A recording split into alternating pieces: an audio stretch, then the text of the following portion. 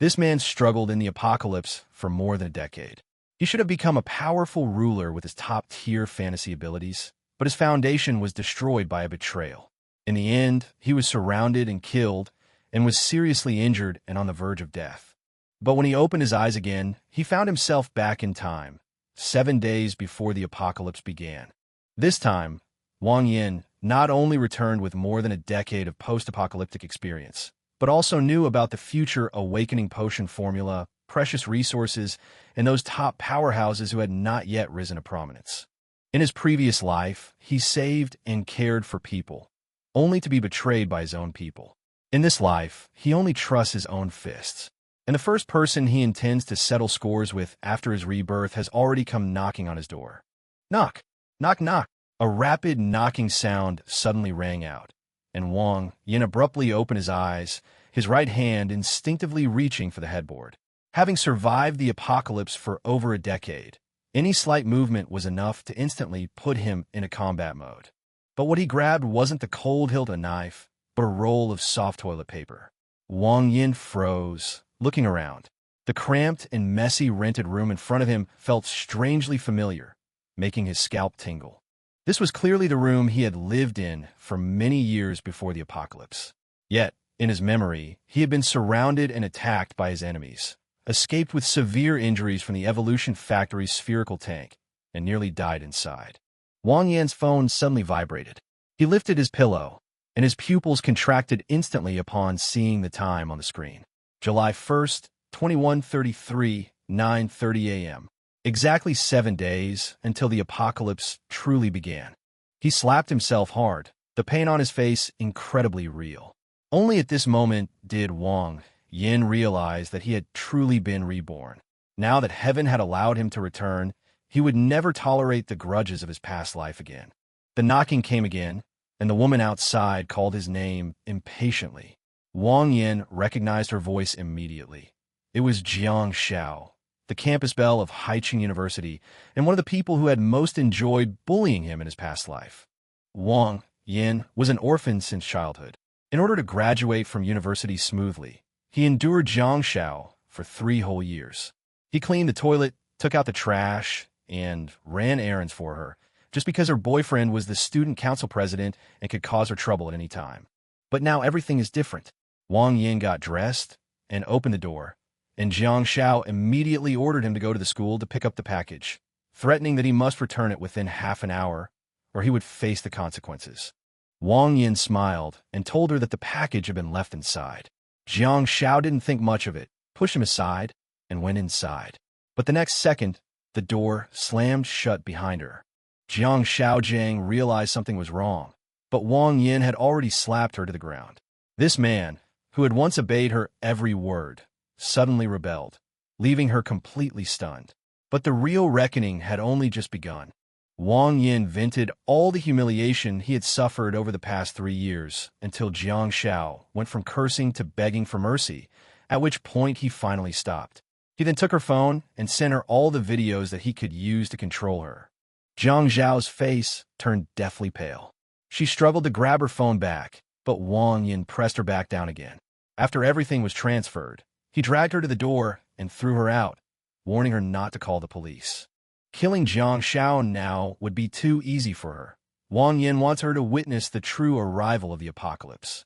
Those who were high and mighty in their past lives will soon know what they truly are without the protection of order. After settling this minor matter, Wang Yin quickly calmed down. With only 7 days until the apocalypse, he needed to acquire the real resources for survival. As for frantically hoarding food, he saw no need for it. In this apocalyptic world, while his neighbors hoarded food, he hoarded strength.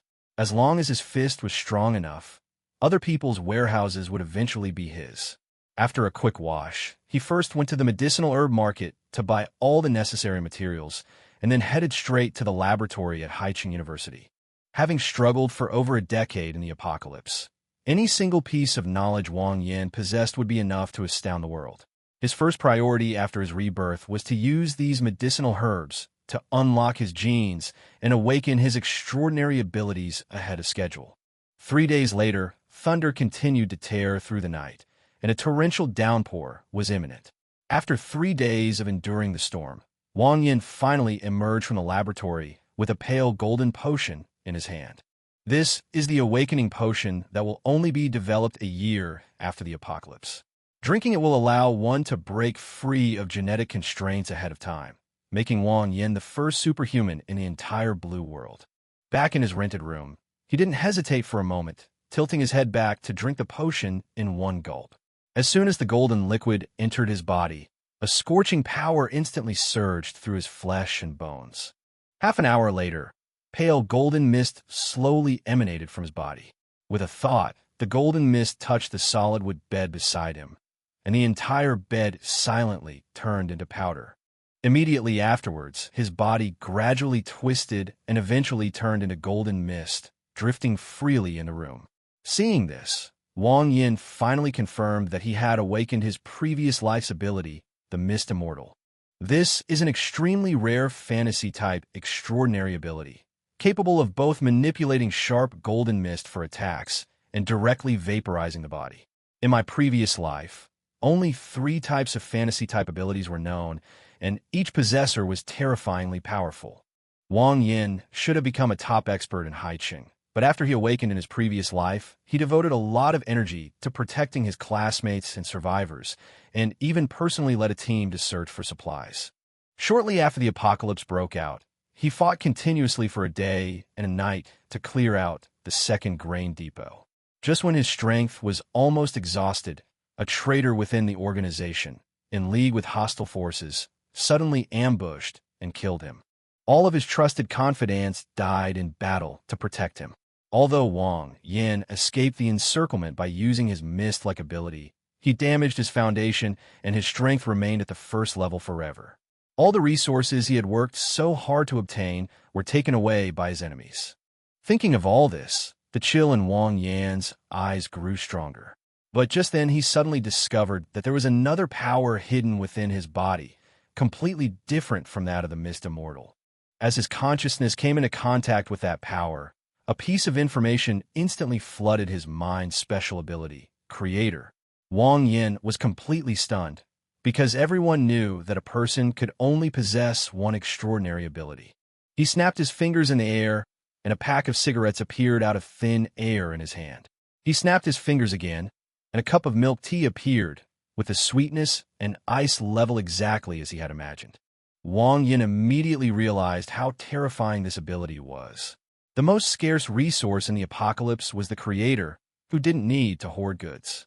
He could create anything he wanted with a snap of his fingers. Those materializers in his previous life had limitations on size, weight, and familiarity with the abilities, but the Creator seemed to have no such limitations. With this power, Wang Yin had essentially grasped the most important resource in the apocalypse ahead of time. After figuring out the ability, he immediately thought of his next plan.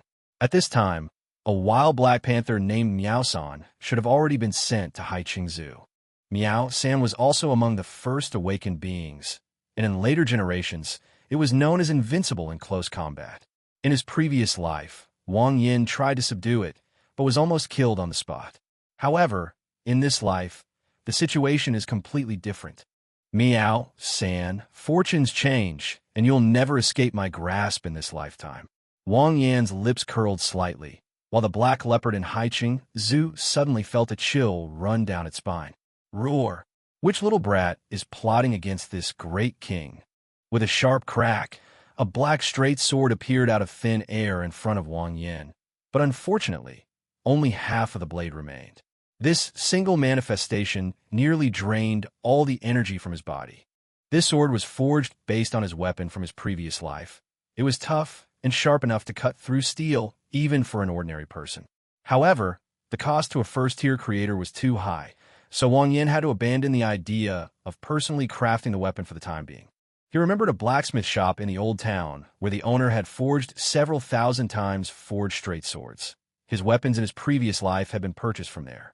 After a quick bite to eat, he immediately took a taxi there. Upon arriving at the blacksmith shop, Wang Yin immediately gave the name of his acquaintance, Haozi. After confirming that he knew the proper etiquette, the shopkeeper dragged out a wooden box from under the bed containing 2 sharpened, 1,000 times forged straight swords. charging him a total of 10,000 yuan. Wang Yin pulled out one of the weapons. The familiar weight and sharpness instantly excited him. After paying and leaving, he didn't go to the zoo immediately, but instead planned to return to the lab to make more awakening potions.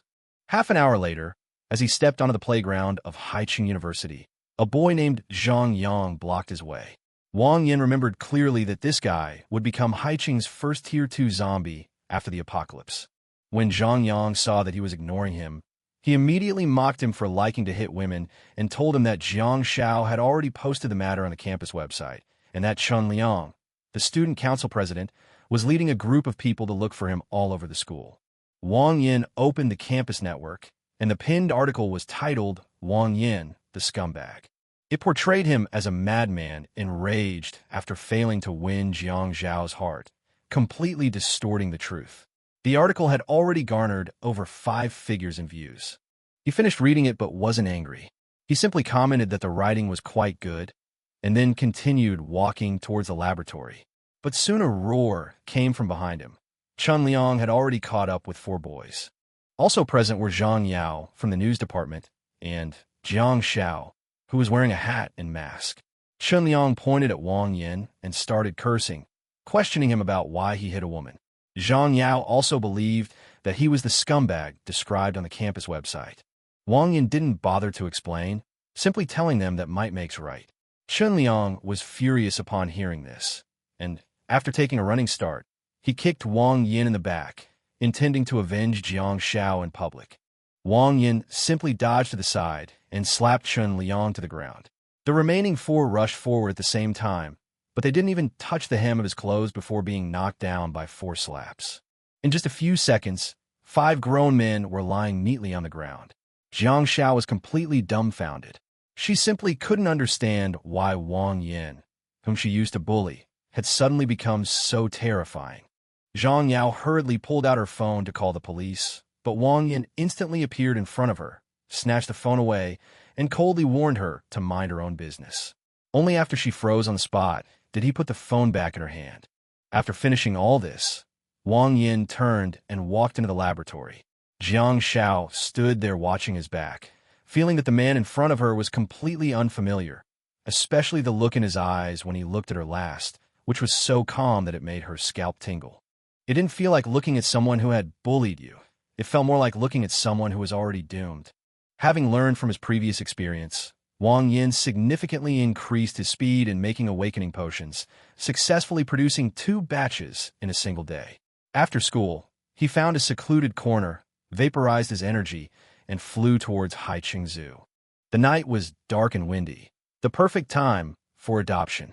Half an hour later, a wisp of pale, golden mist rushed into the animal enclosure, swept up the sleeping black leopard cat, and soared dozens of meters into the air in the blink of an eye. Miao Sang was awakened by the feeling of weightlessness. When she opened her eyes, she found herself suspended in mid-air, completely bewildered.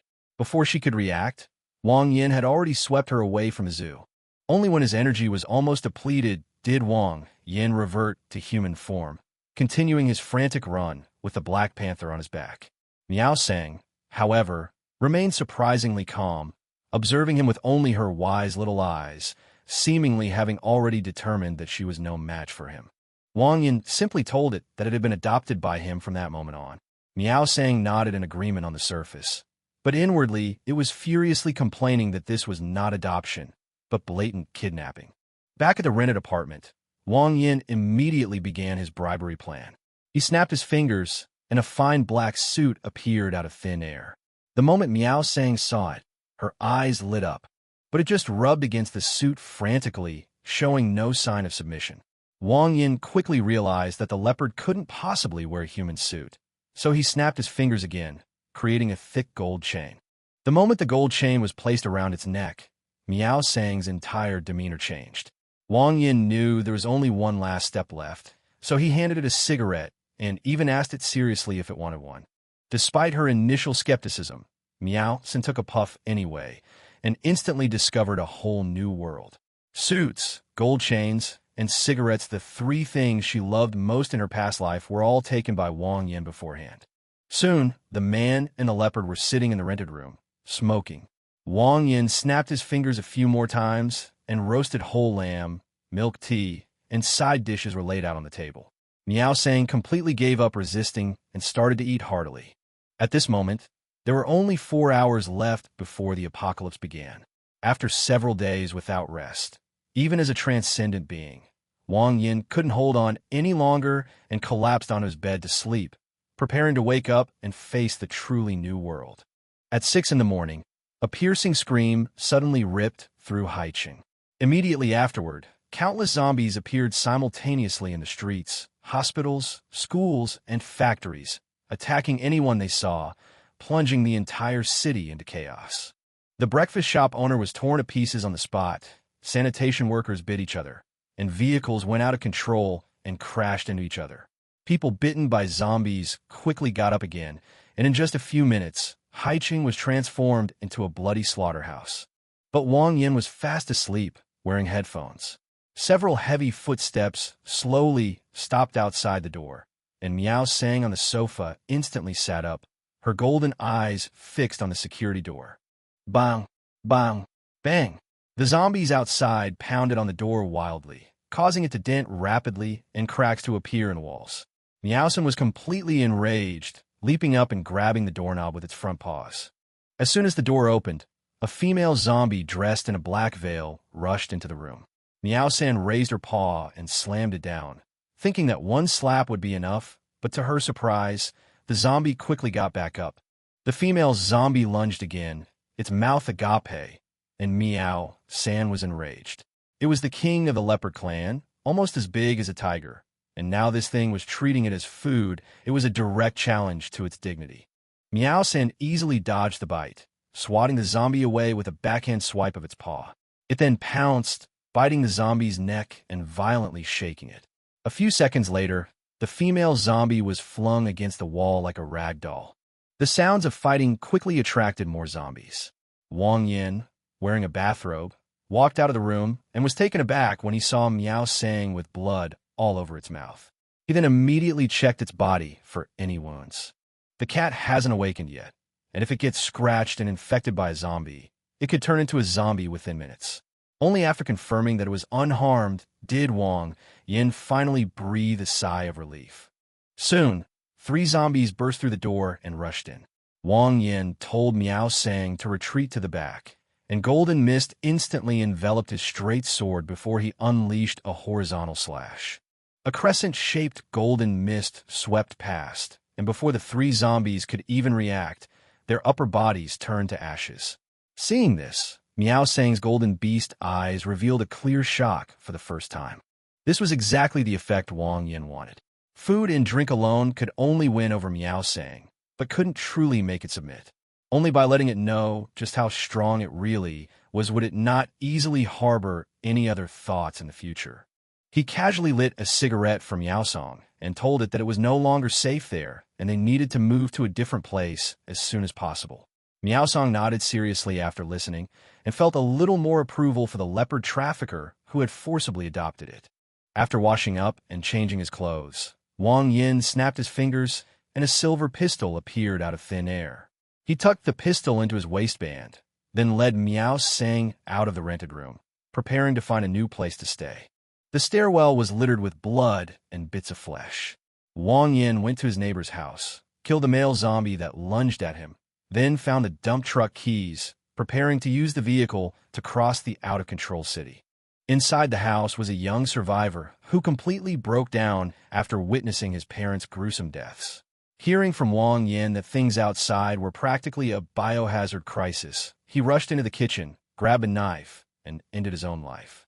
Wang Yin didn't stop them, but simply took the keys and left. The apocalypse had just begun, and there would only be more people unable to cope with reality in the future. He didn't have the energy to save every stranger. The dump trucks started moving quickly, and Wang Yin smashed through the zombies and vehicles blocking his way, finally arriving at the Crown Plaza Hotel. Its biggest advantage was the large backup generator on the roof. Even if the entire city of Haicheng were to lose power completely a few days later, as long as there is enough diesel, basic living can still be maintained here for a long time. Therefore, Wang Yin had already chosen it as his new shelter. More than 20 zombies roamed the hotel lobby. Wang Yin drew his twin swords and, relying on his combat experience from his previous life, quickly moved through the area, clearing the lobby completely in just a few minutes. Miaosen followed closely behind, carefully observing his every strike. Once the elevator doors reopened, Wang Yin grabbed a few chilled drinks and led Black Panther directly to the hotel's top floor. The elevator suddenly stopped on the 19th floor. Outside the door, a shirtless man held a fire axe, his expression tense, with a very beautiful girl hiding behind him. As soon as the elevator doors opened, the two saw Wang Yin and Miao Sang.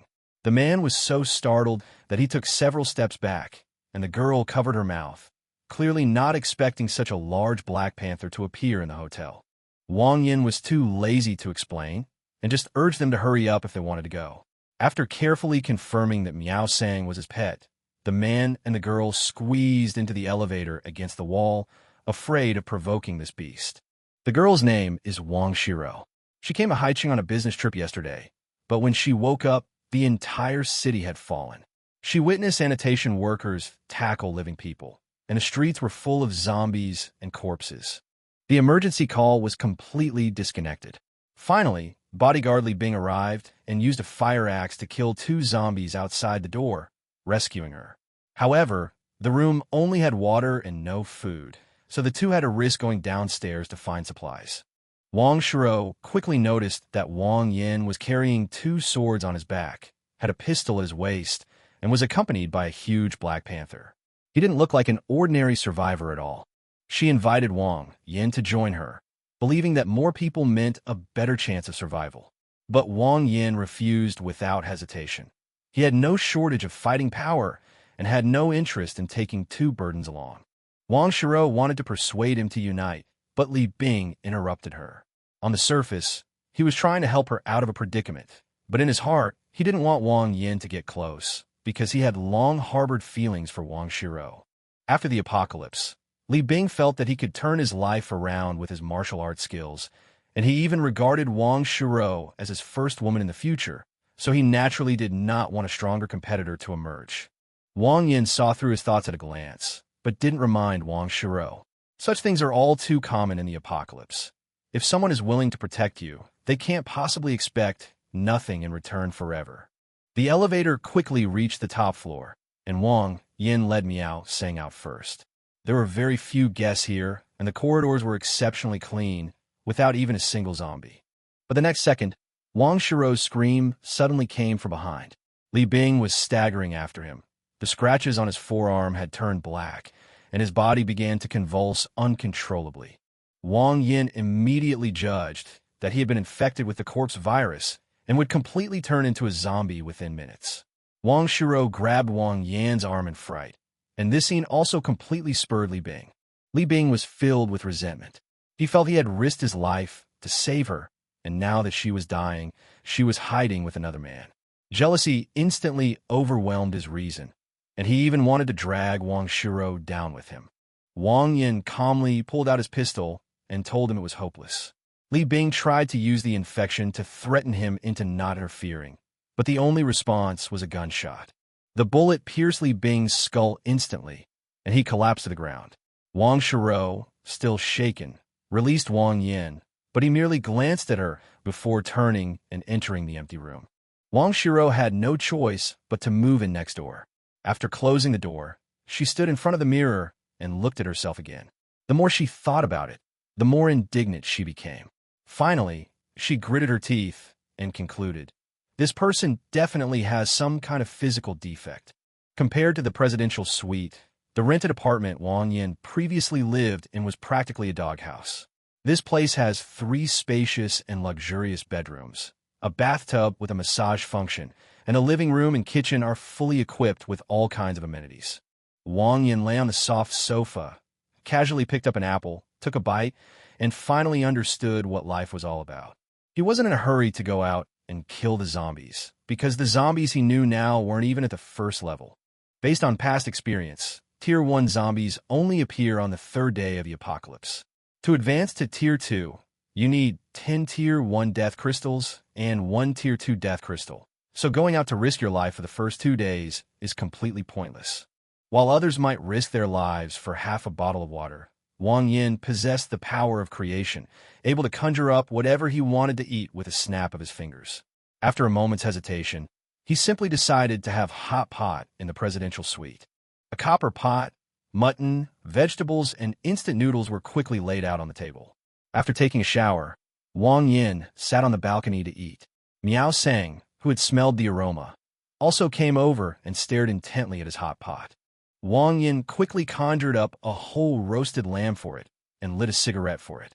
But this scene, witnessed by the two survivors on the adjacent balcony, almost made them wonder if they were hallucinating. The two individuals are Li Kai, the owner of a listed company, and Zhang Yan. When the apocalypse broke out, they were forced to hide on the balcony and have not eaten or drunk anything for almost a day, leaving them weak with hunger. Seeing that Wang Yin was feeding a whole roasted lamb to the leopard, Li Kai immediately had an idea. He hid himself and had Zhang Yin ask for food first, hoping to use her appearance to lower Wang Yan's guard. Zhang Yin simply took off her bathrobe and called out to Wang Yin in a sweet voice, "Little brother." But before she could even speak, Wang Yin glanced at her and immediately pulled the sunshade curtain shut. The honey trap failed on spot, so Li Kai had to step in personally, claiming to be the chairman of Jume Group, willing to exchange 10 million yuan for food and water, and even willing to give up 49% of the company's shares. But in Wang Yan's eyes, post-apocalyptic banknotes were less than worthless paper. Besides, Zhang Yin had deliberately shown herself alone from the beginning, and he had already seen through their impure intentions, so he naturally couldn't be bothered with them. After finishing their hot pot meal, Wang Yin went straight back to his room to rest. Just then, Wang Shiro from next door came to the balcony for some fresh air. When Li Kai and the other man saw her, they immediately grabbed at her like a lifeline and frantically asked for help. When Wang Shiro learned that the two hadn't eaten or drunk anything all day, she felt a pang of sympathy. Li Kai then lied, saying that he had a daughter waiting at home, and successfully got her to bring out half of the food and drinks in the room and throw them over. After getting the food, Li Kai didn't stop. Instead, he continued to beg Wang Shiro to help open the door. He claimed that the balcony door had been blown shut by the wind, but the bedroom door was unlocked, and that she could rescue them if she went over there. Wang Shiro hadn't realized the problem yet, but Zhang Yan's expression instantly changed. She knew perfectly well that the door hadn't been closed by the wind at all, and after hearing Li Kai's words, a chill ran down her spine. "Shut up," Li Kai said, his head bowed, his face contorted with rage. He had finally come up with a way to escape, and he couldn't let Zhang Yin ruin his plans at this crucial moment. Zhang Yin huddled in the corner, no longer daring to speak. She never imagined that Li Kai, who is usually gentle and polite, could become so ruthless in order to survive in the apocalypse. Wang Shiro asked from the balcony if there were any zombies in the room. Li Kai immediately pretended to be stupid and even asked what zombies were, but he had already planned to have her open the door and lure the zombies away. Even if some zombies remained, he planned to push Zhang Yin out to buy time. As long as he survived, the lives of others were of no importance to him at this point. After turning around, Li Kai instantly put on a gentle demeanor, apologized to Zhang Yin, and said that he was just too scared and only wanted to live with her.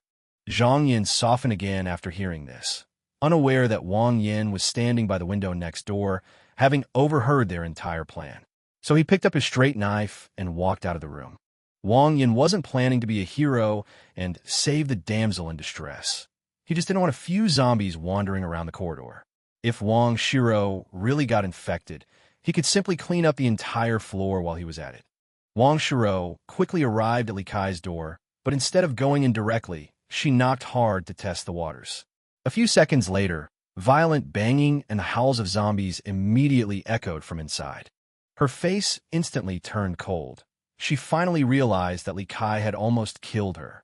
Back in her room, she launched into a tirade against Li Kai from across the balcony. Li Kai was completely dumbfounded. It wasn't until Wang Shiro told him to stay inside and wait to die that he collapsed in despair, realizing that his last escape route had also been blocked. The next morning, Wang Yin woke up early, ate something, and then left the hotel with his twin swords on his back. Today he planned to search for extremely rare awakening items in the apocalypse. After the arrival of the extraordinary factor, it is not only humans and animals that are affected. Certain items will also awaken their abilities, and in the previous life, only 82 such items have ever appeared in public. This time, Wang Yan's target was the awakened composite bow, number 009 tide. It was also the only extraordinary item to have ever appeared in Haicheng. Its power enough to allow ordinary people to kill enemies across ranks. In her previous life, the tide bow was obtained by a girl named by Susu, who even used it to kill a third-tier awakened. Unfortunately, she was later surrounded and killed, and the tide bow disappeared completely. Wang Yan planned to take the bow ahead of time, and if by Susu was worth training, he wouldn't mind recruiting her into his team as well. Although he didn't want to build a powerful faction, the more top-tier experts the better.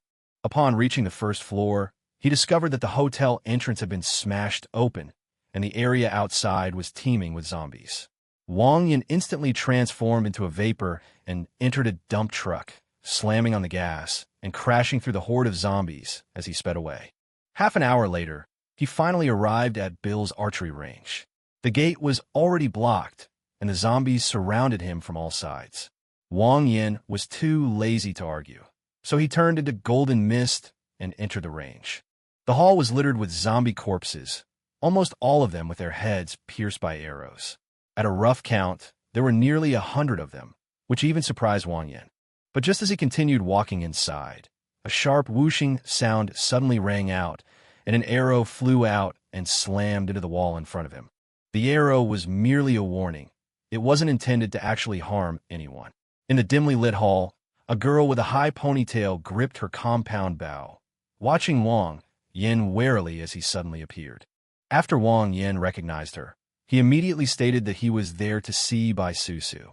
The girl, however, did not relax. Instead, she drew her bow again and aimed, because the gate was clearly blocked, and she had no idea how Wang Yan had gotten in. Seeing that she still wouldn't answer, Wang Yan decided to teach her a lesson.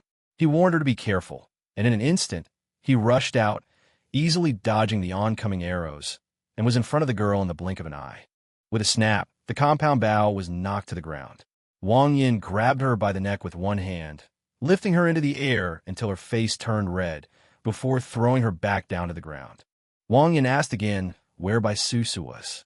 The girl, panting for a while, told him, with a wronged expression, that she was Bai Susu. Upon hearing this answer, Wang Yan fell silent for a few seconds, and the atmosphere became somewhat awkward. After confirming her identity, he got straight to the point, asking Bai Susu to follow him from now on. Bai Susu initially wanted to refuse, but considering the zombies roaming the outside world and the fact that she would die sooner or later on her own, she ultimately agreed. While packing, Wang Yan discovered several ordinary people's corpses lying at the end of the corridor. Bai Susu explained in a low voice that those people had stolen the food she found, tricked her into going out to distract the zombies, and some even tried to attack her. Among them were her childhood friends. Bai Susu's eyes reddened as she spoke, but Wang Yan simply told her that these people did not die unjustly, and that being soft-hearted in the apocalypse would only hasten their own demise. Upon entering the storage room, Bai Susu took out a blue composite bow. Wang Yan recognized at the moment he saw it. It was none other than the extraordinary weapon designated 009 in the future tide. The bow, which hasn't awakened yet and looks like an ordinary compound bow, was actually the last birthday gift Bai Susu's father left for her. After a quick inspection, Wang Yan returned the bow to her. Bai Susu looked at the dense horde of zombies outside the door, worried that the two of them wouldn't be able to break through. Wang Yan calmly told her that they didn't need to rush out, because they would just fly away. The next second, he kicked open the door, his body instantly transforming into a pale golden mist, which swept Bai Susu up into the sky. The girl was stunned, never expecting that Wang Yan's claim of flying was actually true. Back in the dump truck, Wang Yan told her that this power was called extraordinary, and that she would have the same opportunity to awaken it in the future, but no one could be sure what specific ability she would gain. Half an hour later, the two returned to the Crown Plaza Hotel. But as soon as they reached the top floor, Wang Yan discovered a group of unfamiliar survivors in the corridor, carrying fire axes and kitchen knives. The burly man leading the group was called Tiger Brother. Li Kai was standing next to him, adding fuel to the fire, saying that Wang Yin would rather feed a whole roasted lamb to a leopard than share the food with the starving survivors. The crowd immediately stirred upon hearing this, with some complaining that they had only eaten one bag of snacks in 2 days. Tiger then instructed a young man named Monkey to go forward and bang on the door, intending to demand an explanation from Wang Yin. Hiding behind the crowd, Li Kai watched as the monkey pounded on Wang Yan's door, a smug, cold smile finally creeping onto his lips. Serves you right for pretending before. This time, I'll show you how I'll destroy you. If you don't open the door, don't blame us for being impolite. The monkey kept banging on the door, but there was still no response from inside. He could only turn around and ask Tiger what to do. Tiger's eyes turned cold, and he immediately ordered his men to use fire axes to break down the door. He desperately needed food to keep the survivors calm and also wanted to use this opportunity to solidify his position as the leader. Just as the middle-aged man raised the fire axe, the elevator doors suddenly opened. Wang Yin walked out with Bai Susu, and his face instantly darkened when he saw someone preparing to smash his door. As soon as Li Kai saw him, he pointed at Wang Yin and shouted, "This is the guy." Wang Yin also realized that the reason this group of people were blocking the way here was probably because Li Kai was stirring things up behind the scenes. Seeing that he was not someone to be trifled with, Tiger immediately put on a smiling face and asked if he could borrow some food. Wang Yin only replied with 2 words, "No," because he was used to eating fresh. Tiger's face immediately darkened, and when he saw Bai Susu behind Wang Yin, a wicked thought popped into his head. He simply suggested going into the room to check, and the other survivors joined in the commotion. Li Kai loudly accused Wang Yin, saying that Wang Yin even fed a whole roasted lamb to a leopard, so it was impossible that he had no food. After hearing this, Wang Yin simply silently pulled out a pistol from his waist. Bang! The gunshot rang out instantly through the corridor. Li Kai didn't even have time to react before he fell to the ground. The previously shouting crowd fell silent, not daring to breathe too loudly. Tiger stood frozen in place, cold sweat pouring down his face. He never imagined that Wang Yin actually had a gun, let alone that this young man would dare to kill someone in public.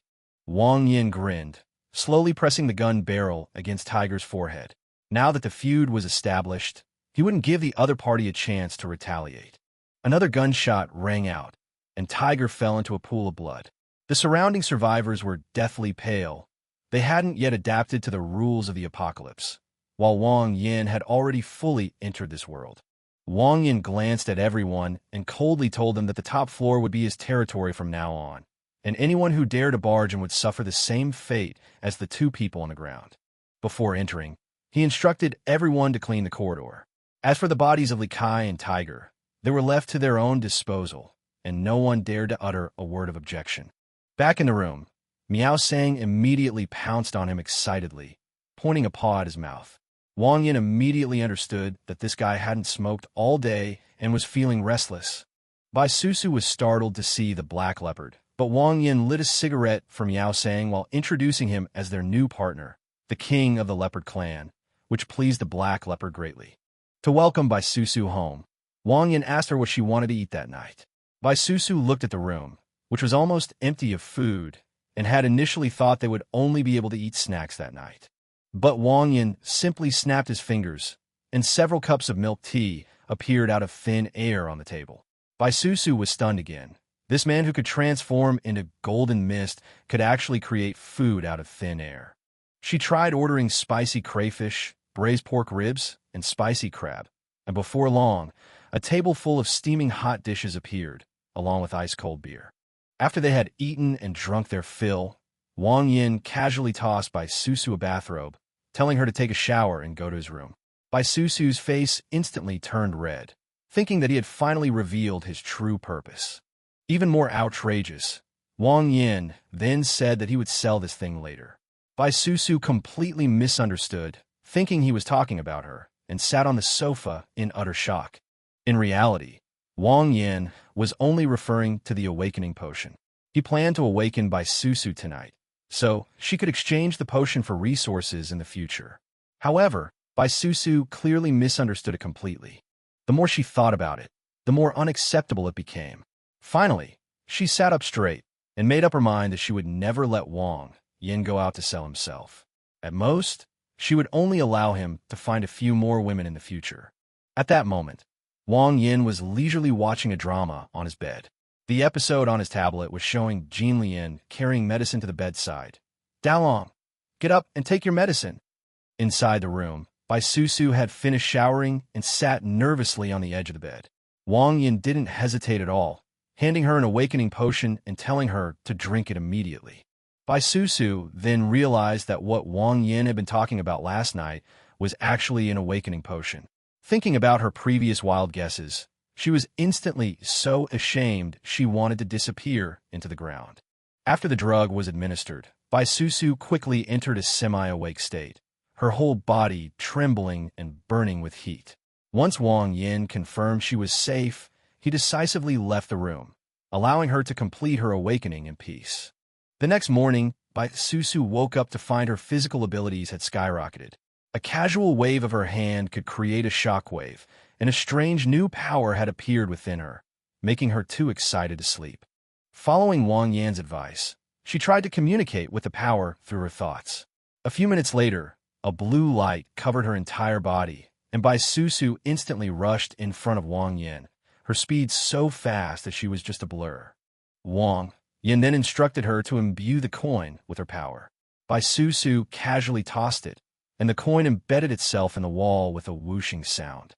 He finally confirmed that she had awakened a top-tier enhancement ability, Divine Speed. The speed boost can simultaneously increase the speed of oneself and objects. It's already very powerful for ordinary people, but it's even more terrifying when applied to Bai Susu, an archer.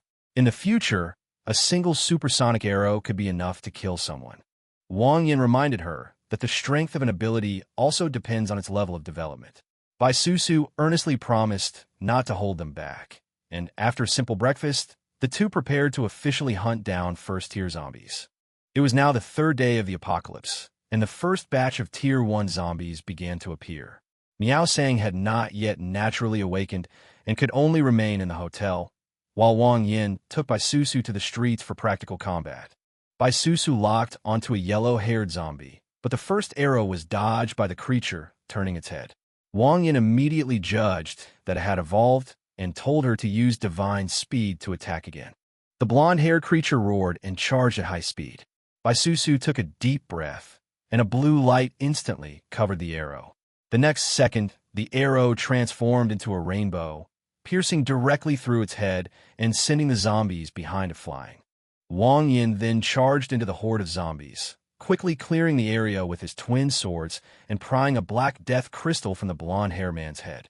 The sounds of battle soon attracted more zombies, and the two retreated immediately after obtaining their target. But the survivors in the hotel witnessed this scene. After discovering that Wang Yin had left, some people immediately set their sights on the supplies in his room. Several people grabbed fire axes and rushed to the top floor to smash down the door. Hearing the commotion, Wang Shiro came out to stop them, but was forcibly pushed down by Zhang Yin and the internet celebrity. The men's gazes towards her grew increasingly strange, and Wang Shiro finally realized what she was about to face. Just as she was in utter despair, the door to the presidential suite was finally smashed open with a fire axe.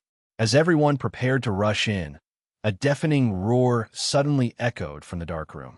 A massive black figure slowly emerged from behind the door, its sharp fangs gleaming coldly in the light. The man, who had just been beaming with excitement, froze instantly. "Holy crap, this is the big black dog you were talking about?" Wang Yin and Bai Susu hunted outside for a whole day, finally obtaining 5 Tier 1 death crystals. It's only the third day of the apocalypse, and this harvest is already incredible. At this rate, 10 days from now, while others are just awakening, they might already be attempting to break through to Tier 2. The two dragged their exhausted bodies back to the hotel. As soon as the elevator doors opened, a strong stench of blood assaulted their senses. Corpses lay scattered haphazardly in the corridor, while Miao San rode leisurely on a monkey's back, swishing its tail. When the monkey saw Wang Yin, it frantically begged him to kill it, as if it had seen a savior. Wang Yin then looked at the smashed door and immediately understood that this group had tried to steal things while he was out, but had been severely beaten by Miao Sang. Just then, Wang Shiro came out from next door and whispered to Wang Yin that she wanted to join the team. After what happened that afternoon, she finally understood that in the apocalypse, without power, one either dies or is at the mercy of others. Wang Yin refused outright, saying he didn't accept trash. Wang Shiro suddenly looked up, blood flowing down her neck. Her once beautiful face was now a bloody mess, slashed by her own hands. She stared at Wang Yin, repeating each word carefully that she was not a piece of trash. Wang Yin fell silent. To be able to destroy his most prized possession, his appearance, and remain calm, showed a ruthlessness that surpassed that of most ordinary people. He casually handed her the straight knife, letting Wang Shiro prove her worth. Without the slightest hesitation, she took the knife and walked towards the monkey, venting all the fear and hatred that had accumulated that afternoon. Screams soon echoed down the corridor. Wang Shiro continued to slash, pulling the blade out even when it got stuck in the bone, until the monkey was completely still. She carried the monkey's head back to Wang Yin and told him in a hoarse voice that she only wanted to become stronger and no longer wanted to be bullied by anyone. She was willing to pay any price to take control of her own life. Wang Yin finally nodded, allowing her to stay and undergo observation for the time being. Bai Susu then took Wang Shiro into the room to treat her wounds. Half an hour later, the three of them and a leopard sat down at the dining table, officially becoming a temporary member. After the meal, Wang Yin explained to Wang Shiro the basic knowledge about awakened ones and the apocalypse. Upon hearing that ordinary people also had the opportunity to gain extraordinary powers, her eyes lit up instantly, and she hurriedly asked if she could awaken. Wang Yin told her it was possible, but she had to heal her injuries first. The worse her physical condition was during the awakening, the higher the probability of failure, and once she failed, it would become even more difficult to obtain extraordinary power again. Wang Shiro immediately agreed. What she lacked most right now was strength. As long as she could become stronger, the pain on her face was nothing. Wang Yin also planned to continue observing her during this time. At 10 p.m., everyone went to rest. Miao San, however, was staring at the suit on the wall with a cigarette in his mouth, his mind filled with images of what it would be like to wear it after awakening, and he was even secretly eyeing the position of captain. On the other side, Wang Yin absorbed all 5 Tier 1 death crystals he had obtained that day, only to discover that the 2 extraordinary powers would simultaneously consume his energy. To advance to Tier 2, he needed 20 Tier 1 death crystals and 2 Tier 2 death crystals. First-tier death crystals aren't hard to find. The real trouble lies with second-tier zombies. According to his memories from his previous life, a second-tier zombie appeared early on at Haicheng University, and that guy was none other than his classmate, Little Black Egg. Wang Yin rubbed his throbbing temples and decided to go to Haicheng University tomorrow to make more awakening potions before continuing his hunt for Tier 1 zombies. As time went on, he knew there would be even more Tier 1 zombies appearing tomorrow. Boom! A dump truck billowing black smoke crashed through the school gate and only stopped at the laboratory entrance. Wang Yin jumped out of the truck carrying medicinal herbs, casually slashed down a few zombies, and rushed into the building with Bai Susu. The commotion quickly attracted the horde of zombies, and more of them converged on the laboratory. Wang Yin instructed Bai Susu to block the door with a table, while he drew his straight knife and charged straight at the onrushing zombies. Golden mist instantly enveloped the blade, and with a flash of light, several zombie heads turned to ashes on the spot. However, this attack also consumed nearly 1/5 of Wang Yan's power, making him realize once again how precious extraordinary energy was. After Bai Susu blocked the gate, she immediately returned to help, but Wang Yin told her to guard the entrance while he began making awakening potions. These sophisticated instruments couldn't be easily moved, so he had to take the opportunity to make as many as possible today. Half an hour later, the first dose of the medicine was completed. However, the window was already surrounded by zombies, many of whom were at the first level. Wang Yin did not retreat, but only ordered Bai Susu to continue holding the line, because he would not leave until the medicine was used up. The second, third, and fourth projects were completed in succession, but the laboratory door was finally smashed open by the horde of zombies. A large number of zombies rushed into the building, and Wang Yin immediately told Bai Susu to retreat to the second floor, while he stayed behind to complete the last project. 3 Tier 1 beasts charged forward first, but Wang Yin drew his spear and fired 5 shots in quick succession, instantly blowing off 2 of their heads. The last one had just reached him when he drew his straight sword and cleaved it in 2 from the middle. The 5th awakening serum was finally completed. Including the one he had left, he now had 6 in stock. Meanwhile, the gunshots outside the laboratory alerted many of the surviving students on campus. Wang Mengmeng, who was in the girls' dormitory, noticed that the horde of zombies on the playground had been drawn there and immediately led a dozen or so girls to rush towards the cafeteria. Survivors from other dormitories and teaching buildings also took the opportunity to escape. But these ordinary students soon paid the price. Screams filled the playground as some were tackled by zombies, and others pushed their companions out to shield them from the horde, plunging the entire campus into chaos. What left Wang Yin speechless was that a man and a woman took advantage of the chaos to sneak into his dump truck. Fortunately, he still had the car keys on him. Otherwise, with his current energy, he wouldn't have been able to fight his way back to the hotel. After cleaning the hallway, Wang Yin and Bai Susu temporarily retreated to their room to rest. They had already obtained 9 Tier 1 death crystals that morning, and if they killed another wave in the afternoon, they would have enough materials for their current upgrade. To increase efficiency, Wang Yin went to the playground to lure the monsters. He pulled out his pistol and fired a shot at thousands of zombies.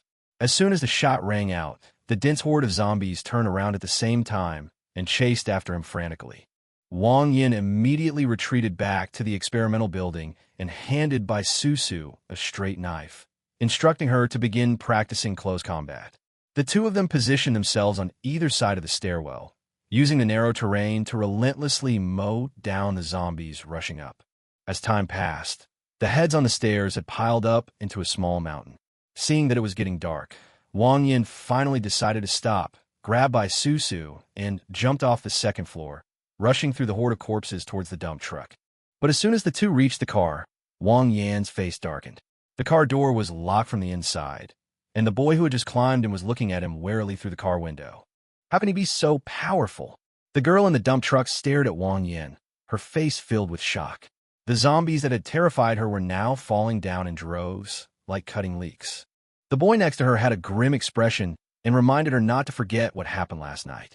In this world, the more powerful a person is, the more dangerous they are. He didn't want a strong man like Wang Yin near him.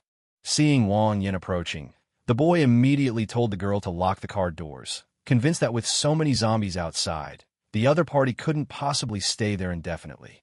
Although the girl was worried that the food in the car wouldn't last long, she thought about the ugliness of human nature she had witnessed in the past few days, and finally gritted her teeth and locked the car door completely from the inside.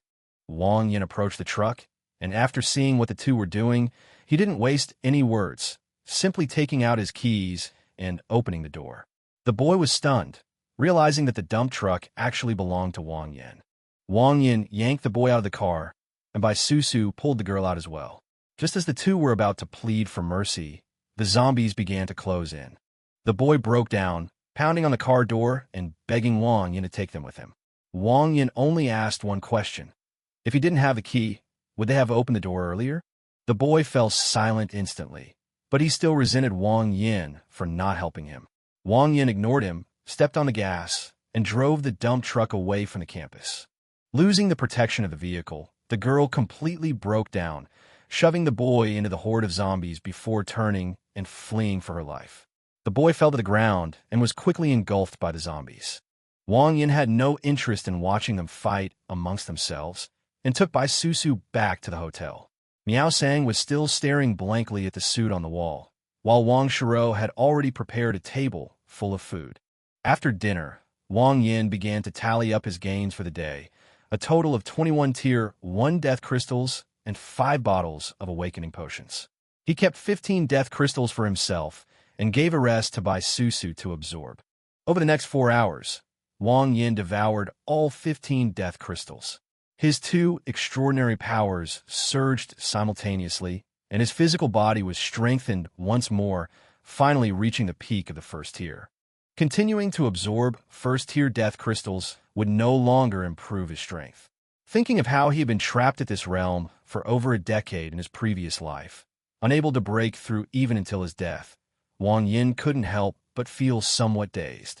Just then, the entire room suddenly went dark.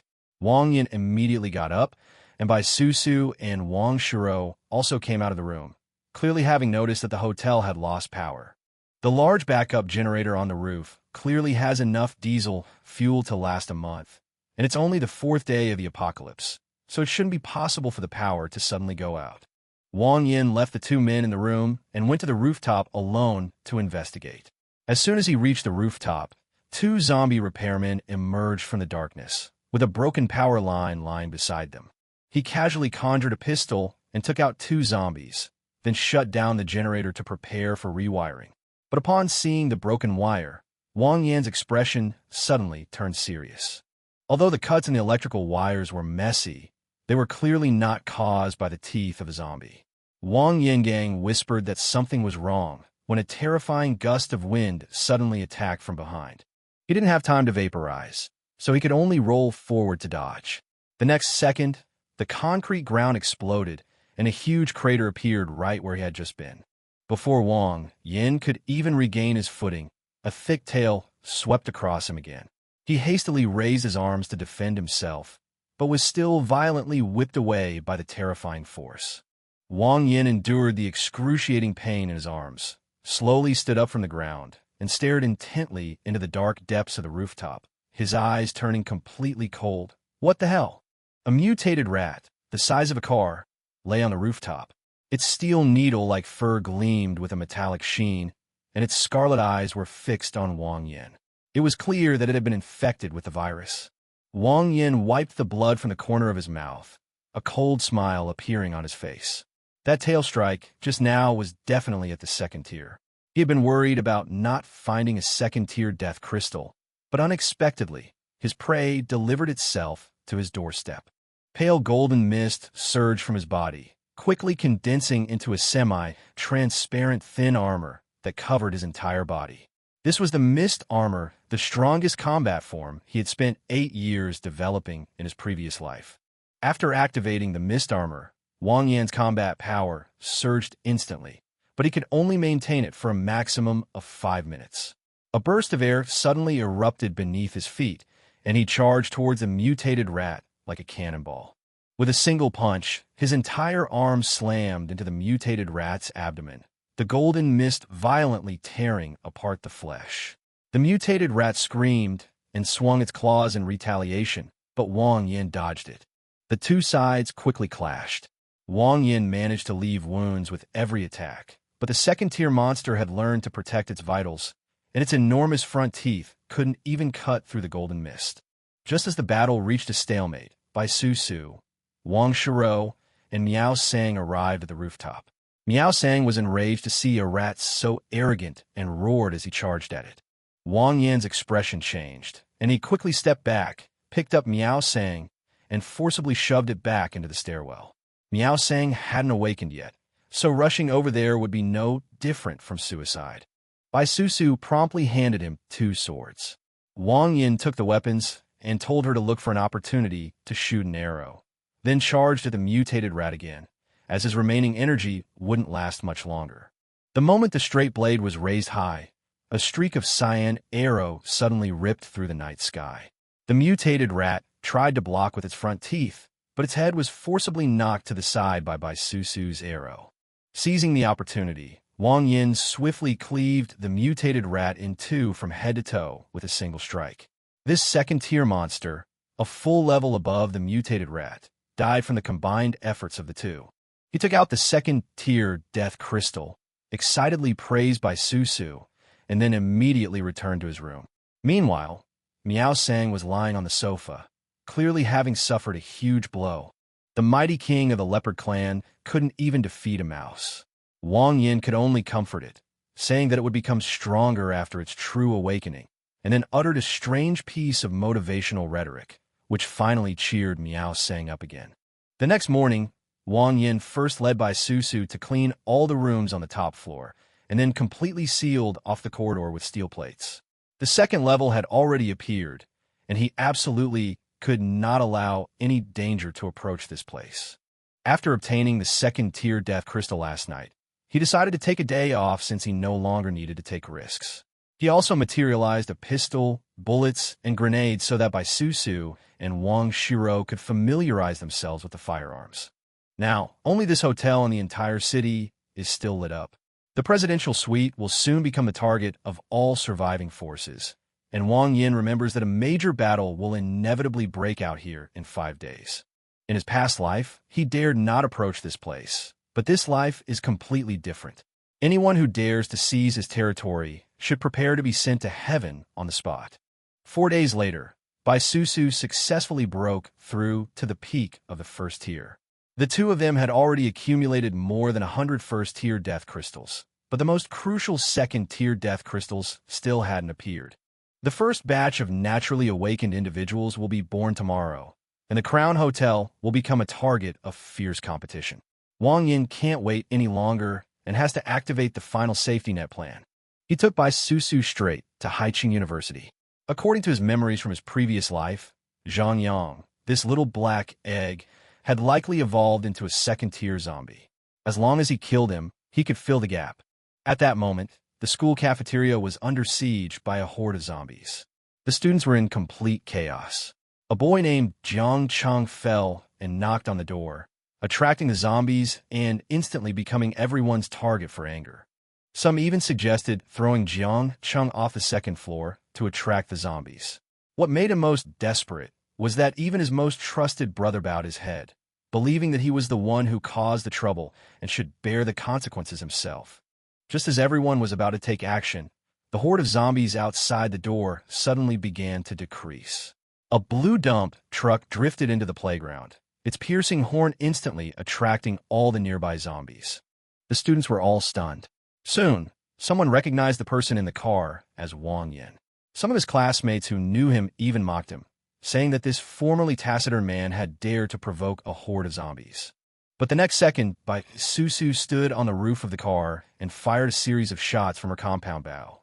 Almost every arrow pierced the head of a zombie with precision, and the laughter in the canteen disappeared instantly. 2 second-tier zombies suddenly leaped out from a horde. Wang Yan's eyes lit up. He hadn't expected the school to have 2 at the same time, which saved him the trouble of searching. He told Bai Susu to step back, then suddenly charged into the air. Golden mist enveloped his straight blade, and with a single horizontal slash, he turned the arms of 2 second-tier zombies into ashes simultaneously. The 2 monsters had barely landed when Wang Yin closed in again. A crescent-shaped golden mist swept across, and the 2 second-tier zombies didn't even have time to retaliate before their bodies shattered on the spot. The cafeteria fell completely silent. All the students stared blankly at Wang Yin. No one could believe that the ordinary student who used to be bullied was now as strong as a monster. Soon, some people turned their attention to Jiang Xiao, hoping she could use her past relationship with Wang Yin to ask him to save the person. Jiang Xiao's face turned pale. She knew better than anyone that their relationship had long since broken down. But in order to survive, everyone kept pressuring her to try. Jiang Xiao had no choice but to agree reluctantly, but she was filled with bitter regret. If she had known that Wang Yin would turn out like this, she would never have gone to such lengths. Just when everyone was pinning their hopes on Wang Yin, Jiang Cheng suddenly raised a fire axe and frantically smashed it against the tempered glass, shouting that if he was going to die, then everyone would die together. The glass shattered with a deafening roar, and a massive influx of zombies poured into the cafeteria. Screams erupted everywhere as the survivors completely lost control, desperately moving tables and chairs and fleeing for their lives through the main entrance. Taking advantage of the chaos, Jiang Xiao rushed out of the cafeteria and ran towards the dump truck where Wang Yin was. Desperate to survive, she disregarded all dignity and could only shout desperately as she ran. Wang Yin, Qinli Jiangling. Wang Yan's expression was strange, as if 1,000 curses were running through his mind. Even in this apocalyptic world, Jiang Zhao's first words upon rushing up were still about exchanging secret codes with him. This guy was definitely a bit off. Upon hearing Qinli Jiangling, Bai Susu's eyes immediately sharpened, and she directly demanded to know who Jiang Xiao was. Wang Yin, too lazy to explain, grabbed by Susu in front of Jiang Xiao. He casually mentioned that his girlfriend wouldn't let him talk to other women. Jiang Xiao's face stiffened, but she quickly put on a deeply affectionate expression and began to act as if she still deeply loved Wang Yin. With red eyes, she said that as long as Wang Yin was happy, she was willing to leave.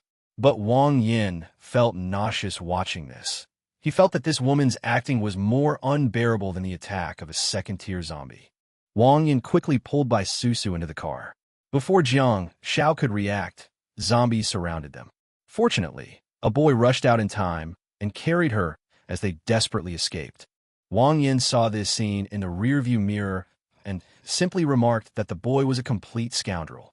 On the way back, Bai Susu became increasingly curious and insisted on finding out the details of Wang Yin and Jiang Zhao's past relationship. Wang Yin could only briefly recount his experience of being manipulated and used by Jiang Xiao during his 3 years of university. Bai Susu grew angrier as she listened, even shouting that she would immediately turn back and deal with Jiang Xiao. Wang Yin finally managed to calm her down. After returning to the hotel, he tossed a second-tier death crystal to Bai Susu and immediately went back to his room to prepare for the breakthrough he hadn't been able to achieve in his previous life.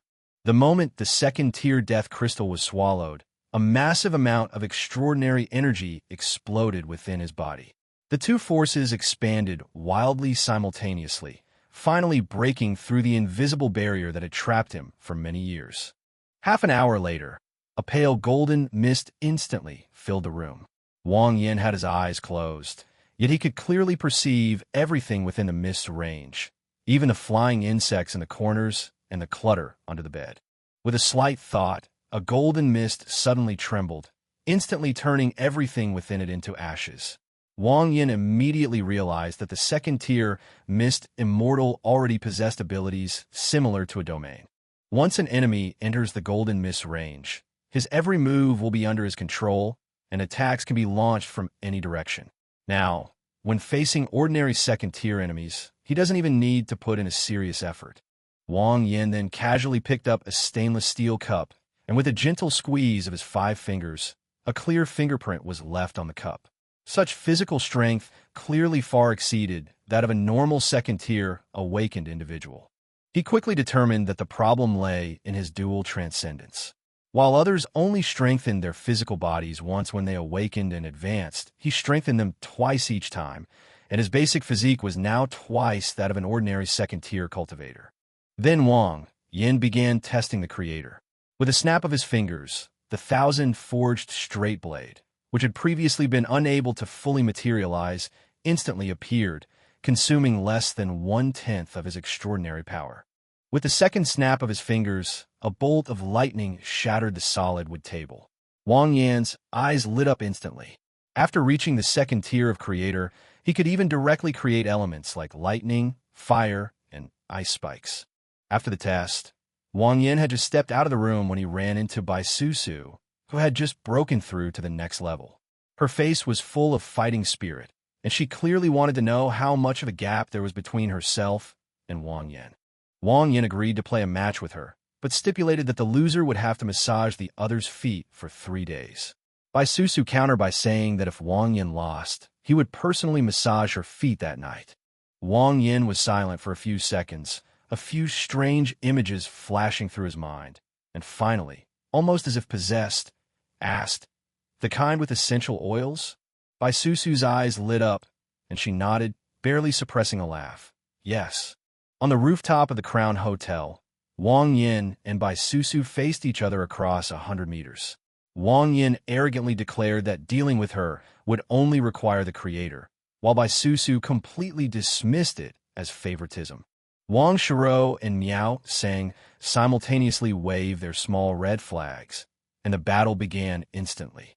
A blue arrow pierced the air, and with a boost of second-order divine speed, it rushed to Wang Yin in the blink of an eye. Wang Yin drew his sword to parry, but was forced back a step. Bai Susu gave him no chance to catch his breath, firing arrows in succession, forcing Wang Yin to take the situation seriously. He snapped his fingers, summoning a wall of water to forcibly slow the arrows, and then quickly closed in. Just as Bai Susu was about to create some distance, a wall of fire suddenly rose behind her, blocking her retreat. In order not to lose, Bai Susu directly activated her divine speed and rushed into the wall of fire. Using the flames to obscure her vision, she suddenly shot an arrow. The powerful impact made Wang Yan's tiger mouth go numb.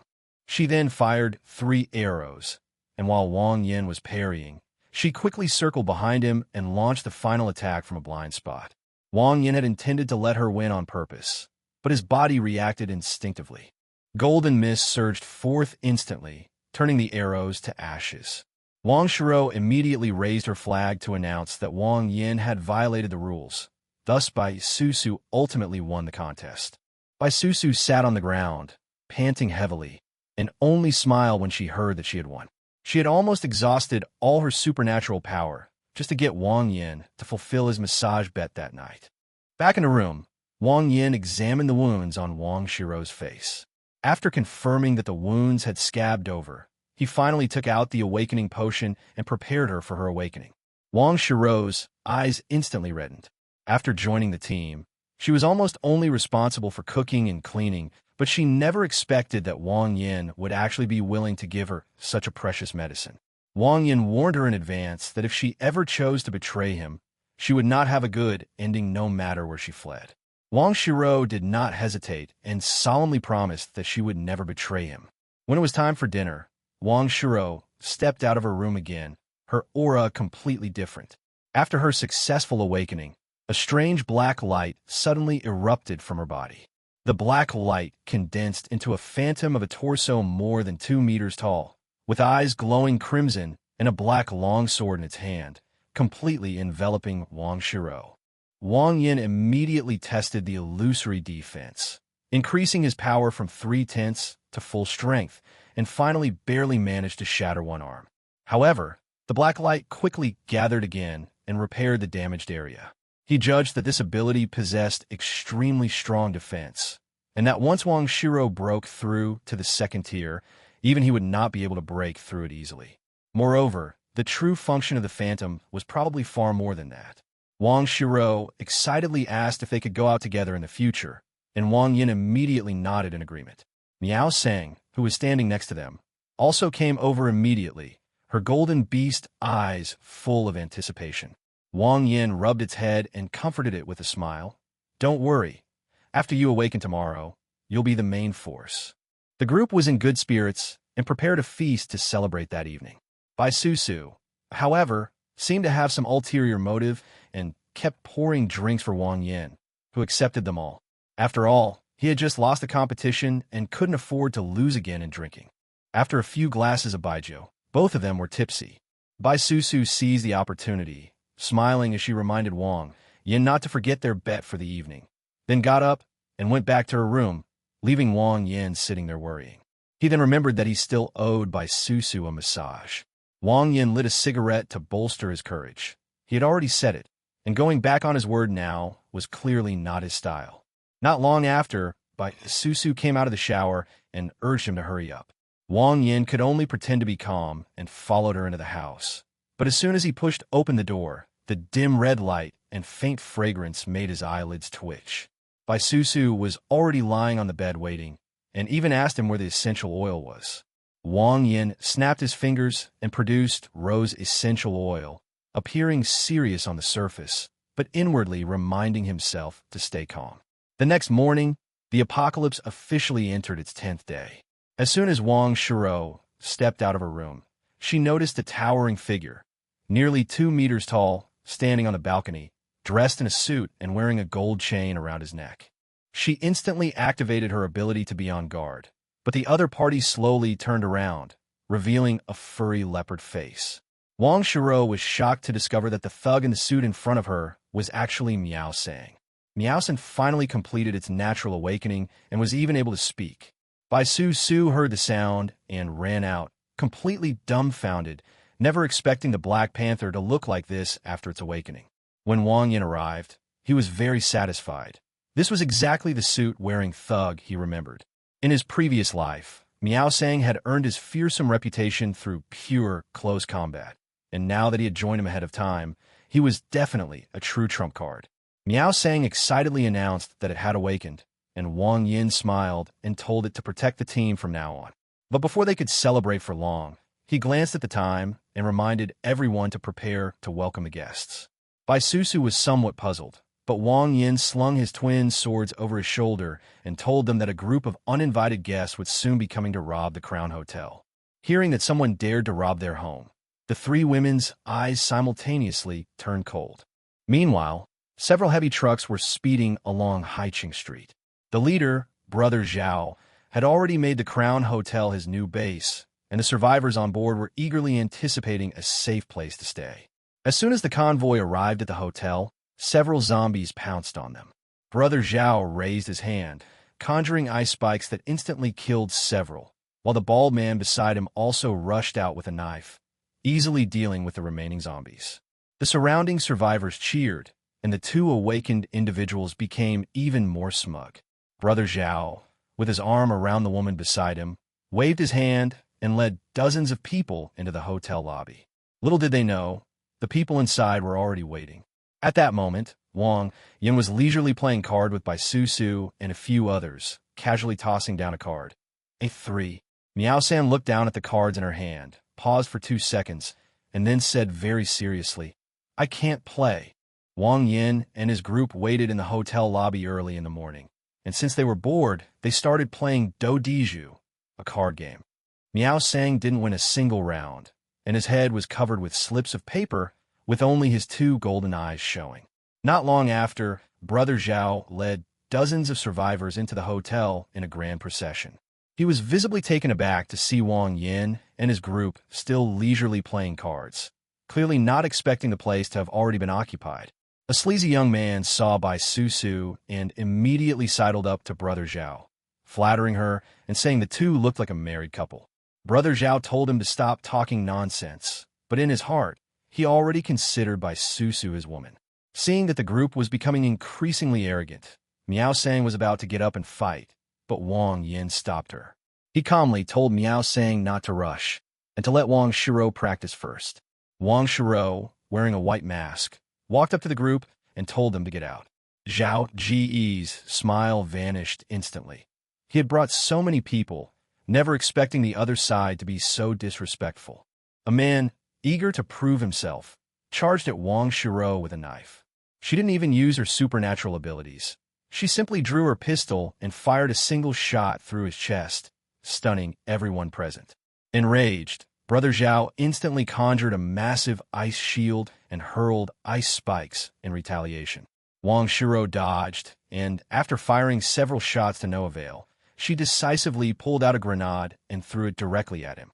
With a deafening roar, the ice shield shattered instantly, and Brother Zhao was thrown back by the shockwave. But as soon as the smoke rose, a bald man and a bespectacled man rushed out simultaneously, their 2 machetes aimed straight for Wang Shiro's vitals. Both were clearly enhancement-type awakened beings, their speed far exceeding that of ordinary people. Bai Susu's expression changed, and she was about to intervene to warn him, but Wang Yin remained seated, showing no intention of intervening. The next second, a strange black light erupted from Wang Shiro's body. A huge phantom instantly took shape, and 2 cleavers simultaneously struck the black light, producing a piercing metallic clang. The 2 attackers were knocked back, and the crowd erupted in chaos. Only then did Brother Zhao realize that the masked woman before them was also an awakened one, and her strength was even more terrifying than they had imagined. Wang Shiro wielded her black light, long sword to counterattack. The bald man couldn't dodge in time and could only block with his own sword. With a bang, the sword in his hand bent, and his sternum was shattered on the spot. Taking advantage of the opportunity, the bespectacled man created distance, already considering retreat. He knew very well that in just one exchange, 2 of his key players had been seriously injured, and continuing the fight would only result in even greater losses. He immediately backed down, saying they would leave right away. But Wang Shiro only coldly replied, "Too late." She would never leave anyone who could hide their strength and still dare to launch a sneak attack unscathed. The black, shadowy figure instantly gave chase. The bespectacled man dodged, while shouting that he was ready to fight to the death, until he turned around to call his companions, only to find that Brother Zhao and the bald man had already escaped from the hotel. The dozens of survivors scattered and fled, leaving only a few unfortunate souls in the hall, still caught off guard. The bespectacled man cursed loudly, but this momentary lapse in concentration cost him his life. The black longsword slashed down fiercely, leaving a huge wound that almost cleaved his body in two. Wang Shiro slowly withdrew her power, watching the heavy truck disappear into the distance, but there was no pride in her tone. Unfortunately, I only killed one. 1 against 3, killing 1 and seriously injuring 2. Wang Yin was quite satisfied with Wang Shiro's performance in her first real battle. To be able to fight like this against 3 awakened beings was far beyond what an ordinary newcomer could achieve. An hour later, a convoy of police bomb disposal vehicles pulled up in front of the hotel. Dozens of bald men got out of the vehicles, most of them wearing labor camp uniforms and carrying machetes, batons, and even a few semi-automatic rifles. The burly man leading the group was named Wu Jie, a ruthless individual who had escaped from Haiching prison after the apocalypse. Although Wang Yin hadn't had much contact with him in his previous life, he knew that this group never killed for resources, but only to vent their frustrations. Even more coincidentally, a classmate of Wang Yan's from university borrowed 3,000 yuan from Wu Jie through a campus loan, was forced to repay more than 30,000 yuan, and eventually committed suicide by jumping off a building because he could not withstand the debt collection. Thinking of this, Wang Yan's eyes turned completely cold, and he only said to Miao Sang, "Go all out in a bit." Miao Sang was excited after hearing this, and had been looking forward to a real fight for a long time. As soon as Wu Jie led his men into the hall, a henchman carrying a rifle arrogantly ordered Wang Yin and his group to come over. Miao Sang stepped forward, still with the card game slip on her face. The young man saw Miao Sang trembling and thought he was terrified. But the next second, a pair of huge beast claws suddenly grabbed his shoulders and tore him in two. The hall fell silent instantly. Wu Jie's face was ashen. Several of his henchmen raised their guns and fired simultaneously, but Miao Sang had already transformed into a black shadow and rushed into the crowd. The dense bullets simply couldn't keep up with his speed. Screams echoed continuously as Miao San left a trail of blood with each step it took. Someone cried out in terror that it was a mutant cat, only to have their head smashed into their chest by a claw the next second. "It's a leopard, you idiot!"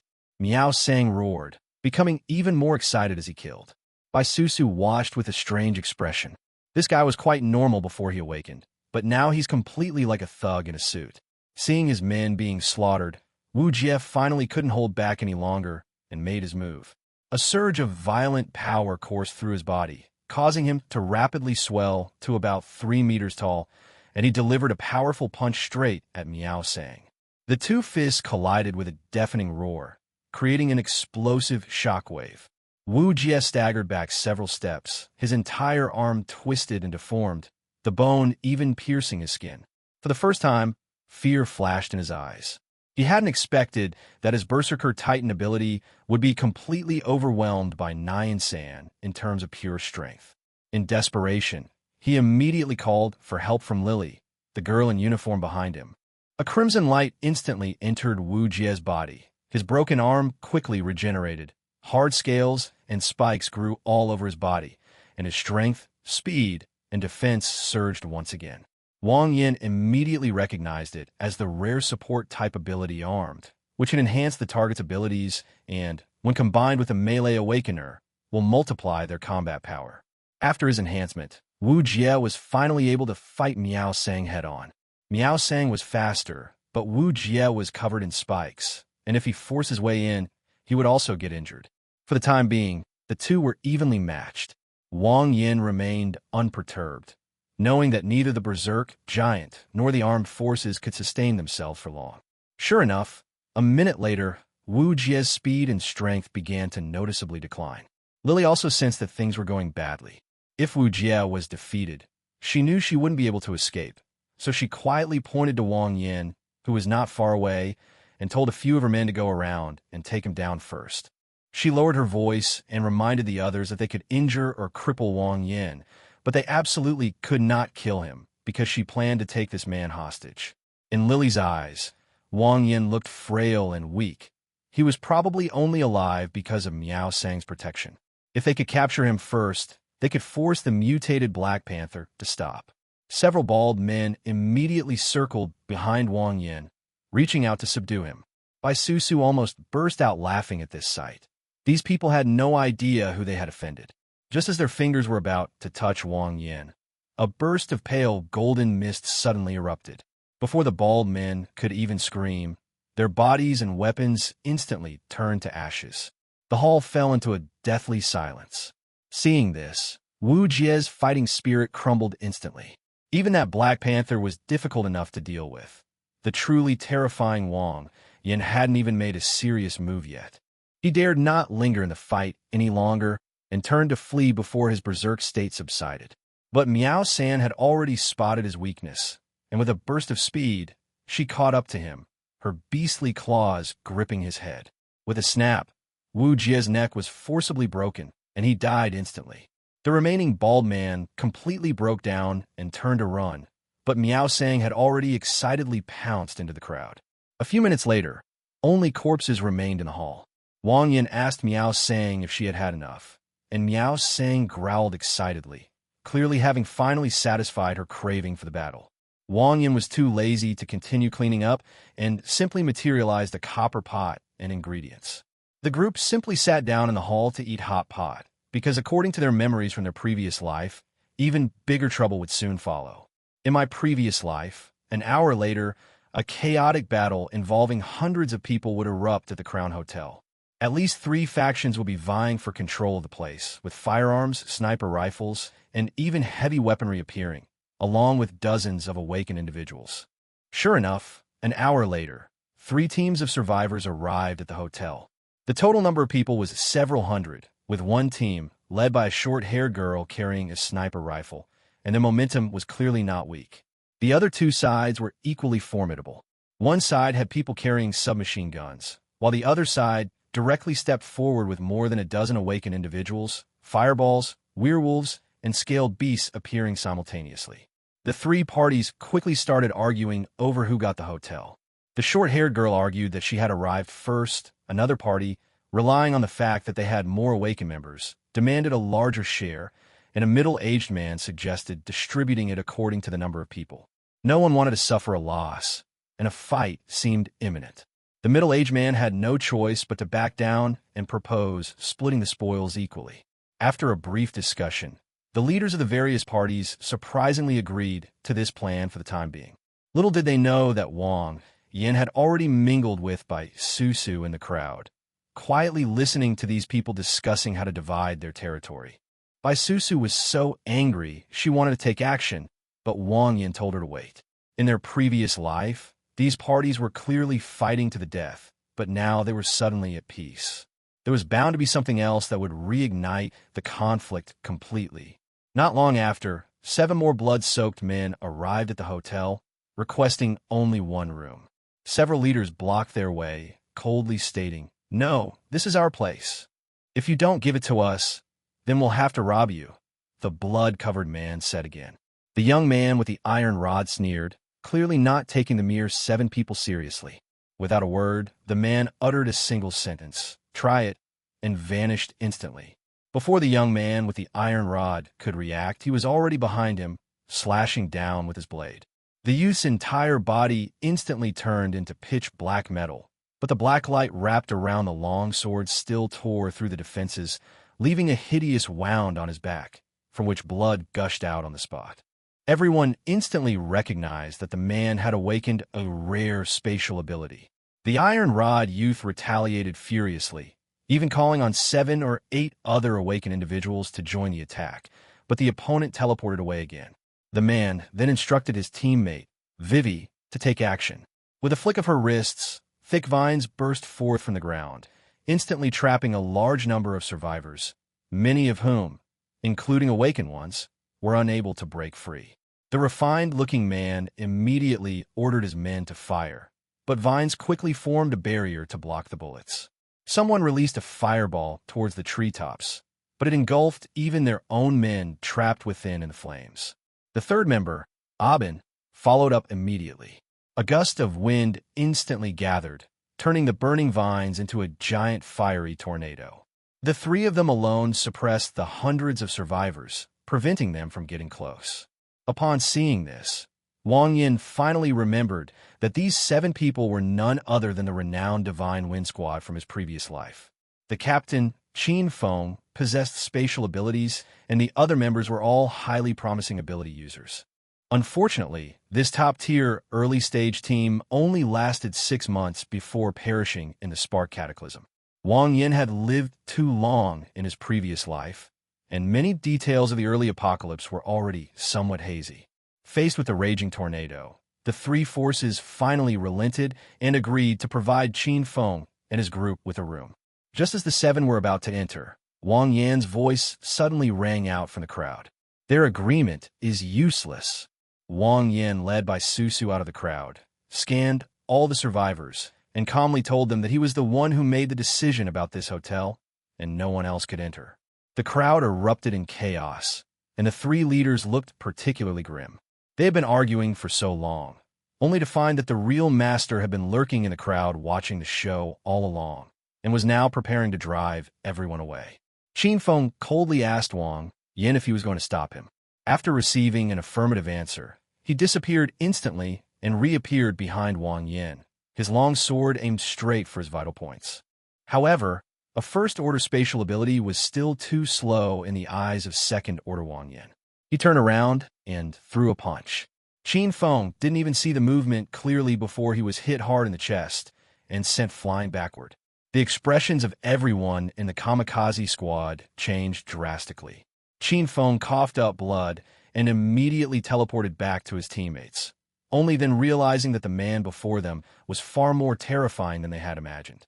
Wang Yin calmly told them to leave quickly. The next second, a man covered in black beast-shaped totems rushed out. It was none other than Wang Xiaoming, who was known as the #1 close combat expert in his previous life. Wang Yin recognized the menacing totem at a glance, but instead of drawing his sword, he simply snapped his fingers. Under the bright sunlight, a suppressed rumble suddenly echoed from the sky. The next morning, Wang Yin drove his dump truck, carrying several people, speeding down the street. Miao Sang, out for the first time since the apocalypse, was incredibly excited and volunteered to fight, asking Wang Yin not to intervene for a while. Wang Yin readily agreed. He originally wanted by Susu and the others to accumulate more combat experience. He couldn't handle every danger himself. Otherwise, if they encountered an accident, they would still be left to die. Not long after, the dump truck stopped in front of a large grain and oil store. As soon as the group got out of the truck, they smelled a strong stench of blood. The store was littered with mutilated corpses, clearly indicating that a brutal massacre had just taken place.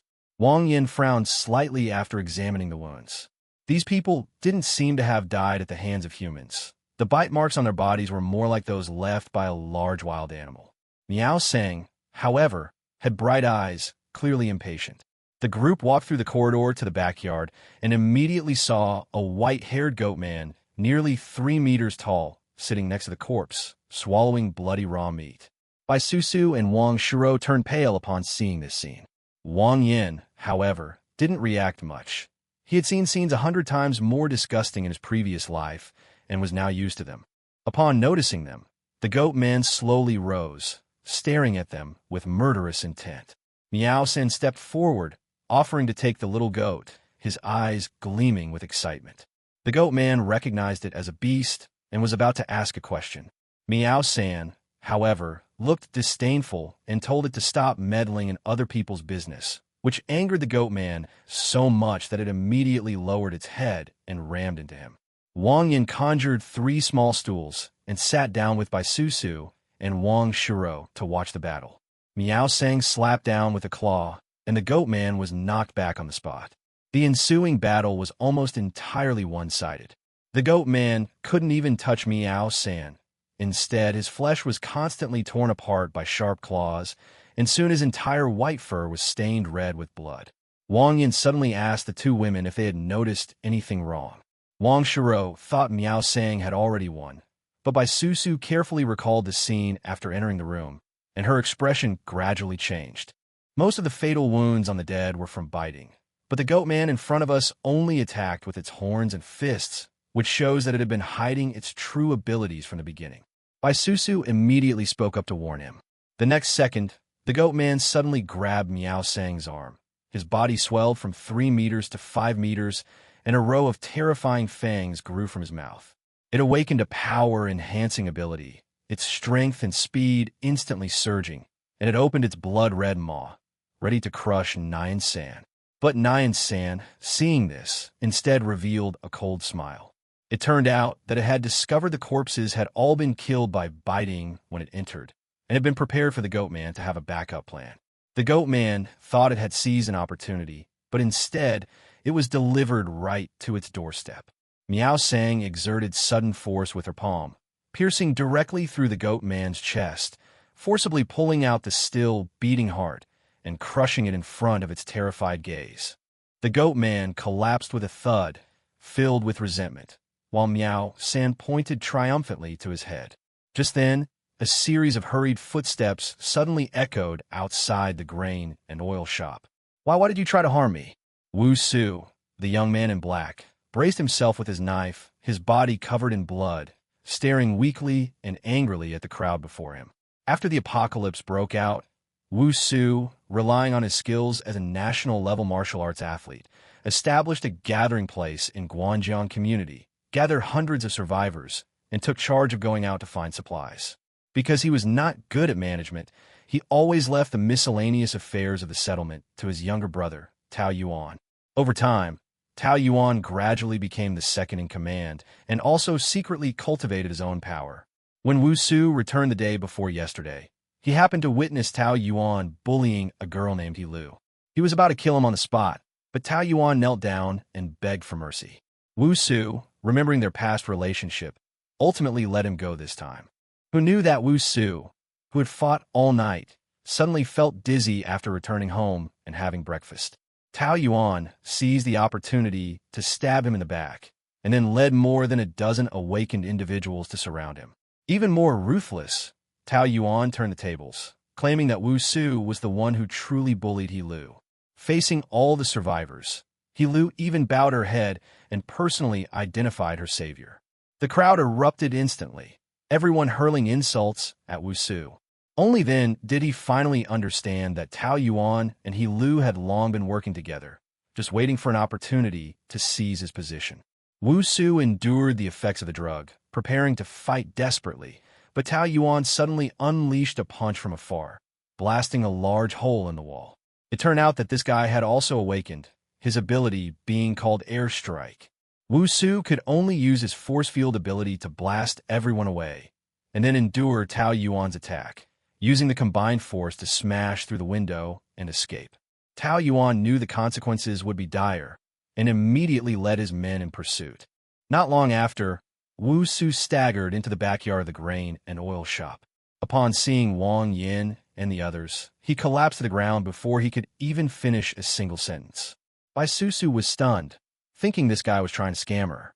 But the next second, Tao Yuan led more than a dozen awakened ones, and He Lu into the courtyard, arrogantly declaring that Wu Su would die today. After seeing the scene inside the courtyard, Tao Yuan became noticeably more cautious. Miao Sang was still clutching the goat man's broken heart in her hand, with a huge corpse lying at her feet, while Wang Yin and the other two stood calmly to the side. Wang Yin hadn't paid much attention at first, but when he saw Tao Yuan and He Lu's faces clearly, his eyes instantly turned frighteningly cold. Because these two were the masterminds who had destroyed his foundation in his previous life. In their previous life, Tao Yuan first joined Wang Yin, and He Lu followed suit, the two always pretending not to know each other.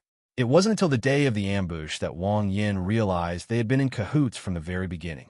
Now everything finally makes sense.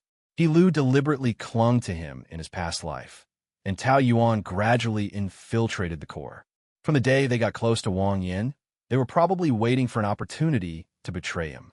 Tao Yuan had no idea who he was facing.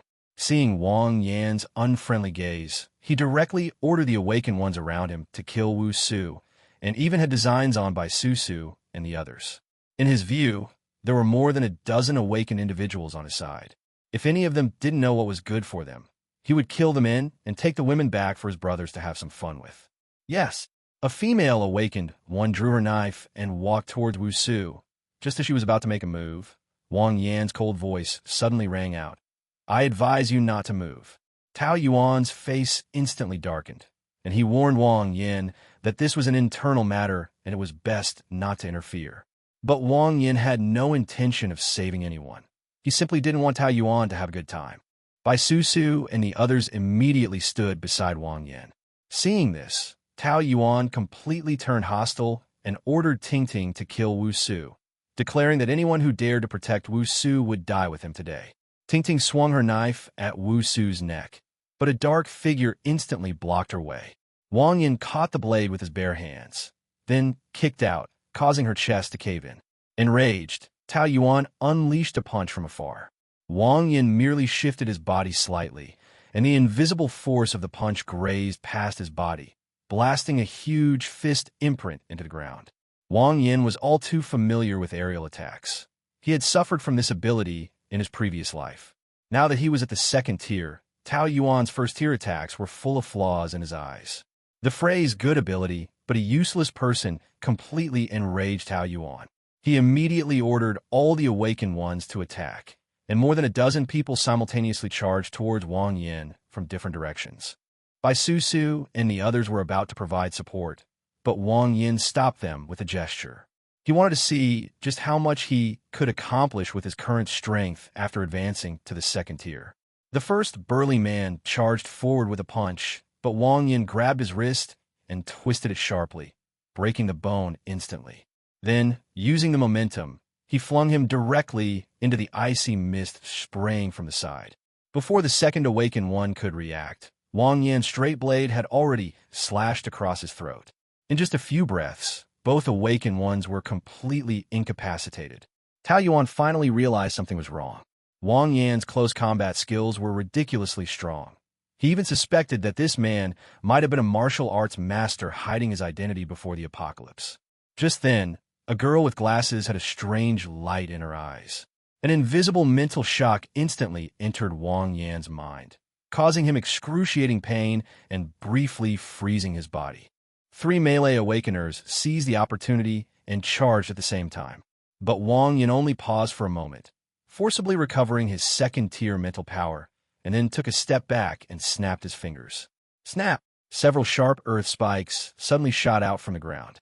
The 2 people dodged in time, but the remaining one was pierced on the spot, and blood dripped down the earth spikes. Tao Yuan and He Lu were completely dumbfounded. They had always thought Wang Yan was only an enhancement type, but now he had actually used an earth-type ability, which was completely beyond their comprehension. Wang Yan gave them no time to think and charged into the crowd again. Bone spikes, fireballs, and aerial attacks came one after another, but he casually summoned an earthen wall to block most of the attacks. The 2 melee awakened individuals received further enhancements to their support abilities, their strength and speed surging instantly. They attacked for both sides, swords drawn. Wang Yan still did not back down, but simply snapped his fingers again. Almost everyone jumped up at the same time, clearly convinced that Wang Yan was about to use the earth spikes again.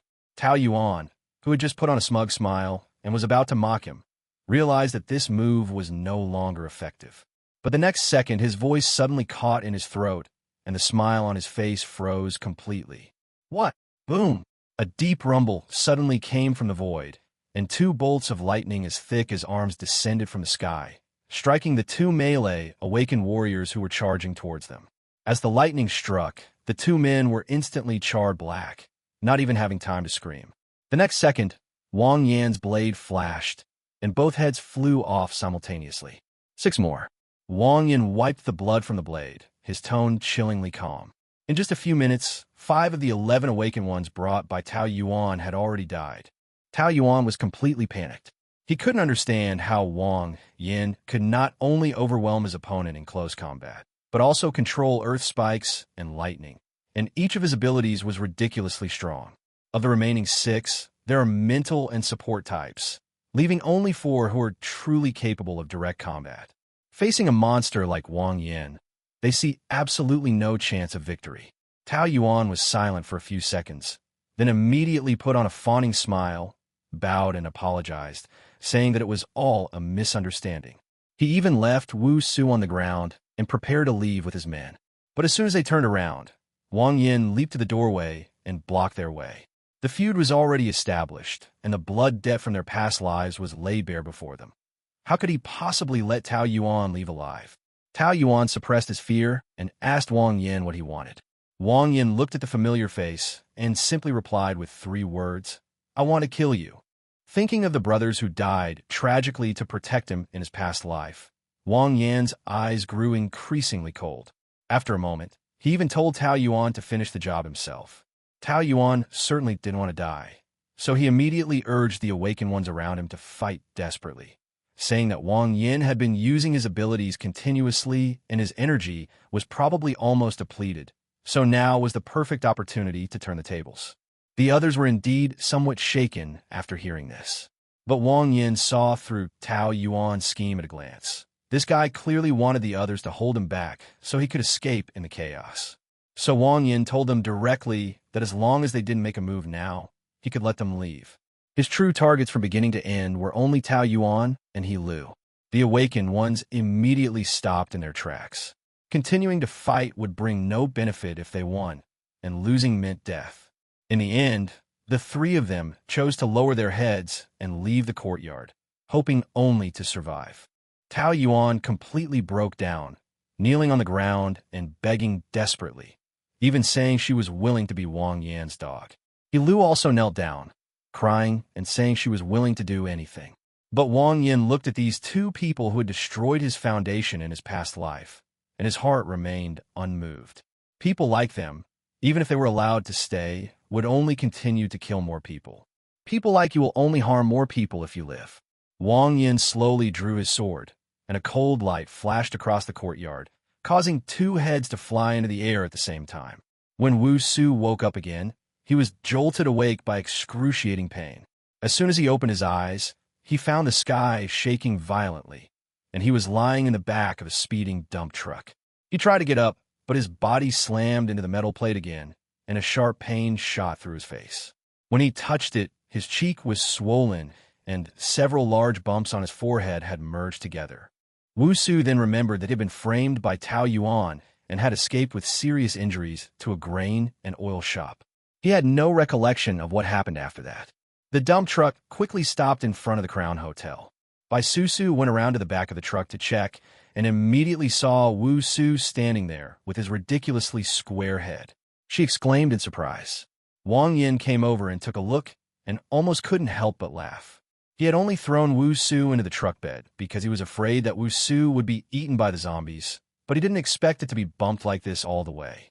Although Wu Su's speech was slurred, he still thanked the group sincerely. Wang Yin originally wanted him to leave on his own, but considering that the guy was seriously injured, he let him stay on the lower floor of the hotel to recuperate for the time being. However, Wang Yin made it clear beforehand that Wu Su was absolutely forbidden from going to the top floor without permission. Wu Su had no objections and immediately nodded in agreement. For him, having a safe place to survive was enough. In the blink of an eye, half a month had passed. In Haiqing Times Square, a figure carrying 2 swords was charging alone through a horde of zombies, with lightning constantly striking down from the sky and zombies falling in droves around him. Several awakened ones watched in the distance, their faces filled with shock, whispering about the name that had recently resounded throughout Haiqing, Yin Shun, God of Hell. Some thought the title was exaggerated, but were immediately refuted by their companions. After all, even the once renowned Kamikaze Squad, with all 7 members working together, couldn't suppress Wang Yin. Furthermore, in the past 2 weeks, almost every force that actively provoked them met a bad end. Wang Yin severed the head of a second-tier zombie with a single strike, caught the falling death crystals, and said in a low voice, 20, just right. During this time, his strength was also constantly approaching a new bottleneck. A week ago, both Miao Sang and Wang Shiro successfully broke through to the second tier. In order to improve the hunting efficiency, Wang Yin simply had everyone split up and take charge of a direction from Haiqing. Wang Yin was in charge of the east side of the city, Miao Sang the west side, Wang Shiro the north side, and Bai Susu the south side. This way, they could collect more death crystals and also force them to learn to fight independently. Wang Yin had discovered that as long as they were around him, they would instinctively lower their guard. In a true apocalypse, this was a potentially fatal habit. The zombies seem relatively easy to deal with now, but in another half-month, the truly terrifying killing night will arrive when a large number of zombies will complete their evolution at the same time. In that time, invisibility, manipulation, deception, and mental abilities will emerge. Ordinary high-rise buildings will no longer provide security, and human settlements will begin to fall en masse. As Wang Yin was recalling the horrific scene of the massacre in his previous life, a red signal flare suddenly rose into the distance, its blinding red light instantly illuminating the northern horizon. His expression suddenly turned cold. To the north, there was Wang Shiro. Vroom vroom. Wang Yin floored the accelerator, heading straight for the north of the city. He knew very well that Wang Shiro would never send a signal unless it was a matter of life and death, and if he arrived late, he would probably only be able to collect her body tonight. Inside the basement of Fenghua residential complex, 7 or 8 survivors were covered in blood, clearly having just endured a fierce battle. In the corner, Wang Shiro, wearing a blood-stained mask, had one arm hanging limply at her side, her injuries extremely severe. Outside the stairwell, a monster guarded the exit. Anyone who dared to go out would die. Wang Shiro ignored the others. She had already fired a signal flare. Now, her only task was to hold out until Wang Yin arrived. Feng Biao, with her 2 daughters, was also trapped here. She had originally come to Haicheng to find her missing husband, hoping to break through her limits by hunting near-death second-tier monsters, but she didn't expect to encounter this trouble as soon as she entered the city. Time passed slowly, and the 2 children's stomachs growled with hunger. Feng Biao had lost all her food while fleeing, so she could only hold her daughters in her arms and whisper to them to be patient. On the other side, 3 men and a woman were also starving. The burly man quickly spotted Wang Shiro's bulging backpack and immediately alerted the refined young man, Tian Gu, who was in the lead. Brother Tian walked up to Wang Shiro and demanded that she hand over her backpack. Wang Shiro coldly refused, but the next second, a lightning spear materialized in his hand, and a second-tier pressure instantly enveloped the basement. If she weren't injured, Wang Shiro wouldn't be afraid. But now she's lost an arm, and her extraordinary power is almost gone. If she were to fight head-on, she would only suffer in the end. Just then, Feng Biao couldn't stand it any longer and took the initiative to stand next to Wang Shiro. The shadow beneath her feet quickly condensed into a long sword, clearly indicating that she was also a second-tier awakened one. Wang Shiro was somewhat surprised, but Brother Tian only sneered. The next second, the long-haired woman behind him stepped out, her eyes gleaming with a strange 7-colored light, and a second wave of second-tier aura instantly erupted. Feng Biao's face finally darkened. She could barely hold off Tiango by herself, but there were 2 second-tier opponents on the other side, and Wang Shiro was seriously injured. Continuing to fight head-on would not bring any advantage. Wang Shiro raised her hand to stop her and threw the backpack over. She didn't care about the supplies. Wang Yin could get as much as he wanted, but she had already remembered this debt. The burly man smugly emptied his backpack, scattering bread, chocolate, sausages, and bottled water all over the floor. The group immediately sat down and began to eat and drink heartily, mocking Wang Shiro for not being so obedient from the start. Wang Shiro simply watched them quietly, her eyes growing colder. She was indeed no match for them now. But once Wang Yin arrived, these people would soon learn what it truly meant that even at the second tier, there were varying degrees of strength.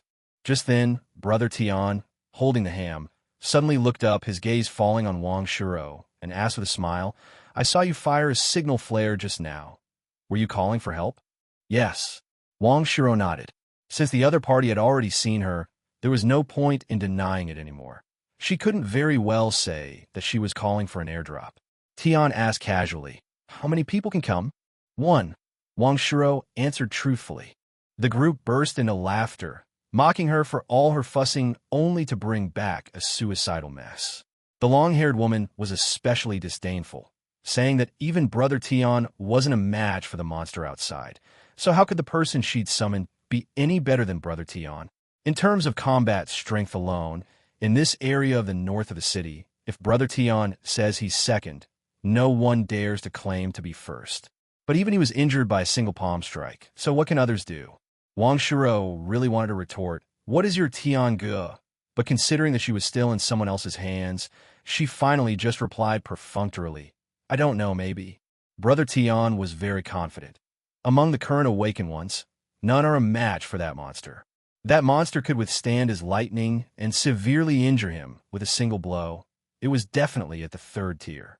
The highest level an awakened being could reach now was only second tier. There was no way they could win. Thinking this, Tianji's gaze fell on Wang Shiro, Feng Biao, and the two little girls, and he had already made up his mind. If that monster didn't leave soon, it seemed that they would have to be sacrificed. Meanwhile, Miao Sang and Bai Susu had already arrived outside the gate of Fenghua residential area. Being the closest, they rushed over immediately upon seeing the signal flare. However, the signal flare could only determine the approximate area. They searched the vicinity, but did not see Wang Shiro or find anything obviously unusual. Miao Sang suddenly stared intently into the depths of the residential area, its expression grave. A strong unease rose within it, a warning from its very instincts. Something extremely dangerous seemed to be lurking there. However, the two were worried that something might happen to Wang Shiro, so they didn't wait for Wang Yin and went straight into the residential area. As soon as Miao San entered, her whole body tensed up. The entire neighborhood was deathly silent. A few cars covered in dust were parked on the road, and the ground was stained with blood. Strangely, in such a large neighborhood, there wasn't a single zombie in sight, not even a corpse. Ooh! Meowson suddenly turned around and looked in a certain direction, but found nothing. Bai Susu immediately tensed up. Miao Sang didn't answer, only staring intently at that spot. The wind rustled through the leaves, making the atmosphere even more eerie. After a while, Miao San whispered a reminder. "Be careful, there's something in this neighborhood. It spends most of its time foraging in the primeval forest, and its sixth sense is extremely accurate. At this moment, it is certain that it and Bai Susu have been targeted by something." Bai Susu nodded, a glint of green light flashing in her eyes, and drew her compound bow to its fullest extent, ready to strike at any moment. The two continued forward. As they passed an apartment building entrance, a suffocating stench assaulted their senses, and a faint female voice echoed from the depths of the darkness. "Lily, Lily." The hallway was pitch black, as if even the light had been swallowed up. Miao Sang frowned, her unease growing stronger, yet she couldn't quite put her finger on what was wrong. Bai Susu didn't rush in. Instead, she called out, "Is anyone inside?" A moment later, the strange female voice rang out again, "Lily, Lily." This time, both of them heard it clearly. Bai Susu immediately pointed the arrow at the stairwell and shouted coldly, "Who goes there? Come out." Silence returned in the darkness. Bai Susu snorted coldly, and two streaks of azure light shot out from her hands in an instant. Whoosh! Whoosh! The next second, a piercing scream echoed from the stairwell. The dark stairwell entrance shook violently before abruptly closing, revealing a deformed and twisted figure before the two people. Miao Sang and Bai Susu felt a chill run down their spines. What they had just seen wasn't the entrance to the stairwell at all, but the gaping maw of this monster. If the two of them rashly walked in, it would be tantamount to walking into the monster's mouth. That female voice was most likely a trap at its set. Bai Susu subconsciously took 2 steps back, her face pale. What the hell is that? This monster was unlike any ordinary zombie or mutated beast. Half of its body was covered in black scales, with a giant arm dragging on the ground and a hand as big as a door. The other half, however, remained humanoid, with long, white hands that looked no different from those of an ordinary person. 2 completely different forms put together create an image that is ugly, fierce, and cunning. Lily, Lily. The deformed monster lay on the pile of bones, still uttering that female voice, before its blood-stained hand slammed down on the 2 of them with astonishing speed. Meowson took a step forward without dodging and threw a punch at the opponent. Bang! A terrifying force exploded, and Meow San was forced back several steps, but the giant hand was also forcibly stopped. It grinned and charged forward again. This was exactly the kind of opponent it craved. A sudden gust of wind arose, and the giant hand struck again. Meow San pushed off the ground with both legs, leaping high into the air to dodge the attack, while simultaneously throwing a punch at the deformed monster's head. But the next moment, a slender, white hand firmly grasped its fist. Meow Sang's expression changed. No one could have imagined that this seemingly thin arm possessed such terrifying strength. Lily. The deformed monster's head split open, rapidly expanding into a gigantic maw, seemingly intent on swallowing Meow San whole. A stench and heat wafted towards her, and Meow Sang roared angrily, struggling desperately to break free, but the fair hand remained unmoved. Just as the giant maw was about to fall, 3 dazzling streaks of light shot through the air. 2 of them aimed at the monster's mouth and eyes, while the other went straight for the hand that was grabbing Meow San. The deformed monster had no choice but to let go, and Nyan San took the opportunity to retreat. 1 arrow was knocked away, another was dodged by the bird turning its head, but the last one pierced its skull with a thud. Meow Sang stepped back to Bai Susu's side and couldn't help but praise, "Well done." The timing of the arrow was perfect. It not only saved the creature, but also injured the deformed monster. A burst of azure light erupted from Bai Susu's body, unleashing a torrent of arrows. The deformed monster raised its enormous, door-like hand, deflecting most of the arrows amid sparks. However, amidst the rain of arrows, a grayish-white arrow pierced its giant hand. Those were armor-piercing arrows that Wang Yin had crafted for Bai Susu using the sharp horns of a goat man and the incisors of a mutated rat. The arrowheads were sharply curved and blunt, yet they could pierce armor with their bluntness, making them extremely powerful. Lily, enraged by the successive injuries, the deformed monster lunged at the 2 of them with its massive body. Chapter 32. The dense fog is approaching. These 2 are quite formidable. Tiange murmured in amazement as he watched Meow Sang and Bai Susu fight the deformed monster through the crack in the door. He thought he was strong enough, but the 2 people in front of him, both at the second tier, were surprisingly powerful. One had a formidable physique, capable of fighting against a third-tier monster. The other possessed sharp archery skills, with speed and power that sent chills down his spine. Tiange glanced at Wang Shiro subconsciously, his heart sinking. When did so many experts appear in the north of the city? If Wang Shiro hadn't been seriously injured, he might not have been confident in defeating her. However, seeing that Bai Susu and Meow Sang, even when working together, were still being overwhelmed by the deformed monster and nearly getting hit several times, Tiange felt a little relieved. As long as they hadn't broken through to the 3rd tier, no matter how strong they were, they wouldn't be a match for that monster. Seeing him looking so intently, the long-haired woman couldn't help but ask, "Brother Tian, what's going on outside?"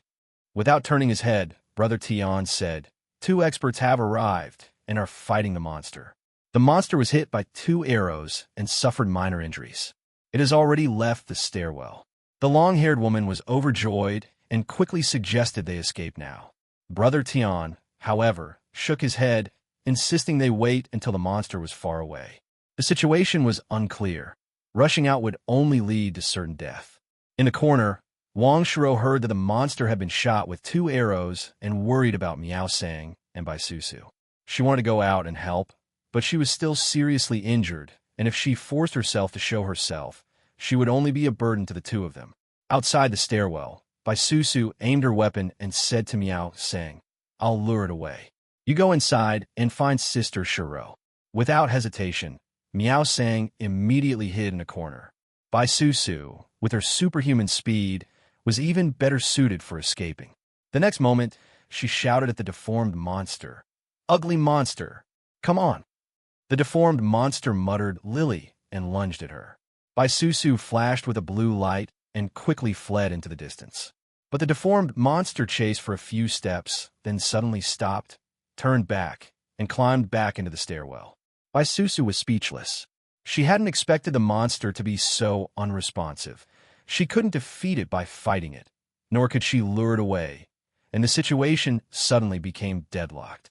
Looking at the deformed monster that had returned to guard the stairwell, Miao Sang could only whisper, "We can only wait for Brother Yin." The group in the basement looked disappointed when they saw the monster return. Brother Tian sneered and muttered, "Two pieces of trash." Wang Shiro suddenly stood up and angrily retorted, "If you're so capable, what are you doing hiding here?"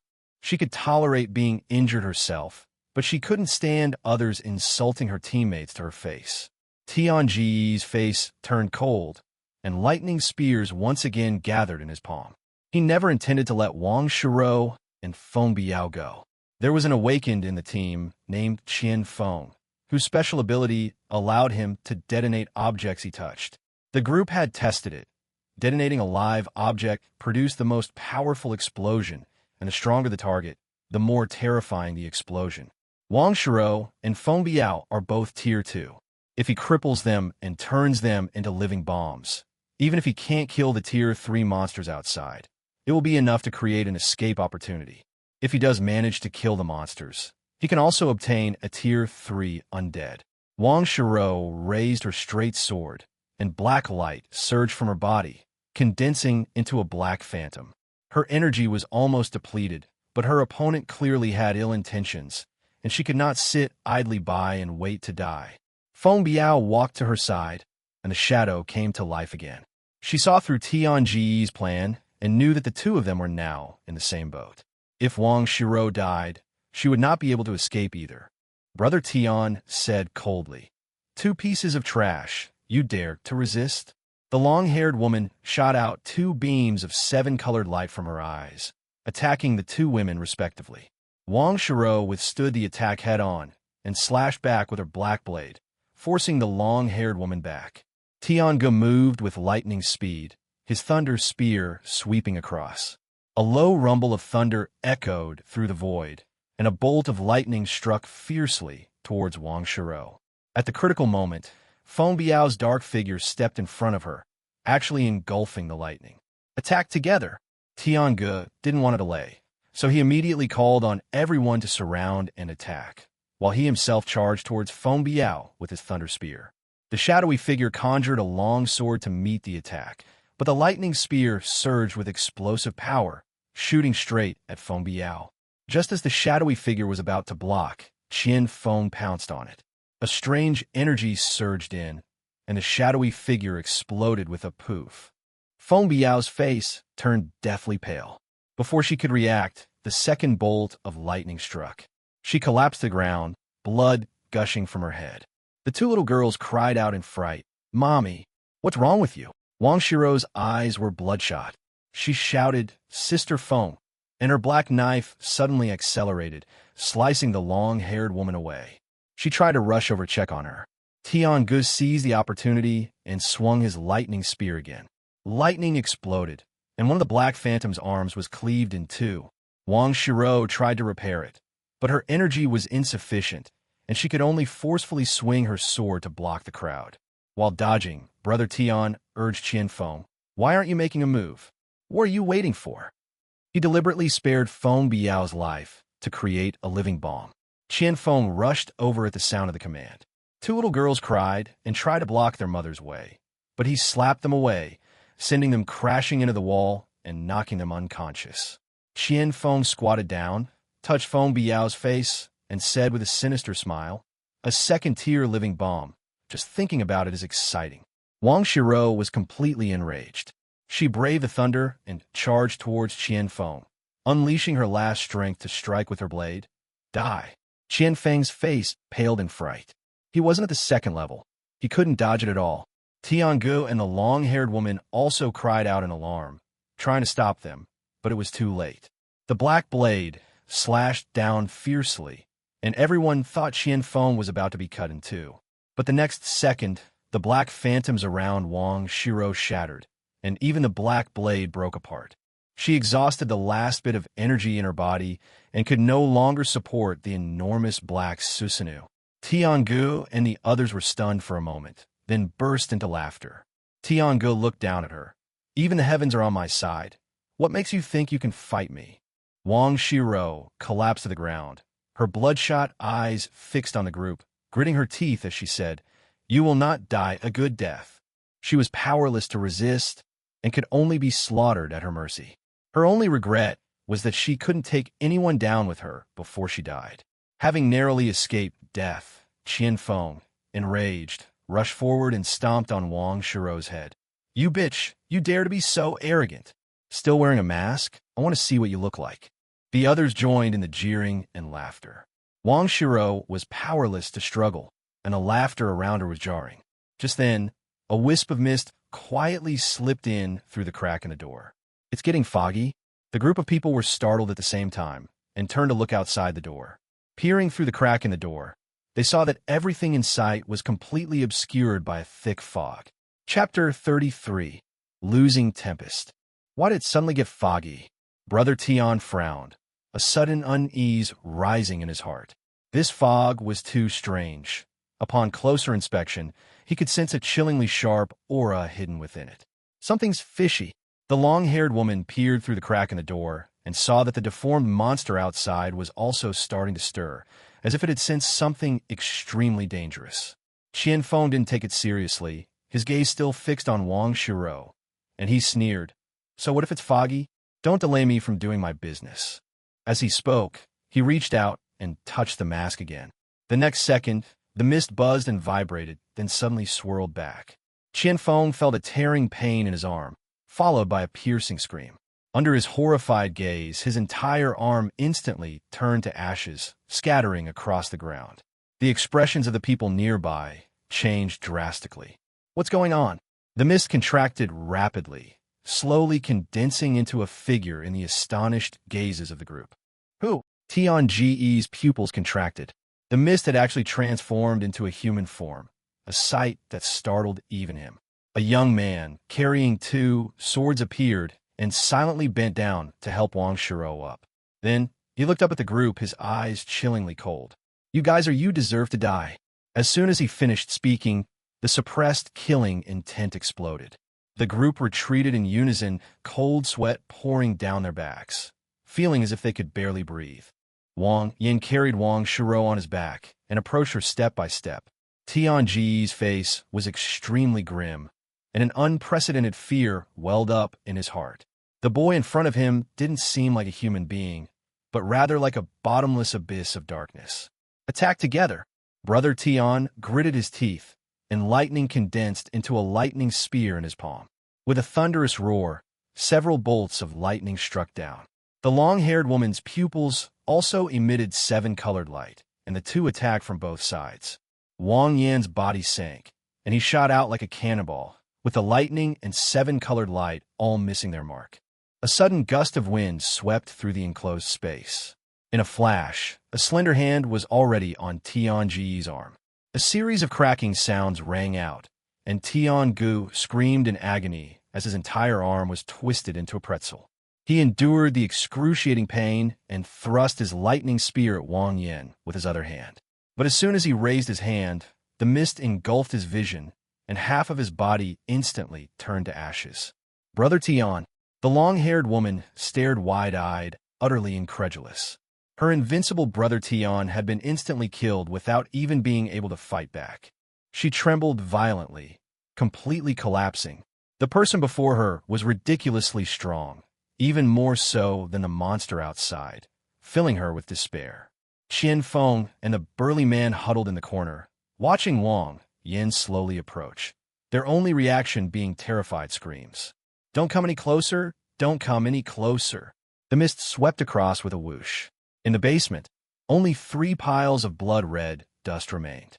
After dealing with the group, Wang Yin went to a corner, laid Wang Shirou down, took out a splint and medicine, and prepared to treat her wounds. "Bear with it. It might hurt a little." Wang Shirou nodded gently, her small hand clutching the hem of his clothes, her eyes fixed on him. Wang Yin tore off his clothes to use as bandages, skillfully disinfecting, suturing, and fixing the wound. Wang Shirou couldn't help but whisper, "Brother Yin, how come you seem to know everything?" Wang Yin casually replied, "I learned it from books." He couldn't explain it to her. He couldn't very well tell her that in his previous life he was constantly injured and had to learn to treat his wounds time and time again in order to survive. Wang Shiro pursed her lips, clearly disbelieving. If it were that simple, what would be the point of hospitals? Wang Yin didn't say much. He helped her stabilize her arm, then took out a loose shirt and draped it over her shoulders before standing up. You wait here, I'll go deal with that monster outside. That thing is still blocking the stairwell.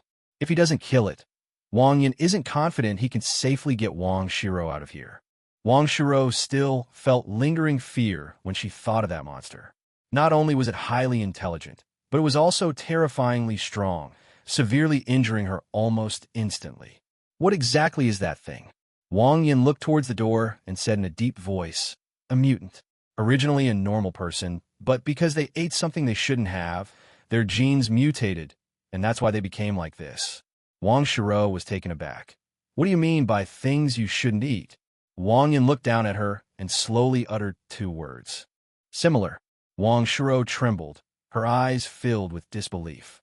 Wang Yin continued to explain that on human chromosome 20, there's a prohibition seemingly written, forbidding cannibalism. Violating this before the apocalypse would result in infection with a terrifying virus, causing bloodshot eyes, mental confusion, and an inability to perceive external stimuli. In the post-apocalyptic world, this virus combined with the walkers, becoming even more terrifying. Infected individuals undergo physical mutations but retain some intelligence, developing an extreme craving for human flesh. The more they consume, the more severe the mutations become, and the stronger they grow. If that one outside grows into its complete form, it will devour all the survivors in the entire Sea City. Wang Shiro's heart tightened as she listened. Wang Yin hadn't even broken through to the 3rd rank yet. Could he really win? Brother Yin, are you confident? Wang Yin nodded. Don't worry, at most you'll get a little hurt. Then be careful. Okay, I'm going. After Wang Yin finished speaking, he opened the door and went out. Lily. Chapter 34. The 3 stages of following one's heart. Even with the 3rd order mutant, Wang Yin wasn't entirely confident. But this thing was growing too fast. If he didn't eliminate it now, he'd probably have to flee with his men in half a month. Lily. In the pitch-black stairwell, a strange female voice echoed continuously. In the thick fog, Wang Yin sensed a pile of white bones the size of a small mountain, and immediately realized that this monster had not only devoured all the living people in the neighborhood, but had also spared the walking corpses. Mutants can evolve rapidly by consuming zombies, and zombies are the last thing the apocalypse has in abundance. Therefore, in my previous life, once a mutant was discovered, it had to be killed at all costs, otherwise, once it grew up, it would be a catastrophe. With a thought, Wang Yin caused the mist to swirl back, condensing into a pale golden armor around his body, and his twin swords were also covered with a layer of golden light. He went all out. Lily. The mutant watched him from a distance, a hint of wariness flashing in its eyes. Its intuition told it that this person was completely different from the weaker ones it had encountered before. Wang Yin was somewhat surprised. This mutant was more intelligent than he had imagined. Then we can't keep you here any longer. The killing intent spread through the corridor. The next second, the ground exploded, and a sharp stone spike shot out, aiming straight for the mutant's vitals. The mutant reacted extremely quickly, its giant scale-covered hand blocking its way, but it was still blown away by the powerful force. With a deafening roar, lightning illuminated the corridor. Wang Yin simultaneously leaped into the air, shooting out like an arrow, his twin blades leaving afterimages as he slashed straight at the mutant's head. The mutant, suspended in mid-air with no leverage, could only violently twist its head. Lightning struck its shoulder, scales bursting open with blood. Immediately afterward, 2 gleaming straight blades were already at its face. It roared, one scaled hand reaching for the blade, while the other, slender, white hand, reached for Wang Yin's heart. Wang Yin sneered, forcefully twisting his body in mid-air to dodge, while the blade slashed across. With a soft plop, 2 deep, bone-revealing wounds appeared on his scaled hand. Lily. The mutant screamed as it landed, but instead of retreating, it lunged at Wang Yin again. Come. Wang Yin drew his sword to meet the attack, the billowing mist following him like a shadow. The man and the monster instantly clashed in battle. The mutant's humanoid hand was incredibly fast and terrifyingly powerful. Caught off guard, Wang Yin was sent flying by its palm strike, blood immediately seeping from the corner of his mouth, and his internal organs throbbing with excruciating pain as if they had been shattered. The mist armor was strong enough, but it couldn't withstand the shockwave from that brute force. The mutant, seizing the advantage, leaped high into the air and slammed down its massive, scaled paws. Wang Yin suddenly sprang up from the ground, his body radiating golden light. He slashed out with his left sword, then sliced across the waist with his right, unleashing a V-shaped charge in an instant. With a clang, the mutant used its scaled hand to block a knife from above its head, while its other long, slender hand reached for Wang Yan's wrist. But at that very moment, the mist on the straight blade suddenly trembled, and the blade's speed increased dramatically. With a hiss, the slender hand was severed cleanly at the root, and the blade, still sharp as ever, slashed fiercely at its waist.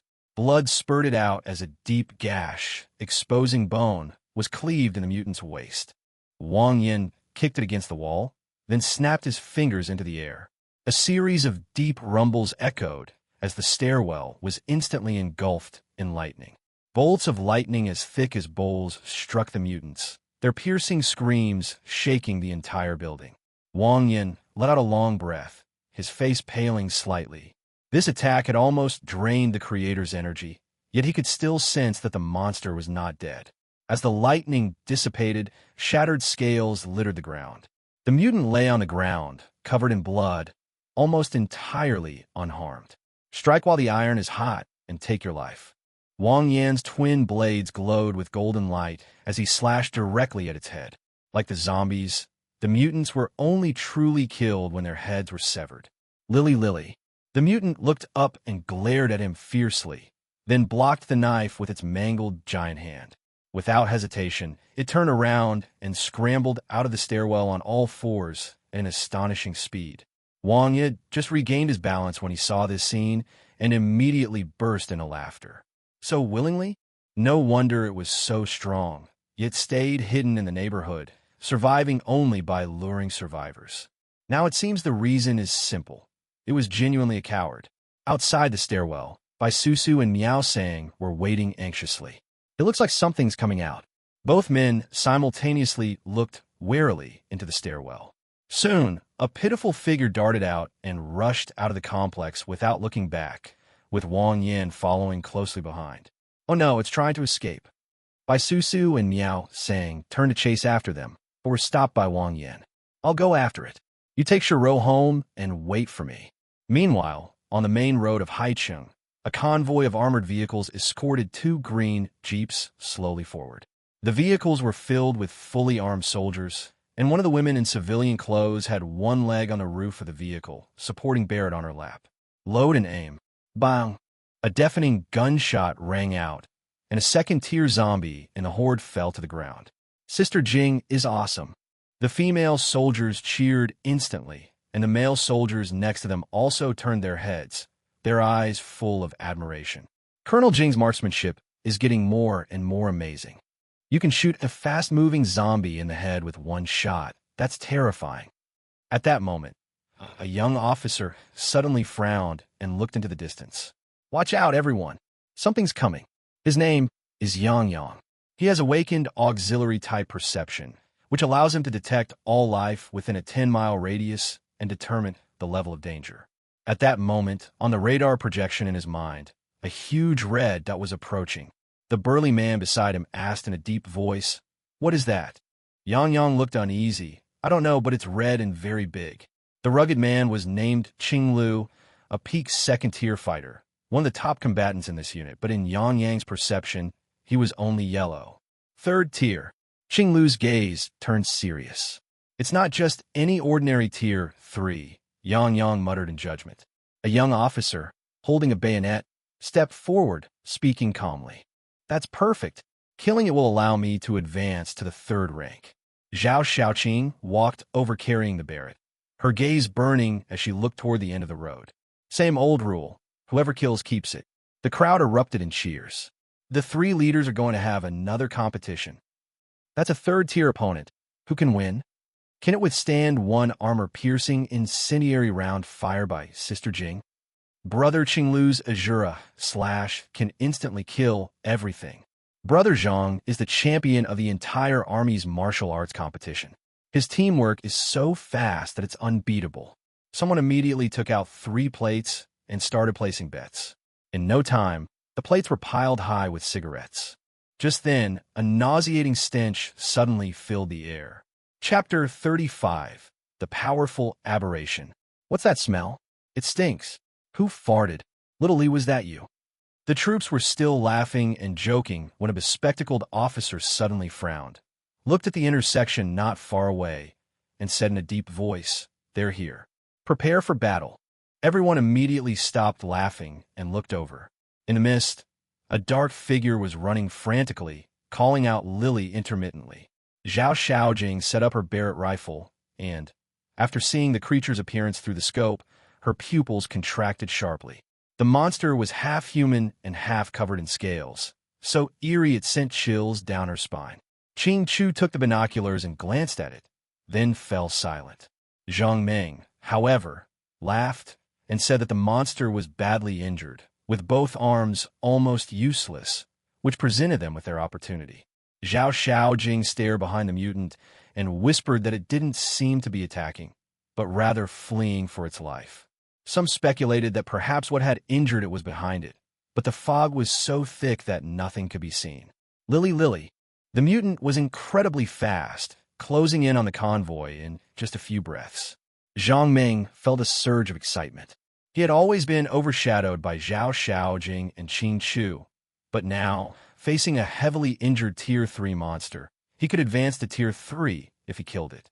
Zhang Ming laughed loudly, his figure suddenly leaping out, his military dagger thrusting towards the mutant's head from a tricky angle. He was very confident in his speed, and even though his opponent was a 3rd-tier being, he didn't think he would miss. But the next second, the white and terrifying severed arm suddenly rose up and, to his shocked gaze, pierced through his chest with a thud. Zhang Ming's eyes widened, his whole body trembling. The armored vehicle convoy was initially deathly silent, then filled with exclamations. No one could believe that one of the 3 strongest members of the team hadn't even withstood a single blow. Qing Chu roared, his skin turning dark red, his muscles bulging wildly, bursting through his shirt. Special type, Azura. He told Zhao Xiaojing to provide cover while he rushed in to rescue the people. Zhao Xiaojing nodded, took out a bullet the size of her palm, and with a flick of her finger, the bullet immediately glowed red. Special type, Enchanted. The gunshot rang out with a low thud, and the bullet instantly struck the mutant. It had no time to dodge, and could only raise its scaly paws to block its vitals. With a clang, sparks flew as the bullet pierced the palm, followed by a red explosion. The mutant screamed as it was forced back 2 steps by the blast wave. Qing Chu pierced through the flames, cleaving the mutant away with a single strike. But as soon as it struggled to its feet, it opened its massive jaws and swallowed Zhang Ming, who was hanging from its arm, whole. Crack! The sound of flesh tearing apart rang out, and Qing Chu's eyes instantly turned red. Even though he and Zhang Ming didn't get along usually, they were brothers who had gone through thick and thin together. He roared and charged forward, brandishing his sword, only to have his wrist firmly gripped by a slender, white hand. Qing Chu's expression changed drastically. The hand that should have been severed at the root had actually grown back after swallowing Zhang Ming. How can we fight like this? Qing Chu struggled desperately, but the hand remained unmoved like an iron clamp. Zhao Xiaojing sensed something was wrong and decisively fired, unleashing an enchanted armor-piercing incendiary round that blew off one of the mutant's legs. Taking advantage of the opportunity, Qing Chu used his left fist to knock the mutant off balance, and after breaking free, he immediately turned around and shouted, "Fire power!" The next second, a barrage of bullets and shells rained down on the mutant. Gunfire and explosions mingled together, and the flames almost turned the entire sky red. From within the armored vehicle convoy, the door of a jeep opened, and several women in white coats stepped out. Leading them was a young woman with a haughty expression, Dr. Zhao Zishi. The young officer urged her to get in the car, saying it was too dangerous outside.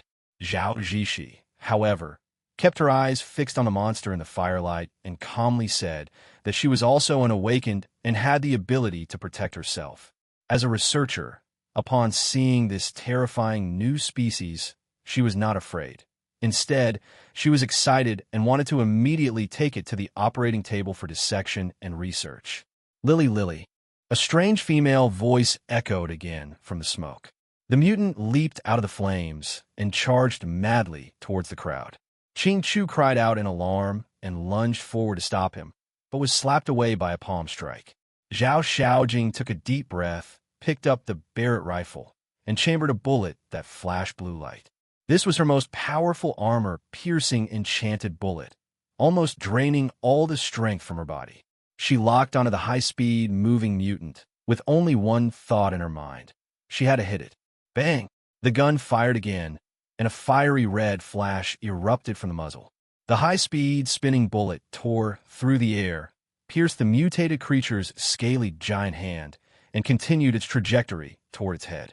Just as the bullet was about to hit, the mutant's humanoid hand suddenly slapped itself hard across the face, tilting its head to the side. The bullet grazed its scalp and missed. Zhao Xiaojing was stunned. She never imagined that this monster could dodge a fatal shot in such an uncanny way. After being sent flying, Ching Chu had broken several bones and was too weak to fight anymore.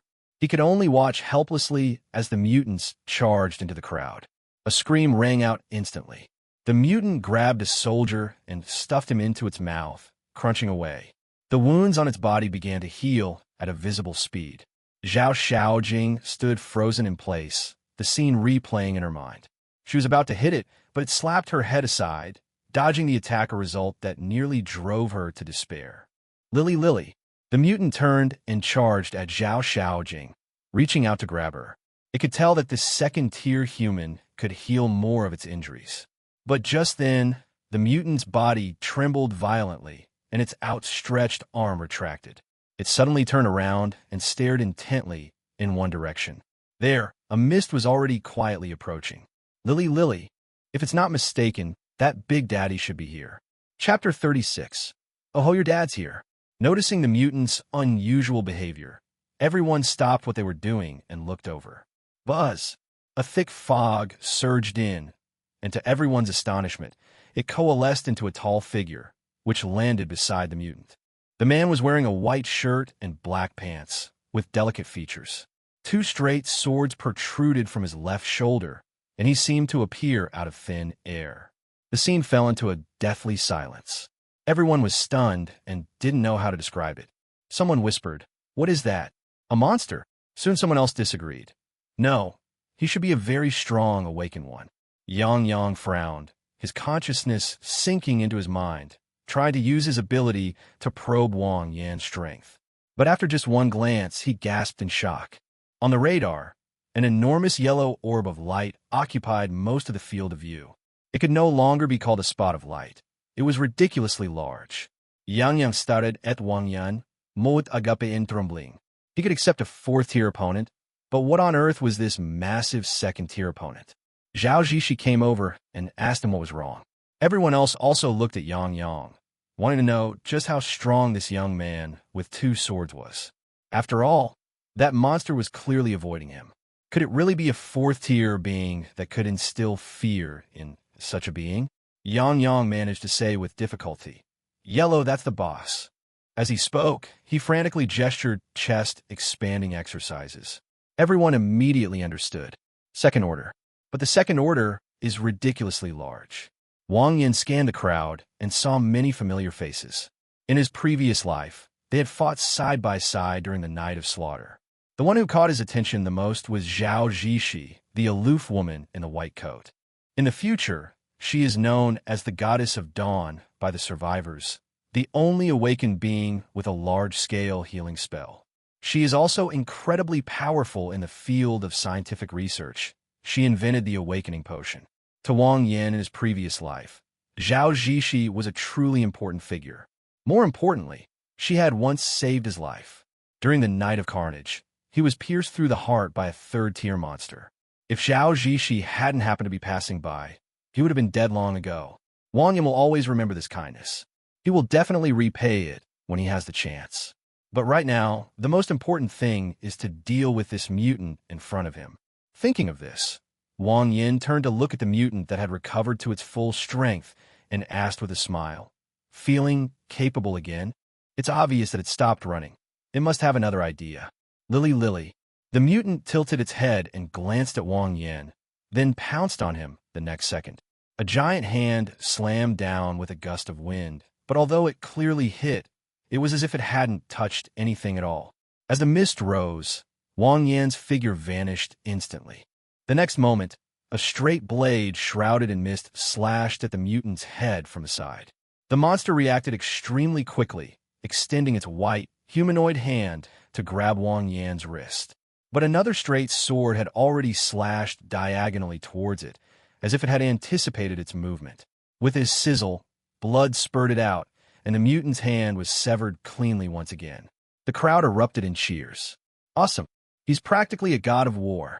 Qing Chu also stared at Wang Yin, his eyes wide with shock. Such terrifying combat awareness.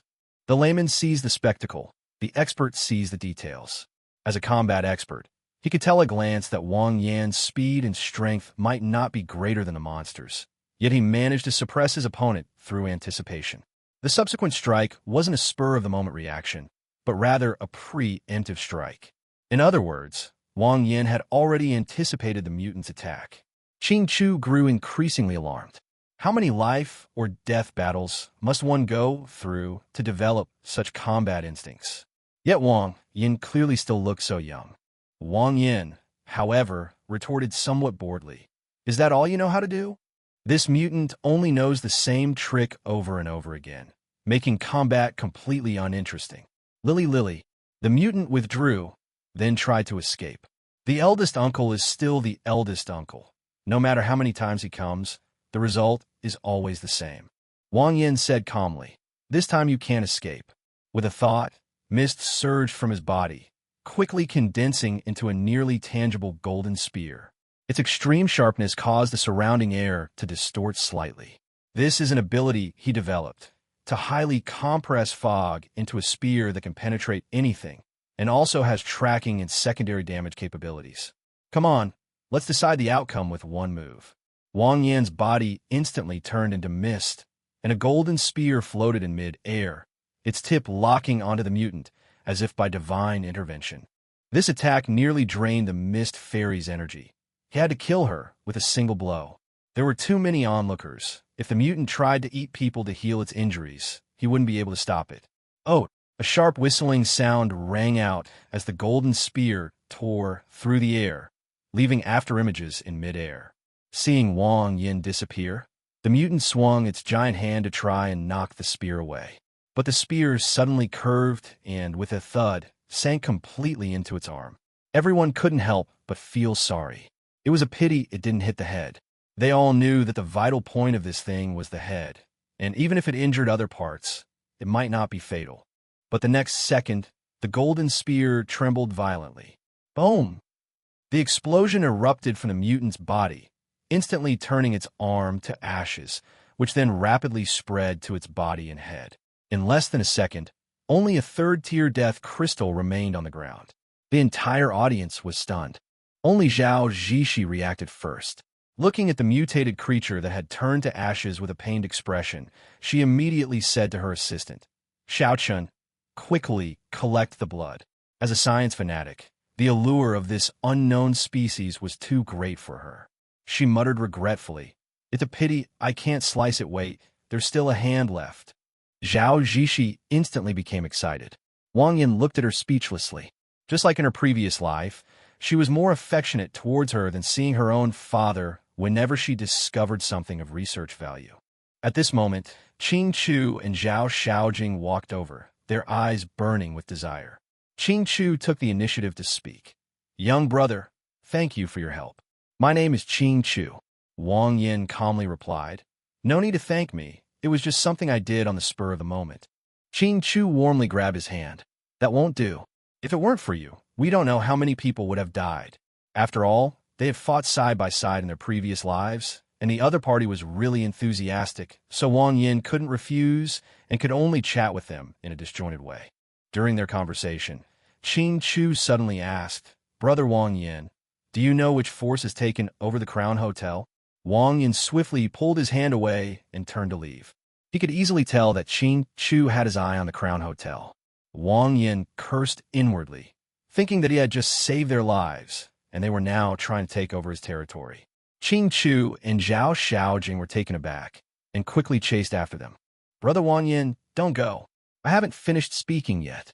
Wang Yin moved even faster, almost turning into atomized form to escape.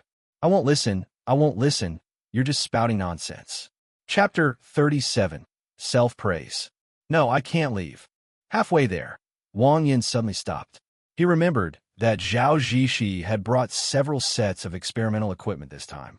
After the last awakening potion was finished, the equipment at Haiqing University had long been destroyed by the zombie horde, and now he had the formula but nowhere to use it. If he could get a set from Zhao Zixi, making potions would be much easier in the future. Besides, the area downstairs at the Crown Hotel was just sitting empty anyway, and he knew Qing Chu and his gang's background well, so he could take this opportunity to squeeze a hefty sum out of them. Wang Yin quickly made up his mind and turned to find Qing Chu. Soldiers have faith, and their discipline and awareness are stronger than ordinary people. He felt at ease having them as neighbors. Besides, Zhao Zixi had saved him before, so he figured he could just return the favor. "Brother Wang Yin." Qing Chu saw him from afar and quickly got out of the car to greet him. Wang Yin didn't beat around the bush and went straight to the point. "Brother Qing, I just remembered that I actually know a little about the group that's occupying the Crown Hotel. Their leader is ridiculously strong." He squinted and started bragging right away. He had already figured it out on the way here. He absolutely couldn't let Qing Chu know that he was the real boss of the Crown Hotel. Otherwise, it wouldn't be easy to extort this stuff. Qing Chu frowned. "Even more powerful than Brother Wang Yin?" Wang Yin said in a serious tone. "We can only say that we are evenly matched, like two equally talented generals." Qing Chu's expression turned serious, and he fell into deep thought with his hands behind his back. He originally wanted to talk first, and if the talks failed, he would use force to suppress them. But when he heard that the other side's leader was similar to Wang Yin, he immediately felt that the situation was troublesome. Awakened beings of this level, once they break off relations, will really be in trouble for them. Qing Chu thought for a long time, then asked, "If I asked them to give up the place, would they agree?" Wang Yin looked at him like he was an idiot. "If someone wanted to stay at your house and then asked you to move to a hotel for an extended period, would you agree to that?" Qing Chu knew he had asked a ridiculous question, so he smiled awkwardly and sighed. "We have nearly 1,000 people, so we must manage them all together. If we disperse, we won't be able to get these kids back. In the whole of Haiqing, the only place that can accommodate so many people without them being too scattered is the Crown Hotel." Wang Yin pondered for a moment, then suddenly slapped his thigh and stood up. "I remember now. Their leader was looking for experimental equipment a while ago and said that whoever could provide it could ask for any condition." As he spoke, he pointed to a green truck. "Yes, the kind you're hauling in your truck." Qing Chu immediately became excited. "Really? Really? What's his character like? Can he be trusted?" Wang Yin patted his chest and said, "Don't worry. Based on my understanding of him, he's a man of his word and very reliable." Qing Chu then asked, "How much does he want?" "One of each is fine. I see you have 3 or 4 sets here. That should be enough." Qing Chu scratched his head somewhat awkwardly. "The item belongs to Dr. Zhao, so I need to ask for her opinion first." Despite being at the peak of his second tier, Qing Chu became nervous whenever he saw Zhao Zixi. That woman's aura was too strong. He didn't dare to make decisions rashly. Fearing that he might ruin the deal, Wang Yin immediately said, "Okay, I'll go with you." The two quickly found Zhao Zixi. After hearing their purpose, she gently shook her head. "I'm sorry, I can't agree. Experimental equipment is a scientist's lifeline." Although she had 3 sets, the manufacturer is no longer there, and there's nowhere to repair them if they break down. 2 of the sets were originally spares and couldn't be given away easily. Just as Qing Chu was about to speak, Wang Yin grabbed him and said, "Let me do it." He walked up to Zhao Zixi and said calmly, "My friend is very knowledgeable about zombies. If Dr. Zhao is willing to part with some of his findings, he should be happy to share them. Zhao Zhishi's expression remained aloof. Oh, what achievements has he made? As one of the top researchers at Azure, she naturally has her own pride. Wang Yin said calmly. That monster was called mutant. It said that the appearance of such a thing is related to human chromosome 20.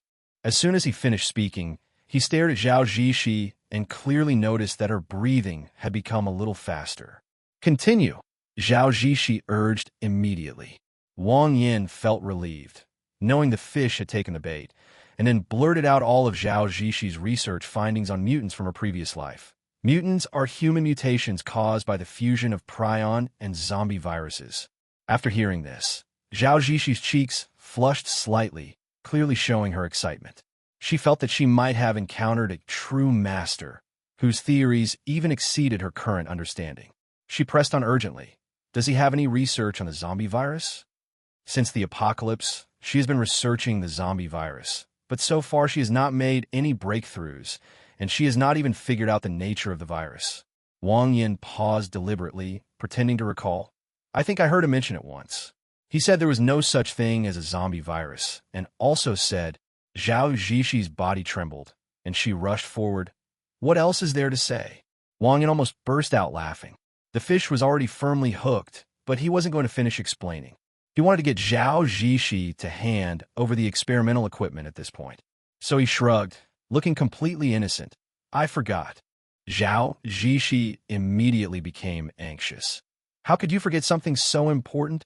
Wang Yin slapped his head in frustration. I didn't even graduate from elementary school. What he said was too profound. I really can't remember it. Zhao Zhishi was so anxious she kept stamping her feet, then suddenly remembered something. That's right. You said he needed experimental equipment. Wang Yin nodded. Yes, but you seem to be in a difficult position, so let's just forget about it. To lure someone in at the first sign of trouble, one must feign indifference. Zhao Zhishi quickly waved her hand. It's no trouble at all. It's just a set of experimental equipment. I'm not that stingy, Wang Yin added. It seems he's still missing a few vehicles. No problem. I'll send him 5 armored vehicles. The deal was struck. Wang Yin and Qing Chu drove their truck, loaded with experimental equipment, to the Crown Hotel, followed by 5 military armored vehicles. Qing Chu was full of gratitude. Brother, thanks to you. If it weren't for you, given Dr. Zhao's temper, this matter probably wouldn't have been accomplished. If you ever need my help in the future, just let me know. Wang Yin glanced at him guiltily. You're too kind. It was nothing. Upon arriving at the Crown Hotel, Wang Yin led his men to carry the equipment upstairs, and then said to Qing Chu, All right, I've already spoken to him. When your people arrive, they can choose any place except the top floor. Qing Chu was taken aback. That's it? I don't need to meet with him? Wang Yin quickly waved his hand. No need. He's a bit strange, he's shy, so it's best if you don't go up and bother him in the future. Meeting him? Forget it. He was afraid Qing Chu would beat him up on the spot if he found out the truth. Qing Chu didn't think much of it and readily agreed, leading his men to wait at the door for the main force to arrive. Wang Yin, on the other hand, made an excuse and slipped away. Another fruitful day. Chapter 38, A Notorious Figure. Sister Foam, please focus on recovering. If you need anything, just come find me next door. Wang Shiro led Feng Biao and her 2 daughters back to her residence and arranged for them to stay in the next room. Wang Yin, upon learning this, also agreed to take them in temporarily. Feng Biao had helped Wang Shiro before, so she indirectly helped him as well. It was really not easy for a woman to travel over mountains and valleys with 2 young daughters to find her husband whose fate was unknown, while being chased by hordes of zombies and bullied by awakened beings. Thinking of this, Wang Yin conjured up some clothes and food and had Wang Shiro deliver them. Afterwards, he returned to his room and absorbed all the 3rd-tier undead he had harvested that day. In another 2 weeks, it will be the first night of slaughter. Wang Yin lay in bed, his heart heavy as he thought of that night. That night of my past life, too many people died. Countless settlements were flattened by the zombie horde, rivers of blood flowed, and no one wanted to experience it again. He remembered it clearly. 7:40. The sun had just set, and the hordes of corpses wandering throughout Haicheng seemed to be summoned, all converging on the north side of the city and beginning a collective evolution. That night, There were more than a dozen Tier 3 zombies and countless Tier 2 zombies. Around 9 o'clock, the zombie horde, having completed its evolution, began a frenzied slaughter, while the strongest awaken at that time was only at the peak of Tier 2. The two sides were simply not on the same level. The survivors were destined to be tortured and killed. Wherever the zombie horde passed, devastation was left behind. Before the night of slaughter, I must break through to the third rank. Wang Yin is only one step away from the third rank, but whether he can take that step depends entirely on luck. There are so few Tier 3 cultivators now that it's normal to not encounter even one for the next 2 weeks. He rubbed his temples, lit a cigarette, and felt the pressure mounting. He was indeed much stronger than the other awakened ones, but it was still far from enough. The terrifying number of second-tier beings alone could wear them down to death. As for leaving Haicheng for elsewhere, that's unrealistic. The night of slaughter won't just happen in Haicheng. It will erupt throughout the entire Azure world. Rather than going to unfamiliar places, it's better to find a way to defend Haicheng. At the same time, on an old street in Haicheng, a cockroach the size of a wash basin poked its head out of a sewer. Then a second, a third, and soon a dense swarm of insects covered the street. Then, a black cockroach the size of a palm emerged from the swarm of insects, its antennae twitching slightly, and crawled along the road into an old residential area. A gunshot ripped through the night, followed by a man's furious roar. Warning! Cockroaches! Footsteps sounded chaotic in the distance. Someone had barely uttered a curse when the sound turned into a scream. Soon, cries of alarm and screams of fleeing filled the air. Half an hour later, the neighborhood fell silent again, with only the eerie chewing sounds echoing in the darkness. The next day, at Honda's supermarket, a chubby boy with an iron bar smashed the head of a zombie, then turned to his companion. Yangzi, have you heard? The young man named Yangzi joked casually, but the chubby guy said mysteriously, last night, Boss Qian and his gang all mysteriously disappeared.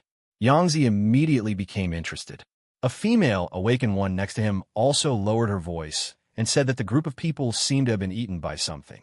The neighborhood was full of blood, but there wasn't even a trace of meat to be found. More than 100 people. What kind of creature can eat so much? Yangzi was shocked. The chubby boy said he had heard it might be a third-tier mutated beast. As they discussed the situation, they searched for supplies. The chubby boy said that life and death were up to fate, and just as he stuffed the bread into his backpack, a hand suddenly reached out from behind and lifted him up. The chubby boy shuddered, raising his hand to swing his stick, but a knife was already pressed against his neck. The other two's expressions changed drastically, energy surging in their palms as they shouted sharply, "Who? Don't be nervous, I mean no harm." Wang Yin snatched the iron rod away and looked at them with a smile. The chubby boy almost cried. A knife was practically at his throat, and he still called it no harm? Wang Yin happened to be hunting zombies nearby when he heard them mention something that seemed to be Tier 3, and he immediately became interested. If it really was Tier 3, then it was an opportunity delivered right to his doorstep. He was about to ask a question when the female awakened one suddenly covered her mouth and retreated in terror. "You are Yama?" Yangzi and the chubby boy immediately looked him over. He had 2 swords slanted out from his left shoulder, a handsome face, and was 1.85 meters tall, which perfectly matched the rumors. Wang Yan's lips twitched. He wondered who had given him such an uncouth nickname. He had always been very low-key, yet he was given the title of God, which just sounded awkward. But he still nodded and admitted, "It's me." As soon as he finished speaking, Yangzi's face turned deathly pale, and he turned and ran. The legendary Yama was ruthless and cruel, capable of wiping out entire families at the slightest provocation. "Why are you running?" "I really didn't mean any harm." Wang Yin was speechless, feeling that someone must be bad-mouthing him. He'd only wiped out a few foolish settlements. How could his reputation be so tarnished? He moved swiftly, instantly blocking Yangzi's path. The knife pressed against the man's neck once more. Yangzi froze, looking down at the cold glint in his eyes, swallowing hard. "I won't run anymore. Don't kill me." Wang Yin nodded in satisfaction and sheathed his straight sword. "That's more like it. Now I'll ask, you answer. What's Boss Qian's strength?" The chubby boy immediately answered honestly, "Peak of the second tier." Wang Yin grinned. already having a pretty good idea of what was going on. A team of over 100 people, led by a peak second-tier individual. The one who could wipe them out in one night was most likely a third-tier cultivator. Where do they gather? Wang Yin continued to ask. The chubby boy, afraid of being eaten alive if he answered too slowly, quickly replied, Xingfuli residential area. All right, it's all over. You can go now. Wang Yin sheathed his sword and waved his hand. The three of them were overjoyed, thanked him repeatedly, and disappeared in the blink of an eye. Wang Yin sheathed his sword, immediately got into the armored vehicle he had just extorted, and headed straight for the Xingfuli residential area. If it really is Tier 3, that would be wonderful. Chapter 39, Happiness Lane Community. Upon arriving at Xingfuli residential area, Wang Yin could see several teams of survivors gathered at the main gate from afar. Judging from their wary demeanor, they were clearly not all the same group. Wang Yin glanced at the scene and understood the situation. Currently, the leaders of all the major powers were stuck at the peak of the second tier, and everyone wanted to snatch a third-tier death crystal to break through. Hearing that there was a third-tier crystal here, naturally, none of them could sit still. As soon as the armored vehicle arrived at the gate, a lean man blocked it, shouting, Which faction are you from?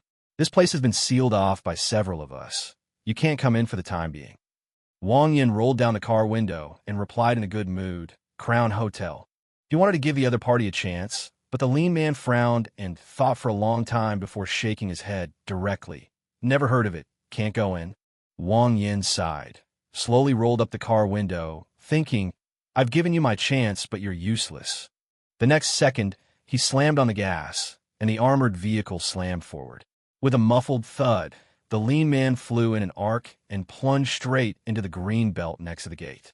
His companions were stunned at first, then, enraged, grabbed their weapons and gave chase. Someone was about to help when a burly man grabbed them. The man muttered, Are you stupid? Haven't you heard of the Crown Hotel? That's Yama's territory. The young man's expression changed, and he immediately realized what was happening. He thought of his boss's personality. If they accidentally offended Yin Shun, they might also suffer the consequences. After discussing it, the two decided to switch sides and join another faction. Wang Yin drove into the residential area, observing his surroundings as he drove. The ground was covered in mottled bloodstains, but strangely, there wasn't a single body at the scene. More than 100 people were killed, and not even a scrap of flesh was left. They ate it all up so cleanly. Wang Yin frowned. Even a gluttonous mutant like them might not be able to eat that much. He continued driving and soon arrived at the community activity center. The bloodstains were heaviest there. The entire ground was almost stained dark red. 7 or 8 clean-cut people were gathered together discussing something. As soon as the armored vehicle appeared, a young man with a buzz-cut frowned and looked over. The pot-bellied middle-aged man beside him muttered under his breath, These useless bastards can't even guard a door properly. To prevent others from intercepting their goods, the various factions had specifically stationed dozens of men at the entrance to guard it. But unexpectedly, someone still managed to break in. A charming woman smiled and advised, Boss Zhang, let's check the situation first. Wang Yin stopped the car, got out, and greeted them. Hello, my name is Wang Yin. The crew-cut young man stepped forward with a cold face and a sharp tone. Who let you in? Just as Wang Yin was about to retort, he suddenly heard a jumble of footsteps behind him. The group of awakened ones who had been chasing him earlier arrived, panting, and surrounded him, brandishing metal weapons. One of them pointed at him and accused him of breaking through the checkpoint and injuring his brother. The crew-cut youth immediately flew into a rage, glaring fiercely at Wang Yin. You dare to hurt my brother? Wang Yin calmly lit a cigarette and said indifferently, If you keep talking, you'll be the one who gets hurt. Enraged, the crew-cut youth raised his hand to strike. But at that moment, a young man in black suddenly stepped forward, smiling as he stopped him, and called out to Wang Yin, Long time no see, Brother Yin. The crew-cut youth was taken aback and asked if he knew Wang Yin. The boy in black nodded. Wang Yin, however, seemed somewhat bewildered, staring at the other for a long time. Do we know each other? The boy in black awkwardly reminded him. You forgot? You saved me that day, in the truck bed, playing Tetris.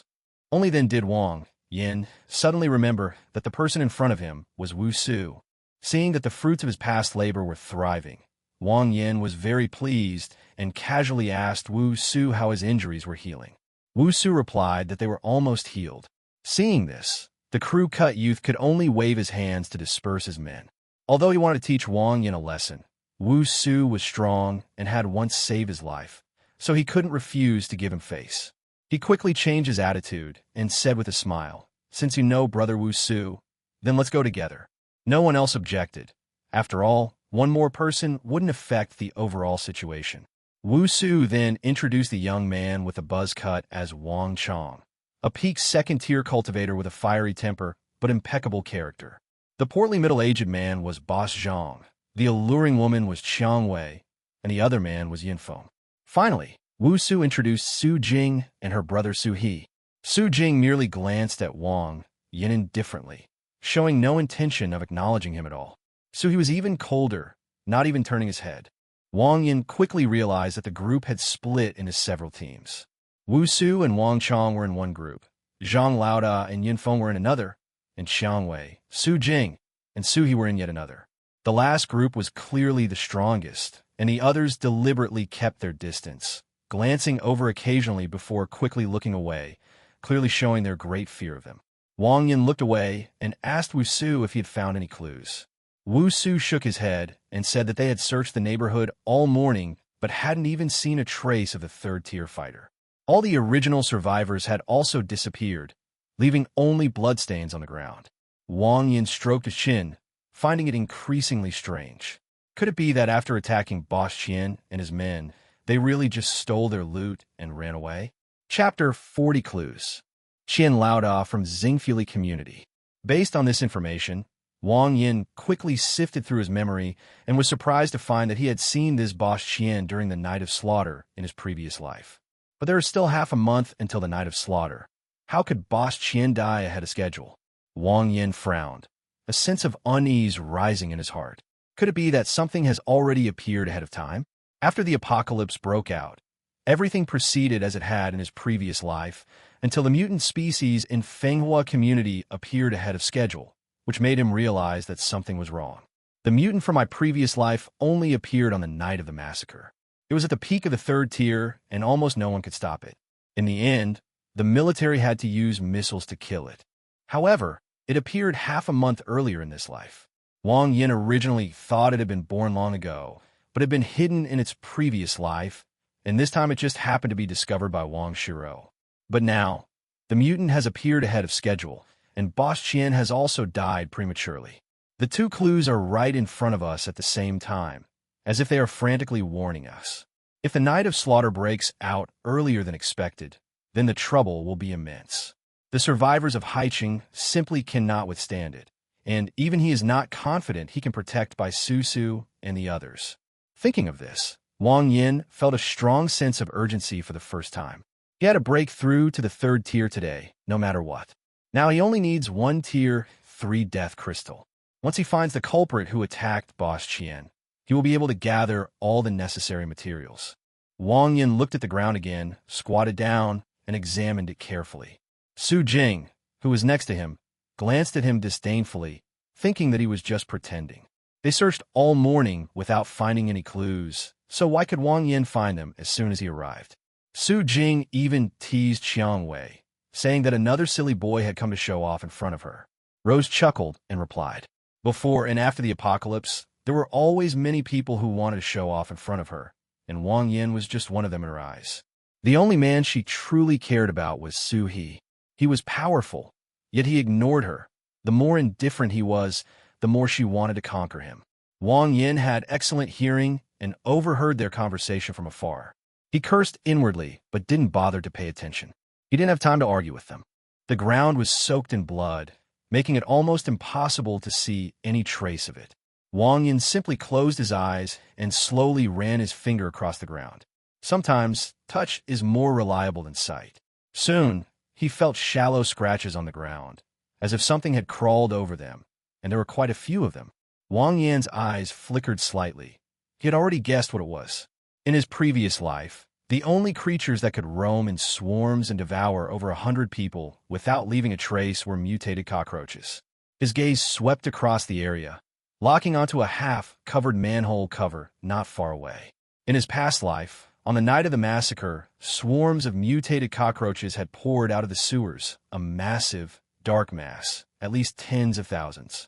Among them were 2 level 3 cockroach kings and dozens of level 2 cockroaches, the smallest of which was the size of a wash basin. They were extremely resilient and very difficult to kill. He couldn't possibly clear it all by himself, even if he worked himself to death. Wang Yin originally planned to sneak over at night, but now it seems he can only tell Su He and the others the clues first. Let them lead the way, and then take the opportunity to harvest those 2 level 3 cockroach kings. This is the safest way. Wang Yin strode over and waved to the crowd. "I found something here." Then he lifted the manhole cover. A strong stench of blood, mixed with the stench of corpses, hit him, almost making him vomit. He quietly snapped his fingers in his pocket, conjuring up a mask and putting it on. Wu Su rushed over and asked him what he had found. Wang Yin pointed to the sewer, and Wu Su pinched his nose and looked down. He saw torn pieces of clothing hanging on the cement wall, and at the bottom was half a gnawed head. Wu Su looked up at Wang Yin, his expression changing. To find this was simply an intellectual superiority complex.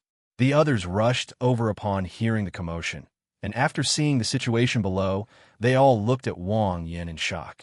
They'd searched all morning without finding a clue, and he'd found it the moment he arrived? Rose and Su Jing had complicated expressions, and could only conclude in their hearts that he was guessing. They absolutely refused to believe that he had deduced it. Boss Zhang pinched his nose, somewhat hesitant. "Then shall we just jump down?" The scene below was almost as bad as jumping into a cesspool. Without a word, Su He leaped in.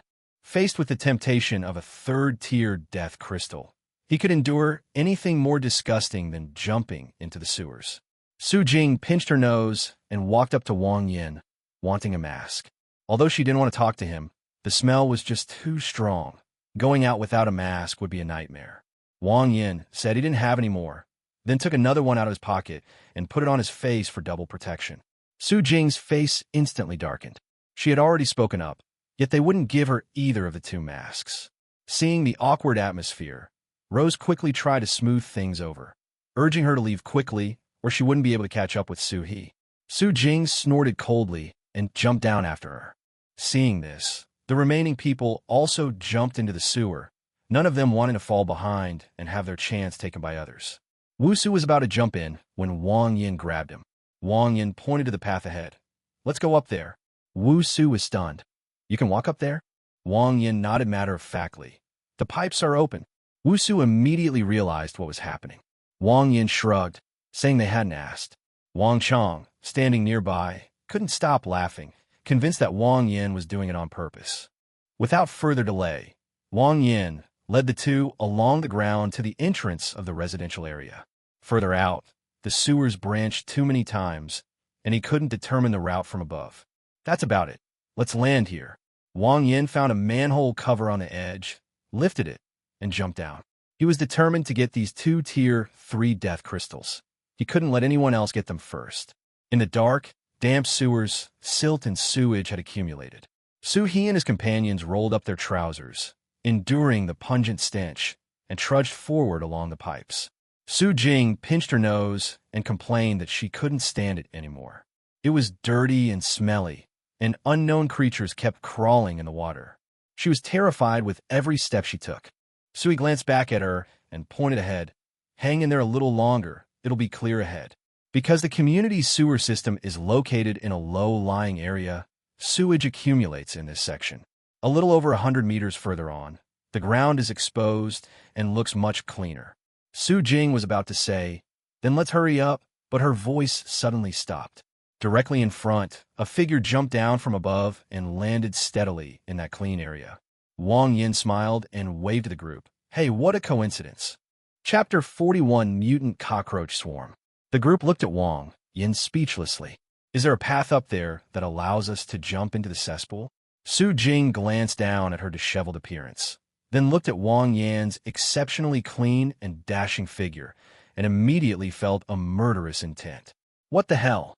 Little sister, finding the 3rd tier is the most important thing. Sui also wanted to beat Wang Yin to death, but remembering that he would need him later, he quickly interrupted Su Jing. Hearing Su He say this, Su Jing understood that now was not the time to dwell on these things, so she could only glare fiercely at Wang Yan. You just wait. The group quickly walked over to meet up with Wang Yan. At this moment, 3 branches appeared ahead of them.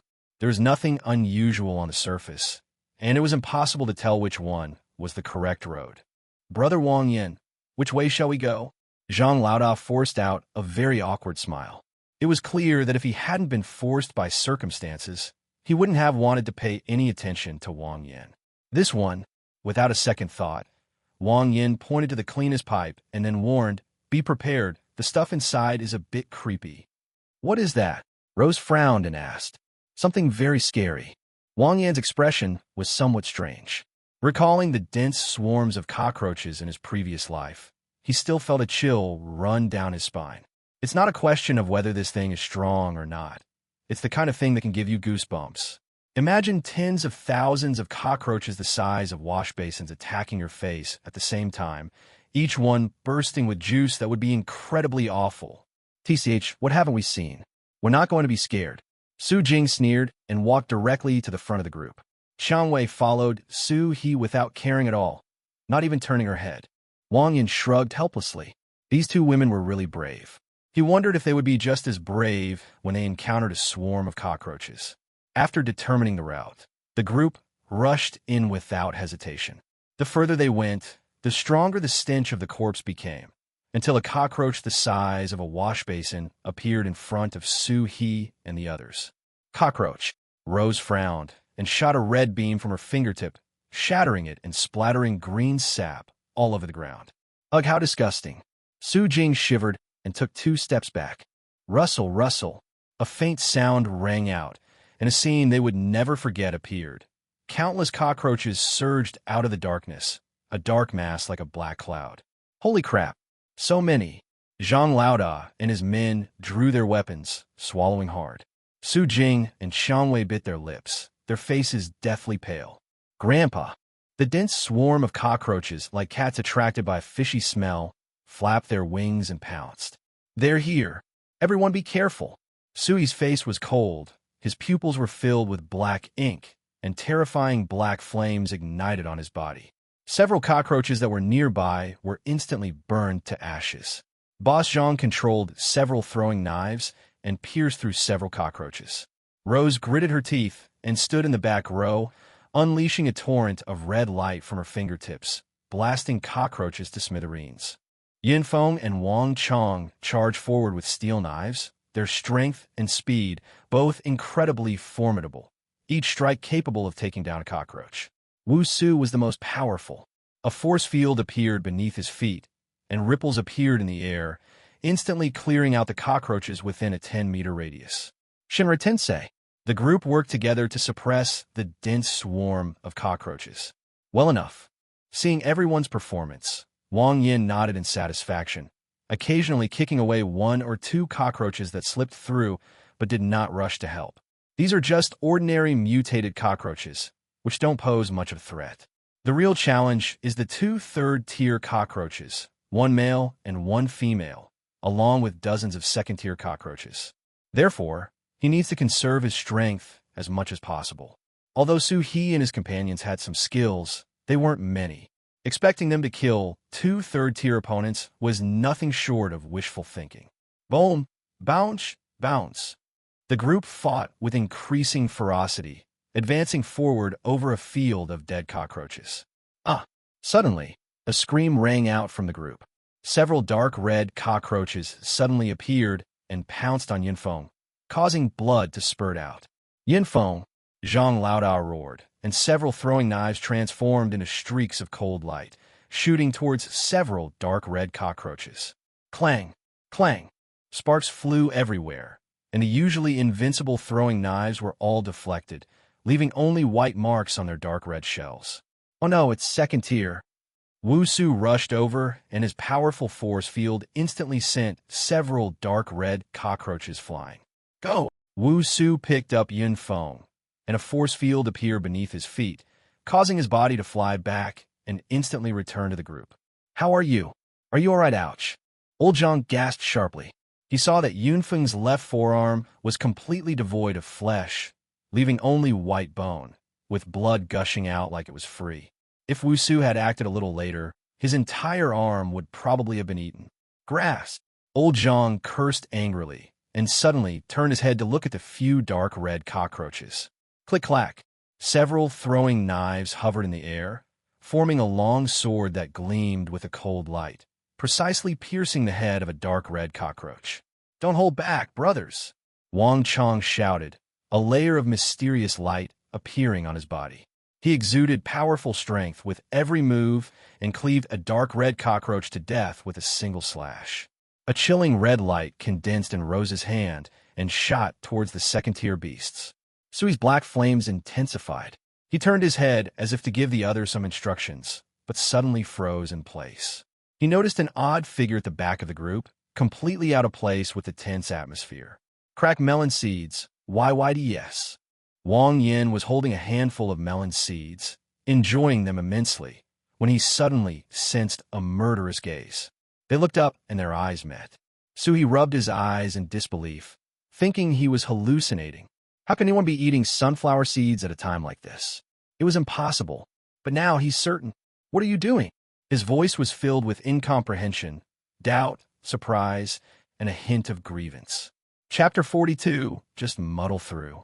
As soon as he finished speaking, everyone's eyes turned to him. When they saw the sunflower seeds in Wang Yan's hand and the small pile of sunflower seed shells on the ground, they were stunned. "What are you doing? What are you doing?" Everyone asked in unison. Wusu was also stunned. He never expected that Wang Yan would be eating sunflower seeds under these circumstances. Is this guy some kind of slacker? Wang Yan shrugged without changing his expression. "You guys are too strong. I really can't get involved."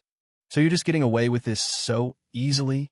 Boss Zhang's face was extremely grim as he pointed at Yunfeng. If you had come up to help, perhaps Yunfeng wouldn't have been so badly injured. Wang Yin was stunned for a moment, then exclaimed, "Wow, how could they possibly pin this blame on me? It was his carelessness. What does it have to do with me?" Boss Zhang snorted coldly. "Oomph. There's no point in saying more. I will personally visit Yunfeng afterward to seek justice for him." After saying that, he turned around and left. Wang Yin sighed softly. "The last time I was this speechless was the time before. I wonder if Boss Zhang will still dare to act so arrogantly after seeing him kill 2 Tier 3 opponents. Come up and help." Sui glanced coldly at Wang Yin, his tone condescending. "I need to save my energy for fighting the boss later." Wang Yin shook his head. Wang Chong was distracted and was knocked away by a second-tier beast. He grimaced in pain, but even so, his gaze never left Wang Yin. He admitted that he admired Wang Yin somewhat. To be able to say that without batting an eye was no longer a matter of whether someone was thick-skinned or not. "Who do you think you are?" Rose's face was cold. She hadn't had a good impression of Wang Yin from the beginning, and now she disliked him even more. "Fighting bosses? I think you're just a—" Rustle, rustle. Suddenly, a low sound came from behind, and a dozen dark red cockroaches led a massive army of cockroaches that pounced on us from behind, arriving in the blink of an eye. Wang Yin stood at the very back of the line, bearing the brunt of the attack. "Watch out!" Wu Su shouted. A force field appeared beneath his feet, and his body was propelled forward, trying to support Wang Yin, but the two were too far apart, and there was no time to react.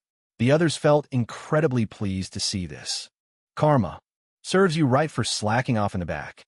Wang Yin tossed the melon seeds aside, and his straight sword instantly flew out of its sheath with a whoosh, unleashing a deafening slash. There were no fancy tricks, just pure speed, accuracy, and ruthlessness. So fast that what looked like an ordinary slash actually changed its trajectory in midair. Hiss, hiss, hiss. A dazzling flash of light suddenly appeared, and the heads of 3 second-tier mutated cockroaches were severed.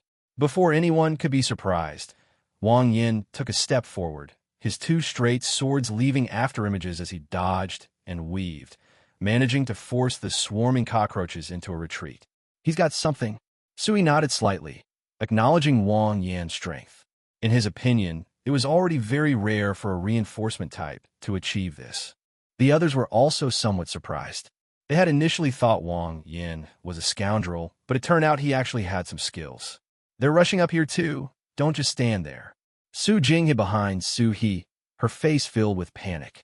The group turned around and found the area they had just cleared was now teeming with mutated cockroaches again. This can't go on.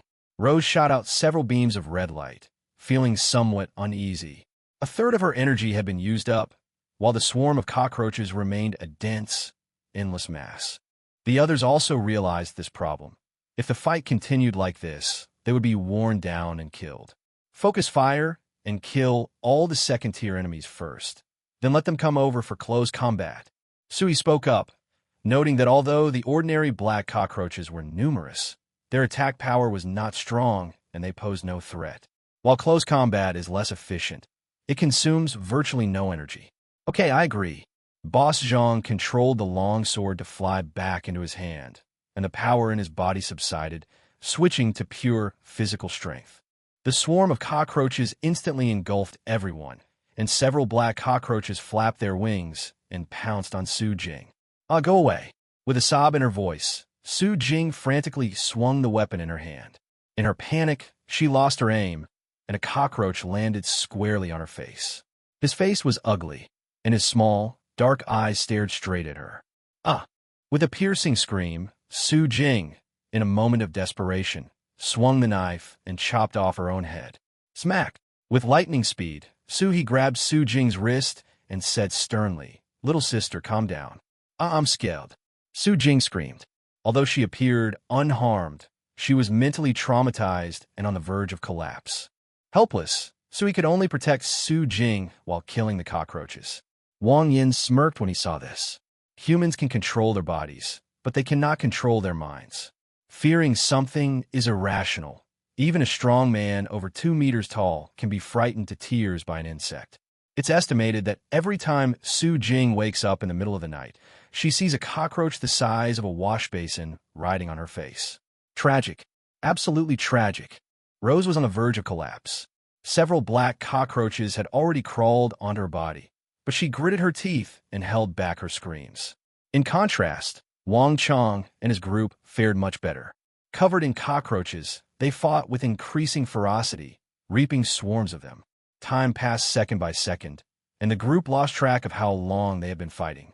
The ground was covered in sticky liquid, and there was nowhere left to step. Laugh! Wang Yin cleaned up the last mutated cockroach beside him and looked ahead warily. He heard a strange sound. Something's wrong. They're retreating. Wu Su shouted. Rustle, rustle. The swarm of cockroaches began to retreat. 2 cockroaches with metallic sheen flew over from the end of the passage and landed steadily on the ground. Although they were only the size of a palm, they looked extremely fierce. Behind them, dozens of dark red cockroaches, each the size of a millstone, flew over and stood guard around them. How can there be so many Tier 2 beings? Boss Shang's expression was rather grim. They had already killed about 20 or 30 Tier 2 creatures, and now dozens more had appeared. Moreover, judging from their appearance, these dozens were much larger than the previous ones, and should be at the peak of Tier 2.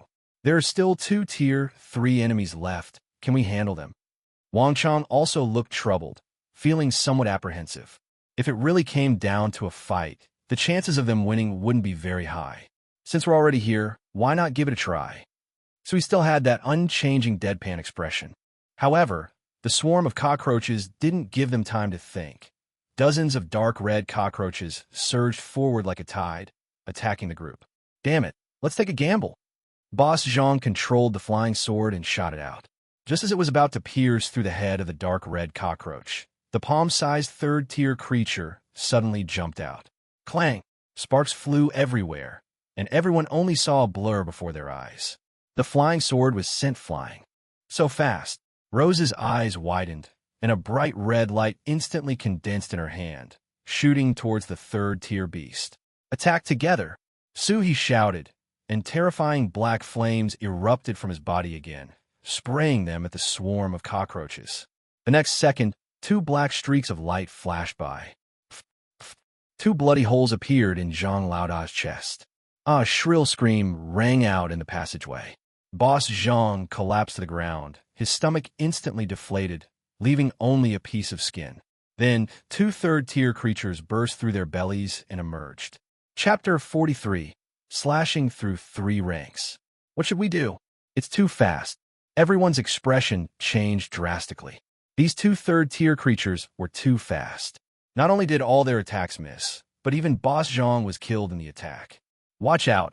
A swarm of cockroaches is coming up here. Wu Su shouted, lifted his left foot, and slashed diagonally with his steel blade, accurately severing the head of second-tier enemy. At the same time, a force field appeared beneath his feet, sending more than a dozen second-tier enemies flying. The others didn't have time to think and quickly joined the battle. Drink! Wang Chang roared, his body radiating mysterious light, and smashed a second-tier beast to pieces with a single punch, but he was also knocked to the ground by the remaining dozen or so second-tier beasts. Whoosh!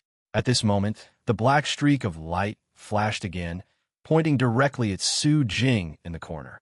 Little sister, Sui suddenly turned his head and frantically urged the black flames to condense into a fire shield, attempting to block the attack. Bang! Black flames splashed out, and black streaks of light crashed into the fire shield without breaking it, but the enormous force sent Su He and Su Jing behind him flying. At the same time, a burnt smell filled the air, and the two third-tier creatures radiated terrifying heat, their bodies glowing like red-hot irons. Two pairs of small eyes stared fiercely at Su He. They're also feeling unwell, but that's all they feel. We can't win, damn it. Let's find a way to retreat. Wang Chang staggered to his feet, his mysterious light shattered, blood gushing out, and a dozen broken second-tier corpses lying around him. It's too fast, it can't escape. Rose looked utterly desperate. Boss Zhang was dead. Yin Feng had lost his fighting power, and Sui couldn't withstand two third-tier monsters either. There were still dozens of second-tier monsters on the scene. It looks like a dead, and no matter how you look at it now. Ode. Wang Yin brandished his straight knife, slaughtering the cockroaches relentlessly. Seeing their miserable state, he felt no emotion whatsoever. Two Tier 3 units and Tier 6, 7. In 2 units, this amount of resources is incredibly abundant. Whoever manages to acquire them will almost certainly become the strongest force in Haiqing. People die for wealth, birds die for food. Since we've come here, we must be prepared to die. Although they were all at the peak of the second tier and possessed considerable abilities, they had hardly developed their skills and only knew the simplest usage methods. Furthermore, the third-tier mutated cockroaches are much stronger than the third-tier zombies, so it's no wonder they can't win. Just when everyone was in a dilemma, 2 black streaks of light flashed by again. Whoosh! The target this time was none other than Wang Yin. Wang Yin, with his back to the crowd, was engrossed in a fierce battle with a group of second-tier warriors and had no idea what was happening here. Brother Yin, little... A vast expanse of mist suddenly erupted, and a set of pale golden mist armor instantly condensed into shape. Wang Yin raised his hand high, turned around, and slapped out. Bang! The black stream of light was directly blasted into the concrete floor. A brief silence fell over the surroundings, and the group stared wide-eyed, their mouths agape. My goodness! Am I seeing things? This is the second time today that Su He has questioned his eyes. The first time was when he saw Wang Yin hiding behind him eating sunflower seeds, and the second time is now. So he's really waiting for the boss. Su Jing and Xiang Wei remembered what Wang Yin had said before. Wang Yin, I need to save my energy for fighting the boss. They would never have imagined that what Wang Yin said was actually what he truly felt. Brother Yin, you're that strong? Wu Su stared blankly at Wang Yin not far away. He knew that Wang Yin was quite strong. After all, he could save him from so many awakened people. He must not be weak. But 2 third-tier beings slapped away with one palm? This is absolutely outrageous. At this moment, golden light flowed around Wang Yin's body, and his eyes were also tinged with a pale gold by the mist, making him look like a god descending to earth at first glance. Buzz! The mist trembled, and the surrounding second-tier beings instantly turned to ashes. Second-tier undead fell to the ground like a rain of death crystals. Clang, clang. The sound of a knife being drawn echoed throughout the entire pipe. 2 black streaks of light shot out from the ground, only to be met by 2 sharp blades of light. Clang! 2 more level 3 cockroaches were slashed away, leaving deep, bone-revealing cuts on their otherwise indestructible shells. Wang Yan's figure swayed, his straight blade tearing through the wind with a hissing sound. One of the third-tier Pokemon suddenly accelerated and shot out with a whoosh, striking Wang Yan squarely in the chest. With tremendous force, Wang Yan's entire body was violently thrown backward on the concrete ground, the soles of his shoes screeching as they tried to grip the ground. After finally stopping, he quickly wiped the blood from the corner of his mouth and shot out again. Oh!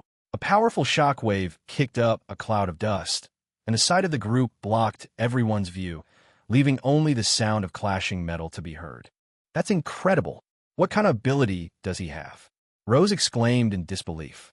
It's unclear, but it shouldn't belong to any lineage we currently know of. This was the first time he had spoken so many words, and Wang Yan's ability deeply impressed him. With such offensive power, even his outer shell, which his black flames couldn't penetrate, could be cleaved through by Wang Yan with a single strike. Its defenses were so strong that even the full force of the third-tier Cockroach King's attack couldn't break through them. It only coughed up some blood due to the shock. It also has AoE group damage. Under the cover of mist, the second-tier enemies instantly turned to ashes. Judging from these three aspects alone, Wang Yan's abilities are already incredibly strong. If he had any other abilities, He felt that his Dao heart might become unstable. Whoosh! Whoosh! Two streaks of black light crossed and flashed past, with Wang Yin parrying with his sword. Bang! Bang! The immense force caused the two straight swords to bend into exaggerated arcs. But this time Wang Yin did not retreat to dissipate the force. Instead, he pushed off the ground with his heels and used all his strength to withstand the impact. Wang Yin looked at the two third-tier enemies so close at hand, raised his twin blades horizontally, and slashed towards their heads. Everyone who saw this cut felt their scalp tingle. This strike was beyond the comprehension of all of them. Unfortunately, the two third-order creatures reacted quickly, flicking their tentacles until they became entangled, and with a sudden pull, they shifted the vital parts away. Blood splattered as the tails of the two third-tier creatures were severed, their internal organs spilling onto the ground. Wu Su was utterly shocked. This combat awareness, it's terrifying.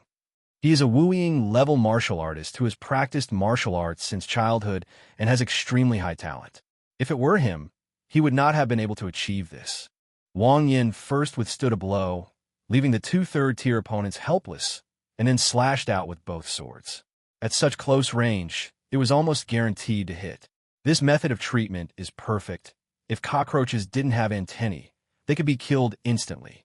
What's most terrifying is that to come up with this move in such a short time and during such an intense fight, one must have gone through countless life or death battles. On the field, Wang Yan's internal energy surged, and on the surface he seemed to have gained the upper hand. But in reality, the two third-tier beings were completely unharmed. Cockroaches are practically immortal unless their heads are cut off. It seems we have no choice but to use our ultimate move. Chapter 44. Top-tier pulling. Ultimate move, Erosion Spear. It's the same trick we used to kill the mutants last time. This move is too much of a burden for Wang Yan right now. After the attack, the Mist Fairy's energy will be drained instantly. He didn't want to use this tactic at first because he didn't dare to test human nature. Tier 3 Necromancer's the temptation was simply too great. He and the others have been watching from the sidelines. If they noticed his weakness, he might be taken advantage of. Without the power of the fairy in the mist, the creator alone was not confident that he could defeat the few people present. As for whether Wu Su would help him, he couldn't guarantee it, even though he had once saved Wu Su's life. Faced with self-interest, who can guarantee they won't be tempted? In his past life, he had witnessed too many instances of kindness being repaid with enmity. However, the third-tier cockroaches are too resilient now. Without this move, he has almost no chance of winning. Moreover, the power of the Mist Fairy has been greatly depleted. If he continues to waste it, he won't even be able to use it anymore. Let's take it one step at a time, kill them first, and talk about it later. Wang Yin sheathed his sword, turned and gave He and the others a deep look. Then, with a thought, his mist armor fell off and turned into a vast mist that filled the entire pipe. What is he going to do? The group asked, puzzled. The next instant, the mist began to shrink rapidly, condensing into a golden spear that looked almost tangible. The group glanced at it and couldn't help but gasp. What is that? Su Jing covered her eyes, the extreme sharpness stinging her eyes. Why are his abilities so versatile? Wang Chang couldn't understand it. First, there was mist, then mist armor, and then spears formed from condensed mist. There were just too many fancy tricks involved. Isn't there only one way to unlock the abilities of an awakened one? Buzz! The golden spear vibrated violently, interrupting their thoughts, and then they saw something in shock. Wang Yin disappeared, or rather turned into mist. Holy crap! This ability is insane. Isn't that practically invincible? Su Jing's mentality collapsed completely. She felt the overwhelming pressure from the cheat-like system. Too strong, so strong it's despair-inducing. At this moment, inside the pipe, a golden spear, capable of piercing everything, hovered in mid-air, facing two third-tier opponents from afar. Oh, almost simultaneously with the sound of air being torn apart, a golden rainbow instantly pierced through the two third-tier beings. Buzz! The golden spear trembled violently before exploding, turning the two third-tier spears into ashes. Smack! Wang Yin appeared, caught the two falling Tier 3 undead, forcefully suppressed the overwhelming feeling of weakness, and turned to face the crowd. At this moment, he absolutely must not show weakness. Brother Yin, you're amazing. Wusu gave Wang Yin a thumbs up again. Despite receiving a moral education from a young age, he didn't even know how to say damn it. Just lucky. Wang Yin smiled calmly, then checked the time and said, "It's getting late. Let's pack up our spoils and get out of here." He wanted to find an opportunity to leave as soon as possible.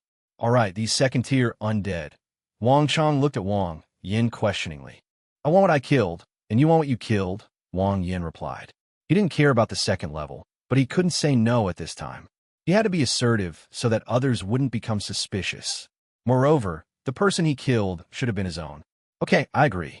After Wang Chang finished speaking, he bent down with a smile and picked up the second-tier death crystals on the ground. Among the group, he had killed the most. Just now, during his burst of inner power, he had killed more than a dozen of them. This means that he will have nearly 20 more second-tier awakened individuals under his command, which is a qualitative leap. As for those two Tier 3 stones, he didn't even dare to think about them. Wu Su and the others also began to collect their spoils. Wang Yin breathed a sigh of relief. He could say he had basically passed the test. He then picked up the second-tier death crystal from the ground and turned to leave. Etc. A male voice rang out, and the group looked up in confusion. It was Su-hee. Wang Yin paused, then turned to look directly at Su-hee and said coldly, "What's wrong?" Su-hee remained silent for a moment, then pointed to Wang Yin's left hand. Two Tier 3 weapons. One of them should be ours. As soon as he finished speaking, even Su Jing frowned and looked at Su-hee. She couldn't understand what was wrong with her brother. Wasn't he afraid that Wang Yin would take action? Wang Yin sneered and remained silent. Without us, you wouldn't have gotten here at all, and we killed most of the mutated cockroaches, so we should get one of them, Su-hee argued. If it weren't for Brother Yin, we would all be dead here. I don't want the Tier 3 death crystal. Wu Su shook his head and said, I don't want it either. Theoretically speaking, Brother Yin is still our savior, Wang Chang chimed in. Su-hee frowned, but remained silent. Look, none of them want it, Wang Yin said, shrugging. They don't want it, but I do. Su-hee took a deep breath, looked at Wang Yin with a determined gaze, and continued, You should be out of energy now. As the sound faded, a brief silence fell over the surroundings. Everyone looked at Wang Yin, noticing his pale face, and felt a little puzzled. No way, could it really be out of energy? If so, wouldn't we be at their mercy? Wang Yin cursed inwardly. Damn it, what I feared most has come to pass. Su-hee is too bold and meticulous. Isn't he afraid that I still have the power to kill him directly? Yes, come and rob us. Although he was panicking inside, Wang Yin still acted very tough, directly extending his hand and placing two Tier 3 death crystals in front of the group. Only in this way can Su-hee be made hesitant to act rashly. Su-hee stared intently at Wang Yin, trying to find some clue, but Wang Yin was a seasoned expert who had encountered this situation many times in his previous life and had no flaws whatsoever. Give me one, and I promise I won't hurt you, Su-hee said, pulling at the object. Wang Yin smiled slightly, slowly put the 2 death crystals into his pocket, and said, "Really? You promised not to hurt me. Aren't you afraid of my revenge? Or do you think you can survive me just because you break through to the 3rd tier?" Sui frowned and remained silent. Of course he was afraid of retaliation, so he never intended to let Wang Yin go from the beginning. His words just now were merely a test. You want to be a prostitute and still have a virtuous image? You piece of trash, you even dare to hurt me? If it weren't for our shared race, you would be dead by now. Come on, don't say I didn't give you a chance. I'll count to 3, and if you want to come and grab it. Wang Yin chuckled and beckoned to Su-hee with his finger, showing no fear provoking him. You? Sui's face turned ashen. Wang Yin was too forceful, to the point that he was unsure if his judgment was correct. 1, 2, 3. After counting, Wang Yin turned and left. At that moment, he felt that all the Oscars were nothing compared to his performance. No one could act as convincingly as him. It was simply amazing. He was now 100% certain that Su-hee wouldn't dare to make a move, and he had passed this hurdle. Su-hee looked at Wang Yin's retreating figure with complicated emotions, then lowered his head and sighed. He dared not gamble anymore. Winning will allow you to break through to the 3rd tier, but losing could cost you your life. There are plenty of 3rd-tier death crystals after that, but you only have 1 life. Suddenly, Rose ran over and whispered something in his ear, causing Su-hee's expression to change drastically. Stop. Chapter 45 exposed. Brother Su, this Wang Yin should be the legendary god of hell, Qiangwei whispered in Su-hee's ear. Su-hee's gaze froze. The legendary Yama god, even at the very beginning of his awakening, was able to single-handedly defeat the Divine Wind Squad, making him arguably the strongest fighter in Haiqing. However, he is ruthless, has a strange temper, and acts without any restraint. Anyone who encounters him may be killed for stepping forward with their left foot first, and once he makes a move, he will never kill only 1 person. That's not right. So he instantly realized that Rose was hinting at him. Out of consideration for our shared ethnicity? Absolutely not. He simply lacks the ability and doesn't dare to take action. Given Yama's temperament, if he weren't in a weakened state, he would probably be gone by now. Sui sneered and flashed to block Wang Yin. You almost fooled me, didn't you, Yama? Wang Yin raised his head, his eyes sharpening. All our efforts were in vain. In the end, we have to settle things with our fists. Sui could call him by name, so he must know him somewhat. Given his personality, he wouldn't care whether they were from the same clan or not. How strange given the legendary personality of the god of hell. It's truly flattering that he would consider his own kind. So he said smugly. Wang Yin remained silent, looking expressionlessly at the rose behind Su-hee, and said in an icy tone, Have you ever heard the saying, trouble comes from the mouth? Wang Yin is determined to kill Qiangwei. Even a large lamp won't help. You should take care of yourself first. Rose glanced smugly at Wang Yin, then fawned over Su-hee. Brother Su, did I do something good again? Su-hee was in a great mood and said with a wicked smile, I'll give you a good reward tonight. Neither of you will live past tonight. Wang Yin drew his sword. Ha! Su-hee scoffed. He could understand how Wang Yin could possibly beat him. Was it just courage? As expected of the renowned Yama god, even on the verge of death you remained so defiant. I'd like to see what you'll use to kill me. After speaking, Su-hee's pupils turned black, and black flames covered his entire body. The terrifying high temperature made the air hiss. A major battle is imminent. Suddenly, a figure stood beside Wang Yin.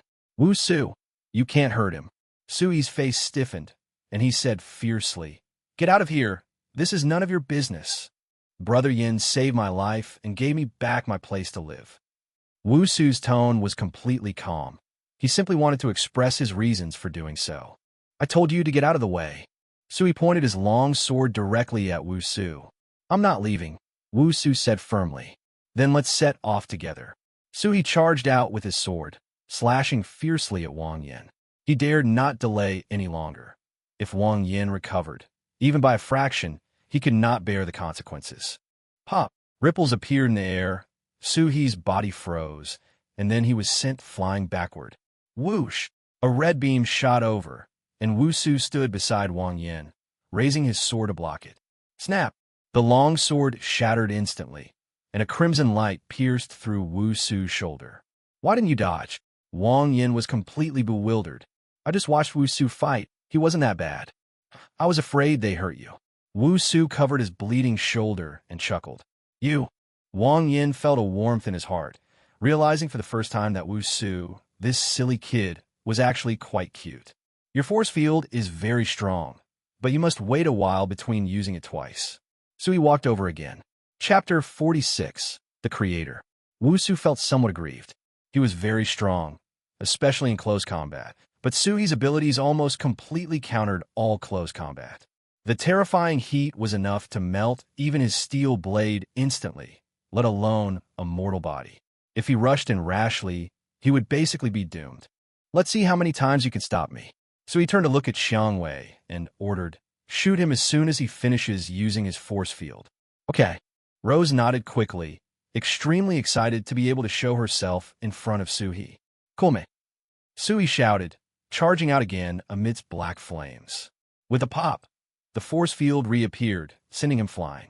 Rose seized the opportunity and raised her hand to shoot, but suddenly she saw Wang Yin give her a strange smile and then snap his fingers. With a hissing sound, the cement ground cracked and splintered as one sharp thorn after another emerged. Rose's eyes widened as she looked down and saw that her body had been pierced through in an instant, and scarlet blood flowed down the stone thorns to the ground. How Rose's eyes widened, her whole body trembling. The sudden appearance of the earth spikes caught her off guard. Who would have thought that Wang Yin could use earth-based powers? Upon seeing this, Sui instantly retreated dozens of meters, breaking out in a cold sweat. He was now uncertain about what to do next. If Wang Yin had the power, he wouldn't have let him run rampant. But if he didn't, why could he still use the earth spikes? Sister Rose, Su Jing shouted and rushed over, her hands glowing white as she frantically channeled the energy into Xiang Wei's body. With a sizzle, the wounds on Rose's body healed quickly, and she was back to normal in no time. Support class, heal. Seeing this, Wang Chong frowned. They had cooperated several times before, and Su Jing had never revealed her abilities, even when a teammate was seriously injured and on the verge of death. Thinking about it this way, Sui never considered them as teammates. Suddenly, Sui abruptly raised his head and grinned maliciously. I understand. Your extraordinary energy from the mist is gone. Now only the extraordinary energy from the earth element remains. Wang Yin remained expressionless and did not answer. Rose was rescued by Su Jing again. Although he had Wu Su's help, Wu Su's abilities were not lethal, and he was completely countered by his opponent in close combat, so the situation was still very bad. Just a trashy earth type, nothing to fear. Sui laughed wildly. He had killed countless elementalists, and his confidence soared. Moreover, he could tell that Wu Su's abilities were dwindling, and he wouldn't be able to hold out for long. Wang Chong, if you kill Wu Su for me, I'll give you a third-tier death crystal. Sui smiled sinisterly and looked at Wang Chong. Wang Chong was taken aback. He admitted that he was somewhat tempted when he heard about the third-tier death crystal, but when he saw Wang Yan's cold and fierce eyes, he immediately backed down and hurriedly waved his hand. Don't drag me into your business. Damn it. Sui cursed angrily, spewing out a stream of black flames that burned Wang Chong to ashes. He then continued his charge towards Wu Su and Wang Yin. Rose, be careful of the thorns. Keep shooting at him. Rose nodded emphatically, and a red light condensed in her hand once again. Boom! A deep rumble suddenly rang out, and bolts of lightning roared down one after another. Rose had been on guard underground and never expected Wang Yin to use this move. Sizzle, sizzle, sizzle. This time, not only Xiang Wei was struck down, but Su Jing was also knocked to the ground, with a hideous and terrifying crack appearing on her forehead. What the hell kind of monster are you? Sui went mad, roaring as he charged toward the two of them. Fantasy, earth, lightning, and melee types are comparable to enhancement types. Are you writing an invincible story here?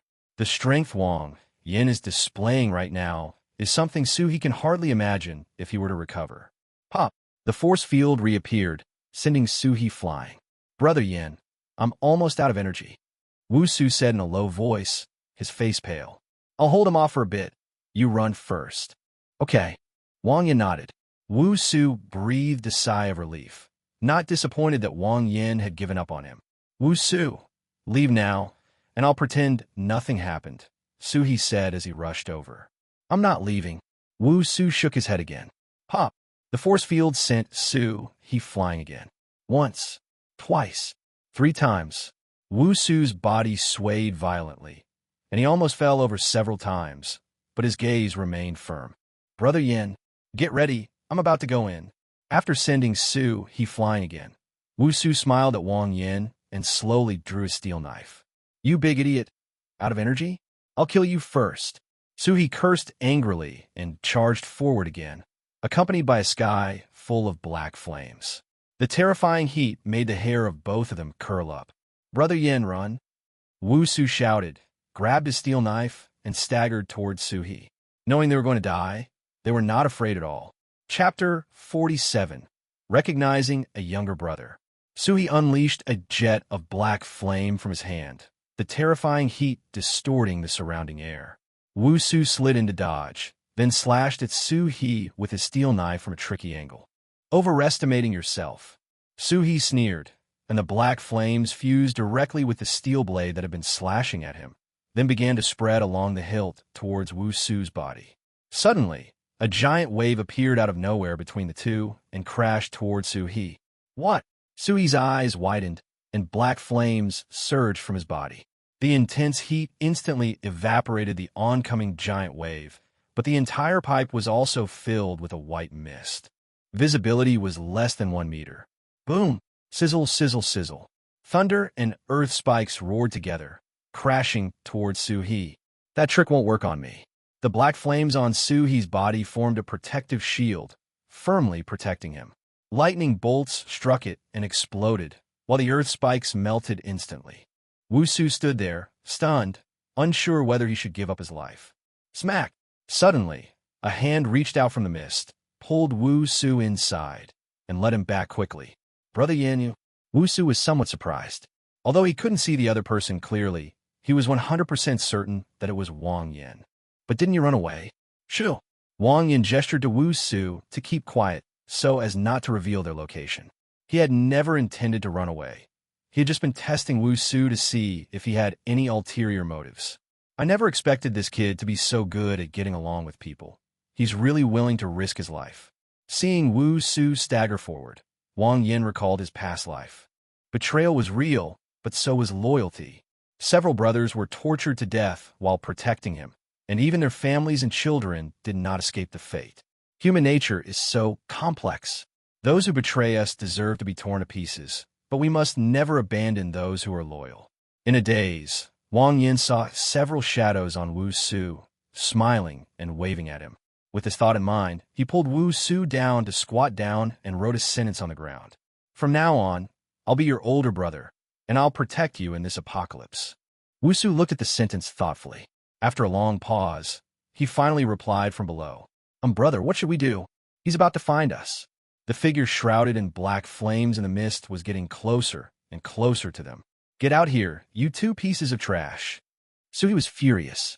His view was completely blocked, and he couldn't find Wang Yin and the other person for a while. Wang Yin, second brother, don't panic. Your elder brother is thinking of a solution. Wu Su, keep it up. Wang Yin, don't worry, he's the one who'll die. The fairy in the mist recovers her energy slowly, but the creator's energy is still full. The only problem now is that he has too little understanding of the creator and doesn't know how to kill him. Moreover, his straight sword could not withstand such terrifying high temperatures and would melt instantly. Come out, I see you. So he suddenly stopped and shouted loudly. Ears and nose. Wang Yin cursed under his breath, completely ignoring him. Suhi was truly desperate. How could he even use such an idiotic method? Tread. Suhi didn't waste any time. Seeing that Wang Yin wasn't taking the bait, he started searching inch by inch again. At this point, he was less than 10 meters away from Wang Yin and his companion. Let's sabotage him. Wang Yin took a deep breath, and a bold idea came to mind. We found you. At this moment, the white steam thinned out a bit, and Suhi suddenly saw the 2 people hiding in the corner, a cruel smile curving his lips. What? Wang Yin's expression was unusually calm. He kicked Wu Su aside, and a long, jet-black sword appeared in his hand as he charged forward. Have we reached the end of our rope? So Ismail smiled. His abilities were completely countered by close combat, and so far, there were still weapons that could withstand his black flames. Wang Yin charged forward, courting death. Then I'll send you on your way. With a whoosh, black flames condensed into a blade, and Suhi pounced on Wang Yin. The two were less than 10 meters apart, which would be the blink of an eye for an awakened being. Suhi unleashed a burst of flames from his blade and slashed down fiercely. Wang Yin ducked to dodge, then slashed at Suhi's side and abdomen with his right black sword at a 60-degree angle to his body. The instant their bodies intersected, Wang Yin's clothes were instantly reduced to ashes by the intense heat, and even his flesh was roasted red. Seeing the black sword coming at him, Suhi did not dodge at all. He was confident that Wang Yan's sword could not hurt him at all and would be melted. Boom! Black flames erupted violently, blasting towards Wang Yin. Wang Yin frowned. His black sword was halfway through its strike when he suddenly withdrew it, then twisted his body and landed behind Suhi. The next second, without turning his head, Wang Yin pushed off the ground with his heels and retreated rapidly, raising his black sword horizontally and slashing towards Suhi's head from behind. With a hiss, Suhi felt a chill on his collar, and his gaze quickly dropped. He saw his own heels, rolling around. The black flames died down, and Suhi's head fell to the ground. Trash, it pops up and disappears instantly. Ouch, it just hurts a bit. Veins bulged on Wang Yan's forehead. His forearms were unusually withered, and milky white blisters appeared on his bare upper body, soon covering his entire body. To be fair, Black Flame's abilities are quite powerful. Fortunately, the black sword was formed from dark elements and was immune to high temperatures, which allowed him to cut off Suhi's head. At this moment, his forearm was almost burned to a crisp by the black flames, and his entire body was burned. The excruciating pain made him somewhat disoriented. Big brother. Wusu rushed over upon seeing this. Wang Yin ignored him, picked up a still twitching black cockroach from the ground, and burrowed into the white steam. Wake up! A deep growl came, and Wang Yin slapped Su Jing across the face. Smack! Su Jing woke up from her coma, and her eyes widened when she saw Wang Yin. Quick! Treat me! Wang Yin's voice was hoarse, and his eyes were bloodshot. You! Smack! Wang Yin glared at him again, raising the cockroach in his hand menacingly. Stop talking nonsense. Hurry up, or I'll stuff it into your clothes. Su Jing trembled all over and hurriedly activated her ability without thinking. The milky white light instantly enveloped Wang Yin. Ah! Wang Yin let out a comfortable groan. His withered forearms became plump again, and the dense blisters on his body quickly fell off, and he soon returned to normal. Ah! You're not dead. Rose woke up at this moment and screamed when she saw Wang Yin. She then gathered a red light in her hand and shot it out. You're really giving me too much credit. Wang Yan's gaze turned cold, and he reached out with his right hand and snapped it open. Oh! A piercing scream echoed through the pipes. Wang Yin drew his sword, walked over, and stomped Xiangwei's head on the ground. Do you know what it means to get into trouble because of what you say? Rose trembled all over, looking at Wang Yin pleadingly. Don't kill me. I'm still a virgin. Ah!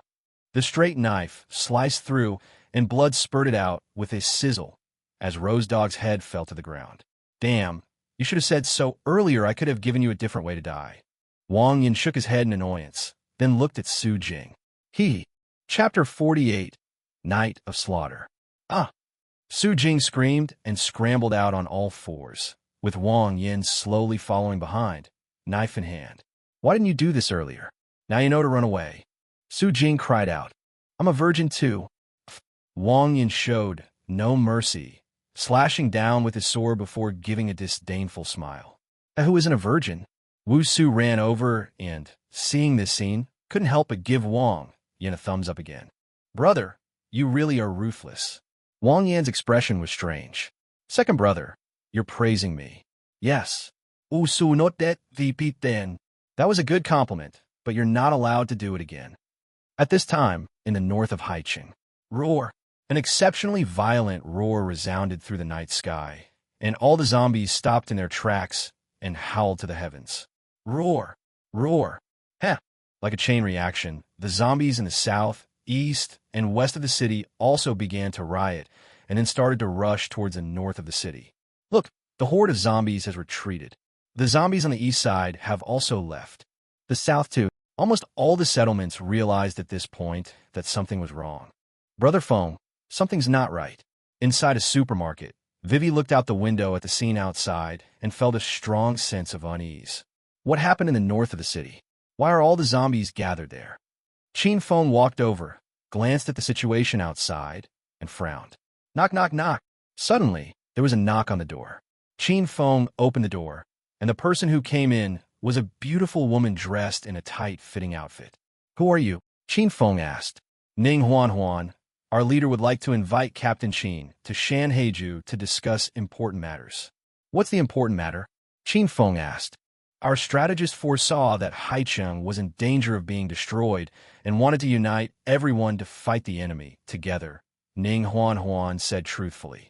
Chin Feng's face darkened. Shanghai City is a villa district that was occupied by a group of outsiders half a month ago. There are dozens of second-tier individuals alone, and their strength is extremely powerful. Their leader is very mysterious and is suspected to be third-tier. His strategist was a blind woman whose awaken ability was a special type, the ability to predict the future, which was very mysterious. Is it true? Chin Feng asked, still somewhat doubtful. It concerns the survival of Haicheng. It's absolutely true, Ning Huan Huan said. Okay, I'll set off right away. Chin Feng's expression was solemn. The gathering of zombies in the north of the city had already made him uneasy, and now, after hearing Ning Huan Huan's words, he was almost certain. Haicheng is about to undergo a major change. This is the location. Ning Huan Huan handed Chin Feng a note. There are people waiting for Captain Chin at the door. I still need to notify the other gathering places, so I'll be leaving now. Okay. Chin Feng took the note, glanced at it, and nodded. By the way, has the Crown Hotel notified us? Chin Feng suddenly remembered the figure carrying 2 swords and hurriedly asked. Not yet, but don't worry, Captain Chin. We will notify any gathering place in Haicheng. Whether they go or not is their business. Ning Quan Huan smilet. All right, it would be best to notify the Crown Hotel first. Chin Feng nodded thoughtfully. Even though he is now at the peak of the second tier, he still feels a great shock when he thinks of Wang Yan. The stronger he became, the more he could see Wang Yan's power. At that time, everyone else had just awakened, but Wang Yan was probably already at the peak of the second tier. Ning Huan Huan was somewhat surprised. Why does Captain Chin say that? Because there is the strongest person in Haicheng there. Chin Feng directly praised Wang Yan on his behalf. Ning Huan Huan smiled and nodded, but didn't say anything, though she was indeed somewhat disdainful in her heart. Who is the strongest in Haicheng? Even if it was true before, it's all in the past now. The leader's power is beyond the comprehension of you mere mortals. A bunch of frogs in a well. At this moment, Wang Yin and Wu Su, covered in dust, climbed out of the sewer. Few were finally out. Wang Yin breathed a sigh of relief, turned around and hugged Wu Su, saying, Second brother, come on, come home with me. I'll give you a welcome feast. Wu Su, I'll listen to my elder brother. Wang Yin, good second brother. He was in a very good mood today. The fact that he had gained 2 Tier 3 death crystals was a minor matter. The most important thing was that he had gained a clever and quick-witted second brother. Boom, boom, boom. Under the cover of darkness, the two drove the armored vehicle at high speed. Just outside the residential area, Wang Yan's car suddenly slowed down. Looking around, the road was deserted. The massive horde of corpses had vanished without a trace, and not even a single stray zombie could be seen. Wu Su rolled down the car window and stuck his head out. After looking around, Wang Yin said, Strange. It wasn't like this when we came. Let's go home first. Wang Yan's eyelids twitched, and he had an ominous premonition. This was extremely similar to the situation when the night of slaughter came in his previous life. When the two returned to the hotel, they could faintly hear terrifying roars coming from the north, which made Wang Yan's face darken instantly. The night of slaughter has indeed come early. The zombies and mutated beasts from all over the city have gathered in the north of the city for an evolutionary carnival. It's 8 o'clock now. The zombies will start their attack in 1 hour. Sitting in the elevator, Wang Yin subconsciously touched the 2 Tier 3 death crystals in his pocket. Time was of the essence. He needed to advance to Tier 3 as soon as possible. As for the remaining one, he decided to give it to Meow San. With his terrifyingly powerful physique, the third-tier Meow San could easily slaughter third-tier zombies, thus relieving some of the pressure on him. "Brother Yin, you're back, huh? What's this?" Bai Susu came out to greet him upon hearing footsteps, and was slightly taken aback when she saw Wu Su. "Where have I seen this before? I'll introduce you in a bit. Now go and notify the others to get ready. We'll meet in the living room in an hour." "Okay, I'll go right away." This was the first time Bai Susu had seen Wang Yin so nervous. Without asking any questions, she immediately went to inform Wang Shiro and the others. "Hurry up and digest this. A tough battle is coming up." After handing a third-tier undead to Miao Sang and giving her a few words of advice, Wang Yin turned and went back to his room. Gurgle. As the death crystal was swallowed, a scorching torrent surged within Wang Yan's body, continuously merging with two extraordinary powers. Half an hour later, as the power grew to its limit, an invisible barrier was instantly broken through, and the two extraordinary powers transformed and upgraded. Wang Yin could feel that he was much stronger than before, especially the explosive power in his body, which gave him a kind of illusion. One punch, and the Eurasian plate would shift several meters. It's about time. It's 8:40 now, and there are only 20 minutes left before the massive zombie attack. Chapter 49. The Night of Slaughter begins. In the living room, several people sat upright. "Do you know what happened?" Wang Shiro, her left hand wrapped in bandages, looked at Bai Susu. "I don't know," Brother Yin didn't say. Bai Susu shook her head, "but I guess it's related to the zombies gathering in the north of the city. It seems something big is about to happen." A sense of unease rose in the group. If Wang Yin was taking it so seriously, it must be something very difficult to handle. It is indeed a major event. Wang Yin came out of the room, took a sip of water, and gave the others a general description of the events of the Night of Slaughter. "In 20 minutes, the fully evolved horde of zombies will attack all settlements, including ours. Then what do we do?" The group asked, their faces grave. "Leave the third tier to me and Miao San. The three of you clear out the horde of zombies, and we'll fight and retreat." Wang Yin began to lay out the battle plan. Wang Shiro, Bai Susu, and Wu Su are all at the peak of the second tier and have outstanding combat power, so dealing with the zombie horde is not a problem for them. He and Miao Sang can also kill third-tier zombies single-handedly. In terms of combat strength alone, they are not inferior. The only challenge now is the lack of energy. The horde of zombies was too large. If he were surrounded, he could escape by using his mist-like ability, but the others would have no chance of getting away. Thump, thump, thump. Just then, a series of knocks sounded at the door. Wang Yin opened the door and saw a woman dressed in a tight-fitting outfit. "Hello. I'm Ning Huan from Shanghai Ju. Is Captain Wang here?" Ning Huan asked politely. "Shanghai Ju." Wang Yin raised an eyebrow. He had never heard of this place before, nor did he know Ning Huan. It was strange that she could call him by name, but didn't recognize him. "That's me. What's the matter?" "Here's the thing. Our leader has invited Captain Wang and the others to come over. There's something important to discuss." Ning Huan got straight to the point without beating around the bush. "What important matter?" Wang Yin asked in surprise. "If you don't even know each other, what important business could you possibly have?" "Our strategist predicted that the zombies would riot on a large scale tonight." Ning Huan explained the reason. Wang Yin was shocked after hearing this.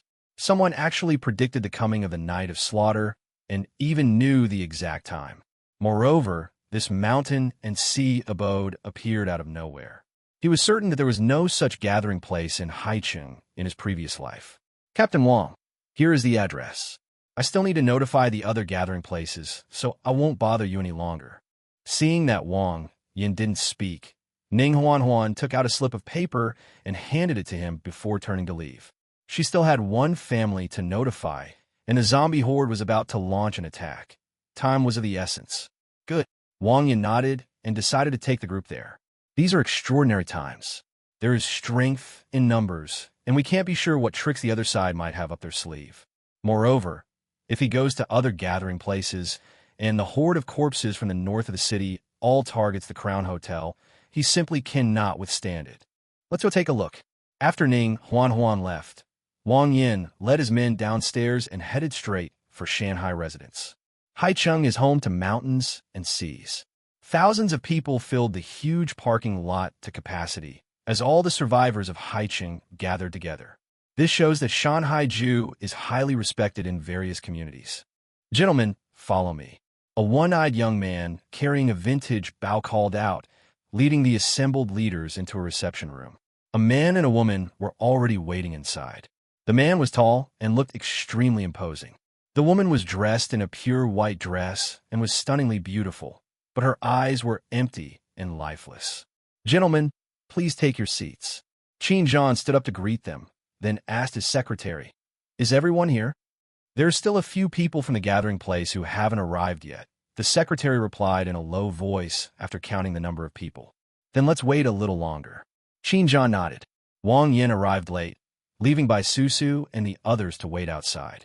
She went straight into the reception room and found a corner to sit down. "Hey, that looks like Yama." Wang Yin's arrival attracted a lot of attention. His unique way of carrying a knife made him hard to mistake. "Is that Yama, who almost wiped out all the awakened ones in Guangjiang community?" A woman in a leather jacket asked in a low voice. "It's him. I've seen him once before. There's no mistake." The short-haired woman hugged the sniper rifle, somewhat excited. Her gathering place was in the north of the city, and she had witnessed the sea of corpses. Wang Yan's arrival instantly dispelled much of the unease in her heart. "Everyone, please be quiet." Qin Zhan stood up, introduced himself, and then pointed to the woman in white beside him, saying, "This is Murong Bai, the strategist of Shanghai Ju, special type prophet." As soon as the words fell, everyone turned their gaze to the woman. This ability is very special. It can bring good fortune and avert misfortune. "Let's get down to business, Boss Qin," a middle-aged man reminded him. "Tell me quickly. Tell me what happened." Qin Zhan smiled slightly and didn't say anything, but Murong Bai stood up instead. "This afternoon, I advanced to the 3rd tier, and my prophetic abilities activated automatically. A scene appeared in my mind. Haicheng was littered with rubble, mountains of corpses and seas of blood. A strange black shadow, with a fleshy crown growing from its head, stood on the ruins and roared. Beneath its feet lie your corpses." The voice was calm and devoid of emotion, yet it struck everyone's hearts like a heavy hammer. "Can you guarantee the accuracy of your prediction?" a long-legged beauty asked in a cold voice. Murong Bai nodded slightly, his empty eyes looking at the long-legged beauty. "Your stomach will growl in 3 seconds." The long-legged beauty frowned, about to speak, when her stomach suddenly growled. "Wow, is it really that accurate? Amazing." Murong Bai remained expressionless and continued. "Combined with the fact that the horde of corpses gathered in the north of the city this afternoon, I suspect that a zombie king has been born in Haicheng, and tonight it will lead the horde to surround and kill all the gathering places." A lean man stood up. "I have a question. The horde of zombies is just terrifying in number, but their strength is only average. Why are they able to surround and kill us? Besides, if we hide well, they won't be able to find us." Murong Bai turned his head. "What if they all evolve together?" Upon hearing this, everyone's expression darkened. If what Murong Bai said is true, the situation is extremely serious. Wang Yin was somewhat surprised that Murong Bai had guessed about Killing Night so accurately based on just one image. One can only say that his intelligence is almost demonic. Suddenly, the door to the reception room was pushed open. "Brother Qin, a horde of zombies is coming at us. They're everywhere, everywhere." Chapter 50, surrounded by a horde of zombies. Approximately how many? Qin Zhan's expression darkened. The entire city of Haicheng is filled with walking corpses, a dark mass, almost endless. The speaker was out of breath from the long journey. The meeting room fell into a deathly silence. No one knew what to do in the face of such a terrifying horde of zombies. "Shall we fight?" All the survivors in Haicheng combined numbered only tens of thousands, of which less than 10,000 were awakened. 10,000 versus hundreds of thousands? What do we use to fight? What should we do, Boss Qin? Make a decision. Yes, Boss Qin, we'll all listen to you this time. Everyone in the reception room turned to look at Qin Zhan. Qin Zhan did not speak, but instead looked at Murong Bai. "Behead him." Murong Bai stood up and said softly, "As long as we kill the Corpse King, the horde of corpses will retreat." Good idea. But who will be the one to carry out the beheading? Everyone looked at each other, feeling that they were not up to the task. Good heavens, there are already tier 3 zombies in the horde, so the zombie king must be tier 4. For a group of us at the peak of the second tier, to go up there would be a waste of time. Me and Brother Chin, Moronbai said. Chin-Jan nodded slightly. This was the only way now. Both of them are at the 3rd rank, and not just any ordinary 3rd rank, so they are quite confident in dealing with the Corpse King. Okay, let's do it that way. Everyone nodded in unison, placing their hopes on Chin-Jan and his companion.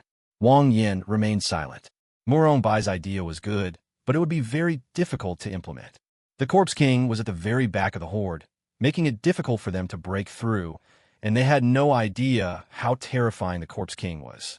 Keep in mind that only one out of hundreds of thousands of zombies is born. Their combat power is so terrifying that even he wasn't confident. Although Chin-Jan and Moronbai's combat strength is unknown, their chances of successfully killing the Corpse King are extremely slim. Distance. Dust filled the sky, and a dark horde of corpses rushed toward Shanhaiju. Almost all the awakened beings in Haicheng gathered at the entrance of Shanhaiju, forming a series of defensive lines.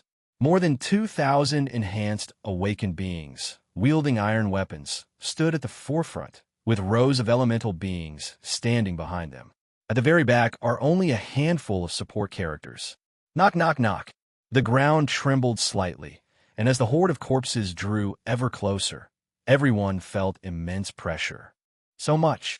Witnessing the horde of corpses, everyone present was deeply shaken. But now that things have come to this, we have no choice but to bite the bullet and go for it. Roar. With a terrifying howl from the Corpse King, whose head was covered in flesh, the battle officially began. Fire elemental preparations. Fireballs whizzed down onto the open ground, and amidst the dancing flames, the entrance to Shanhaiju became a sea of fire. Roar, roar, roar. A series of shrill howls echoed from the dark mass of corpses. A large number of zombies were instantly burned to ashes, but a large group of zombies still managed to break out of the sea of fire by stepping on the corpses of their companions. Elemental attacks, blast! With a sharp cry, multicolored light illuminated the sky, and hail, wind blades, ground spikes, and rays all crashed down on the horde of corpses, instantly clearing a large area. Then the ground shook, and countless vines burst forth from the soil, whipping away the zombies one by one. With over 2,000 elemental awakeners joining forces, not a single zombie could get close in an instant. Brothers, we can fight. The crowd cheered, and their confidence soared. Younger sister. Suddenly, a scream came from behind. A large hole appeared in the chest of a female awakened one, as if an invisible hand had pierced her chest and ripped out her heart. What is that? Everyone's expression changed drastically. It was too bizarre. They hadn't seen anything, and the person had been killed. Screams rang out one after another, and in just a few seconds, the hearts of several awakened individuals were ripped out. Moronbai raised an eyebrow, quickly rushed to a girl's side, and slashed his long sword through the air. Blood splattered, and a pale arm fell from the sky. There's zombies! Moronbai remained calm, drawing his sword in a defensive stance. The next second, she slightly turned her body, and with a horizontal slash of her long sword, a head fell off with a thud, and a headless corpse collapsed to the ground. Moronbai picked out a 3rd-tier death crystal from his head, his expression growing increasingly solemn. 3rd tier. Has it already evolved abilities? Everyone could only manage a wry smile. The 3rd-tier opponent was already difficult to deal with, and now it had evolved new abilities. Do they even want to survive? What do we do? We can't even see them. How are we supposed to fight? There are only 2 3rd-tier cultivators, you and Chin-Jan. If you leave, and another 3rd-tier cultivator rushes over, who can stop them? Yes, it seems your decapitation operation won't work. Chin-Jan was standing on the wall with binoculars in hand. He had already spotted the Corpse King that had grown a fleshy crown and was about to lead Moronbai to begin the decapitation operation. Hearing what everyone said, he couldn't help but hesitate. Indeed, there were only 2 3rd-tier beings, him and Moronbai. If they were no longer around, and there were other 3rd-tier beings who could become invisible, everyone would be at their mercy. I'll go by myself, you stay home. After hesitating for a moment, Chin-Jan spoke. No. Moronbai refused coldly. She didn't know how powerful the Corpse King was, but for Qin himself, going there would only be suicide. What should we do then? Qin asked, somewhat troubled. The crowd remained silent. No matter how many second-tier units there were, they could hold them off for a while. But for a third-tier being, especially one that has evolved abilities, there's really nothing they can do. Why? Wang Yin sighed softly upon seeing this scene. Qin is a good person, but he is indecisive and not ruthless enough, so he can't achieve great things. Without Murong Bai, he would never have achieved what he has today. You all go ahead. I'll take care of this. Wang Yin led by Su Su and the others out. Chapter 51, Three-Pronged Attack.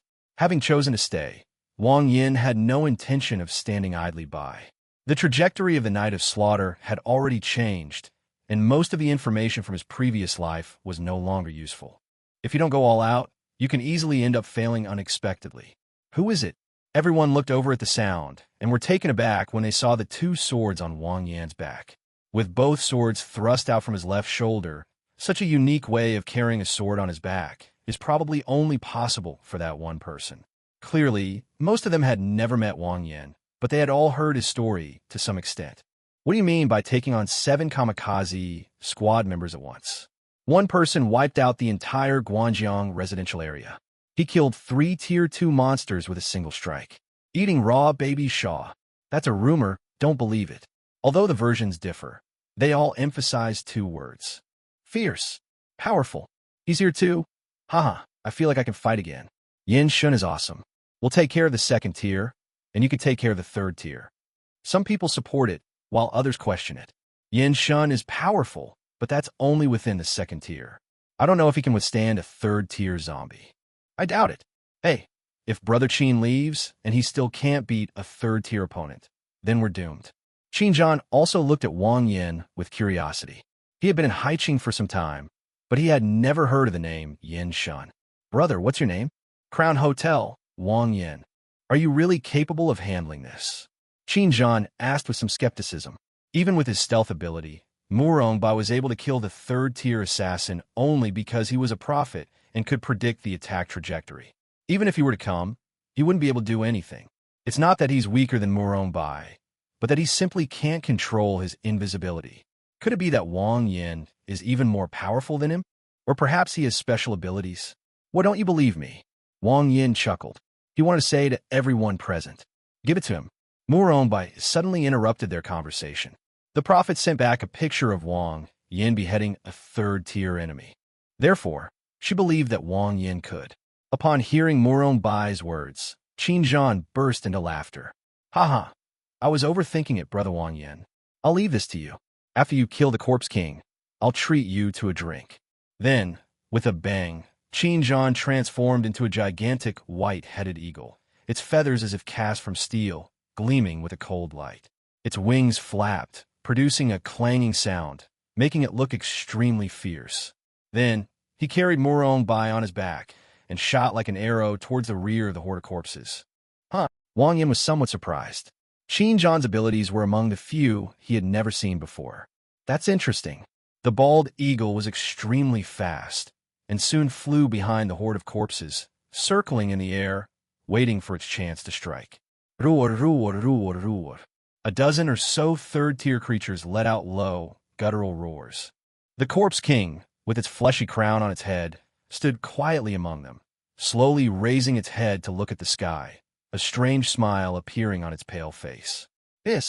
White bone spurs sprouted from the back of a 3rd tier creature, condensing into 2 enormous bone wings.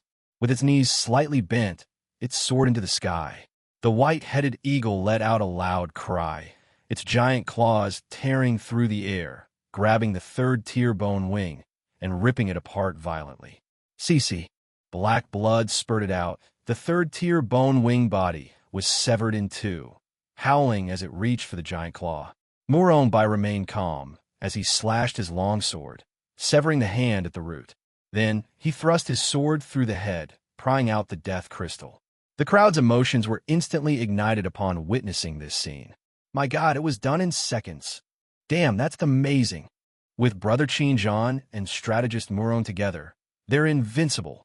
What's the Corpse King compared to them?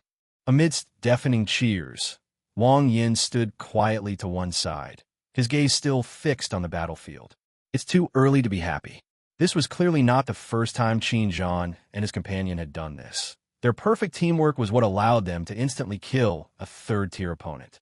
However, with only this level of skill, one cannot defeat the Corpse King, even a third-tier royal species. It remains an insurmountable gap for the awakened. Damn it! The horde of zombies is creeping up from the south, a lean man shouted. From the southern woods, a dark horde of corpses surged forward, led by more than a dozen third-tier beings. They moved with incredible speed, arriving in the blink of an eye. "What's that to the east?" came another exclamation. Squeak, squeak, squeak, squeak, squeak. Dust billowed across the eastern horizon, and countless black dots rushed in, numbering at least tens of thousands. It's a mutated rat swarm. Everyone's faces turned ashen, and their spirits plummeted. It took more than 2,000 elementalists working together to barely suppress the horde of corpses to the north, leaving them with no other options. The remaining few thousand people were mostly enhancement type, with some special type and support type, lacking area of effect damage, and simply couldn't withstand the attack from both sides. Once they charge in, the formation of more than 2,000 elementalists will be disrupted. At that time, the horde of corpses in the north will be unrestrained and will surge up, making the situation worse and worse. What's most despairing is those dozen or so third-tier creatures, plus the Rat King. Who will deal with it? And who can possibly deal with it? It's over, it's over. The difference in numbers is too great. We simply cannot withstand it. Why think so much? Just do it. What can we do? We're surrounded, you understand? We can't even run away. We'll just be worn down and killed. We're gonna die either way, so why not take a gamble? Hearing the ongoing argument, Wang Yan's eyes sharpened, and he shouted, "Shut up, all of you!" The crowd fell into a deathly silence, and everyone turned to look at them. "Now listen to me," Wang Yin said calmly, turning his head to look at the rat swarm to the east. "Enhancement units, head east. Attack. All special units should go to the east and launch a few long-range attacks, while the rest will engage in close combat. Support classes follow at the back." After 3 consecutive orders were issued, everyone was somewhat bewildered. Why'd they all go to the east? What about the south? What about those dozen or so Tier 3 members? God of hell, what about the south? A little girl carrying an iron hammer asked. "Kang Tao Tao." The sound of a sword being drawn echoed through the night sky. "Leave the south to us." Chapter 52. A third-order creator terrifyingly powerful. Everyone stared at Wang Yin in astonishment. "I'll leave it to you. 1, 2, 3, 4, 5. 5 people, fighting a horde of over 100,000 zombies, plus a dozen or so Tier 3 zombies. Is he still half asleep? Why is he talking in his sleep? God of hell, stop joking around at a time like this." Everyone's expressions grew increasingly grim. "I'm not joking," Wang Yin said seriously. After advancing to the 3rd tier, both of his abilities experienced a qualitative leap. In particular, the creator not only received enhanced elemental summoning abilities, but also gained an additional divine skill, the ability to create terrain out of thin air. Smack! A crisp snap of fingers. The ground in the south began to churn violently, and mud surged up from underground, turning into a vast swamp in no time. The large group of zombies suddenly sank down, with only their upper bodies exposed, unable to move an inch. Then, thin, fiery red lines, radiating terrifying heat, suddenly appeared before the crowd, swiftly slicing through the zombies mired in the mud like harvesting straw. A large area in front of the horde of corpses was cleared in an instant. How terrifying! Everyone was shocked, staring in disbelief at the hordes of zombies falling one after another. The line of fire continued to spread backward, sweeping through the entire horde of zombies. The swamp was covered with severed limbs, and the air was thick with an extremely dense blood mist. The horde of corpses not far away stopped at the edge of the swamp and stood watching. For a moment, no one dared to cross the line. Holy crap! Is this even a human being? Wait a minute, why are there swamps and fire lines? Isn't Yama a lightning type? You're talking nonsense. Yama is a dual elemental being of the earth and thunder element. Stop arguing. According to inside information, Yama God is not of any particular type, but rather a special type, controlling the elements. Seeing that they still had time to talk nonsense, Wang Yin immediately said coldly, "If you keep babbling, the rat swarm will be attacking you on your faces." The crowd then came to their senses and rushed towards the rats, shouting as Wang Yin suddenly unleashed his power, which greatly boosted their confidence. "The current situation is that we have a substitute, and we guarantee a win if we don't give them any." "Qin Feng," Wang Yin called out. The kamikaze squad in the crowd stopped. Qin Feng glanced at Wang Yin with a complicated expression and quickly walked over. "What are your instructions?" Wang Yin grinned. "The Rat King is now in your hands." Qin Feng's lips twitched. A third-tier mutated Rat King is much more powerful than a third-tier walking corpse. "You trust us that much?" "Of course, because you are the Divine Wind Squad." Wang Yin nodded with a smile. Based on his understanding of Qin Feng and his group, the 7 of them working together could easily take down a third-tier mutated Rat King. "Okay, I'll do my best." Qin Feng nodded helplessly and ran back to the team. Wei Wei, Abin, and the others gathered around. "Captain, what did Wang Yin say to you?" He said, "Let us deal with the Rat King." Qin Feng said truthfully, "We all had the same idea, so that you, Captain, can also advance to the 3rd rank. Yes, Brother Feng, if you suddenly reach the 3rd rank, you'll definitely be more powerful than Qin Zhan and Wang Yin. Don't talk nonsense." Qin Feng's expression was strange. He had the illusion that he had been given a yellow robe. Wei Wei and the others really dare to speak their minds. Although he is indeed very strong, if he advances to the 3rd rank, he will definitely be no less powerful than Qin Zhan Wang Yin. However, one should be humble. At this moment, directly behind the horde of corpses, a dozen or so 3rd-tier beings, seeing their companions killed, roared in anger and leaped into the sky, attempting to pull down the white-headed eagle that Qin Zhan had transformed into. "Now, kill the Corpse King," Moronbai shouted in a low voice, seizing the opportunity. Now that there are no more Tier 3 members beside the Corpse King, it is the perfect time to behead him. The white-headed eagle nodded human-like, nimbly dodging the attack, and then swooped down, flapping its wings as one hand reached out. Chirp!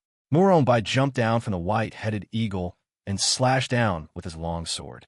Qin Zhan, just before landing, swelled and deformed again, turning into a black Vajra 7 or 8 meters tall. Smack! Puff! With a slam of its enormous claws, the zombies blocking its path were instantly smashed into a bloody pulp. The two attacked the Corpse King from above and from the front. The Corpse King's pale face still bore an eerie smile as he casually swung out a slap. With a loud bang, Moronbai's vision blurred, and before he could even react, he was sent flying by a slap.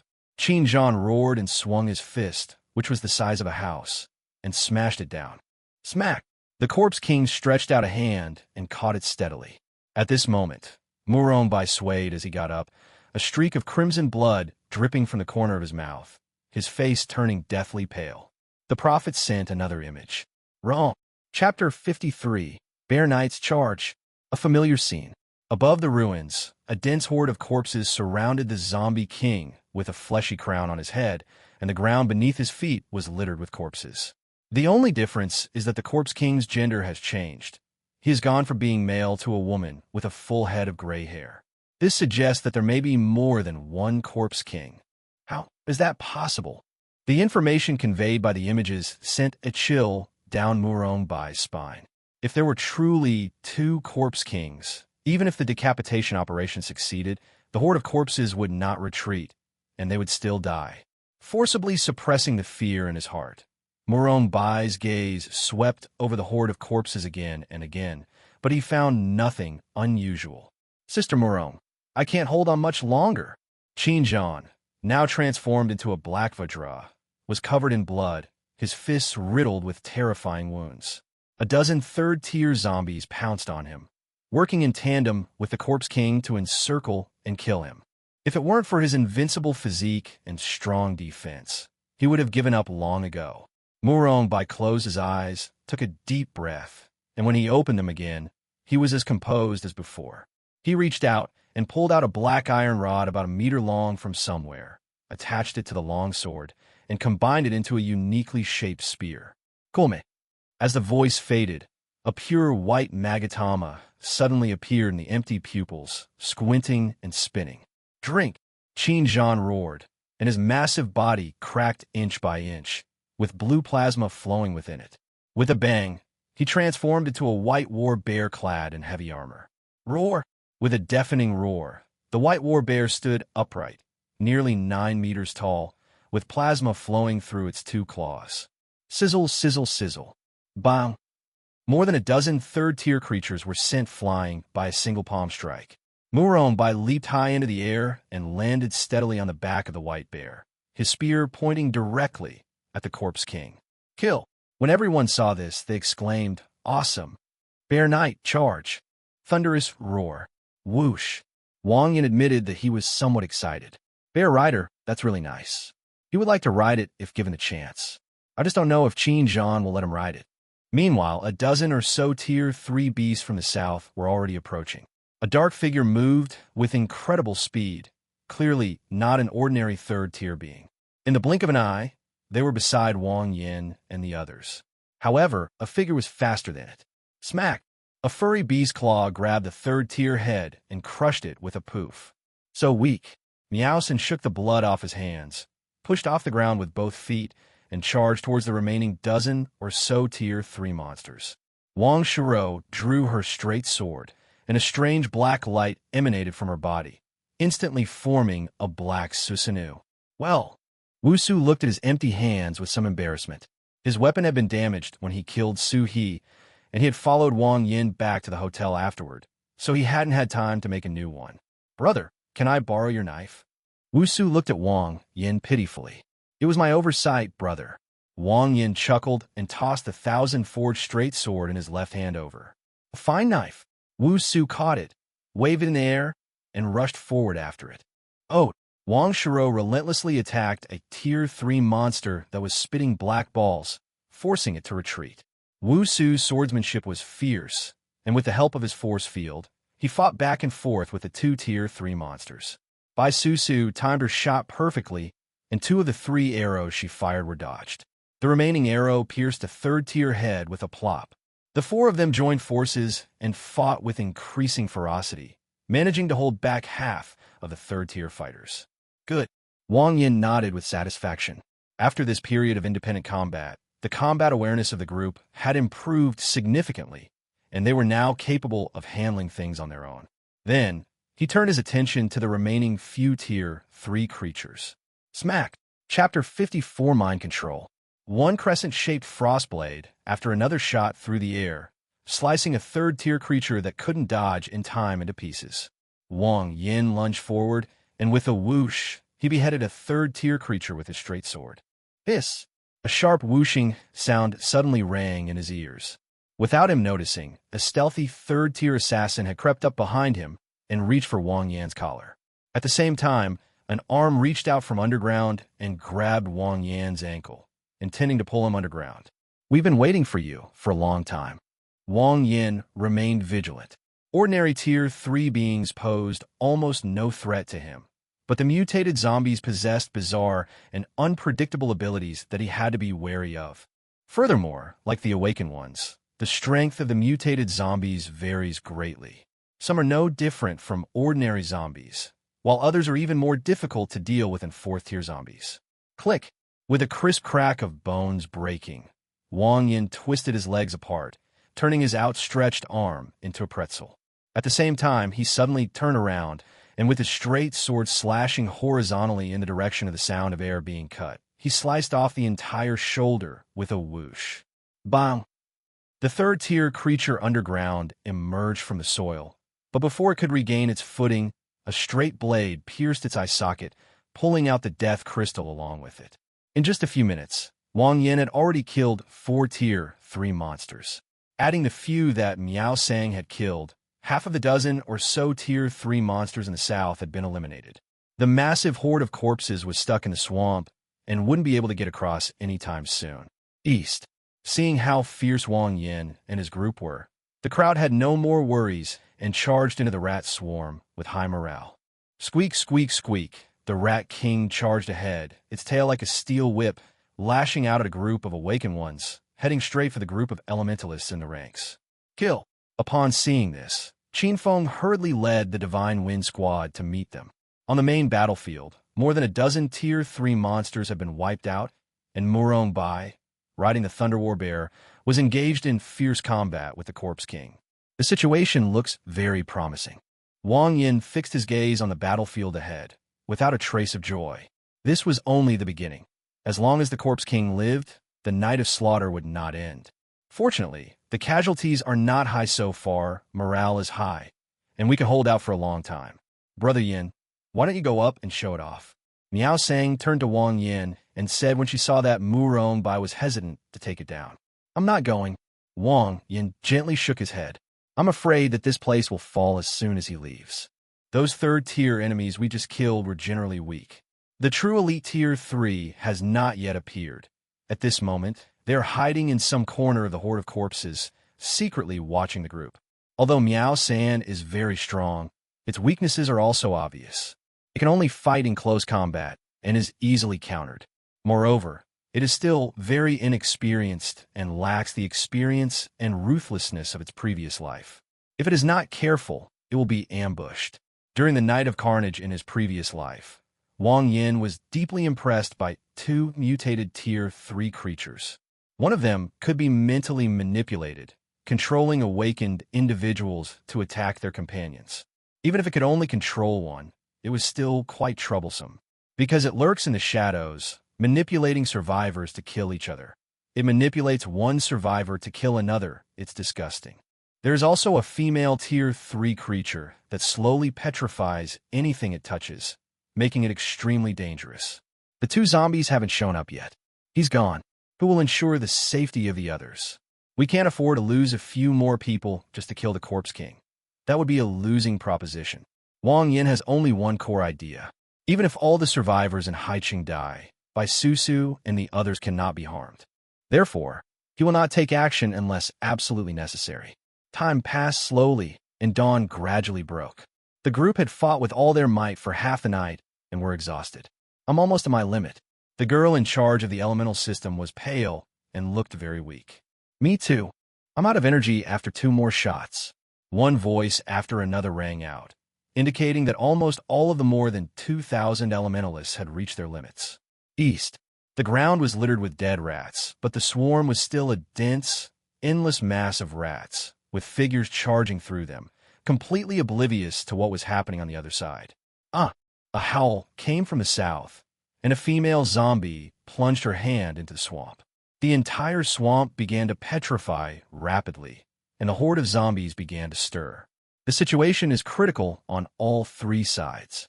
Let him come over here. Let's fight hand to hand, Wang Yin said. This is the only way. We've come this far. We have no choice but to fight. A fire elemental girl lowered her hands and drew her weapon. Suddenly, a look of confusion flashed in the girl's eyes. A moment later, she gave Wang Yin a strange smile, strode over, and swung her knife at him. Bang! Wang Yin remained expressionless and knocked him unconscious with a karate chop. Brother, what are you doing? I'm your younger brother. Almost a second after Wang Yin knocked the girl unconscious, a shrill scream came from the crowd. A man suddenly drew his knife and slashed at the young man next to him. Before anyone could react, the young man was hacked to death with several blows. The man let out a chilling laugh and lunged at his companion again. Where? Wang Yan's gaze swept across the area, and based on the positions of the 2 controlled individuals, he quickly locked onto a short figure. Fortunately, he had been through it once before and could recognize this cunning old man. Boom! With a muffled thud, the night sky turned blue, and a bolt of lightning as thick as a bucket struck down without warning. The short figure was very alert and almost instantly dodged to the side the moment the thunder roared. A knife was already there, waiting for it. With a whoosh, his head flew into the air. There's one more. Wang Yin casually cleaved the surrounding zombies to death, picked up the dead crystals from the ground, and looked south. If he kills the petrified one, he can then act with complete freedom. A petrified path appeared in the middle of the swamp, and the horde of zombies howled as they rushed towards it, with the petrified zombies among them. Puff, puff, puff. Spikes erupted from the ground, piercing through a group of zombies. Wang Yin charged forward with his sword, the black straight blade sweeping through the air. In an instant, he had already swept past the petrified zombie on its right and rushed behind it. The petrified zombie stood there blankly, trying to catch something with its hands. Puff! The bloody mouth burst open. The enormous head fell into its hand and fell straight down. At the same time, the horde of corpses directly in front of them lost its suppression and quickly rushed over, engulfing more than 2,000 elementalists. If we kill the Corpse King, it will all be over, right? Wang Yin murmured to himself. Everything has gone so smoothly since the start of the killing night. The smoother things went, the more wary he became. He had a premonition that something terrible might happen. Chapter 55. Strange and Unusual. On the battlefield, Murong Bai's eyes darted around like pure white jade beads, instantly spotting a weakness in the Corpse King and thrusting his spear at it. With a screech, the Corpse King braked suddenly with his heel, dodging to the side, only to be slammed into the ground by a giant hand rolling with lightning. D. Murong Bai shouted and leaped high off the bear's back, gripping the spear tightly with both hands and slamming it into the ground. Black blood splattered everywhere, and the Corpse King's head was instantly pierced. We won. Everyone's faces lit up with joy upon seeing this. Finally, Qin Zhan and his companions successfully killed the Corpse King. In the end, they won. However, the horde of corpses did not retreat as expected. Instead, it became even more ferocious and bloodthirsty, overwhelming the crowd. What's going on? Didn't they say that killing the Corpse King would disperse the horde of zombies? A girl with an earring shouted anxiously as she brandished her knife. The smiles on everyone's faces froze, replaced by endless fear. It's over, it's completely over. This damn decapitation plan is completely useless. I can't hold on much longer. What should I do? Despair, fear, and helplessness linger in everyone's heart. Only when they truly face death do they experience the immense terror between life and death. I'll get away. An exhausted boy was accidentally tackled by a zombie and was dismembered amid screams, leaving only a clean white skeleton. There were also awakened individuals whose chests were ripped open by a hand and their hearts were pulled out. "I'll help." Screams rang out one after another, and in just a few minutes, hundreds of awakened ones had died. On the other side, Murong Bai held a long spear, warily observing his surroundings. "Sister Murong, what's going on? Why haven't the horde of corpses dispersed?"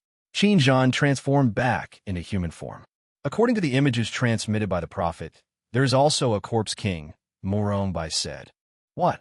There's more." Qin Zhan's expression changed drastically. Having fought with their lives on the line to kill one of them, the two had almost no energy left and were completely unable to fight any longer. "Watch out!" Suddenly, a strange black shadow sprang up from the ground and pounced on Qin Zhan's back. Qin Zhan reacted quickly, without even turning his head, and transformed into a white war bear once more. With a crack, the heavy armor was torn apart, pulling out flesh and blood along with it. Grass! Despite the excruciating pain, Qin Zhan unleashed a powerful strike, his massive bear paw crackling with plasma. The dark figure swayed and moved several meters to the side with a whoosh, easily dodging the attack. Murong Bai charged forward with a spear in hand, and his pupils contracted sharply when he saw the figure's appearance. This isn't it either. How could that be? With a fleshy crown on its head, it is undoubtedly the Corpse King, but it is clearly not the same person as the gray-haired woman in the previous scene. "It's over, we have no chance of winning," Murong Bai murmured dejectedly. She had tried her best, but she still couldn't change her inevitable fate of dying. A three-headed zombie king. Everyone must die. Just as Murong Bai was distracted, the second Corpse King rushed over, its pale arm leaving after images as it reached for her chest. "Sister Murong." Qin Zhan's eyes widened in horror. The Corpse King's attack power could even tear through his heavy armor, let alone Murong Bai's flesh and blood. However, it was already too late. By the time Murong Bai realized what was happening, it was too late to dodge. "Am I still going to die?" With his eyes slightly closed, Murong Bai quietly awaited the arrival of death. Bang! A muffled thud. Murong Bai felt no pain at all. She opened her eyes in confusion. Although she couldn't see, the prophet would send back images in real time. Just now, a figure rushed out from the side and kicked the Corpse King away. "It's you," Murongbai exclaimed in surprise. "Wang Yin has been guarding the rear, so why did he come here? He also saved her life along the way." Wang Yin nodded to Murongbai, then turned to look at the Corpse King who had been flung away. The script for this killing night is very different from that of the previous life. Not only is the Corpse King different from the previous one, but the number of corpses is also different. "There's another one." Murongbai smiled wryly. "Not only that, there's also a female Corpse King with a full head of gray hair who hasn't appeared yet." "3 heads?" Wang Yin frowned. At this moment, the Corpse King had already gotten up, let out a howl at Wang Yin, and charged at him again. Wang Yin had no time to think. His mist armor instantly took shape. He dared not be careless in the face of the Corpse King. Oh, the blade sliced through the air, and a crescent-shaped mist swept past, cleaving the Corpse King in two. Wang Yin. Murongbai. Qinjian. Wang Yin was a little confused. This Corpse King seemed like a weakling, with no trace of the overwhelming combat power he had in his previous life. Murongbai and Qinjian stared blankly at Wang Yin. "Holy crap, what is this thing? He killed the Corpse King in one strike. Why are they so weak?" Wang Yin asked, looking at Murongbai and Qinjian. Murongbai and Qinjian were completely dumbfounded when they heard this. What? He even asked why it's so weak? In their opinion, this zombie king was even more difficult to deal with than the first one. Not only is it incredibly strong, but its speed is also ghostly, making it impossible to touch. "Is it possible that you are too strong?" Qinjian said quietly. Chapter 56, Corpse Shame. "No, not at all." Wang Yin shook his head modestly. He admitted that he was extremely strong, but not strong enough to instantly kill a royal-type being. "In my previous life, during the decade, or so that the apocalypse occurred, there were only 36 royal species, and each one was exceptionally terrifying. Individually, he is nearly invincible. Aside from those few prodigies on the leaderboard, anyone who encounters them is doomed." "No, look." Murongbai suddenly pointed to the second Corpse King, which had been cut in half by Wang Yin. Hiss, hiss, hiss, hiss, hiss. The fleshy crown melted away rapidly at a speed visible to the naked eye, disappearing in the blink of an eye. The second zombie king then became just like an ordinary zombie. At the same time, a second-tier zombie in the horde suddenly stopped and let out a low growl. A short while later, the head began to swell, forming a crown-like shape. "The Corpse King has moved?" Murongbai frowned. This scene was beyond her comprehension. When one zombie king died, its fleshy crown moved to the head of another zombie, giving birth to another zombie king. "Isn't this blatant exploiting a bug? This is disgusting," Qinjian complained with a dark face. "With this kind of gameplay, even a great immortal would kneel down." Wang Yin looked thoughtfully at the third Corpse King. "I'll try to destroy the flesh crown." As soon as the sound faded, the mist burst forth with a whoosh, instantly turning the newly enthroned Corpse King into ashes. The three of them remained silent, observing their surroundings in quiet contemplation. A short while later, another zombie grew a fleshy crown on its head, inherited the throne, and its power increased dramatically. Destroying it won't do any good. There's no solution. Why is this happening? Wang Yin stood there, stunned. This was the first time he had encountered such a situation. When a Corpse King dies, its fleshy crown will randomly transfer and give birth to the next Corpse King. Simply killing it is completely ineffective. This would lead to a situation where it's a fight to the death. Either wipe out the entire horde of zombies. Either Haiqing falls and all survivors perish. Wiping out the entire horde of zombies is simply impossible. Okay. Looking around, all he could see was a dark mass of corpses. Wang Yin gave a bitter smile and immediately dismissed the idea. "By the way, what did you just say?" "You haven't appeared yet," Wang Yin suddenly asked. "There's still a female corpse with a full head of gray hair who hasn't appeared yet," Murongbai repeated. "How did you know?" Wang Yin continued to ask. In the images the prophets sent back, Murongbai recounted in detail what she had seen. "Now, all we can do is hope that Wang Yin can come up with a way to break the deadlock." A flash of inspiration struck Wang Yin, as if he had grasped the key to the matter. The Corpse King shouldn't be this weak, let alone be able to be created at will. This is highly illogical. Is it possible that this isn't the Corpse King at all? Wang Yin asked Muronbai. Not the Corpse King. Muronbai was a little confused, feeling like she couldn't keep up with Wang Yan's train of thought. Then what is it? A kind of ability? Wang Yin casually kicked the zombie away and continued. A kind of ability similar to differentiation. As long as the original body is not dead, it can differentiate other zombies at will to become the original body's zombie puppets. Muronbai was stunned. Wang Yan's words were like a ray of holy light shining into the abyss, enlightening her. You mean the real Corpse King never appeared from beginning to end, and those we killed were just his clones? Yes. Wang Yan nodded. The true form of the Corpse King is that woman with the full head of gray hair. That's right. Wang Yin smiled slightly. It's so easy to talk to smart people. They know exactly what to do just by patting their butts. If that's the case, as long as we kill that female Corpse King, the horde of corpses will disperse, and we'll win. Muronbai was excited, but then his spirits dampened. This is a horde of hundreds of thousands of zombies. How are we going to find the female zombie queen? This is no less difficult than finding a needle in a haystack. I'll get my best. Wang Yin sheathed his sword. The next second, the thick fog enveloped all the zombies and awakened beings within a radius of a kilometer. Chapter 57. Behold the crushing force of Mount Tai. Why did it suddenly get foggy? It seems to be Yama, the god of hell. What the hell is going on? Everyone stopped to watch, and through the fog, they could vaguely see a figure moving quickly through it. At the same time, the endless mist followed the figure, moving rapidly. It's not here.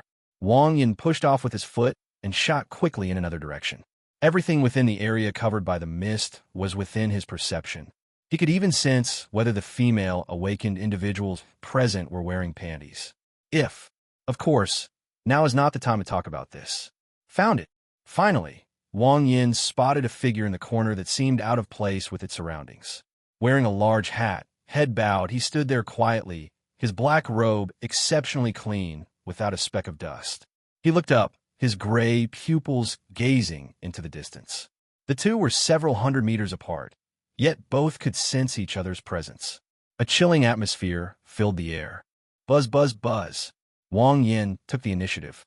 With a thought, the mist within 10 meters of the Corpse King violently trembled, and the walking corpses beside him instantly turned to ashes. Sizzle, sizzle. The mist rippled through the air, accompanied by a screeching sound, and sparks flew from the Corpse King's body. Such strong defense. Wang Yan's gaze sharpened. The sharpness of the mist was so great that even steel couldn't withstand it for a moment. Yet the Corpse King blocked it with his own body. Based on this alone, he could be certain. This is the real Corpse King, not one of those imposters. Shoo! Dust filled the sky, and after the fog subsided, an excessively white body was exposed in Wang Yan's view. Although the fog did not harm the Corpse King, it did take away its clothes. To some extent, this was a huge profit. You die.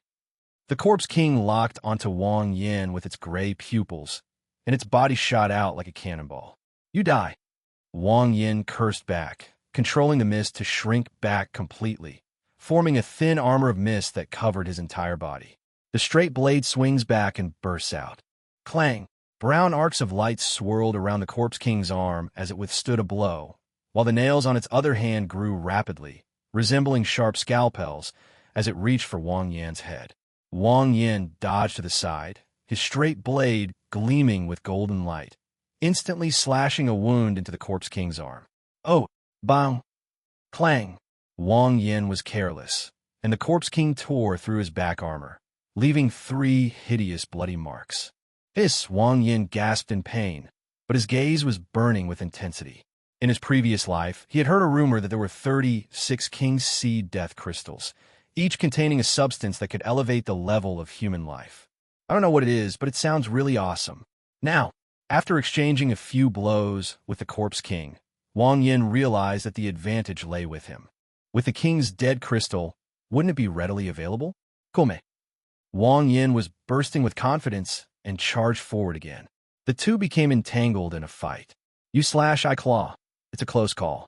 If this scene were my previous life, it would definitely be considered one of the top 10. After all, fighting a king-type enemy in a one-on-one battle is almost certain death.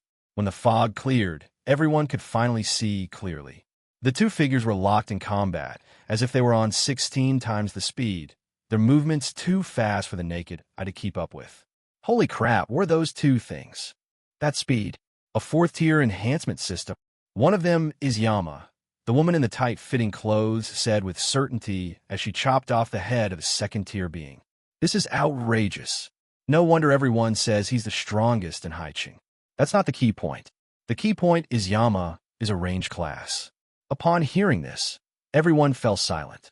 A mage who is even more powerful in melee combat than a warrior. Is this appropriate? Sister Morong, how can he be so strong? Xinjiang was shocked. Wang Yan's strength had exceeded his expectations. He had almost single-handedly torn a hole in a seemingly hopeless situation. I don't know. Morong shook his head gently. In comparison, she was even more shocked that Wang Yan was able to find the Corpse King hiding in the shadows among hundreds of thousands of corpses. This was an almost impossible task, but Wang Yan accomplished it, and very quickly. On the field, Wang Yan seized the opportunity and kicked the Corpse King away with a bang. Using the recoil, he retreated rapidly while snapping his fingers into the void. Whoosh, whoosh, whoosh. Suddenly, a gust of wind blew, and a dark little mountain appeared from the void, crashing down on the place where the two were fighting. Sizzle, sizzle, sizzle. The Corpse King's entire body retreated rapidly on the asphalt ground, its small, delicate feet trying to grip the ground, sparks flying everywhere. The dark hill, with immense force, plummeted at breakneck speed. Boom! A deafening roar shook the ground violently, knocking large numbers of zombies and awakened beings to the ground. Splash! The autumn wind rustled the fallen leaves, and a small mountain, as tall as a dozen stories, stood in the middle of the road, its base submerged in black blood. Timeout Tai is pressing down on me. Chapter 58. The Corpse King. Shock is an understatement to describe the feelings of everyone at this moment. Wang Yan's abilities have transcended the limits of humanity, summoning a mountain out of thin air. Can you believe it? Are we in the same world? Some people questioned that if they were in a high martial arts world, then Wang Yan was in a fantasy world. Is this the score for the Lily Plane? They originally thought they had seen Wang Yan's limit. Little did anyone know, that was just the tip of the iceberg. Rustling, the hills suddenly began to tremble. A hand emerged from beneath the rock, and after prying open the layers of rock, the Corpse King leaped out. The fleshy crown ruptured, the whole body was rotten, and the body was as thin as paper. They're still alive? The crowd asked in astonishment. Even though they were smashed flat, they're still jumping around. Their vitality is just too tenacious. Then let's throw it away. Wang Yan sheathed his sword. With a whoosh, the mist armor fell off, revealing a dazzling golden spear that sent chills down one's spine at just a glance. You die. The Corpse King's face was fierce, and brown arcs of light surrounded his entire body. His body, which had been smashed into pieces, became full again, and all his injuries were instantly healed. With a loud bang, the asphalt road beneath our feet cracked inch by inch, and a terrifying aura shot straight into the sky. As expected of a royal descendant, he's got some skills. Wang Yan held a spear, his clothes fluttering in the air currents. At the same time, all the zombies fell silent, turned to face the zombie king, and knelt down in unison, as if all the zombies had come to pay homage. You die. The Corpse King muttered like a broken record, his figure rushing straight towards Wang Yan at the fastest speed. God of hell, you must win. While seizing the opportunity to kill the zombies, the group glanced at the battlefield out of the corner of their eyes, their hearts pounding with tension. The Corpse King suddenly erupted, and his strength soared significantly. At this point, it's a 50-50 chance. Wang Yan won. The horde of corpses retreated, and everyone was overjoyed. But if Wang Yan loses, everyone will die. Boom! The Corpse King, carrying a terrifying aura, approached in an instant, its scalpel like nails piercing the air and suddenly slicing towards Wang Yan's neck. Wang Yan remained calm, tossing the spear high into the air with his right hand, his body instantly turning into mist. With a hiss, the fingernail severed the mist in the middle. The Corpse King had used too much force and almost fell over. After regaining his footing, a look of confusion appeared in the Corpse King's eyes. At the same time, in its blind spot, the mist, carrying a golden spear, suddenly pierced through the overwhelming malevolent aura and thrust straight at the Corpse King's spirit. The blood burst open. The Corpse King's powerful physique was as fragile as a sheet of paper, pierced directly by the spear without offering any resistance. "You die." Wang Yin appeared and said something to the Corpse King in a low voice. "You." Shirkong looked at Wang Yin in terror, desperately reaching for the spear above his head with both hands. The next second, the spear shattered, and the Corpse King rapidly turned to ashes from the inside out, disappearing with the wind. If we say it was a 50-50th split just now, so now it's a pure, crushing defeat. From the moment Wang Yin vanished into the mist to his reappearance, the entire process took only a few seconds. The scene was completely silent. Everyone was stunned. Just a second ago, they were teetering on the brink of life and death. The next second, the Corpse King was dead. They won. It feels like you're rewarding yourself in bed during a storm when a volcanic eruption suddenly bursts in, completely soaking wet, wearing a tight-fitting dress. Dear, nice. We won. Or am I seeing things? Hit me. Quick. I think I'm hallucinating. A burly man punched the little girl next to him. Without saying a word, the little girl jumped up and gave him a big slap. Smack! As soon as the sound faded, a deafening roar of cheers erupted. We won. Haha, we won. Brothers kill. The horde of zombies is running away. Go fuck them. The dense horde of corpses began to slowly disperse, leaving only the innermost group, which was quickly slaughtered by the group. On the battlefield, Wang Yin reached out and caught Wang Zhong's dead crystal, examining it curiously. What a strange feeling. The king-type necromancer was a full size larger than a regular necromancer crystal, and its entire body was surrounded by brown arc light. When you held it in your hand, you could feel a powerful life force surging into your body. Furthermore, even the nearly depleted energy of the fairy in the mist and the creator is recovering at a visible rate. Now it seems like I don't have to worry about not having enough energy. A smile crept onto Wang Yan's lips, barely concealing the fact that the King's Seed undead possessed immeasurable value simply because of its ability to rapidly replenish energy. Brother Wang Yin, Qin grinned as he ran over. It's all thanks to you. No need. I have no intention of saving you. Wang Yin put away the King's Seed Death Crystal and shook his head. He wouldn't have bothered with this if it weren't to prevent Haiching from falling and him from losing his settlement. Qin scratched his head awkwardly. Of course, if you really want to thank me, how about I turn into a bear and ride it? Wang Yin asked tentatively. The Bear Knight. He had longed to be with him for a long time. So cool. Qin was completely dumbfounded. Good grief. I treated you like a brother, and you treat me like a mount. What do people do? Haha, just kidding. Wang Yin chuckled twice, then turned and left. I have something to do, goodbye. He wouldn't let him ride her, and he didn't want to waste any more time. He couldn't very well force her, especially since the other person was a man. Suddenly, a large group of people driving off-road vehicles sped away from the distant mountain roads. Judging from the size, there are at least 1,000 or 800 people. Beep, beep, beep, beep, beep. The piercing sound of horns echoed through the sky, and the blinding beams of high beams made it impossible for people to open their eyes. Chapter 59, Outsiders. Damn, even in the apocalypse, there are still people using their high beams. Most of the survivors from Haichang are here. Where did this group of people come from? No matter where they come from, if they dare to flash their high beams at me, I'll be the first to object. The crowd squinted, muttering curses under their breath. Squeak.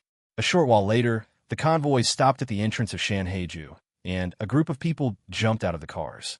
Strangely, there were no elderly people or children, only young men and women, all of whom were carrying iron weapons. Moreover, the fronts of the vehicles that led the way were deeply dented and covered in blood and flesh, indicating that they had fought their way out. Are you survivors from Haicheng? A young man wearing a dragon face mask walked over, followed by 6 other figures, also wearing masks. Qin glanced at Wang Yin, and seeing that he didn't react, he stepped forward. Yes, where are you from? The dragon-faced youth did not answer. After scanning the area, he muttered to himself, it seems the area affected by the zombie horde in Haicheng is not very large. There wasn't a single living zombie here. Although there were traces of a great battle on the ground, judging from the number of zombie corpses, there were at most tens of thousands. In contrast, their city was much more unfortunate. The entire city was engulfed in a zombie riot, and blood was shed for miles around. Apart from them, not a single one survived. I asked you where you came from. Xinjiang was somewhat annoyed. The dragon-faced youth was too arrogant. He didn't even bother to answer Xinjiang's questions. Capital. The young man with Longan raised his head and stared straight at Xinjiang. The capital city is the largest city in the north, nearly 10 times larger than Haicheng. It has a permanent population of several million. Judging from the dragon-faced youth's condescending attitude, they clearly didn't take Xinjiang and the people behind him seriously. The disdain from big cities has never changed, even after the apocalypse. What's wrong with the capital? Xinjiang asked curiously. The fact that so many people were forced to flee suggests that a zombie riot must have occurred. The entire city was engulfed in a zombie riot, a bloodbath that swept across thousands of miles. Apart from us, there are no survivors, the dragon-faced youth said, bowing his head again. Everyone's expression changed drastically. This means the capital has fallen. That was the capital city of millions of people, yet less than 1,000 escaped. That would be a horde of millions of zombies. No wonder the dragon-faced youth said the scale of the zombie riot in Haicheng was not large. Compared to this, is indeed not that big. At the same time, they were also somewhat relieved. Fortunately, there was Yin Shun. Otherwise, there probably wouldn't be a single survivor left in Haicheng. Thank goodness we have. Shut up. A girl wearing glasses was interrupted halfway through her speech by her companion with a soft shout. At this point, it's all right to say, there was an undeniable schadenfreude in it. The other side looks very intimidating, so be careful to avoid saying anything that might cause trouble. But it was too late. The dragon-faced youth and the 6 people behind him simultaneously looked up, their eyes fixed menacingly on the girl with glasses. The girl with glasses felt uneasy under her gaze, and she quietly moved behind her friend, patting her chest with lingering fear. She just said it subconsciously, without any hint of schadenfreude. That gaze, it's terrifying. Thank goodness. The young man with the dragon head suddenly laughed and continued. If it's so good, why don't you just die? As soon as the sound faded, 2 beams of bright red laser light flashed past. The girl with glasses and her companion in front of her were both shot and blown up. Oh, what are you doing? Xiao Yu Fong Fong. The 2 men's companions looked at the blood and flesh scattered on the ground and glared angrily at the young man in charge. Xinjiang's face instantly darkened. You've gone too far. Although the girl was at fault, her crime did not warrant death. Besides, this is his territory. If he doesn't do anything about it, what will others think of him in the future? Muronbai quickly walked to Xinjiang's side and stood beside him. The laser beams shooting from the dragon-headed youth's eyes were extremely fast and terrifyingly powerful. She was afraid that Xinjiang would suffer a loss. Sigh, shouldn't she have died? The dragon-faced youth lowered his head again. She just accidentally said something wrong. Does that mean she deserves to die? Xinjiang argued. No. She didn't just say the wrong thing. She made a mistake. What error? Too weak. Being weak is the original sin. The dragon-faced youth's voice revealed a hint of madness as he said this. This is the apocalypse. You actually dare to reason with me? Are your fists bigger than mine? You? Xinjiang was utterly enraged. If he hadn't just survived a fierce battle and his energy was nearly depleted, he would have loved to break off the dragon-headed youth's leg and stuff it into a swallow-shaped snack. Guess a local specialty snack. I'm trying to reason with you, and you're acting like a scoundrel? You bastard! I'll kill you! One of the bespectacled girl's friends roared and charged over. Whoosh! 2 laser beams swept past again, blasting it apart. See? Because I'm strong enough, so the dragon-faced youth shrugged. I can do whatever I want. Chapter 60. Little Prince Z, Shooting Accuracy. The crowd exchanged glances, not daring to say a word. Although they outnumbered each other, the nail that sticks out gets hammered down. Whoever stood up at this point would die, and even if someone avenged them later, it would be meaningless. Besides, there are Xinjiang, Wang Yin, and the others. Even if the sky falls, there are tall people to hold it up. Damn it, you're asking for it. Xinjiang had reached his limit. The dragon-faced youth was too arrogant, showing no regard for them whatsoever. Sizzle, sizzle, sizzle.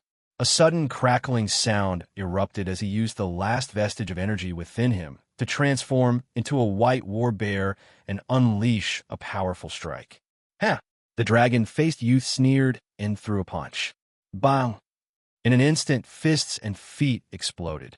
A ripple of emotion spread through the air, and the two men each took a step back. Good.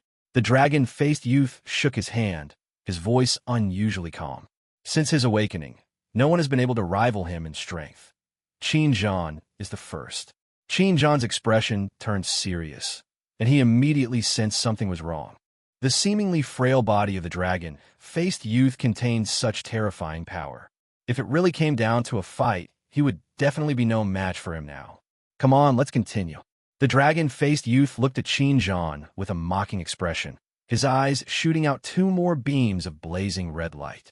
The two were too close, and Qin Zhan had no time to dodge, so he could only cross his arms to block. At the critical moment, Murongbai thrust out his sword. The dragon-faced youth turned his head to dodge, and a laser also changed its trajectory, grazing Qin Zhan's body and exploding into the ground. You dare to launch a sneak attack? A voluptuous woman wearing a cow mask said angrily as she took a step forward. Hey Storm, calm down, let me have some fun. The dragon-faced youth waved his hand dismissively. I think this little girl has some looks. I'll beat her down, tie her up, and have some fun with her. Fuck your mother's money. Qin Zhan cursed angrily and pounced on him again. Murongbai was his bottom line. He would fight anyone who touched him. Whoosh! Murongbai jumped onto the bear's back, and his long sword had somehow reassembled into a spear, which he thrust towards the dragon-faced youth's throat. Damn, help me! Upon seeing this, the people from Shanghai Ju drew their swords, wanting to rush forward to help, but Ning Huanhuan stopped them. Don't move. We're outnumbered and running low on energy. If you all move in, their group behind them will definitely make a move. That would only distract Brother Qin and the strategist. So you're just going to watch like this? The young man carrying the longbow asked angrily. Trust the boss and the others. It's not too late for us to go after they kill that guy, Ning Huanhuan advised softly. What? Everyone sighed heavily and reluctantly put away their weapons. Ning Huanhuan's words made a lot of sense. Going up there now will only cause more trouble. Wow, Bear Knight! The dragon-faced youth exclaimed excitedly as he quickly dodged. I'll ride you first, then she. Murongbai was somewhat uneasy. It was the first time the prophet had sent back two images at the same time, leaving her a little confused. The first scene, she was arrested, and Qin Zhan was arrested too. After his energy was depleted, he was tied up. It must be mentioned that the young man with the dragon face really kept his word. He said he wouldn't kill them, and he meant it. In order not to kill the two of them, he was very careful in his actions. The second scene is very eerie. In an open field, rows of cars were parked, but there was not a single person in sight. The dragon-faced youth and the survivors from the capital had all mysteriously vanished. Whoosh! Whoosh! Two laser beams grazed Murongbai's scalp, and she could even feel the intense heat. Suddenly, the images transmitted by the prophet changed. The first image disappeared completely, leaving only that eerie image suspended deep within his consciousness. What's going on? Murongbai frowned. The next second, a somewhat displeased voice rang out. Little Bazai Z, aim better. You almost hit your grandpa leopard. Let's rewind to 1 minute ago. Ah, Wing Yan Yund. He was a little tired after fighting all night. He then turned to the others and said, Let's go back to sleep. The group nodded in succession and turned to leave.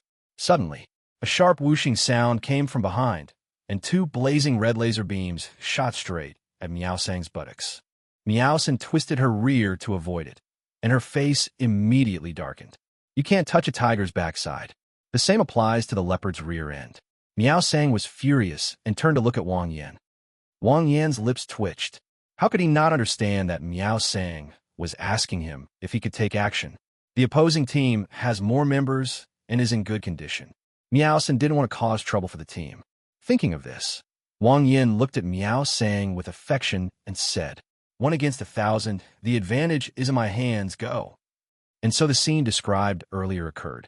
Little Bazai Z, aim better. You almost hit your grandpa leopard.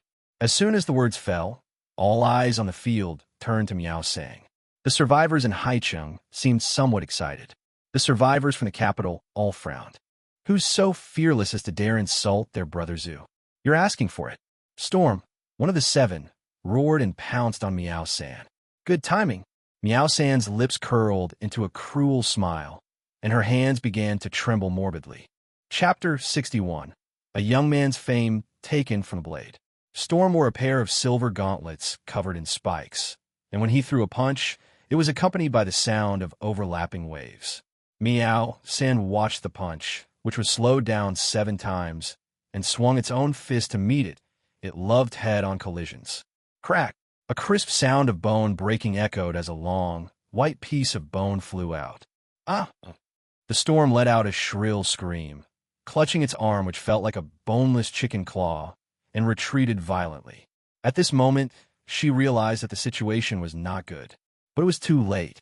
A dark figure flashed behind her almost instantly, using its strong body to bring her to a stop. Then, 2 powerful black claws surrounded them from behind, gripping the last ribs on both sides. Storm seemed to realize something, and his face turned deathly pale. Click, click, click, click. A series of cracking sounds rang out as Storm's ribs, starting from the last rib, along with his internal organs, were forcibly torn off. Real boneless chicken strips. Hiss! Everyone gasped in unison, their hair standing on end. Violence. Bloodshed. It was violently assaulting their consciousness. 2 months into the apocalypse, the most violent scenes they had ever witnessed were not even a fraction of what was happening now. That majestic figure was deeply etched in their hearts. Ah! Storm collapsed to the ground, her body convulsing, the excruciating pain causing her to lose consciousness instantly. From a moment the two clashed to the moment the storm was stripped bare, only a few seconds passed. The dragon faced youth, and the 6 people behind him all trembled. Storm! Storm! 6 figures rushed over at the same time. Miao Sang's strength was beyond everyone's expectations. The storm's power could stack 3 layers of power, making it extremely powerful. He was actually defeated in a head-on collision. Brothers, charge! Kill her! The 1,000 awakened beings in the capital city also drew their weapons, intending to surround and kill Miao San. TSK Tisk. Wang Yin shook his head as he watched this amusing scene. The people in the capital are truly united and will really step up when something happens. In comparison, the awakened ones in Haicheng seem rather weak. From beginning to end, not a single person stood up. Of course, Wang Yin didn't need their help. Now he holds the king's death crystal. 1 against 1,000, the advantage is mine. This is not just talk. Tread, almost simultaneously, by Su Su, Wang Shiro, and Wu Su stepped forward, facing the 1,000 men charging towards them, and drew their swords. With Wang Yin around, they would never be afraid. Just watch and see. Wang Yin waved his hand and grinned. I'll show you a move that's unparalleled. Then, amidst the puzzled looks of the others, Wang Yin stepped to the front. Buzz, buzz, buzz. A thick fog enveloped the 1,000 people charging forward, pressing down on them. What's going on? Why did it suddenly get foggy? The young man with the dragon face and his companions paused, a strong sense of unease rising within them as they found themselves enveloped in the thick fog, as if something could take their lives at any moment. The 1,000 people following behind him also stopped. What's going on? I can't see the road anymore. Is it possible that someone has the ability to summon mist? There's such a useless ability. Stop talking nonsense. Find those guys and avenge Sister Storm. As they talked, they continued their charge. Boom! A terrifying muffled sound suddenly rang out, and the 1,000-meter thick fog trembled violently. The noisy commotion and footsteps vanished instantly. The world has fallen silent once more. Where's the sound? Why did it suddenly stop? A girl turned her head and saw her companion's pupils dilate and her mouth agape. What's wrong with you? The girl looked in the direction of his gaze. The thick fog had dissipated, and a white road had appeared on the former open space, with 4 scantily clad figures covered in blood standing on it. 1,000 people vanished all at once. People, the girl began, but her eyes revealed a terrifying fear. Ashes, white ash, cremated remains. How is this possible? Murongbai trembled violently. She finally understood the meaning of the second painting. 1,000 people turned to ashes in an instant. That's why the surface is completely empty. The capital city was truly destroyed, and its inhabitants perished. Are you the king of hell? On the road of white bones, a blood-soaked man turned his head to look behind him, then looked at Wang Yin with an empty gaze. Judging from the voice, it was the young man with the dragon face. The boy with the sword on his back grinned and said, "No, I am Wang Yin." Chapter 62. Setting Sail. Unparalleled skill, White Bone Azura. Extremely large area of effect damage. 1,000 meters for Tier 3, 10,000 meters for Tier 4. Perfect for killing small fry. Previously, due to the terrifying energy consumption, I had never dared to use it. Now, with the King's Death Crystal's super long battery life, this problem is perfectly made up for. At this moment, on the road of white bones, the four blood-covered figures looked as if they had lost their souls. 1,000 people, how could they all be gone? Brother Zhu, let's go back to the capital. It's all fake, it's all fake.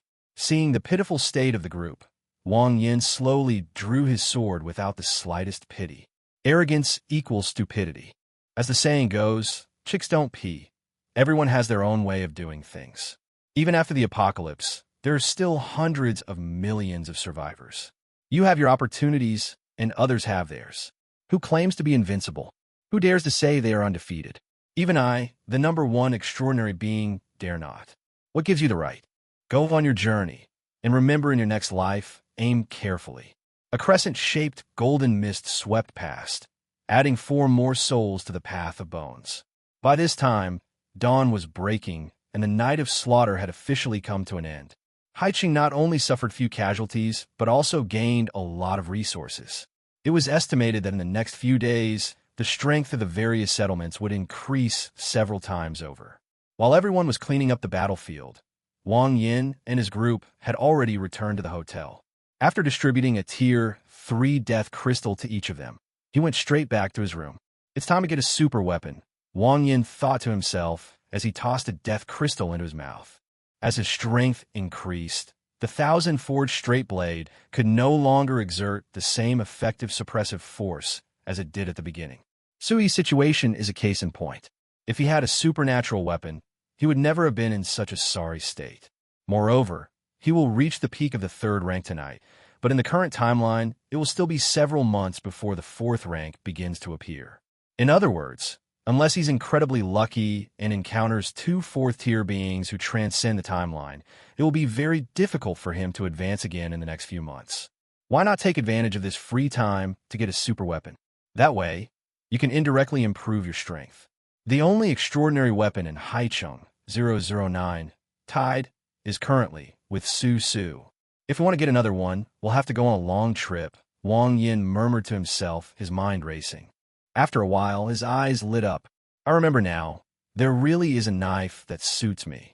003, the Void Demon. Born in Tinshui City. Just by looking at the ranking, you know this sword is terrifying.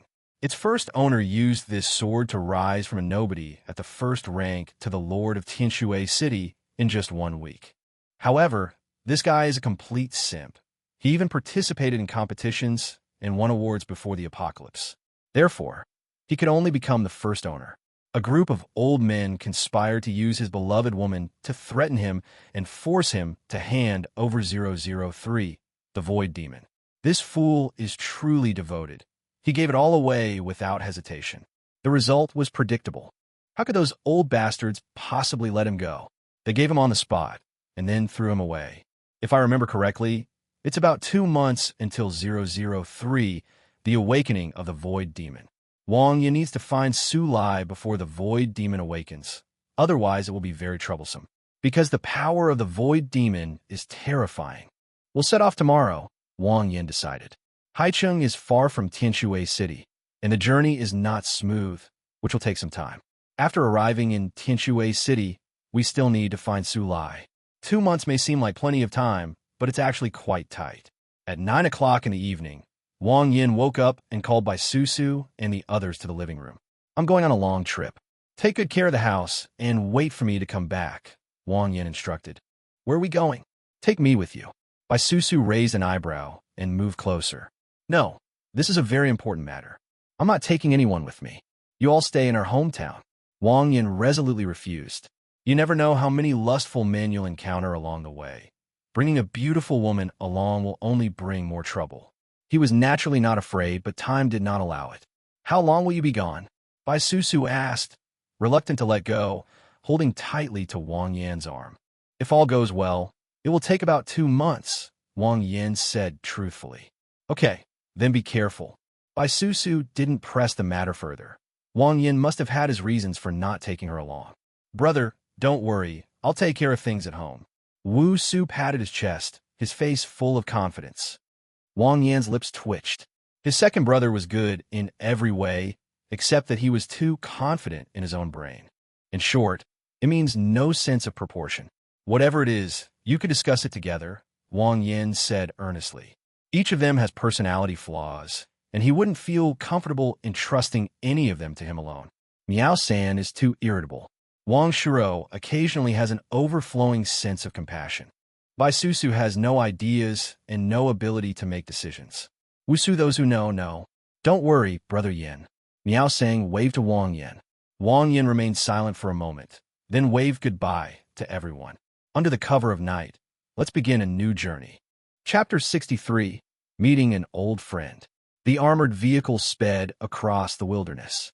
Wang Yin, with a cigarette dangling from his lips, hummed a tune and leaned back comfortably in his chair, enjoying the scenery along the way.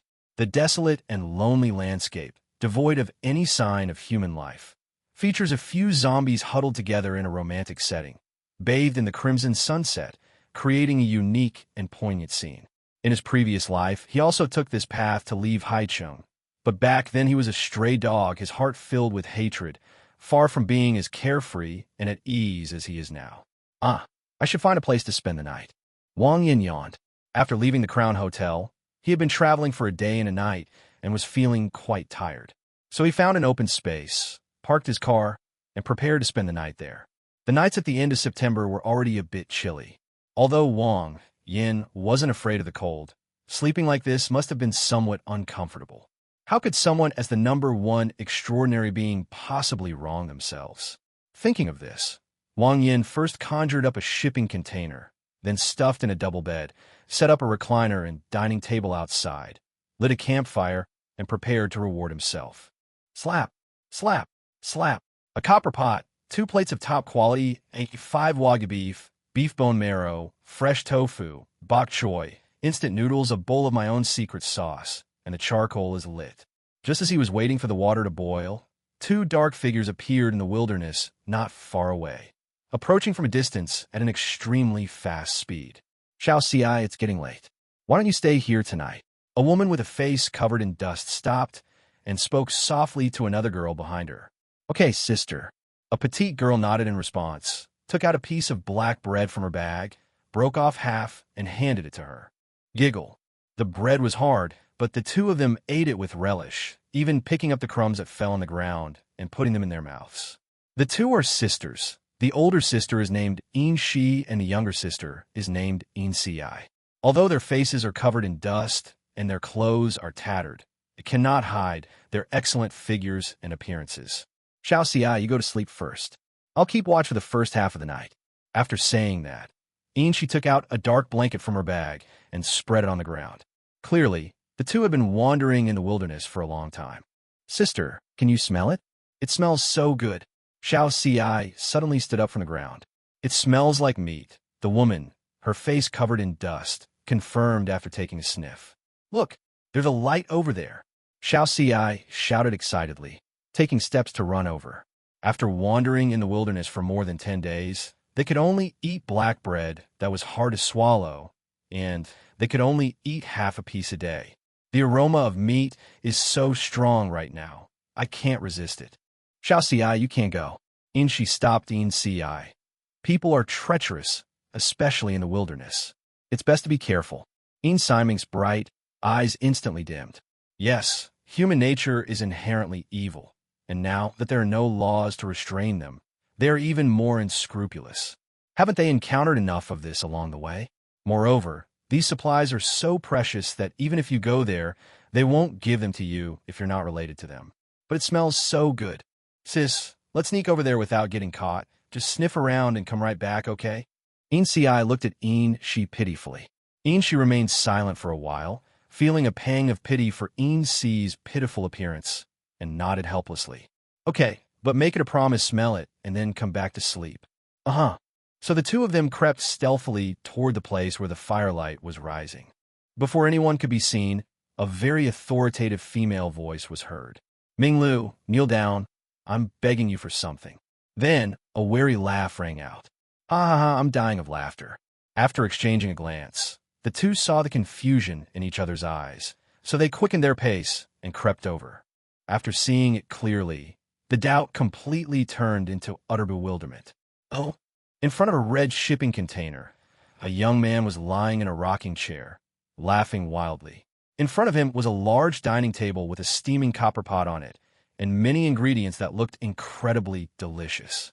What shocked the two of them the most was that he was actually watching TV series. Vandifa. For a moment, the two felt as if they were in a dream. Is the claim that the end times are unbelievable false? Or is it that I'm so hungry that I'm hallucinating? Why would such an absurd scene occur? A deathly silence fell over the surroundings. A long time. Sis, let's go and snatch the hot pot back, Inci said cautiously. No, we must not harbor malicious intentions. She shook her head, her expression resolute. This can't be considered harming anyone, can it? Inci lowered her head. In the apocalypse, resources are precious. Stealing someone else's food is tantamount to taking their life. Inshi's voice was extremely stern. Even if the world is full of demons and monsters, she doesn't want Inci to become like that. There are always things in this world that are more important than life. Inci fell silent and could only watch longingly as the man devoured the hot pot meat. But after a short while, she spoke again. Sis, he looks so slick and happy. He must be rich. How about we rob some of him? Inci gestured with her hand. Then it was Inshi's turn to fall silent. My sister's words weren't entirely unreasonable. Judging from the fact that the guy didn't even pick up the meat that fell on the ground, he must have plenty of leftover food. Seeing that Inshi was wavering, Inci quickly added, even just grabbing a couple of sips of soup would be fine. Inshi remained silent, engaged in a fierce internal struggle. Quite a while. Okay, we can only grab a little. Inci nodded emphatically, drew a dagger from his waist, and crept out from the shadows of the firelight. Peptide, kid, hand over the hot pot. Chapter 64. Encountering an old friend too. Wang Yin picked up a large piece of meat, about to put it in his mouth, when he was interrupted by a voice. He then angrily turned his head away. You're asking for it. How dare you steal the hot pot from the top restaurant? Like a thug. The sound of chopsticks falling. Wang Yin shuddered, staring at the two girls whose faces were covered in dust, his eyes filled with astonishment. Inci, how could this be? How could it be the two of them? Even though the two men were covered in dust and dressed in rags, Wang Yin recognized them at a glance. In his past life, these two people were involved in almost all of the darkest years of his life. Their first meeting took place in a remote town. He had just left Haicheng and was traveling around looking for a way to rebuild his roots. Once, when they encountered a horde of zombies, he noticed the two of them from afar. Because Inci and Inshi are both too strong, they were not only among the first to advance to the third tier, but their abilities are also extremely special twin extraordinary abilities. Special category, the sun and moon in their eyes. Inshi is the day, Inci is the month. The two joined forces. Their power was terrifying, and they carved a bloody path through the horde of corpses. From then on, Wang Yin remembered the two of them very well. Later, by chance, he learned that although the two girls seemed unapproachable on the surface, they were kind-hearted and were among the few people in the apocalypse who could uphold their principles. At that time, he was completely obsessed with revenge and did something extremely despicable. First, he set a trap to gain the trust of the two men, successfully infiltrated them, and then fabricated a very touching story, which he then casually revealed. Upon learning this, the two resolutely accompanied him to find a way to restore his foundation. The search lasted 2 years, during which they traveled all over the world and endured countless hardships, with the two of them nearly dying several times. Seeing their pitiful state, Wang Yin suddenly had a change of heart and wanted to sneak away so as not to be a burden to the two of them, but the two of them chased after him and brought him back. Wang Yin still remembers very clearly what Inshi said back then. No matter what choice you make, we'll be with you. Wang Yin was moved and had already considered giving up. It seems that it would be good for the three of them to find a secluded place in the mountains and live out the rest of their lives in peace. However, a month later, he received news that the widows of his brothers who had protected him during his retreat had been found and tortured to death, and even their 5-year-old child had not escaped.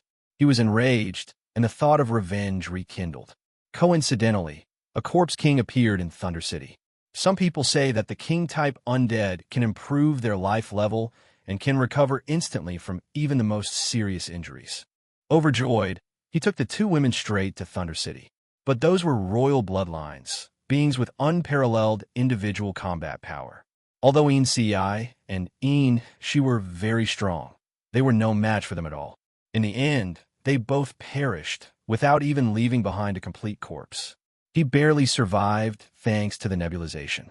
He was filled with remorse afterward and remained depressed for several years before recovering.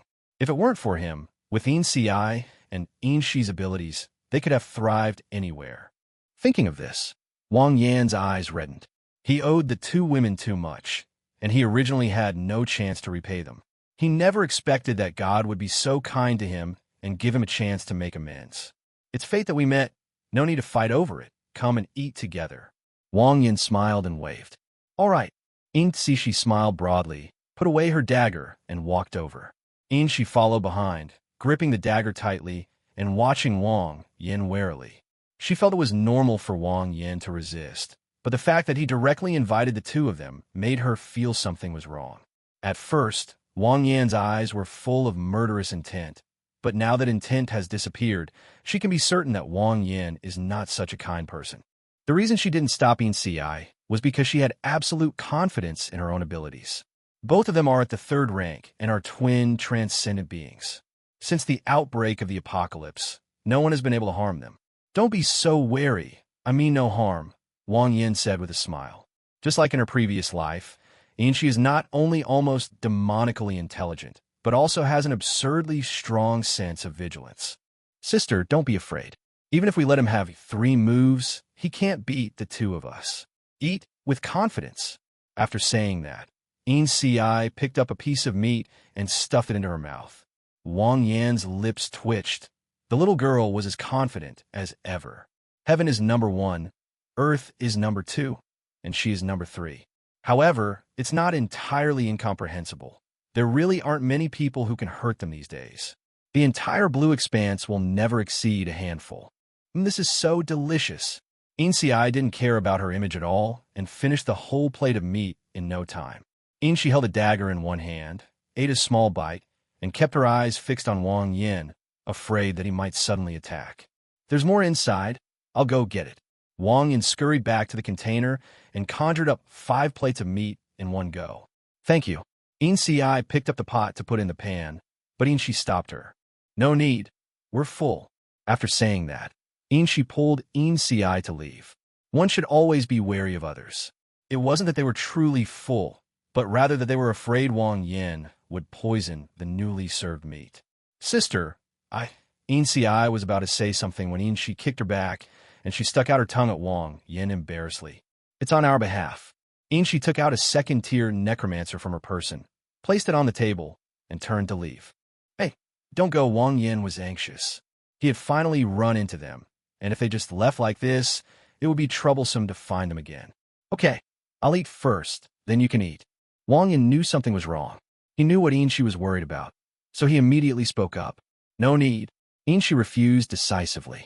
He felt that something was off about Wang Yin no matter how he looked at him, especially the way they looked at each of them. It was like they were perverts. Sudden roar. A ferocious roar interrupted their conversation, and for not far away, 2 figures as large as small mountains pounced over. Chapter 65. The 2 sisters being hunted down.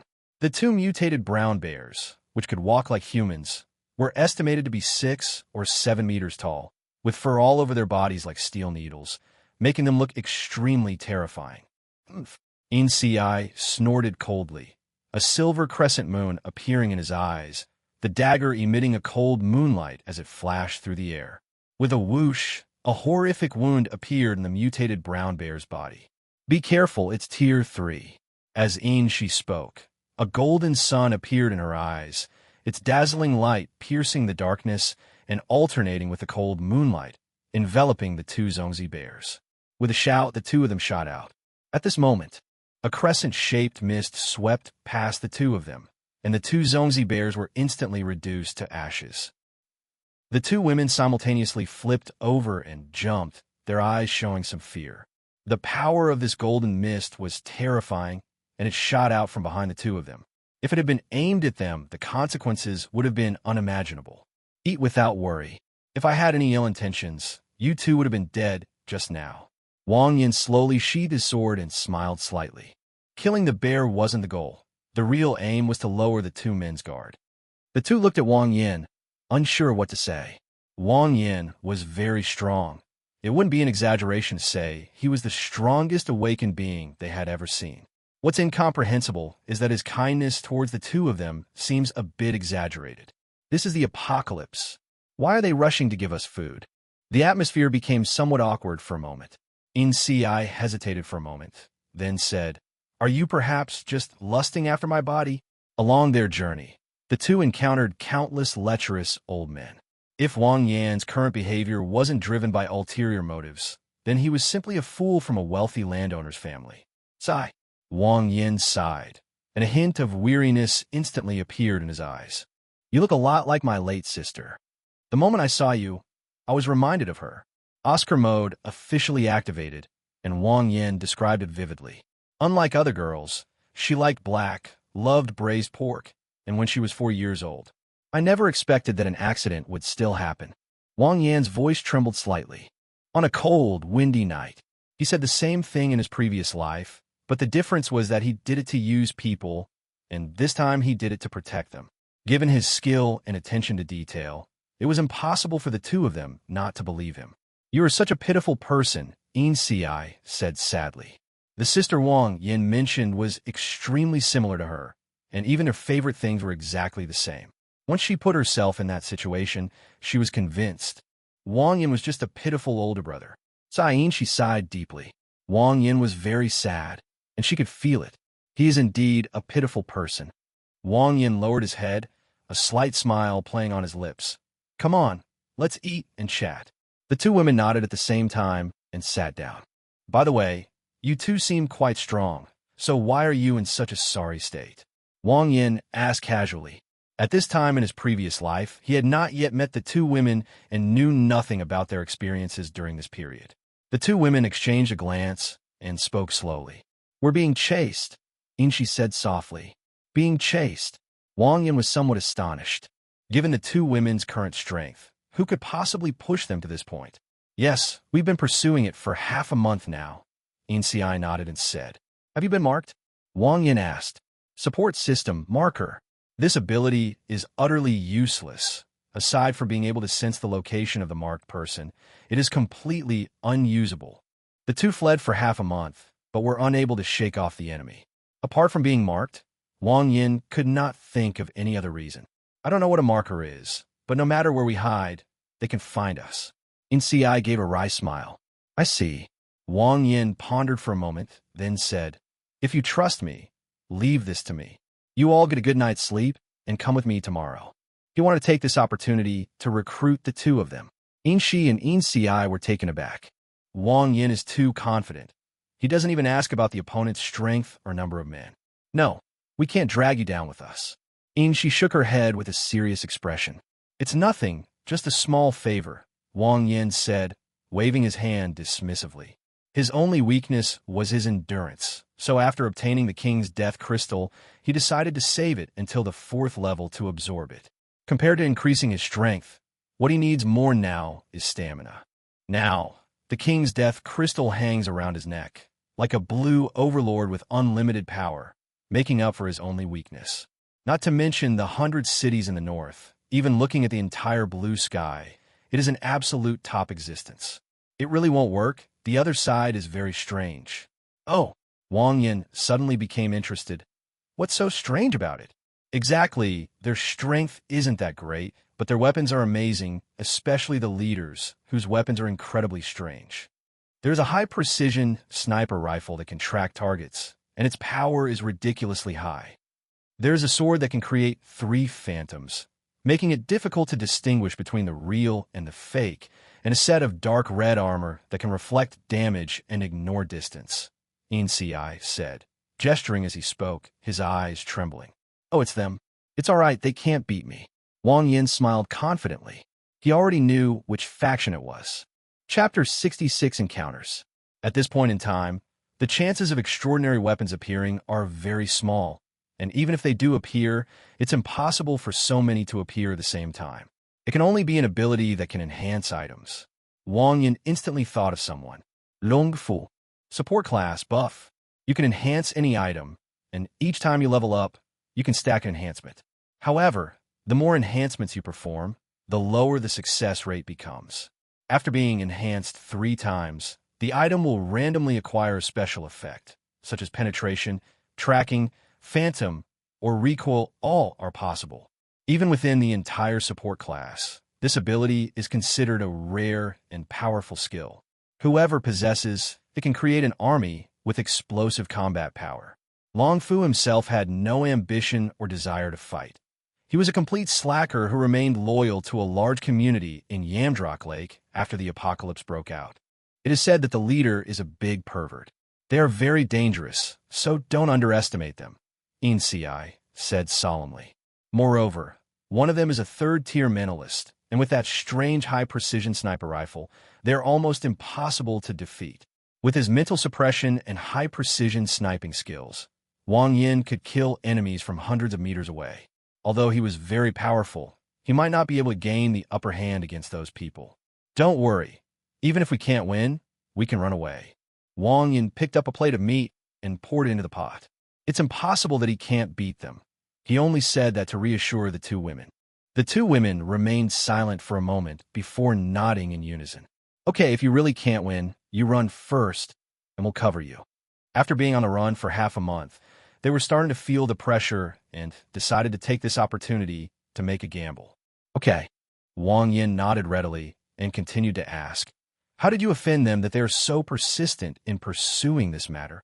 I killed their leader. Inci's face flushed slightly. Whoa, Wang Yan's eyes twitched. No wonder. It turns out that Yaoji is gone. This is even more painful than killing him. The 3 of them ate and chatted, creating a very harmonious atmosphere. After Wang Yin finished eating, he conjured up 2 sets of clean clothes and some girls' private items, which he then sent over. How do you have these things? Inci asked. Her face flushed, and she couldn't help but suspect again that Wang Yin was a pervert. After all, what normal person would carry so many of a girl's things with them? It appeared out of thin air. Wang Yin shrugged and snapped his fingers again to conjure up a large bed. He could trust the Yin sisters unconditionally, so there was no need to hide it from them. Inci and the other woman stared at Wang Yin in shock. Present? Wait a minute, isn't Wang Yan's ability supposed to be that kind of golden mist?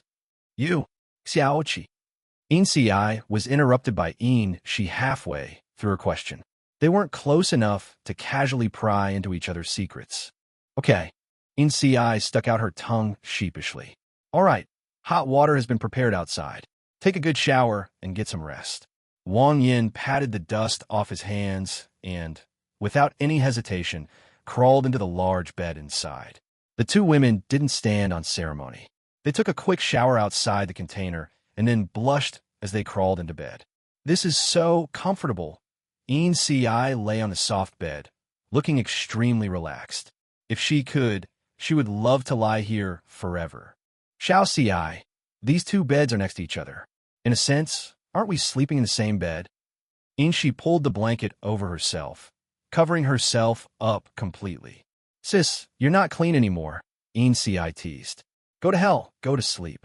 Okay. Wah. On the desolate wilderness, endless gales howled past. A small team of about 20 people is rushing in one direction at full speed. Those two bitches have really ruined our lives. A burly man in red armor cursed fiercely. They had been chasing each other in the wilderness for half a month, and were now extremely frustrated. Sigh, I really envy those brothers who stayed in the settlement. They have food, drink, and young women to play with. How much further is it, Sister Dai? It's not far now. If we hurry, we'll be there in half an hour, said an old woman with a wrinkled face as she ran at top speed. Good. We must catch them this time. Everyone's spirits were lifted, and they increased their speed even further. Half an hour later, a red container came into view. Old Wong, prepare for a mental attack. Xiao Duan, try to hit their legs and kill them if necessary. The leader's eyes flashed with ruthlessness as he gave the orders in a low voice. Big brother, just you wait and see. Xiao Duan stopped, set up his sniper rifle, and aimed at the red container. Suddenly, a deep rumble sounded in the sky. Boom! A bolt of lightning as thick as a bucket struck without warning, instantly turning Old Wong into a huddled ball, clearly beyond saving. At the same time, a male voice rang out. Put down your weapons, and we'll leave you with your corpses intact. Chapter 67. I'll see this through and send you down to reunite. Who? Everyone's expression changed simultaneously. They looked in the direction from which the sound came and saw a young man carrying a knife standing not far away, coldly watching them. Brother Feng Lu, Old Wong can't be saved. A girl carrying a medical kit said to the leader. I understand. Feng Lu nodded, a surge of anger welling up in his eyes. He didn't even know Wang Yin. As a result, in a single exchange, he killed the only mental-type member of the team. Furthermore, they told them to lay down their weapons in exchange for keeping their bodies intact. That's fucking ridiculous. Who do you think you are? Kid, I'll make you wish you were dead. Feng Lu drew his katana, his face full of ruthlessness. Oh, so you're planning to make a last-ditch effort? Wang Yin said as he slowly walked towards the group. The reason he didn't kill them all directly was because he was afraid of accidentally destroying those weapons. They were valuable items, and even if he didn't need them, he could give them to Wu Su and the others. Bang! Wang Yin was met with a deafening gunshot. Immediately afterwards, Feng Lu led all the awakened ones to charge in. Their real target was not Wang Yin. They wanted to quickly take him down and then focus on dealing with Yin Shi and the other two. Clang! Wang Yin swung his knife and cleaved the incoming bullet in two. Whoosh, whoosh, whoosh. A barrage of ranged attacks hurtled in. Kid, take this. Two middle-aged men, each wielding a steel knife, charged forward with incredible speed. Wang Yin casually swung his sword, seemingly without any force, yet it directly knocked the steel knives out of the two men's hands. Then, the ground shattered, a figure burst forth, and a cold blade of light suddenly appeared in the air. With a plop, two heads shot into the sky. From the side, Feng Lu saw that Wang Yin had almost instantly killed the two of them, and he was immediately shocked. His samurai sword turned into 3 afterimages and slashed fiercely at Wang Yin's head. D. Wang Yin smiled slightly. This knife is quite interesting. Its triple illusion makes it difficult to distinguish between the real and the fake. Most people can only retreat and dodge when they encounter it. But this would allow Feng Lu to control the pace and keep him on the defensive. Unfortunately, he ran into a cheater. Wang Yin retracted his straight sword, gathered his strength, and quickly tapped it 3 times in the air. Clang! The sound of metal clashing rang out, and Feng Lu's tiger's mouth was jolted painfully. He almost dropped his katana, and his body involuntarily staggered backward. Wang Yin lunged forward and slashed horizontally with his sword. Damn it! Feng Lu's expression changed drastically. Wang Yin's strength was beyond his expectations. He was completely overwhelmed in both strength and speed. If Old Wang hadn't died, he could have suppressed the opponent with his 3rd-tier mental attack. But it seems Wang Yin had planned this all along and killed Old Wang first. Now, none of their enhanced weapons pose a threat, and Wang Yin has withdrawn to take over the battle. This is a tough problem. Let's retreat. Feng Lu withdrew abruptly, having lost all will to fight. Upon hearing this, everyone realized something was wrong, slammed on the brakes, and turned to run without hesitation.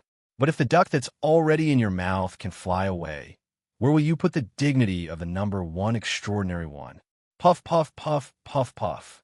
The ground suddenly cracked open, and one after another, barbed stone pillars emerged from the ground, instantly covering an area of dozens of meters with dense barbs. Ah! What is that? Everyone was caught off guard by the sudden appearance of the stone spikes. No one expected that Wang Yin, who was so powerful in close combat, was actually an elementalist. In an instant, screams filled the air as more than a dozen awakened beings were pierced and hung in midair, their scarlet blood flowing freely. "Help! Little dear!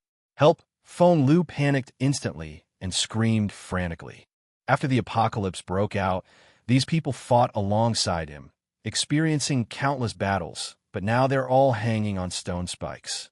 It hurts. It hurts so much. The fawn is dead. Xiao Duan held the high-precision sniper rifle, his face ashen.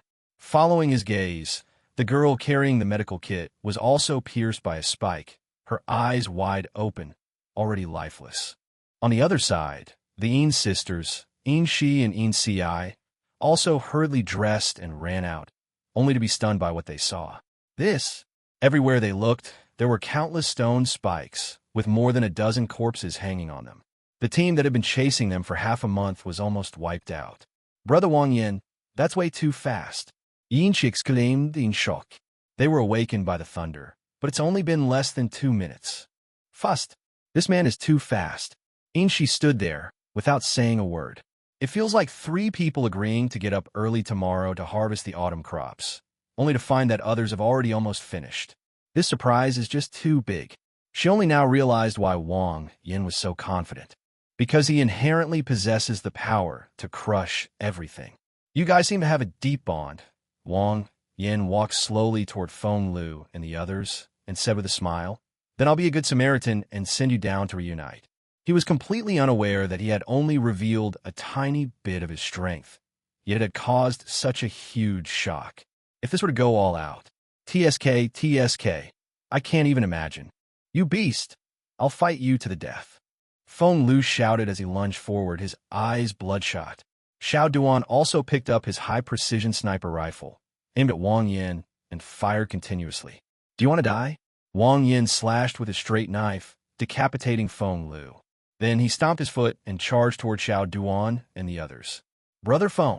Xiao Duan roared, throwing the high-precision sniper rifle aside and picking up a knife to meet Wang Yin. However, not everyone was as courageous as the two of them. The few remaining awakened in the group exchanged glances, turned around, and ran away. "Xiao Qi, make your move." Yin Shi's eyes flashed like the sun, shooting out a sharp golden light. "All right." Yin Ci was not to be outdone, and a crescent moon appeared in his eyes, enveloping all the awakened ones.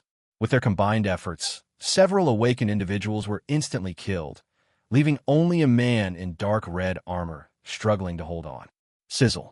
The dagger sliced through the armor, leaving not even a mark, and the 2 women were forced back by the recoil.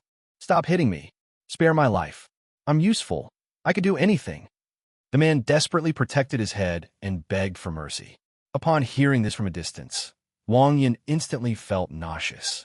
The girl begged for mercy, and I said I'd do anything, but you, a burly man, say the same thing. Aren't you ashamed? He simply picked up the small section of the head, predicted the big man's retreating trajectory, and threw it with all his might. A whooshing sound suddenly rang out, and the man in red armor turned his head to see Xiao Duan's wide-eyed face. Heart. Bang. Blood, flesh, and shattered bones splattered everywhere. Chapter 68. Being extorted. As the man in red armor fell to the ground, the entire pursuing squad from Yamdrock Lake was wiped out. Wang Yin picked up the samurai sword and casually swung it. 3 afterimages shot out from the sky, making it difficult to distinguish between the real and the fake. Not bad. Wang Yin smiled as he sheathed the knife, but suddenly his eyes widened in surprise. "Huh? What's this?" He bent down and took a silver pinky ring off Feng Lu's left little finger. The style was clearly that of a woman. A burly man wearing a woman's pinky ring? Wang Yin's sixth sense told him that something was fishy going on. No way, no way. Wang Yin suddenly had a bold guess, and then with a thought, he merged it into the pinky ring. A space the size of a basketball court appeared instantly, filled with a large amount of supplies, death crystals, weapons, and some indescribable things. Holy crap! Long Fu is a real talent. Wang Yin stood up excitedly. If he wasn't mistaken, this ring was given a spatial effect after Long Fu amplified it 3 times. That's really nice. If he had already had the equipment, he could have just packed it up and taken it all from the Haicheng University lab without having to make a deal with Zhao Zixi. How about we just go to Yamdrok Lake and kidnap him while we're there? Wang Yin was tempted. He is indeed a talented individual. Other special effects are dispensable to him, because he is very confident in his own strength. And with 003, the Void Demon is definitely much more powerful than an amplified ordinary weapon, so he doesn't need a special effect weapon. However, the spatial effects are still very practical. Not only him, but by Susu and the others also need it. Usually, carrying large and small bags of supplies and weapons is not only inconvenient, but also makes them easy targets. Brother Wang Yin, what's got you so agitated? In Si walked over, carrying a set of dark red armor. Here you go. From today onwards, you're the logistics minister. Wang Yin smiled and tossed a ring to In Si. This is a ring. In Si looked at Wang Yin in surprise.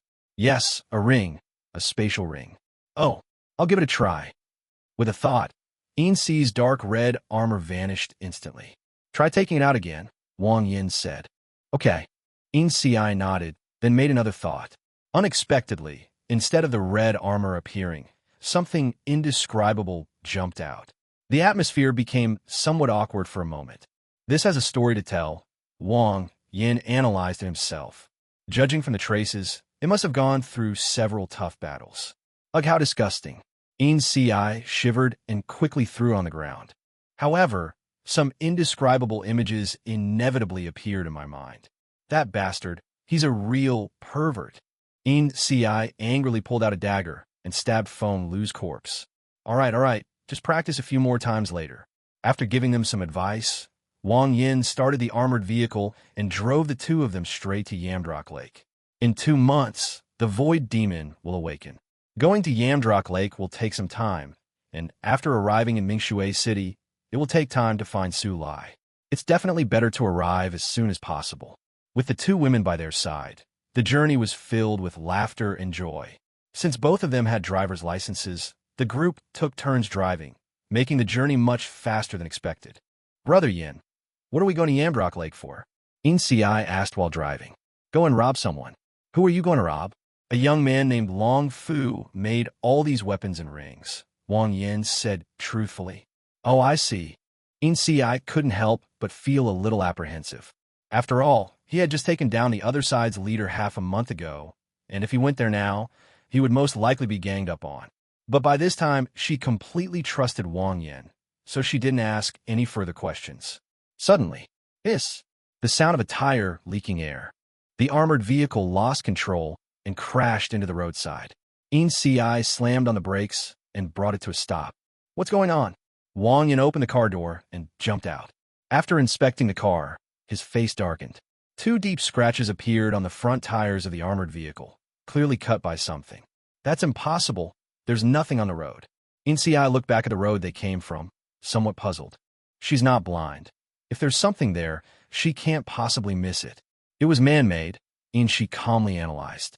Just then, several figures emerged from the roadside bushes. They turned out to be several dark-skinned foreigners and a few young girls. Friend, do you need any help? A black man in his 30s, with his arm around a young girl, looked at Wang Yin with a smile. Of course we need to. Wang Yin nodded, stood up from the ground, and said in an icy voice, We need you all to die. As he spoke, Wang Yin drew his sword. It's pretty clear now that it was these black guys who did it. Otherwise, how could the tires of an armored vehicle be so easily punctured? No, friend. I advise you not to make a move. The leader of the black men waved his hand, and a large group of people surged out of the bushes again, surrounding Wang Yin and his companions. The group was predominantly black, but included some young Asian girls who nestled close to the black men, looking quite pleased with themselves. Yeah, do you still want your car repaired? A tall girl shouted. We only want money. Give us half of the supplies and half of the death crystals, and we'll fix your car. Wang Yin fell silent. He could conjure up tires, but the problem was that armored vehicles were structured differently from other vehicles, and he simply didn't know how to change them. These bastards really succeeded in exploiting his weakness. This place is sparsely populated, and there are no vehicles for hundreds of miles around.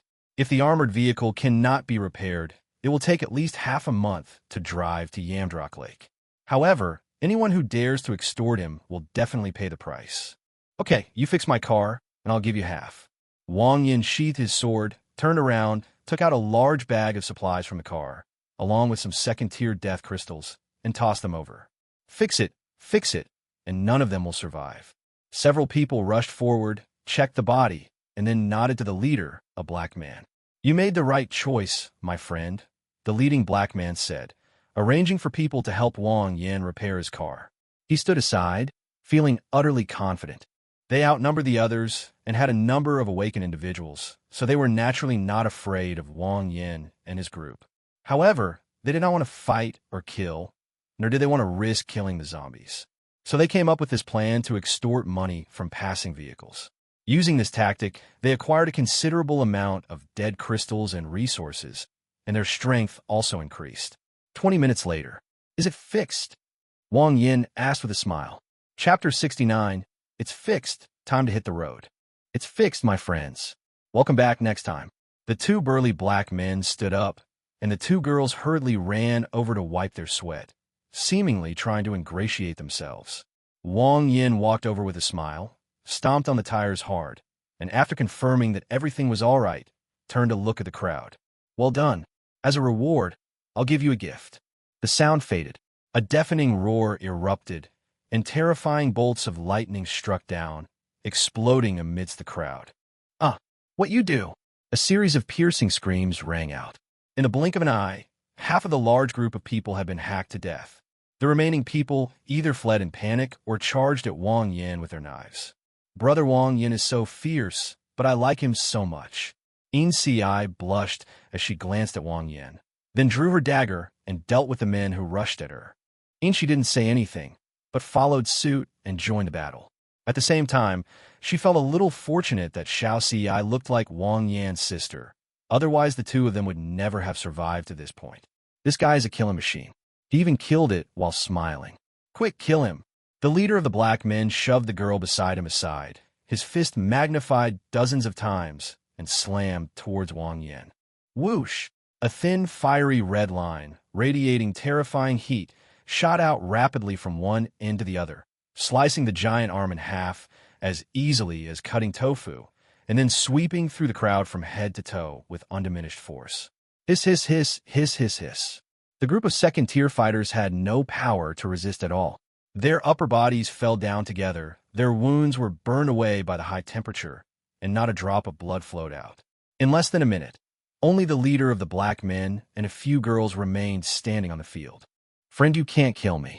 The leader of the black men clutched his arm, sweating profusely from the pain.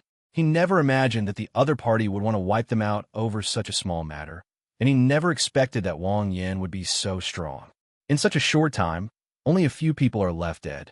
If he had known this would happen, he would never have made things difficult for Wang Yin and the others, even if it meant his death.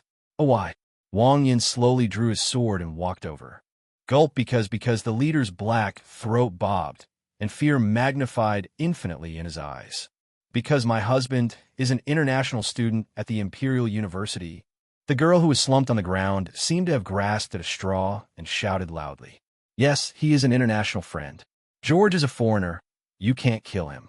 Several girls chimed in, naively believing that George's identity would save their lives. Wang Yin paused in his tracks. He was shocked by the values of the girls, and his mind immediately turned to the glorious achievements of a certain university. I thought it was just a publicity stunt, but I didn't expect there to actually be such idiots. Wang Yin muttered, turning to look at the girls. When you're reincarnated, go to another country. Don't pollute the blue sky. Puff, puff, puff. The sound of a knife piercing flesh echoed, adding a few more souls to the scene. Few after killing you all, even the air here feels fresher. Wiping the blood off his knife, Wang Yin didn't linger and continued on his way with the two women in his car. Brother, another car is coming. A lean young man excitedly patted the scarred man next to him. Oh, a few. Scarface crossed his legs and leaned back in his chair. Only one. Let me see. Scar stood up and took the binoculars. After a while, tell the brothers to keep quiet and hide well. Scarface's eyes trembled, as if he had seen something terrifying. Brother, there's only one car. The lean young man was getting anxious. Listen to your big brother. I won't hurt you, Scarface said, and immediately lay down. The lean young man sighed and reluctantly climbed down, but his eyes remained fixed on the outside world. Buzz! With the roar of an engine, an armored vehicle came into view, trailing a blood-stained nylon rope behind it, and behind that, a series of mangled, round, bloody bodies. Damn! Who is he? The lean young man quickly lowered his head, afraid that his gaze would reveal his location. The armored vehicle drove quite a distance before the group of people emerged. The area ahead is Yamdrok Lake's territory, Scarface said thoughtfully. Yes, Yamdrok Lake is a necessary stop on the way. Notify Chong Xiao and the others, and tell them to be careful. Okay, I'll go right away. The lean young man nodded, dragged an off-road motorcycle out of the bushes, and took a shortcut straight to Yamdrok Lake. There were not only robbers, but also informants on the outskirts of Yamdrok Lake. Chapter 70 Yamdrok Lake. The sun is setting, with the deterrent force behind them. The journey was smooth, and they encountered no further trouble. Squeak! The armored vehicle stopped in an open space. The three men were exhausted after traveling for 2 days and 1 night. This place isn't far from Yamdrok Lake, so if all goes well, we should be able to snag someone tomorrow. What do you want to eat tonight? Wang Yin conjured up a shipping container and skillfully stuffed 2 large beds inside. Braised pork. In Ci smiled and came closer. Xiaoxi, what about you? Wang Yin conjured up 3 plates of braised pork and turned to look at In Shi. I'm fine with anything. I'll eat whatever you eat, In Shi said as she lit the campfire. Wang Yin nodded and conjured up several vegetarian dishes, a plate of fried peanuts, a case of chilled beer, and 3 extra large portions of crab roe rice. Wow, this is so wonderful. In Ci took a bite of the crab roe rice, her eyes sparkling. She couldn't even imagine this kind of life before the apocalypse. She could eat whatever she wanted and sleep until she naturally woke up. It couldn't be more wonderful. Come on, cheers. In Ci put one leg on the chair, opened a bottle of beer, and swished it down. In Shi followed closely behind. You should drink too, Brother Yin, In Ci urged. Wang Yin was somewhat embarrassed, as the 2 women had actually finished before him. You're so patient. So he opened 2 bottles and drank them all in one gulp. Amazing. Watch this, In Ci said, and immediately spun 3 bottles in a row. In Shi followed closely behind. Now, the pressure is back on Wang Yin. Ha! Wang Yin smiled dismissively, conjured up another case, and opened 4 bottles in a row. Watch closely. Wow, Brother Wang Yin is amazing. In Ci praised as she opened 5 bottles of beer. The next morning, Wang Yin groggily got out of bed and looked around in confusion. Where are the 2 of them? In Ci and In Shi were no longer in the container, and the bed was neatly arranged, as if no one had slept there. Damn, I can't drink anymore. Even awakened ones can black out. Wang Yin complained and quickly put on his clothes. He doesn't remember anything about last night, not even how he got in, which is very awkward. Outside the container at this moment, In Ci and In Shi had already prepared breakfast. When they saw Wang Yin come out, their eyes darted around. Good morning, Wang Yin greeted with a smile. Good morning, In Shi replied, blushing. Wang Yin's mind was entirely on Long Fu, and he didn't notice anything amiss in the atmosphere. After finishing his meal, he took the 2 of them straight to Yamdrok Lake. The streets of Yamdrok were now crowded with zombies, many of whom had been drawn there by the roar of the armored vehicles. Wang Yin parked the car in a safe place and got out with the 2 women. Xiaoxi, do you know where they gather? Wang Yin asked. I don't know. I ran into them in a supermarket when I was dealing with their boss, In Ci replied. Wang Yin nodded, sensing everything within the fog that covered half the street. You 2 follow me. After Wang Yin finished speaking, he rushed into a shop and kicked open the warehouse door. Who? The people in the warehouse panicked immediately, and before they could even put on their clothes, they hurriedly got up. Wow, you're really showing off your skills. Wang Yin strode over. In Ci and In Shi took a sip at the same time. Shameless. A dozen burly men drew their weapons, their faces menacing. But when they saw Yin Shi and Yin Si behind Wang Yin, their expressions softened instantly. "Brother, are you here for the event too?" A middle-aged man with a large belly walked out, staring intently at the Yin sisters. He likes this type of shy little girl the most. "What event?" Wang Yin was a little confused. "Don't pretend, bro. You think you don't know we're having some fun activities?" The pot-bellied middle-aged man had a knowing look on his face. Wang Yin's lips twitched. "Wow, you guys are having a better time than me. Come on, let's go together," the middle-aged man with the big belly said, reaching out to pull Wang Yin. "Together, you son of a bitch." Wang Yin jumped up and delivered a flying kick, sending the pot-bellied middle-aged man flying. "Damn it, you're asking for it. Damn it, this kid's here to cause trouble. Brothers, let's go." The remaining burly men rushed forward, cursing and swearing. Buzz! The mist rippled and crushed them into dust. A group of women screamed and huddled in a corner, trembling. A middle-aged woman with a large belly coughed up blood and stared wide-eyed in disbelief. They just threw the brothers away like that. Is this some kind of monster? Come on, tell me, where's the largest gathering place around here? Wang Yin walked up to the middle-aged man. "I kindly invited you to a party. Why did you kick me?" The middle-aged man seemed somewhat aggrieved. Chapter 71, Get Out. Wang Yin regretted it a little. He felt that he had made a mistake in leaving the wrong person alive. This guy was a complete idiot. "Why are you talking so much nonsense?" Wang Yin said, plunging his straight knife deep into the middle-aged man's thigh. "I'll stop it. I'll talk. The pregnant middle-aged man let out a scream and dared not linger any longer. "It's the Donghai Villa District. Who is leading this?" Wang Yin continued to ask. They were two young men. One was skinny and thin, and the other was a punk rocker. Wang Yin looked at Yin Si with a questioning gaze. "It's them. I call him that punk," Yin Si said angrily, waving her little fist. Wang Yin nodded, turned around and kicked the middle-aged man with a big belly. "Get dressed and take us there." The middle-aged man with the large belly trembled, as if he had thought of something incredibly terrifying. "Big brother, you can't go. Their leader is a psychopath. He's incredibly cruel." Wang Yin grinned, squatted down, and said in a low voice, "I'm even more freakish than them. Do you want to experience it for yourself?" The middle-aged man almost cried. He had only thrown a small party. What had he done to deserve this? I'll go, okay?" The pregnant middle-aged man yelled as he put on his clothes and led a few people straight to the Donghai Villa District. Squeak! A little mouse perched on the roof beam, taking in everything that had just happened. Meanwhile, inside the Yamdrock Golden Bull building, a young man with slicked back hair crossed his legs and looked at the young woman kneeling on the ground beside him. "Bai Jia, what's the situation now?"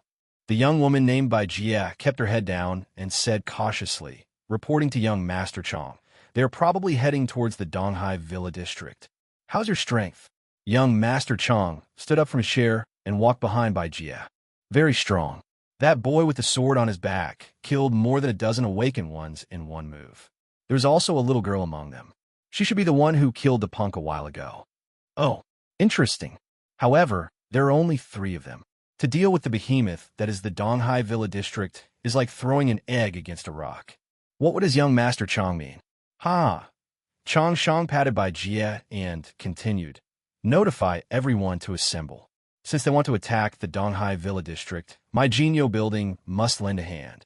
On the other side, a black SUV sped along the road, with a middle-aged man with a large belly squatting on the roof, his sparse hair fluttering in the wind and his face looking disheveled.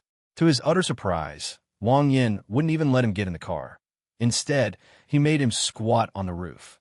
What do people do? But despite his thoughts, he didn't believe he could resist. "Brother, we're here. It's just ahead."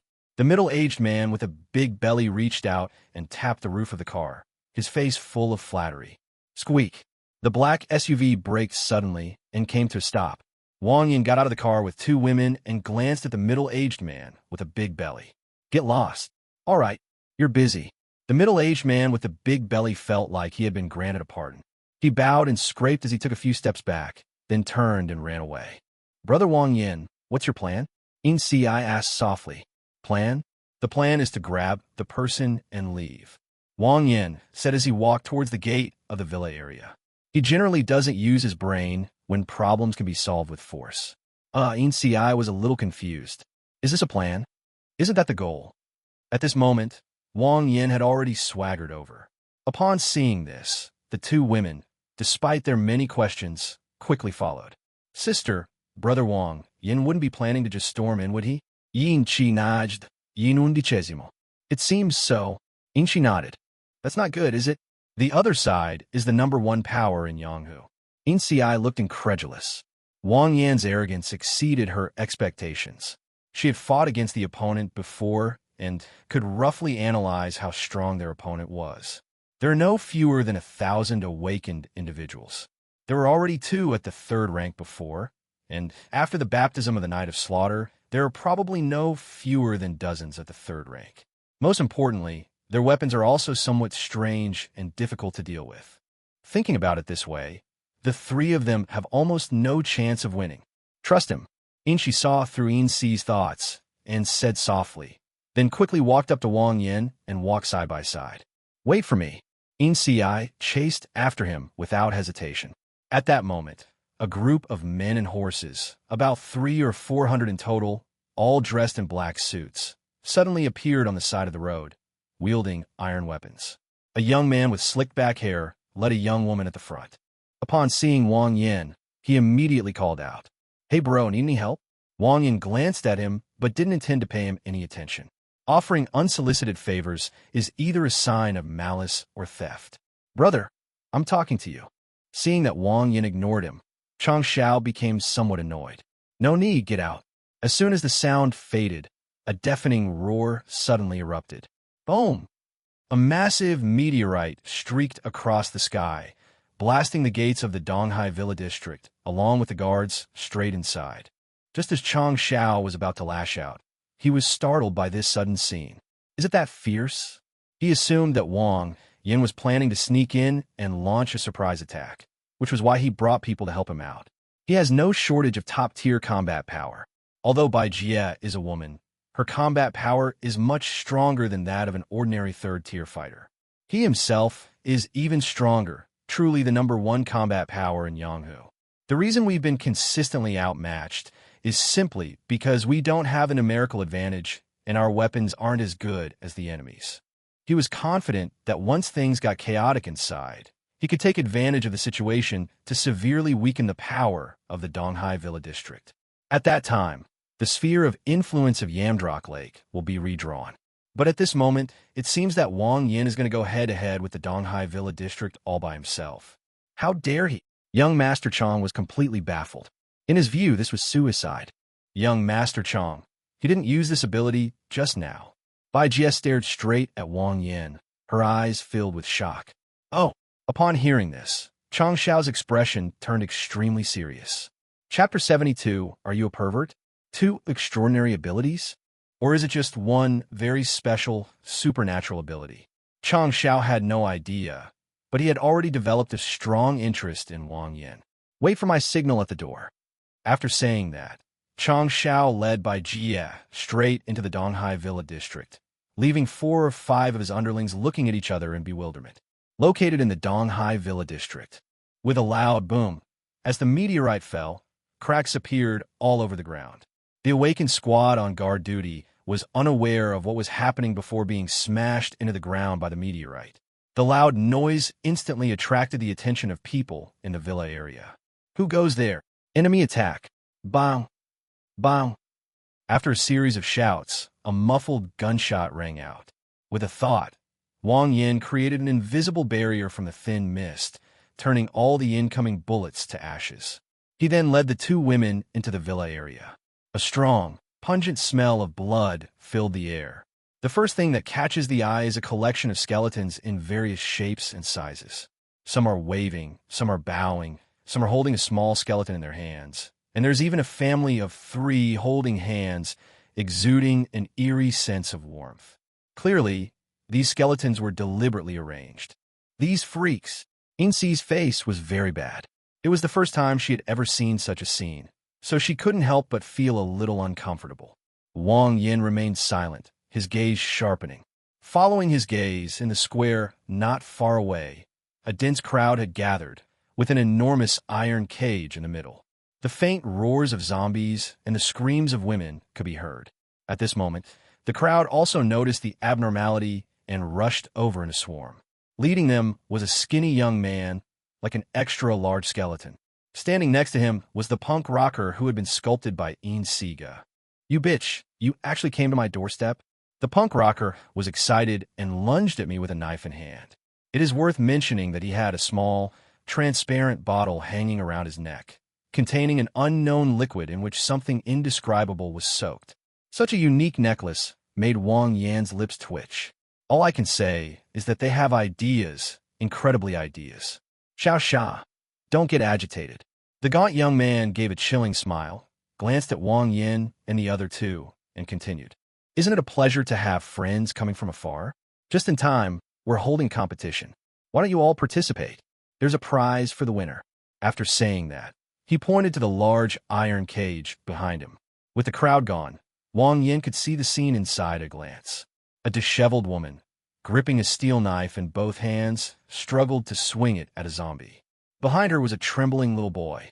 The woman was clearly an ordinary person, and she was tackled to the ground in the blink of an eye, but she still desperately swung her steel knife, hacking at the zombie's head.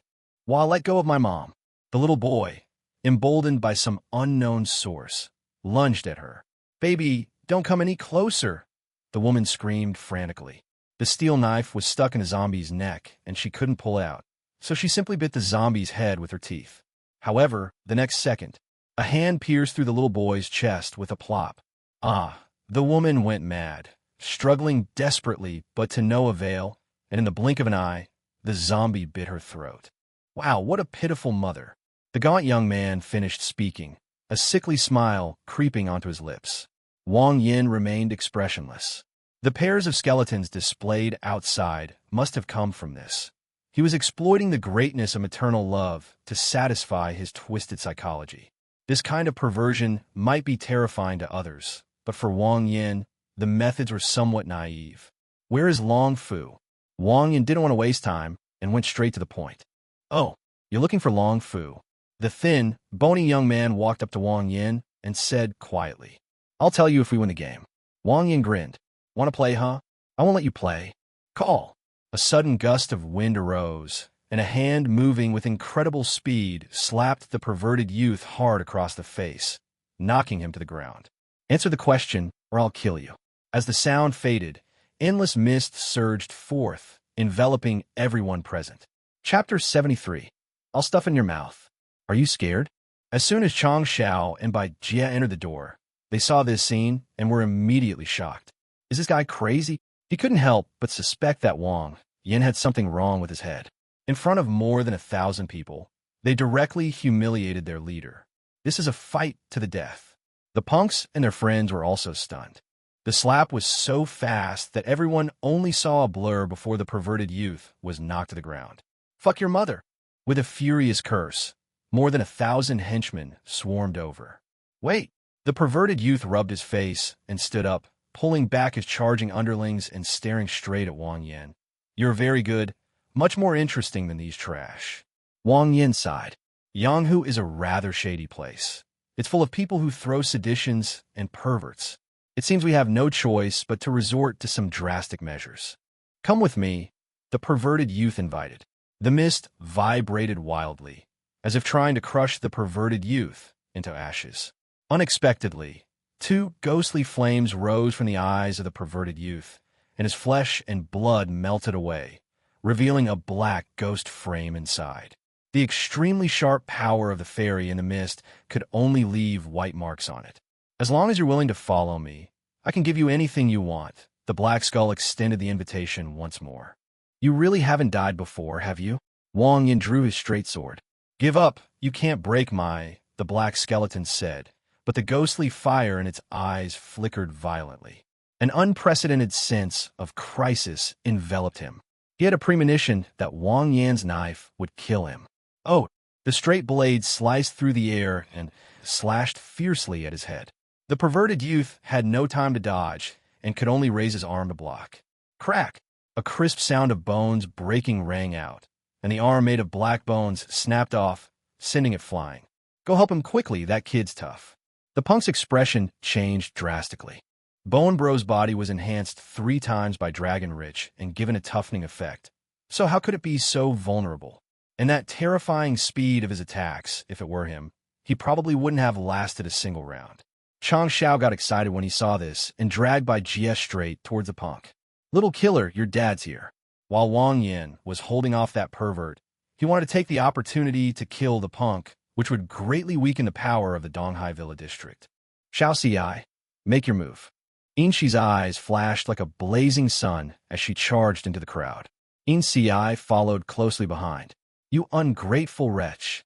Bone Bro finally snapped, reaching down to pull a black bone sword from his spine and unleashing it with explosive force.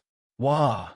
When the black bone sword was swung out, it emitted a shrill, ghostly cry that made Wang Yin dizzy. Clearly, this bone sword has also been enhanced and imbued with a mind-altering attribute. This is good stuff. The piercing screams of the ghosts made even Wang Yin feel weak, demonstrating the power of this bone sword. Buzz! The mist instantly contracted, condensing into a golden spear, and the body vanished in a mist the moment the black bone sword struck down. Where is he? The black ghost sword missed its target, and ghostly flames flickered wildly in Bone Brother's eyes. The next second, the golden spear that had been standing quietly in place suddenly pointed at Bone Bro, turning into a black beam that shot into Bone Bro's chest, pinning him to the ground. Buzz! The golden spear exploded, and Bone Bro let out a howl as his entire body, starting from his chest, rapidly turned to ashes. Wang Yin appeared and quickly snatched the black bone sword. This is a valuable item. It would be a shame to destroy it. On the other side, the entire Donghai Villa area was in chaos, with the Shamate leading a group of third-tier fighters and Chang Xiao and Bai Jie fighting back and forth. Without interference from the third-tier beings, the Yin sisters went berserk, and, as the sun and moon alternated, waves of awakened beings fell. Instead of helping, Wang Yin rushed towards the punk rocker. Li Daqiang, do you want to fight Donghai Villa District to the death? The punk roared. Although the two forces had had many frictions, they had never fought so fiercely before. Li Daqiang seemed to have some kind of illness today, making deadly moves as if he wanted to fight to the death. Suddenly, a hand grabbed his neck from behind, and a chilling voice rang out. Tell me, where's Long Fu? The punk's pupils dilated in shock. The first thing he did wasn't to resist, but to look at the place where Brother Gu and Wang Yin were fighting. Brother Bone is dead. Although he didn't see it with his own eyes, the fact that the two figures were no longer there, and that Wang Yin suddenly appeared behind him, was enough to explain everything. The three-tier fighters, along with Chang Xiao and Bai Jie, stopped fighting at the same time, all looking at Wang Yin in disbelief. Good heavens, how long has it been? So they killed the most terrifying person at Yamdrock Lake? Wow, awesome, bro, Chang Xiao shouted excitedly. With that freak dead, the Golden Bull building was firmly in its place. Shut up. Wang Yin glared at him. Wang Yin tightened his grip and said sternly, Answer me. If you're so capable, then kill me. The punk's face turned bright red, and he had no intention of backing down. You'd better just give up quickly, so you can suffer less, Wang Yin advised. Only Brother Gu and I know where Long Fu is. Kill me, and you'll never find him. The punk's face was contorted with madness. Wang Yin smiled and ripped off the second brother pendant from the punk's chest. If you don't tell me, I'll shove it in your mouth.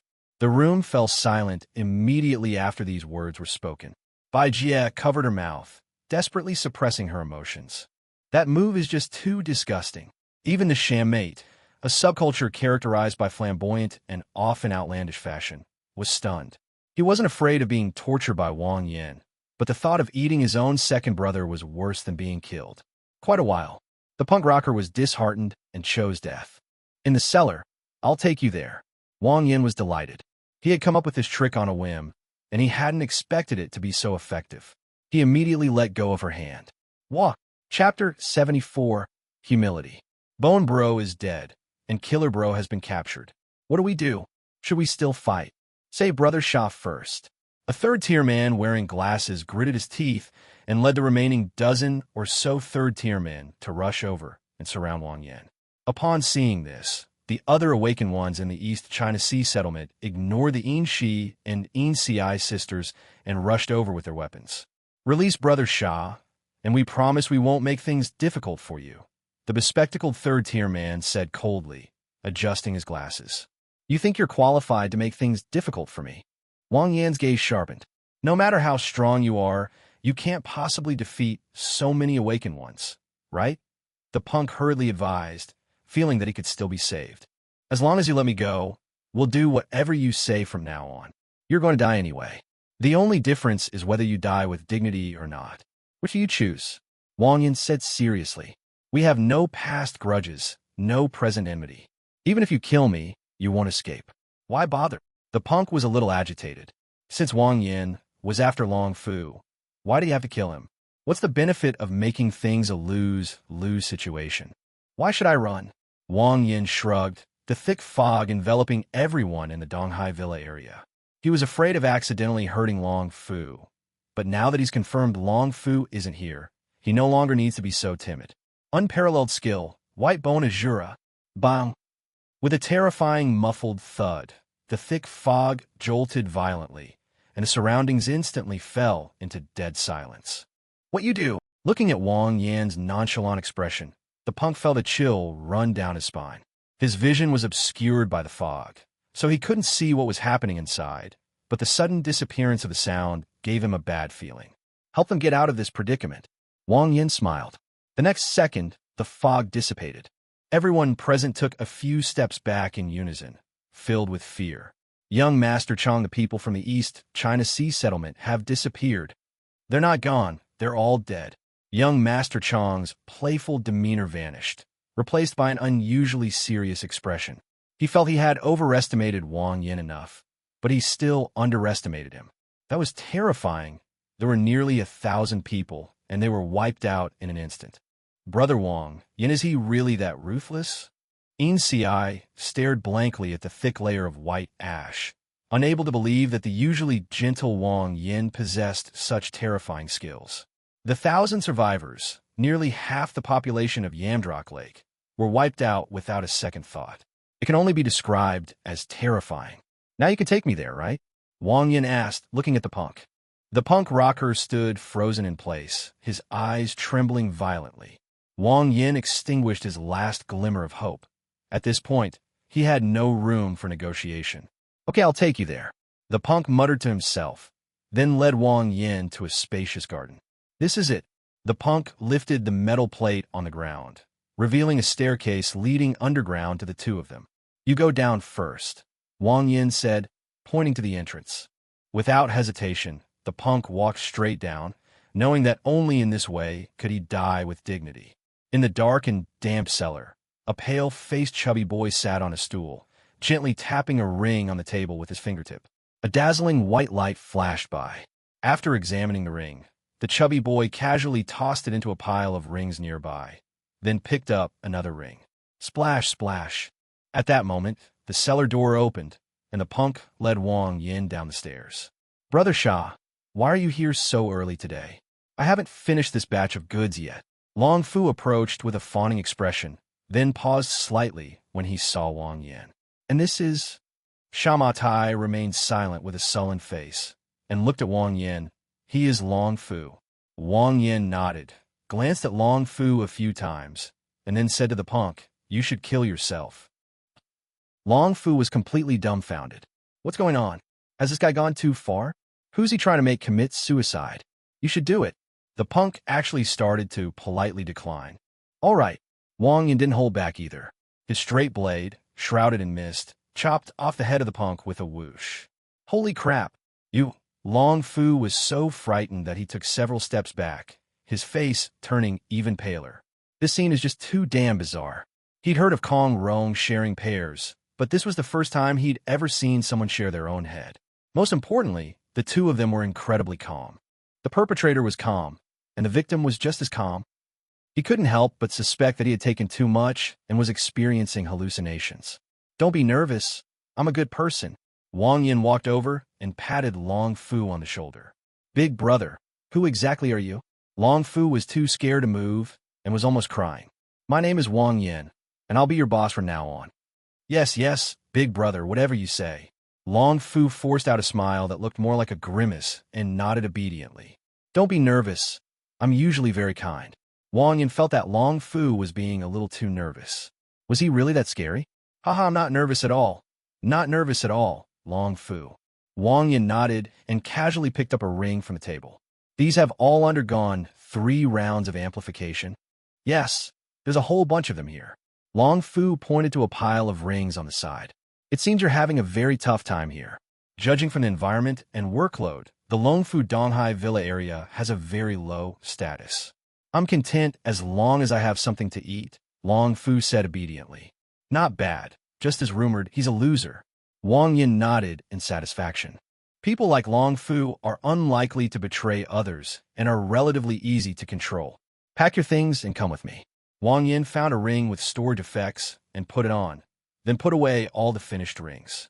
Yes, Brother Yin, Long Fu replied, quickly packed his personal belongings, and followed Wang Yin out of the cellar.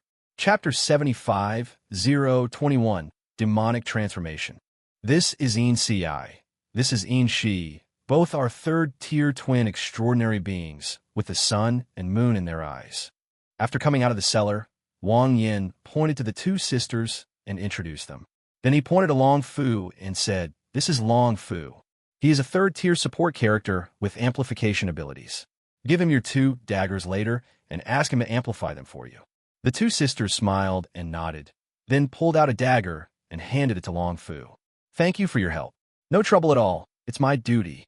Long Fu waved his hand and hurriedly took the dagger. "Let's go. We'll take our time on the road."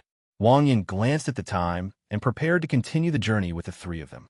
At this moment, Chang Xiao and the young woman Bai Jie walked towards them and called out to Wang Yin and the others. "Brother, wait a moment.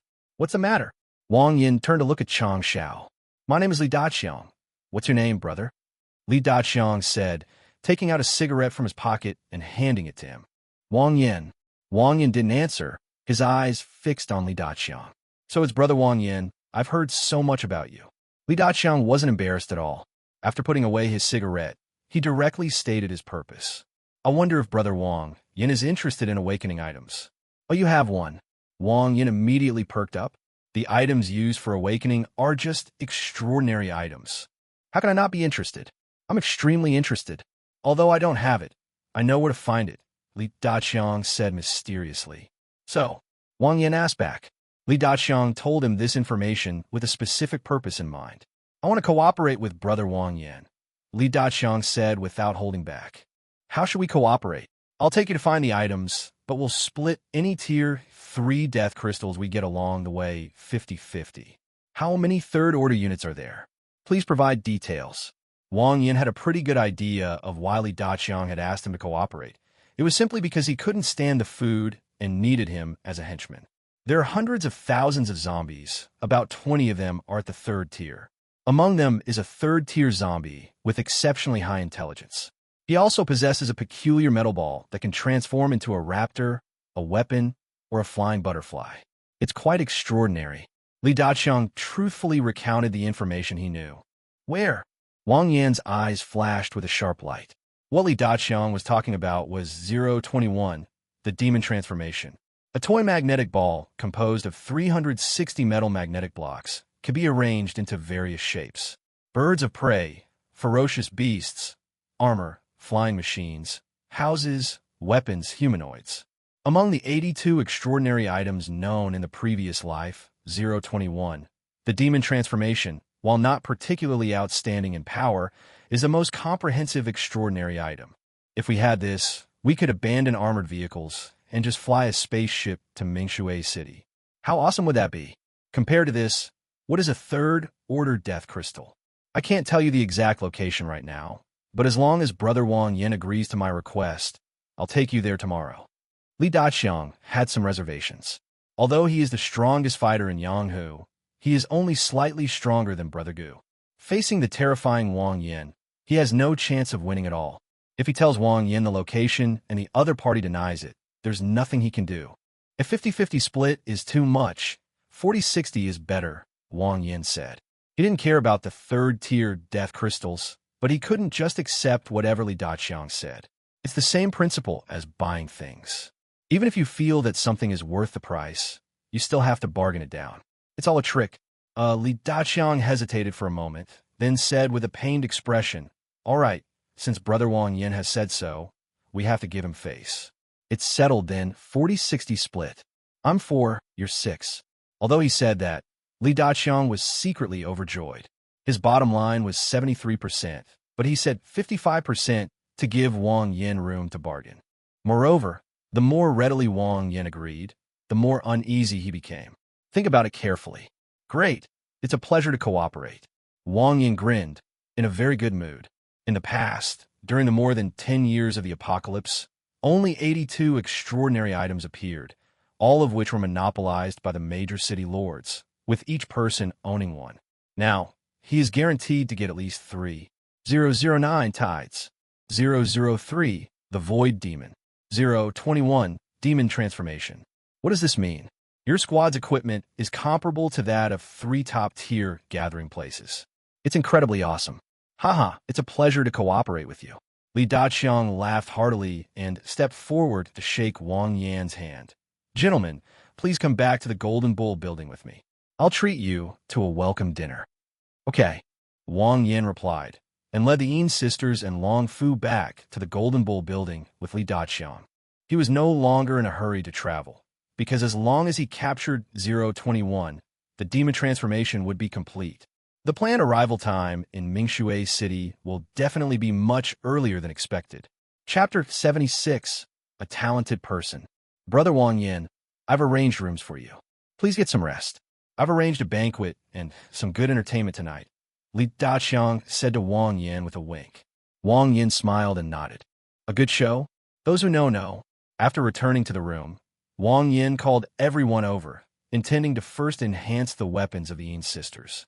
After the amplification is done 3 times, are the special effects random, or can they be specified? Wang Yin handed Long Fu a cigarette. Cough, cough, it's random. Long Fu lit the lamp, took a big drag, and coughed violently. He doesn't smoke, but how could he refuse the cigarettes his older brother offered? What special effects have been activated so far? Wang Yin reached out and snatched the cigarette back. There are phantoms, illusions, penetration, locking, storage, self-destruction, excruciating pain, flames, and ice. Long Fu recounted all the special effects that had appeared to Wang Yin in detail. What special effects do you two want? Wang Yin asked, looking at the Yin sisters. Isn't it true that we can't choose? The 2 women asked, somewhat puzzled. If we have more, we can choose more, right? Wang Yin said, conjuring up a bunch of daggers based on the 2 women's daggers. Long Fu forcibly suppressed his curiosity and kept telling himself, don't ask questions you shouldn't ask. When the time comes, Brother Yin will tell me on his own. I choose confused. Yin Si didn't hesitate and directly chose the effect that best matched her ability.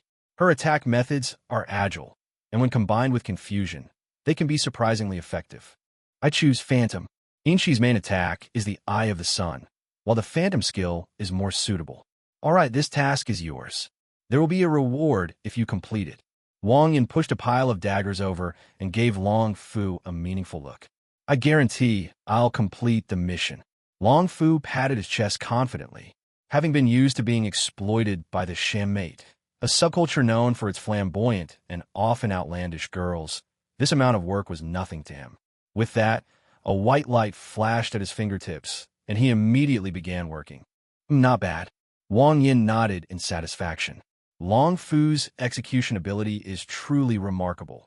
He acts on his words immediately, befitting a hard-working individual who works 996 even in the apocalypse. That evening, Li Daqiang brought out all the things he usually couldn't bear to eat and treated Wang Yin and the others. Brother Wang Yin, pick up your chopsticks. Li Daqiang thought Wang Yin was just being shy because he didn't pick up his chopsticks for a long time. After all, this meal was far too extravagant. Luncheon meat, small fish and peanuts, Texas-style braised chicken, artificial pig ears, synthetic steak, and a few stir-fried vegetables. In the apocalypse, who can eat so well? Well, Wang Yan's lips twitched as he looked at the table full of vacuum-packed food, but he had no appetite whatsoever.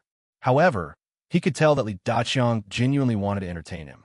It's been over 2 months since the apocalypse started. and it's still summer. Where can we find fresh meat and vegetables? Being able to eat vacuum-packed meat is already a blessing. No need to be so polite. I have high blood pressure, high cholesterol, and high blood sugar lately, so I should eat more vegetables. Wang Yin couldn't refuse Li Daqiang's kind offer, so he ate a few bites of vegetables. She made an excuse and went straight back to their room. Li Daqiang looked at Wang Yin speechlessly. Gang Difa, the three highs? Even awakened people have the three highs. But since things had come to this point, he couldn't refuse any longer and could only let Wang Yin finish both plates of vegetables. Brother Wang Yin, have you finished eating? Li Daqiang approached with a smile. I'm done eating. Wang Yin nodded. Then I'll arrange the next project. Then let's get started. Wang Yin rubbed his hands together, hoping that Li Daqiang's arrangement would impress him. Just you wait and see. I guarantee you'll be satisfied, Li Daqiang said, clapping his hands. A small generator was brought up, and suddenly red and blue ambient lighting lit up the private room, along with a large screen and a karaoke machine. Then, a row of tall figures walked in, neat and orderly, each with its own unique style. This Long Fu's nose started bleeding. As a homebody, he knew the culture here all too well. It was absolutely perfect, fulfilling all his fantasies. Suddenly, an electronic synthesized voice rang out in the private room. Li Daqiang pulled out a microphone from somewhere and stood on the stage, looking at Wang Yin. The next song, My Good Brother, is dedicated to Brother Wang Yin. Li Daqiang was clearly intoxicated, even daring to call Wang Yin brother directly. Then, a familiar rhythm began. Thump, thump, thump, thump, clatter, clatter. Holy crap, touch and sing. Wang Yin was completely dumbfounded. He never would have imagined that Li Daqiang would keep this fine tradition. That's fucking amazing, what a talent. However, it's going too far for you to sing My Good Brother. In your glorious moment, let me sing you a song. Wang Yin gripped the ground tightly with his feet. This is so damn embarrassing, damn it. But Li Daqiang was having a blast. This small generator and karaoke machine are his most prized possessions. He rarely uses them. If Wang Yin weren't so powerful, he would never have shared them with him. 5 minutes later, Li Daqiang finally finished singing. Brother Wang Yin, relax. These people will be under your command tonight. After saying that, Li Daqiang sensibly left the private room. Chapter 77, A Hot Spring Base in Normal Operation. Long Fu, it's time for you to become a real man. Wang Yin looked at Long Fu with deep emotion. He had little interest in such vulgar cosmetics. Moreover, since I blacked out yesterday, I clearly feel that my mindset is like that of a sage. So, seeing that Long Fu was so excited that his nose was bleeding, Wang Yin decided to grant his wish. No. Please go first, brother. Long Fu hurriedly wiped the blood from his nose and tried to stand up to make room for Wang Yin. No way. Wang Yin pressed Long Fu down, rubbed his back, and said with a pained expression, Brother's back is bad, so these perks are yours. After saying that, without waiting for Long Fu to say anything, he opened the door and walked out, locking the door from the outside. Gulp. Long Fu swallowed hard, stiffly turning his head to look at the row of girls. I never thought I'd end up like this. The next morning, in a black SUV, Li Daqiang was driving. Wang Yin was in the passenger seat, and the Yin sisters were in the back. As for Long Fu, Wang Yin decided to give him a day off, since an assistant couldn't really help much anyway. Brother Wang Yin, how confident are you about today's operation? About 98%, Wang Yin said modestly. That's good. Can you pinpoint the location? We can only determine the general location, but that place has become a zombie amusement park. If we go there, we'll definitely be able to lure that thing out, Li Daqiang said confidently. The Walking Dead paradise? Wang Yin was somewhat surprised. It was the first time he had ever heard this term. Yes, the Walking Dead paradise. Li Daqiang's expression suddenly turned serious, and he said in a low voice, During the night of slaughter, all the survivors that were slaughtered. Now, there's not a single living person left, only an endless horde of corpses, so we call it the Walking Dead paradise. So that's how it is. Wang Yin was somewhat surprised. The zombie paradise had no zombie king, yet was able to kill all the awakened beings there. This shows that the intelligent zombie was extremely difficult to deal with, and with the addition of 021, the demonic being, it was probably no less formidable than the zombie king. Half an hour later, The SUV stopped at an intersection with a large, tattered sign in front of it bearing 3 large characters. Shanghai City. Brother Wang Yin, we've arrived. The vehicle is too conspicuous. We'd better walk in. Li Daqiang pointed to a small path ahead and behind. Okay. Wang Yin nodded, jumped out of the car with the Yin sisters, and asked, "Where did you say you found that metal sphere last time?" Li Daqiang took out a map, spread it out, and pointed to a coordinate on it. Golden Beach Hot Spring Base. Wang Yin took the map and examined it carefully. Judging from a map, this city is several times larger than Haicheng. Even with the King Seed Death Crystal sustained, he couldn't possibly sweep the entire city with fog. Moreover, the number of zombies is terrifying, and it would be very troublesome if we got bogged down. The best way is to check each place one by one. Let's go check out the hot spring base first. Wang Yin put away the map and led the 3 of them into Shanghai City. Along the way, the group moved forward at full speed, not lingering even when they encountered a few scattered zombies. Before long, they arrived at the Golden Beach Hot Spring Base. What's going on? How come there are living people here? Yin sies pupilles soudainement contracted. From here, you can clearly see people moving around inside the Golden Beach Hot Spring Base, including the elderly, young girls, and children. There were even 2 employees in uniform at the ticket booth at the entrance, issuing tickets to people in line. How is this possible? When I came here last time, this place was occupied by a horde of zombies. Li Daqiang's face was full of disbelief. That's so weird. In the midst of the apocalypse, there's actually a hot spring resort that's still operating normally. Could it be the Peach Blossom Spring? They're all alive. Wang Yin frowned. Judging from their movements and postures, they were definitely alive. Even with his extensive experience, he was somewhat bewildered at this moment. This is no different from seeing a ghost in broad daylight. Could it be a hallucination? Li Daqiang bit his tongue hard, screaming in pain. It's not an illusion, look there. Wang Yin pointed in a direction. There stands a tall building cut in 2, creating a stark contrast with the bustling atmosphere here. If it's a hallucination, then the building should be normal, Wang Yin explained. Don't ask why. The answer is the experience accumulated in your past life. That can't be true, can it? In Ci exclaimed in surprise. If it's true, then it's truly outrageous. Whether it's true or not, we'll find out once we go in. Wang Yin didn't believe it either, but he couldn't understand what he was seeing. After saying that, he led the group straight to the ticket office. How many people? The ticket seller asked. 4. 4 adults, 480 in total. The ticket seller handed out 4 tickets. Wang Yin produced 5 red banknotes and handed them over.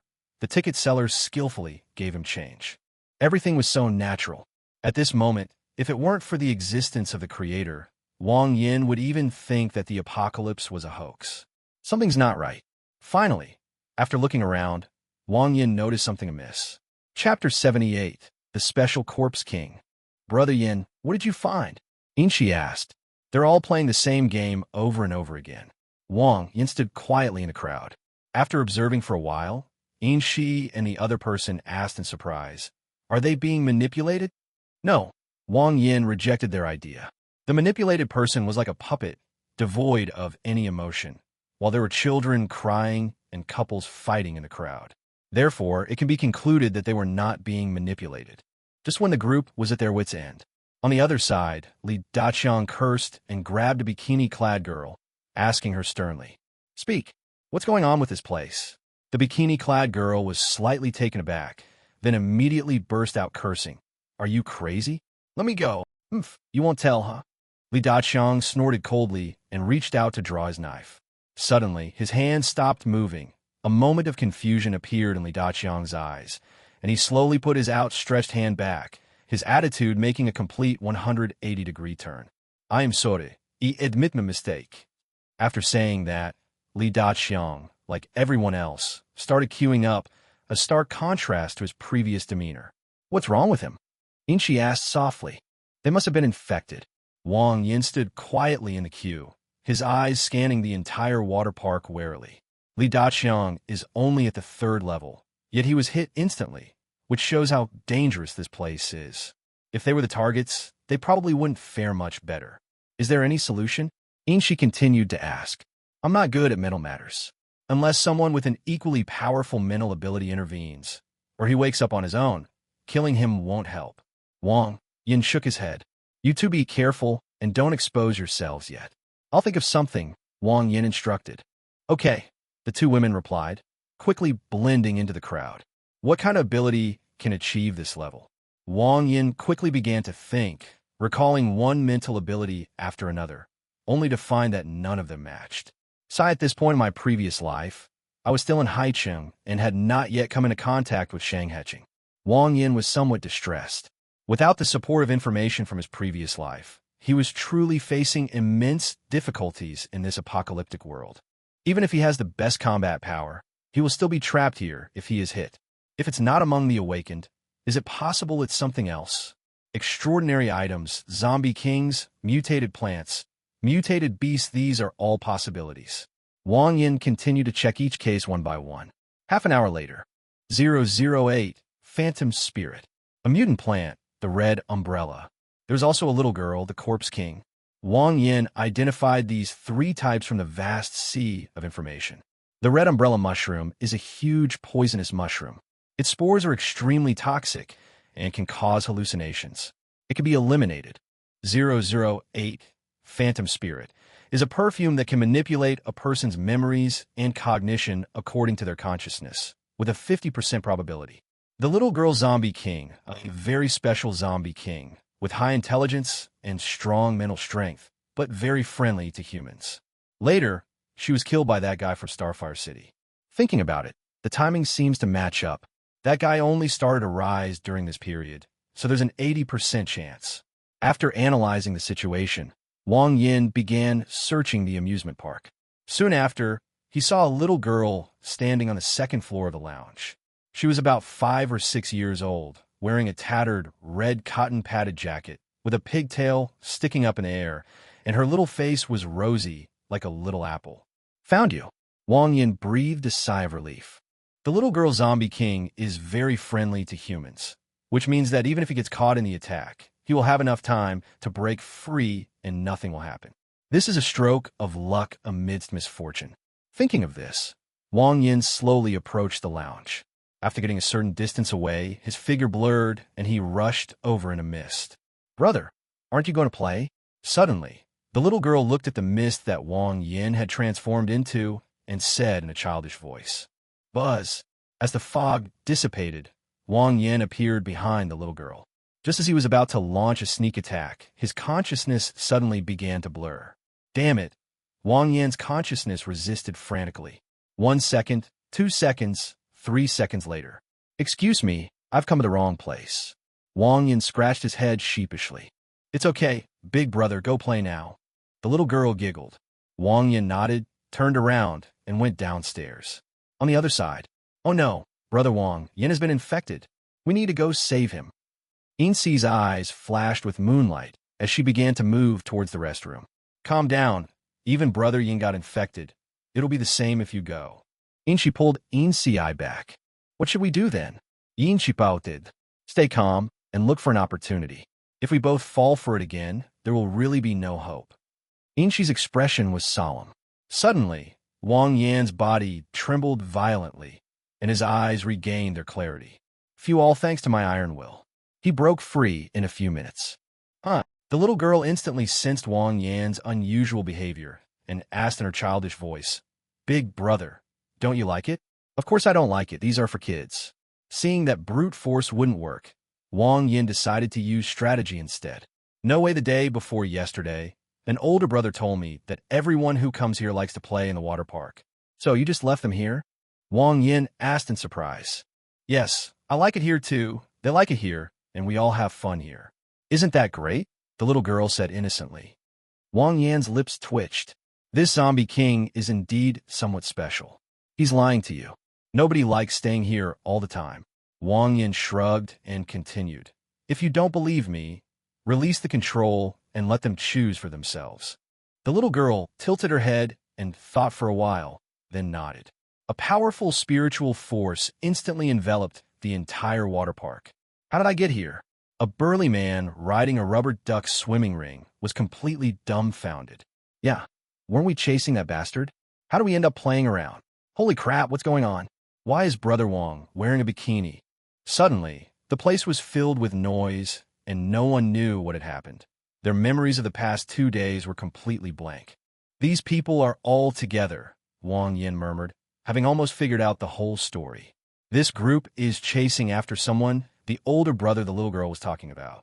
After escaping to the hot spring base, that person deceived the little girl, the corpse king, and trapped them all there. Strangely, the guy didn't kill them. Big brother, they really don't seem to like it here. The little girl lowered her head, looking somewhat disappointed. It's not your fault, Wang Yin said, beckoning Yin Shi, Yin Si, and Li Daqiang over. Suddenly, the crowd began to riot. It was that little girl who did it. She's in cahoots with that bastard. Yes, the last image in my mind was that bastard with this little girl. Me too, it must be her doing. Stop arguing. A burly man in a bikini stepped out from the crowd. He seemed to be the leader of the group. What did you do to us? And why am I wearing a bikini? The bikini-clad man demanded angrily. Chapter 79, Little Apple. That big brother said you like bikinis, so I specially arranged this for you, the little girl said in her childish voice. Damn, the bikini-clad man cursed under his breath, but dared not speak out. This little girl was too strange. She had controlled them for 2 days without them even realizing it. Ha-ha! Yin Si burst out laughing. He made the big guy wear a bikini, and he snatched all the bamboo shoots. What are you laughing at, you filthy bitch? The burly man, with nowhere else to vent his anger, turned his attention directly to Yin Si. He understands the principle of picking the softest persimmon. The 2 women and 2 men were clearly not from their area, so they were perfect for venting their frustrations. Boom! A deep, muffled thud followed, and a bolt of lightning the size of a bucket struck the bikini-clad man, shrinking him to a whole size, making him look like he was going to die. Brother Wang, damn it, kid, you're asking for it. They even dared to make a move. The crowd at the water park instantly erupted and rushed towards Wang Yin and his companions. You're just asking for death. Wang Yin sighed, and a mist rippled out, swirling towards the charging crowd. Buzz! The fog came and went quickly. In just a few seconds, everything in the water park was wiped out, including not only the survivors, but also all the rides. Huh? The little girl asked curiously, where are they? I've sent them to the Western Paradise, Wang Yin said with a smile. What place is that? A place where there are no worries. Wow, big brother, you're such a good person. The little girl looked at him with admiration. Ah, Wing Yan laughed. Yes, I'm a fucking good person. Come with me. I'll show you how to help others, Wang Yin said softly. He had already realized that the little girl, the corpse king, was like a blank sheet of paper, with no intention of harming anyone. He couldn't resist such twisted mind control. If used properly, it could be a great asset. Moreover, if he doesn't take the little girl with him, it won't be long before he's tricked to death by that guy from Xingho City. At that time, that guy will rise rapidly with the help of the King's Seed Death Crystal, leading to the first turning point in human history, the Spark Calamity. Really, big brother? The little girl asked expectantly. Of course it's true. I'm an envoy from the Western Paradise, here to send people there to enjoy life. Wang Yin squatted down, looking at the little girl corpse king with a sincere expression. Okay, I'll go with my big brother and send them to the Western Paradise. The little girl waved her fist excitedly. Yin Shi, Yin Chi, Li Daqiang. All 3 of them stared at Wang Yin in shock. What is meant by professional? That's what you call professional. Brother Wang Yin, I don't want the Tier 3 Death Crystal anymore. Teach me how to use it, Li Daqiang said with a serious expression. Seeing that Wang Yin had acquired a monstrous subordinate with almost no effort, he was extremely envious. Sure enough, there's a reason why Wang Yin is so strong. He probably has 9/10 of his power in his mouth. Brother Yin, how about we publish a book? Yin Si said quietly. Hey, I just improvised. It's nothing to brag about. Wang Yin waved his hand modestly. By the way, what's your name? Yin Shi squatted down and asked softly. Name? I don't know what my name is. Then how did you get here? I woke up here. And you? Then you can be called Little Apple, Wang Yin interrupted Yin Shi. Great. I love these big brothers. The little girl jumped up happily. You're welcome. Wang Yin smiled and patted Little Apple's head.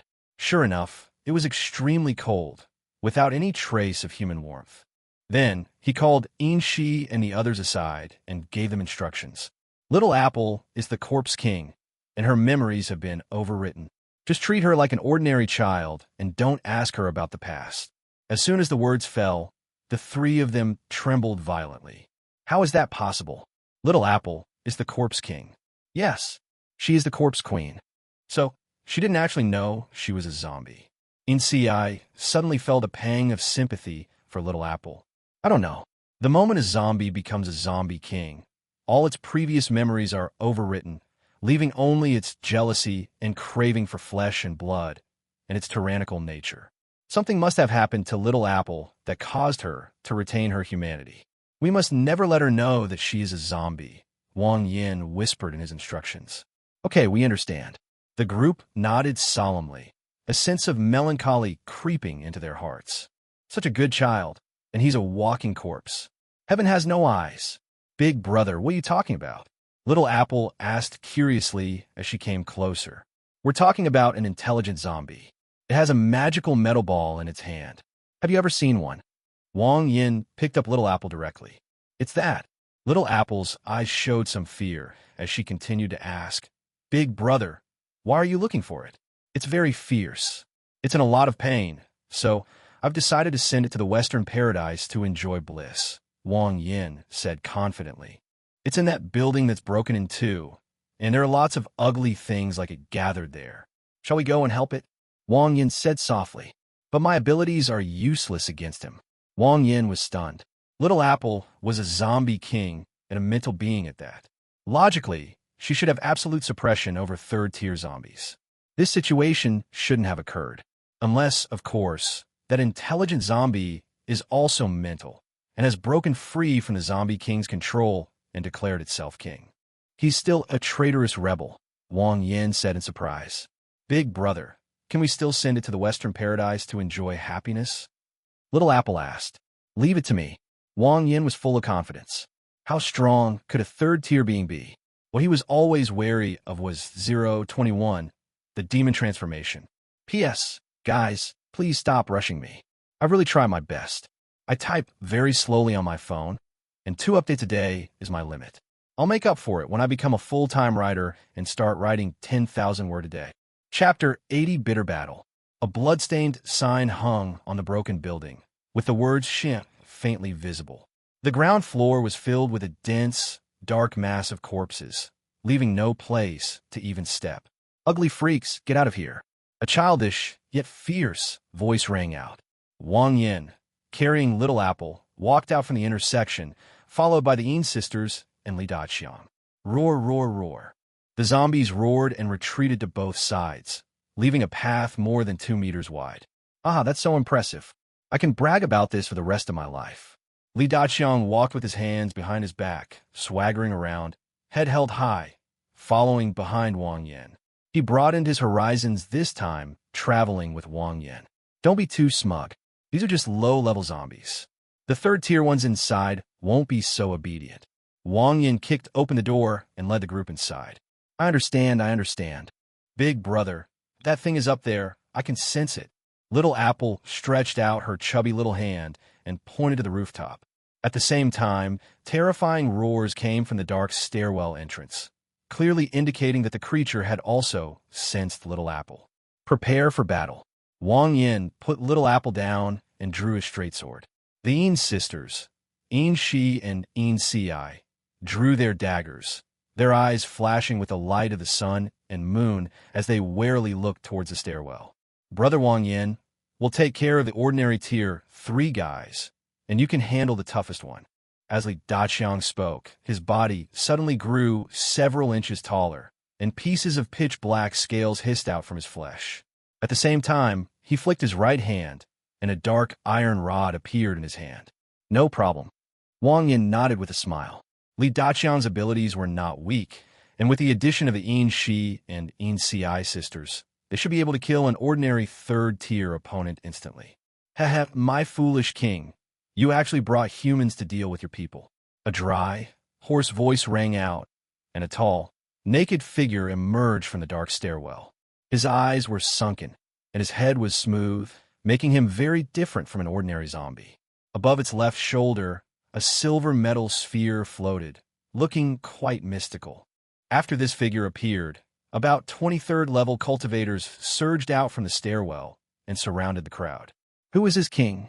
Little Apple looked up at Wang Yin, her big eyes filled with curiosity. Of course it's me. My surname is Wang, and my given name is Wang Yin, so they all call me Wang. Wang Yin smirked and immediately shouldered the burden. Hey, you filthy human, what are you? Nothing but food for blood, and I am foolish. Oh, a whooshing sound suddenly arose, and Wang Yan's figure blurred as he rushed out instantly. Golden light burst forth from his straight blade, slashing explosively towards the naked third-rank cultivator. With a muffled bang, a small silver metal shield appeared in the air, steadily blocking the approaching straight blade. The naked third-tier figure stood behind the small shield, grinning and letting out a dry laugh. Ahead, dirty.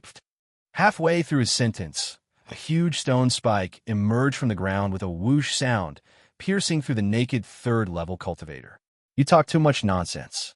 Wang Yan's gaze sharpened, and mist surged from his body, then instantly contracted, forming a set of golden mist armor, like a god descending to earth.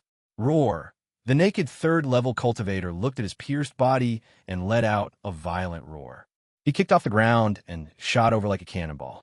At the same time, the metal ball made a crackling sound and transformed into a silver metal figure, throwing a punch at Wang Yin. Drink!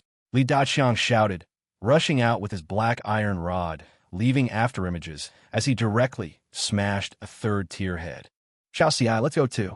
Seeing Li Daqiang's bravery, Yin Shi's dagger transformed into 3 dazzling golden rays, severing a third-tier beast in half at the waist. Then, a great sun erupted from her eyes. Golden flames erupted from the severed third-tier body, instantly burning it to ashes. I am coming. Yin Shi followed closely behind. Her figure as agile as an elf dancing in the moonlight, and she directly severed the head of a third-tier creature. The 3 of them joined forces and forced back the 20-odd third-tier cultivators. On the other side, Wang Yin was already fighting against Naked Tier 3 and 021, the metal man transformed by the demon. With a bang, Wang Yin kicked the naked third-tier fighter away.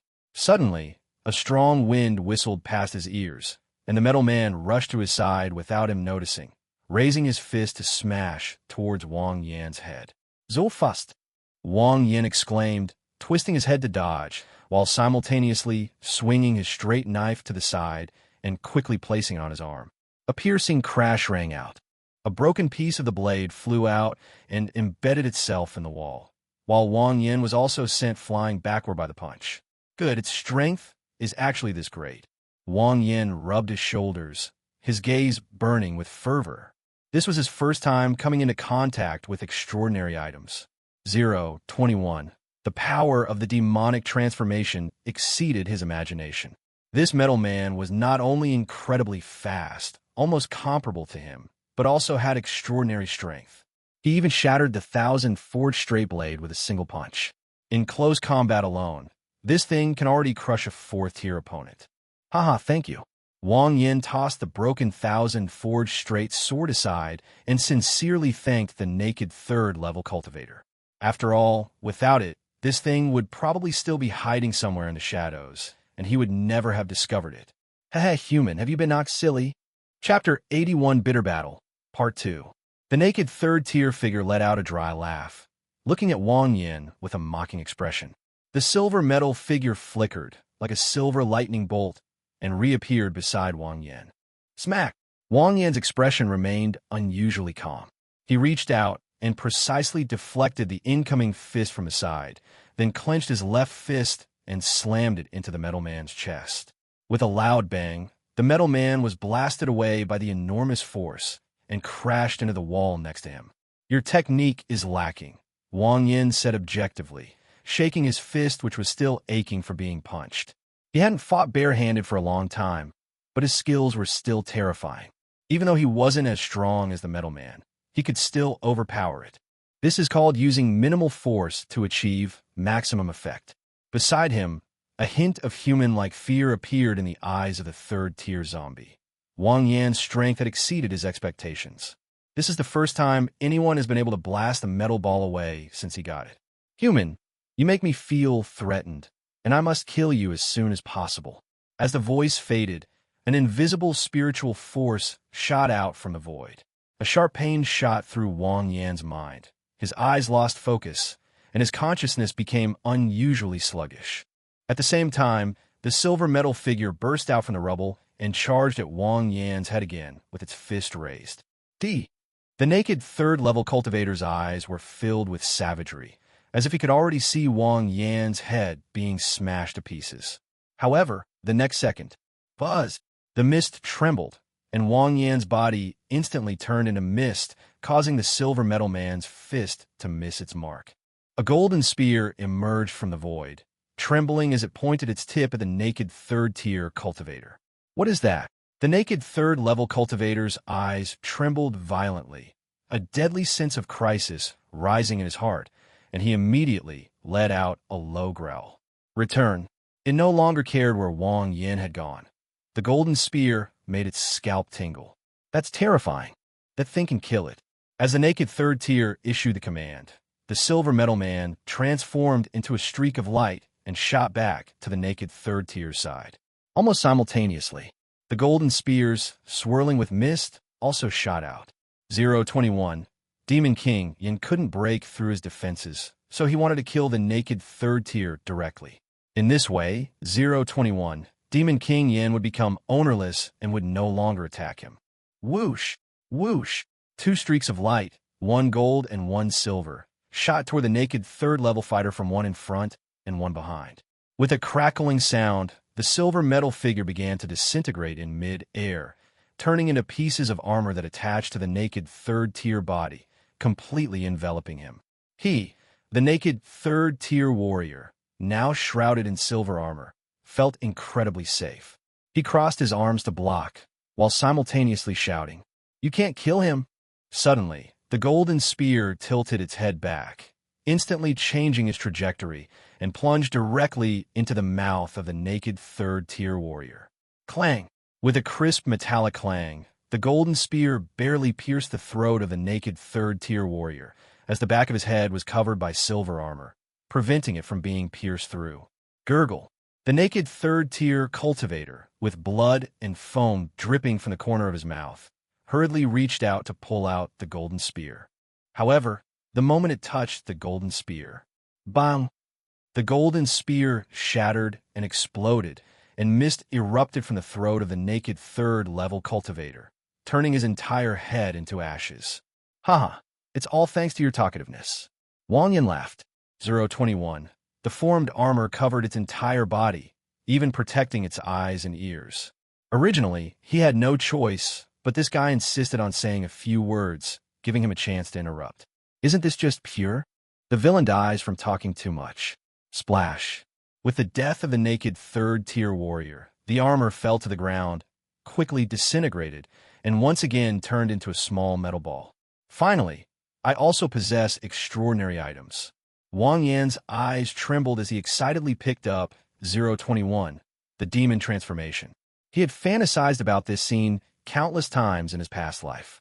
Now it has finally come true. Let's test its power. Wang Yan's consciousness sank into it, and based on the form developed by others in his previous life, he quickly sketched out a strangely shaped silver gun in his mind. He aimed at a mutated Tier 3 monster that was locked in combat with Li Daqiang and pulled the trigger. Wah! A gentle breeze swept by, and for a moment, space seemed to stand still. Chapter 82, Mingshui City. An invisible stream of air instantly passed through his body, carrying away chunks of flesh from the elite Tier 3 head, along with the death crystal inside, all of which were blown out. The strong smell of blood mixed with the stench of corpses was nauseating. The power is good, but it consumes a lot of energy. Wang Yan discovered that the power he had previously inputted into the demon transformation was instantly drained. It can be roughly estimated that firing one shot is equivalent to approximately 0.3 erosion spears. Click, click. The metal magnetic blocks on the magic transformation device flipped wildly, eventually forming a silver longsword. Wang Yan tried to swing it a few times, but felt no weight at all. It was as if a piece of his own arm had been extended out. What a fine blade! Wang Yan exclaimed, his gaze fixed on the 5 elite Tier 3 warriors locked in combat with the Een sisters. Then, with a powerful push of his feet, he burst forth. Oh! A massive flash of light filled their vision. The cold silver was mixed with a touch of pale gold, making it look incredibly magnificent. Puff, puff, puff, puff, puff. 5 plumes of blood mist rose in succession, and the last 5 elite Tier 3 beasts were instantly torn apart by the blade light. Haha, battle over. Li Daqiang had several broken scales on his body, and blood was flowing freely, making him look rather miserable. But the thought of getting a dozen or so Tier 3 death crystals made the pain disappear instantly. This battle has come to a perfect end. Brother Yin, this thing looks amazing. Een Si put away his dagger and ran over, staring intently at the metal ball in Wang Yan's hand. There's something even more amazing, Wang Yan said, his consciousness sinking back into the demonic transformation. Click, click. The magic device rapidly transformed and expanded, merging into a silver flying machine. Holy crap, a UFO! Li Daqiang stared wide-eyed, his face filled with disbelief. The Een sisters, Een Shi and Een Si, were seeing something so amazing for the first time, and they circled the aircraft several times. This thing can fly? Een Si asked with some doubt. What are you talking about? Come on, let me show you what speed and passion are all about. Wang Yin opened the hatch and climbed right in. The aircraft is the size of a house, with a very spacious interior, 2 rows of seats, a large table in the middle, and a very large bed at the back. Where's the steering wheel? Li Daqiang scratched his head. Ahem. Wang Yin cleared his throat and spoke in very broken Mandarin. Xiao Bian, go to Yanghu Jinyo building. As the sound faded, the aircraft slowly hovered, transforming into a streak of light. With a bang, it smashed through the wall and instantly disappeared into the horizon. Wow, that's fast. The scenery rushed past them, and what should have been a journey of nearly 2 hours was completed in less than half an hour. This was even before Wang Yin fully channeled his energy. Otherwise, it could have been even faster. With this speed alone, no one will be able to catch him if he wants to run away in the future. Young Master Chong, this is your share. After getting off the aircraft, Wang Yin handed over Li Daqiang's share of Tier 3 death crystals, while giving his own share directly to the Een Si and Een Shi sisters. He has already reached the peak of the 3rd tier, and the 3rd tier death crystal has no effect on him anymore. It's a pleasure working together. Tonight, let's drink until we drop. Li Daqiang happily accepted the 3 crystals. After tonight, he will have more than a dozen elite henchmen, and no one in the entire Yamdrok Lake will be able to threaten his position. No, I'm in a hurry, Wang Yin said with a smile. Although with the aircraft, it would only take a few days to reach Mingshui City, which is a 2nd-tier city. Before the apocalypse, its population peaked at 30 million, equivalent to dozens of Haicheng, so the situation would definitely be much more complicated. Finding a nobody among so many people is quite difficult. It's always better to arrive as early as possible. It's never a bad thing to do things ahead of time. Li Daqiang hesitated for a moment, then stopped trying to persuade him and sighed with some regret. All right, then I wish Brother Wang Yin a safe journey. Okay, see you again sometime. After saying that, Wang Yin called down Long Fu, who was arguing with the teacher, and the 4 of them set off again. At this moment, outside Mingshui City, a squad of awakened ones, armed with sickles, were diligently harvesting corn. Look, what's that? As a shirtless man got up to wipe his sweat, he saw a silver streak of light appear on the horizon and immediately cried out in surprise. The others looked up. Damn, a UFO. A sleazy-looking young man jumped up. Don't talk nonsense. How could there be UFOs in the world? You've become an awakened one. What's impossible for you? Don't make a sound. It looks like it's coming towards us, a sexy woman said, frowning. Suddenly, the silver streak began to fall rapidly, and with a whoosh, it plunged into the nearby forest. Let's go take a look. Maybe there's some treasure. The slovenly-looking young man threw down his scythe and chased after the spot where the silver light had fallen. Let's go too, so that Xiao Sanzi doesn't get to keep it all to himself. The shirtless man threw down his sickle, picked up his axe, and followed. Sister Lin, shall we go? A female student in a school uniform asked. Of course we'll go, but we'll follow behind. Just don't let yourselves be spotted. If anything goes wrong, we'll have time to escape, Sister Lin whispered to her. Good. After saying that, the two of them quietly followed. Chapter 83, Ming Shui. We finally arrived. Wang Yin and the other four had dark circles under their eyes and looked somewhat tired. For 7 days and 7 nights.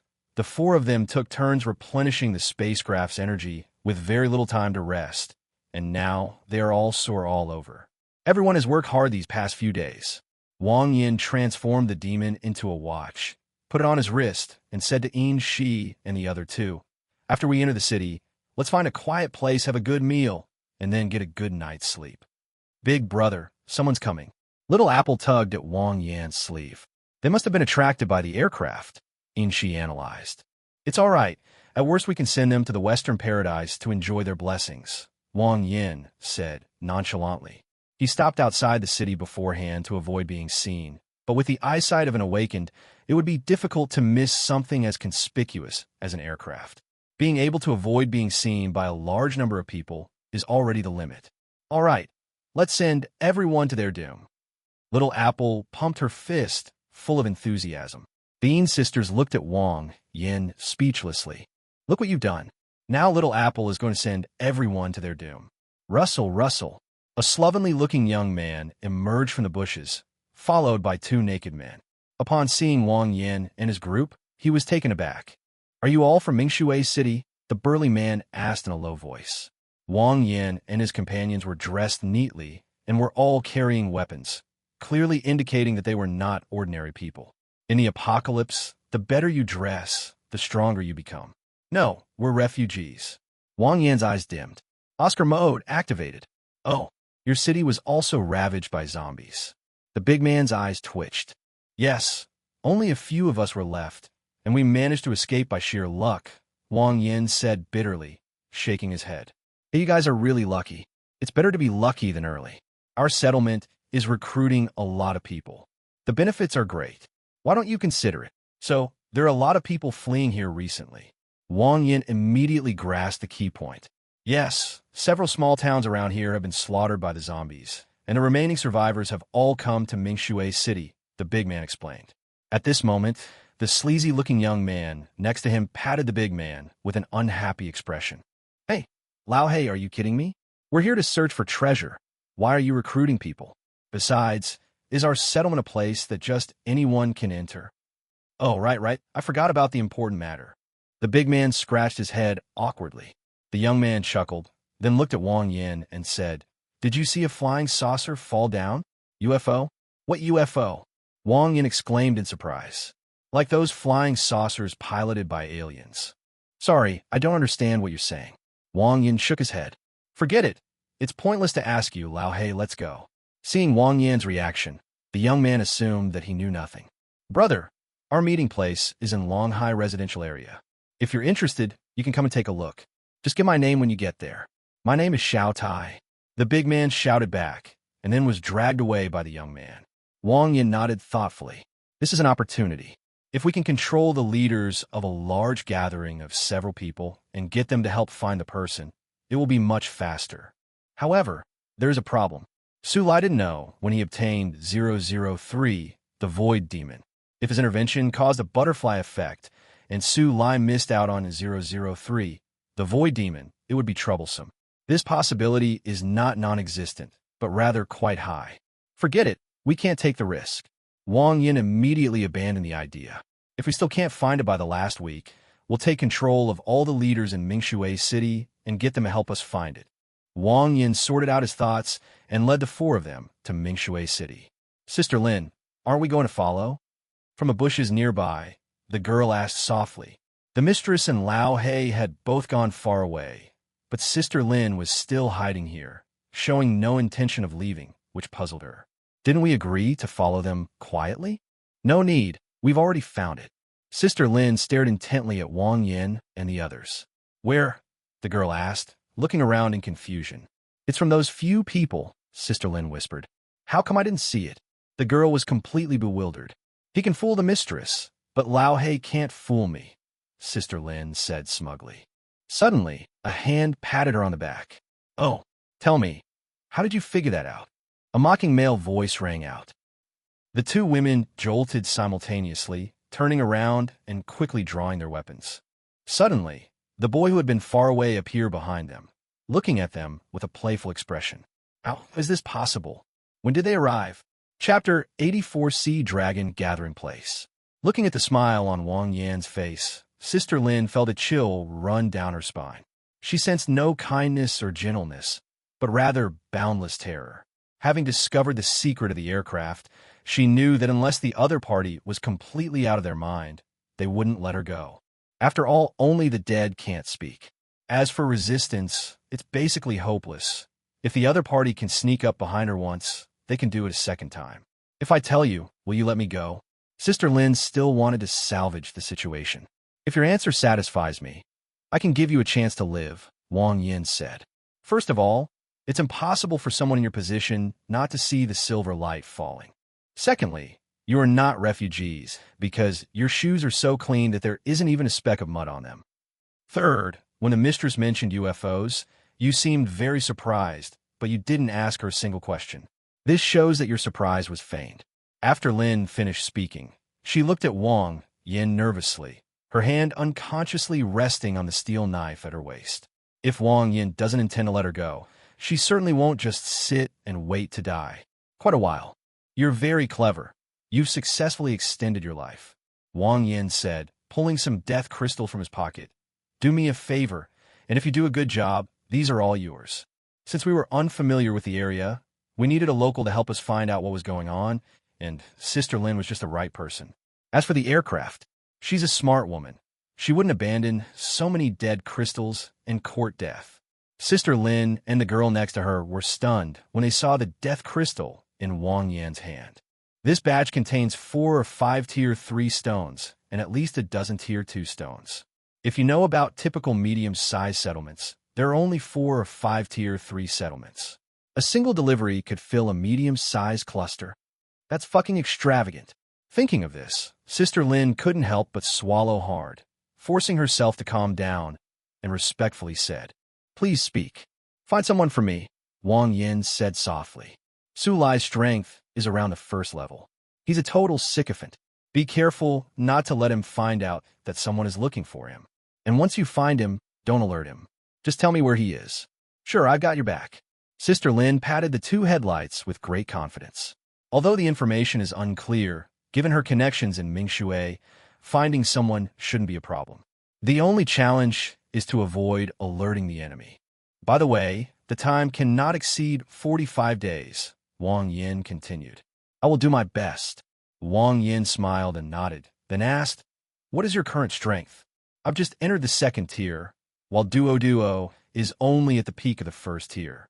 Okay, here's the star-up capital, Wang Yin said, picking out 11 2nd-tier death crystals and tossing them over. Having stronger skills makes it easier to get things done. Thank you, boss. Sister Lin smiled happily. If she weren't so old, she would have loved to ask, Boss, do you have any unreasonable requests? No need to thank me. Take me to your gathering place. Just treat me like any other refugee. Okay. Sister Lin nodded and led Wang Yin and the others straight to Mingshui City.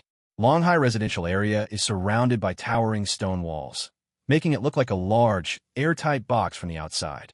We've arrived just ahead. After walking for about 2 hours, the group finally arrived at Longhai residential area. What's that outside? Inci asked curiously. That's a barrier built by all the earth elemental awakened beings in our settlement.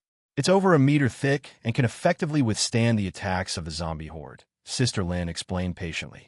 Oh, there must be a lot of people in your gathering place. We are one of the 3 giants of Mingshui City, with a total of tens of thousands of people, including 4 or 5,000 awakened. That's amazing, Inci exclaimed. The number of people in one settlement is more than the total number of survivors in a 3rd-tier city. That's outrageous. The number is still increasing. The nearby city of Yu was attacked by a horde of millions of zombies the day before yesterday. Almost all the awakened ones fled here with their families. I estimate there are tens of thousands of them. They have now joined our settlement, Sister Lin continued. Wang Yin frowned and asked in surprise. It's been more than 10 days since the night of slaughter. How can there still be such a large-scale zombie riot? A zombie king has emerged from the horde of zombies, and has already slaughtered 5 nearby towns. It's estimated that it won't be long before they attack Mingshui. But don't worry, our defenses are being reinforced recently and can withstand it completely. Lin pointed to the rows of Earth elemental awakened beings on the wall. They are frantically thickening their defenses. As they spoke, the group arrived at the entrance to the fortress, where many people were already queuing up with supplies. A young man with a third eye tattooed on his forehead sat with his legs crossed on a chair, leisurely cracking sunflower seeds. Behind him stood a row of guards in riot gear. "Brother Yu, I had bad luck today and didn't find any supplies. Could you be a little lenient?" A delicate-looking girl approached the young man from the sky, and tugged at his collar. Sure. Which building does my sister live in?" Brother Yu squinted and stuck his head out to cooperate. The girl leaned down and whispered a few words in Yuji's ear, then gave him a flirtatious wink and went straight into the barrier. "Brother Yu, I'm having bad luck today. Could you?" An old man with empty hands approached him ingratiatingly. "How dare you call me Brother Yu?" Yuji's expression turned cold, and he said impatiently, "If there are no supplies, then take the dead crystal top. But damn it, either hand it over or get out." "Zhang Wenyu, I'm your second uncle." The old man's face turned bright red. "TCH, so what if it's Uncle Air? Even my dad has to pay an entrance fee when he comes." The old man was so angry he almost died. Wang Yin and the others burst into laughter upon seeing this. "So, you have to pay an entrance fee when your dad comes? What a heartless person." This is a classic example of recognizing someone more than not recognizing them. "Sister Lin, what is a ticket?" Inci asked, puzzled. 1/10 of what we harvested today must be handed over. If we don't have that, we'll have to use the death crystal to enter the barrier. These items and the death crystal will be used to pay the guards and patrolmen. So that's how it is. You don't need to pay for your first trip when you flee, Sister Lin continued to explain. "That's quite humane," Wang Yin said with a smile. "One person takes only a small portion, ensuring sustainable development and a more humane approach." "It's our turn," Sister Lin said, taking out a dozen ears of corn from the bag she was carrying and handing them over, then pointing to Wang Yin and the others. "These are the negotiators from Yuqing, and this is the first time they don't have to pay an entrance fee." Zhang, when you caught the corn, and casually tossed it behind him. Then he tilted his head and looked at Wang Yin and the others. When he saw the Yin Shi and Yin Ci sisters, his expression froze. He hadn't seen such a hot girl in a long time. Her figure and looks were simply amazing. Even the eldest brother's wives are no better than that. In an instant, he even figured out the right posture. "Hey, you guys come here for a second." Chapter 85 Killed. Sister Lin's expression changed.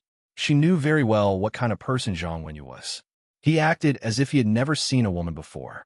He had already broken free from racial constraints, so there was something he couldn't bring himself to do. Relying on his connections in the upper echelons of the settlement, he landed a lucrative job. Anyone he set his sights on would be taken to a private room under the pretext of a body search. First use threats and inducements. If that doesn't work, resort to force. Although Wang Yin and his group are strong enough to avoid being taken advantage of, this commotion means they definitely won't be able to enter the settlement. How can she then fight for the death crystal? Cutting off someone's money is like taking their life. "Brother Yu, you must know about the orders the boss just gave us, right?" Sister Lin said with a smile. Zhang Wenyu frowned. "There are 3 levels." "Yes." Sister Lin nodded. "The boss just gave the order that any 3rd-tier soldiers who come to join us must be treated well and not made things difficult for. Why didn't you say so earlier?" Zhang Wenyu glared fiercely at Sister Lin. He dared not disobey his boss, so he could only wave his hand without changing his expression. "You guys go in, but remember, don't cause any trouble, or you'll suffer a terrible fate," Zhang Wen warned. "Good." Wang Yin smiled and nodded. "If he tries to cause trouble, he will indeed suffer a terrible fate. Let's go." Brother Yu waved his hand. Wang Yin and his group successfully entered the fortified area, where they were immediately drawn by the noisy shouts. "A can of beef in exchange for a pack of cigarettes or a bottle of wine. Is anyone willing to trade 10 kilograms of flour for instant noodles? Selling Smurfs, 1 second-tier crystal per box. New size 44 shoes and a thicker coat." A huge square was packed with people, and all sorts of stalls lined the roadside, some selling things and others bartering, creating a very lively atmosphere. "Boss, this is our market. If you're interested, I can show you around." When Sister Lin saw that Wang Yin was staring at the square, she immediately asked him a question. "Okay, let's go take a look around." Wang Yin nodded. In the apocalypse, opportunities to visit markets are truly rare. Buying things is secondary. The main thing is to experience the atmosphere here. Afterwards, led by Sister Lin, the group arrived at the market in the square. "Brother, your wife is so beautiful. Would you like a sailor suit? A can of food will do." A short, stocky man walked over. No need." Wang Yin hurriedly waved his hand, trying to send him away. "Brother, I still have these stockings. With a figure like yours, it would be a waste if she didn't wear them." The man then pulled out a pair of stockings, which had been worn. "Are you crazy? Who would want a second-hand one?" Yin Si blushed, as if she had thought of something. "Second-hand is already pretty good. These days, new ones are all torn to shreds." "I'm in the trash," the man said halfway through, then quickly covered his mouth, turned around, and ran away. It wasn't that he was embarrassed, but rather that he was afraid someone would take his job. Wang Yin stared speechlessly at the man who was running away carrying a pile of stockings. This isn't a little bit perverted? Have people's nature been liberated to such an extent now? "Boss, ignore him. He's not an awakened one. He can only make a living by picking up stockings from the trash can." "It's not easy for him," Sister Lin explained. Wang Yin nodded, indicating his understanding. "For the sake of survival, there's no need to feel cold." That shows some business acumen, considering there are probably a lot of people who like this kind of thing. Right? "Right, guys. Let's go explore the area further ahead." Wang Yin led the group on a leisurely stroll, and it must be said that the lively atmosphere of the market made him feel completely relaxed. "What is that?" Wang Yin pointed to a corner where a large crowd of people, all women, were gathered 3 or 4 deep, with occasional wanton screams emanating from them. "That's a live animal market." Sister Lin hesitated for a moment before continuing. "Chickens, ducks, fish, all kinds of wild animals, and even people, they sell them all." "Oh." Wang Yin immediately became interested. "Let's go take a look." "I'll offer 10 tier, 2 death crystals," a somewhat greasy middle-aged woman shouted. "I'll offer Luo, Suehua, 12 second-tier death crystals.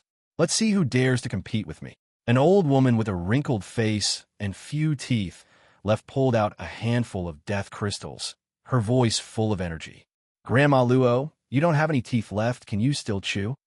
These young, fresh-faced guys can't be given to Lao Luo, Lao Zhang's wife. "How about we chip in and each take a night?" "That won't do. Who can survive a night in your clutches, you old hag?" The crowd was unusually noisy, with a group of heavily made-up middle-aged women, and an old lady staring at the young man in the cage with a gleam in her eyes. "No, I'd rather die than be violated by them." The young man in overalls, huddled in a corner of the cage, trembled as he looked at the ferocious-looking middle-aged women.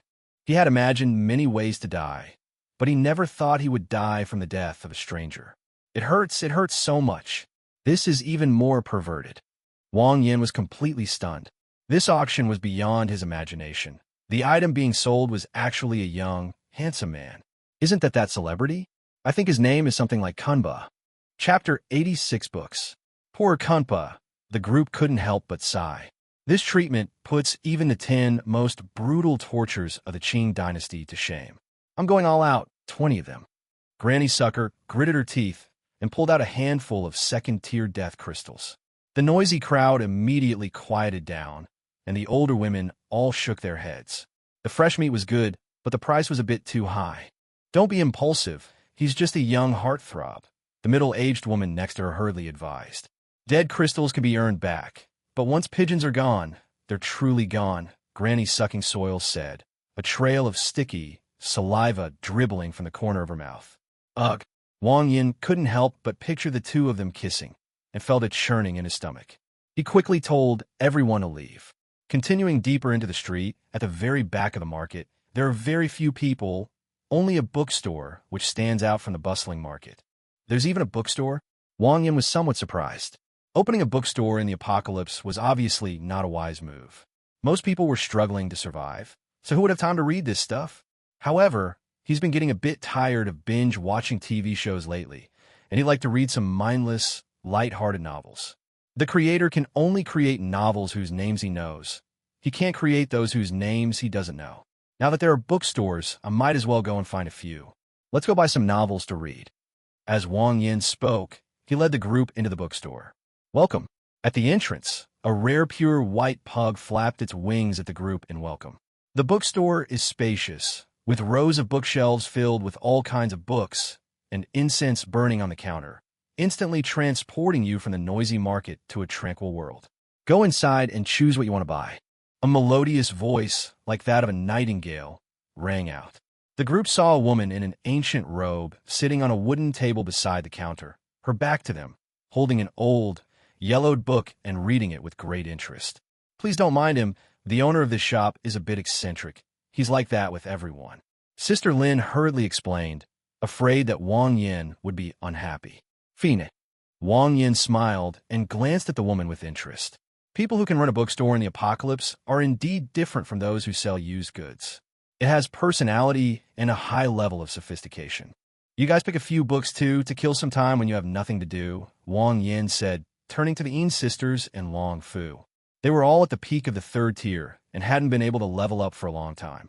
They also had no shortage of resources and didn't have to risk their lives to fill their stomachs like others. They had plenty of free time.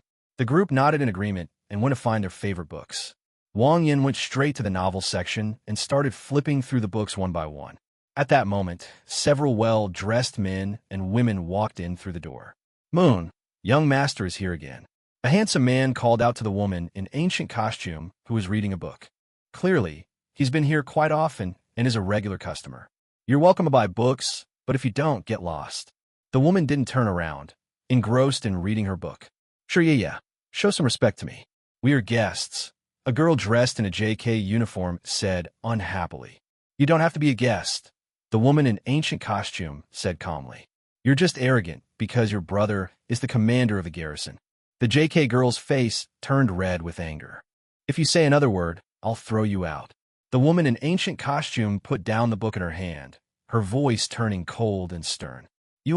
Seeing that things were going badly, the handsome man next to Jay quickly covered the JK girl's mouth and said with a forced smile, All right, don't be angry. We're just here to buy books. Brother, the JK girl stomped her feet in anger. Shut up. The handsome man glared at her. Ugh, so annoying. The JK girl was furious, but there was nothing she could do. She glared at Shuriya and muttered, You'll have your day to cry when you marry into the Fu family. The handsome man shrugged helplessly, then turned to the people behind him and said, Go ahead and pick out a few books. It'll be a way to support your sister-in-law's business.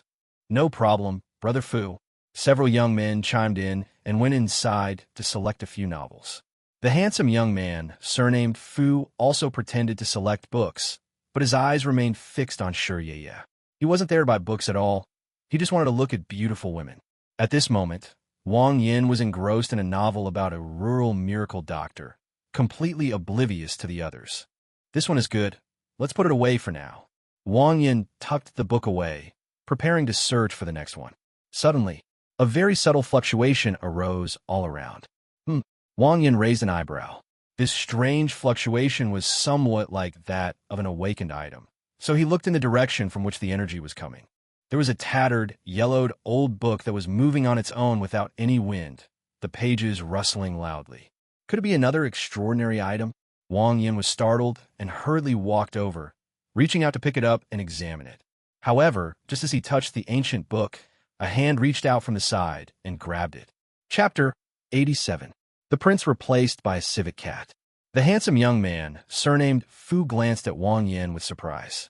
His ability was energy manipulation, which allowed him to sense and control all the energy around him, which was why he was able to detect this subtle fluctuation.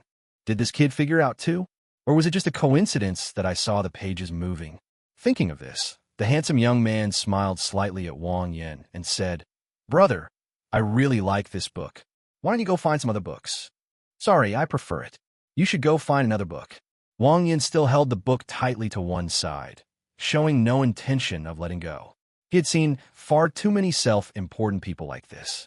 If he didn't have other purposes for this trip and couldn't be too high profile, he would have loved to ask this guy a question. Hey bro, I really like your mom. Why don't you find another mom?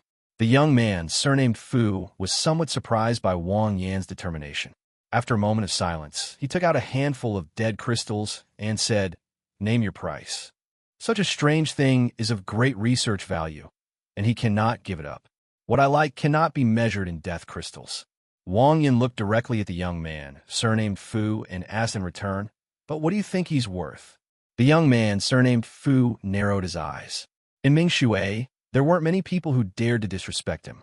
Moreover, judging from the other person's clothing and appearance, he was clearly not an ordinary person, yet no one recognized him. He was most likely a refugee. "This brother is a refugee, isn't he?" the young man, surnamed Fu, asked. "Yes." "Then you might not know, but I, Fu Tianyi, am the god of war of Mingshui City."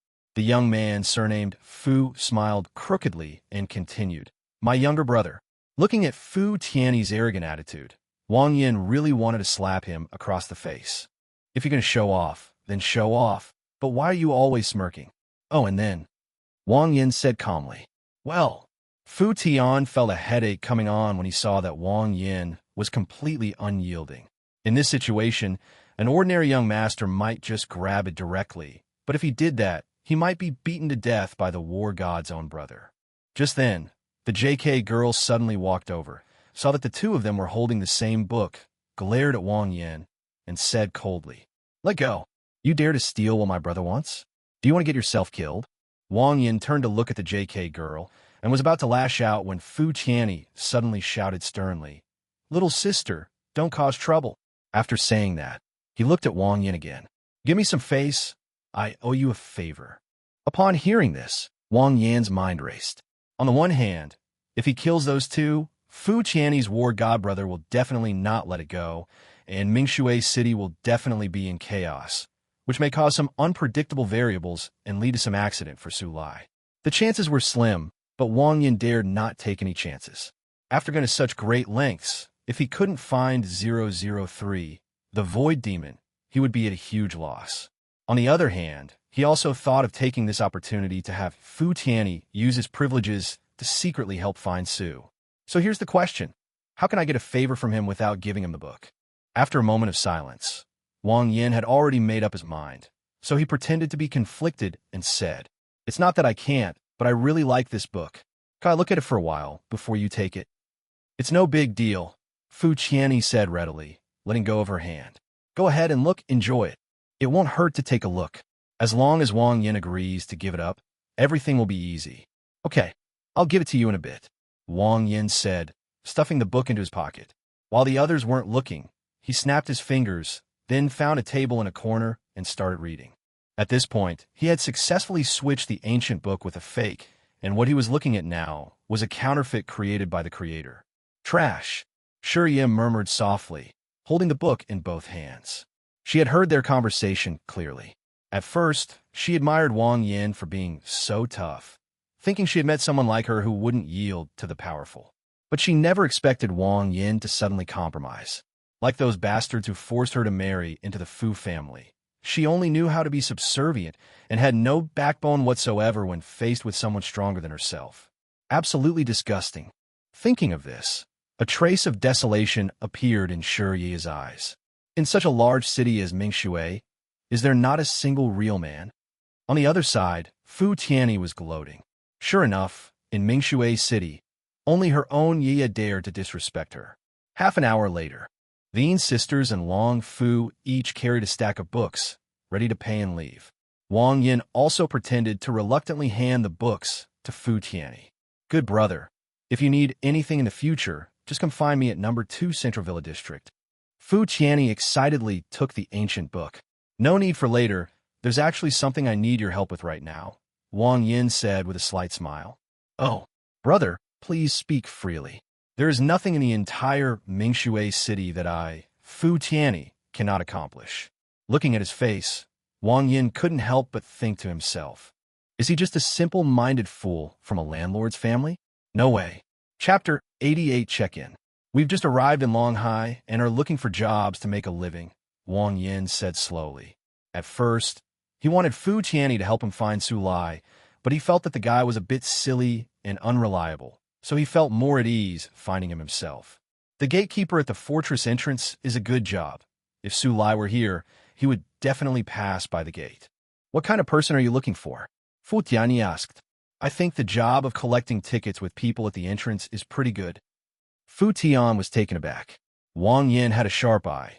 He had seen through the tricks of the trade as soon as he arrived. Although this job was a bit tiring, it was one of the few lucrative positions available, and it was also very prestigious, directly representing the upper echelons of the entire stronghold. Everyone had to give him some face. Even if he estimated that he wanted to take it, he would have to pay a heavy price. Thinking of this, Fu Tianyi hesitated. What's wrong? Can't young Master Fu do it? Seeing this, Wang Yin deliberately shouted loudly, attracting everyone's attention. Shi Ye also gave the two of them a cold look. Fu Tianyi chuckled twice. Wang Yin had already put him in a difficult position. If he went back on his word, firstly, it would damage his reputation, and secondly, Ye would definitely look down on him. How could that be? Leave it to me. Fu Tianyi gritted his teeth and immediately gave his assurance. Then thank you in advance, young Master Fu. It's nothing, it's nothing. Fu Tianyi wore a bitter expression, now only hoping that this ancient book could help him recover his losses. After leaving the bookstore, Sister Lin led the group to the residential area. This is a large area of high-rise buildings, about 20 or so, each of which can house several thousand people. So many places are always empty. Brother Yin, just find an empty room and stay there for now. I'll take you to register tomorrow, Sister Lin said, pointing to a high-rise building in front of them. You've worked hard today, go back and rest. Wang Yin, okay, I'll wait for you downstairs tomorrow morning. Sister Lin waved her hand, said goodbye to the group, and walked straight into the high-rise building next door. It was already dark by then. Wang Yin looked around and then looked up at the upper floors. There were 22 floors in total, and only a few rooms had lights on. There were no residents on the 6th floor and above. It's clear that although it's much safer to be at a higher place, most people don't want to climb stairs. Let's stay on the 3rd floor, Wang Yin said, pointing to a dusty window on the 3rd floor, where no one was clearly living. Good. The group nodded and followed Wang Yin straight to the 3rd floor. Upon entering the building, a stench of corpses mixed with the smell of rotting garbage hit them, almost knocking them out. It's so dirty here. In Ci pinched her nose, looking disgusted. The stairwell was piled high with garbage, food scraps, old clothes, pots and pans scattered everywhere. It's normal. In places where no one is in charge, if someone litters, people will litter too. As Wang Yin spoke, he conjured up several face masks and handed them to the group. The group quickly put it on, and the nauseating smell immediately subsided by more than half. At this moment, the group saw 2 men squatting on the ground with their backs to them at the door of a room at the far end of the corridor. In front of them was a dark object, and they were eating something with chopsticks. What are they doing? Long Fu asked curiously. Eat something. Wang Yan's expression was somewhat strange. Almost instantly, he knew what the two were doing, a very clever, yet extremely disgusting way of eating. In their past lives, many ordinary people used this method to fill their stomachs and barely survive. This is a method somewhat similar to the recycling of enoki mushrooms. First, find a corpse, strip it naked, make incisions on it, and then place it in a suitable temperature tunnel for 3 days to allow it to ferment fully. After 7 days, maggots will appear on it, but it is still not edible at this point. You have to wait until the maggots cover your entire body before you can. Because at this time, every time you eat some, many more will be born the next day. The maggots from a corpse can feed you for several months. Eat something? What is it? In-Si's eyes were full of curiosity. Little girl, don't be so curious. Wang Yin patted her head and then pointed to the stairs. You guys go upstairs first and tidy up the place. He wanted to get the others away quickly. Otherwise, In-Si and the others would probably throw up if they saw what they were eating. But things didn't go as planned. Hearing the sound, the 2 men squatting on the ground suddenly turned around, one of them with some white residue still hanging from the corner of his mouth. Upon seeing Wang Yin and his group, the 2 men's blank stares suddenly became focused. Have pity on us. As they spoke, the 2 swayed to their feet and walked toward Wang Yin. As the 2 stood up, In-Si and the others instantly saw the scene behind them. The body of a child who had been dead for who knows how many days was crawling with white maggots mixed with bodily fluids. It was disgusting and horrifying. Vomit. Chapter 89, Decorating the New Home. Have pity on us. Give us some food. The two people were pale due to long-term malnutrition, and they walked like zombies, swaying from side to side. Wang Yan's eyes were sharp. These two people were extremely twisted in their minds and would only cause trouble if left alive. It would be better to just kill them. Buzz! Golden mist billowed and swept through the corridor, instantly turning everything inside into powder. People like this will do anything for food.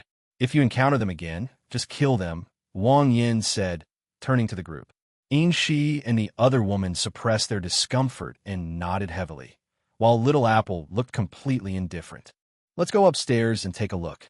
Wang Yin led several people straight to the third floor and kicked open the door to room 301. This is a 3-bedroom apartment, and it looks fairly clean. Although the furniture is covered with a thick layer of dust, thankfully no body was found. This is it. Clean it up properly. This will be our temporary gathering place from now on, Wang Yin said, taking out a storage ring and packing up all the furniture in the room. Click-clack. A faint silver light flowed, and the watch on Wang Yan's wrist rapidly flipped and enlarged, transforming into a figure shimmering with metallic light. Xiao Bian, clean the room thoroughly, Wang Yan ordered directly. Xiao Bian turned to look at Wang Yan. It was the first time he had received such a task, and his CPU was a little overwhelmed. All right, here are your tools. Wang Yin conjured up some rags, a mop, and a bucket of water, placed them in front of Xiao Bian, and thoughtfully tied a plaid apron on it. The group looked at Xiao Bian's bizarre appearance with speechless expressions. A perfectly good super soldier had been turned into a cleaner by Wang Yin. Fortunately, the little one was unconscious, otherwise it would probably have been sold off on the street. Whoosh! A streak of silver light swiftly traversed the room, cleaning it inside and out in just a few minutes. Wang Yin nodded in satisfaction and began to decorate his new home, placing a sofa, a table, fresh fruit, and several fully charged lights around the room for illumination. There are 3 bedrooms. The largest one is for In Shi and her sister, Apple, and the other 2 smaller ones are for him and Long Fu. Each bedroom has a large bed, a cashmere carpet, and a wardrobe. The kitchen was locked, since they didn't need it anyway. They could just conjure up whatever they wanted to eat and then use a storage ring to collect the trash afterward. Brother Yin, what is this? Long Fu was completely dumbfounded when he saw the various pieces of furniture that had appeared in the room. Could this skill be any more awesome? Does this mean that from now on, Brother Yin can conjure up anything I want? Even thinking of this, a bold idea popped into Long Fu's mind. If Brother Yin could conjure living beings later on, then those teachers who were once so unattainable for him would. Holy crap, just thinking about it is so exciting. In an instant, Long Fu's gaze towards Wang Yin changed. He vowed in his heart that he would follow Wang Yin even if it meant death. All right, I'm tired these past few days. I'd like to eat something tonight. With lunchtime approaching, Wang Yin decided to prepare a big meal to enjoy himself. I want to eat crab roe rice. I'll eat whatever you eat. Brother Yin, could you get me a few skewers of grilled kidneys? Long Fu asked cautiously. Clearly, the aftermath of that major battle a few days ago is still fresh in people's minds. Big brother, I want to eat candied hawthorns. Little Apple jumped onto Wang Yan's shoulder and hugged his head. Clap, clap, clap, clap, clap. A series of snaps rang out, and the table was instantly filled with all sorts of delicious food, fresh fruits, wines, and candied hawthorns. Oh, time to eat. The group cheered and started eating immediately. Little Apple was happy and picked up a candied hawthorn and started eating it. Other things tasted bland to her, but she could only taste the flavor of candied hawthorn. Brother Yin, I enhanced Brother Gu's body 3 times back at Yanghu. Do you want me to enhance yours too? Long Fu's mouth was full of oil, but he didn't forget to show off. He's an undead being, which is why he can be amplified. You can't amplify a living being like me right now. Wang Yin shook his head. In some ways, he understood Long Fu's abilities better than Long Fu did. However, you could try boosting Little Apple's power, Wang Yin suddenly suggested. Little Apple says it's a zombie king, not a living being, so theoretically, it should be able to be successfully amplified. Okay, I'll give it a try after I finish eating. Long Fu smiled happily. He was very happy to be able to contribute to the team. Life is so much better now than before. We must cherish it. What's wrong, big brother? Little Apple heard people talking about her and poked her head over, her big, watery eyes sparkling. Long Fu patted Little Apple's head and said softly, "Brother will help you become stronger in a moment, so that you can send more people to the Western Paradise." "Really? Thank you, Brother Long Fu. Here's a candied hawthorn." Little Apple took out a candied hawthorn and handed it to Long Fu. Chapter 90, They Came by the Smell. The group chatted and laughed, enjoying their meal. The aroma of the food quickly spread, almost overwhelming the survivors on nearby floors. "Oh my God, what's that smell? It smells amazing." Even more extreme, some people pushed open the windowsill and shouted loudly, "Hey buddy, is anyone eating barbecue? Can I lick the skewer a couple of times?" "Gidge, she's good at this and doesn't fuss. One skewer a night, great value for money." The sound carried far in the silent night sky and soon attracted the patrol team. The group of 12, all dressed in uniform black combat suits and carrying standard long knives, looked extremely fierce. "Captain John, what's that smell? It's fucking amazing." A burly man closed his eyes, took a deep breath, and was completely absorbed in the aroma. There must be an awakened squad having a snack. The tall man named Captain John couldn't help but swallow. "This smell is really hard to resist. How about we go and grab some?" Another lean man approached and asked tentatively. Team leader Zhang hesitated for a moment. "It's called freeloading, but it actually means using the pretext of chasing fugitives to search other people's homes. In such cases, the awakened squad will usually invite them to have a meal together. This is almost an open secret, and almost every survivor team understands it. Because of this, although their wages are low, they can afford to eat a good meal every now and then." "Yeah, Brother Zhang, we haven't seen Yoshing for days." Another team member quickly chimed in when he saw that team leader Zhang was a bit hesitant. "It's not impossible, Xiao Lu. You have a good nose. You can lead the way." Captain Zhang pointed to a boy in the group. "Okay." The boy responded immediately, took a few deep breaths, and pointed to a high-rise building. "Over there." The rest of the patrol team followed, went straight into the building, and soon arrived at the door of room 301. Xiao Lu stood at the door, savoring the aroma of meat wafting from the crack in the door, and then said to the patrol team behind him, "This should be it." "Well done, Xiao Lu." Captain Zhang. Switching Xiao Lu was a wise decision. The group immediately became excited, their eyes shining. Wang Yin and the others had almost finished eating and were just about to chat for a while before going to sleep when there was a sudden, urgent knocking on the door. Thump, thump, thump. Patrol team, routine check. A cold male voice rang out, and the group frowned and stopped what they were doing. "What's the patrol team doing here?" Inchi sensed something was wrong. He had excellent hearing and could tell that the patrol team hadn't knocked on anyone else's door before.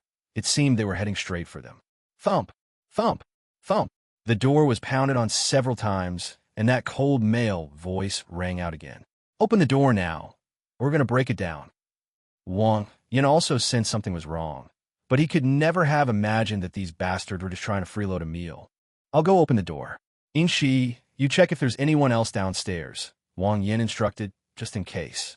He had already made preparations to destroy the evidence. Click! As the door opened, the not-so-wide corridor was crowded with patrol members dressed in black standard combat uniforms. A tall man walked over, smiled slightly at Wang Yin, and said, "Young man, routine ouch." Wang Yin's body trembled, staring in disbelief at the tall man in front of him. What the heck? Halfway through his sentence, a string of glistening beads of saliva actually dribbled down his cheeks. "Is this from cravings?" The tall man reacted extremely quickly, sucking up the saliva the moment he felt it. But it was useless, because he had already seen Wang Yan's expression. "Damn, this is incredibly embarrassing."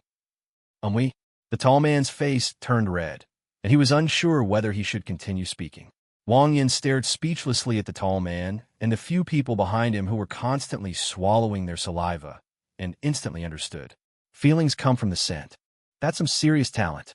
"We're here for a routine inspection." "Yes, we're here for a routine inspection." Seeing Captain Zhang hesitate, the team members behind him became a little anxious. "What are you checking?" "We're refugees. We just arrived today. No matter who you are, please cooperate with our work." Team leader Zhang also emerged from his embarrassment, his expression turning serious once again. Give me a reason. Wang Yin stood at the door, staring intently at Captain Zhang. Yesterday, a fugitive escaped, and I suspect he's hiding here. If it's just suspicion, I can't let you in. Wang Yin shook his head. No matter the reason, he couldn't let these people into his house at will. Besides, even a fool can see that the routine inspection is just a pretext. They really want to steal something. Stop talking nonsense and get out of my way. A burly man with broad shoulders and a thick waist squeezed through from behind and pushed Wang Yin. Chapter 91 Registration. Wang Yin remained expressionless, neither dodging nor avoiding, letting the burly men from the patrol team push him towards him. The moment the two made contact, the burly man stumbled and was forced back several steps by the powerful reaction force. Good lad! The big man's face turned ashen. He was a second-tier enhancement type, and he used tremendous force. It's no exaggeration to say that even an adult elephant would be pushed aside. Wang Yin's body remained completely still, like a fortified city wall made of steel. The other members of the patrol team also changed their expressions, which showed that Wang Yin was very powerful. Are you at level 3? Captain Zhang asked. Yes, Wang Yin replied.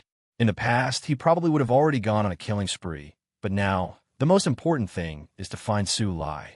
He doesn't want to break off relations too early and expose himself. Sorry to bother you.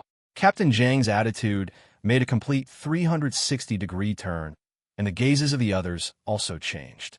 It should be noted that there are only a little over 200 Tier 3 individuals in the entire Sea Dragon settlement, and almost every one of them holds an important position.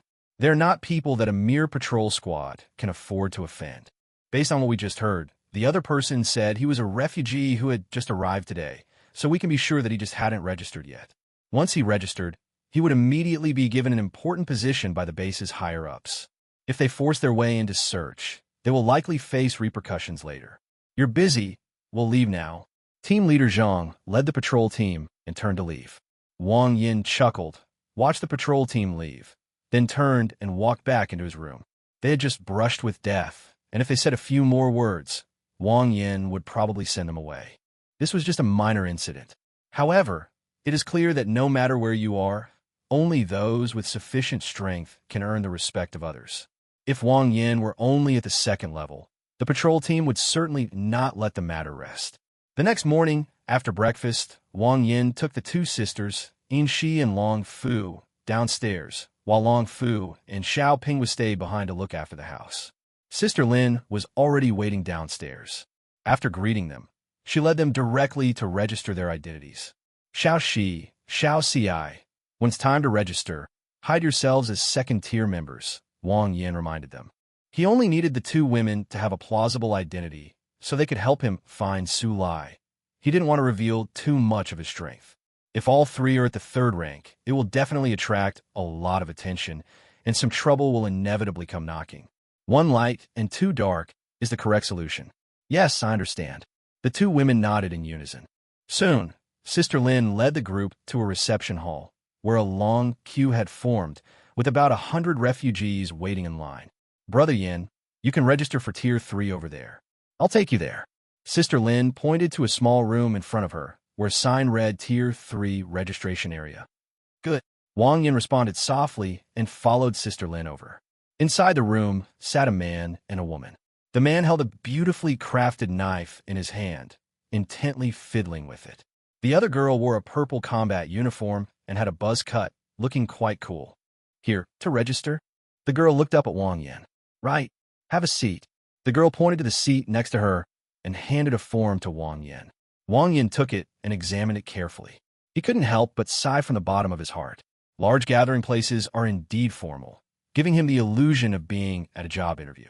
My name is Fong Mu, and I'm the head of the patrol team. The girl introduced herself, her attitude very friendly.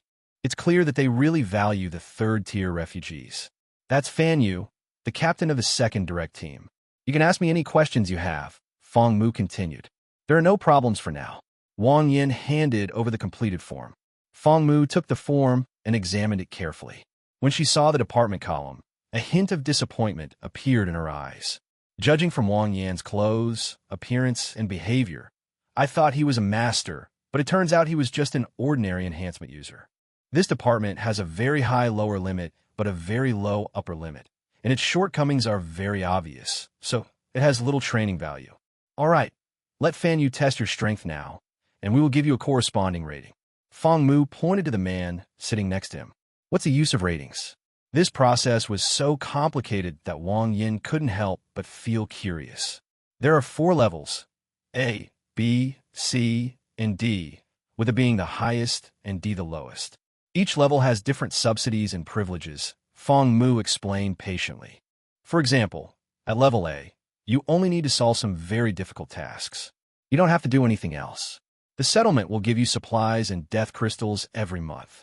Level B can join the directly subordinate team and become a team member. C rank can form their own pioneering teams and exchange materials for death crystals. If you're at the D rank, you could become a captain in the patrol team or a captain in the garrison. Fong Mu explained it in great detail. After listening, Wang Yin had already made his choice. He simply needs a legitimate and relatively high-status position.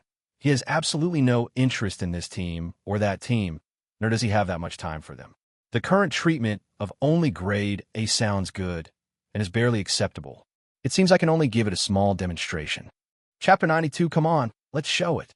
Okay, let's begin. Wang Yin sat up from the chair.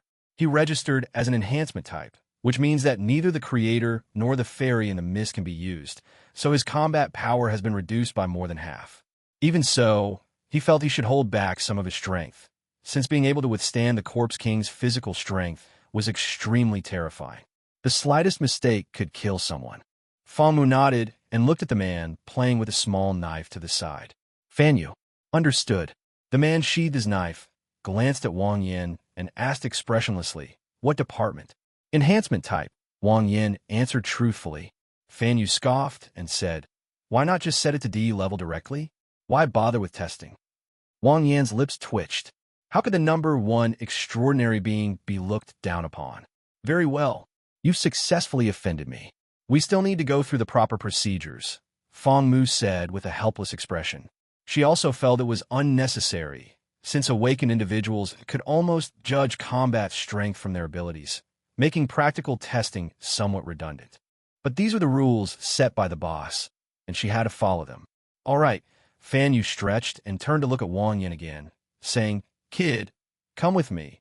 Let's finish this quickly. After saying that, he walked straight out of the room. Wang Yin remained silent and followed Fan Yu out of the room, arriving at a pitted open space outside the hall, marked with burn marks and knife cuts. Fong Mu followed behind the two with a notebook in hand. Let me make this clear first. If you can't take it, then admit defeat. Otherwise, I won't be responsible for any accidents that happen, Fan Yu said, putting away his knife. Don't worry, I know what I'm doing. Wang Yin waved his hand dismissively. If anything goes wrong, it will be you. Okay, let's begin. At Fong Mu's command, Fan Yu rushed forward, his fist covered in a sharp white light, and slammed it into Wang Yan's chest. Although he is not good at close combat, a reinforcement type is not enough to make him take it seriously. Wang Yin looked at the fierce punch, and a slight smile appeared on his lips. Fan Yu's speed and strength were already quite good for a third-tier fighter. Coupled with the sharp white light on his fist, most enhancement-type fighters would really be no match for him. Unfortunately, his opponent was Wang Yin. With a muffled thud, Fan Yu's body came to an abrupt stop, and his limbs stretched forward due to inertia. Then, his body flew backward. What? Fong Mu screamed in shock. Wang Yan's kick was too fast. She couldn't even catch its trajectory. Is this an enhancement type? Such a powerful enhancement type. Be more serious, Wang Yin said kindly, retracting his right foot. Cough, cough. Fan Yu got up from the ground, looked at the footprints on his chest, and then looked up at Wang Yin with a shocked expression. It was too fast. He only felt a blur before his eyes, and he was sent flying. He didn't even know how the other person had kicked him. That kick alone would be enough to earn A grade, but unfortunately, it's a buff type with obvious weaknesses, making it easy for opponents to kite it. Good. Fan Yu shouted and drew the exquisitely crafted knife from his waist, suddenly becoming excited. Let me see your limit. As Fan Yu spoke, the small knife in his hand began to emit streaks of white light, swimming rapidly around him like fish, forming a defensive barrier. Then, He picked up a knife and slashed at Wang Yan from a distance. Whoosh, whoosh, whoosh, like a sudden downpour of white light. Each streak as fine as a hair shot out, covering the sky and scattering towards Wang Yan. Wang Yan's gaze sharpened. The white light covered a large area and moved extremely fast, making it virtually impossible to escape to a safe area. Oh, what a pity!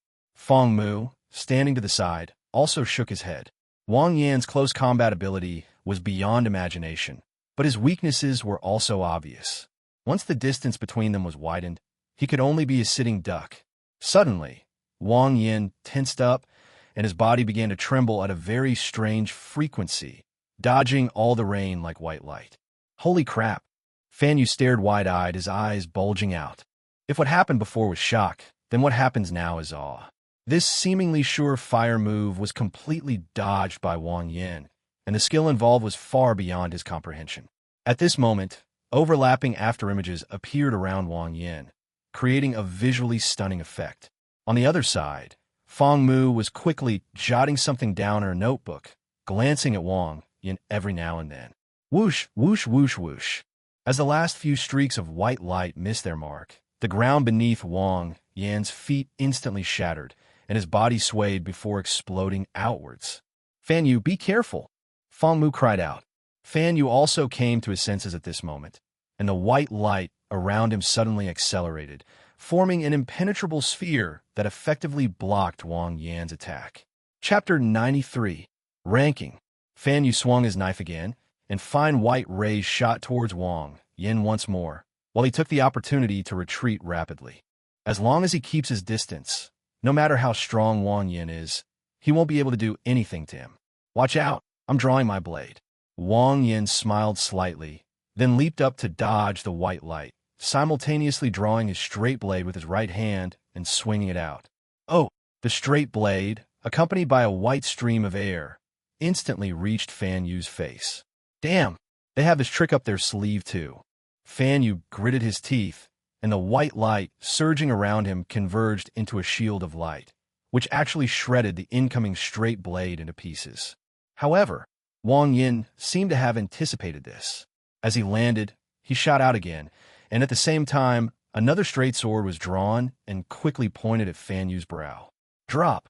As a drop of bright red blood fell, Wang Yan expressionlessly sheathed his straight sword.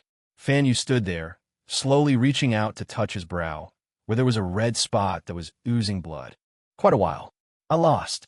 Fan Yu looked at Wang Yan with mixed feelings. If Wang Yan had wanted to kill him just now, he would already be dead. The victory was overwhelming. His methods posed almost no threat to Wang Yan. It's astonishing that a reinforcement-type character could be this powerful. Not only is its speed outrageously fast, but its strength is also incredibly formidable, and its terrifying skills and combat awareness are simply unbelievable. That's amazing! Fong Mu exclaimed, his face filled with shock. Wang Yan's strength is definitely at the A level. With such terrifying close combat ability, there are very few people in the entire Sea Dragon settlement who can surpass him. Moreover, Wang Yan seemed to win very easily, which means that Fan Yu didn't even force him to use his full strength. You flatter me. It was just luck, Wang Yan said modestly. Brother, welcome to the team. Fan Yu walked over and solemnly extended his right hand. Only now has he truly acknowledged Wang Yan. Wang Yan smiled slightly and firmly grasped the outstretched hand. Let's go back to the room first and file your application. Fong Mu was also very happy, as the gathering place had gained another top combatant, which would be of great benefit to its future development. After the group returned to their room, Fong Mu quickly entered Wang Yan's file and then handed him a golden seal. This is, Wang Yan took it and examined it curiously. A badge made of an alloy, engraved with a slanted letter, gleams in the sunlight. This is a symbol of your status. With this, you can walk sideways throughout the entire Sea Dragon gathering area. As Fong Mu spoke, he also took out a similar badge and pinned it to his sleeve. I see, I understand now. Wang Yan nodded and skillfully pinned the badge to his sleeve. Simply put, this thing is like the clothing of a sect in a novel. It's used to identify someone. Disciples of menial tasks, outer disciples, inner disciples, and personal disciples all wear different clothes and have different privileges. By the way, where do you live now? Fangmu asked. Building 28, Unit 2, Room 301. Level of residence, can choose a house in the central villa area. Let me see if there are any vacancies, Fangmu said, taking out a registration form. Wang Yin was immediately delighted. This treatment was quite good, including housing. Perfect timing. He complained that the stairwell where he was currently living was too dirty, filled with flies and maggots, and he felt disgusted every time he went out. Number 7 and number 4 are still available. Do you want me to take you to see them? You can choose one. No need for that. Wang Yin waved his hand and continued. I'm not that particular. Oh, just choose number 7. Okay, then if anything happens in the future, someone will contact you at number 7. Okay, nothing else. I'll head back now. Wang Yin said goodbye to the group and prepared to move to the central villa area with Inxi and Inci first. Huh, it's not your turn yet. Wang Yin looked at the long line in front of the two sisters in surprise. It wasn't that it hadn't moved at all. It seemed to have grown quite a bit longer. Brother Yin, you're finally here? I'm so angry. Inci pouted and pointed angrily at the line in front of her. It should have been our turn a long time ago, but a group of people suddenly came and cut in front of us. Didn't the staff do anything about it? Wang Yin frowned. Inci became even angrier when she heard Wang Yin ask that question. Not only did she ignore it, but when I went to argue with her, she even sided with those people who cut in line, saying that it was an order from a leader that if you could line up, you could, and if you couldn't, you should get lost. If my sister hadn't stopped me, I would have really wanted to beat them to death. Inci stomped her feet angrily. She, who would kill her younger brother at the slightest disagreement, had never suffered such humiliation before. After listening to Inci's accusation, Wang Yin turned to look at the group of people who had cut in line. Judging from their expressions, they must have come from the same place. Come on, brother will take you to vent your anger. Wang Yin now has a level authority, so he doesn't need to worry about so much anymore. Who cares about leaders or not? I'm a leader too. After saying that, the three of them went straight to the registration desk. Wang Yin kicked the chubby young man who was doing his business away, pointed at Inci behind him, and said coldly, Who told her to get out? Instantly, the surroundings fell into dead silence, and everyone stared in disbelief at Wang Yin and the chubby boy he had kicked away. Holy crap, what's going on here? Are you going to start a fight right away? Are you trying to cause trouble? This is the gathering place of Hailong, one of the 3 giants of Mingshui City. How dare he do this? You son of a bitch! The chubby boy rolled to his feet and was about to start cursing. Wang Yin swept his gaze over, and the chubby boy instantly cowered, quickly turning his head away and staring at the ceiling as if nothing had happened. Are you trying to rebel? A middle-aged woman at the registration desk jumped up, put her hands on her hips, and pointed at Wang Yin. I told him to get lost. So what?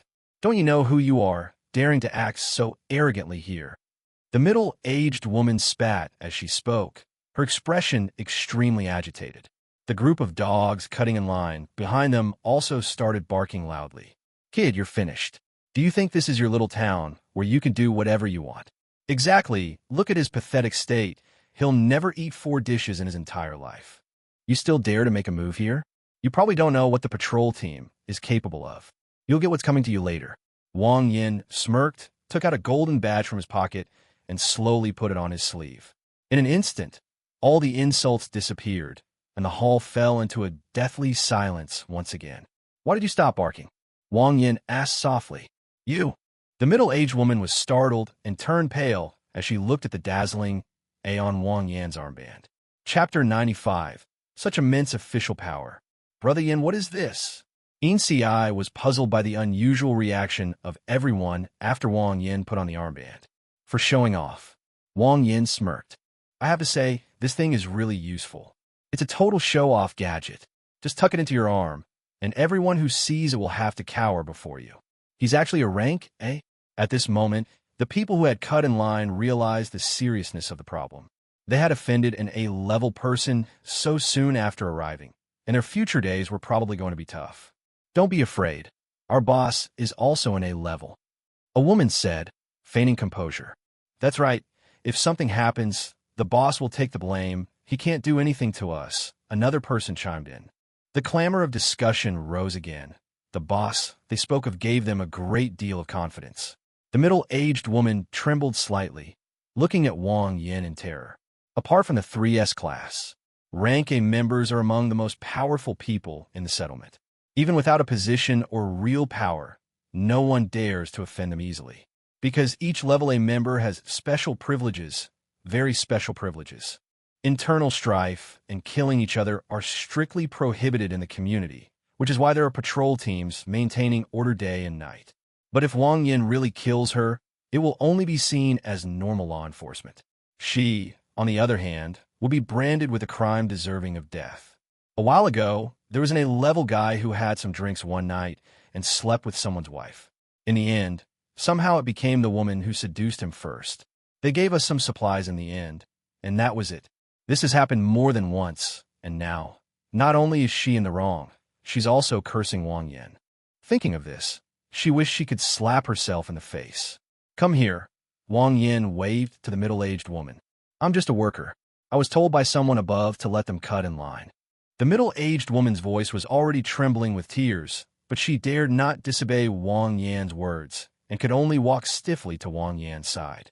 With a crisp smack, the middle-aged woman was sent flying by a slap, blood splattering, teeth flying out, and her mouth completely mangled. Don't be so foul-mouthed in the future.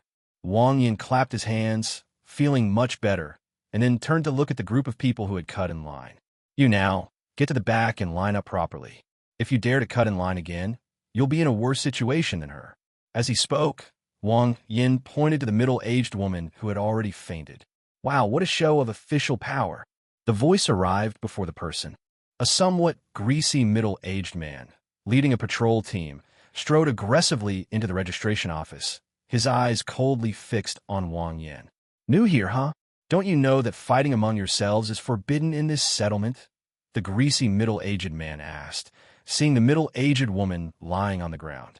I know, Wang Yin replied expressionlessly. The greasy middle-aged man was stunned, not expecting Wang Yin to admit it so readily. This is a bit tricky. Then you still knowingly broke the law. The greasy middle-aged man's face hardened, and he questioned sharply. Yeah, come and catch me. Wang Yin grinned. If that greasy middle-aged man dares to make a move, Wang Yin will kill him. Greasy middle-aged man. Wang Yin's unpredictable actions left him somewhat bewildered. By the way, did you let them cut in line? Wang Yin asked. Yes, as an A-level I still have that much face. The greasy middle-aged man nodded, looking completely indifferent. You've got some nerve, Wang Yin said, giving a thumbs up. So, you have a problem with me telling them to line up at the back? The greasy man's face stiffened. This newcomer was too domineering, showing him no respect at all. Of course I have objections. These are my men. You have no right to order them around, the middle-aged man continued. Oh, Wang Yin nodded and slowly drew his straight sword. Chapter 96, Professional. The first extraordinary being is still human, and a decent human being at that. They've already said what they wanted, and they're supposed to obediently line up outside. If they can't follow through, they'll lose face. Wang Yan's idea was simple. To catch the thief, first catch the kingpin, beat up their backers, and the rest would naturally submit. What? You want to fight me? The greasy middle-aged man looked at Wang Yin with a mocking expression. He's still too young. Cutting in line won't affect him, and offending an A-level person for something so trivial is not worth it at all. No matter how strong such a person is, they are not to be feared. Moreover, he didn't think Wang Yin was stronger than him. Nonsense. I've already pulled out the knife. Do you expect me to treat you to dinner? Wang Yin sneered. The floor beneath his feet shattered and flew into the air as a straight blade shot out. So fast! The greasy middle-aged man exclaimed in surprise. Fortunately, he had already prepared for battle when Wang Yin spoke. At this moment, his whole body spewed out streams of black mist, which transformed into a dragon and charged towards Wang Yin. Rubbish! Wang Yin sneered, and his straight blade instantly changed trajectory, slashing upwards towards the black dragon's head. Call! A powerful airflow enveloped the straight blade, cleaving in two before it even touched the black dragon. Then, Wang Yin slammed his feet on the ground and shot out instantly, more than twice as fast as before. You! Before the greasy middle-aged man could even react in shock, he retreated rapidly, while black smoke surged wildly towards Wang Yin, and another stream condensed into a small, almost tangible black shield. After the ground came into contact with the black smoke, it emitted white smoke and made a hissing sound and was instantly corroded into liquid. However, Wang Yin was too fast. The greasy middle-aged man could only watch as Wang Yin quickly approached him and slashed at his head. Oh, a powerful gust of wind made the few remaining tufts of hair on the greasy middle-aged man's head sway. But the straight sword was blocked by the small black shield and was corroded and broken in the middle. Haha, my black smoke has an extremely strong corrosive effect. Ordinary weapons simply cannot withstand it.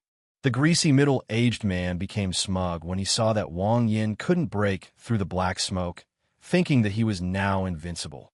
Wang Yin remained expressionless, retracting the broken straight knife with a backhand motion, instantly slicing it across the side of the greasy middle-aged man. Bang! A fist suddenly pierced through the black smoke from the side, then quickly retracted until a muffled thud was heard. The greasy middle-aged man's head tilted to the side, and he was sent flying backward. Ouch, that hurts quite a bit. Wang Yin shook his hand, revealing bright red skin. His attack speed was already extremely fast, but he was still corroded by the black smoke to some extent. This ability is quite strong, especially effective against melee combat. Bang! The greasy middle-aged man slammed his head against a steel pillar in the middle of the hall, and blood splattered everywhere. Not bad, Wang Yin praised sincerely. He used tremendous force in that punch. The fact that it didn't splatter brains out just shows how stubborn he is. On the other side, the people who cut in line looked at Wang Yin in fear. What can we do? Our backers have all fallen. In the future, they'll be trampled underfoot and rubbed into the ground. What's going on? Fang Mu and Fan Yu were startled by the loud noise and hurriedly ran out to check the situation. There were 2 blood gourds lying on the ground. The woman's mouth was smashed open, and the man had a dent in his forehead, with blood flowing all over the ground. Who did this? Fang Mu and Fan Yu's expressions instantly turned cold. Anyone who dares to cause trouble here after eating a leopard with ambition is courting death. I did it, Wang Yin said calmly, raising his hand. Fang Mu and Fan Yu looked in the direction of the sound and saw Wang Yin carrying a broken sword. Their expressions immediately softened. So, it was Brother Wang Yin. Good for them. They dared to cause trouble here. It would be too lenient not to kill them. Fang Mu nodded in approval at Wang Yin. I'm not trying to be mean, but Brother Wang Yin, you're just too kind. Next time you encounter troublemakers, just kill them directly, Fan Yu chimed in. Wang Yin, wow. The 2 men, working in concert, transformed Wang Yin from a perpetrator into a law enforcer. That's what professionalism is all about. This is what professionalism is all about. After the 2 of them used the same rhetoric, even the black cat sheriff managed to win over the white female cat. Our boss didn't cause trouble. He started it. A young man shouted angrily. But before he could finish speaking, a white light pierced his forehead, and he fell straight down. Fan Yu sheathed his knife, his face full of anger, and said, You still dare to cause trouble? You deserve to die. Wang Yin stared blankly at the 2 of them. He's become petty. His perspective has narrowed. It turns out that you can just kill them directly without leaving them alive. Well done, Brother Wang Yin. I will report your contributions to the organization truthfully later. Fan Yu nodded to Wang Yin. Hey, it's all I should do. Wang Yin was a little embarrassed. They caused trouble and then claimed credit for it? Who can I complain to?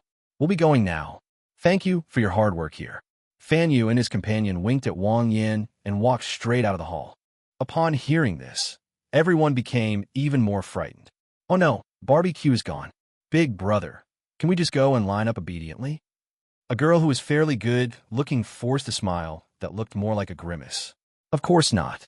Wang Yin shrugged, pointed to the door, and said, You all go to the door now and stand at attention for 80 hours. Anyone who dares to leave early will die a horrible death. The ringleader is already dead, and he doesn't want to lower himself to their level. Bullying the weak has never been his style. He only hits the hardest targets. Moreover, these people don't deserve to die, and as a newcomer, I shouldn't go too far. Chapter 97, Reunion with the Weirdos. After leaving the registration office, Wang Yin took out the key to Villa number 7 and handed it to the Yin sisters, instructing them to take Long Fu and Xiao Pinghua to Villa number 7 first, while he took Sister Lin straight to the bookstore. He had an appointment with young Master Fu to meet at the bookstore at noon. Welcome. The bookstore still has the same familiar setup. A person and a bird, except the person is a bit dim-witted and less sensible than the bird. Oomph. Shiya glanced at Wang Yin with annoyance. She had no liking for such sycophants. If it weren't for the fact that she was in business, she would have even kicked Wang Yin out. Seeing that Shiya was ignoring him, Wang Yin didn't say anything either. He randomly picked up a novel and led Sister Lin to a place to sit down. Brother Yin, isn't it a bit inappropriate for a rank A to be working as a doorman? Sister Lin asked cautiously. She had just witnessed Wang Yan's ruthlessness. He was truly decisive and acted without hesitation. She was terrified of saying the wrong thing and getting punished. Of course I'm not going, Wang Yin said, turning to look at Sister Lin. You go. I'm going. Sister Lin covered her mouth, afraid of being scolded for making too much noise, but she was extremely shocked. This is a lucrative job. I've only been with him for a few days, and he's already given such an important position to her. What? Don't you want to go? Wang Yin said with a smile. No, I'll think about it. Sister Lin hurriedly waved her hand. This is a golden opportunity for her to soar to great heights, and she must seize it. Not only will it be very lucrative, but it will also allow her to build a network of connections. It feels a bit unbelievable, like a dream. This position is good for working, Wang Yin reminded him.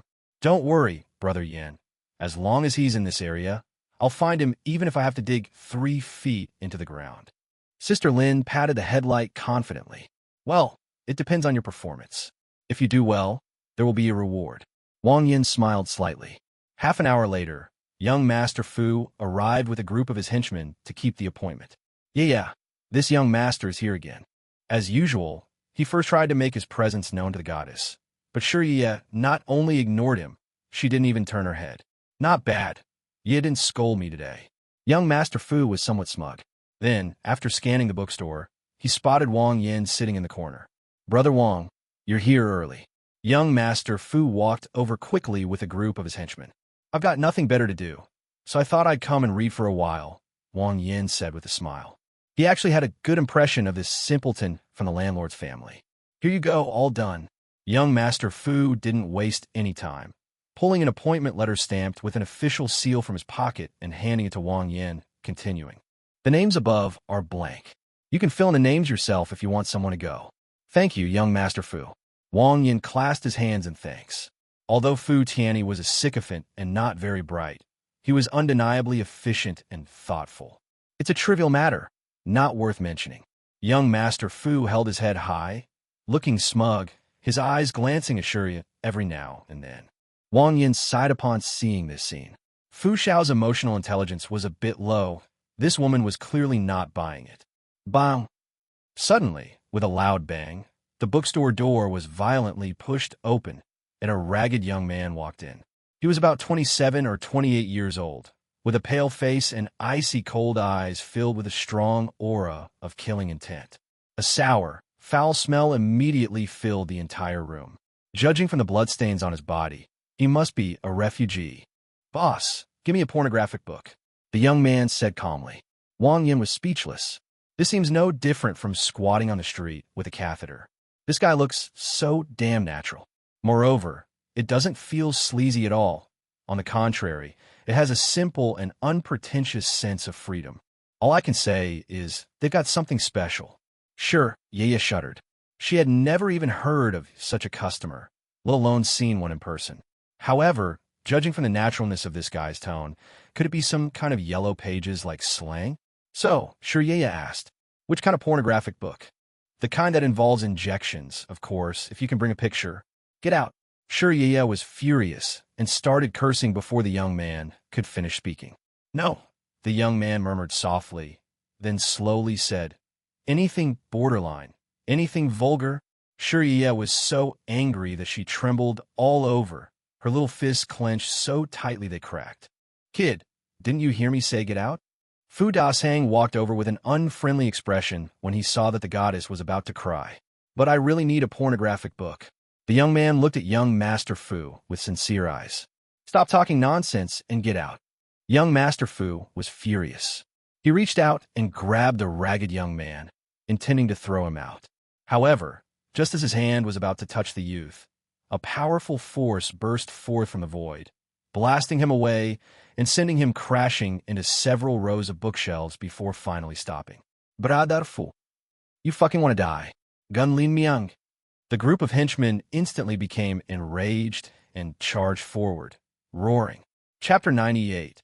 Young Master Fu, unyielding to the death. Fu Qianni was at the 3rd level and possessed considerable abilities. Even he was instantly blasted away, so those henchmen were undoubtedly just easy prey. As expected, the void exploded again, and several figures were blasted away one after another, smashing rows of bookshelves in the bookstore. One of the unlucky ones hit his buttocks directly on a nail, resulting in a disfigured rear end. Grass. Wang Yin was shocked again. Blood had been drawn for a pornographic book. This was something he had never seen before. Don't fight in the store, get out. Shiya finally turned around, revealing an incredibly stunning face, and said through gritted teeth, also, there are no pornographic books here, and certainly no vulgar or obscene content. Please leave. The ragged young man was slightly taken aback. He looked Shiya up and down for a moment, then calmly said, then lend me your stockings for a bit. I'll return them to you right away. Shiya glanced down at her own hair, then looked up at the ragged young man with trembling eyes. Is this something a human being would say? Return it after use? How can there be such disgusting people? Get out of here. Shiya was on the verge of collapse, but there was nothing she could do. Her fighting strength was not even as good as Fu Qianni's. Taking action rashly might result in a beating, but given the extent of this guy's ruthlessness, there's a very high chance he'll steal his away. How can I face people after that? Boy, upon hearing Shiya's roar, young Master Fu sprang to his feet, his gaze icy cold, and said, You're asking for death. The issue is no longer whether the book is pornographic or not, but that his fiancée was being harassed. Asking for his fiancée's lip service in front of him is incredibly hurtful. I don't want to fight, but I'm really in a hurry. The young man's gaze darkened, and he said, If you don't give it to me now, don't blame me for being impolite. As soon as the voice fell, a murderous aura erupted, creating an overwhelming sense of oppression. You're welcome, you motherfucker. Fu Qianni flew into a rage, pointed his finger, and a powerful energy shot towards the youth. The young man dodged to the side, but the energy suddenly exploded, and flames instantly engulfed him. Trash! Young Master Fu tossed his head triumphantly. Suddenly, the counter next to them shattered and burst into flames, while the young man appeared unharmed in their sight. What the hell? Fu Qianni frowned. This kid was acting strangely. His attack had no effect. The young man, expressionless, lightly waved his sword at Fu Qianni, and a terrifying sword mark instantly appeared on Fu Qianni's chest. Hiss! Blood spurted out, and Fu Qianni let out a painful groan before retreating violently. He didn't even notice how the kid attacked. There was no energy fluctuation whatsoever, and it landed on him without warning. This is a special type, a transfer. Wang Yin raised an eyebrow. This ability is very strong. Not only can it redirect enemy attacks, but it can also redirect its own attacks a certain distance, allowing it to kill enemies from a distance. It is somewhat similar to airstrikes, but it is much stronger than airstrikes in both offense and defense. There is also a lot of room for development. In the past, someone used this move to kill a mutated yellow ox by going through a small mountain. Will you take it off yourself, or should I help you? The young man was getting anxious, pointing his sword at Shiya. Kill me, Shiya refused, even at the cost of her life. The young man frowned slightly and remained silent. Fu Qianni's forehead veins bulged. For the first time in his life, he felt so powerless.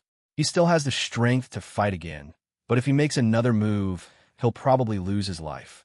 If he doesn't, Yiya will look down on him for the rest of his life. For a moment, Fu Qianni was caught in a dilemma. Quite a while. Damn it, I'd rather die than suffer this humiliation. Fu Qianni made his choice, and several bursts of energy shot out, heading towards the youth's surroundings. Boom! Boom, boom, boom. Flames shot into the sky, and deafening explosions rang out one after another. The tables inside the bookstore were destroyed, shattered by the transferred energy. The young man swung his sword again, but Fu Tianyi wasn't stupid. He began to move quickly to avoid being locked on. However, the young man swung his sword several times, instantly blocking Fu Tianyi's movement, and then slashed at Fu Tianyi's legs with one sword. It's clear he didn't want to kill anyone. He really just wanted pornographic books. Grass. Fu Tianyi had nowhere to retreat, his eyes filled with resentment. The next second, a straight blade shot out from the side, striking the void several times. Clang, clang, clang, clang. All of the use attacks were instantly thwarted. All right, it's just a pornographic book. It's not that serious, Wang Yin said slowly, standing beside Fu Tianyi with a smile. He could tell that Fu Tianyi was a man of strong emotions, and he was determined to fight to the death. If he didn't make a move soon, this day next year would be the anniversary of his death. Since Fu Tianyi helped him get the appointment letter, he decided to lend him a hand. It's just a small favor anyway.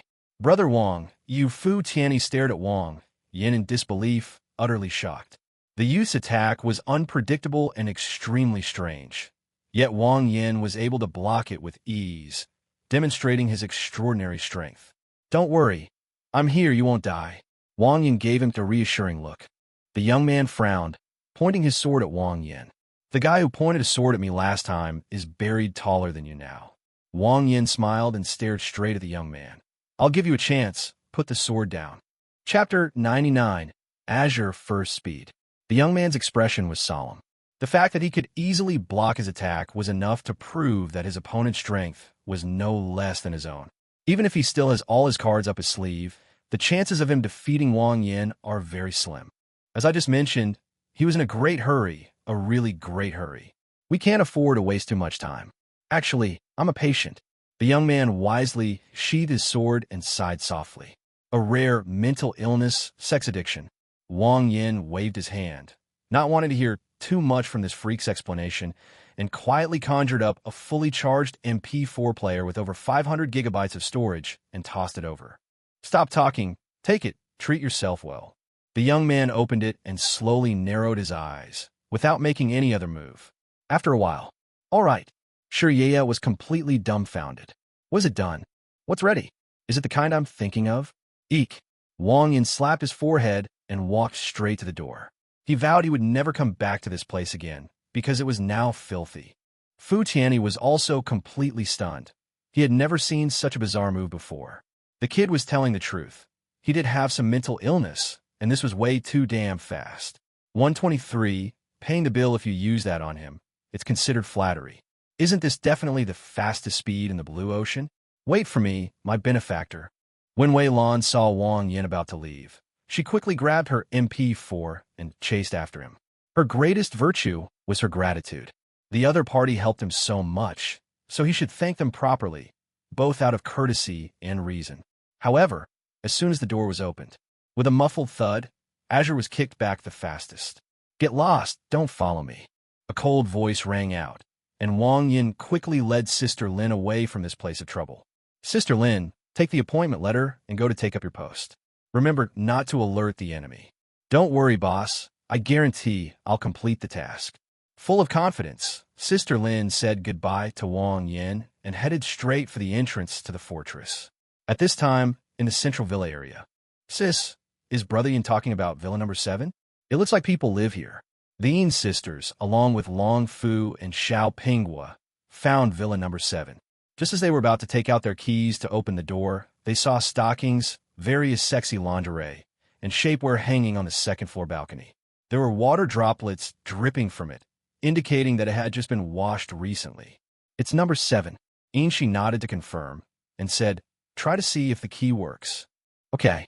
Inci nodded and inserted the key into the lock. Click. The door opened. Then, hurried footsteps sounded, followed by 2 delicate voices. Otising. 2 beautiful young women dressed in yoga clothes ran out, but upon seeing Inshi and the others, they immediately swallowed their flirtatious remarks. Who are you? How do you have keys to my house? One of the pair, shaped young women, frowned slightly. That's right. The registration office gave us the keys and said it was for us to check in here. Inshi explained softly. TCH, are you still asleep, little sister? This is the central villa area. Do you think you can just move in here whenever you want? Another young woman with long, wavy hair scoffed, her face full of disdain, and continued. Besides, this place was given to us by Brother Kai. We've been living here for over a month. Yes, you must have come to the wrong place, the pear-shaped young woman chimed in. We didn't make a mistake. Otherwise, why would the key work normally? In-ci sensed the disdain in their eyes and jumped out directly. Although she didn't know why these two people were here, she was certain that Brother Yin couldn't have lied to her, and she couldn't have misheard. Villa number 7 definitely belonged to them. There was no doubt about that. How would I know? Anyway, we've been living here for over a month. You should find somewhere else. The wavy-haired woman waved her hand impatiently and turned to close the door. Wait! In-ci rushed forward and grabbed the security door. You brat, didn't your mother teach you how to behave? I already said this place is ours. Get out. The wavy-haired young woman couldn't close the door and angrily cursed at In-ci. How dare you spew such filth? In-ci was trembling with anger.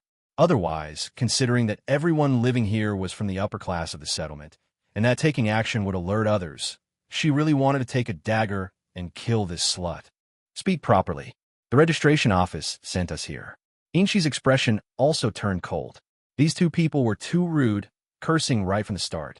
Oh my gosh, registration office. Look at you, Big Wave said halfway through, then suddenly turned to look behind the two sisters, his expression instantly becoming very respectful. Otison, you're back. I'm back. And who are these two beauties? A male voice rang out. A man in combat uniform stood at the door, his eyes burning as he looked the two sisters over, making no attempt to hide his desire. Chapter 100, Conflict Resurges. These two girls are too hot. If I can win them over, my organization will gain 2 more powerful generals. Upon seeing the In sisters, In-ci and In-ci, Kai Luan felt a surge of excitement. Oh dear, these two people are trying to take over our house, and they're even insulting us. 2 young women pushed past the group and ran quickly to Kai Luan's side, looking extremely aggrieved. We didn't curse at her, and the registration office sent us here, In-ci explained expressionlessly. Kai Luan was shocked when he heard this. Villa number 7 did not belong to him, but he had arranged for the 2 young women to stay there. Because his villa, number 8, was already packed with girls, and there was simply no more room for him. Seeing that villa number 7 was always empty, he secretly arranged for 2 young women to stay there and would come over to give them injections whenever he had free time. Another reason was that these 2 young women were the women of his younger brother who had died unexpectedly. They couldn't be kept in the open and couldn't be allowed to stay with him. Otherwise, if others find out, his reputation will be ruined, and who would dare to risk their life for him in the future? Where are your armbands? Kylan looked at the 2 men's sleeves and, not finding any armbands to prove their identities, immediately asked, We don't have armbands. This is the key our brother gave us. He's an A level and has an armband. Oh, I see. Kai Luan nodded with a smile, a plan forming in his mind. These 2 are not a level, so they can be easily manipulated. Just find a way to get them to go in and have a drink of water, add some secret medicine powder, and they'll obediently listen to you. As long as you don't try to take it by force and make it a fait accompli, even if their level brother comes, he probably won't be able to say anything else. How about this? Let's all go inside and have some water while we wait for your brother. This will also help me verify the identities of the 2 ladies. As long as you can prove that this place belongs to you, we'll move out immediately, Kai Luan said kindly. Oh my God, I don't want to move. Didn't you say this place was a gift for us? The wavy-haired young woman said with a dissatisfied look, rubbing against Kai Luan's arm and acting coquettishly. It has electricity and water, and it's spacious. It's so much better than those high rises outside. Only a fool would want to move out. Listen to me, Lulu. Kai Luan turned his head and gave the 2 of them a look. The 2 young women immediately understood, and although they were unwilling, they dared not say anything more. Can't the key prove it? In-ci took out the key and waved it in front of Kai Luan. Of course not. Only grade A armbands are acceptable, Kai Luan explained, shaking his head. Actually, this thing doesn't need any proof.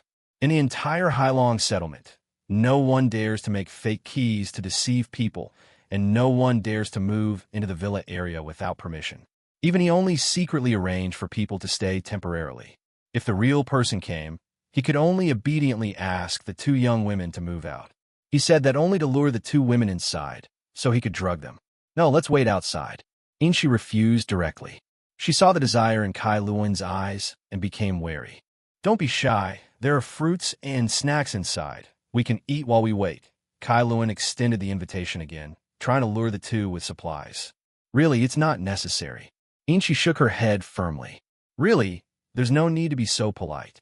We're all family. It's good to get to know each other better, Kai Luan said, reaching out to pull Inchi along. Get your stinky hands off me. Inchi was furious. She couldn't stand it anymore. This guy actually tried to force his sister inside. It was simply too much. The moon's reflection flashed in his eyes. The dagger left after images, and a whooshing sound rang out in the air. The deceptive special effects were working. Kai Luan was dizzy and lacked strength, which slowed his dodge speed considerably, leaving him with deep cuts from the dagger. You're a third-tier cultivator? Kai Luan exclaimed in surprise, quickly retreating and looking at Inchi warily. You filthy scoundrel, you deserve to die. Inchi gritted her teeth and was about to charge forward again. Stop! Suddenly, a loud shout rang out, and three figures dressed in standard combat uniforms appeared on the road in the villa area, 2 men and 1 woman. Each of them had an armband on their sleeve with a gleaming gold letter A engraved on it. All 3 people had a lot of blood on them, indicating that they had just been in a fight. Kylan, don't you know the rules of the villa area? The 3 walked over quickly, one of whom, a handsome young man, looked at Kai Luan coldly. Brother O, I'm innocent. I'm the victim. Kai Luan cried out innocently, his face contorted with grief. They attacked suddenly, and I didn't even fight back. What's going on? The young man, surnamed O, frowned, his eyes sweeping over the group with a chilling gaze. It's like this. I kindly invited them to rest in the room, but not only did they not appreciate it, they also stabbed me with a dagger. Look at the wound I got. Kai Luan raised his arm, revealing the long scar. Chapter 101. Sorry, I couldn't stop the knife. Have you no shame? You're the one who occupied our house, and you still want to force us in. Inchi was furious and took out her keys to prove her innocence. When did I forcibly drag you in? I didn't even touch you, okay? Kai Luan said innocently. Also, why don't you have an armband? You're only a 3rd-tier cultivator. I bet you have some kind of secret. At this point, Kai Luan walked to the young man, surnamed O's side, looking warily at the Een sisters, and said, Brother O, I suspect these people are suspicious. They could very well be spies sent by hostile forces. Kai Luan was clever. He shifted the young man, surnamed O's attention from the house to the contradiction of Inchi not having an armband. You doubt your mother, my ass. Inchi was furious when she heard Kai Luan say that. She had never seen such a disgusting person. He was the one with ill intentions, yet he turned around and accused her. Look, Brother O, she's in a panic. Something must have happened, Kai Luan said hastily, taking a step back. Where's your armband? The young man, surnamed O, asked. It was indeed strange that Inchi didn't have an armband, because even the weakest 3rd-tier members of the Sea Dragon Gathering Grounds would have a D-grade armband. Moreover, someone who has a key to a villa area should be a grade A individual. Inchi was stunned. She had no way of answering this question. If she said that she had hidden her strength when she registered, the other party would definitely be suspicious, and then it would be even more difficult to explain. Besides, she has already been exposed, and no one would believe her if she said she was only at the 2nd level. My brother gave us the key. You can ask him any questions later. Right now, we won't answer any of your questions because we don't know what you do. What if you're a spy? Seeing that Inchi was stumped, Inchi directly used the same tactic against him. Don't doubt us yet. Let me doubt you first. Hey, little girl, Brother O is a veteran of the Sea Dragon Army. What reason do you have to doubt him? The woman in standard combat uniform said. Sorry, this is our first day here, and we don't know anything about the place. Why don't you prove it to us? Inchi said straightforwardly. At this moment, she had no other choice but to find an excuse to delay until Wang Yan returned. Oh dear, young lady, you're being a bit unreasonable, sighed the woman in standard combat uniform. It's all right. Let's wait for her brother to arrive before we talk about it. The young man, surnamed O, said expressionlessly, his eyes fixed on Inchi and the others. Kylan, standing to the side, lowered his head and revealed a sinister smile. I'll teach you a lesson. You won't come in with me. I'll make you regret it. He has completely absolved himself of any responsibility. Even if the brother the two women mentioned comes and explains things clearly, he can still walk away unscathed. But if it can't be explained clearly, that would be terrible. Half an hour later, Wang Yin arrived late, humming a little tune. He frowned when he saw the people gathered at the door. What happened? Brother Yin, you're finally back. That fatso not only let those two sluts hog number 7, but he's also trying to take advantage of us. Inci ran over angrily when she saw Wang Yin arrive and started complaining. He even turned around and accused us of being spies sent by hostile forces. I was so angry. It's okay, we won't stoop to the level of an idiot. Wang Yin patted Inci's head and comforted her. Watch your mouth. Kai Luan's expression was rather unpleasant. This was the first time anyone had insulted him like this since he had advanced to the 3rd rank. Idiot again, fatso again. He's an A level. He has his pride too, you know. Calling you an idiot is a compliment. Wang Yin smiled slightly and walked straight towards Kai Luan. Just cursing isn't enough. We have to kill him to vent our anger. Seeing that Wang Yin was about to make a move, Brother O walked up to him and said coldly, Fighting is prohibited in the villa area. And who are you? Wang Yin asked. Enforcement team. Enforcement team? What are you doing at my house? As Feng Mu previously explained, the enforcement team is directly under the first team and is mainly responsible for maintaining order in the villa area. Please have your sister show us the seal on the wall. We need to check it, the young man surnamed O said, pointing at Inci. Wang Yin raised an eyebrow. He understood instantly. The fact that the other party asked this question confirms that Inci has been exposed. It must have been because the fat guy tried to take advantage of her earlier, and she couldn't stand it anymore, so she made a move. She just advanced to the 3rd rank. Where would she get an armband? Wang Yin retorted. Oh, really? You've already advanced to Tier 3, right, after registering? The young man, surnamed O, asked with some skepticism. Yeah, I gave her a Tier 3 death crystal after registration, and that's how she got promoted. What? Is it illegal? If you have a Tier 3 death crystal, why didn't you give it to her before registration? The young man, surnamed O, continued to ask. Because I'm willing to register it first and then give it to her. Wang Yin grinned. Upon hearing this, everyone present fell silent. The young man, surnamed O, didn't know what else to ask. Although Wang Yan's reason was far-fetched, he had no evidence. If he continued to press the matter, it would seem like he was targeting the group. All right, have your sister register as soon as possible.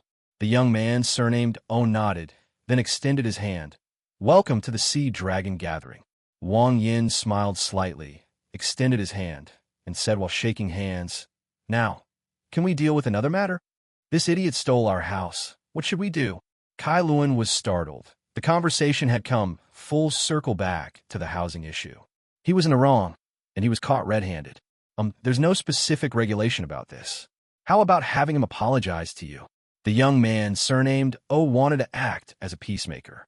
Both sides were a level, and if things got too tense, it wouldn't be good for either of them. Let's talk about the apology later. What about the things inside? Wang Yin said, looking at the strands of food drying in yin tai. We'll take it right away.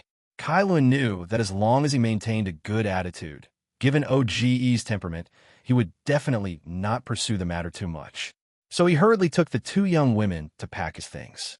I'll go take a look. Wang Yin looked completely harmless and followed the three into the villa. An apology is all it takes? He was trying to take advantage of me just now. Inci said angrily. He says he didn't do it. So who should I believe? Why don't you show me the evidence? The young man, surnamed O, said with a smile. Inci was completely stunned. What an amazing example of learning on the spot. However, she did not have any evidence. I'm so angry. Inci turned her head away angrily. All right, you scratched him too, didn't you? The young man, surnamed O, comforted him. Suddenly, two loud screams came from inside the villa. Oh, Brother Kai! Murder! The men's expressions changed drastically, and they rushed into the villa.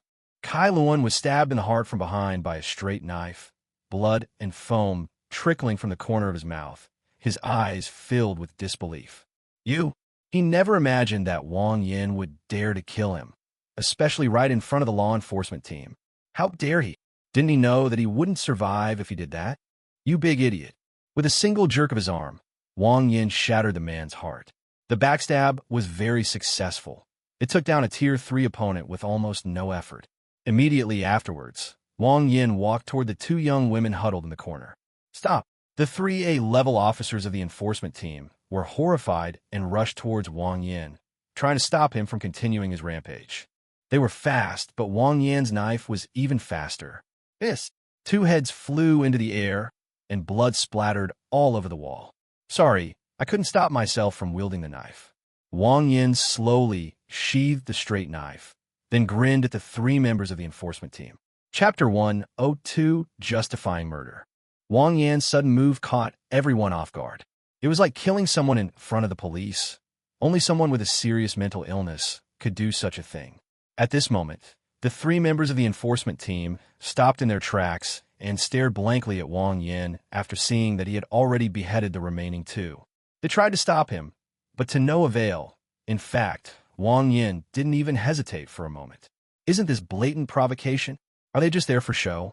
Do you know the consequences of doing this? The young man, surnamed O's eyes were icy, and a strong killing intent erupted from his body. He didn't want to escalate the situation, but he had no choice but to take action. There will be no consequences, Wang Yin said confidently. No consequences. Do you think the rules of this settlement are just for show?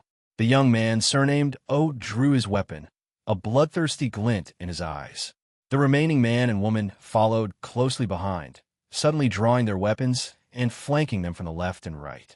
They could tell that Wang Yin was no pushover, and his behavior was unpredictable. One second he could be laughing and joking, and the next he might suddenly pull out a knife and kill someone. Furthermore, being of the same A-level rank, their strength must be extraordinary, so they had to be cautious. According to the rules of the community, those who trespass on someone else's property should be able to retaliate indefinitely, right? Wang Yin slowly lit a cigarette and said calmly. He had long anticipated that many ignorant people would offend him. So in order to justify killing someone, he had specifically inquired about the situation of justifiable retaliation with Feng Mu. See, now it's coming in handy. Are they trespassing? It was clearly you, the woman from the enforcement team said, but her expression suddenly froze as she recalled the conversation they had just had. Wang Yin, let's talk about the apology later. What about the things inside? Kailun, we'll take it right away. And then, that was it. Wang Yin never said another word. He also refused to allow Kai Luan and the others to enter his room. Thinking of this, a chill ran through the female member of the law enforcement team. This thought is terrifying. Wang Yin was luring Kai Luan into number 7 from the very beginning, asking what was inside number 7, which turned out to be the grave that Kai Luan had dug. In this situation, most people would definitely express their stance, and then they would have to go inside to move their belongings, thus naturally confirming the charge. Therefore, Wang Yan's actions constitute legitimate self-defense. The man surnamed O also realized the crux of the matter and was immediately shocked. Is this the kind of brain a carbon-based life form should have? From the time Wang Yan arrived at the villa area to the time he suddenly started killing people, only about 10 minutes had passed. How could he come up with a reasonable plan to kill people in such a short time? Following on from the previous analogy, he killed someone in front of the police, and the police couldn't do anything about it. Strictly speaking, they should even praise him, saying, "You did a good job." Isn't that ridiculous? I know, I did a good job. Wang Yin waved his hand, praising himself quite naturally. The three members of the enforcement team were speechless. They had no reason to arrest Wang Yin anymore. He was getting away with it right in front of them. Violence won't solve anything. You better watch yourself. The young man, surnamed O, left those words behind and departed the room with a man and a woman. Shall he go back and add a clause? Only after repeated attempts to persuade someone to leave their home, without success, can they retaliate indefinitely. The young man, surnamed O, said quietly. After the three law enforcement officers left, In Si ran over and excitedly hugged Wang Yin. That's great. It has to be you, brother Wang Yin. She originally thought that with the law enforcement team around, these scumbags would not be punished. Unexpectedly, Wang Yin used a little trick to justify killing the three of them.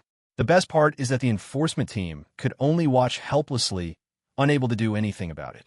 That was so satisfying, so incredibly satisfying. Of course, Do you think you can suffer in vain? Wang Yin laughed. For a top-tier transcendent being like this little matter is nothing. Long Fu, drag them to the yard and bury them. Wang Yin pointed to the corpses on the ground, then controlled the demon to transform into human form and said, Xiao Bian, clean the room. Whoosh, whoosh. Practice makes perfect, and Xiao Bian's cleaning speed was noticeably faster this time. Such a large villa was cleaned spotless in just a few minutes. As night fell, a rich aroma of meat filled the entire villa area. Chapter 105 Fighting Su Lai. By the next day, Wang Yan's deeds had spread throughout the entire settlement, and he was known as a notorious villain. In just one day, they severely injured an A-level, killed another A-level, and left dozens of refugees still standing outside the office as punishment. This record is truly remarkable. Brother Yin, are you going out? Sister Lin, newly appointed, had already led a team to stand guard at the gate early in the morning. When she saw Wang Yin and the Yin sisters preparing to go out, she immediately came over. Yes, I'm going out for a bit. Wang Yin smiled and asked, How's the new job going? It's great. I feel full of energy every day now. That's good. After exchanging a few pleasantries, Wang Yin led the Yin sisters out the door. Mingshui City is very large, and Sulai did not know which settlement he was in, so he could only check one by one. With Sister Lin's help in searching the Hailong settlement, he plans to split into 2 groups with the Yin sisters and start by investigating the smaller settlements. Put on your masks and be careful. Wang Yin handed the 2 men 2 masks, gave them a few instructions, and then officially began the operation. Wang Yin is in his own group, moving to the right. The 2 sisters, Yin Shi and Yin Shi, are in one group, heading left. Long Fu and Xiao Pinghua, one with little fighting ability and the other with little intelligence, were left to guard Villa number 7. The number of survivors in Mingshui City was enormous, and there were an astonishing number of small settlements. Before long, Wang Yin discovered a small settlement occupying the top floor of the shopping mall. The people inside hadn't gotten up yet. Bells hung all over the windows and doors for warning purposes.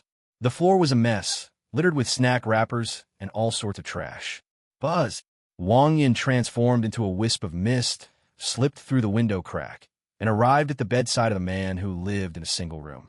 This guy is holding 2 pretty girls, so he must be of high status. Wake up! Wang Yin patted the man's face and put the knife to his neck. Who? The man opened his eyes groggily, saw the straight knife against his neck, was slightly stunned, and then his expression turned to terror. Who are you? Stop talking nonsense. I want to ask you about someone. Wang Yin applied slight pressure, leaving a shallow wound on the man's neck. Brother, don't get excited. Just ask. I'll tell you everything I know. The man raised his hands, his eyes trembling as he looked at Wang Yin.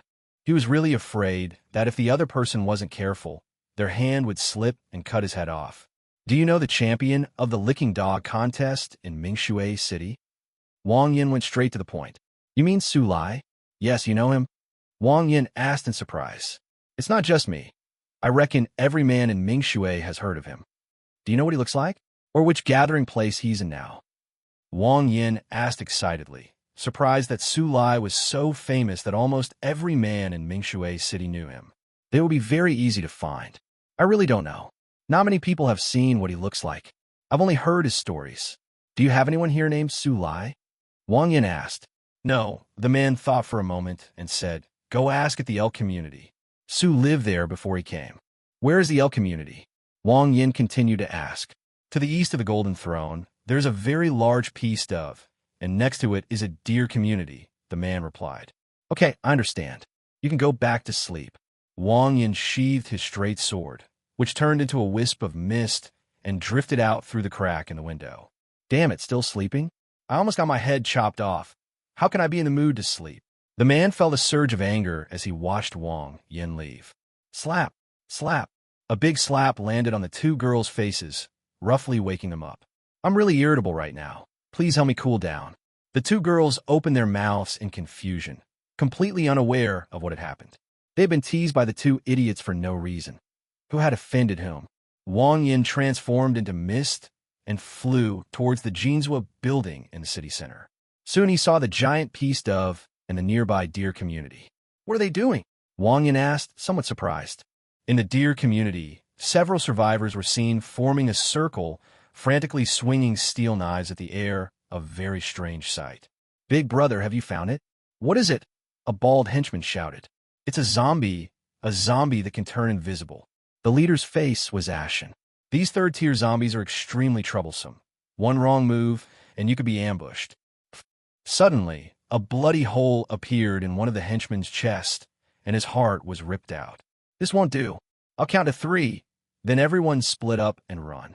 Every one of us who survives will be saved, the leader shouted. Okay, everyone split up and run. I agree. The underlings had already been holding out for a while and agreed to the man's plan. Now, it all depends on luck. Whoever is the most unlucky will die. 1, 2.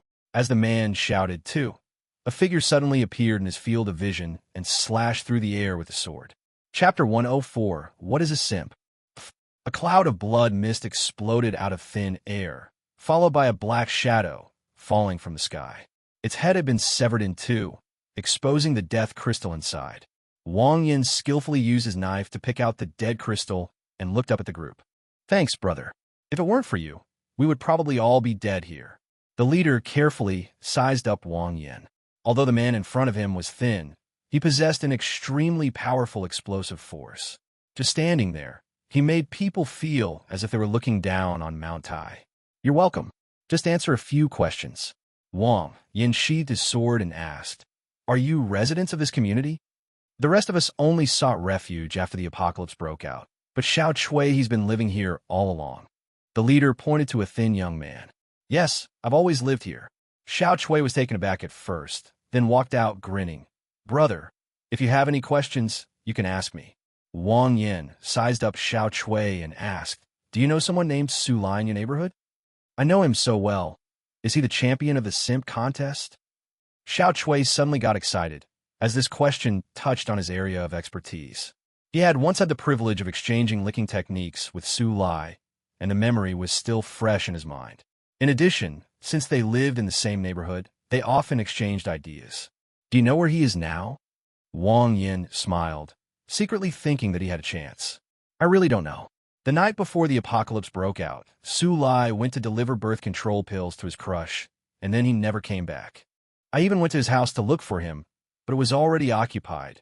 He wasn't there, Xiao Chui said with absolute certainty. The goddess got a nucleic acid test and was ranked higher. He went to deliver birth control pills to his crush? My goodness, there's such a thing? No wonder you're a champion. This is only because the apocalypse has occurred.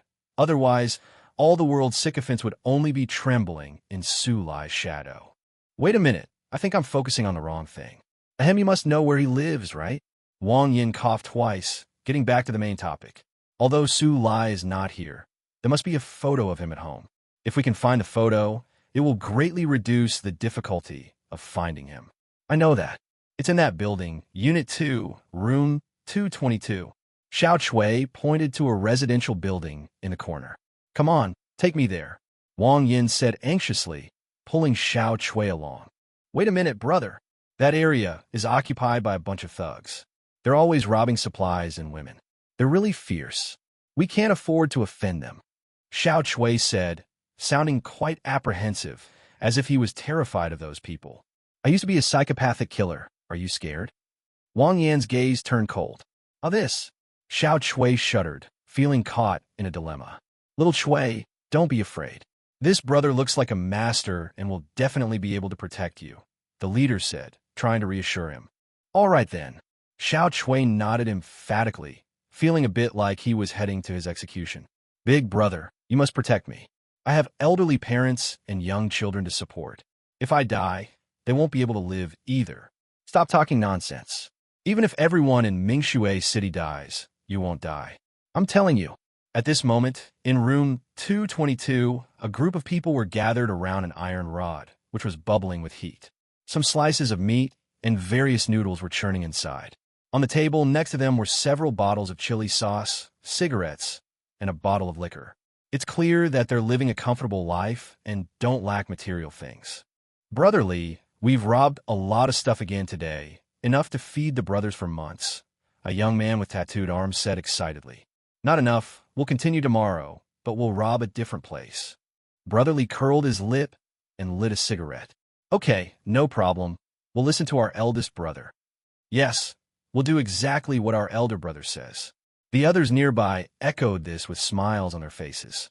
But brother, there's something I don't understand. We've already robbed them, so why don't we just kill them? What if they hold a grudge and retaliate against us? The tattooed young man hesitated.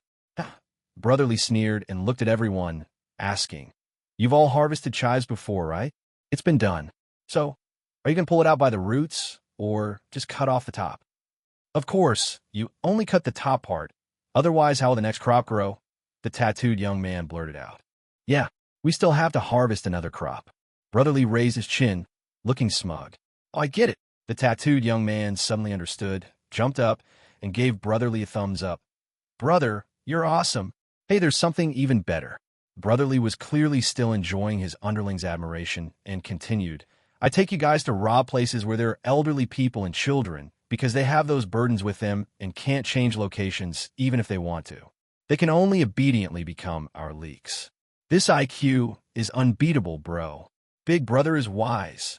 The underlings all started flattering him, and Brotherly was beaming with pride, thoroughly enjoying himself. Suddenly, with a loud bang, the security door, along with the steel plate behind it, flew over and knocked one of the henchmen and an iron pot to the ground. Chapter 105 Killing Upon Entering. Big Brother, please don't do this. Xiao Chui looked at Wang Yin, almost crying. He reached out to knock, but his knocking went unanswered. Without a word, Wang Yin kicked the door open. This brought the two sides to a point of life and death. The opposing side had several Tier 3 fighters. No matter how fierce Wang Yin was, he couldn't fight against so many opponents. Thinking of this, Xiao Chui turned and ran. Go inside. Wang Yin smiled, picked up Xiao Chui like a little chick, threw him out of the room, and then quickly followed him inside. Fuck your mother. Where did you come from? Oh, a whooshing sound suddenly rang out, and before the tattooed young man could speak, his vision began to plummet as he saw his own heels. Before anyone could react, several more sharp blades flashed past. In an instant, everyone except Brotherly was beheaded, and several heads even fell directly into the pot, turning the soup blood red. This Xiao Chui watched all of this unfold, his breathing becoming rapid. This was the first time he had ever seen such a ruthless person. He didn't say anything, just started killing people and left only one survivor. Is this a psychopathic killer? Who are you? Brotherly's expression changed drastically, but he did not make a move rashly. Wang Yin was too strong. He almost instantly wiped out all of his underlings, including two of them who were at the 3rd rank. If he makes a move, he'll probably suffer a terrible fate. Don't talk, shut up. Wang Yin glared at Brotherly, then turned to Xiao Chui and said, Go find some photos of Su Lai. Okay, I'll take care of it right away. Seeing how decisive Wang Yin was, Xiao Chui felt more confident and quickly walked towards the bedroom next door.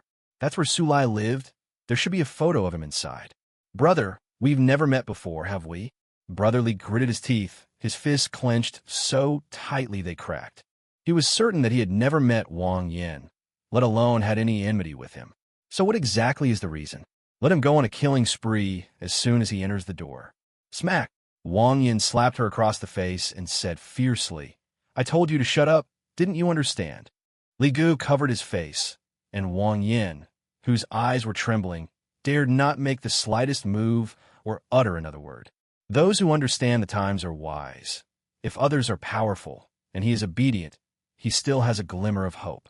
10 minutes later, Xiao Chui came out and shook his head at Wang Yin. The photos inside are all of Goddess Su Lai and her boyfriend. She doesn't have a single one of them herself.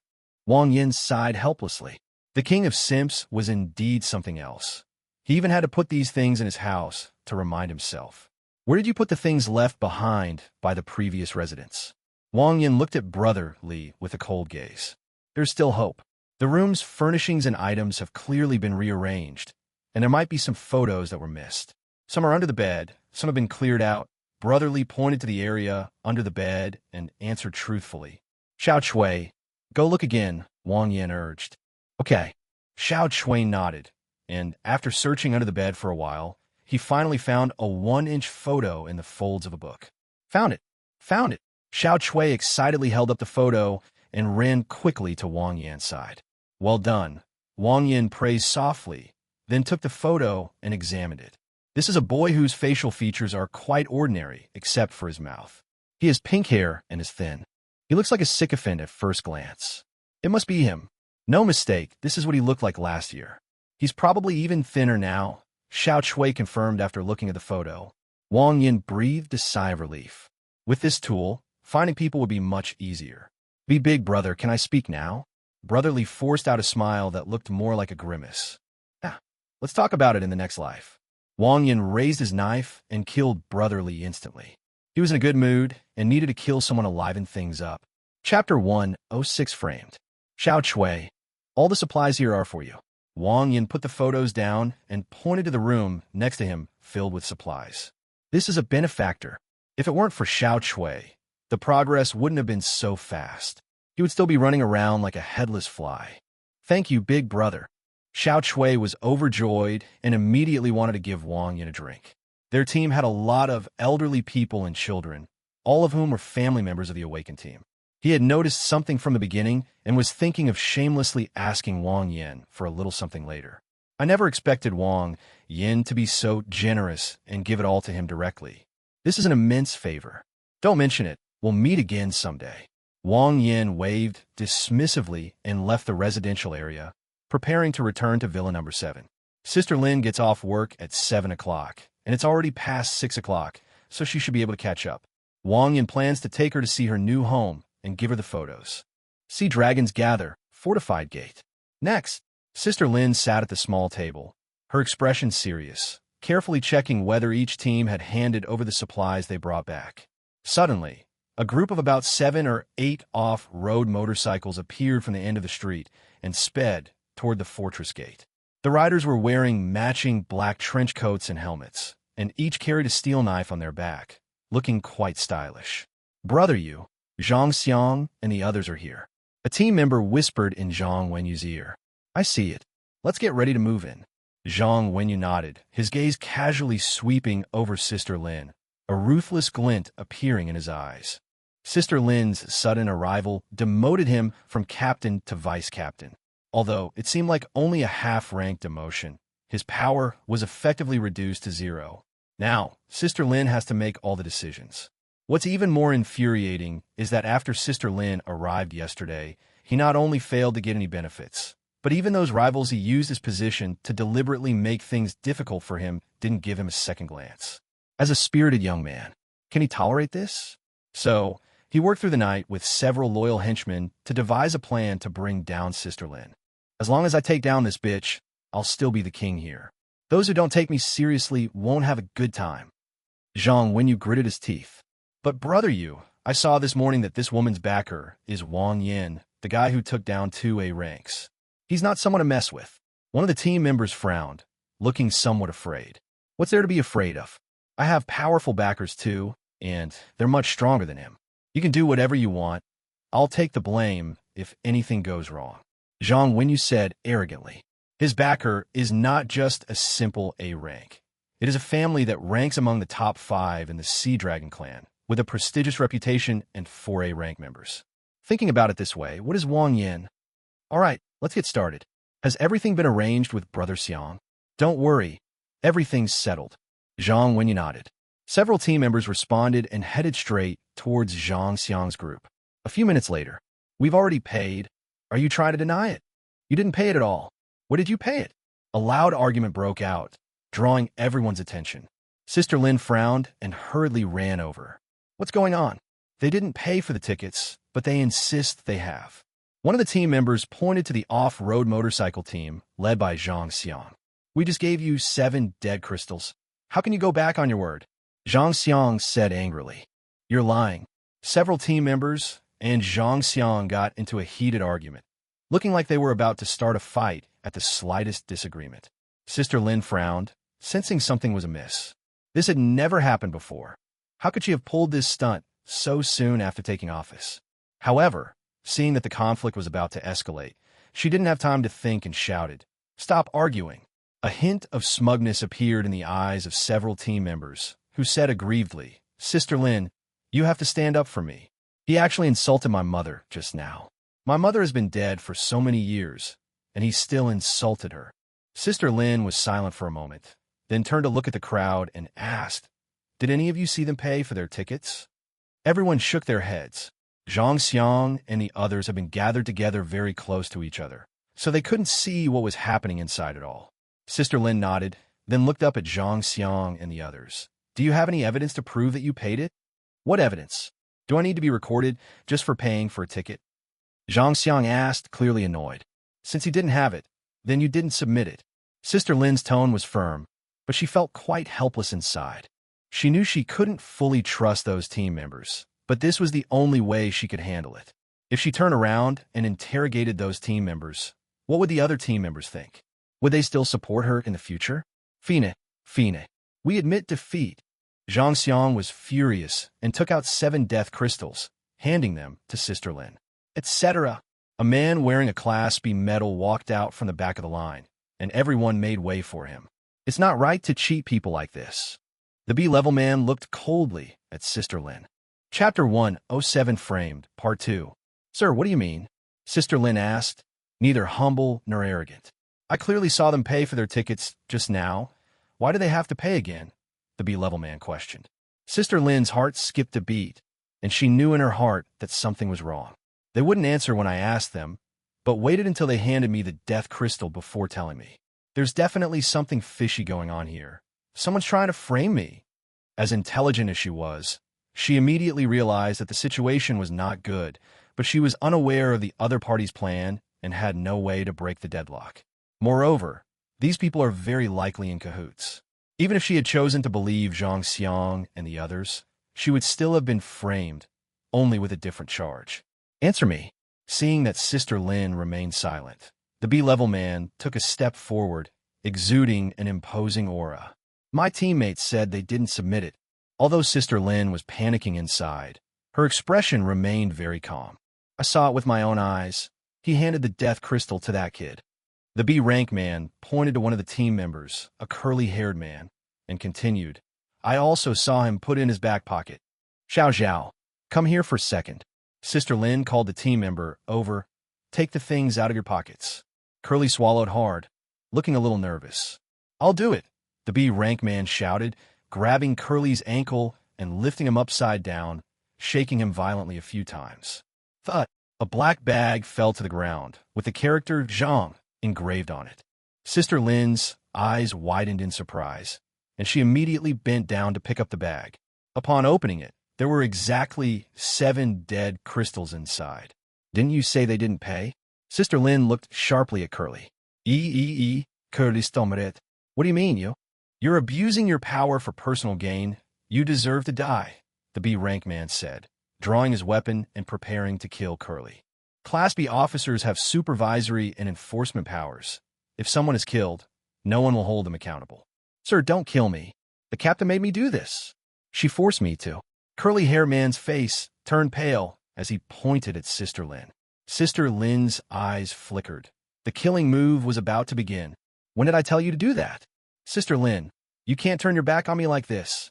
When I first came here this morning, you told me to find a chance to make some money. I disagreed, and you even tried to mess with me. The brothers all heard it, so don't try to deny it." Curly looked terrified. "We heard it." Sister Lin did say that. "Yes, we can testify." At first, Curly disagreed, and she even threatened Curly. What kind of person is she?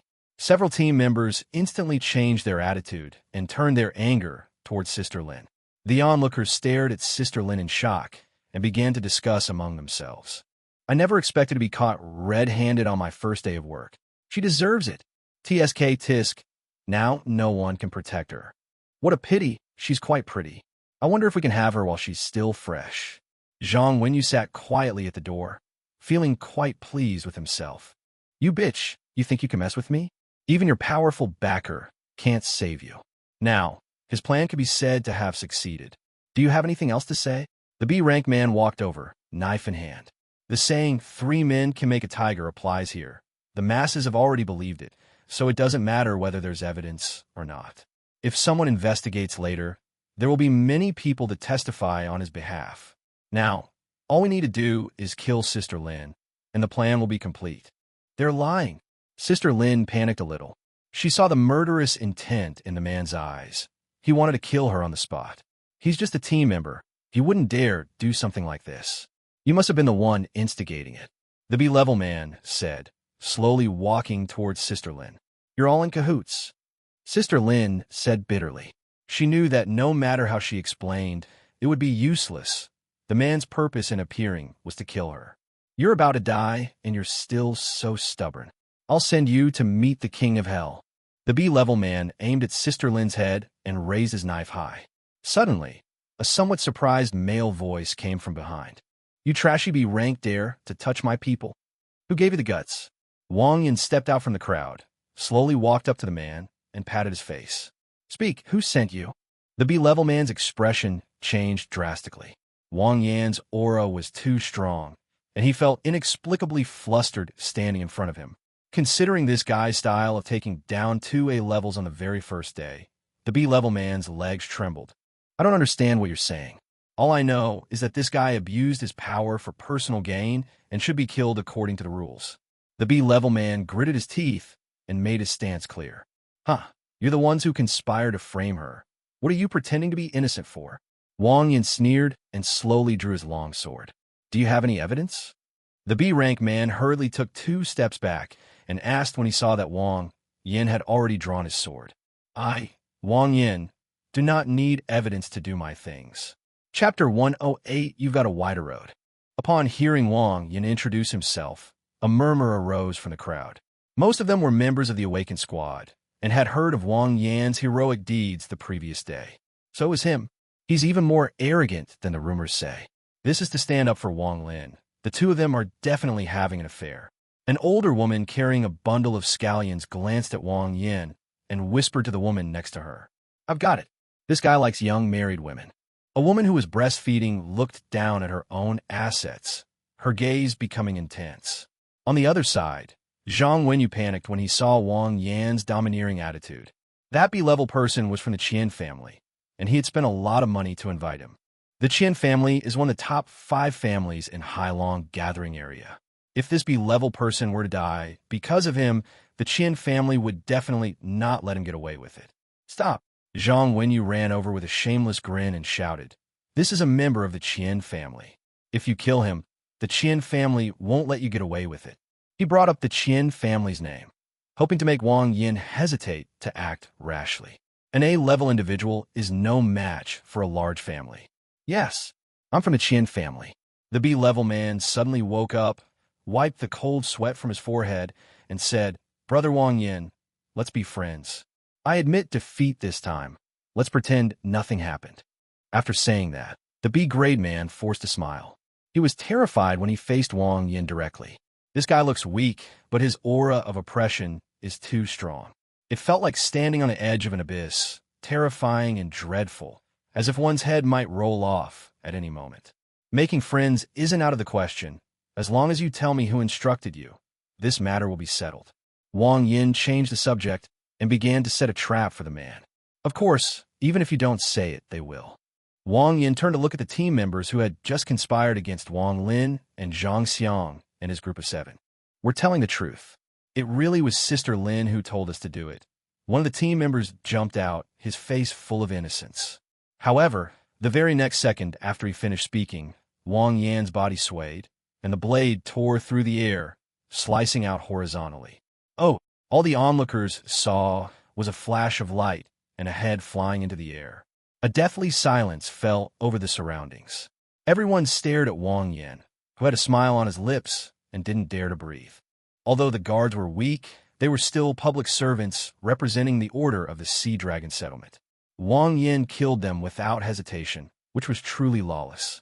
Your turn. Wang Yin flicked the blood off his knife and looked at another long-faced team member. The long-faced team member's lips trembled as he looked at Wang Yin in fear and immediately knelt down. Don't kill me.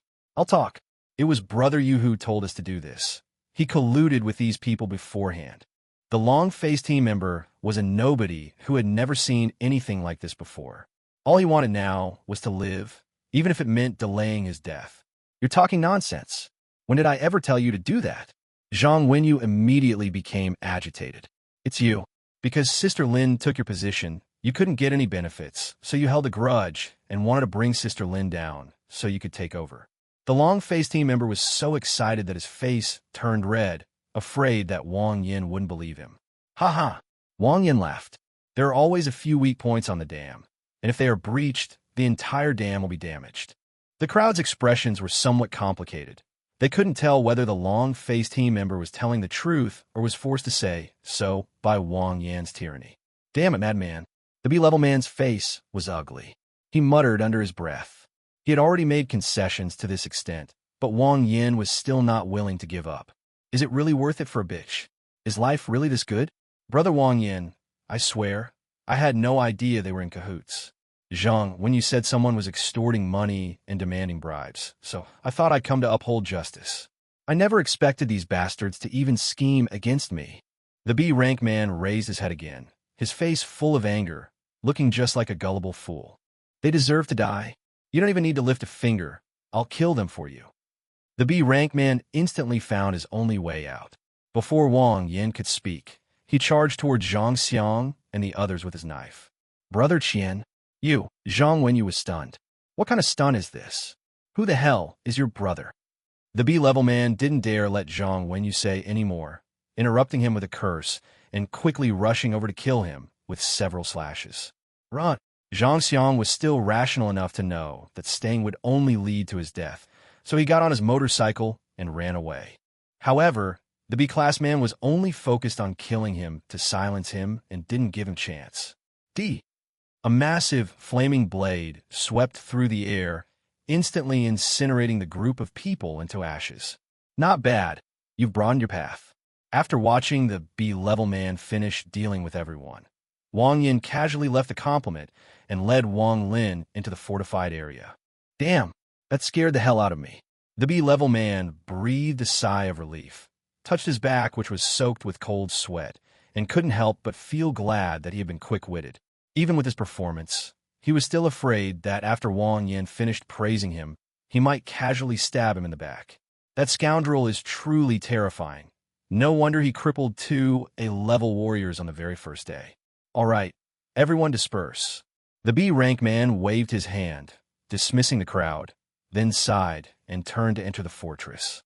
Having killed so many people, he had to report to his family in advance and prepare an explanation to avoid being held accountable by the higher-ups. Chapter 109 Fuyu. Inside Villa Number 7, Wang Lin looked at the delicious food on the table that she had never eaten even before the apocalypse, and couldn't help but swallow. This is such a lavish spread. The food eaten by those 3 S-rank adults in the gathering place is not even 1/10 of what this meal is like. Let's eat, don't be shy. Wang Yin picked up a Boston lobster and handed it to Wang Lin. I can do it myself. Wang Lin was a little embarrassed. She was as nervous as someone who had just come from the village and was eating KFC for the first time. Okay, eat as much as you want. There's plenty more. Wang Yin said, taking out a few photos from his pocket and distributing them to the group. This is a photo of Su Lai. He might be a little thinner now than he appears in the photo. The group looked at the photo for a while and memorized Su Lai's appearance. Remember, once you find him, no matter what he's doing, don't interfere. Just let me know when he gets back, Wang Yin instructed. The butterfly effect has a huge impact. Haicheng has undergone great changes due to his interference. Su Lai may not have found 003 yet. The Void Demon could change things if he interferes even slightly. We must not be careless. Don't worry, I guarantee I'll complete the mission. In Si munched on a lobster and chuckled as she put the photos away. Thump, thump, thump. Just then, there was a knock on the door. Who is it? Wang Yin gestured for the others to put the photos away and got up to open the door. Brother Wang Yin, I've come to see you and have something to tell you. Young Master Fu stood outside the door with a grin, carrying a slab of fresh meat. Behind him stood a dignified woman, tall and beautiful, with the air of a lady from a prominent family. Wang Yan's gaze swept over them without lingering for a moment. You're here. Why did you bring anything? Please come in. Young Master Fu handed the meat to Wang Yin, pointed to the woman behind him, and introduced her. My elder sister, Fu Yu, is the strategist and one of the decision-makers of the Hailong gathering place. Wang Yin was slightly taken aback. This official position was quite high, practically second only to the emperor. However, he could sense that Fu Yu was just an ordinary person. This is a bit outrageous. A gathering of tens of thousands of people, and the decision-maker is just an ordinary person. Hello, on my behalf, I thank you for saving my life. Fu Yu smiled gently, showing no airs whatsoever. It's nothing, don't be so polite, Wang Yin said, gesturing for the two to go inside first. What's that smell? It smells so good. Young Master Fu acted as if he belonged in the family, following the aroma to the restaurant. Holy crap! When he saw the table full of delicious food, young Master Fu was completely astonished. Lobster, king crab, wagyu beef, Arctic shrimp, sea urchin, braised pork, it has everything. This is the apocalypse. We're lucky to have any fresh meat to eat, let alone seafood. He felt he was being generous by bringing half a carcass of fresh meat, considering that even he could only afford to eat it every few days. Surprisingly, they already have seafood freedom. How come you're eating so well? Young Master Fu's Adam's apple bobbed as he looked at Wang Yin in shock. Fu Yu, who followed along, was also somewhat surprised. She used to eat these things often before the apocalypse, but she had never even seen them before. I have a friend who awakened a special type, the Sea King. He gave me all these things. Wang Yin made up a friend out of thin air. Your friend is amazing. Young Master Fu stared intently at the lobsters, swallowing hard with envy. Want to eat something together? Wang Yin felt a little sorry for him, seeing how greedy he looked. Okay, I'm actually hungry. Young Master Fu sat down and started eating a lobster. Wang Yin smiled and sat down as well. He could have as many of these things as he wanted, so he didn't care about the cost at all. You just said you needed to talk to me about something. What is it? Today, 3 A-level members from the 3rd Direct Team went out to find supplies. 2 of them died, and another went insane from fright. Fu Yu's eyes were grave, scared out of their wits. Wang Yin was somewhat surprised. It was understandable that they died. After all, some of the 3rd-tier beings evolved abilities after the Night of Slaughter, and some of them were extremely dangerous. But it's a bit unreasonable to say that he was scared out of his mind. Yes, he's gone terrified, constantly yelling, "Monster, monster!" Fu Yu frowned slightly and continued. We decision-makers decided to take a few A ranks to investigate and find out what could possibly drive an A rank insane. Me too. Yes, your name is on the list. Fu Yu nodded. Okay. Wang Yin agreed. He couldn't just stay at someone else's place for free and ignore the trouble. It's only a day, so it's acceptable. This is the first thing. Secondly, I'll be going tomorrow too, and I'd like to ask you to be my bodyguard for a day, Fu Yu said. Wang Yan's lips twitched. This plot has a bit of a school beauty's personal bodyguard vibe to it. At your level, you don't have a dedicated bodyguard? Wang Yin asked in surprise. There's one, but he has something to do recently and can't go out with me. Oh, then you could just not go. No, I need to collect some data and samples, so I have to go with you, Fu Yu said firmly. All right, I'll be your bodyguard for a day. Wang Yin nodded. Since it was only for a day, he might as well treat it as a part-time job. Chapter 110, Viewing the Mountain. Thank you. Fu Yu smiled gently, flicked a strand of hair from her temple, and continued. Consider this a favor I owe you. You can always contact me if you need anything in the future. Originally, she planned to receive a batch of supplies as payment, but unexpectedly, Wang Yin had a friend who was a Sea King and obviously had no shortage of supplies. So, she simply exchanged the payment for a favor. No problem. Wang Yin nodded. He lacked nothing, and a favor was still somewhat useful. He might need it sometime, so it was better to be prepared. All right, meet at the entrance of the villa area at 8 o'clock tomorrow morning. New. After Fu Yu and the others left, Wang Yin returned to his room. With a thought, the tattered ancient book that he had switched with the real thing appeared in his hand. If Fu Qianni hadn't come, I would have completely forgotten about you, Wang Yin muttered, picking up the tattered ancient book and examining it carefully. The cover was tattered and worn, and only 2 imposing characters could be vaguely discerned. Viewing the mountains. Wang Yin turned to the first page, which featured a hand-drawn landscape painting. On the vast plain, a colossal mountain shrouded in mist rises abruptly, its imposing presence seemingly reaching for the heavens. And on the other side of the mountain, a great river flows like a dragon. Splash, splash, splash. Suddenly, as if it were sentient, The tattered ancient book broke free from Wang Yan's hands and floated in midair, its pages moving without wind. What the hell? Wang Yan stood up abruptly. He was now certain that this thing had definitely awakened, but he didn't know how to use it. Just then, an unexpected change occurred. The tattered ancient book opened its first page on its own, and the towering mountain in the landscape painting came to life, rapidly crashing towards Wang Yan. Wang Yan was prepared, and almost the instant the giant mountain crashed down, he slapped it with his right hand. Call! The blast wave made the curtains sway wildly, but there was no response from Wang Yan's palm. The mountain, shrouded in mist, seemed illusory and passed straight through Wang Yan's palm, striking his forehead. Why? Wang Yan knew something was wrong and quickly focused his consciousness into his brow, but was instantly ejected.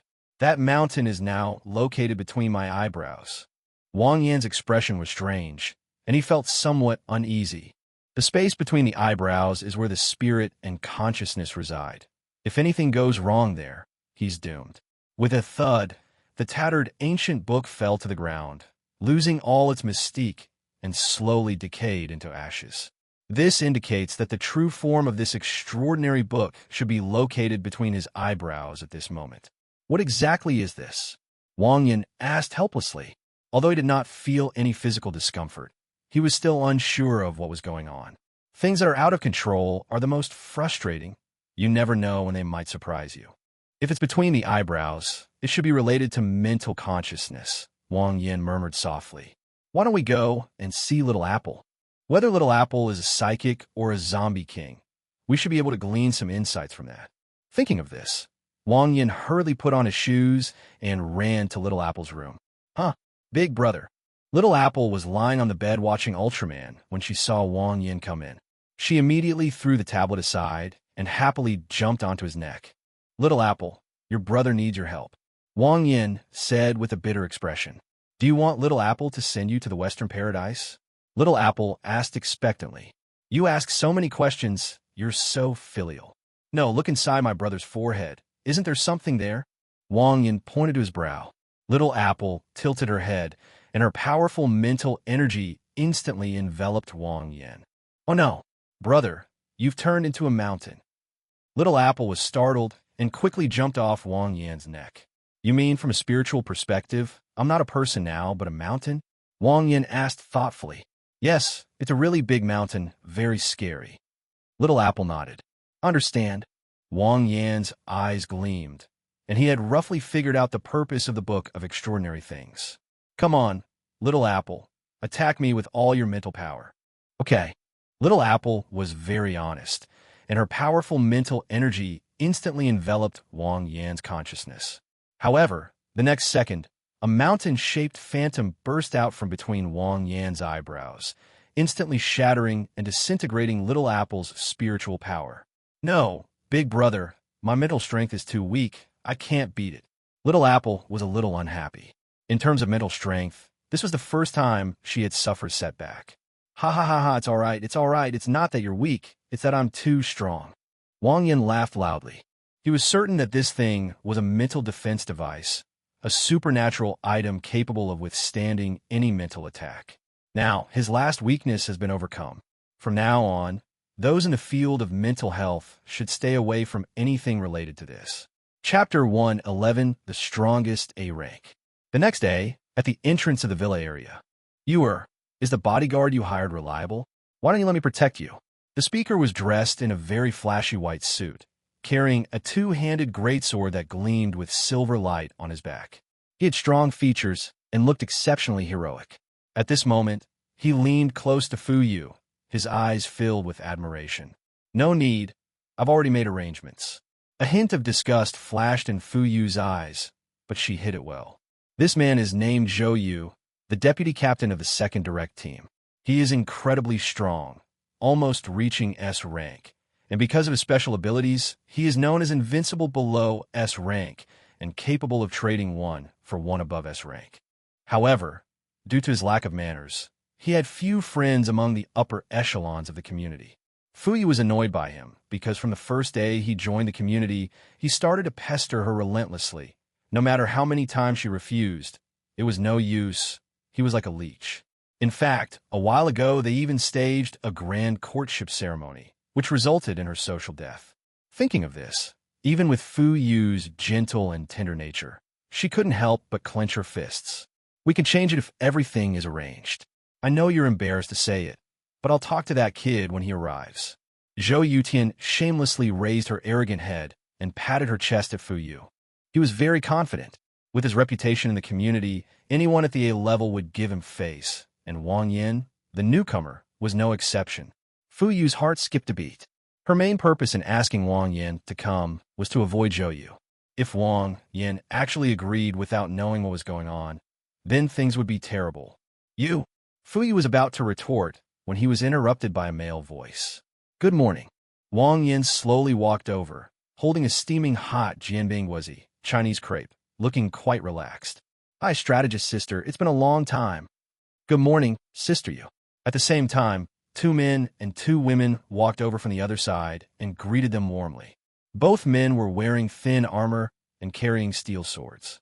Their eyes were sharp and fierce, clearly indicating that they had experienced many bloody battles.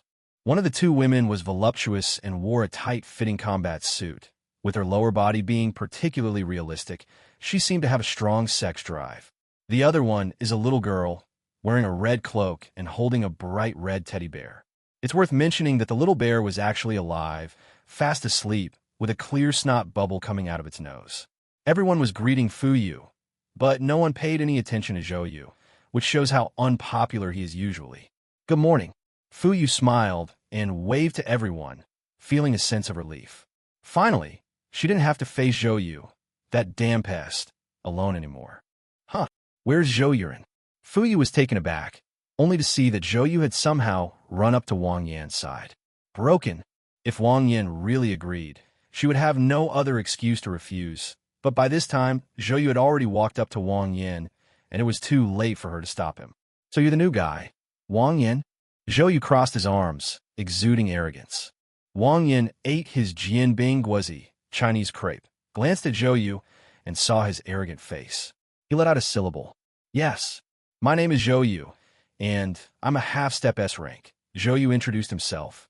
Wang Yan gave a nonchalant, oh, and walked straight toward Fu Yu. He's completely immune to these show-offs. He doesn't even care about half-step S rank characters, let alone SSR characters, etc.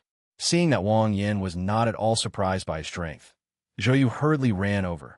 Ahem, well, I'll take care of protecting Fu Yu. You don't need to go. Wang Yan didn't stop walking.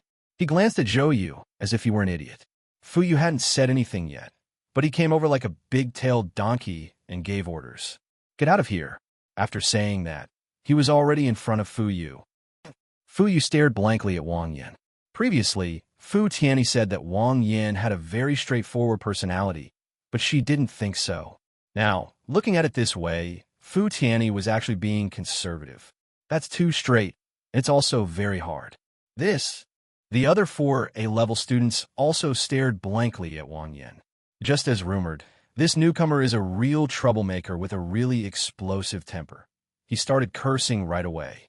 Although Zhou Yu is disliked, he is still the strongest A-level. Even if you want to refuse, you should at least be more tactful. After all, we're all on the same mission. Aren't you afraid that Zhou Yu might take the opportunity to ambush us? You insulted me. Zhou Yu's face instantly darkened, and a fierce aura rose in front of him as he strode towards Wang Yan. My mom doesn't let me talk to idiots, Wang Yan said calmly, ignoring Zhou Yu's approach. He has zero tolerance for idiots who want to shit on his head. Moreover, someone of Zhou Yu's caliber has killed countless people, so he doesn't feel any pressure at all. Damn, have you never been beaten before? Zhou Yu said, reaching for the 2-handed greatsword behind his back, wanting to teach Wang Yan a lesson. Enough. Fu Yu hurriedly stepped forward and said coldly, Zhou Yu may be annoying, but he is indeed very strong.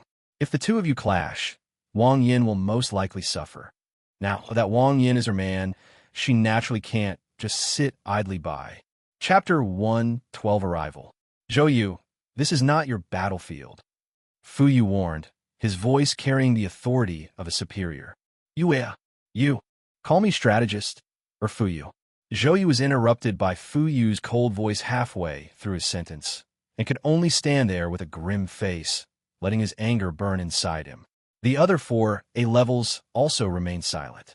Although Fu Yu was an ordinary person, she was the strategist of the settlement. At times, even the 3 S-levels had to obey her orders. In terms of status, they were second only to the leaders of the settlements and were far superior to them. This mission is very important. Whatever grudges you have, leave them until after the mission is over. Fu Yu is very assertive, completely different from before. Understood, Zhou Yu said with a sullen face, giving Wang Yin a venomous look. This was the first time he had ever been so embarrassed since awakening. If Fu Yu hadn't stopped him, he would have really wanted to chop Wang Yin to pieces. Yes, I understand. The other 4 nodded in agreement. Afterwards, the group boarded a modified and reinforced heavy truck. Because Zhou Yu is not very sociable, Fu Yu directly assigned him to drive the truck. Boom! The heavy truck drove out of the barrier, roaring and smashing into the zombies along the way, leaving only 2 bloody streaks on the road. Behind the heavy truck is a converted room with 2 rows of genuine leather seats, a coffee table, and several lookout points for observing the outside situation. This is Sure Kai, rank A elementalist, gargoyle, Fu Yu introduced, pointing to the tall, thin young man among the 2 men. This is Annie, a very rare summoner, and also an A rank. Fu Yu then pointed to the little girl in the red robe. The other 2, the man named Sun Fei and the woman named Zhou Shui, are both a level and special type. This is Wang Yin, rank A, enhancement type, our new partner. Finally, Fu Yu introduced Wang Yin to the group. A enhancement type. Upon hearing that Wang Yin was an enhancement type, the group was somewhat surprised. There were many Tier 3 enhancement types in the base, the most powerful of whom was a Sonda champion, but he was only AC level. A rank A enhancement type? How strong must that be in close combat? Moreover, this guy crippled 2 A levels on his first day, which shows that his strength is among the best in the A level category. Wow, that's awesome. Bro, you even managed to get an A rank enhancement system. Sure Kai exclaimed in surprise. I've heard of a rank enhancement types before. Just lucky, nothing to mention, Wang Yin replied with a smile. I like strongman's sister. Shall we watch a movie together after the mission is over? Zhou Shui looked at Wang Yin with eyes as bright as peach blossoms, full of affection. She's in her 30s, the prime of her life, and most men simply can't satisfy her. And Wang Yin is an A-level enhancement type. How powerful must he be? Thinking of this, Zhou Shui couldn't help but squeeze her legs together. Well, Zhou Shui is too sassy. She completely stumped Wang Yin. This was the first time he had ever been invited by a woman to watch porn. He had never even dared to dream of it before. Sister Zhou, can you tone it down a bit? He's still a baby. Before Wang Yin could speak, Xiao Annie pouted and protested. Okay. Zhou Shui affectionately ruffled Xiao Annie's hair, showing that the 2 had a good relationship, and then winked at Wang Yin. Ahem, Wang Yin coughed twice. It was inappropriate to talk about such a private matter in public. Squeak, squeak, squeak. A sudden screech of brakes rang out. The heavy truck came to a stop, and the men stopped joking around, their faces turning serious. They all shouldered their weapons and jumped out of the truck. Wang Yin took out a handful of melon seeds and stayed close to Fu Yu. His primary mission this time was to protect Fu Yu, and he would leave the task of dealing with the monsters to the show-offs. It stinks. As soon as they got out of the car, everyone smelled a nauseating stench, like the smell of rotting corpses mixed with feces. Be careful, everyone, Fu Yu instructed, glancing around at the surroundings. This is an underground tunnel. The entrance is blocked by fallen boulders, leaving only a narrow gap for people to pass through. Inside, it is pitch black like an abyss, and not a sound can be heard. I'll go first. Zhou Yu drew his 2-handed greatsword, slashed it down fiercely, cutting a large hole in the giant's sword, and then jumped in. It wasn't that he was responsible. Rather, he just wanted to impress Fu Yu. Keep up. The remaining men also drew their weapons and followed closely behind, not daring to slacken their efforts in the slightest. This mission was very dangerous. They had no idea how many enemies there were, or how strong they were, or even what they were. But the opponent was able to kill 2 A-levels and drive 1 crazy, so their strength is definitely not to be underestimated. We could easily be caught off guard and lose our way. Come on, take my hand. Wang Yin knew that Fu Yu was an ordinary person who couldn't see through the darkness, so he took the initiative to extend his hand. Okay. Fu Yu knew that Wang Yin was trying to protect her better, so she didn't hesitate and directly grabbed the outstretched hand with her slender little hand. The group of 7 plunged into the dark tunnel. Sniff! Wang Yin was walking in the middle with Fu Yu by his hand when he suddenly smelled a familiar stench. This is a mutant. Chapter 113, The Six-Eyed Deformed Species. The stench of despair and decay was easily recognizable. It was exactly the same as the smell emanating from the mutants. Thinking of this, Wang Yin tightened his grip on Fu Yu's hand slightly, as the strength of the mutants was not related to the timing of the apocalypse. At this point in time, although the zombies may not reach the 4th tier, it's not impossible for a mutant monster to reach the 4th tier if it eats enough people. Fu Yu is just an ordinary person. In the face of the mutants, he is like a bubble that will burst at the slightest touch. Wang Yin must be careful. What's wrong? Fu Yu noticed Wang Yan's unusual behavior and asked in a low voice. It's nothing. It's just too dark. I'm a little nervous. Wang Yin casually made up an excuse. So, even such a tough man is afraid of the dark. Shuddering. The only sounds in the deathly silent tunnel were the occasional crawling of insects. The 7 people remained silent, creating a somewhat oppressive atmosphere. After walking for a while, rows of dusty vehicles began to appear ahead, but there were no people or zombies inside. There's a thigh bone here. The show-off Zhou Yu bent down, picked up a clean white bone, and hurriedly held it out to Fu Yu. How come there are teeth marks on this? The group gathered around and were somewhat shocked to see that the white leg bone was covered with teeth marks. Walking corpses don't eat bones. They can only be bitten by humans, and specifically by extremely hungry humans. There must have been a lot of people trapped in this tunnel before. They had no food and could only— Sure, Kai didn't finish his sentence. The others were also well aware of the situation.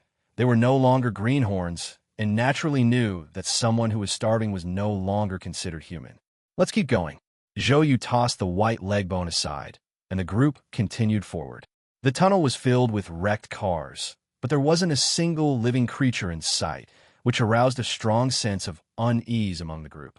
After walking a few hundred meters, the group found a pile of bones and a large pot. The white broth inside had congealed and was infested with maggots, emitting a particularly foul stench.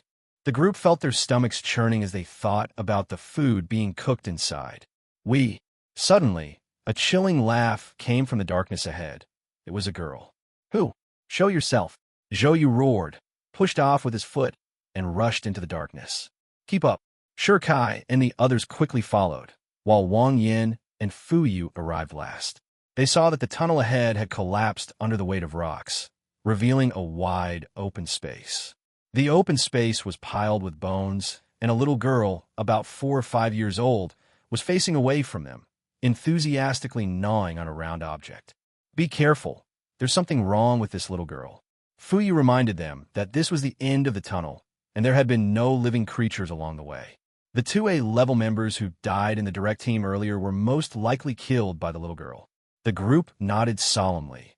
The appearance of a little girl in this setting was indeed rather eerie. Hee. The little girl tossed around, blood-stained gourd aside, and suddenly turned to look at the crowd. 6 crimson, slanted eyes were irregularly arranged on the face. There was no nose, no lips, and exposed, flesh-covered teeth were exposed to the air, making it extremely terrifying. Holy crap!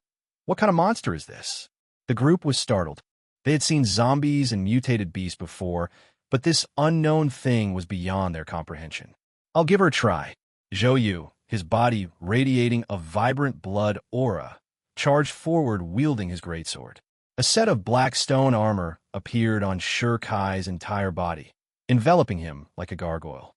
Annie then suddenly shoved the little bear in her arms into her arms. Wake up, get up and fight.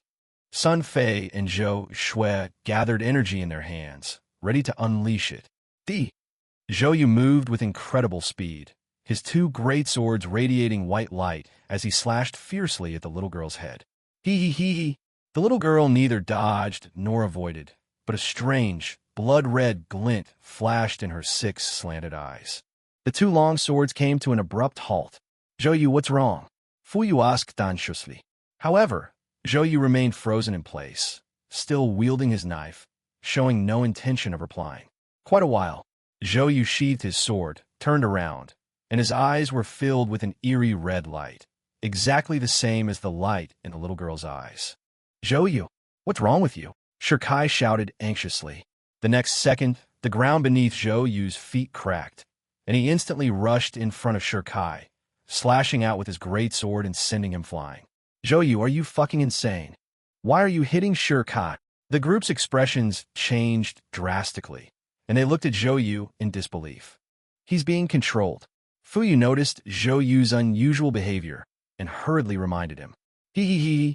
The eerie laughter rang out again, and before the others could react, Zhou Yu moved once more. The target this time is Fu Yu. White sword light once again erupted from the great swords, its power immense, reaching Fu Yu's neck in the blink of an eye. Strategist sister, be careful. Chapter 114, the battle begins. None of them expected that Zhou Yu would directly target Fu Yu. Judging from that sword light, it was definitely a full-force attack. This is the strongest A-level weapon. Wang Yin simply couldn't withstand it. And with Fu Yu's small frame, even a slight scratch would cripple her, if not kill her. It's over. The group was in despair.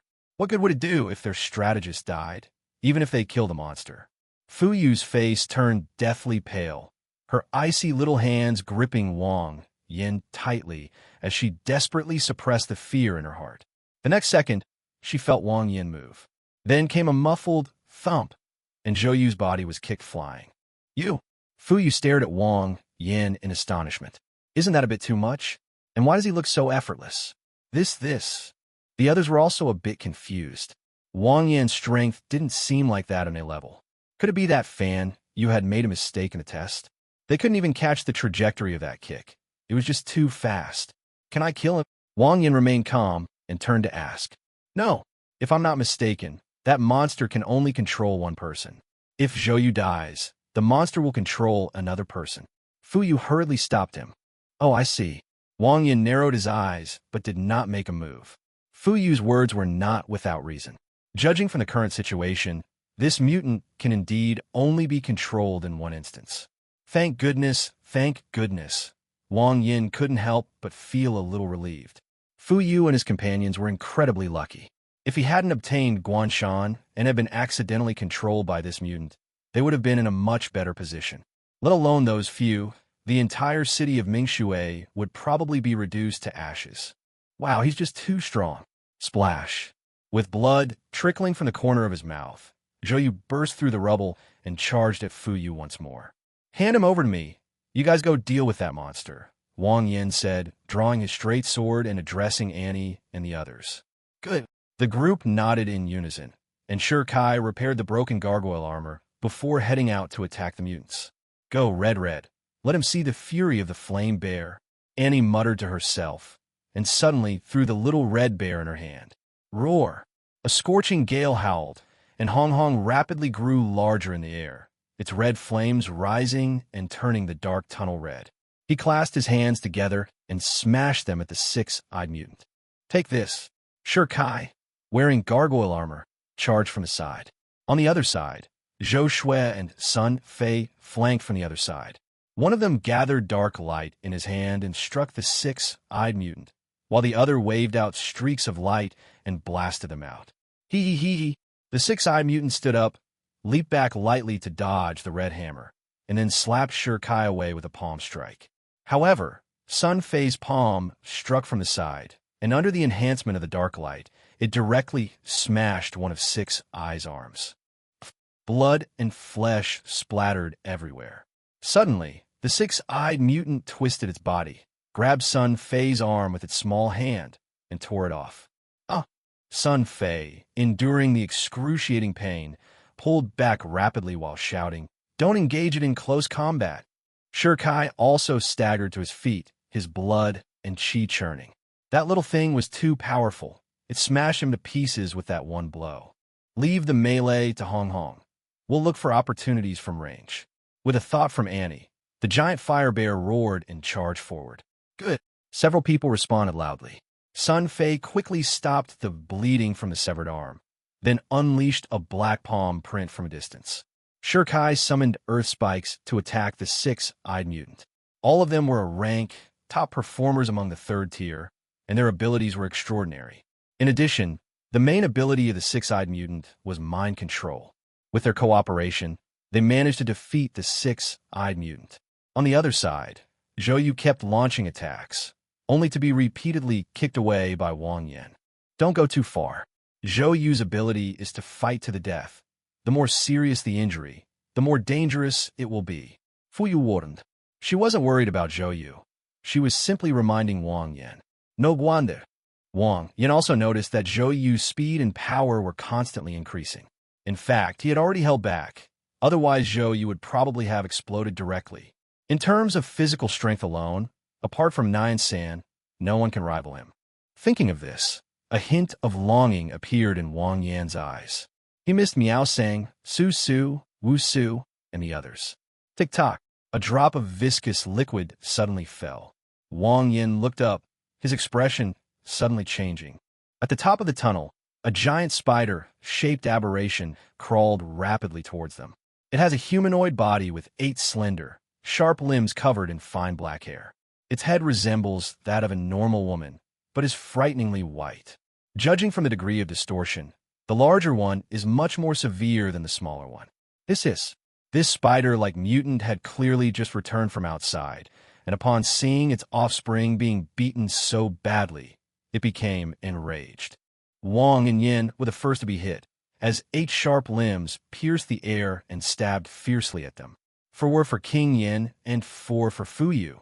This can be considered an equal distribution of blessings. Grass!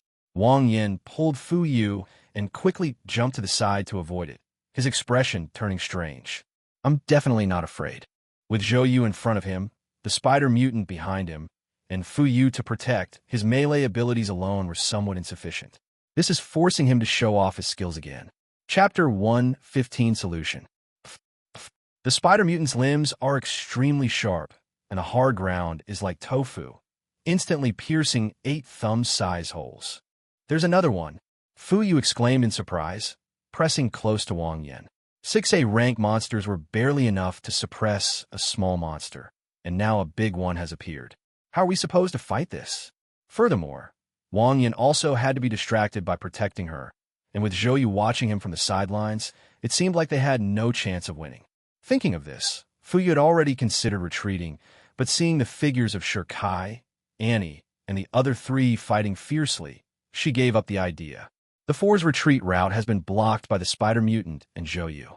If she and Wang Yan retreat, Annie and the others will surely die. Are you sure? Fu Yu turned and asked, her eyes full of hope. Yes. Wang Yan nodded, pointed to the corner behind him, and said, let's lure them over there first. Okay. Although Fu Yu didn't know Wang Yan's purpose in doing this, she still nodded. At this point, there was no other way but to trust Wang Yan. The silver sword light struck again, but this time Wang Yan did not kick Zhou Yu away. Instead, he dodged aside and then pulled Fu Yu back quickly. Hiss hiss, the spider-like mutant fell from the ceiling, its 8 limbs landing on the ground, and quickly chased after it at an extreme speed. Come up. Fu Yu was an ordinary person, and Wang Yan couldn't run fast with her by his side, so he simply picked her up, lightly touched the ground with his toes, and shot off. Zhou Yu and the spider-like mutant followed closely behind.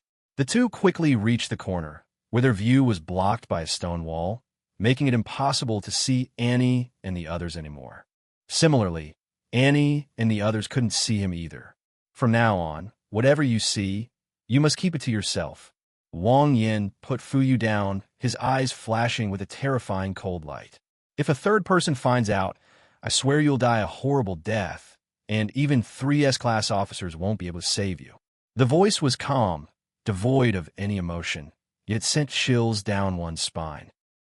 Fu Yu took 2 steps back, looking at Wang Yan with a lingering sense of shock. She didn't know what Wang Yan was up to, but Wang Yan at this moment was completely different from before. Previously, he was merely assertive, but now he is like a sovereign who reigns over all living beings, powerful and terrifying, making people afraid to look directly at him. This kind of imposing presence was never seen even in the man who created the sea dragon gathering ground. How can fireflies rival the brilliance of the moon? The next second, clang. The sound of a sword being drawn echoed through the void. Then came a thick fog that suddenly enveloped the tunnel. Hiss hiss, the spider-shaped aberration reached the edge of the fog, then suddenly stopped and began to pace uneasily in place, not daring to step into the fog for a moment. On the contrary, Zhou Yu, who was controlled by the six-eyed mutant, took the lead and was not afraid of the fierce Chong Wang in Yen. Silver sword energy spewed from the greatsword in his hand, and his momentum was extremely terrifying. However, at the very moment the fog was being created, with a whoosh, a patch of mist suddenly trembled, and Zhou Yu's limbs instantly turned to ashes. His body slid rapidly across the ground under the powerful inertia, leaving a long, blood-red trail. He's not an enhancement type at all. Fuyu stared blankly and murmured softly. This scene has already shattered her understanding of the limits of awakened beings. How can an awakened being who isn't an enhancement type have a physical strength comparable to an S rank?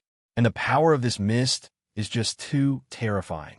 With just a tremor, Zhou Yu, who was known as the strongest A level, had no chance to resist and was instantly crippled. This was only because Wang Yan held back. Otherwise, he would have been reduced to ashes. Fuyu remembered Wang Yan's warning. If a third person finds out, I swear you'll die a horrible death, and even 3 S-class officers won't be able to save you. Who would have thought that what he said was actually true? It's horrifying. Buzz. Suddenly, the mist began to contract wildly, forming a set of pale golden armor that covered Wang Yan's entire body. Hiss hiss, the spider-like mutant's eyes flashed red, and a powerful mental force shot towards Wang Yan. Oh no, it can also use mind control. Fuyu panicked. The mental system is unlike any other system. Its attacks are unpredictable and difficult to dodge. Although Wang Yan's combat strength is terrifying, it does not mean that his mental strength is also strong. If he is controlled, I'm afraid Mingshui City is in grave danger. Fuyu thought of the worst-case scenario. With Wang Yan's strength, he could easily break through Mingshui City. Oh, suddenly, a whooshing sound rang out, and Fuyu snapped back to reality, only to find Wang Yan's figure already standing beside the spider-like mutant, the straight blade in his hand bursting with dazzling golden light. That trick won't work on me. As the blade flashed, a shrill scream rang out, and the spider-like mutant's body was cleaved in two. Then, a burst of mist turned it into ashes. One strike, instant kill. At the second tier, Wang Yin still struggled to kill a mutant, but after advancing to the third tier, almost no one at the same level could rival him except for the Corpse King. It's resolved. Wang Yin sheathed his sword and turned to Fuyu. Chapter 116, Live Limbs. Fuyu stood there, stunned, her heart filled with turmoil. Physical strength, ranged attacks, mental power, combat awareness. Wang Yin is ridiculously strong in every aspect. She guessed that Wang Yin was not a special type, nor an elemental type, nor any currently known type, but an extremely rare and terrifying new type. Of course, there's another possibility. Wang Yin is not a third-order being, but a fourth-order being, or even a higher fifth-order being. Only in this way can we explain why Wang Yin is so terrifying, almost like he has a cheat code. Of the two guesses, Fuyu preferred the second one, because the first one was too hopeless for the other awakened ones. If the gap in awakened abilities is so vast, their tireless training day and night to develop those abilities becomes a joke. What are you spacing out for? Did you remember what I just said? Wang Yin saw Fuyu standing there in a daze, not saying a word. So he reached out and waved his hand in front of her eyes. Oh, okay, I'll remember. I promise I won't tell anyone. Fuyu snapped out of her daze, suppressed her thoughts, and hurriedly made her promise. Would she dare tell anyone? The answer is yes. Of course I wouldn't dare. If others find out about this, not only will she die, but the entire Hailong settlement will face Wang Yan's revenge. This is no different from suicide. Anyone with a modicum of common sense would know which choice to make. What should we do with this guy? Wang Yin pointed to Zhou Yu on the ground. Blood was gushing from the severed limbs, but he kept moving toward where the two were. In short, it's incredibly stubborn. Could you stop his bleeding? There's a medical team in the settlement that can help him recover. Fuyu said cautiously, looking at the amount of blood Zhou Yu is bleeding. If he keeps bleeding, he'll bleed to death. Although she sometimes found Zhou Yu annoying, he was still one of the top 5 combatants in the settlement, and it was a real shame that he died like this. Okay. Wang Yin walked over and stepped on Zhou Yu's back to stop the bleeding. Then, he dug out a third-order death crystal from the ashes left behind when the spider aberration died. Wang Yin saw that there were a few points of cold light shining through the pile of white ash. When he pulled them out, he found that they were the tips of 8 forearm-length limb segments. The break was very clean, and you could vaguely see the capillaries and wriggling muscles inside. Wang Yin touched it lightly, and the limbs began to twitch wildly. The anterior segments of these 8 limbs are alive. Even after being brushed by the Fairy of Mist, it still remains active. Could this be the raw material for making aberration weapons? A memory in Wang Yan's mind was triggered. In the past, many powerful individuals couldn't find a suitable extraordinary weapon, so they had to find another way, using the special materials from the mutants to create a uniquely shaped living weapon. Because it is made from materials from mutants, it is also called a mutant weapon. These weapons possess extremely strange abilities, some even rivaling those of extraordinary weapons, and 2 of them were renowned in my previous life. One of them is called the Tragedy of Medusa. It is a large hammer made from the head of a female mutant, with the handle being the mutant's spine, and it has the ability to petrify. The most bizarre thing is that this thing is alive, can talk, and can even bite. The second one is called Abyss Gaze. Its shape is very strange, resembling a sword, a knife, and an axe with a bloodshot eyeball in the middle. Its ability is to deprive someone of sight, which is very eerie. Of course, every advantage has its disadvantages. First, the materials used in aberration weapons must be highly reactive and extremely rare. Second, aberration weapons are alive, so they have a limited lifespan. Many of them are created and only live for 1 or 2 years. After their activity disappears, they turn into rotten flesh. This is good stuff. Taking advantage of Fu Yu's inattention, Wang Yin quickly stored the front parts of the 8 limbs into his spatial ring. He planned to create 8 living arrows for Bai Susu when he had the chance. These arrows would quickly tear through muscles and burrow into the body after being shot into it, a thought that sent chills down his spine. Let's go. This should be done over there by now. Wang Yin called to Fu Yu and urged her to hurry back.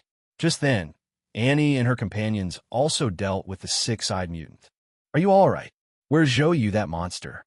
Annie, Kai, and the others were very worried when they saw Fu Yu and his companion being attacked by another monster and Zhou Yu.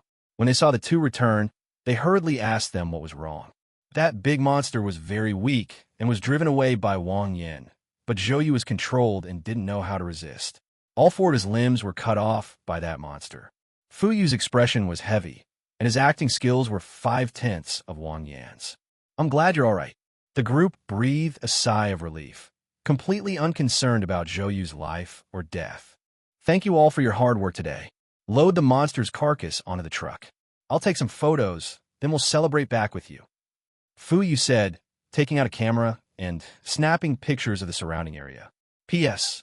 Don't argue with me. There's a generator in the villa area. I mentioned that before. This is a major discovery and has great research value.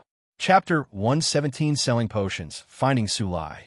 Back at the gathering place, it was already evening. Sun Fei and Kai reluctantly took Zhou Yu to the medical team.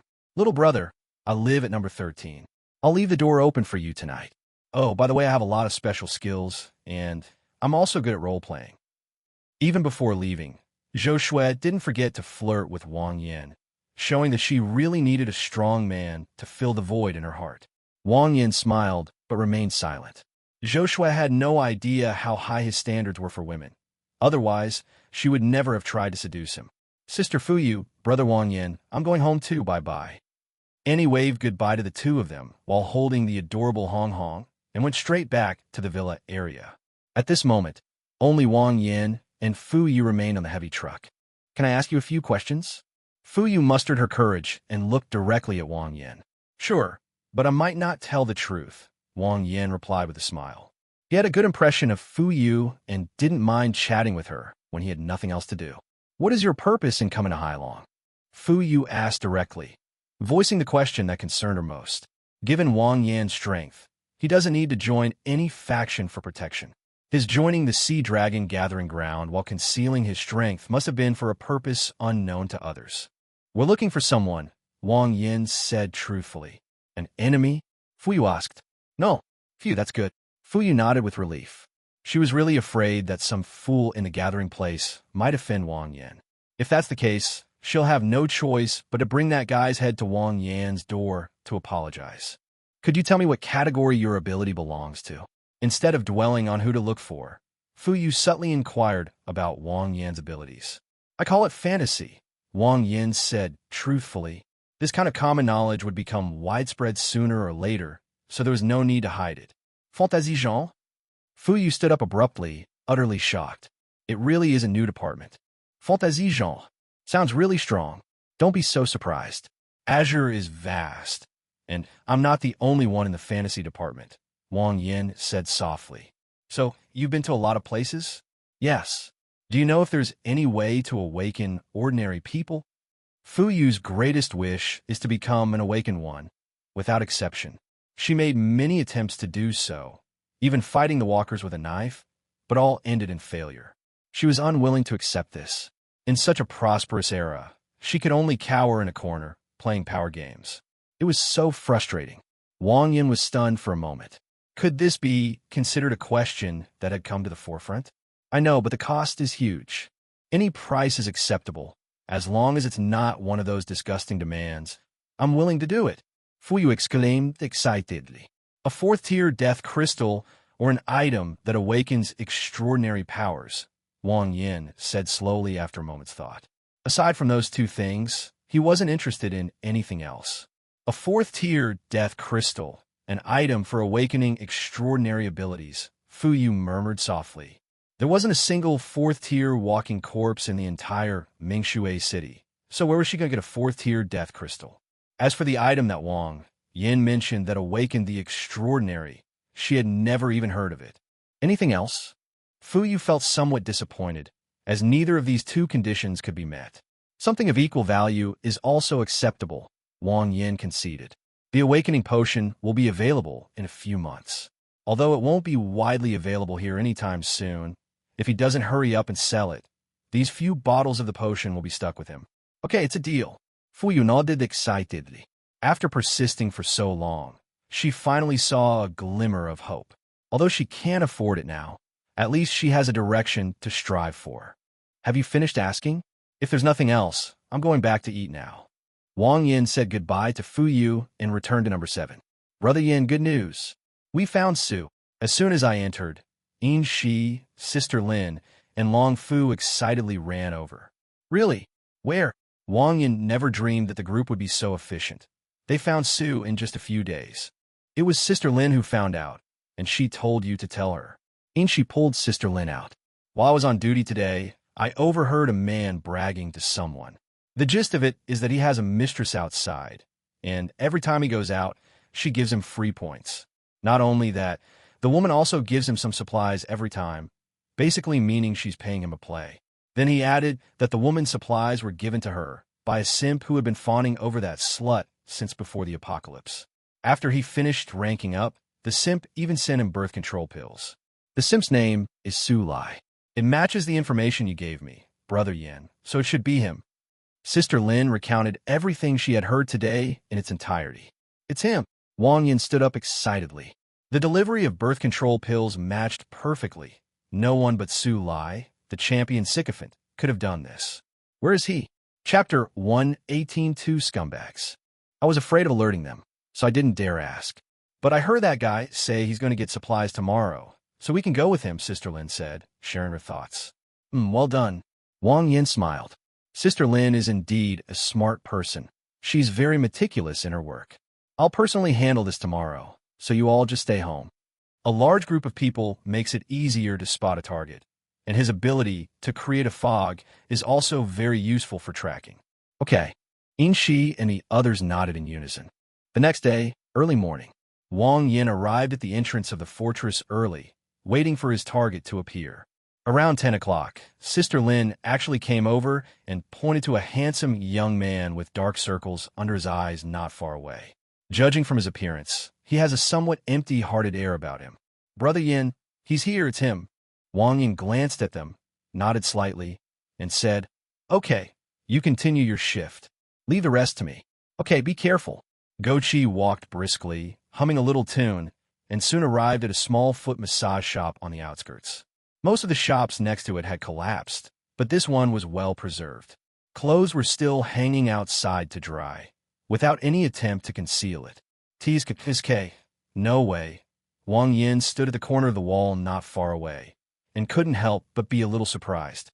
All I can say is that the champion's vision is far too grand. This place is obviously not legitimate, and the people inside are unlikely to be respectable. Never mind. Let's go in and take a look first. Seeing that Go Chi had already gone in, Wang Yin did not hesitate to transform into a wisp of mist and go inside through the ventilation duct. Although this place is called a club, it's actually pitifully small inside, with only a handful of rooms. I guess it would have been considered one of the most unprofessional clubs in the past. Following the sound, Wang Yin found Go Chi in the innermost room. Beside him was a girl of about 20 years old, her eyes filled with admiration. Brother Go, it's been so long since you've come. There's been a lot going on inside the barrier lately, and as the leader, I'm definitely going to be busy. He lay on the sofa, his face aloof and his demeanor commanding. Anyone who didn't know him would really think he was some kind of leader. You've worked hard. Let me give you a massage. The girl was very receptive to this, and happily started massaging her legs and shoulders. Has that kid come over recently? Go Chi asked, his eyes closed, clearly enjoying himself. The girl waved her hand, her face full of annoyance. I don't know what that simp has been busy with lately. He hasn't come to deliver supplies to me. TCH, what can a piece of trash like him do? He's probably been eaten by zombies by now. Oh no, then we'll lose our free labors. Haha, if it's gone, we'll just look for another one. There are tons of that kind of trash out there. That's true. His life or death doesn't matter, as long as Brother Go is here. Good boy/girl. Wang Yin only listened for a couple of sentences, but he was so angry he was about to explode. It's true what they say, like attracts like. It's no wonder that these two utterly worthless scumbags could end up together. The value of the championship is still increasing. Now he's not only interested in 003, but also increasingly interested in Su Lai. How does a normal person manage to endure this? Unbelievable, absolutely incredible. Just then, there was a knock on the door. Thump, thump, thump. Enrin, are you inside? I brought you some rice. Wang Yan's gaze froze, his heart filled with joy. That voice, it had the makings of a champion. In an instant, he could even imagine the fawning attitude of the people outside. Yes, it's definitely the real deal. It's finally here. Chapter 119, Corpse King. Upon hearing Su Lai's voice, the woman named Rand did not react, but Go Chi got up and opened the door. Put it inside. Go Chi looked at the ragged boy in front of him, his eyes full of mockery. That sycophant is here again, delivering supplies. How despicable. This is for Anrin, the boy said stubbornly. I know. That's why I told you to put it inside. Go Chi shrugged and stepped aside to make room. Okay. The boy carried the rice into the house. Seeing Rand lying paralyzed on the ground, he couldn't help but shudder. Most people would have gone berserk upon seeing this, but the boy seemed used to it, and after only a couple of glances, he quickly looked away. Then placed the rice in a corner. Anrin, I've already rinsed the rice. There are no bugs in it, so you can eat it without worry. The boy grinned, seemingly very happy, and Rand held her head in her hands, still immersed in what had just happened, and had no intention of paying any attention to Su Lai. Go Chi, as if showing off, slapped in Rand's delicate face hard. I am hungry, go cook. Seeing this, Su Lai took a deep breath, his fists clenched so tightly they cracked. So, even the champion couldn't withstand it.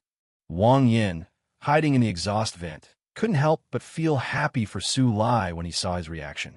Yes, that's the look in his eyes, a look full of murderous intent. Human patience has its limits.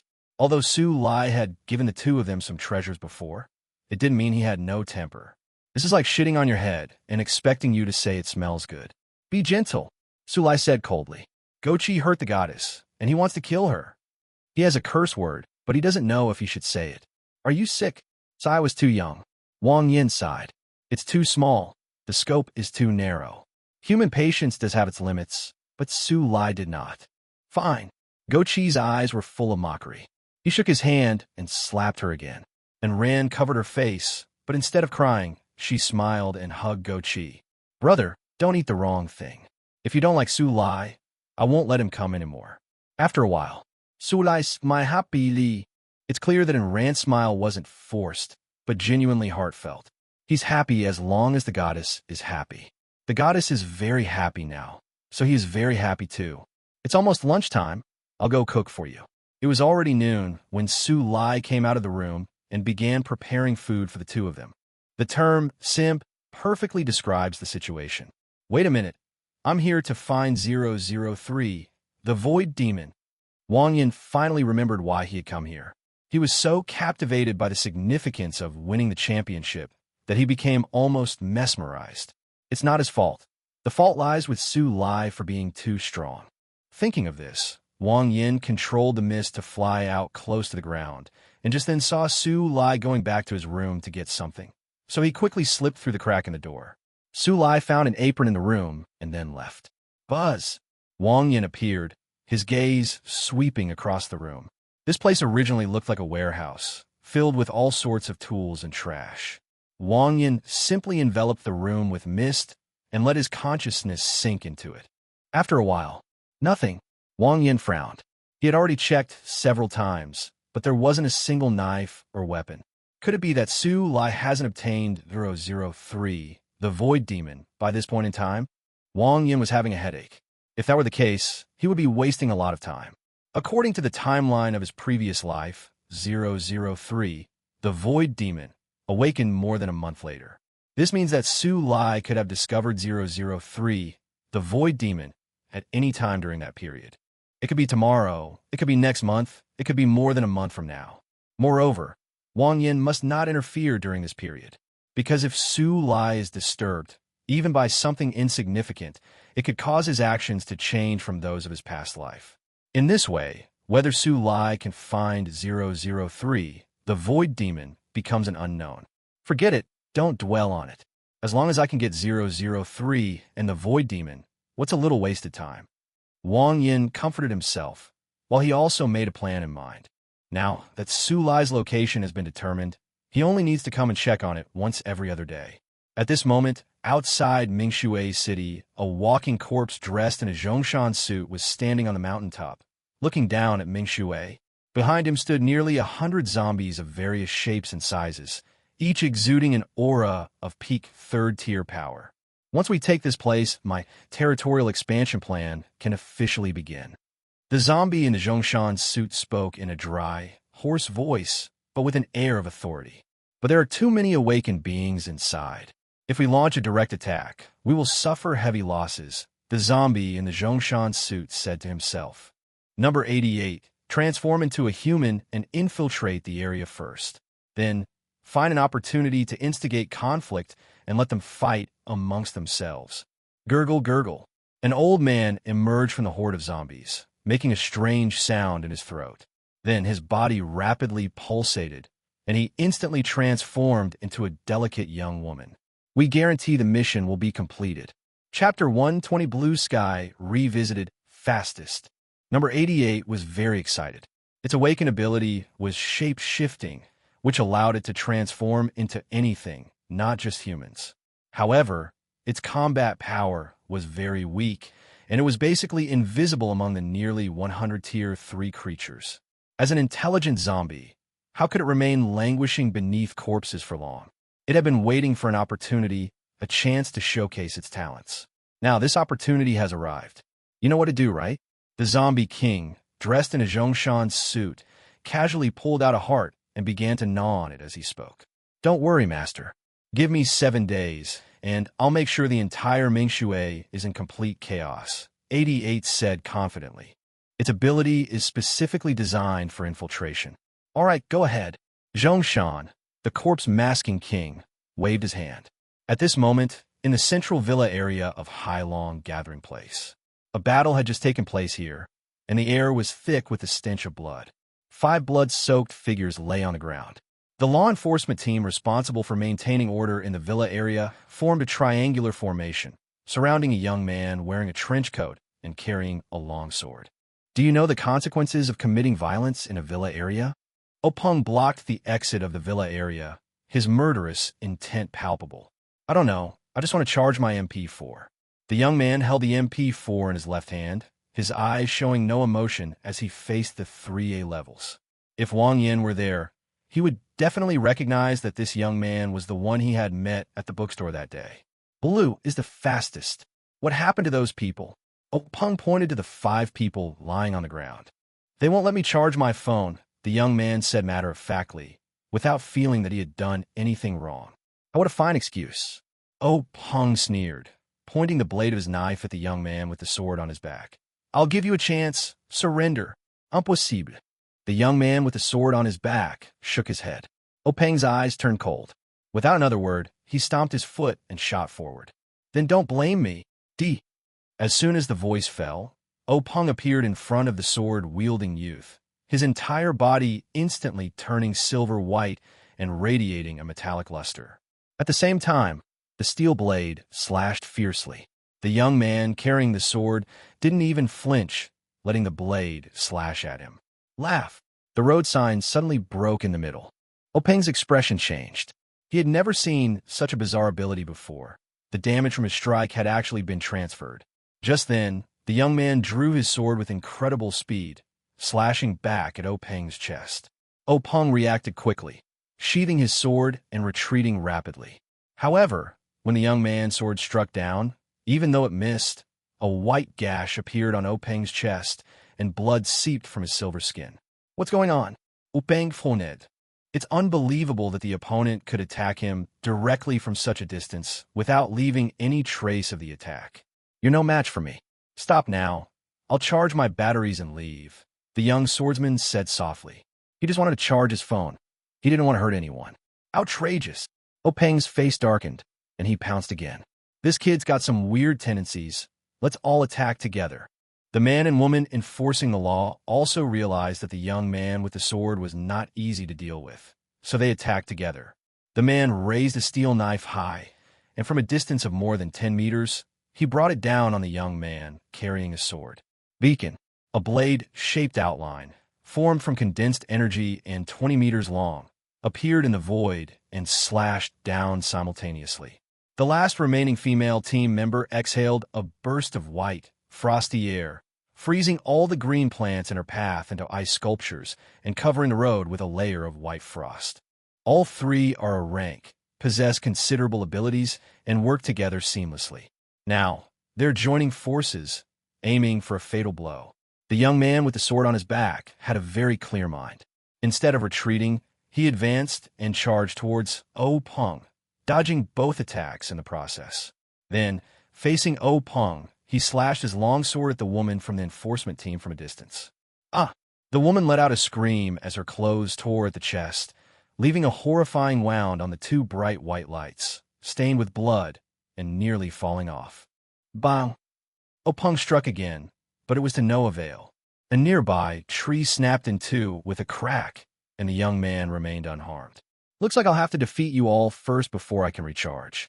Before the 2 could react, the young man thrust his sword into the void. Blood splattered, and the right shoulder of the law enforcement officer was instantly pierced. How can he be so strong? Is he an S rank? Openg was shocked. The young man's combat strength was too strong.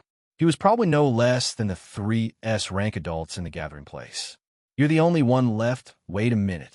The young man suddenly turned around halfway through his sentence. 1 second, 2 seconds, 3 seconds. He's better now. The 3 officers on the enforcement team wore strange expressions, seemingly forgetting their pain. Although their trench coats concealed it, that movement and that final shudder, those who know. Are you sick? Openg frowned. He didn't know what the young man's purpose was in doing this. It was too bizarre. Yes, I'm sick, the young man readily admitted. Just then, at the entrance to the villa area, a figure walked over, patting his pocket and humming a tune. He paused slightly when he saw the group. What are you doing here? Looking at the dramatic scene and the somewhat familiar figure, Wang Yin asked in surprise. Chapter 121's rank arrives. The scene before me looked exactly like an enemy attacking our door. That's terrible. 5 people were lying on the ground. 2 of the A-level officers from the enforcement team were seriously injured, one of whom had his headlight almost falling off. Only Openg was left, confronting the enemy. My benefactor. So you live here? When Weilan first saw Wang Yin, a slightly shy smile appeared on her calm face. Who are you? Wang Yin asked, looking at the somewhat familiar figure.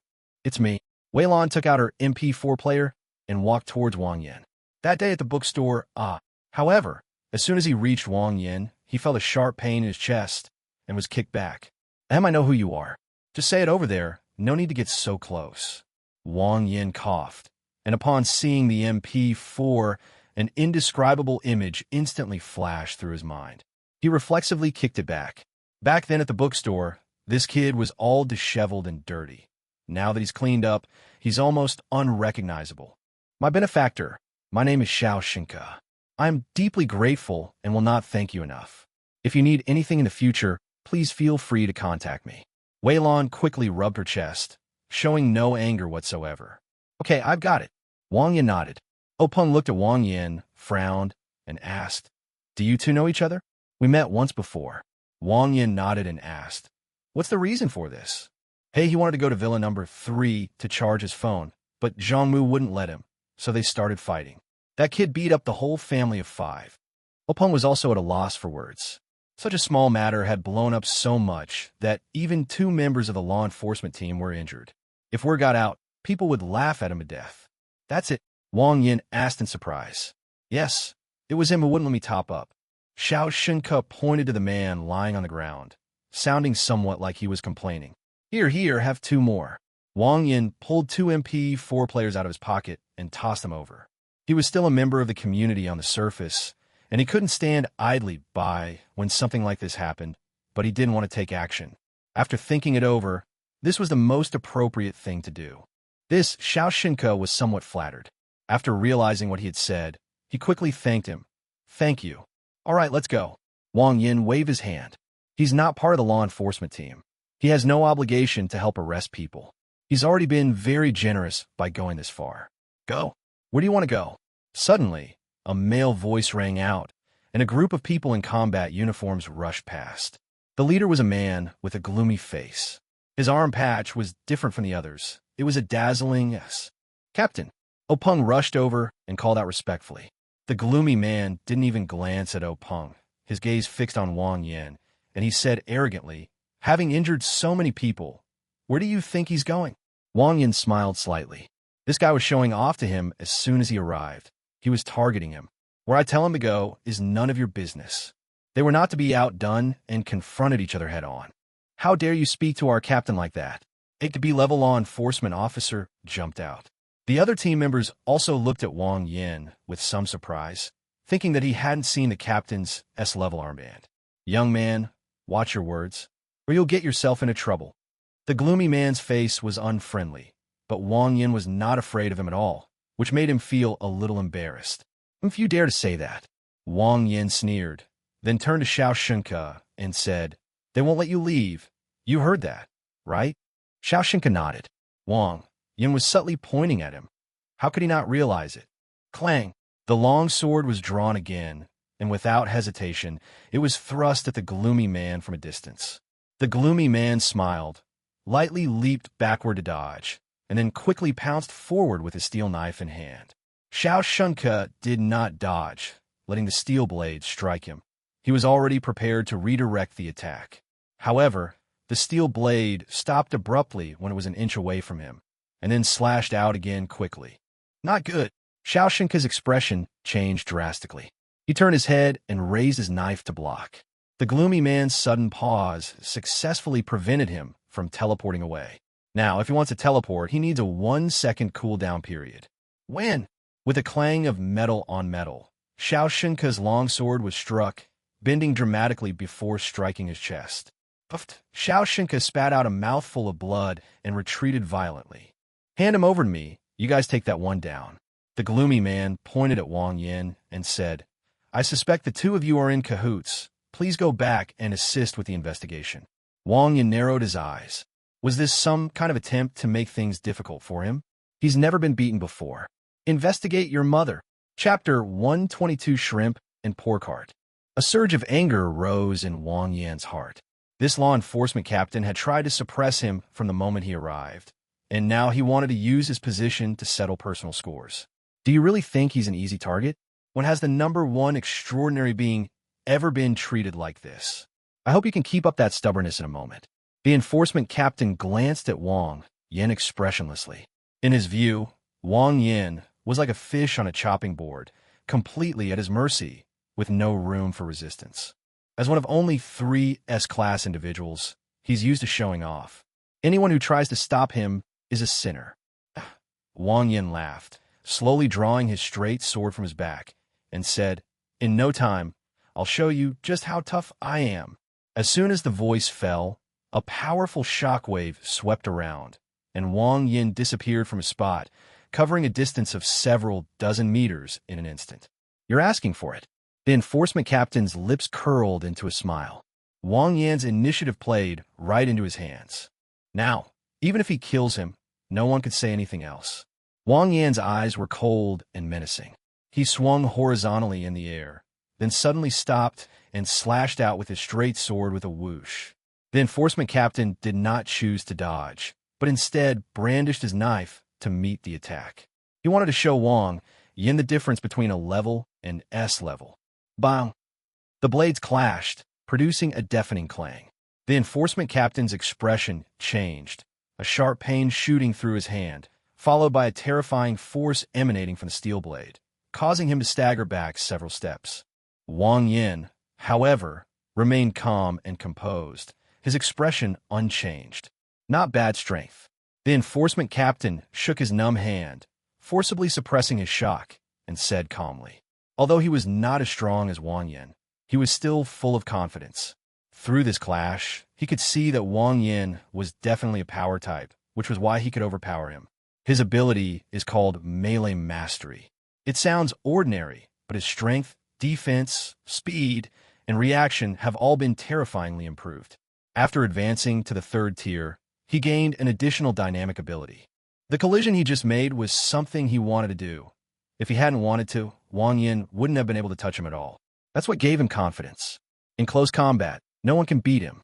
Thinking of this, the enforcement captain chose to take the initiative. He stepped forward and shot out, his long sword flashing through the air like lightning. Wang Yin looked at the steel blade that was about to strike him, raised his arm, and swiftly slashed with the blade, trying to pull it out. Suddenly, the steel blade stopped abruptly, just like the move it had used against Xiao Xinke, abruptly halting in mid-air, perfectly avoiding the slashing straight blade. The enforcement captain grinned. Then he used the steel knife in his hand to strike Wang Yan's neck with a fierce blow, moving it from stillness to movement. Wang Yin remained expressionless. The instant his strike missed, his speed suddenly increased, and he spun around, delivering a backhand slash. Smack! With a crisp sound, the enforcement captain's vision blurred, his mind suddenly exploded, and his face felt as if he had been hit by a speeding truck, jerking him to the side with the powerful inertia. He stumbled and fell to the side. The enforcement team erupted in anger. Holy crap! He seems to have given the captain a huge butt. Isn't this guy an A rank? How the hell is he so strong? This is the first time I've seen someone who can suppress the captain in close combat. The captain probably wasn't serious. He was careless. Xiao Xinke also watched Wang Yin in shock from the side. Wang Yin enforcement captained him. So, he really made the right decision to sheath his sword that day. Otherwise, he probably wouldn't even have a grave now. You talk too much. Instead of pressing his advantage, Wang Yin mocked. That guy is infuriating. Killing him like that wouldn't be enough to vent my anger. So he wants shrimp and pork heart. First, destroy what he is most proud of, then send him on his way. You? The enforcement captain rolled off the ground and got up, looking at Wang Yin with trembling eyes.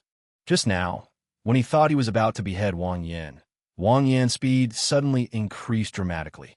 In that instant, the motion vision captured Wang Yin's movement, but his body couldn't react at all. It wasn't that Wang Yin was hiding his strength, but rather that he was using a very sophisticated technique for generating power. You're trash. You can't even beat an A rank. Wang Yin continued to mock. The enforcement team fell silent, the two A-level officers exchanging glances. This A-level seems a bit different from the others. The enforcement captain's face turned pale and then purple, his anger reaching its peak. You will pay the price for your arrogance. As soon as the voice fell, the enforcement captain flipped his hand, and the steel blade trembled, emitting a series of cracking sounds. Then, it instantly shattered into countless sharp fragments, forming a fan-shaped area that shot towards Wang Yin at an extreme speed. At the same time, the law enforcement captain pulled a black dagger from his calf and rushed after him, even faster than before. Chapter 123, Terrified. The two were very close, and streaks of light shot out from within a foot of Wang Yin with a whoosh, covering a huge area, making it impossible for him to dodge. Wang Yin remained completely calm. He touched the ground with his toes, raised his lower body into an extremely strange posture, and then quickly spun the straight knife in his hand, blocking all the sharp shards. The enforcement captain was shocked to see this. A strange feeling arose in his mind, as if he wasn't an expert in close combat, but Wang Yin was. Their skills and combat awareness are unbelievably strong. Fortunately, he had a backup plan. The enforcement captain looked at Wang Yin, who was in midair, and suddenly accelerated, appearing beside Wang Yin. Now let's see how you hide. The jet black dagger flashed with a dark light, swiftly slashing toward Wang Yin's shoulder. He didn't ask to kill or seriously injure Wang Yin. He only hoped to inflict a shallow wound. Because this dagger is soaked in a deadly poison. If it cuts the skin, the person will bleed from all 7 orifices and die within seconds. Wang Yin looked at the black dagger, grinned, and without any leverage, swung his body horizontally in the air. The blade vibrated and hummed as it sliced through the void. Blood mist exploded, and an arm fell to the ground. Ah! The enforcement captain let out a piercing scream, clutching his severed shoulder as he retreated swiftly. The members of the enforcement team frowned and remained silent. They were still in a mood to joke just now, because even though the captain had suffered a bit of a loss, he was still a long way from being killed. But now it's very close. Who would have thought that an S-class would be no match for an A-class? Your dagger is quite good. Wang Yin bent down, picked up the black dagger, and examined the poison marks on it. He had used this trick countless times in his previous life. Tick-tock, tick-tock. The enforcement captain stared at Wang Yin with fear in his eyes, the sound of blood dripping onto the ground constantly stimulating his nerves. He's been beaten into submission. Wang Yin is not even an A-level expert. In fact, he's a top expert among S-level experts. From the moment they began fighting, he gained no advantage whatsoever. Every time he was about to kill Wang Yin, the other party would use an extremely exquisite technique to defuse the situation and launch an effective counterattack. Everything seemed to be under the other party's control, and the other party didn't even bother to press their advantage. Otherwise, he would have been dead long ago. I won't kill you. I'll just lightly scratch you with this. How about that? Wang Yin held a knife in his right hand and a dagger in his left, smiling like a 1.85-meter-tall child. He had to make this guy experience the wickedness of human nature. Attack him together. Take him down. The enforcement captain retreated quickly, turning to shout to the rest of the team. Slide it. I'll die if I swipe once. Just swipe once. Receive. The two A-levels reacted the fastest, almost instantly unleashing their powerful abilities as they attempted to snipe Wang Yin from a distance. Then, Xiao Shinko was not about to let them have their way. He slashed his long sword several times in the air, cutting open the chests of the two men and forcibly interrupting the spell casting. Then, facing the enforcement team, he took a step forward. Don't move. Anyone who moves dies. He struggles against S-class opponents, but dealing with these guys is a piece of cake. The enforcement team members looked at each other, unsure of what to do. Let alone Wang Yin, they couldn't even beat this guy with the sword. Why are we all going at it together? Are we going to our deaths? Sigh. Openg looked at Wang Yin and the other man with a complicated expression. He was present throughout the entire incident, and no one knows better than him who is right and who is wrong. Was the captain really being unreasonable? Would Wang Yin have done the same thing? What a fool, always looking for trouble. Openg glanced at the captain and muttered under his breath. If the captain hadn't insisted on acting like a big shot and stirring up trouble, things would never have escalated to this point. That's good. The news will probably spread around the gathering place tonight. Shocking, shocking, shocking. The enforcement team was overthrown by 2 people. Damn it. Seeing that no one was making a move, the enforcement captain gritted his teeth, turned around, and ran away. Saving face is no longer important to him, and he doesn't want to put on airs anymore. He just wants to stay away from Wang Yin, that jinx. Trying to run? Too late. Wang Yin burst out, kicked him to the ground, then stomped hard on his back and pressed the dagger against the law enforcement captain's face. Ah! Ah! The dagger is poisoned. Don't kill me, don't kill me. The enforcement captain struggled frantically, and a stream of yellow liquid flowed from his genitals. I was so scared I pee myself. Wang Yin covered his nose with a look of disgust, and in a moment of carelessness, he cut a bloody gash on the face of the law enforcement captain. Ah! Ah! The enforcement captain screamed in despair, his body convulsing. Oops, my hand was shaking. Wang Yin laughed happily, his mind clearing up considerably. That was so satisfying. So good. The members of the enforcement team swallowed hard, staring at their captain who had fallen silent, and a thunderbolt struck their minds. As class is dead, the Sea Dragon gathering place is about to be turned upside down. Chapter 124 High-Level Officials Gather. Are you going to make a move or not? If not, I'm going home. Wang Yin looked at the enforcement team and tentatively took a step forward. The group looked at each other in bewilderment. Taking action is out of the question. The S-class heroes have all been killed, and if they go up there, they'll just be easy prey. Besides, they all knew in their hearts that Wang Yin hadn't done anything wrong at all. The conflict was caused by their captain's arrogance. Goodbye. Seeing that no one made a move, Wang Yin went straight back to Villa number 7. His time was precious, and Wang Yin wouldn't have bothered with him unless the enforcement captain was deliberately courting death. Wouldn't it be better to read a novel or take a nap instead? Brother-o, what do we do? The woman who had just been injured by Xiao Shunko walked over, clutching her chest, her eyes filled with fear. The entire enforcement team looked at O Peng. With the S-class captain dead, O Peng, as the vice captain, should step forward to take charge. What else can we do? O Peng sighed as he watched Wang Yan's retreating figure. It won't be long before the entire upper echelons are alerted. Someone will definitely ask you about what happened. At that time, just answer truthfully. Half an hour later, there was a knock on the door of Villa number 7. Fu Yu and Fu Tianyi rushed over as soon as they learned that Wang Yin had killed an S-class. Brother Wang Yin, you're awesome. You can even kill an S rank. As soon as Fu Tian entered the room, he gave Wang Yin a hug, clearly very excited. Fu Yu stood behind him, a hint of worry in her eyes.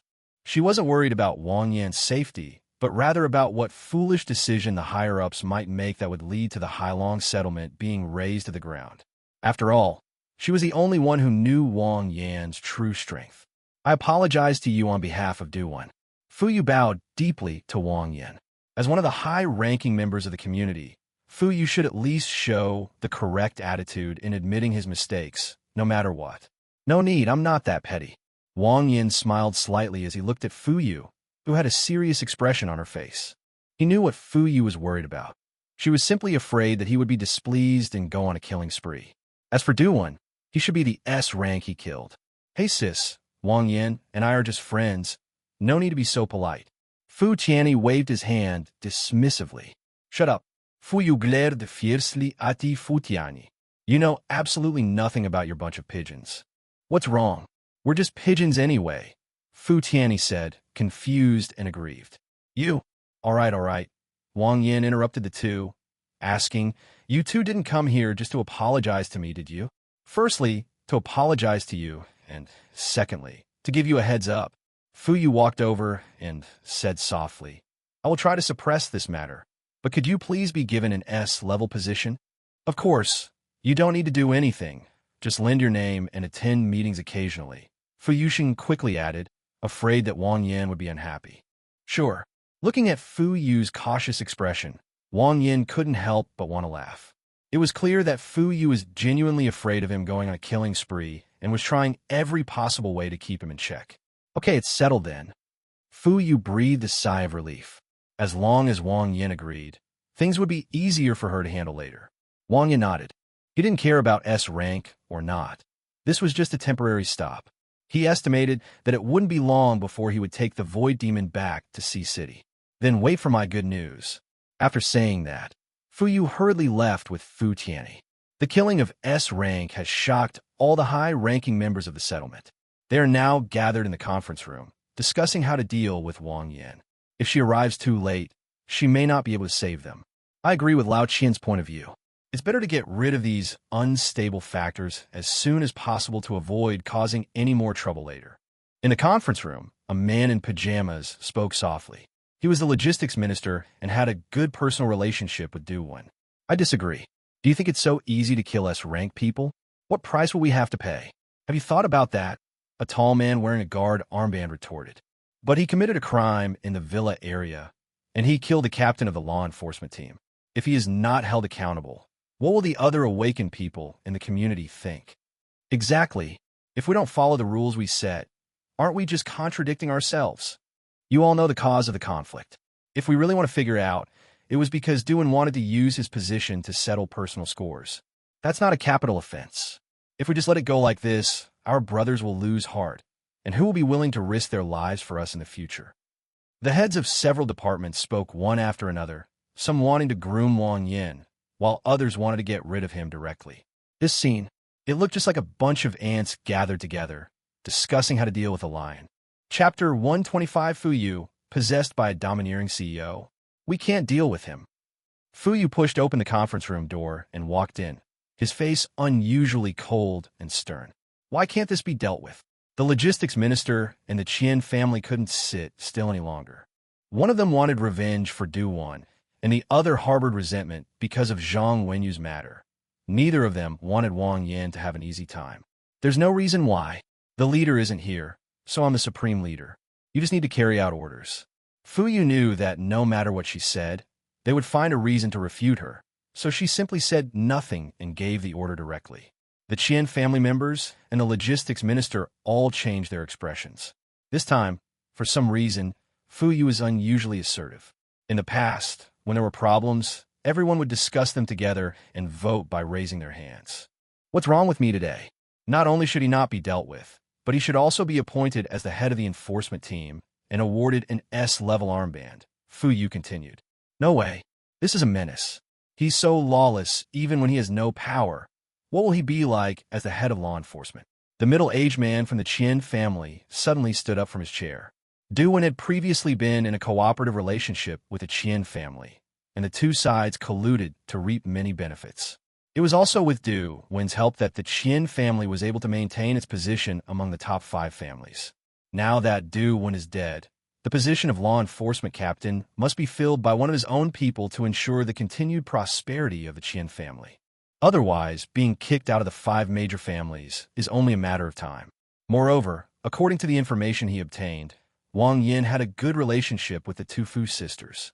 If he were to become the enforcement captain, the Fu family's power would rise even higher. The balance among the 5 major families will be completely disrupted, and the Hailong gathering place will become the domain of the Fu family. I have the authority to appoint, and your disagreement is useless. At this moment, Fu Yu is like a domineering CEO, incredibly powerful. Xiao Yu, the position of law enforcement captain is not something that can be filled by strength alone. This Wang Yan has only been in the settlement for a short time. We don't know anything about his character, personality, or abilities. To just accept this fate is a bit hasty. Before the Qian family could speak, an old man dressed in Tang-style clothing stood up and said that he was from the Tang family. As one of the 5 major families, he did not want to see the Fu family become the only dominant family. Yeah, that's right, this is way too hasty. At the very least, we should investigate first. Members of the other 2 families echoed this sentiment. This is a very important matter. Even though they usually have a good relationship with the Fu family, they can't just agree to it so carelessly. You don't need to say anything more. I will take full responsibility for anything that happens. Starting tomorrow, Wang Yan will be the enforcement captain. Fu Yu didn't back down at all, and after finishing her sentence, she walked straight out of the conference room. She's a dictator. How could she do this? The middle-aged man from the Qian family jumped up, his face full of resentment. There's nothing we can do. He's the strategist, and he has more power than us. That's right. The gathering place belongs to them, so they have the final say. The people in the conference room were very dissatisfied with Fu Yu's behavior today, but there was nothing they could do. They could only make sarcastic remarks to vent their dissatisfaction. So it was a lonely drive, time to go home. I'm leaving too. Goodbye, everyone. Most people left the meeting room one after another, leaving only the middle-aged members of the Qian family, the logistics minister, and the elderly man in Tang's suit. After a moment of silence, the middle-aged man from the Qian family spoke first. This matter cannot be left like this. Do you have any good ideas? The logistics minister pondered for a moment, a glint of light flashing in his eyes. From what I know, there are 2 women, 1 man, and a little girl in Wang Yan's family. Could we do something about them? Upon hearing this, the 2 began to make plans. Why don't we find a few people with special abilities, find a way to kidnap that little girl, and then use her as leverage to make her work for us? The old man in the Tang suit said softly. After all, he's an S rank. If he finds out, he'll probably retaliate against us. The logistics minister said worriedly. What's there to be afraid of? Can't the 3 of us handle a young man with no connections? The old man in the Tang suit waved his hand dismissively. Yes, there's no need to worry about that. You can tell from the fact that he forcibly killed Du, that this guy has a lot of strength but no brains. He's just a brute. As long as we plan carefully, he will never know that we ordered it. Besides, even if he finds out, it doesn't matter. We can find a scapegoat to take the blame. The middle-aged man from the Qian family added. All right, it's settled then. The logistics minister nodded emphatically. Tomorrow, I'll send a few people to deliver supplies and find an opportunity to scout out the place and see if we can lure that girl out. All right, I'll send a tier 3 charm user to assist you. Then I'll provide the space. I have a cellar under my villa, which is perfect for hiding people. Haha. The Fu family would never have imagined that the enforcement captain they appointed would actually become one of ours. No matter what the world is like, you have to rely on your brain. Having brute force without matching intelligence will only make you a gun in our hands. The 3 of them chatted excitedly, each taking turns to speak. In the history of the Azure humans. Thus began the first case of the kidnapping of the Corpse King. Case 126, the kidnapping of the Corpse King. The next morning, after breakfast, Wang Yin went out to continue keeping an eye on Su Lai. In Shi and In Ci are watching TV series. Holding a copy of Those Were the Days, Long Fu's mind wandered, and he murmured, when will it be my turn for this kind of sweet love? Little Apple, carrying a small bucket full of water in her right hand and a small shovel given to her by Wang Yin in her left, ran to the yard to play in the mud. The group wasn't worried about anything happening to Little Apple. It should be noted that even someone as powerful as Wang Yin could only rely on his words to deceive people before he obtained Guanshan. If you really want to calculate it, the entire population of Mingshui City combined probably wouldn't pose any threat to her. Shortly after Wang Yin left, 2 men and a woman came to the door, carrying various supplies. Is Captain Wang home? We're from the logistics department, here to deliver supplies to you. The woman, dressed in uniform, was very polite. In Ci opened the door, looked at the group for a moment, and pointed to the open space in front of the door. Thank you for your help. Just leave it there. Wang Yin distributes supplies every month, as mentioned before, so she doesn't doubt the identities of the group. After seeing the group put down the supplies, In Ci thanked them, turned around, and went back to her room to continue watching her favorite shows. Hee little tree, grow up quickly. Suddenly, a silvery laugh rang out from the courtyard. The woman in uniform and the 2 men stopped at the same time and looked in the direction from which the sound came. Behind the bushes in the green belt, there was a little girl with a top knot, happily talking to herself while looking at a sapling. Little tree, grow your teeth quickly. The group's eyes widened in surprise. They had specifically researched the target of this kidnapping before they arrived. She was 5 or 6 years old, with her hair tied in a top knot and her little face rosy. Isn't that the little girl right in front of me? This luck is just too good. On the first day of scouting, the target was already waiting in the yard. Huli, Lao Wang, and I will keep watch for you. You need to finish this quickly, a man whispered to the woman in uniform. Although I was told that I was just here to scout out the location. How could I let such a good opportunity slip by? Okay. Huli nodded, glanced around, and quickly ran over. This is a blind spot. It's completely invisible from inside the villa, making it perfect for committing a crime. Little sister, What are you doing? The woman in uniform said, a hint of bloodshot appearing in her eyes. Enchantment activated. Little Apple tilted her head and looked at the strangers in front of her, innocently asking, "Who are you?" "I'm a prince, your highness. Come back to the castle with me, and we will get married." Huli thought she had successfully charmed her and couldn't help but feel secretly pleased. She's best at dealing with little girls like this. "Your highness, why don't you have little Gigi?" Little Apple asked curiously. "Umbriali." Huli looked at the groove in her lower body, and her expression was a little strange. Why does this little girl know all this? Moreover, why does my charm have an effect? "Little friend, I have some candy at home. Shall I take you to eat some?" Undeterred, Huli devised another plan. "Do you have candy hawthorns?" Little Apple asked expectantly. "Of course there are, lots of them. Eat as many as you want." Huli patted Little Apple's head. "Great, let's go eat." Little Apple jumped up happily. During this time, Wang Yin hadn't made her any candied hawthorns, and she had been craving them for a long time. "Come on, I'll take you there." "Ungria lismilat." "This is way too easy. It's not challenging at all." Little Apple nodded and followed Huli out of the yard. Central Villa area, number 14. Little Apple followed Huli and the others into the room, looked around, and asked, "Big brother, where are the candied hawthorns?" "Ha ha ha, you still want candied hawthorns?" The Qian family members, along with the logistics minister and the old man in Tang's suit, walked over from behind. "Want a punch the size of a sandbag?" The middle-aged man from the Qian family squatted down and raised his fist in front of Little Apple. He wanted to vent his hatred for Wang Yin on the little girl first. "Eat." A very confident little girl's voice rang out, and the middle-aged man's vision blurred, followed by a piercing pain in his wrist. Sizzle, sizzle, sizzle. Blood spurted out, and the fist-sized sandbag was gone, leaving behind a severed arm with a white bone fragment that hadn't been bitten off. "Ah!"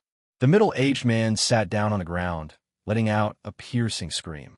Huli and the others were completely stunned. What's going on here? Did they really eat a fist the size of a sandbag? Chapter 127, let's go. Who wouldn't be stunned by such a scene? A fist the size of a sandbag. Is that how you eat it? You're a good person. I decided to send you to the Western Paradise. Little Apple tilted her head, looking at the middle-aged man from the Qian family with gratitude, and then slowly walked over. What are you all standing there for? Stop her! Upon hearing Little Apple say she was going to send him to the Western Paradise, the Qian family man trembled with fear and immediately shouted loudly at the others. As the head of the Qian family, he was a man of wide experience and had weathered many storms, but he had never seen such a creepy little girl. He was a level 3 cultivator, yet he didn't even have time to react before his fist was bitten off. Not to mention, what normal person would eat another person? Judging by the little girl's skills, she's definitely in big trouble. "Little one, don't move. Stand there." The old man in Tang style, clothing roared and charged out. His upper body muscles bulged, tearing his shirt apart and revealing a terrifying physique comparable to that of Freak. Special type, Devil Muscle Man. "Do it." The others also realized that Little Apple was no ordinary person, and they all gathered around, trying to subdue her together. Although they couldn't kill them, crippling or half dead was acceptable. Everyone agreed and showed no mercy. Little Apple looked at the approaching crowd, and with a thought, an extremely powerful mental force swept out. Wherever it passed, it stirred up a storm of spiritual energy. Everyone froze on the spot, their pupils unfocused like puppets on strings. "So you guys are bad people." Little Apple put her hands on her hips, pouted so much her lips looked like they could hold an oil jug, and said in a childish voice, "Get to work, you bastards." The man from the Qian family was halfway through his rant when he noticed the empty stares in everyone's eyes, and he immediately swallowed the rest of his sentence. "Were we manipulated? It was just a moment. How could that be?" A thunderclap exploded in his mind, and the Qian family man looked at Little Apple with trembling eyes, a terrifying thought rising in his heart. 4th tier, mental type. Otherwise, how could he control so many people at the same time? You know, there are 3-tier, 3 individuals among them. Number 7 actually has a 4th-tier cultivator hidden inside. The Qian family man muttered to himself, seemingly insane. Who could have imagined it? There wasn't a single Tier 4 zombie in the entire Mingshui area and the surrounding major cities, yet a Tier 4 awakened was hiding in their settlement. In comparison, the so-called strongest S-class is nothing but a piece of trash. So, there are no candied hawthorns at all. Little Apple's eyes reddened, and she looked somewhat aggrieved. She was just young, not stupid. When she saw the men make their move, she realized that the candied hawthorns were just a trick on her. I won't see you off. You can go by yourselves. Little Apple seemed to be squatting down, turning her head away. Brother Wang Yin once said that when you encounter bad people, don't get angry with them, forgive them, and send them to the Western Paradise. Then, everyone except the men of the Qian family gathered all their energy and blasted it towards their own heads. Bang! Bang bang! A series of muffled thuds rang out, and flesh and brains flew through the air. The bizarre scene was a jolt to the nerves of the Qian family man, causing him to break out in a cold sweat. This isn't just bringing back a hostage. This is a living devil. You're a good person. I'll personally see you off. Little Apple, clear about her grudges, walked towards the Qian family man again, raising her little hand high, ready to take a picture. Wait! The Qian family man curled up in a ball, shouting loudly with a crazed expression. What's wrong? Little Apple asked, looking puzzled. Why, I don't want to go to the Western Paradise now. Please let me go. I beg you. The man from the Qian family thought of his wives at home, and his will to survive surged instantly. He forced his body, which was out of control due to fear, to kneel down and kowtow 3 times to Little Apple. Oh, okay, if you want to go, just tell me, and I'll have my brother Wang Yin personally escort you. Little Apple thought for a moment and slowly withdrew her little hand. The man from the Qian family was slightly taken aback. He had only tried it, but he hadn't expected it to work. Meanwhile, on the paths of the central villa area, a man covered in blood walked slowly, his eyes constantly scanning his surroundings. Chief, you're finally back. At the intersection, a man carrying a large bow came galloping from a distance. Haha, big brother, I miss you so much. In the air, a boy in combat uniform drew an arc and landed next to the man covered in blood. He wore an S-class armband on his arm. These two are Fu Lei, known as the god of war of Mingshui, and Mu Mu, the strongest S-class awaken one. It's hard to imagine that the 2 top combatants of the Sea Dragon gathering place gathered together just to welcome this man covered in blood. Brother, how did things go? Shall I smell the stench on the Corpse King? The blood-covered man remained expressionless, his eyes fixed intently on Villa number 14 in front of him. Chapter 128. Making a Promise. Min Su, leader of the Hailong settlement. Some time ago, all the small towns surrounding Mingshui City were successively flattened by the zombie horde. Fearing that it would threaten Mingshui City, the 3 major forces met and decided to each send a powerful figure to investigate the Zombie King's intentions and the direction of the zombie horde. Because the other S-rank members in the Sea Dragon gathering area all had missions to complete, and Min Su was very interested in the Corpse King, he went to investigate personally. This trip lasted for a week. What? The Corpse King? Could it be that the Corpse King you were investigating has followed us? Mu Mu's expression changed, and he asked in a trembling voice. The Corpse King. Fu Lei also looked solemn and quickly took the large bow from his back. No, the smell is different. This is the other side. Min Su shook his head slightly, pointed to Villa number 14, and asked, Who lives in there? They're from the Qian family, Fu Jing said after thinking for a moment. It's them. Min Su paused for a moment, then beckoned to the 2 of them. Let's go take a look. Okay. The 2 nodded and led Min Su straight to the entrance of number 17. Can you smell it? It smells so strong like blood. Min Su frowned slightly and pointed to the tightly closed door. Most of the people inside have already been killed. Momoe's face darkened. Damn it, they actually came to our house. Fu Lei roared in fury, grabbed his large bow, and charged forward, kicking the specially made gate, which was reinforced with steel plates, flying away. I lay still so irritable. Min Su shook his head with a smile and followed him into the villa. However, he was slightly taken aback when he saw the scene inside. Blood, mixed with white brain matter, was everywhere. A 4 or 5-year-old girl stood on it, her face full of innocence. A figure was kneeling in front of her. Why is there a little girl here? Fu Lei's expression was somewhat strange.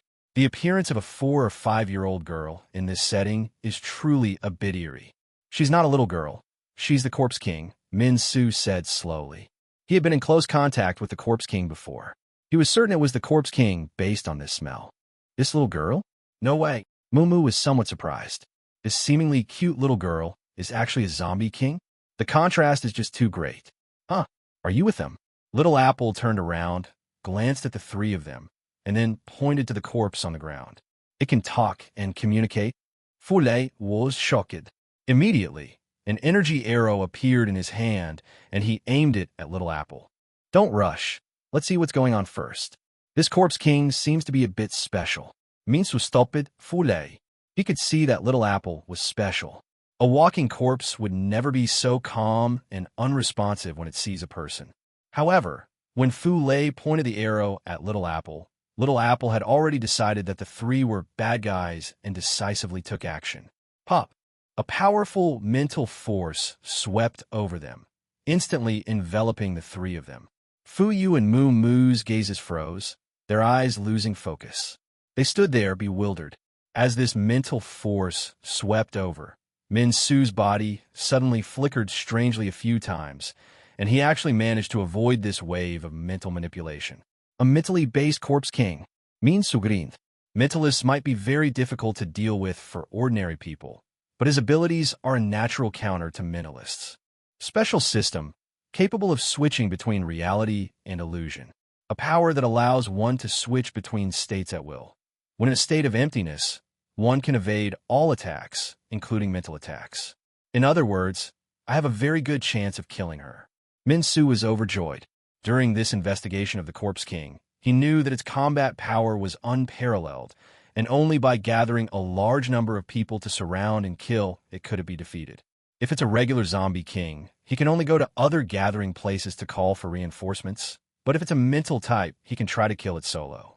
Because the physical bodies of those with spiritual abilities are always incredibly fragile, and if they find the right opportunity, killing them with a single blow is not a dream. Huh? How come you're all right? Little Apple tilted her head, looking at Min Su curiously. Is this the first time her ability has failed? It's important to understand that even someone as powerful as Brother Wang Yin couldn't avoid being manipulated before he obtained Guanshan. I'm fine, but you're in trouble, Min Su said. His body flashed, and he quickly appeared beside Little Apple, drawing his knife and slashing. You! Little Apple was startled by Min Su's actions, and then, with a thought, a powerful mental force swept over her again. That trick won't work on me. Min Su smiled, his body flashing a few more times, successfully avoiding the mental attack. Oh! A powerful shock wave swept through, and a steel knife aimed straight at Little Apple's head. Chapter 129 beat him up. Faced with such a vicious slash, Little Apple tilted her head and smiled. Hey, let's beat him up. As soon as the words fell, Fu Lei's body trembled. He knocked an arrow, drew his bow, and shot at Min Su. Mu Mu's hair danced wildly, and a powerful aura burst forth as he rushed forward at the same time. As Min Su was halfway through his slash, he suddenly heard a rapid whooshing sound in his ear. An energy arrow arrived almost in the blink of an eye, and at the same time, a figure shot over from mid-air. Grass! Min Su's expression changed drastically. His body flickered as he barely dodged the energy arrows. Then he hurriedly turned around and used his sword to block Mu Mu. His blinking ability cannot be used continuously. The two attacks, one after the other, perfectly blocked his physical form. With a muffled thud, a fist slammed heavily onto the steel knife, which Min Su desperately braced himself against. The next second, a strange impact surged from the fist again, knocking the steel knife and Min Su back several steps. I'll send you to the Western Paradise.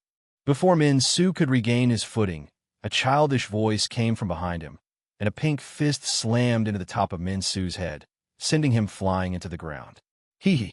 Little Apple waved her little fist and landed, tilting her head and laughing. Cough cough. As expected, the Corpse King is not something that human beings can contend with. Min Su climbed out of the pit, a large bump on his head, and looked at Little Apple in fear. He was completely overthinking things, thinking he could kill the Corpse King single-handedly. Even if he could suppress the mental type and gain a great advantage, he still couldn't kill the Corpse King in front of him. This thing is practically invincible among its peers. Unless there's a level advantage, you can't harm it in the slightest. Tread. Fu Lei drew his bow and arrow again, and Moo Moo pounced on him. Wait! The Chin family man, who had been acting like he was invisible, rushed out and shouted at Little Apple. He doesn't want to go to the Western Paradise either. TCH, means to scoffed. What are you saying? What kind of talk is that? What's the point of talking about this now? They're in a strong position. Do you think you can just decide not to participate just because they don't want to? Stop saying such useless things, huh? Min Su paused halfway through his sentence. The little girl waved decisively, and Fu Lei and Moo Moo stopped moving instantly. You really don't want to go? Little Apple looked at Min Su, a hint of doubt in her heart. What's going on? Why is it that everyone Brother Wang Yin meets seems to want to go to the Western Paradise? Yet he encountered two such people on his very first day of work. This doesn't make sense. Could it be because I'm not an envoy? Min Su's expression was strange. He admitted that he was too young and only noticed that this Corpse King was somewhat unique, but he did not expect it to be this unique. Before killing someone, you should ask them if they want to die. I must say it's a good habit. Thinking of this, Min Su hurriedly nodded. Yes, I really don't want to go. As for going to the Western Paradise, is there even a need to ask? Who would want to go to the Western Paradise for no reason? Isn't that just pure cattle and horses? Sigh, all my hard work has been wasted. Little Apple sighed and shook her head. With a thought, she released Fu Lei and Moo Moo from their control. All right, goodbye. Little Apple wasn't too bothered. After all, she'd seen off a few people today, so it wasn't a complete loss. It's a good start. By the way, if you want to go to the Western Paradise, you can come find me at number 7. After saying that, Little Apple skipped away. What happened? I think I was just controlled. Fu Lei and Moo Moo awoke from their daze with furrowed brows. Their consciousness had been disrupted, and they had no idea what they had just done. It's not just a feeling, it's the Corpse King's mental manipulation. Min Su watched Little Apple's departing figure, lost in thought. Fu Lei and Moo Moo followed the gaze and also saw the hopping figure. Brother, should I go back and gather our forces to surround and kill the Corpse King? Moo Moo's eyes were fierce. As the leader of the zombie horde, the Zombie King's appearances are always accompanied by terrifying waves of zombies. Such a lone Zombie King is a rare sight indeed. If we can kill it, we can obtain the legendary King's Death Crystal, which can supposedly elevate one's life level. The temptation is just too great. Furthermore, leaving a Zombie King in the settlement is like burying a giant Zarbomba. It could launch a nuclear attack at any time. That's too dangerous. No need. Having more people won't make any difference. Min Su shook his head, the last words Little Apple had said echoing in his mind. It mentions Villa number 7. You guys go back, I'll go take a look. Min Su waved his hand, dismissing the group, and went straight to Villa number 7. The place was empty when he left, and he didn't know that Wang Yin and the others had already moved in. Night is falling. Min Su squatted outside Villa number 7 for a whole afternoon. He never expected that a Zombie King would spend an entire afternoon playing in the mud. Does it really not do anything worthwhile? Min Su, the cat, murmured softly by the roadside. If he hadn't been familiar with the unique scent emanating from the Corpse King, he would have thought he had made a mistake. What kind of Zombie King is so irresponsible? Smack! Suddenly, Min Su was kicked in the buttocks, and a somewhat surprised male voice rang out. Beggar! Min Su turned his head and saw a figure with 2 swords drawn from his left shoulder, looking down at him. Chapter 130 Min Su, who has no prestige whatsoever. Looking at Wang Yan's unfamiliar face, Min Su smiled confidently and turned back to stare at Little Apple. You new here, aren't you? Don't you recognize me? He wasn't angry. After all, he was his younger brother, and it wasn't wrong to spoil him. Wang Yan narrowed his eyes as he looked at the tattered man in front of him. How could someone be so confident when they're begging for food? Judging from what you're saying, you seem to ask for these things here all the time, but you're blocking my way. Get out of my way, you're blocking my way. Wang Yin kicked Min Su's but again in annoyance, and then stepped over his head. Boy, Min Su stood up, about to lash out, when his expression suddenly froze. As soon as the Corpse King saw the boy with the twin swords, it rushed over with a whoosh and skillfully sat on Wang Yan's head.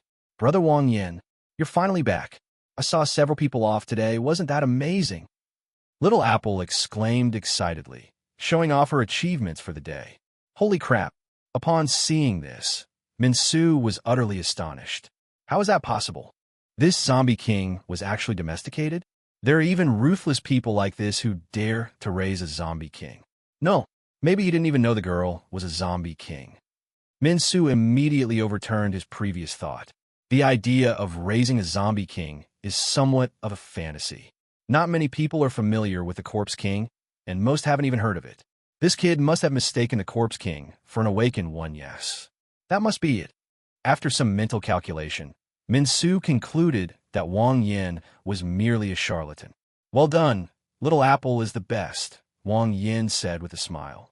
As for who Little Apple sent away, he didn't care at all. I just ran into two guys today who weren't thinking straight and didn't want to go to the Western Paradise. After showing off, Little Apple started complaining again. Hey, some people are just hypocritical. They say they don't want it, but they really want it. In our line of work, you have to be proactive. Whether they want it or not, just offer it up first, Wang Yin advised earnestly. Oh, I see, Little Apple suddenly realized, waving her little fists vigorously. Then if I run into them again, I'll just send them away. Minsu. He now felt extremely unsafe in his settlement. If he were to go out for a stroll one day and run into this zombie king who was determined to send him on his way, he would be in real trouble.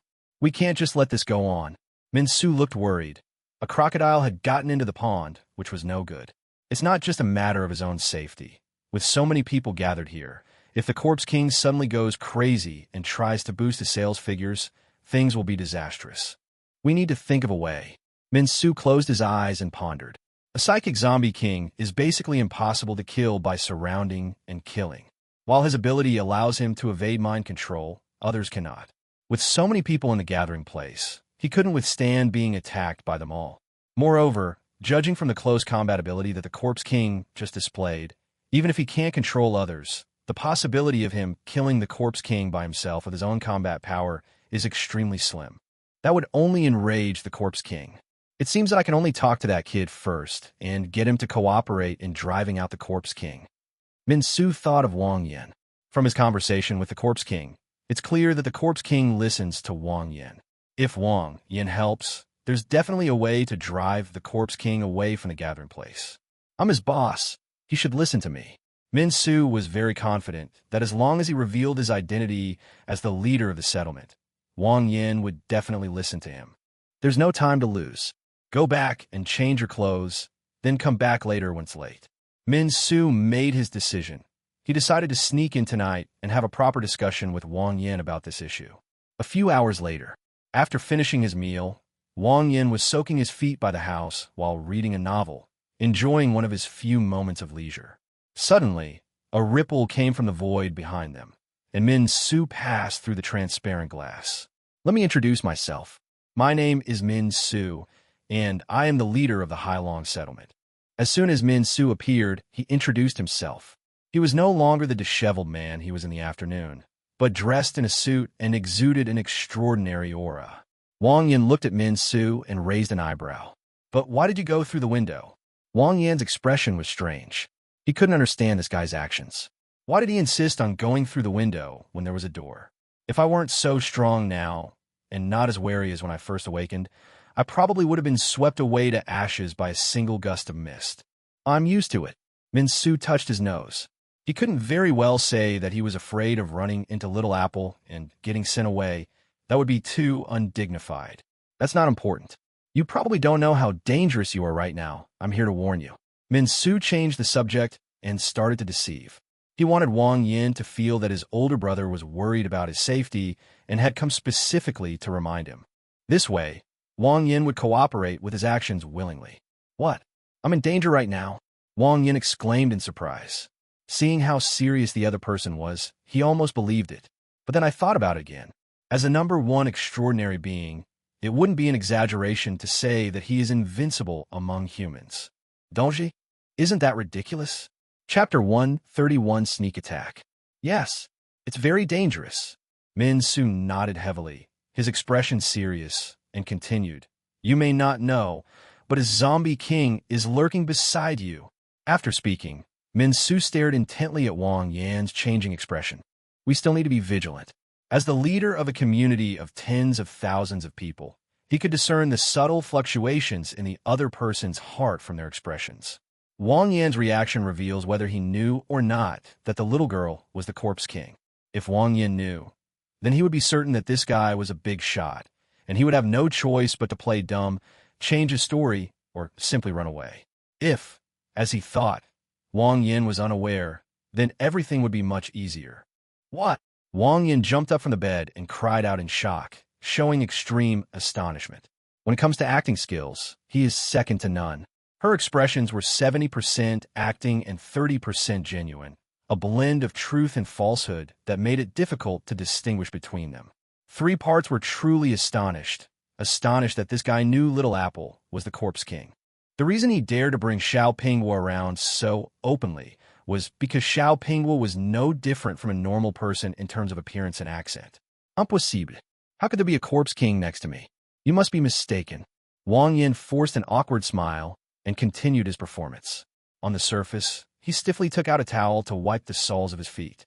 At that moment, he was already thinking about how to kill someone to silence them without alerting others. The fact that Little Apple is the Corpse King must never be revealed, otherwise it will cause a lot of unnecessary trouble. Although he is not afraid, too many flies will be very annoying. Seeing Wang Yan's reaction, Min Su concluded that he didn't know the little girl was the Corpse King and asked in return, "Why would I need to lie to you? The little girl next to you is a mental zombie king. You may have already been controlled by her without even realizing it." Min Su said solemnly, "Are you mistaken? She's just a more powerful awakened one, nothing like a Corpse King." As Wang Yan spoke, he put on his shoes and stood up. As the leader of the settlement, Min Su must be quite powerful, at least in S rank. Moreover, Min Su entered silently, and the glass was intact, which suggests that his abilities are similar to fogging or teleportation, indicating that he has extremely strong escape abilities. A direct confrontation would be easy, but the risk is that it might alert other residents in the villa area and cause unnecessary trouble. It seems we have no choice but to launch a sneak attack. Wang Yan lowered his head, a smile curving his lips. There's no mistake. I've fought the Corpse Kings several times. They have a very unique scent. That little girl next to you also has it on her. Min Su said, slowly walking towards Wang Yan. That's a good idea. Should I run away? Wang Yan asked with a worried expression, taking out a cigarette and offering it to her. You don't need to run away. As long as you listen to me, I'll guarantee your safety. Min Su smiled confidently and reached out to take Hua Zi. Please tell me. I will definitely listen to you. Wang Yan was filled with fear and trepidation. He lit the lighter and extended his right hand protectively. Min Su, with a cigarette dangling from his lips, leaned closer. The next second, bang! Wang Yan delivered a swift chop to Min Su's head, so fast that Min Su couldn't react in time. His vision went black, and he collapsed to the ground. In the last second, Min Su was still thinking to himself, this kid's got some skills, he's actually smoking Hua Zi. And then, that was it. I'm sorry, you know far too much. Wang Yan smiled slightly, dragging Min Su by the leg and leading him to Little Apple's room. Huh, Brother Wang Yan, why did you bring him here? Little Apple excitedly came over. Isn't this the same person I met today, who didn't want to go to the Western Paradise? I just happened to run into him, so I brought him to you. Wang Yan laughed as he tossed Min Su to the ground and continued. In this state, can you control his mind? Sure, Little Apple nodded. Okay, then hypnotize him and I'll ask him a few questions. Okay. Little Apple nodded, her mental energy surging out, instantly hypnotizing Min Su. Well, Min Su let out a strange cry, got up from the ground, closed his eyes, and remained motionless. All right, go ahead and ask, Little Apple said. Okay, I'll take him to my room to ask. After saying that, Wang Yan led Min Su back to his room. How many people know she's the Corpse King? Wang Yan asked. 3. What are your names? Where do you live? Villa no 2, Fulai, Villa no 5, Mumu, Villa no 14, Qiansong. Min Su recited the information of the individuals without hesitation. Wang Yan breathed a sigh of relief. Fortunately, not many people knew about it, and he could handle the situation completely. P.S. I need to speed things up. The next chapter will skip a month, and start bringing this event to a close. I'll try to head home within 4 chapters and begin the next event. The first turning point in human history, the great cataclysm of Starfire. Chapter 132. Oh no, my brother is gone. Boom! As thunder pierced the darkness, the wind rustled the leaves, followed by a downpour of raindrops the size of soybeans. At this moment, a wisp of mist swept quickly through the air above the villa area, arrived at Villa Number 2, and slipped through the crack in the window. Villa Number 2, second floor. This place has been transformed into a huge shooting range. Fu Lei, blindfolded, holds a large bow and raises his hand to draw the string. Laugh! A small hole, about the thickness of a finger, suddenly appeared in the center of the wooden target, as if it had been pierced by something. Fu Lei's hands moved swiftly, rapidly drawing back the bowstring, unleashing a torrent of invisible arrows. Sizzle, sizzle, sizzle, sizzle. After 12 consecutive draws of the bowstring, the wooden target was riddled with holes like a beehive. It's fast enough, but not accurate enough. Fu Lei removed his blindfold and sighed softly. Suddenly, his eyes twitched, and he abruptly turned his head to look at the shadowy corner. Who? A dark figure stood there quietly, staring straight at him. Almost simultaneously, Fu Lei raised his hand and drew the bowstring again, sending a transparent energy arrow flying through the air towards the dark figure. Call out! A black hole appeared in the hard concrete wall. Fu Lei looked again, and a shadow in the shadow disappeared. A cloud of mist rushed out and filled the entire shooting range in the blink of an eye. What the hell is that? Fu Lei dropped the great bow, conjured an energy sword in his hand, and scanned his surroundings warily, a strong sense of unease rising in his heart. Even though he was the god of war of Ming Shui and had complete confidence, he was still somewhat flustered when faced with such a strange situation. Phew! As the mist shifted, a whooshing sound suddenly arose behind Fu Lei. Suppressing his shock, Fu Lei twisted his upper body sharply and slashed back with his energy sword. Smack! A slender hand firmly grasped his wrist. Then, the sound of something cutting through the air rang out again. You! In that instant, Fu Lei finally saw the face of a shadowy figure, but the next second, his neck was violently struck, his vision went black, and he fainted. Easy to solve. Wang Yin clapped his hands, dragged Fu Lei out of the mist, and headed straight for Villa Number 14 without stopping. Using the same method, with his incomparably powerful physique and the Mist Fairy, the so-called S-Class was no match for him at all. Wang Yin knocked Mu Mu unconscious in no time and packed him up to take him back to Villa Number 7. As for the men of the Qian family, they were simply crushed into ashes and scattered. In just a few hours, Wang Yin had stolen all 3 of the strongest fighters in Hailong settlement, including the settlement's leader. However, Wang Yin did not intend to kill them, because if these 3 people died, the entire Hailong settlement would probably collapse. Firstly, it would cause a great disaster, and secondly, he was worried that it would bring great changes to Mingshui City, causing the previous life script to deviate. Little Apple hypnotized them both and then locked them in the room. Wang Yin threw the 2 S-Class dogs, who looked like dead dogs, onto the ground. Although they can't be killed, it's okay to make them disappear for a while. It won't be too late to release them after I find 003 Void Demon. The next day, early morning, Fu Yu and Fu Qianni hurriedly found Wang Yin. Something's happened. My brother is gone. As soon as he entered, Fu Qianni appeared very anxious and restless. Death is inevitable. For everyone, please accept my condolences. Wang Yin deliberately feigned a sorrowful expression. It's not that it's gone, it's really gone. Fu Qianni hurriedly explained. There were signs of a fight in the room, but not many. You can imagine that my brother was attacked last night, and he didn't even have time to struggle before he was killed instantly. No way did he go out on something? Who could take down an S rank in an instant? You must have made a mistake. Wang Yan's face was full of disbelief. Impossible, absolutely impossible. Fu Yu looked at Wang Yin speechlessly. Goodness, that's a really convincing act. Don't you know who can easily defeat an S-Class character? I'm wondering about that too, Fu Qianni said, pacing back and forth with a worried expression. Qianni, Brother Min came back yesterday. Go and report the situation to him, Fu Yu said. Brother Min is back. Fu Tian was taken aback for a moment, then hurriedly replied. Okay. I'll go right away. After saying that, he ran out without looking back. You won't doubt me, will you? Wang Yin asked in surprise. Fu Yu had clearly deliberately sent Fu Tian away.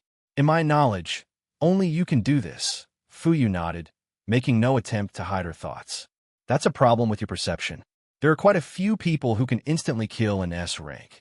Wang Yin shrugged. Besides, I don't even know your brother, so I have no motive, right?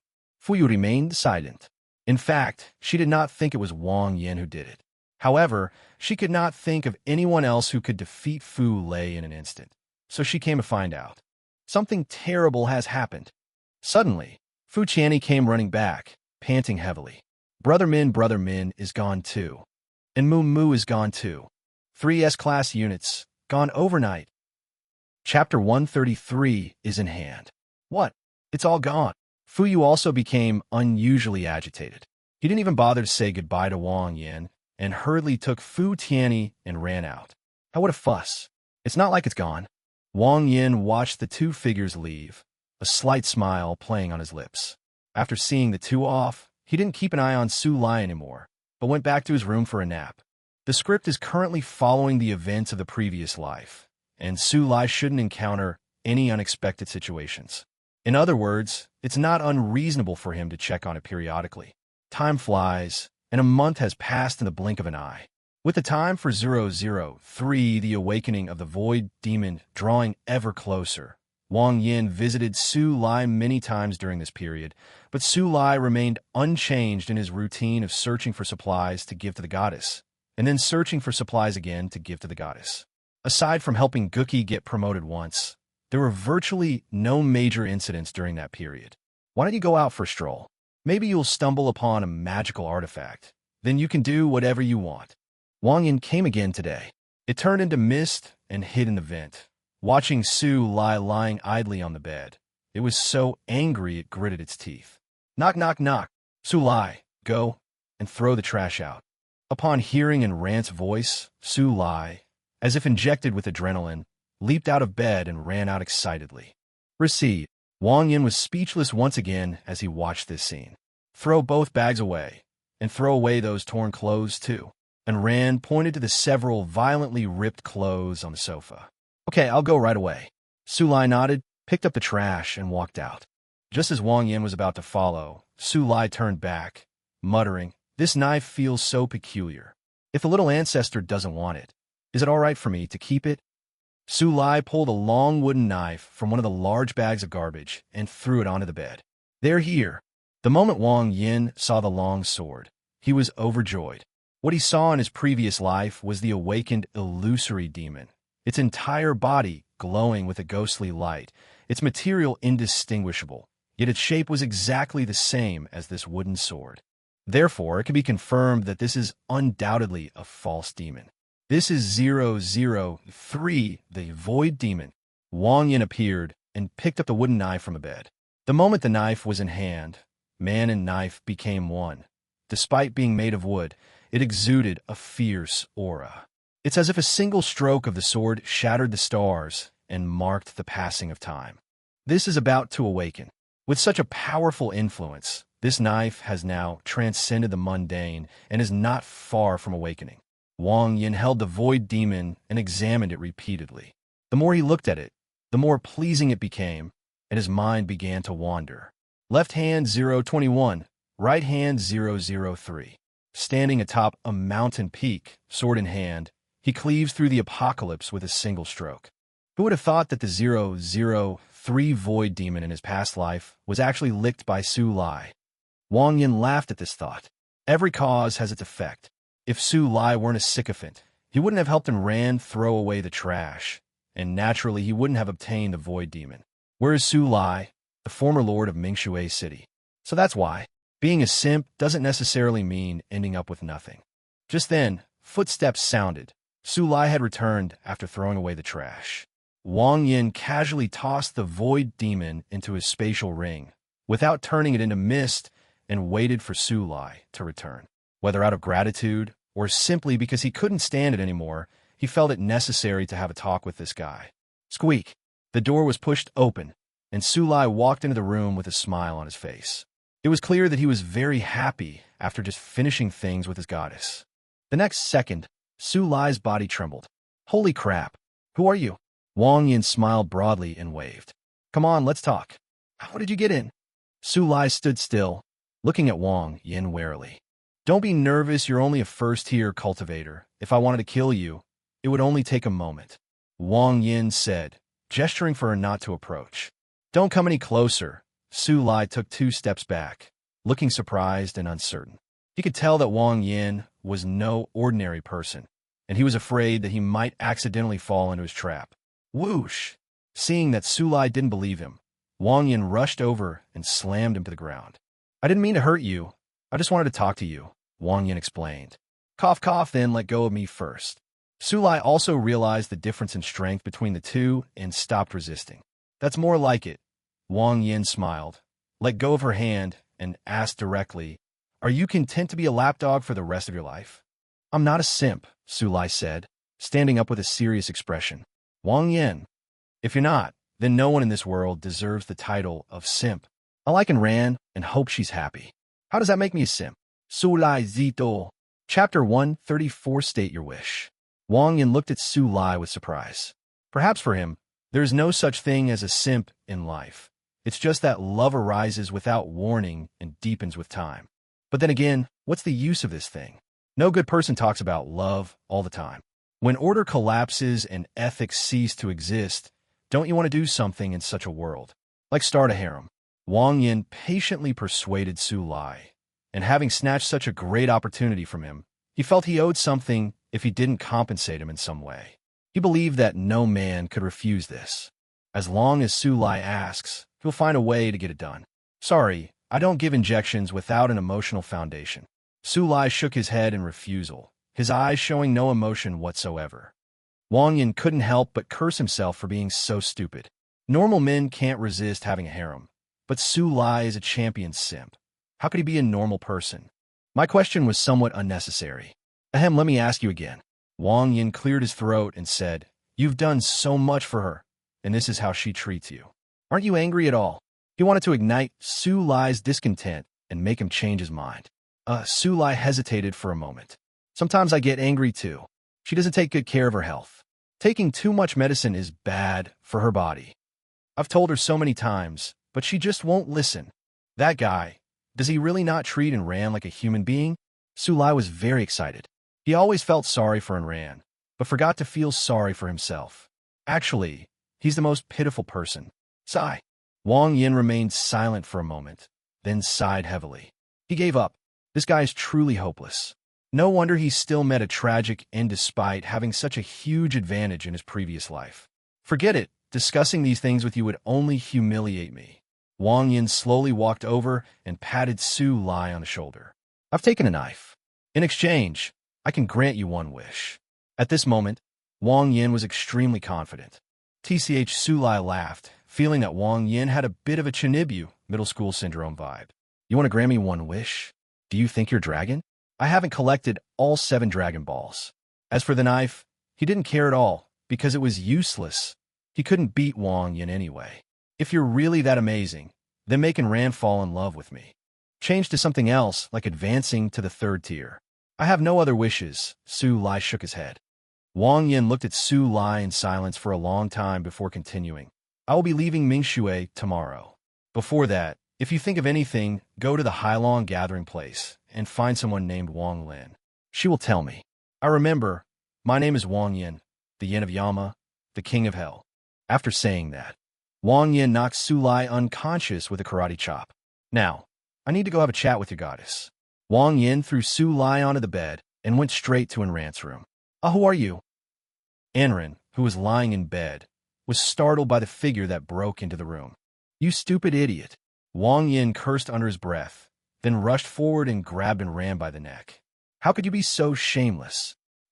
You look down on the person who's completely open with you, but you fawn over the person who treats you like a dog. Are you mentally twisted? Do you find this exciting? You're worse than a dog in your heart. Do you know that? Have you forgotten how that big black man treated you a while ago? The people that were brought along by Gookie, understand? They didn't treat you like a human being, and you acted like an idiot, giving away the supplies Su Lai gave you. How despicable! Having followed Sulai for over a month, he hated the two scoundrels to the core. Now that 003 Void Demon had been found, he no longer needed to be timid. Wah! And Ran leaned against the wall, her face turning purple, her eyes filled with terror. Wang Yin released his grip and let out a long breath. Once I let out that pent-up anger, I felt much better. Huff huff. She landed safely, clutching her neck and panting heavily. Remember my words. A brainless person like you will die a terrible death in the future.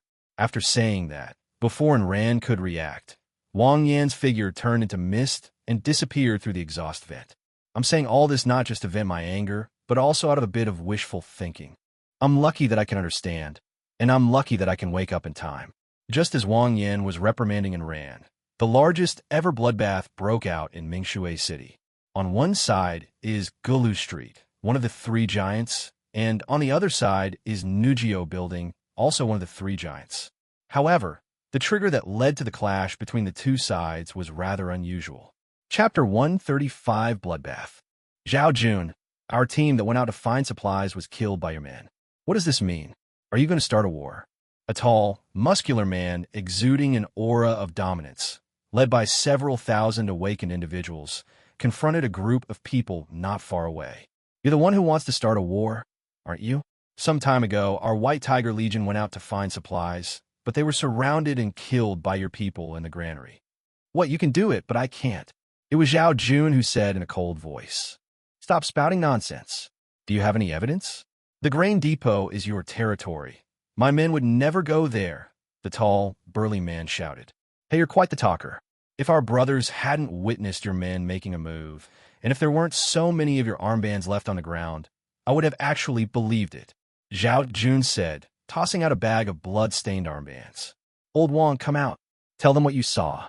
Zhao Jun waved to someone behind him, and a middle-aged man with a plump appearance walked out. That day, the brothers of the White Tiger Legion went to the granary to move grain, and suddenly they discovered a group of people sneaking out of the granary. They were wearing armbands from the Angry Horn Building, which angered the White Tiger Legion members. The territory was clearly defined, and this was an overstepping of boundaries. Moreover, their vehicles were all covered with black cloth, so you couldn't see what was inside at all. Originally, considering the friendship between the two settlements, the brothers of the White Tiger Legion did not intend to take action. They only wanted to check what was loaded on the vehicle, and, as long as it was not food, they would pretend nothing had happened. Who would have thought that just as they passed by, those people suddenly launched a sneak attack? At this point, the portly middle-aged man's eyes reddened, and his voice became hoarse as he said, I hate it. I hate that I wasn't strong enough, and could only watch my brothers be slaughtered. Upon hearing this, the awakened ones behind Zhao Jun began to riot. Brother Wang, don't blame yourself. It's not your fault. Yes, it's those sons of bitches who don't follow the rules. A blood debt must be repaid with blood. We'll be killing people from your Ragehorn building. What do you say? Brother Jun, wipe them out. The crowd grew increasingly excited as they spoke, unleashing powerful auras, with some even drawing their swords. Quiet, Zhao Jun shouted, staring coldly at the tall, muscular man. Lu Biao, tell me, should your men have been killed? No, something's not right. Lu Biao frowned. Despite his rugged appearance, he was very perceptive. After Lao Wang finished speaking, he sensed that something was amiss. This is so similar to a divisive tactic. However, before he could figure it out, a powerful beam of energy shot out from behind, directly blasting the heart of an awakened person in the front row of Gulu Street.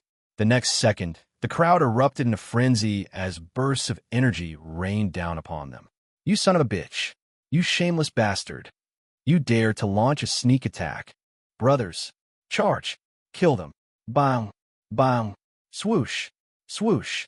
A barrage of indistinct beams of light crashed down, exploding amidst the crowd at the Angry Horn Building. Damn it! Let's do it! Let's fight them! Amidst the deafening explosions, the people in the Angry Horn Building began to retaliate, unleashing bursts of energy at the crowd on Gulu Street. Everyone has a temper. If you want to ride on someone's neck to poop, you'd better see if you have the ability. Both sides felt they had been bullied and were furious. The melee has officially begun. Stop it. This is a divisive tactic. Stop fighting. Liu Biao shouted loudly, but his voice was drowned out by the explosion and the uproar of the crowd, and no one could hear him. Kill! Kill! Kill! Kill! Blood gradually stained the ground red, and corpses littered the ground. Everyone was enraged and showed no mercy. Suddenly, a delicate-looking figure slipped out of the crowd. They finally started fighting. Number 88 looked at the horrific battlefield, and a smile appeared on his lips. As long as his goal was achieved, he wasn't completely taken advantage of during this time. Honey, how was my performance? A well-off middle-aged man came running over eagerly, looking at number 88 with a fawning expression. Actually, the destruction of the Bone Legion wasn't done by the people at the Angry Horn building at all, but by a group of experts that number 88 somehow found. The reason he framed the person was entirely at the behest of number 88. Blinded by greed, he immediately agreed, without ever considering the serious consequences it would cause. Well done, you could die now. As number 88 spoke, his palms swiftly and unexpectedly pierced the heart of the portly man with a plop, and then he pulled sharply. A broken heart was ripped out. You? The portly man stared wide-eyed at the bloody hole in his chest, then collapsed to the ground. Human nature is truly full of weaknesses. Number 88 sighed, pulled out a signal flare, and fired it into the air. My king, number 88 welcomes your arrival. Chapter 136. The storm is brewing. On a mountaintop outside the city, a dark mass of zombies swarmed, and a figure dressed in a Zhongshan suit quietly looked down over the entire Mingshui. Call out, bang! A swaying signal flare slowly rose, turning countless lifeless pupils red. Heh, they finally arrived. A smile appeared on Zhongshan Zhuangzi Wang's pale face. Roar! Roar! Roar! Roar! On the hillside, countless zombies roared excitedly. Men breached the city. The Corpse King waved his hand, and a dark horde of corpses surged down the mountain like a locust plague, rushing towards Mingshui City. Cao Yun, we can't keep fighting like this. Enough people have died already. If we continue like this, we'll just be letting that bastard Min Su reap the benefits. Liu Biao shouted excitedly, holding his steel knife to Zhao Jun's throat. Eh, Zhao Jun sneered, continuing his actions. You started it, and now you're saying you're not going to fight anymore. Liu Biao looked anxious, cursing under his breath that Zhao Jun was a complete idiot. Something was definitely wrong, and Zhao Jun just couldn't figure it out. Can't you see? Someone is trying to sow discord between us. Zhao Jun frowned, quickly calming down. Liu Biao's reminder made him realize that something was amiss. You mean, someone orchestrated this, deliberately making us fight each other? That's right. Okay, you tell your men to stop first, and I'll tell mine to stop too, Liu Biao shouted, utterly speechless. If he hadn't been forced by circumstances to prioritize the greater good, he would have loved to curse Zhao Jun's ancestors for 18 generations. That's incredibly stupid. Earthquake, earthquake. Just then, a slight tremor came from the ground, and dust filled the air outside Mingshui City, blocking out some of the sunlight. Faint, intermittent roars could be heard. At the same time, the urgent and piercing air raid sirens blared throughout Mingshui. What's going on? Why is the air raid siren going off? Something's happened in the west. Zhao Jun and Liu Biao's expressions changed drastically. Although Mingshui City has experienced a large-scale power outage, the city's air raid sirens have backup power and can continue to function normally. The three factions agreed to each send one person to form an alarm squad. In the event of a large-scale zombie riot, they would sound the alarm immediately. The last time the alarm went off was during the night of the killings. Can you feel it? The ground is shaking.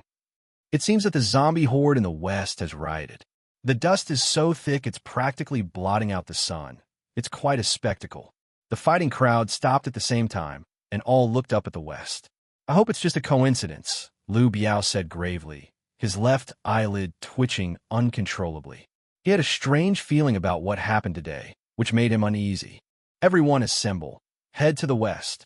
Zhao Jun shouted, and led his men straight to the west of the city. His enthusiasm stemmed entirely from the fact that the west side of the city was his territory. Let's go too. Liu Biao waved his hand and led the remaining troops to follow closely behind.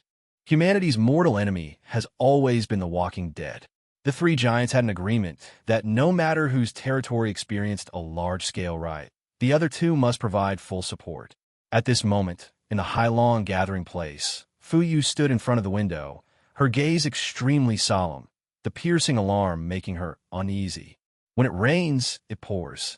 3 top combatants, including my brother, disappeared overnight, and now the epidemic prevention alarm has been sounded again. I have a feeling the world is about to change. Fuyu murmured to himself. Cease. The epidemic prevention alarm has sounded. What should we do? Should we send someone over? Futiani, Rashdin. I'm thinking about it, Fuyu said softly. Support is necessary, but with 3 S-class units gone, if we encounter the other 2, people might notice something amiss. Moreover, who should lead the team is also a problem. You can't let an A-level player lead the team, can you? Go and notify all combat units to assemble. I'm going to find Wang Yin. After thinking for a while, Fuyu decided to ask Wang Yin for help. In truth, she knew that although Wang Yin held the title of law enforcement captain, he was never a member of the Hailong gathering place. He was merely staying there temporarily. He will leave once he finds the person. Logically speaking, there was no reason for them to help her, but at this critical juncture, she had no choice but to swallow her pride and go to them for help. Okay, I'll go right now. After saying that, Fu Qianni hurriedly ran downstairs. Fuyu followed her downstairs and jogged all the way to Villa number 7. There's a zombie riot in the west. Could you please take the trouble to lead a team to deal with it? Time was of the essence, and upon meeting Wang Yin, Fuyu went straight to the point. No, I'd rather take a nap than waste that time. Wang Yin shook his head and decisively refused. He has found 003 Void Demon, and his trip to Mingshui has come to an end. If it weren't for waiting for Su to make a wish, he would probably be on his way home by now. The last time I killed the mutant, I considered it repaying the favor I owed to the people who were temporarily staying there. Now, we're even, so there's no reason for me to work for the community anymore. Fuyu's expression froze. She hadn't expected Wang Yin to refuse so decisively. Oh, right, here's the armband. I'm leaving tomorrow, Wang Yin said, taking out the armband and handing it over. So sudden, Fuyu exclaimed. That's right, the mountains are high and the roads are long. Let's meet again in the martial world. Wang Yin smiled. Fuyu stared blankly at Wang Yin, her eyes filled with reluctance. There's something else. Fu Lei and the others are actually in my hands. You can take them back with you. Chapter 137, The City Falls. It's right there in there. Wang Yin calmly pointed to the study on the side. I'm coming clean. I'm the one who tied up your brother and the others. Now that he had the Void Demon in his hands, he had no more reservations. Fuyu was stunned. The 3 people disappeared for more than a month. She had already quietly held funerals for them and buried cenotaphs for them. Now you're telling me they're in your hands. You. Fuyu was so excited that she stammered and hurriedly ran into the house. Come on, read after me.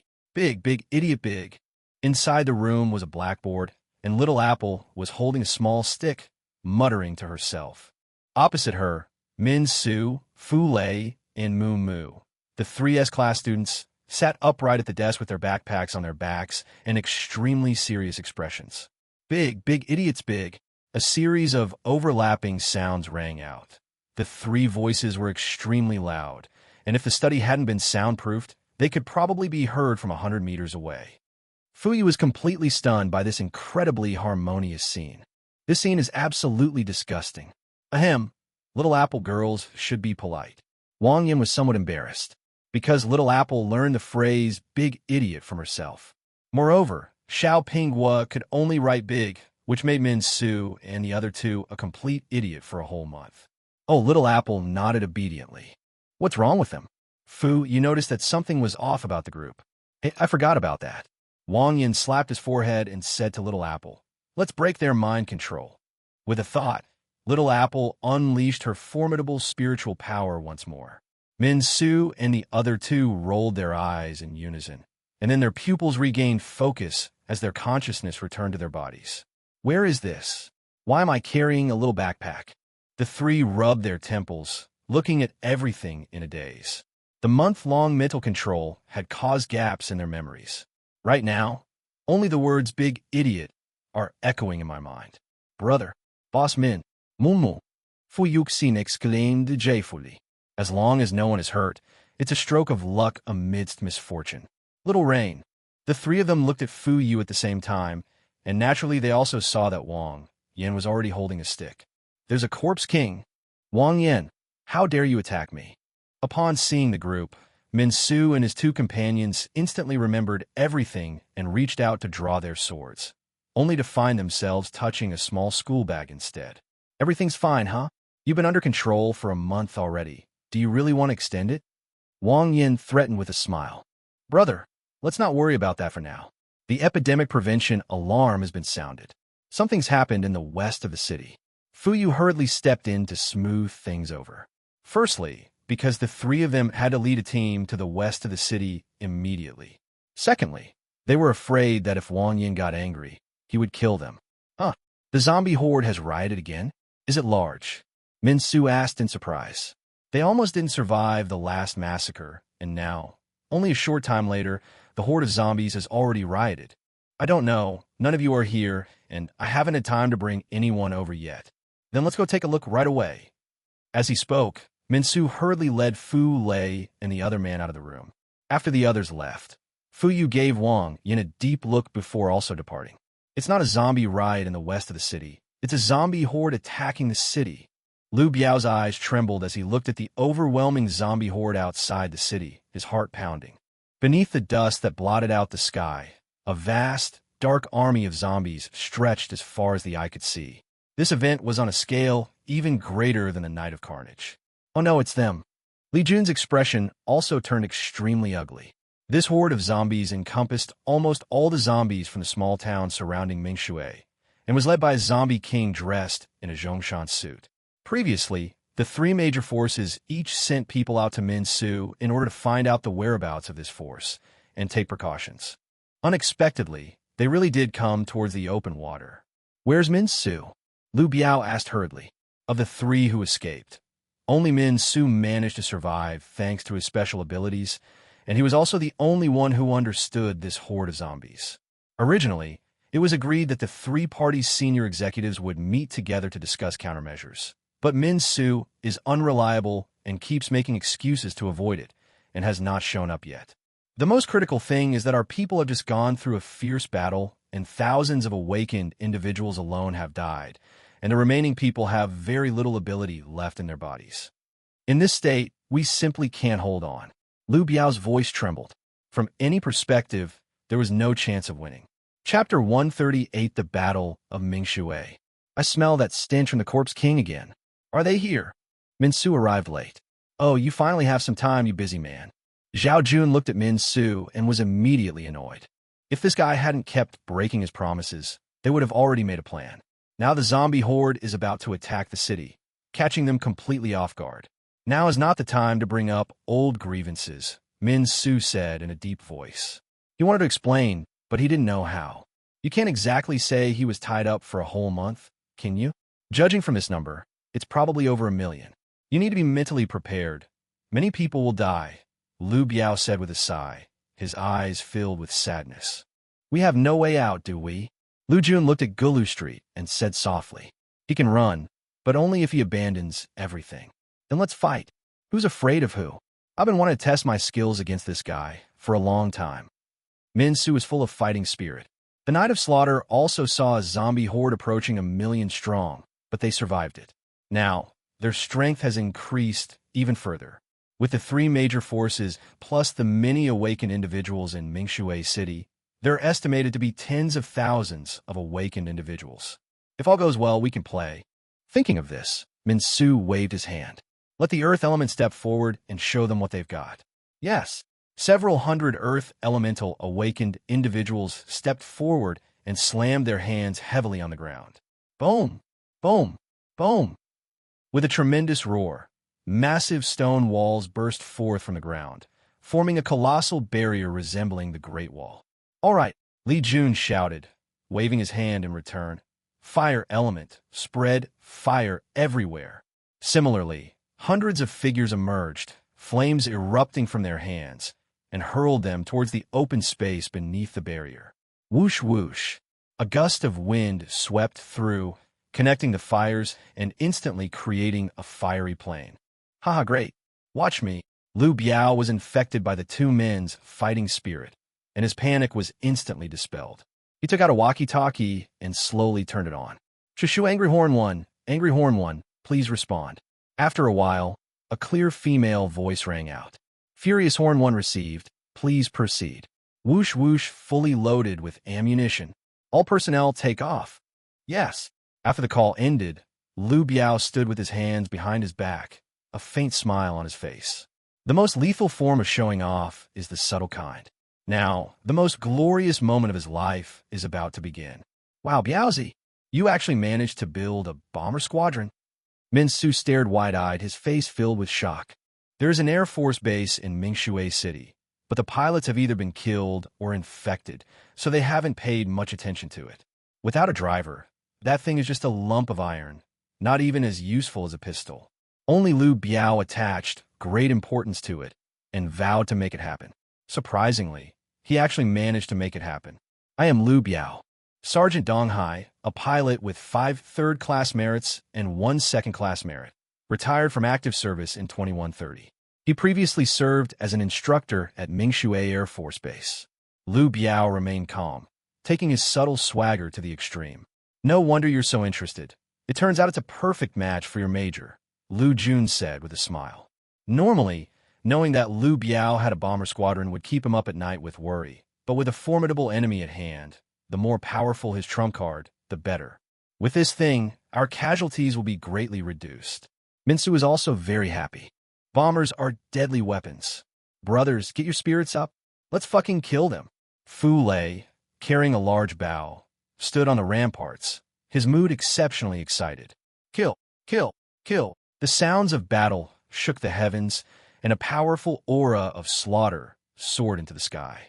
Tens of thousands of awakened individuals were stirred to their fervor, including many refugees from the surrounding areas, their faces contorted with madness and their eyes filled with hatred. They were once homeless dogs, but this time, they're seeking revenge for their dead relatives and comrades. Melee fighters move forward, while elemental attackers split into 2 waves and take turns bombarding. Fuyu came out and began to arrange the formation. The horde of zombies ahead were just easy targets. They could be easily wiped out with firepower, so she wasn't worried. Those elite Tier 3 fighters and the most terrifying Corpse King are what she worries about most. She had witnessed firsthand how terrifying Little Apple was. The 3S class students were manipulated like fools. This zombie king, leading a 1,000,000-strong zombie horde, is probably even more terrifying than Little Apple. Brother men, gather all the S ranks in Mingshui. As soon as the Corpse King appears, you all surround and kill him together. Okay, mean Sunadith. Fu Yu told the strategist that at times like this, he would listen to her. Moreover, he had come into contact with that Zhongshan Corpse King and knew how terrifying its strength was. So A rank and B rank individuals blend into the crowd and focus on killing the 3rd rank individuals. As Fu Yu issued another order, all the top combatants blended into the crowd, waiting for their chance to strike. Call out. A massive energy arrow shot through the air and exploded violently amidst the horde of corpses. The Battle of Mingshui has officially begun. Chapter 139 Air Force Base bombed, as class's fate. As night fell, a blood-red setting sun hung in the sky. Whoosh, whoosh, whoosh. Raindrops of elemental energy poured down from the sky, illuminating the entire Mingshui area as if it were daytime. A kilometer away on the plain, a dark mass of zombies was surging toward the fortress. The bomber formation swept across the sky, weaving a dense web of firepower. Cluster bombs and incendiary bombs rained down like they were free, turning the ground into a sea of fire and briefly cutting off the zombie horde in the middle. Beneath the massive barrier, the sounds of battle shook the heavens as rows of melee, awakened warriors stood back to back, fiercely slaying the charging zombies. Damn, why do I feel so relaxed? A fat man casually chopped off the head of a zombie and curled his lip. Don't be careless. Right now, they're all low-level zombies, and there are hardly any second-level ones. The tough ones are yet to come, one of the awakened ones beside him warned. The war has only just begun. Under the massive bombing, the number of zombies that can reach the ramparts is increasing, and most of them are Tier 1, making them easy to deal with. However, this level of bombardment cannot be sustained indefinitely, and the main force of the zombie horde has not yet appeared. Those being killed now are merely cannon fodder. Number 88, what is that? Zhongshan Corpse King asked, pointing to the group of bombers flying in the sky. Your Majesty, those are human bombers. Number 88 had reverted to his old man form and stood beside the Corpse King with a fawning expression. Although he had no memories of his human days, during the more than 1 month he was undercover in the Angry Horn building, he spent his days learning new knowledge and gathering intelligence, so he naturally knew what those things flying in the sky were. My minions have suffered heavy casualties. Is there any way to destroy them? The Corpse King looked at his minions, who had been blown to pieces, and a look of human heartache appeared on his face. These so-called bombers were flying too fast. Even with their terrifying combat power, they were helpless against them. Your Majesty, leave this to me. Number 88 remained confident. However, I need a few strong assistants. His combat strength is only slightly stronger than that of a second-tier fighter, so it's really a stretch to think he could destroy a bomber. No problem. The Corpse King readily agreed, then pointed to several figures in the horde of corpses. Number 6, number 9, and number 10. The 3 of you go with number 88. Haha. The 3 zombies whose names were called made strange noises and nodded in unison. Your Majesty, let us await good news. After saying that, number 88 transformed into the appearance of Old Wong, who often leaked information about him, and then put black robes on the 3 elite Tier 3 zombies, covering their faces and bodies, before sneaking back into Mingshui City. Meanwhile, the bomber squadron was returning to refuel and reload its ammunition. All third-tier beings go down and mingle with the horde of corpses. After number 88 left, the Corpse King gave another order, and nearly 100 Tier 3 zombies roared excitedly and quickly dispersed, hiding in various corners of the horde. 1 hour later, one after another, Tier 3 cultivators reached the base of the barrier and ambushed and killed many Tier 3 awakened cultivators, but they were also killed instantly by concentrated fire. Everyone be careful. There's a Tier 3 zombie hiding in the horde. Upon seeing this, Fuyu hurriedly shouted a warning. These zombies are very well organized. Unlike the reckless rampage of Kill Knight, they even know how to fish in troubled waters.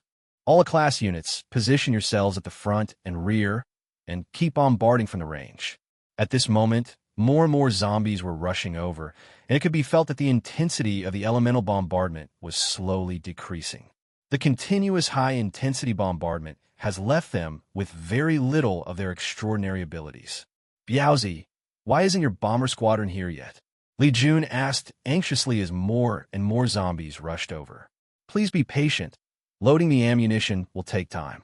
After Liu Biao finished speaking, his eyes suddenly widened in surprise. Several loud roars came from the direction of the Air Force Base, and flames shot into the sky. Shushu Angry Horn 1, please respond. Liu Biao's face was somewhat grim.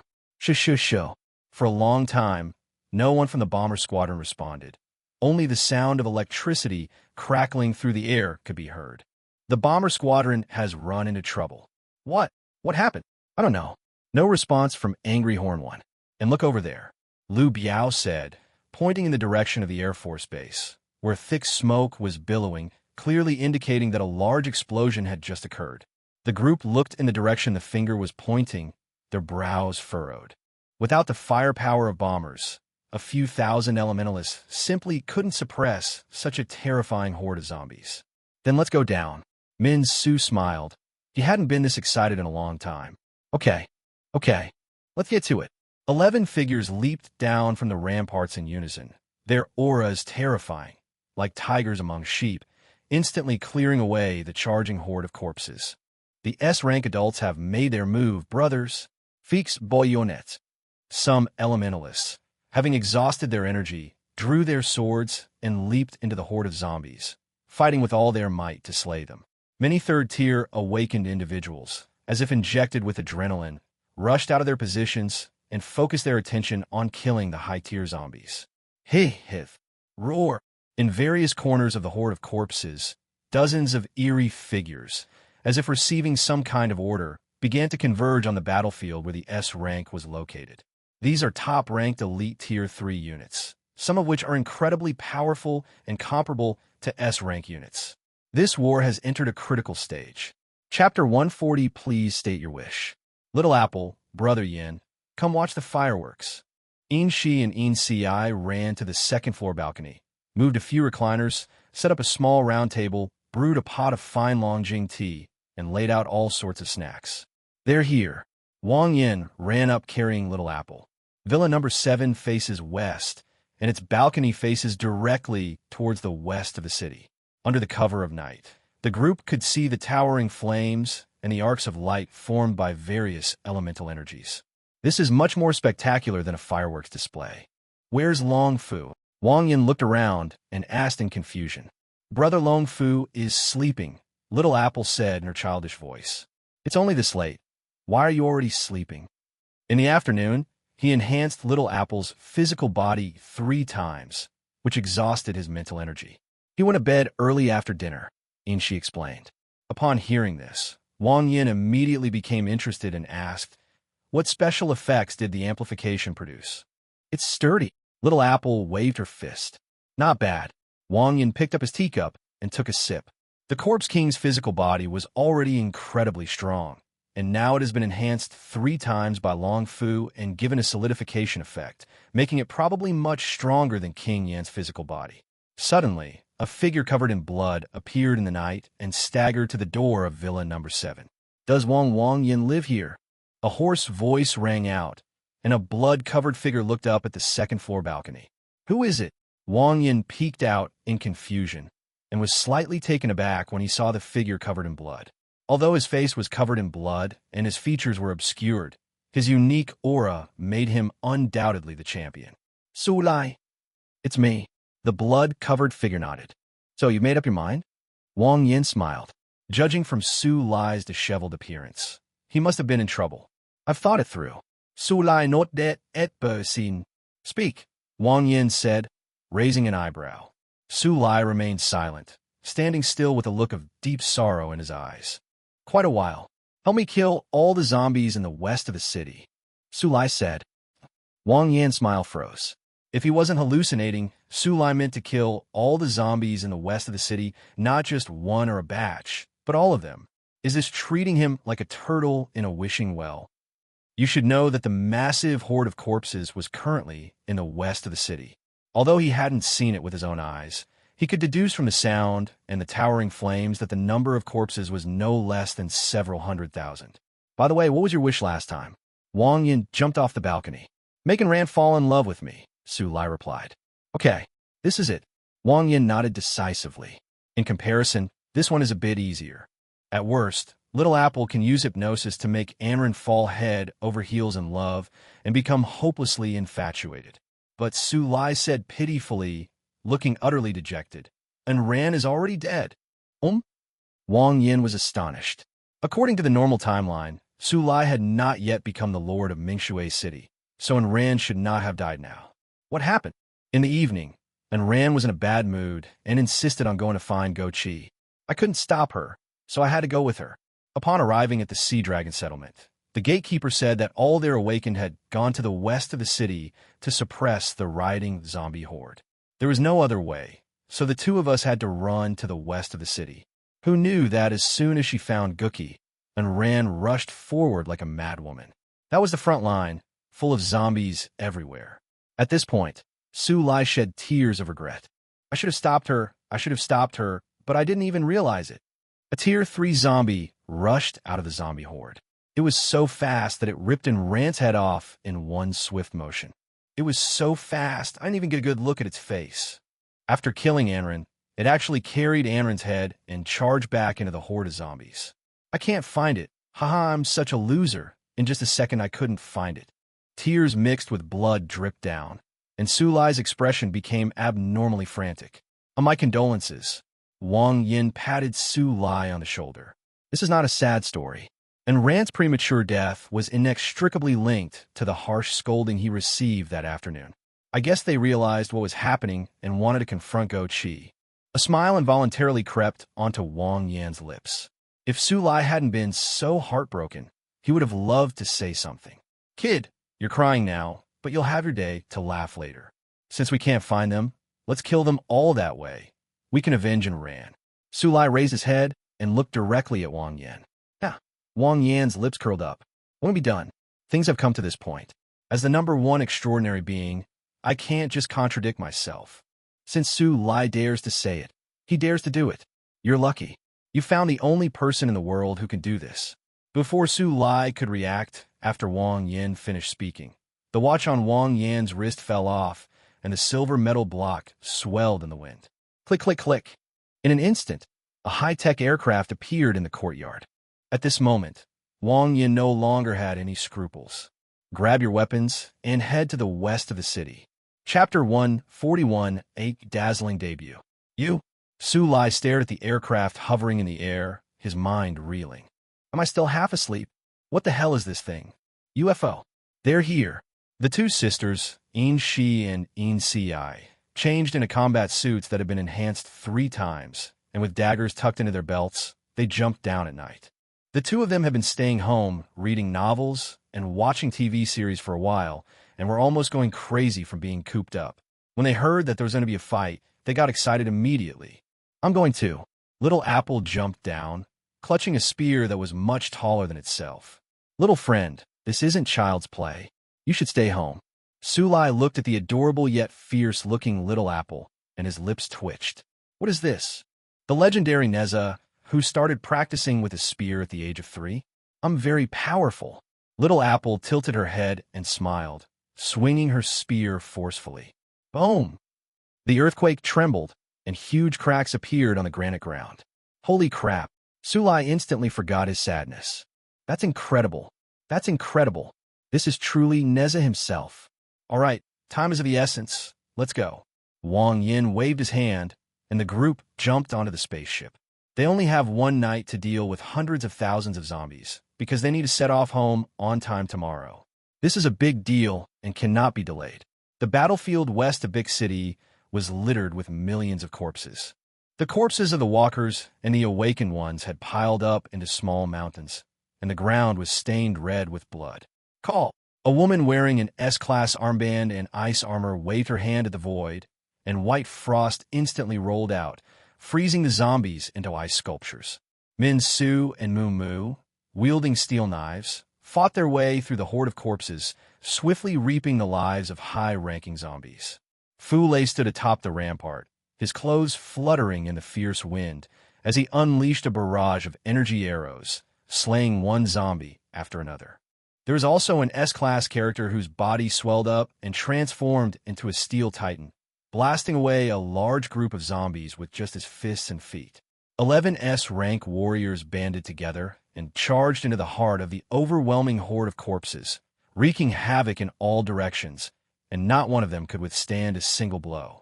Suddenly, a pale hand reached out from the ground, grabbed the woman in ice armor by the ankle, and pulled one of her legs into the ground. Not good. The woman's expression changed drastically, and blue icy energy formed an ice spear, which she intended to shoot into the ground. However, a dark shadow suddenly appeared in the void, and a ghostly light emanating black energy swept across the woman's neck, severing her head. No! Bing, bing! The man, now transformed into a titan, let out a wail, smashed aside the nearby zombies, and lunged forward. Damn the Corpse King, damn it! The sound stopped abruptly. Titan's eyes widened, and he fell straight down. Min Su frowned, slashed the nearby zombies into a bloody mist, and hurriedly ran over. Dead? How is that possible? Min Su's face darkened. He died without being attacked at all. It was too bizarre. Puff! Suddenly, a bloody hole the size of a bowl exploded in Titan's chest, and a tiny, blood-red figure jumped out. Judging from its appearance, it is clearly a miniature version of a zombie. It was you who did this! Min Su roared, tearing through the air with a steel blade and slashing fiercely. The little man was exceptionally agile and fast. He leaped away to dodge the attack and ran away at the same time. Laugh! An S-class creature, enveloped in flowing light, rushed over quickly, its dagger plunging into the ground, its gaze fixed intently on the little man. Elite Tier 3 is here. Everyone gather together, back to back, and be on guard. Minsu nodded to the man with the dagger, then loudly reminded him.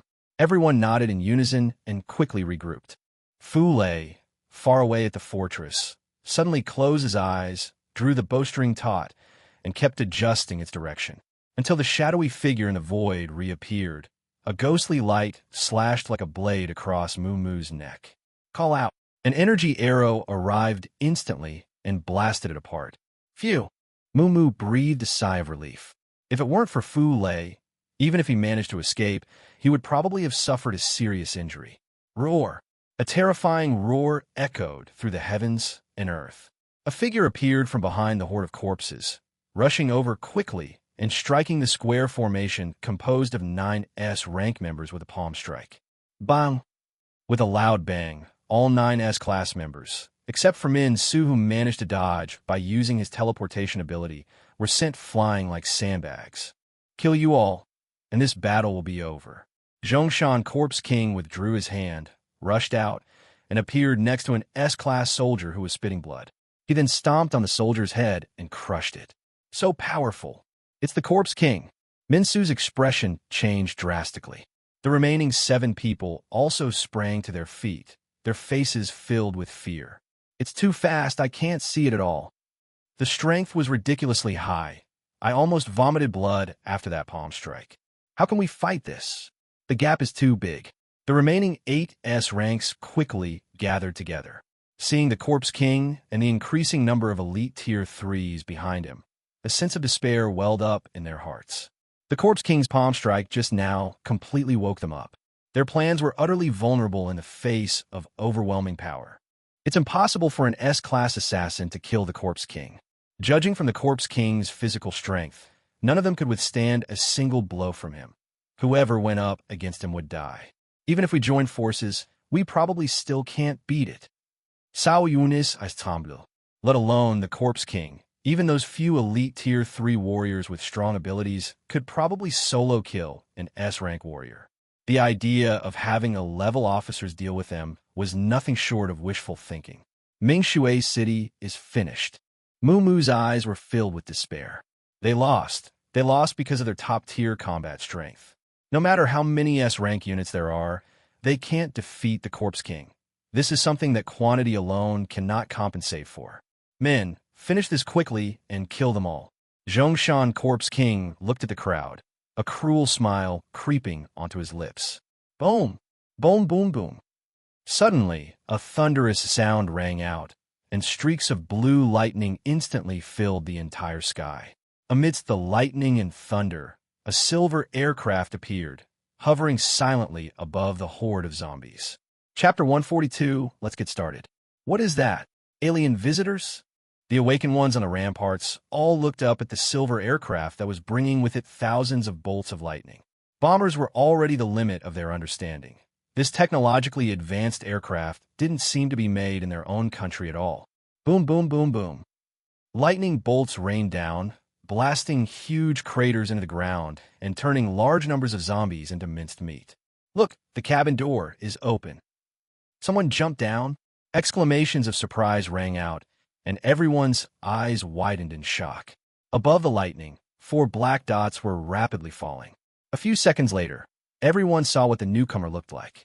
A young man carrying 2 swords, 2 sisters in combat uniforms, and a little girl with a high ponytail holding a large spear. A fierce wind and thunder suddenly arose, and 4 figures appeared as if gods and demons had descended to earth. Why is there a little girl too? An S-rank student looked at the strange pair in the sky with some confusion. This was the first time he had ever seen someone bring a child to the battlefield. She's probably not an ordinary little girl, otherwise she definitely wouldn't have jumped from such a height. Another S-rank casually blasted a zombie to death. Muumuu and Fu Lei had strange expressions. They could recognize this group, even if they were reduced to ashes. This little girl could kill all of you here. Minsu spoke frankly. He always had a strange sense of confidence in this teacher who had taught him for a month and called him a big idiot. Stop fooling around. Focus on dealing with the horde of zombies. If we can take a few more with us before the zombie king kills us, it's not a loss. Lu Jun was already resigned to death. Although Wang Yin and the others made a shocking entrance, he did not believe that he and his group could turn the tide. The Corpse King is too powerful, and there are also those elite Tier 3 warriors who are comparable to S rank. Even if 40, or 400 of them came, they would all be doomed. Min Su didn't say anything more. It was perfectly normal for him not to believe it. After all, who would have thought that this thing was a zombie king? Bang! The ground trembled, and Wang Yin and his group landed right in the center of the horde of corpses. In Shi, In Si, go and clear the perimeter. Wang Yin glanced at the Corpse King wearing a Zhongshan suit. With In Shi and In Si's current strength, they would be instantly killed if they encounter the Corpse King.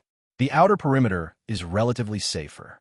Okay, the two female colleagues nodded, their eyes blazing with light, and they shot out like lightning. Little Apple, send every ugly monster you see to the Western Paradise. After the two left, Wang Yin gave Little Apple his task assignment. Roger that. Little Apple smiled, shouldered her big gun, and charged out. At the same time, an incomparably powerful mental storm erupted. Roar, roar, roar. From the overwhelming horde of corpses came a series of ferocious roars. Within the 1,000 faces, the walking corpses all turned around, baring their fangs at their companions. Holy crap, am I seeing things? The people on the ramparts were in an uproar when they saw this. The walkers are fighting each other. What's going on? They're definitely rebellious. These zombies are absolutely rebellious. This was the first time they had ever seen walkers fight each other, let alone such a large-scale brawl. It was simply unimaginable. No matter the reason, the more fiercely they fight, the less pressure we face, some people said with relief. At this moment, the Corpse King, dressed in a Zhongshan suit, seemed to sense something and suddenly turned his head to look at Little Apple. A royal bloodline. He's actually a royal bloodline. With a roar, it charged forward quickly.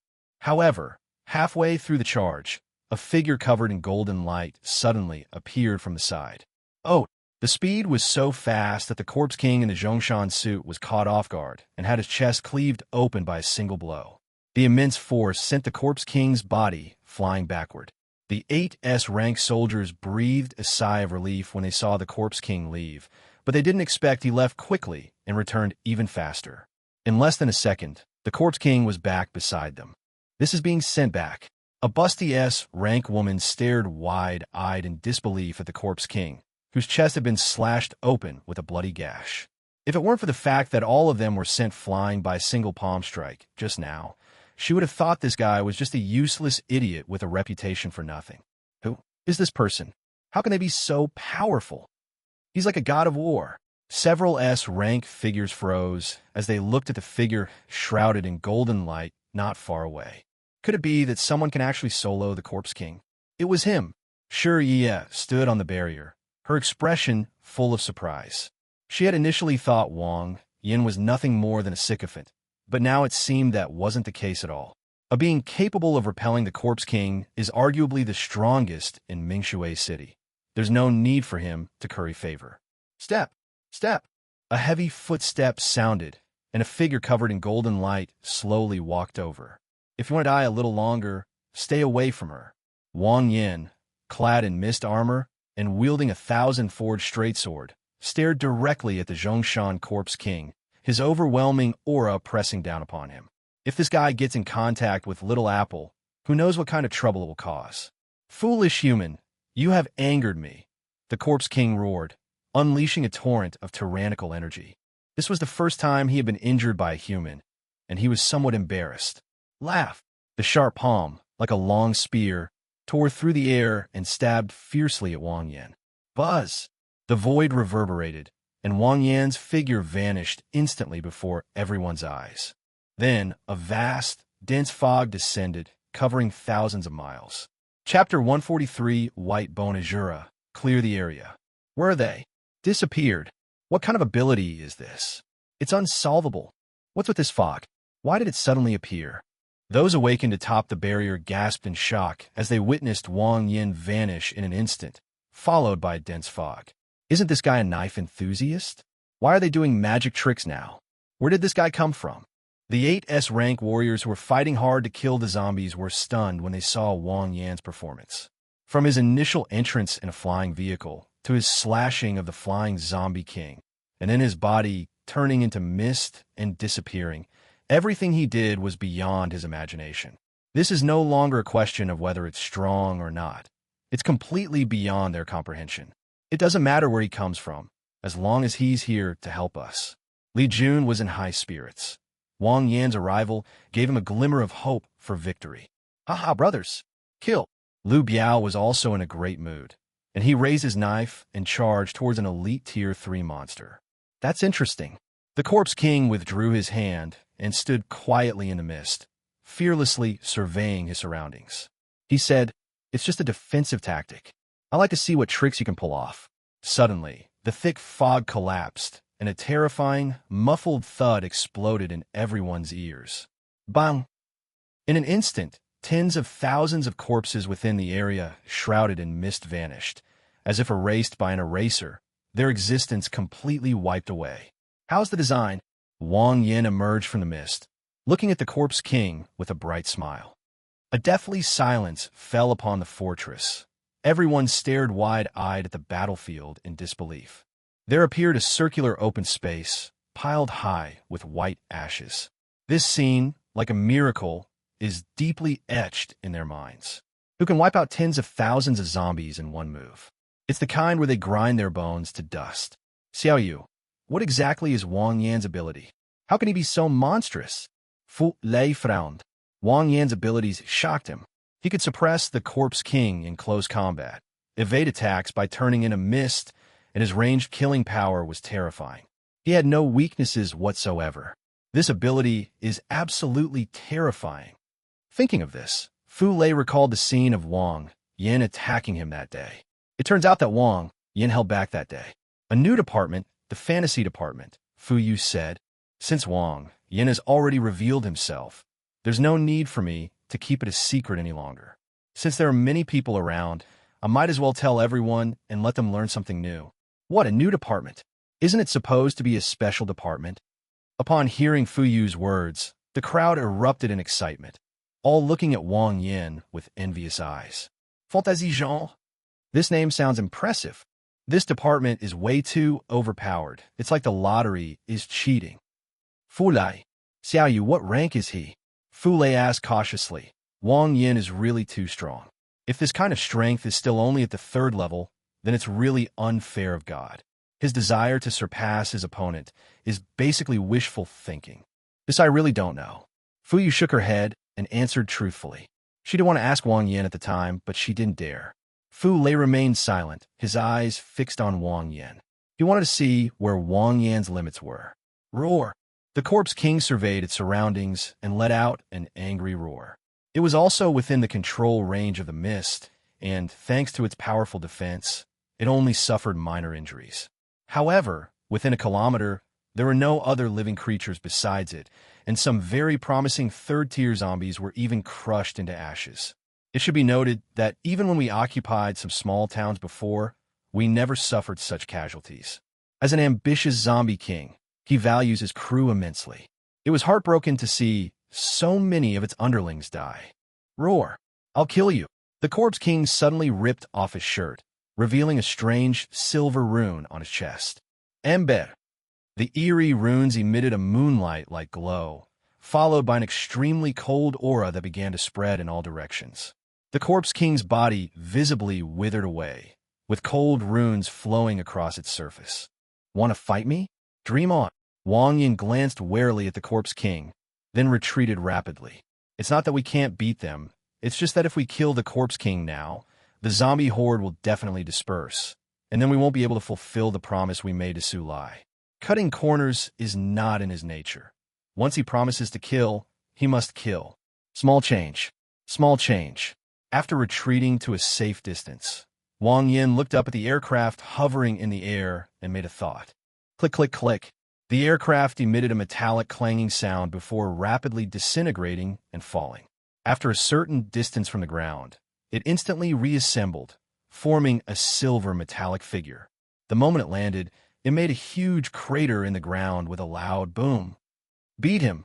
Wang Yin pointed to the Corpse King, who had already completed his transformation. Chapter 144 Kill. Holy crap, the spaceship crashed. Could it be that he's about to self-destruct? As the aircraft swooped down, the crowd discussed amongst themselves, but before they could figure it out, the aircraft suddenly disintegrated and the pieces of metal intertwined to form a silver silhouette, like a comet falling and crashing into the ground. After a while, a towering metal figure emerged from the dust. Damn, the Terminator? The case is solved. These people are from the future.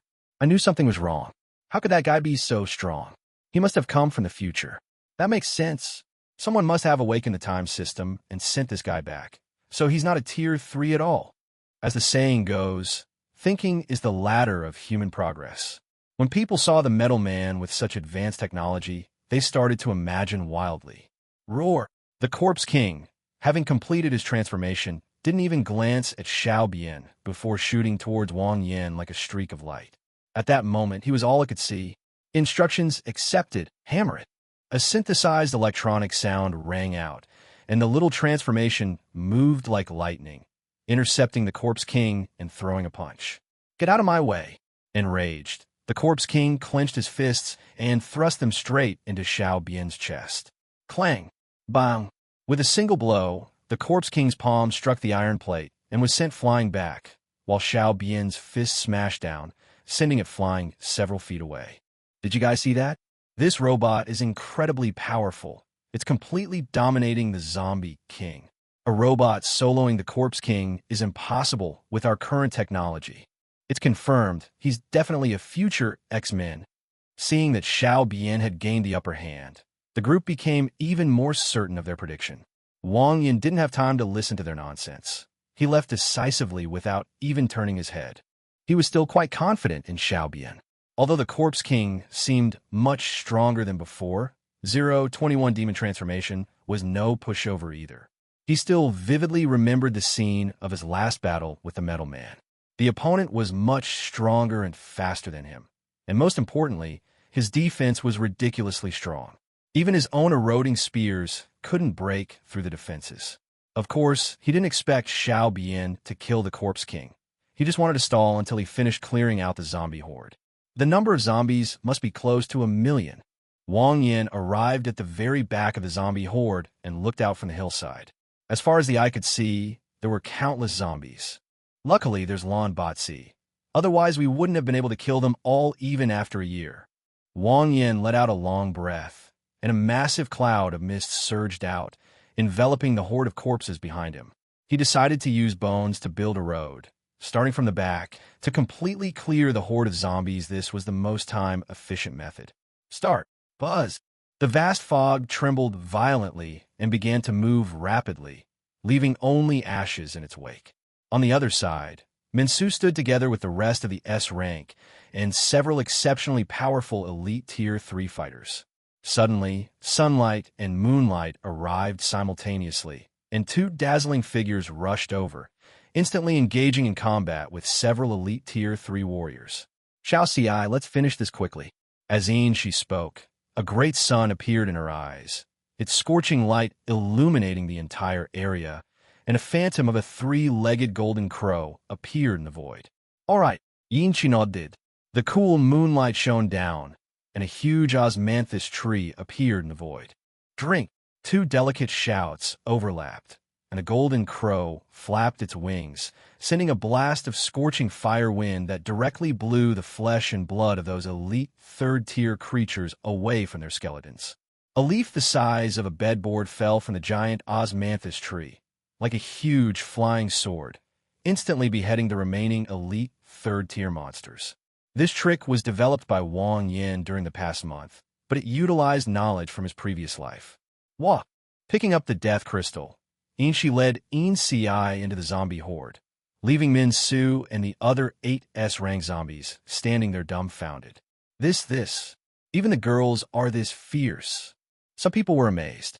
Ming Shui is too small. After this battle, I need to go out and take a look.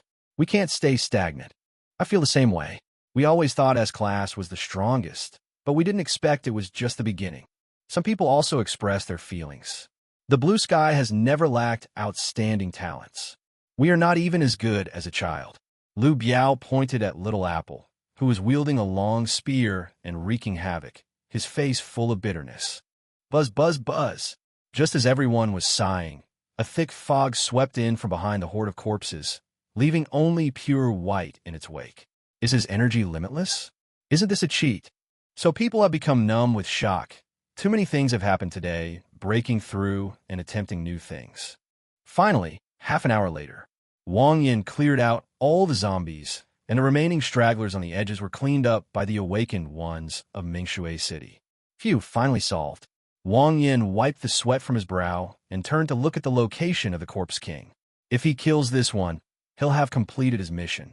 Chapter 145: The Corpse King with Invincible Defense. On the battlefield, two streaks of light collided rapidly. The Corpse King's obsidian-like fingernails swiftly sliced across Xiao Bian's chest, leaving behind a trail of sparks. Bang! Instead of retreating, Xiao Bian advanced with extraordinary ferocity, unleashing a series of straight hooks that sent the Corpse King staggering backward. Disgusting.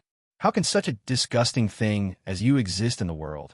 The Corpse King steadied himself and cursed at Xiao Bian. Its ability is defensive. Once the runes are activated, almost no one can hurt it, making it virtually invincible. However, unexpectedly, Xiao Bian's defense is also ridiculously high. He had unleashed his full power, enough to kill several third-tier beings, yet he couldn't break through Xiao Bian's defenses. This thing was like a lump of iron, incredibly hard. Moreover, they only attack and never defend, making them exceptionally fierce. His set of turtle-like fist dance moves was incredibly smooth. The two fought for a long time, but neither of them was injured. What it found most unbearable was that when it saw its underlings being slaughtered by Wang Yin, it immediately turned away, wanting to deal with Wang Yin first. But the little creature was too clingy, so I pulled it back immediately, not giving it a chance to leave. After this happened several times, it could only watch helplessly as its entire crew was slaughtered by Wang Yin. Who could understand this frustration? Repeat the command. Hammer it. Xiao Bian ignored everything else and focused solely on his wild, unrestrained punches. With a sudden stomp of his foot, he charged forward again. Come back. Seeing that the two had fought for a long time without any consequences, Wang Yin had an idea. Crack, crack, crack. The little thing quickly separated into pieces of metal magnetic blocks, which transformed into a silver longsword and flew back into Wang Yan's hand. Roar! Seeing Xiao Bian disappear, the Corpse King suddenly turned his head to look at Wang Yin, his eyes filled with raging fury. Humans, you deserve to die. As the sound faded, a shockwave kicked up a cloud of dust, and the Corpse King, like a cannonball, arrived at Wang Yan's side in the blink of an eye, its obsidian-like nails slicing towards his neck. Wang Yin reacted swiftly, his golden and silver energy surging and condensing before his longsword reversed and slashed across the void. Oh, the enormous golden and silver blades were incredibly cold, blocking the Corpse King's attack trajectory. As long as he didn't retreat, the blades would almost certainly hit. The Corpse King roared, showing no sign of retreat. The silver rune on his chest shone brightly, and the cold blade light struck his body, leaving only a white mark. Go to hell! The hard, sharp nails sliced through the air, aiming for Wang Yan's neck. However, Wang Yin reacted incredibly quickly, sensing the immense recoil force transmitted back from the longsword at the same time. Lift your leg, bend your knee, and kick upwards. His heel slammed into the chin of the Zhongshan Corpse King through the narrow gap, sending him flying into the air. So hard, Wang Yin exclaimed in surprise. 021, even with the enhancement of the demon transformation and the sharp power of the Mist Fairy, it still couldn't break through the defense. This is rather abnormal. Roar! The Corpse King steadied himself and pounced again like a madman, letting Wang Yin attack without dodging or avoiding. Wang Yin dodged to the side, punched him back, and then retreated rapidly. Buzz! The mist contracted wildly, forming a golden spear that pointed directly at the Corpse King. At the same time, Wang Yin transformed into mist again, carrying the erosion spear, and shot it towards the Corpse King. What kind of attack method is this? It's too unsolvable. This spear is so painful to look at. It's pricking my eyes so badly. Is this what fantasy is? All the awakened ones of Mingshui City were gathered atop the barrier, eager to witness the divine power of the fantasy system. Song. The spear cleaved through the air and pierced the Corpse King's brow. A chilling aura erupted instantly, and the silver runes shone brightly, climbing up to the Corpse King's brow, making it difficult for Wang Yan's erosion spear to penetrate. As the mist swirled, Wang Yan reappeared, muttering to himself, "This trick didn't work either. The defensive power of this silver rune is truly excessive. Even the erosion spear cannot penetrate it. Oh no, the Corpse King's defense is too strong. We can't break through it at all. What can we do? If the Corpse King doesn't die, he'll return with his horde of zombies soon." And then, the people on the ramparts became worried when they saw that Wang Yan's attacks had failed to harm the Corpse King. If even this guy can't handle it, then we should prepare to evacuate Mingshui.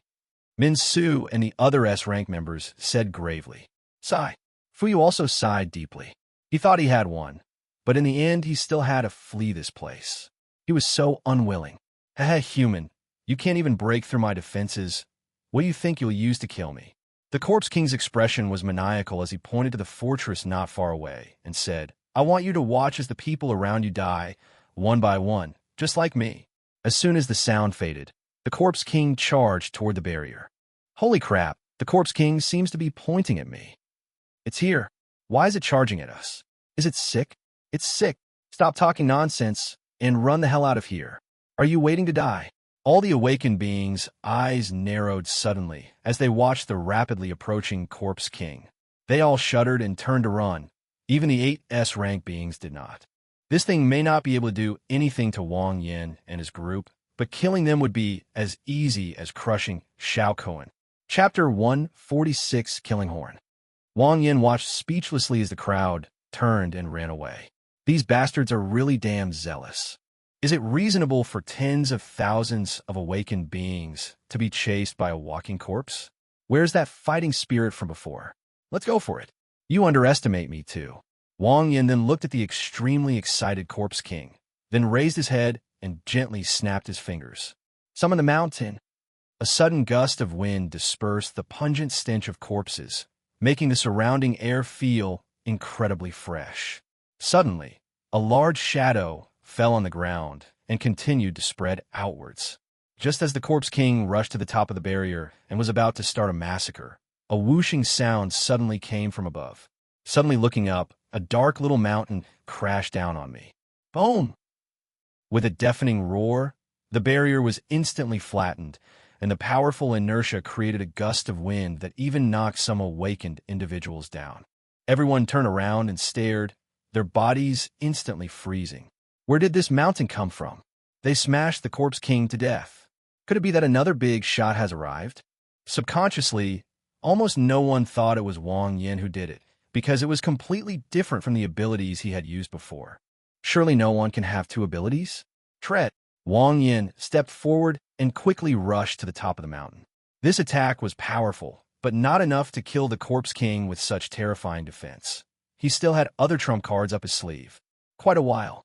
With a terrifying roar, a corner of the mountain shattered, and the Corpse King leaped out, his body already bearing several hair-thin cracks. What are you? The Corpse King looked at Wang Yan with great fear. The youth atop the mountain peak was like a god or demon. It felt an unprecedented sense of oppression. That indifferent gaze seemed to regard it as a mere plaything. Or perhaps the other party wasn't serious at all. Wang Yan remained expressionless. In the past month, he not only helped Yin Shi and Yin Ci develop new moves, but he also developed a terrifyingly powerful move for the creator. This is currently his strongest attack method. If this move fails to kill the Zhongshan Corpse King, he will be powerless to do anything else. One move. Wang Yan held up his finger and gestured. The next second, before anyone and the Corpse King could react, the air suddenly became oppressive. Killing Horn. Wang Yan roared. The power of the creator surged forth and gathered in midair. Ripples began to spread through the air, and deep, rumbling sounds echoed through the void before instantly fading into silence. The terrifying, killing intent sent chills down the spines of everyone present. Time seemed to stand still at that moment. Everyone saw a black spike appear in the void that could pierce the sky.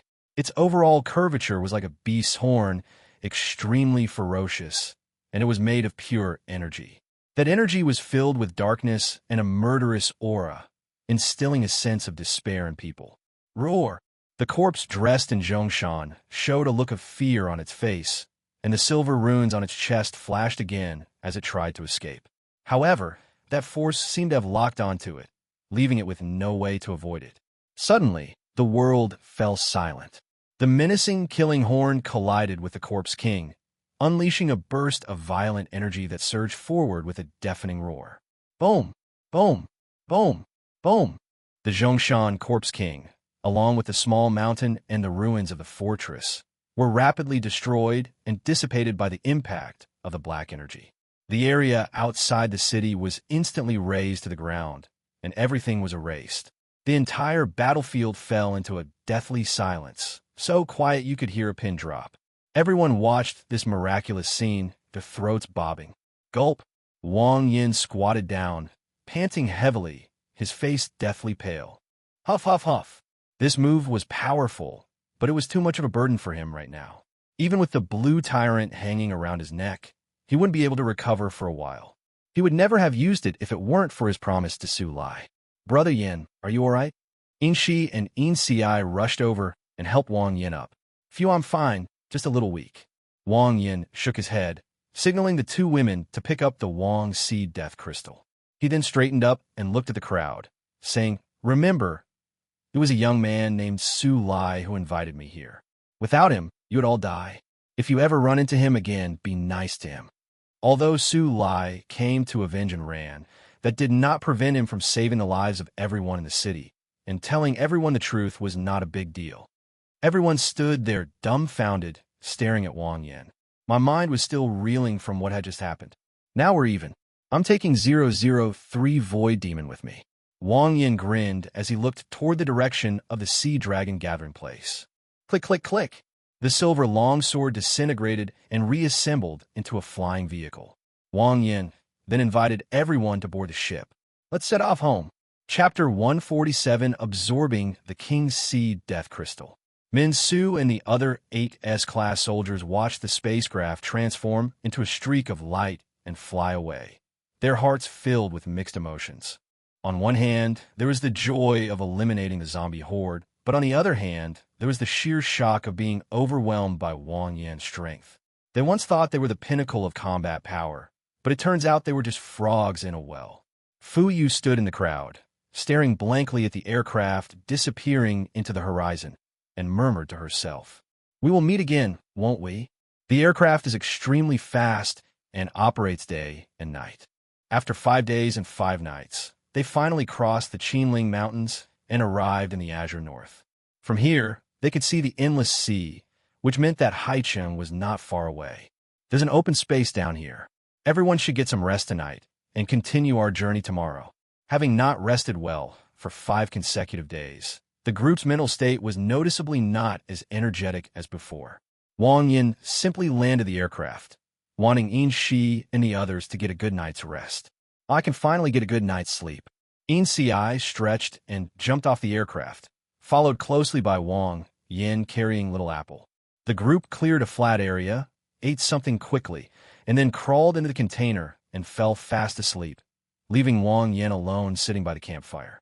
These 2 royal gray death crystals are somewhat different.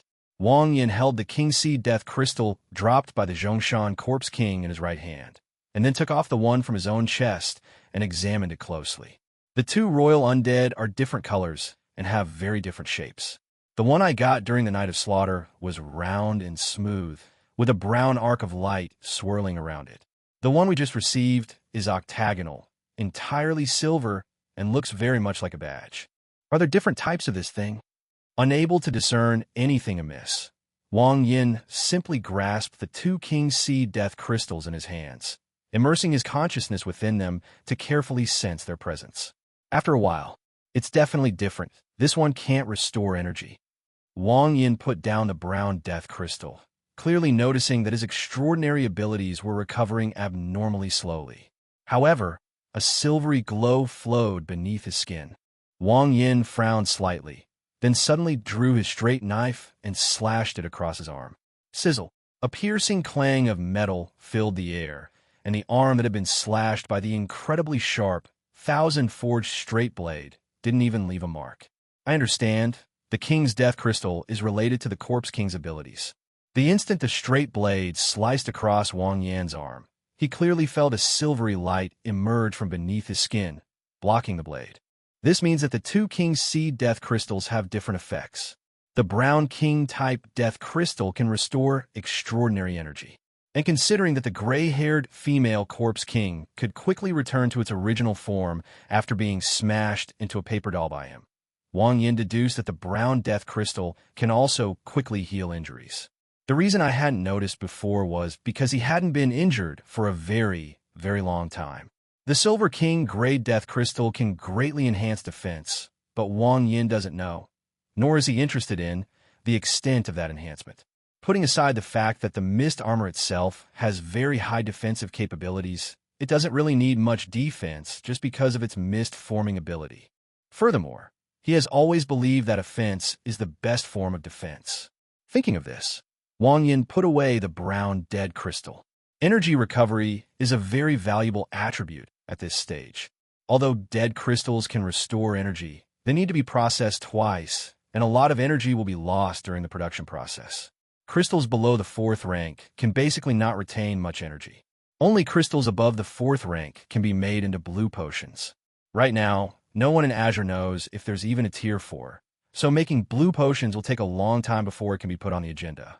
I'll absorb this one first.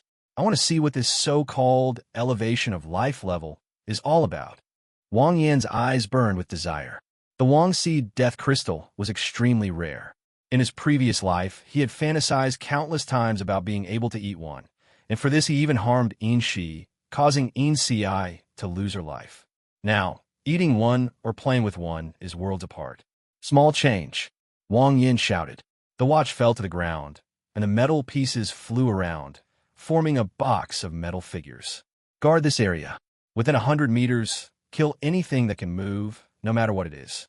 Located in the wilderness, there are many uncertainties. Wang Yin didn't know what would happen if he absorbed the King's Seed Death Crystal, so he instructed Xiao Bian to keep watch at night. Instructions received. Begin execution. A synthesized electronic voice rang out from Xiao Bian's mouth. Wang Yin nodded in satisfaction and swallowed the King's Seed Death Crystal in his hand in one gulp. Glug! A strange energy rapidly grew within Wang Yan's body and merged into the creator. Chapter 148, The Birth of the Mythology System. The octagonal dead crystal rapidly decomposed, and a new stream of silver energy was born, quickly circulating within Wang Yan's body. It's transforming my body. Wang Yan's expression changed drastically. A tingling, numb sensation ran through his body, as if countless ants were crawling on him. Whoosh! Steam rose from Wang Yan's body, and black impurities were squeezed out of his pores and fell to the ground. He noticed that the silver energy was diminishing over time, until only a trace remained, which then merged into his blood. In an instant, a mysterious and noble aura emanated from Wang Yan, making him appear exceptionally otherworldly. Is this the advancement of one's life level? Wang Yan exclaimed in shock, a sudden realization dawning on him. It's as if he's leveled up, taking another step beyond the basics of humanity to become a more advanced life form. And you can sense that he can still survive without drinking water, eating, defecating, sleeping, or even breathing. What is this now? Wang Yan looked at the tiny, firefly-like points of light appearing in the air and reached out to touch them. Unexpectedly, the light spot was absorbed into the body the instant it came into contact with the body. This is an extraordinary factor. Wang Yin jumped up with a whoosh, reached out and grabbed at the void, his expression one of extreme shock.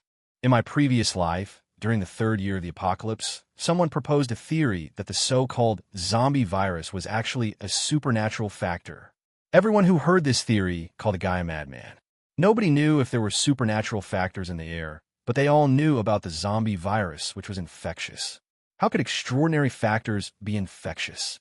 This theory was overturned at the time, but it reappeared 10 years after the apocalypse. Unlike the last time, this theory was proposed by a leading figure in scientific research. What happened after that? Wang Yin had no idea, because at the time he was just a lowly third-tier turtle, and he was not qualified to know any secret information. I think I've glimpsed the tip of the iceberg of the truth about the apocalypse. Another thought arose in Wang Yan's mind. Even if the zombie virus is not the same as a superhuman factor, it is definitely related to it. The reason it wasn't revealed in the previous life might be because it hadn't been confirmed yet, or perhaps the truth is terrifying. Regardless of the truth, let's focus on improving our strength first. Wang Yin suppressed his thoughts and sensed his internal organs. Another strange energy was constantly merging into the creator, but strangely, there was no sense of any increase in its strength. What's going on here? Wang Yin was completely baffled. Logically speaking, the intensity can't remain unchanged. Otherwise, the creator would have absorbed nothing. Wait a little longer. Wang Yin sat down, constantly monitoring the changes within his body. However, even after that strange energy was completely absorbed by the creator, Wang Yin still did not feel any increase in its intensity. As for the fairy in the mist, she was even more of a mystery. She stayed in a corner the whole time, didn't even get a sip of soup, and couldn't possibly have gotten any power-ups. Could it be because I've already reached the peak of the third tier, while Zhongshan's suit, although a corpse king, is still only at the third tier, so it has no effect? Thinking about this, Wang Yin instantly felt he had lost out. The King Seed Death Crystal that I risked my life to obtain only made me look more prestigious. It didn't actually improve my strength in the slightest. This is utter nonsense. Creator, can't you be a little more righteous? Wang Yin scoffed, then, refusing to believe it, plunged his consciousness back into the realm of superstition. Suddenly, his pupils contracted sharply, and he froze on the spot. 6 large, golden characters appeared in my mind. Mythology creator. How is this possible? Wang Yin suddenly felt his mouth go dry and kept swallowing. The creator is still the creator, only now it has changed from a special type to a mythological type. The creator has leveled up too. Mythology system. Wang Yin pondered for a long time, but he still couldn't recall that someone in his previous life had awakened a mythological ability. Therefore, it is very likely that this is the only mythology-type asteroid in Azure, and even in the entire world. Of course, the world is so big, it's possible that mythological systems have existed for a long time. I just don't know it. In any case, the creator should be stronger than before. Wang Yin smiled, a very happy smile. The King Seed Death Crystal can not only upgrade oneself, but also upgrade one's extraordinary abilities. It's simply too good to be true. Chapter 149, an attempt to create a fantasy creature. Upgrading from a special system to the mythical system, one can clearly sense the addition of an inexplicable divine substance within the creator, but the specific changes compared to before still require further experimentation. I wonder if it can conjure up a living being. Life is too mysterious. Since awakening to the creator, Wang Yin has made many attempts, all of which ended in failure. Even the smallest single-celled organism cannot be transformed. Now that he has advanced to the mythology level, the first thing he thinks of is creating life forms. Try the smaller one first. A green bean fly flashed through Wang Yan's mind. Smack! As the crisp snap of his fingers rang out, Wang Yan's eyes widened in surprise. On the ground beside the campfire lay a rather adorable green fly. Wang Yan gently poked it with his hand, and it buzzed away. Awesome. Only a creator who can create life forms can be called a true creator. Wang Yan was extremely excited and once again immersed his consciousness in the creator. This is consuming quite a lot of energy. Wang Yin pondered as he sensed the extraordinary energy within his body. This green fly uses more energy than 2 shipping containers combined. Based on this ratio, in a third-tier mythological system, the creator could only conjure less than 500 green flies. That makes sense. Living things are incomparable to these inanimate objects. Wang Yin calmed himself down and continued trying. Smack! A husky suddenly appeared beside the campfire. glanced at Wang Yin with its intelligent eyes, and then turned and ran away without a trace. It moved very fast, disappearing directly into the darkness. Damn it! This unfilial son, no, this unfilial dog. Wang Yin watched the husky's frantic retreating figure and instinctively wanted to unleash his lightning.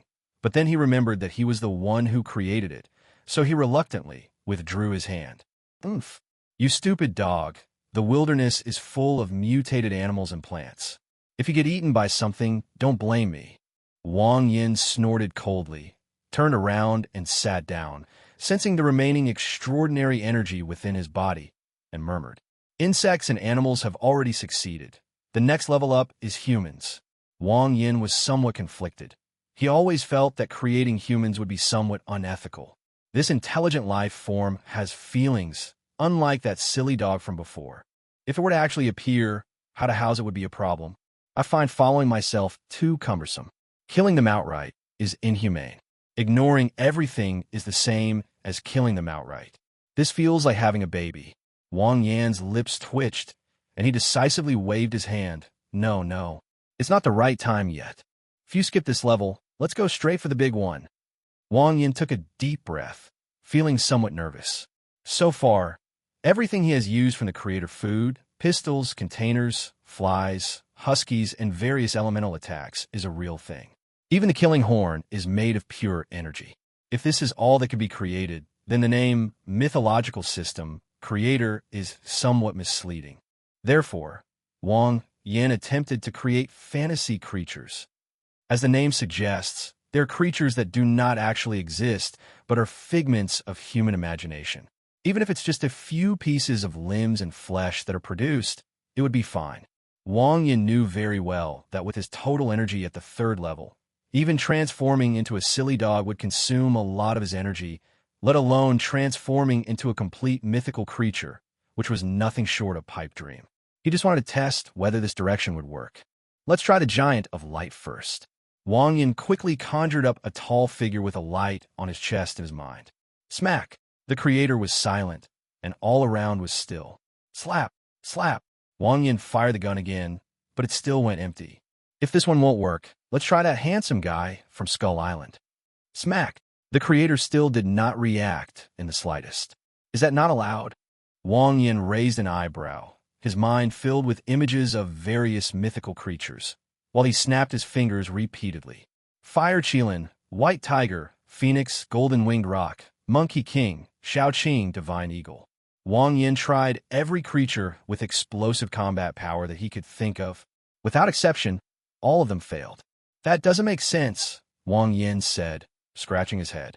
According to feedback from the mythological system, the creator, anything that the mind can conceive of can be created, and this situation should not occur.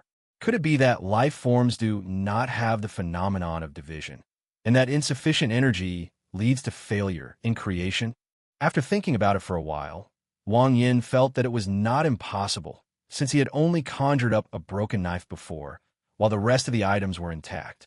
Then let's try a smaller one. Wang Yin snapped his fingers again, and the creator's energy was instantly drained. A wave of weakness washed over him, and Wang Yan's face turned deathly pale, but his eyes burned with intense passion. Under the cover of night, by the campfire, a small brown mouse appeared out of nowhere, with 2 large round ears, standing there, its big eyes curiously observing Wang Yin. Is that you? Jijiri? Chapter 150, Title Awakening. The creator is full of uncertainties, and there are too many areas to explore, so Wang Yin can only keep exploring and trying. Just now, what came to his mind was Jerry from the childhood cartoon Tom and Jerry, which was also the smallest imaginary creature he could think of. Unexpectedly, this little mouse instantly drained all of the creator's energy, and that was with blue tyrant around its neck. Otherwise, it might not have been able to conjure it up. Haha, Wang Yin grinned. Jerry's appearance proved that the path of creating fantastical creatures was entirely feasible. It was just that there wasn't enough energy right now to conjure up those creatures with explosive combat power. Jerry glanced around, spotted the food on the table, rushed over, grabbed a half-eaten pork knuckle, and with his short legs moving like a whirlwind, darted off with a whoosh. Wang Yin smiled slightly. having learned from the mistake of that silly dog. How could he be unprepared? Wang Yin quickly stretched out his palm, pressed down on Jerry's tail, and then rested his chin on his hand, observing him with great interest. It has to be said, as expected of a fantasy creature, it is indeed amazing. Jerry looks very relaxed, eating such a big elbow.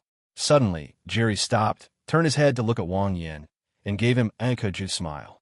The next second, a greasy pork knuckle was shoved into Wang Yan's face. Wang Yin was taken aback, then shoved the big elbow away and lifted Jerry up by the tail. What a fierce little mouse! Jerry immediately cowered and looked at Wang Yin pitifully. Slap! Slap! Wang Yin conjured up a cheese and a bottle of milk and handed them over, saying, "Follow me from now on, and you'll have an endless supply of cheese and milk." Then put Jerry down. This time, Jerry didn't run away. Instead, he ate a lot of cheese and, after eating and drinking his fill, fell fast asleep in Wang Yan's arms. Good. I'll hand you over to Nyan-san for training when we get back. I hope you can become a fighting mouse soon. Wang Yin carefully put Jerry into his pocket, then, dragging his somewhat weak body, turned and went back to the container. Some other ideas will have to be tried another day. Haicheng, top floor of the Crown Hotel. Splash! In the darkness, a sound like the tides suddenly arose, wave after wave, growing louder and louder. Finally, all the awakened beings in the entire sea city were alarmed by this sound of the tide. Where did that loud water sound come from? Quick, go outside and see. Is it a tsunami? It's not a tsunami, and there's no fishy smell. A fisherman shook his head before the storm broke out. Look, what's going on over there? A large group of awakened individuals gathered in the darkness. Following their gaze, a light blue beam rose from the top floor of the Crown Hotel. Amidst the mist, it coalesced into a vast ocean in the air, creating an extremely impressive sight. Is there some treasure? Let's go check it out. A newly arrived group of refugees was thrilled to see this and decided to go and investigate. Where are you going? Are you trying to get yourself killed? One of the awakened ones scoffed, and then a group of people echoed him. New here, huh? Do you know what kind of place that is? Do you know about the forbidden area in Haicheng? Even a peak third-tier cultivator would turn into boneless chicken strips if they went there. Don't say I didn't warn you. Leopard drew a line there. Anyone who crosses the line without permission dies. The refugee squad's expression changed. They scanned their surroundings and realized that even the few third-tier awakened individuals were watching from afar, showing no interest whatsoever. Thank you all for reminding us. We're new here and don't know much about the situation. The man who was in charge stepped forward and thanked everyone. On the other side, Bai Susu had long been awakened by the thunderous sound of the tide and was now staring intently at the composite bow on the wall. What's going on? Wang Shiro, Miao Seng, and Wu Su walked in, their faces full of surprise as they looked at the imposing compound bow. I don't know either. Bai Susu helplessly spread her hands. She was also woken up by the noise and saw this scene as soon as she opened her eyes. Come quick, it's a mirage. Wu Su stood by the window, looking at the vast ocean reflected outside, and sighed. Having spent so much time together, the three of them had gotten used to Wu Su's unconventional thinking and simply chose to ignore him. I remember Brother Yin saying that anything can awaken, Wang Shiro said. You mean this bow is awakening? Bai Susu exclaimed in surprise. It's not impossible. The leopard dealer said that even a pile of dung could awaken. Miaosen nodded in agreement. At that moment, the vast blue ocean in the sky quickly merged into the composite bow, and the thunderous sound of the tide instantly subsided. Bai Susu hurriedly ran over, picked up the compound bow to examine it, and the moment she touched the compound bow, the sound of the tide rang out again, and she pulled the bowstring hard. Splash! An endless ocean appeared behind Bai Susu. 009 Tides. Officially born. Chapter 151 Jiegu and Heiyi. As Bai Susu drew the bowstring, the blue ocean behind her began to surge violently. Streams of water vapor condensed into arrows as thin as cicada wings, forming a terrifying tide of arrow energy that continued to spread outwards. I feel so strong right now. I could take on 10 Yin brothers. Bai Susu was extremely excited. She could sense that as soon as she let go, the tide would surge forward and destroy everything in sight. Click-clack. The walls of the presidential suite began to crack, seemingly unable to withstand such a powerful presence. Susu, put away quickly, you're going to ruin the room, Wang Shiro hurriedly reminded her. Bai Susu also realized the problem and, still feeling unsatisfied, slowly put the bowstring back. When Brother Yin comes back, he'll definitely be in for a big surprise. At this moment, amidst the ruins and scattered limbs and flesh, 6 figures dressed in black robes sat cross-legged atop the mountain of corpses. They also lit a bonfire in the middle, roasting several 2-legged sheep on it. The person in the mirror must be trapped and dead by now. A hoarse voice rang out, and a man with a hooked nose stood up, pulled out a palm-sized mirror, and began to pour it onto the ground. Pat-a-tat, pat-a-tat. One by one, corpses resembling mummies were poured out of the mirror, piling up into a mountain of corpses, with an initial estimate of at least several hundred. Then, several men in black robes began to loot the corpses one by one. Judging from their practiced movements, it was clear that this was not the first time they had done this. These poor bastards, they have so little stuff. A man in black robes grabbed several second-tier death crystals and casually tossed them into his backpack. The others also carried backpacks and kept throwing their spoils into them. Brother Jia, there's some movement to the north. A young man of about 25 or 26 years old suddenly looked up, his eyes flashing with a divine light, and looked towards the north. It looks like a bow, the young man continued. Once we've determined the general location and fed Blackie, we'll set off. Jiegu, the man with the hooked nose, took out a handful of cumin and skillfully sprinkled it on the 2-legged sheep. Sizzle, sizzle. The air was filled with the enticing aroma of barbecue. Understood.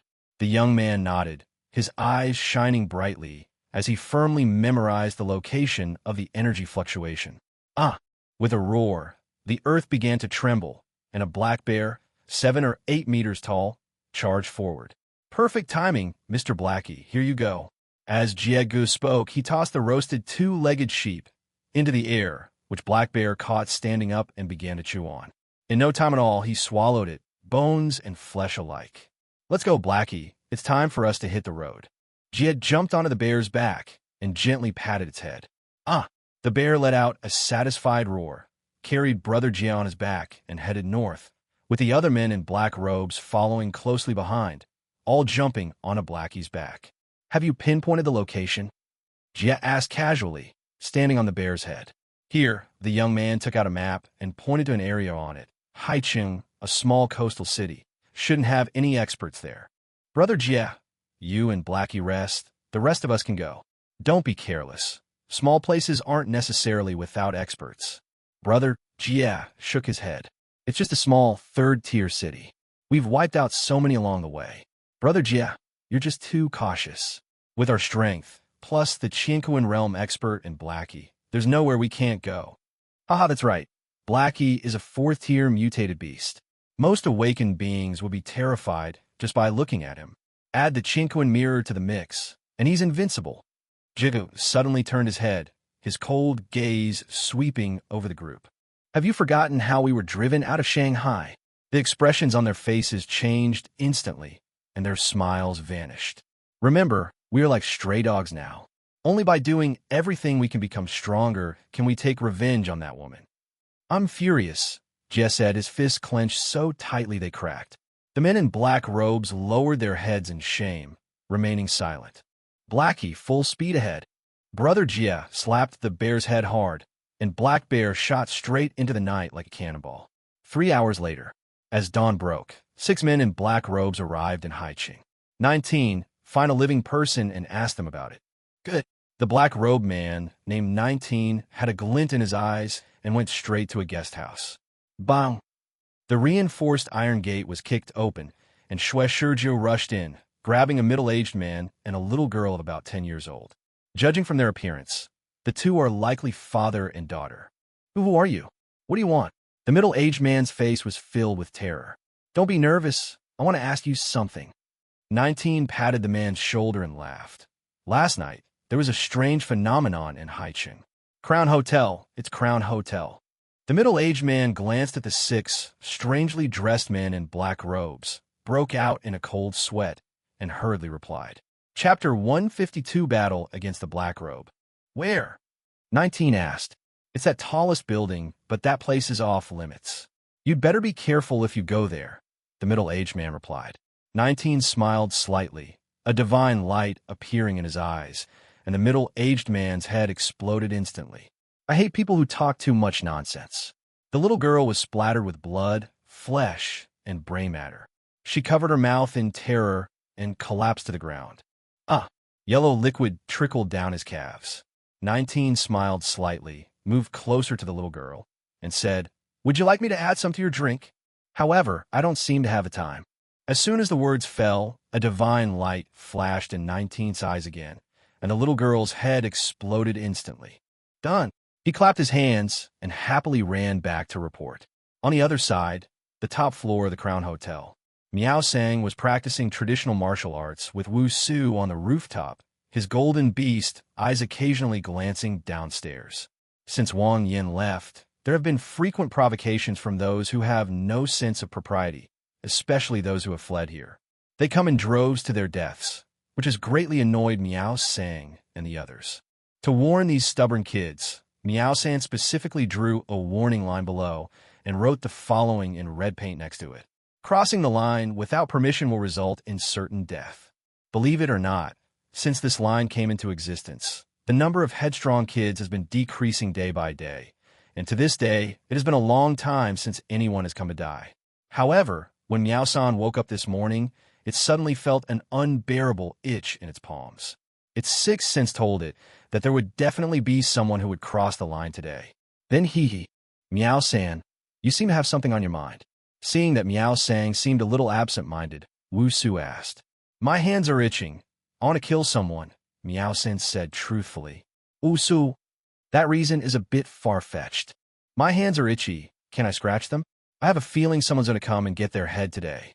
Miao Sang licked his lips, staring intently at the dividing line downstairs.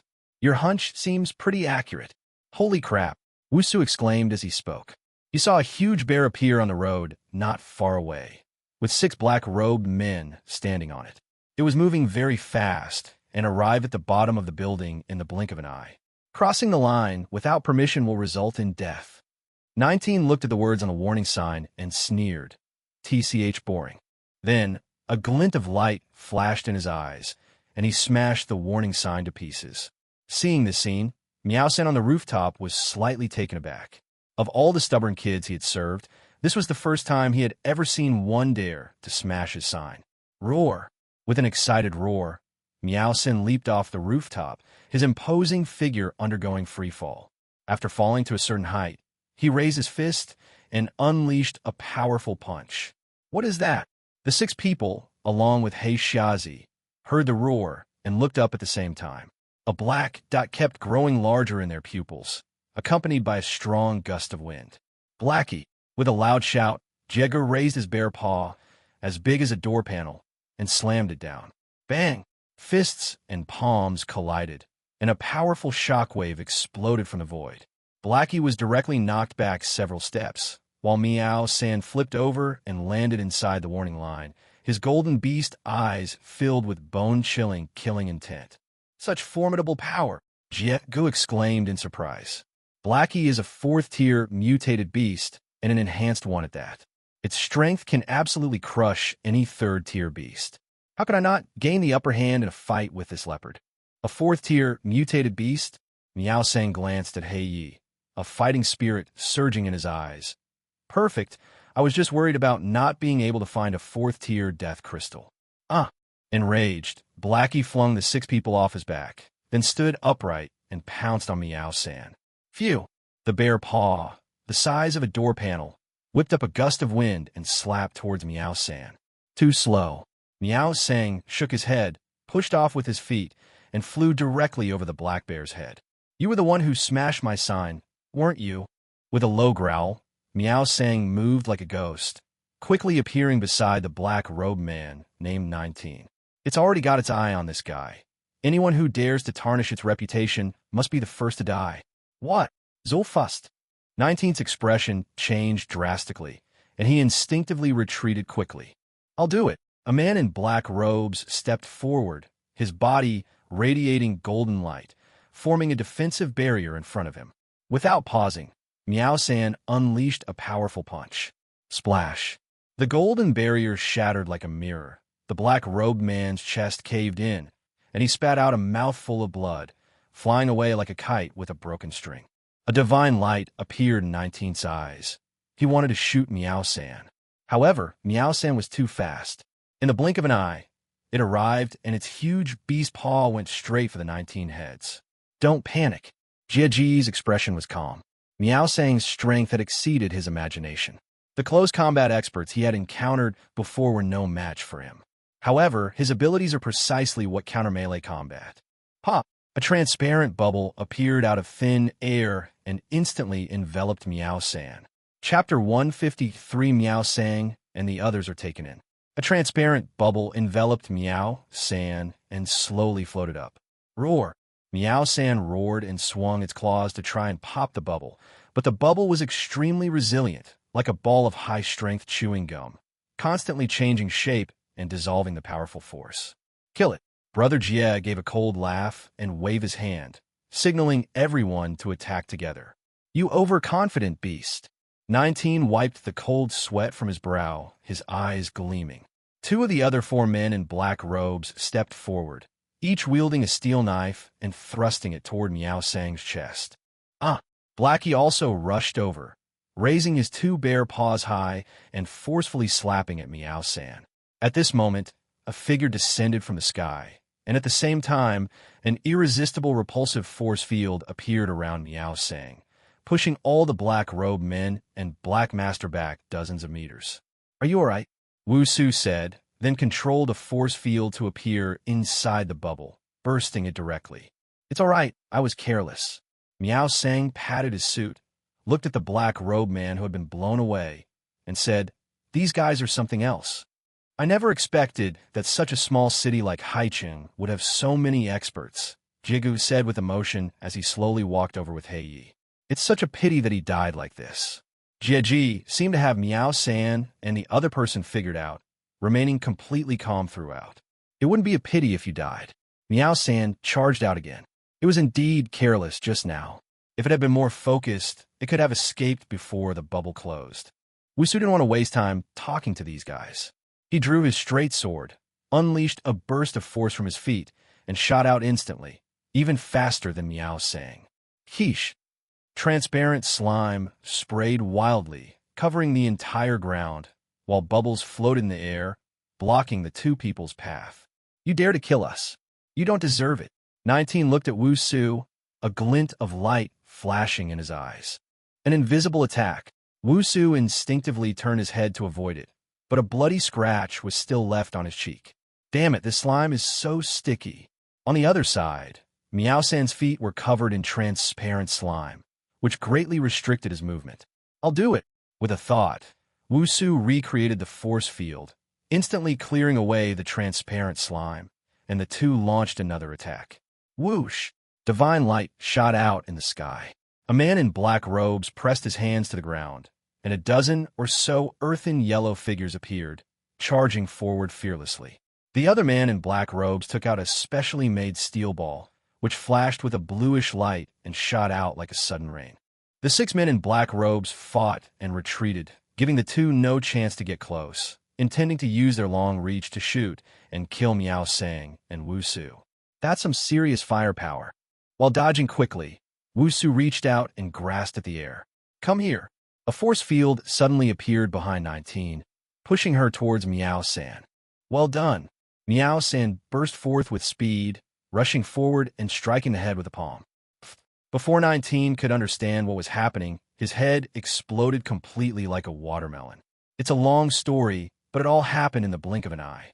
From the appearance of the force field to the death of 19, it was only a moment.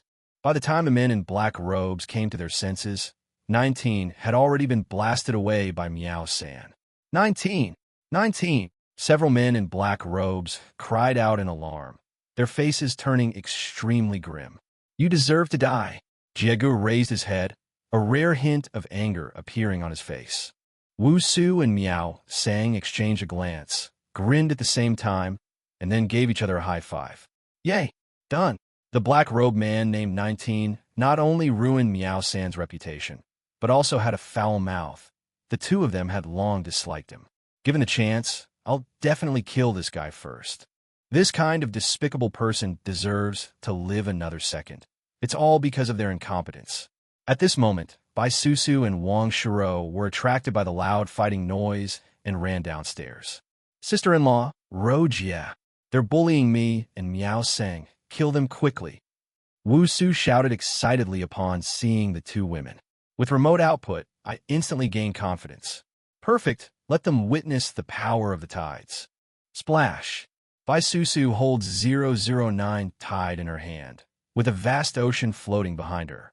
Strange black light shot out from Wang Shiro's body, condensing into a tall phantom that enveloped her. The giant black blade roared and swept across several black-robed figures from a distance. Ha! Jia suddenly burst into wild laughter, his eyes filled with fanaticism as he looked at 009 tied in by Susu's hand. You are indeed very strong, but unfortunately you've run into me. Brother Jia pulled out a palm-sized mirror, which looked very old, yet had an indescribable aura about it. I'll accept this bow. After saying that, he looked at Bai Susu, Miao Sang, and the others. A bright beam of light enveloped the four of them, followed by an irresistible suction force. Not good. The four were shocked and tried with all their might to break free from the pillar of light, but to no avail. Its body rapidly shrank and flew into the mirror. Snap! 009, the tide fell, and Brother Jia leaned down to pick it up, muttering, with the Chinquan mirror and this bow, we should be able to deal with that woman. Let's go to Shanghai and take revenge. Chapter 154 Moron Bai. Time flies, and 2 days later, in the early morning, a silver light streaked across the sky above Haicheng and landed on the rooftop of the Crown Hotel. Finally back. Looking at the familiar surroundings, Wang Yin smiled and then led the group straight to the presidential suite. Were they? Wang Yin led Yin Shi and the others around, but they didn't find a single person, and a sense of unease rose in their hearts. It's past 3 in the morning. At this time, Miao San and the others should be sleeping. Muttering to himself, Wang Yin entered the kitchen and immediately saw a half-processed ingredient on the cutting board. Some of them have already become moldy and spoiled. This shows that Bai Susu and the others left in a hurry, and that's all they never came back. Something's happened. Wang Yan's heart skipped a beat. He quickly ran out of the living room and told Yin Shi and the others, "You guys find a room to rest in. I'll go out for a bit." After saying that, he hurriedly ran downstairs. There were no signs of a struggle in the room. Wang Yin wandered around the hotel for a long time, looking for any clues left by the group, and finally arrived at the area around the police cordon. The ground here is severely damaged, with deep pits and cracks everywhere, covered with a layer of sticky, transparent liquid, and at the very edge is the corpse of a black-robed man with his head blown open. The body is quite fresh. It hasn't been dead for long.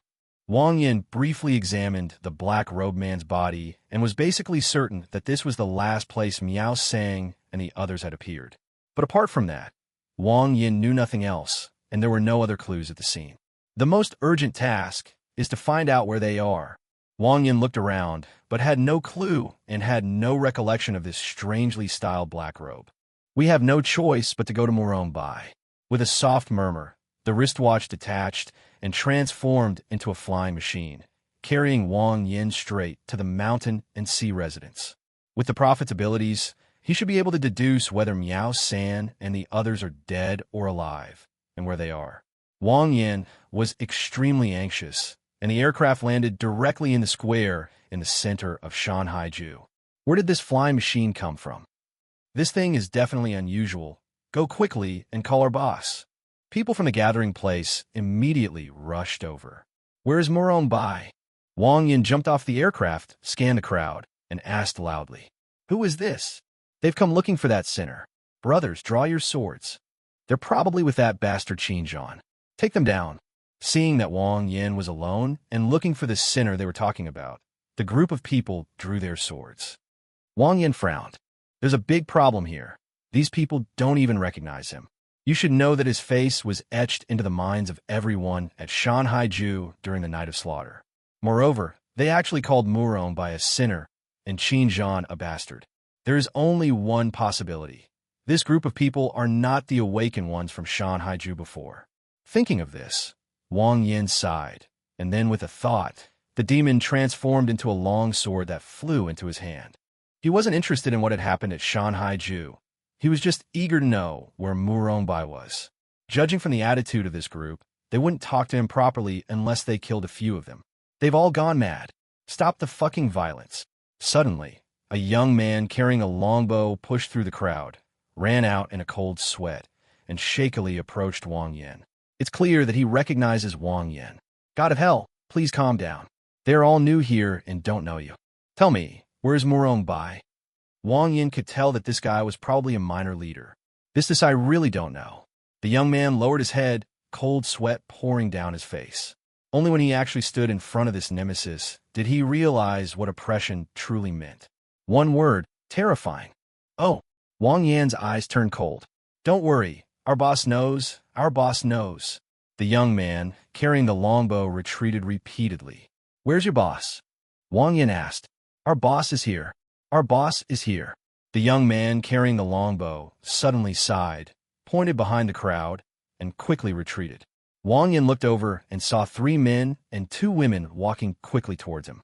One of them was someone Wang Yin recognized. It was during the night of the massacre that Ning Huan, whom he had met once before, appeared. Ning Huan, where's Murong-bai? Wang Yin asked in a cold voice and quickly went to meet him. Brother Yin, it's been a long time. Ning Huan greeted him with a smile. I'm in a hurry. Answer my question. Wang Yin stared directly at Ning Huan, his domineering presence overwhelming. Brother, please. Smack. A man had just said something when Wang Yin slapped him away. The others all changed their expressions drastically, clenching their fists tightly, but unusually, they neither got angry nor spoke. Ning Huan had already told them the whole story. Be careful what they say. This guy is unpredictable, and if a conflict breaks out, he could kill everyone in the entire settlement. Moreover, it is said that the White Bone Road outside was created by him, which contains the ashes of more than 1,000 people. Answer the question. Wang Yan's eyes already held murderous intent. If Ning Huan continued to spout nonsense, he would teach her a lesson. He's dead. Murong-bai is dead. Seeing Wang Yan's murderous intent boiling over, Ning Huan hurriedly shouted. Dead? Yes, he's dead. He's been dead for a while now. Ning Huan nodded. Wang Yin stared blankly at Ning Huan, then suddenly smiled. You dare lie to me? The straight sword was drawn and instantly cleaved the man beside him in 2. Chapter 155 Human Stick. The remaining 2 men and 1 woman took a step back upon seeing this, their faces showing fear and confusion. This is a miscut. Ning Huan is lying to you. Why did you kill Lao Zhao? Before you arrived, that guy said. Wang Yin pointed to the pink-haired man in the crowd, then mimicked his tone. He's here to rescue Murong-bai. Brothers, kill him. Ning Huan's expression changed several times. Back then, in order to take control of Shanhaiju, she joined forces with several other third-level refugees to kill Qin Zhan and imprison Murong-bai. She didn't know how much effort it took. Now that they've finally succeeded, Wang Yin suddenly appears out of nowhere. Who would be willing to accept that? Murong-bai is indeed not dead, but even a fool could see that Wang Yin needs something from Murong-bai. If Wang Yin were to actually see him, there are only 2 possibilities. Either help Murong-bai kill her, or Wang Yin releases Murong-bai and Murong-bai kills her. You're wearing down my patience. Do you want to try my methods? Wang Yan's eyes flashed with a fierce light as he approached step by step. He's just a nobody who doesn't know anything. Murong-bai is really dead. You have to believe me. Ning Huan cried out in despair, looking pitiful. In this situation, whether you stick your neck out or not, you'll still get stabbed. Only by fighting to the bitter end can you have a glimmer of hope. Stubborn fool. Wang Yin shook his head, slapped Ning Huan to the ground, pried open her eyelids with one hand, and slowly stabbed the knife into her eyeball. Glug. Those watching were all sweating profusely. What's shown on TV is real. There really are people this cruel. Ah! Ning Huan struggled desperately, her eyes darting rapidly from side to side, but to no avail. She could only watch helplessly as the knife tip drew ever closer. I'll talk. I'll talk. Ning Huan Huan writhed wildly, her voice trembling with sobs. She was, after all, a weak woman and could not withstand such torture. Wang Yin stopped what he was doing, reached out and pulled Ning Huan Huan up and said coldly, "Take me there." Well, Ning Huan Huan, in a daze, led Wang Yin to the underground wine cellar. Pushing open the door, in the dim light, Wang Yin saw Murong by inside a half-person-high oak barrel, his limbs all cut off and shaved into human stumps. "You have come."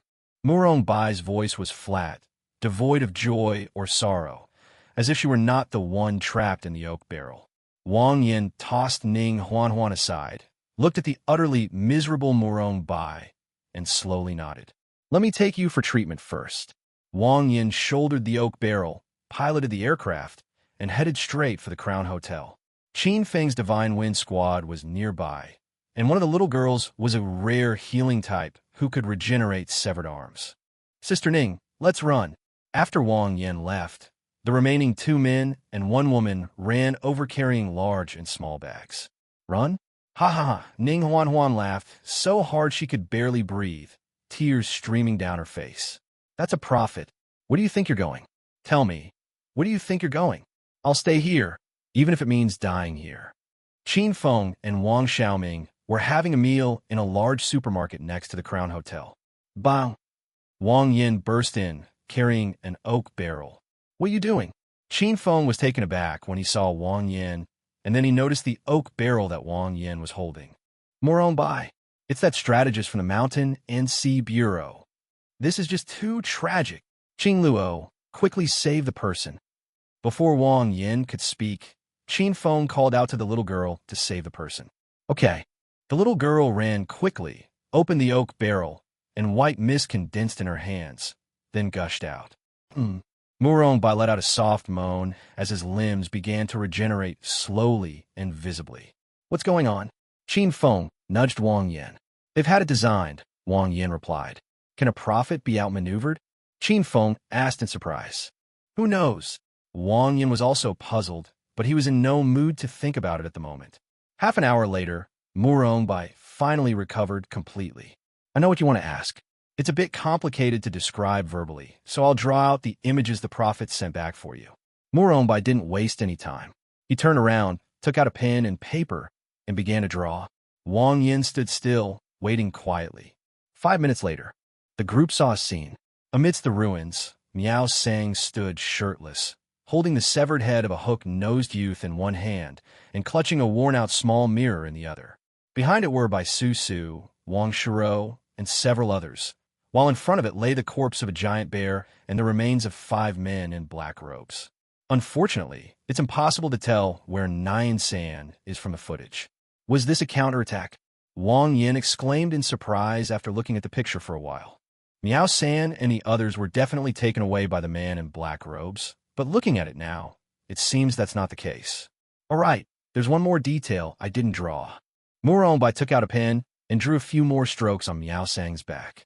Wang Yin looked closely, and his expression instantly turned to one of utter shock. "This is the divine embryo mark." Chapter 156, an attempt. "What do you mean?" Murong Bai asked. "Breaking through the limits of the physical body, a special circuit pattern grows on the muscles." Wang Yin stared at the painting in his hand and said slowly, "What's the use of it?" Murong Bai was very curious, just like a curious child. "Sever the mortal body, and the physical body becomes divine." Those 8 words sent a shiver down Murong Bai's spine. Does this mean he wants to become a god? But isn't this a damn high martial arts world? I see. Wang Yin suddenly smiled. The question that had puzzled him for many years finally had an answer. "I knew it.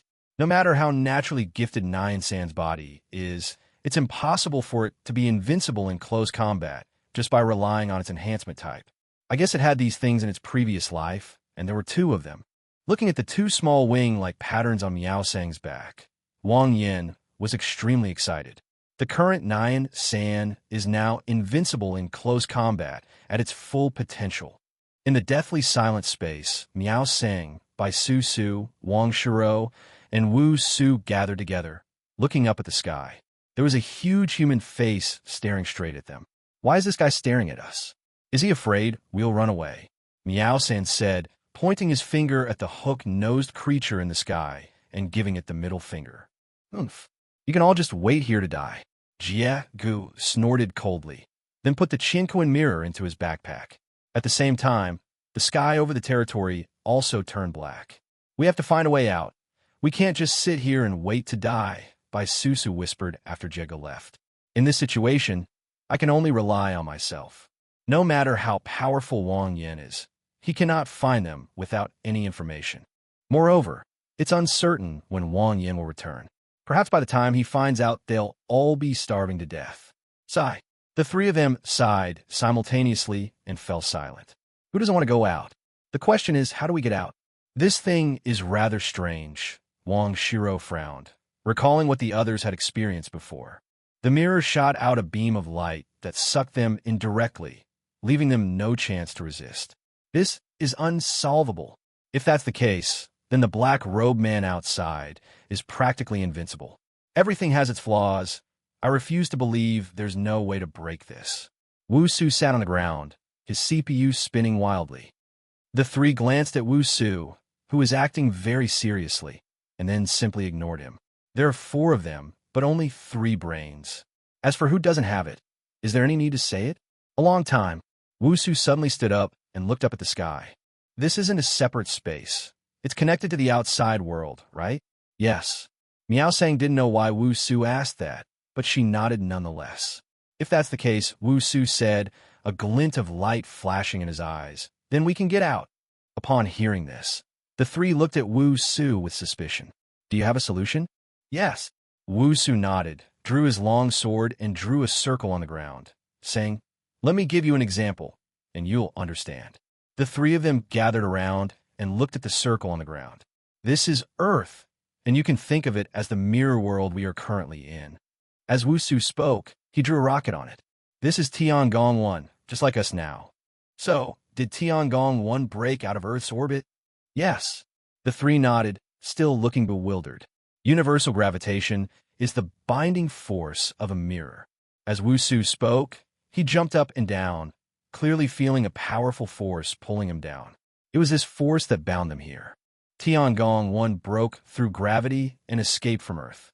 By the same token, as long as we break through this binding force, we can escape from the mirror.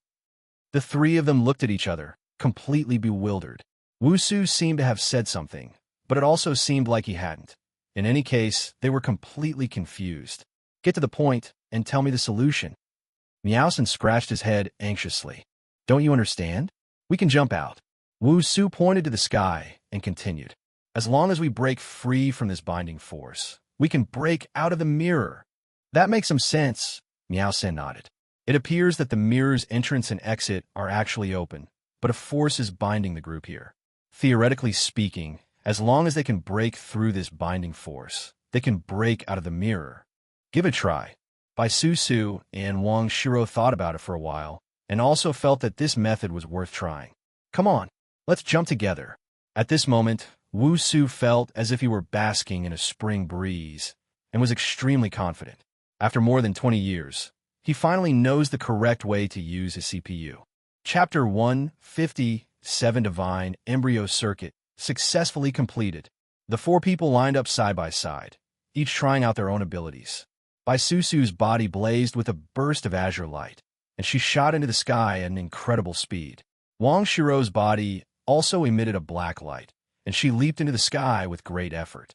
Wu Su set up a huge reverse force field, instantly launching himself into the air, while Miao Sang relied entirely on his physical strength, his leg muscles bulging as he soared into the sky. However, a few breaths later, the 4 of them fell one after another. No, the binding force is getting stronger the higher you go. Bai Susu frowned slightly. The binding force feels normal on the ground, but at a height, it feels like a strong man is pulling your legs from below, and you can't break free at all. Indeed, with the binding force of this mirror, there's no way we can break through. Wang Shiro also shook her head. The 4 people jumped at roughly the same height, but they were still far from breaking through the mirror. Miao Sang stared at the sky in silence, while Wu Su's CPU started spinning again. Quite a while. Let's work together to get someone out, Wu Su said. Those men in black robes outside plus that black bear will be difficult for any one of us to defeat if we went out alone. Bai Susu shook her head. Even if it were possible to send it out, it wouldn't make a difference. Unless the person sent out can kill the black-robed men outside, the remaining 3 will still be trapped here and die. Tide is in their hands now. Sending one of them out alone would be tantamount to suicide. Wang Shiro sighed. Miao Sang, the strongest of the 4, was countered by Susu's tide was taken away, and she and Wu Su were slightly weaker than the 2. Facing the 5 black-robed men and the 4th-tier black bear, they would definitely be slaughtered. Send me out. Miao Sang turned to look at the group, her golden eyes gleaming with fighting spirit. If I'm careful, that guy's bubbles shouldn't be able to catch me. Miao Sang took off his gold chain and his suit jacket, carefully folding it up. Wu Su looked at Miao Sang, hesitating to speak. He trusted Miao Sang, but he was also afraid that something might happen to it. Since the leopard traffickers aren't here, I'll fight my way out for everyone. Miao Sang licked his lips, revealing a cruel smile. The 2 women looked at Miao Sang, their hearts filled with mixed emotions. Given their current situation, even though they didn't want Miao Sang to put herself in danger, they had no choice but to agree. If you can't beat them, remember to run. Wu Su bent down and picked up the suit and gold chain from the ground, saying, when the time comes, we'll find Brother Yin and have him avenge us. I'm the king of the leopard clan. There is no escape, only a fight to the death. Miao Sang raised his chin, exuding arrogance. Stop dawdling. Kill those bastards, and we'll go home together. The 3 nodded, and black light shot out from Wang Shiro's body again, condensing into a huge phantom, which then gradually faded and grew larger, soon reaching a height of tens of meters, like a supergiant. Come on my hands. Wang Shiro raised her hands while trying her best to control the collapsing phantom, signaling the 3 of them to jump on. The 3 of them leaped with all their might and landed on the illusory palm. Wu Su concentrated all the energy in his body and set up 2 super large reverse force fields. It's no exaggeration to say that if the 2 were combined, even Ultraman would be blown away. Bai Susu then transferred all of her divine speed's energy to Miao Sang. Ready. Miao Sang was enveloped in a blue light, and his black fur moved without wind. Bang! A white shock wave suddenly erupted, and the black light phantom was shattered instantly by the powerful reaction force. Miao Sang shot out like an arrow, instantly becoming a tiny black that, as it soared into the sky 1,000 meters high. The mirror's binding force also withdrew at this moment, attempting to pull Miao Sang back to the ground. Whoosh! The wind howled in her ears, and Miao Sang was getting closer and closer to the exit, while the binding force became exceptionally strong. 1 breath, 2 breaths, 5 breaths, 8 breaths. The blue light flickered a few times and then began to dim. The power of its divine speed was waning. Just then, Miao Sang felt a transparent membrane appear above its head, blocking its momentum. Like a bullet entering water, its speed begins to decrease rapidly. Break! Miao Sang tried to tear the membrane on her head with all her might, but the membrane was very elastic, and instead of tearing it, it slowed Miao Sang down a little. Not good. Miao Sang could sense that the invisible membrane had been pushed out to a point, but it was still far from breaking through. However, his speed had already dropped to a minimum, almost coming to a complete stop. Is it not okay? Miao Sang's eyes were full of resentment. If the 4 of them can't break through even working together, then they'll just have to wait to die. Suddenly, a familiar face appeared in the air. Leopard traffickers! Miao Sang exclaimed in surprise. The person smiled slightly, patted Miao Sang's head from afar, and shouted loudly, "The universe is not yet a horse. You and I are both black behind." As these words fell, an extremely ferocious roar pierced the sky. Roar! The muscles on Miao Sang's back moved rapidly, instantly forming 2 wing-shaped loops. At the same time, an incomparably terrifying aura rose up, blasting the entire sky into pieces. Chapter 158: Breaking Through Shanghai. Shanghai, Oriental Tower. This is not only a landmark building that is over 200 meters tall, but also the largest and most luxurious hotel in the entire city of Shanghai. Before the apocalypse, this place was a gathering place for high-ranking officials and nobles. After the apocalypse, It became a gathering place for the four major forces in Shanghai. White Wind Chime, Night Hideout, Prometheus, Black Box, and the four major forces of the Magic City equally divide the Oriental Tower, each occupying a region. At this moment, the lobby on the first floor of the Oriental Tower was packed with people. You could easily kill several tribal leaders by throwing a brick at them. Today is the wedding day of William, the third in command of Prometheus, and Lin Ruo, the logistics minister of the Night Hideout. All the leaders, big and small, from all the major powers gathered here today, and the leaders of the four major forces even came in person. I'm really envious of this pomp and circumstance, a gray-haired young man said, smacking his lips as he stood in the corner. What's there to envy? They're so high and mighty. What are you? A companion retorted. Stop talking nonsense. I'm just a little envious. The gray-haired man slapped his companion's butt. At this moment, 5 men in black robes walked over. Brother, where is the White Wind Chime? Jia asked softly, head down. The gray-haired man looked at the group's strange attire with suspicion, but still pointed to an area at the very front. The White Wind Chimes are there. Okay, thanks, brother. Jia thanked him and then walked over with his 4 underlings. Brother Jia, are we going to make our move here? A man in black robes looked around and asked in a low voice. To make a move here is just asking for death, isn't it? Brother Jia glanced at the other party with annoyance. Of his subordinates, only 19 was somewhat intelligent. The others were all useless. I've arranged everything. In a moment, someone will lure Nieyu outside alone. Blackie is already lying in ambush there. We'll go from behind and catch her off guard, then use the Chinquan mirror to take her inside, Brother Jia said confidently. Now is the perfect opportunity. When Nieyu comes out, keep a close eye on her. All right, this time we're well prepared. We're definitely going to kill that bitch. Right. Several men in black robes looked excited.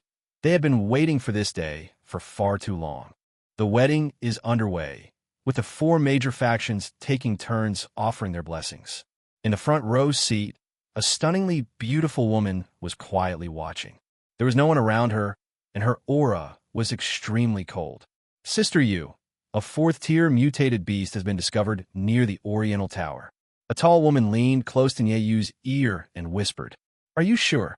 Nieyu asked expressionlessly, still maintaining his icy demeanor. Confirmed. The tall woman nodded. Okay, I understand. Nieyu stood up and walked outside without making a sound. Currently, the leaders of the 4 major forces are almost all stuck at the peak of level 3. It's not that they lack the strength to advance to level 4, but rather that they haven't been able to find any level 4 zombies or mutated beasts. Now that they had finally found a 4th-tier cultivator, Nieyu didn't want to delay and risk others getting there first. She's gone. Follow her. Jega glanced at Nieyu's retreating figure and gave a wink to the 4 men in black robes. The group arrived at an upscale residential area, just 1 street away from the Oriental Tower.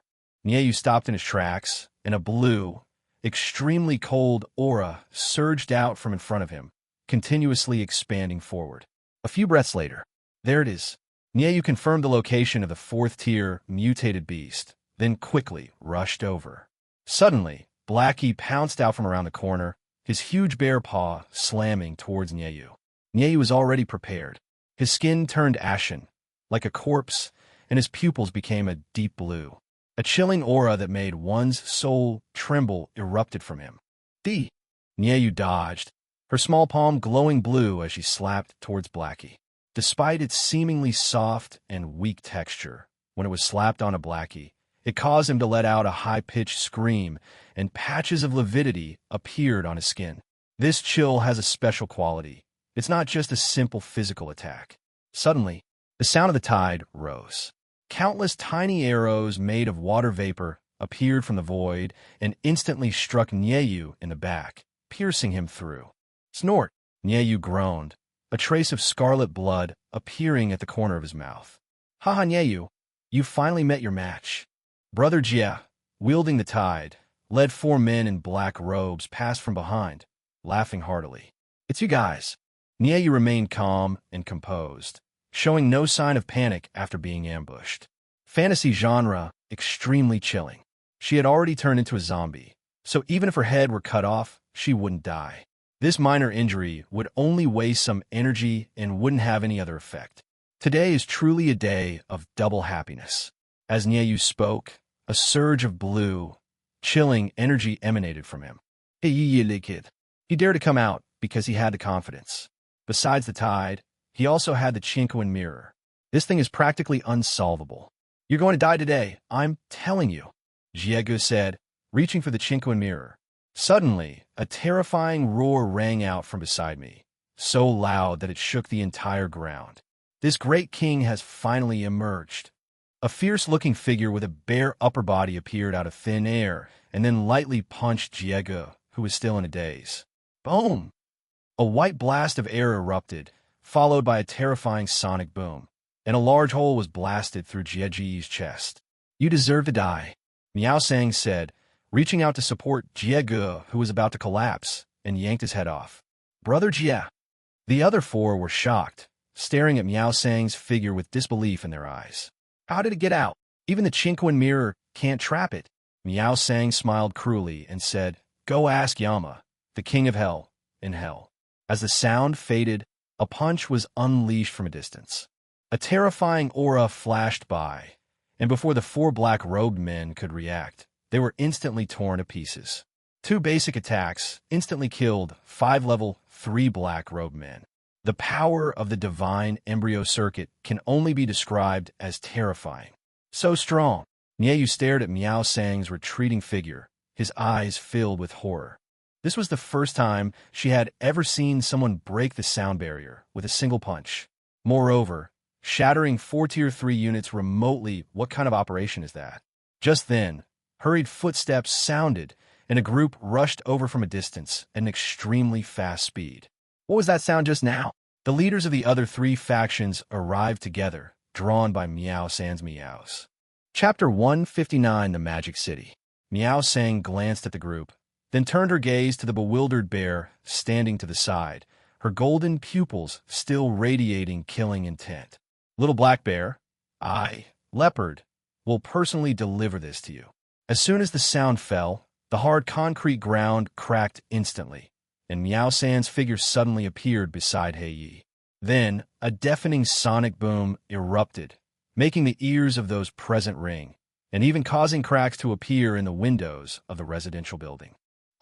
Blackie let out a terrified howl and turned to run away. From a moment, Miao Sang suddenly appeared, and it sensed the terrifying aura emanating from him. It had already considered retreating.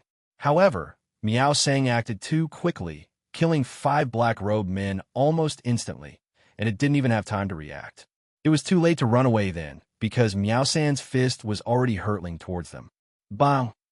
With a muffled thud, the bear's fat tumbled violently, and then its massive body exploded, spraying blood, flesh, and bone fragments in a fan shape. Holy crap, this is a Tier 5 mutated beast. A young man dressed in a black tracksuit stared at the fierce-looking Miao San, speechless with shock. As the leader of the Black Box, he was one of the strongest fighters in Shanghai, but honestly, in a one-on-one situation, he was the one who would get beaten. I have never seen such formidable physical strength, such terrifying close combat power. That's really impressive. They even broke the sound barrier. The leader of the night hideout carried a pale, white paper effigy on his back, exuding a chilling aura. Good, good. The blonde giant from Prometheus also gave Miao San a thumbs up. Nyeyu looked at Miao Sang, her delicate brows slightly furrowed. Should she snatch the 4th-tier death crystal or not? Miao Sang is terrifyingly strong, but as the possessor of extreme corpse cold, her combat power can sweep across the entire Magic City, and she is not inferior to Miao Sang. Forget it. These 3 guys are here too. We can't let them reap the benefits. Nyeyu glanced at the 3 of them and dismissed the idea.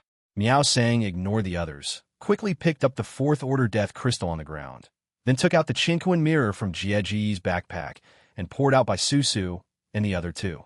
This is important business and cannot be delayed. Miao San. Awesome. The first thing Wu Su did after coming out was to give Miao Sang a big hug. The reason they were able to escape this time was entirely because of Miao Sang's sudden outburst. What happened to you? How did you suddenly become so strong? Wang Shiro looked at Miao Sang in surprise.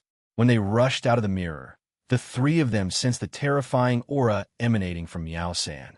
I don't know, I just felt two things suddenly grow out of my back. And then it was like that. Meowson turned around and pointed to her back. Beneath the black down, muscles bulged, forming two wing-shaped loops that occasionally emitted a chilling aura. I've never seen him before. I guess I'll have to ask him when I meet my older brother. Wusu looked around for a while, then simply shook his head. The crisis was over, and his CPU had stopped running. The others nodded in agreement. Extraordinary weapons, and two of them at that. The cold-blooded man, carrying the paper effigy, was startled when he saw the mirror in Miao Sang's hand and the compound bow.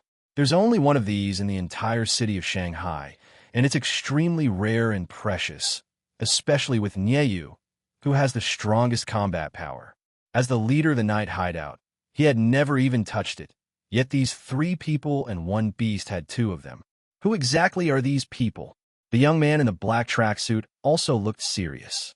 He could tell that by Susu and the others were also highly skilled. He's not just a nobody, he's probably a big shot from out of town. Let's hurry home. Judging by the time, brother, Yin should be heading back soon too. Bai Susu carried Chaoshi on her back. The thought of not being able to see Wang Yin immediately made her extremely anxious. Wang Yin had said that would be at most 2 months before he left, and that time had already passed. This is Shanghai. It would take 4 or 5 days to drive back, Wang Shiro said after looking around. For someone who travels frequently for work, the Oriental Tower is simply too conspicuous. Where are you all going? I could send a plane to take you there. A young man in a black tracksuit walked out with a smile. All he wanted to do was get rid of these people who could change the landscape of Shanghai as soon as possible to avoid any trouble. No need. Wang Shiro hurriedly waved her hand. As Brother Yin once said, unsolicited kindness is either a sign of ulterior motives or theft. Since they were on someone else's turf, they had to be wary. Gentlemen, you've come from afar. Why not have a simple meal first? The man carrying the paper effigy had other ideas. He wanted to keep them here and make them members of the Night Treasury. If successful, Yatso will become the #1 power. Oh, beautiful young lady, may I have the honor of knowing your name? The blonde foreigner looked at Bai Susu and began to chat in a very gentlemanly manner. Bai Susu repeatedly refused, and then quickly left the place with the three of them. Meanwhile, in the wilderness outside Shanghai, a hint of green was spreading at an extremely rapid pace, instantly turning any corpses or awakened beings it passed through into dried corpses. Soon, the entire city of Shanghai was enveloped in green, and the greenery quickly spread inwards. That was a gigantic, mutated ivy covering hundreds of thousands of square kilometers. Chapter 160, The Competition. At this moment in Haicheng, Wang Yin knew that Miao Sang and the others were safe and sound, and his heart finally settled down. Can you pinpoint their location? Wang Yin continued to ask. Not at the moment. There are no landmarks. Muronbai shook his head. The image only showed residential buildings, and the location could not be determined. Never mind then. They'll probably go home as soon as they're out of danger. Wang Yin was quite confident about this. All right then. I'll let you know as soon as I can pinpoint the location. Muronbai nodded, thanked Qin Feng and the others, and then borrowed a knife from Wang Yin. I'm leaving to take revenge. Wang Yin took out a steel sword that had been enhanced 3 times from his spatial ring and handed it over, asking with some curiosity, how do you stay so calm?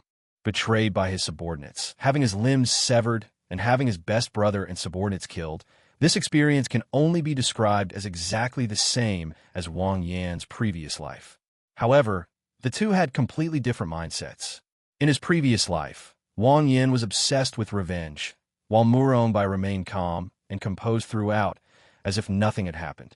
If you could see the ending in advance no matter what happened, you would be just as calm. Qin Feng, who was standing to the side, couldn't hold back any longer and quickly walked over. I have a question. You are a prophet, so why were you ambushed? A hint of helplessness flickered in Murongbai's empty eyes.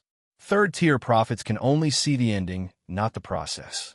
Moreover, knowing in advance doesn't mean you could change it. Wang Yin was taken aback. As a reborn person, he was also a semi-prophet. Murongbai's words made some sense, but not much. If you have nowhere to go after you've taken your revenge, you can come find me at the Crown Hotel. Revenge is a very private matter.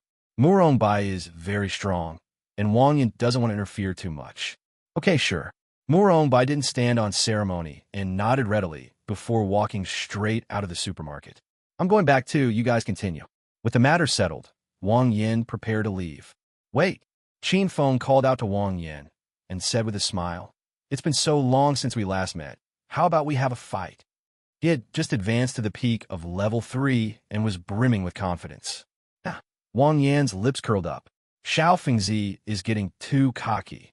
He even dares to challenge the #1 extraordinary being, knowing that defeat is inevitable, yet still daring to take on the challenge. One can only say commendable courage. Qin Feng's lips twitched, and he was speechless. What are you saying? What do you mean by knowing you're bound to lose? I feel like I still have a chance to win, okay? Brother Feng is really strong right now, so don't treat him like any other ordinary tier 3 cultivators. Wei Wei said, hands on her hips, full of confidence in Qin Feng. Then let's go, Wang Yin beckoned. Perfect timing. He also wanted to see just how powerful the one in a million spatial system would be once it reached the 3rd rank. Good. Qin Feng took a deep breath and suddenly drew his steel knife. Facing someone who could instantly kill 1,000 people when he was still at the 2nd tier, it was impossible not to be nervous. But he wanted to see how big the gap was between himself and Wang Yin. Watch out. After Qin Feng finished speaking, he pulled hard on the spot where Wang Yin was with one hand, causing the space to ripple and crack like a piece of cloth. The wind-up is too long. Wang Yin didn't even turn his head. With his hands in his pockets, he easily dodged the attack. The next second, the crack suddenly widened, and Qin Feng's figure disappeared at the same time. He walked out of the crack, and a spatial power condensed on his steel blade, which he then slashed at Wang Yin. The sword swings are too slow. Wang Yin smiled lightly, quickly turned around, and threw a punch, just like when the two had fought once before. With a muffled thud, Qin Feng was sent flying backward into the spatial rift by the punch. The sound of something cutting through the air rang out behind Wang Yin again, which surprised him. Just now, in the instant he turned around, another spatial rift appeared out of thin air, and Qin Feng, who had been blasted away, flew backward from it, and the steel blade slashed down again. There has been progress. Wang Yin, praising his colleague, reached out and caught Qin Feng's wrist, preparing to subdue him, when suddenly his hand went empty, and Qin Feng vanished instantly. This is just too outrageous. Qin Luo exclaimed, her mouth agape in shock. He can beat Brother Feng with just his body? That's unbelievable. Wei Wei, Wang Xiaoming, and the others could hardly believe their eyes.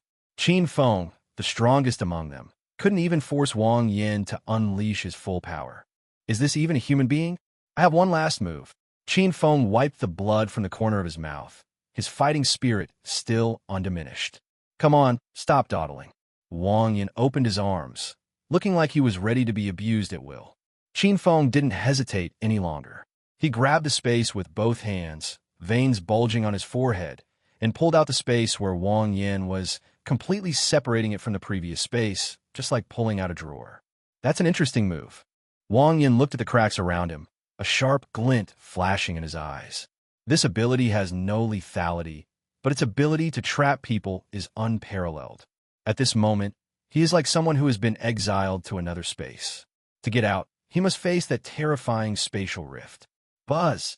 A wisp of mist rippled out, but was blocked by the surrounding cracks, which meant that even if he turned into mist, he could not break out and could only wait for this space to slowly recover on its own. Chapter 161, The Demon Plant King. If it were someone else, they would really be trapped for a while, but unfortunately, I am not someone else. As Wang Yin spoke, he lightly snapped his fingers, and the same spatial power emerged, instantly repairing the crack. Qin Feng was startled and stared blankly at Wang Yin. Isn't that my spatial ability? You can use it too. So, you're a space age user? Isn't that ridiculous? It's just a little trick, nothing to mention. Wang Yin noticed Qin Feng's surprise and waved his hand modestly. Ew. Qin Feng hesitated, feeling as if he had discovered Wang Yin's secret. This is dangerous. Ahem, I don't know anything, you win. Qin Feng coughed and quickly sheathed his steel knife. All right, I'm leaving. Wang Yin did not linger and went straight back to the hotel. Did you find it? Inshi asked, as she helped Wang Yin change into slippers. No, but they are safe now and should be back soon. That's good. Inshi breathed a sigh of relief. Although he had never met Miao Sang and the others, he had often heard Wang Yin mention them, and since they would be his teammates in the future, he naturally did not want anything to happen to them. Then came the long wait. Wang Yin wasn't in a hurry to advance to the fourth rank. The fourth rank was extremely rare. There were probably no more than 10 in the entire Azure Ocean, so the chances of encountering one were extremely slim. Moreover, since absorbing the King's Seed Death Crystal, Wang Yin no longer cares much about levels. Now, he can easily defeat even the 5th-ranked enemy, let alone the 4th-ranked one. During this free time, Wang Yin spent his time developing the creator and even took the time to make a set of dumbbells and a big black stick for Jerry and taught it a few fear stick techniques. It has to be said that Jerry's physique is really amazing. After a period of training, his strength is now ridiculously great. When he swings that big club, even Wang Yin has to temporarily give way. Add to that his immortality and his clever, cunning mind, and he's definitely a formidable opponent. Before we knew it, half a month had passed in the blink of an eye. Wang Yin stood on the rooftop, gazing longingly into the distance, while Jerry lay comfortably on his shoulder with his legs crossed. That can't be right. Why haven't they come back yet? Wang Yin sensed something was wrong. So much time had passed. Even if they had run, they should have returned by now. During this period of time, Miao San, who has developed the divine embryo circuit, is practically invincible. No one should be able to threaten their safety. So why hasn't they come back yet? After a rational analysis, Wang Yin couldn't help but wonder if these guys had gone crazy having fun outside and forgotten about coming home. At this moment, Moronbai went up to the rooftop. After taking her revenge, she had nowhere to go and didn't want to stay in the painful Shanghai Ju, so she temporarily stayed at the Crown Hotel. We've located Miao, San, and the others. Moronbai handed Wang Yin a drawing and continued. They seem to be in trouble. Wang Yin was startled and quickly took the painting to examine it. The first thing that catches the eye is a green branch that stretches to the sky, coming from an unknown place. At its end is a mountain shrouded in mist, and at the other end is a giant tower 100 meters high that is cut in half. Oriental Tower, this is Shanghai. Wang Yin asked in surprise, because he had been here in his previous life and had an impression of the Oriental Tower, so he immediately recognized it. Wrong. Why did the Oriental Tower collapse? Wang Yin felt uneasy. In the 3rd year of the apocalypse in his previous life, the Eastern Tower had not yet collapsed, which did not match the current time at all. Even if it's a butterfly effect, it shouldn't affect Shanghai. He could understand the chaotic timeline in Haicheng. After all, his rebirth had changed many things, but Shanghai was far away from here and shouldn't be affected by the butterfly effect as well. Various speculations arose simultaneously.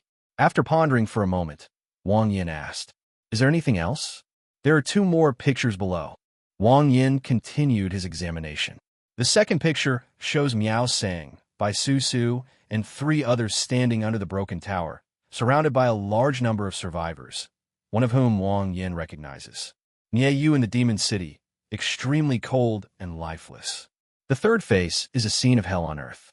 The outskirts of Shanghai have been occupied by an endless green ocean, with countless skeletons floating in it, some human and some mutated beasts. They all have one thing in common. They are covered with green branches, making them look incredibly eerie. This thing, how did it appear now? Wang Yan's pupils suddenly contracted. The Demon Plant King, Aruru, a mutated ivy that has absorbed countless awakened beings, millions of corpses, and even the King's Seed Death Crystal. It reproduces infinitely, and its branches have strong penetrating power and carry a paralyzing toxin. Once the skin is pierced, the whole body will lose consciousness in no time, and one can only wait to die on the spot. What's most despairing is that no one has ever found its true form. That boundless green ocean has drowned countless powerful beings. At its peak in its previous life, it occupied nearly a quarter of the land in the Azure East. Even when Wang Yin left, no one could get rid of it. Chapter 162 Departure. This is troublesome. Wang Yan's expression was somewhat strange. Miao San and his friends are incredibly lucky. They only went on one long trip, but they ended up encountering the Demon Plant King, who is beyond the timeline. Even he himself wasn't confident he could solve this problem. It's not that we can't beat it, it's just that as long as the main body of this thing doesn't perish, the branches will regenerate rapidly, so destroying more of it is useless. They're trapped in Shanghai and can't get out, Muronbai analyzed. That endless green ocean was ridiculously large, and the awakened ones, with their limited energy, simply couldn't break through it. Once the energy is exhausted, it becomes a lamb to the slaughter, obediently becoming nourishment. I have to go to Shanghai to pick them up first.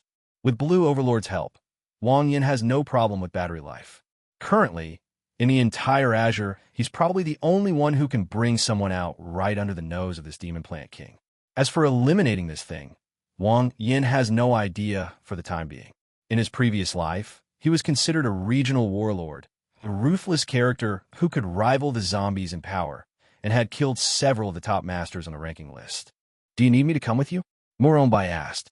Yes, I need it. Wang Yin nodded decisively. The ability of a prophet is so valuable. Why not use it? You never know when you might need it, and it's also great for early warning. Okay, I'll go pack my things. Wait, here's a spatial ring for you. Wang Yin took out a spatial ring and tossed it over. This Muronbai was taken aback. The legendary spatial ring. I gave it to her directly. Or its ingredients. Take it, I have plenty. Wang Yin waved his hand dismissively. This thing may seem precious to others, but he's a wholesaler. Meet on the rooftop in a moment, and we will set off immediately.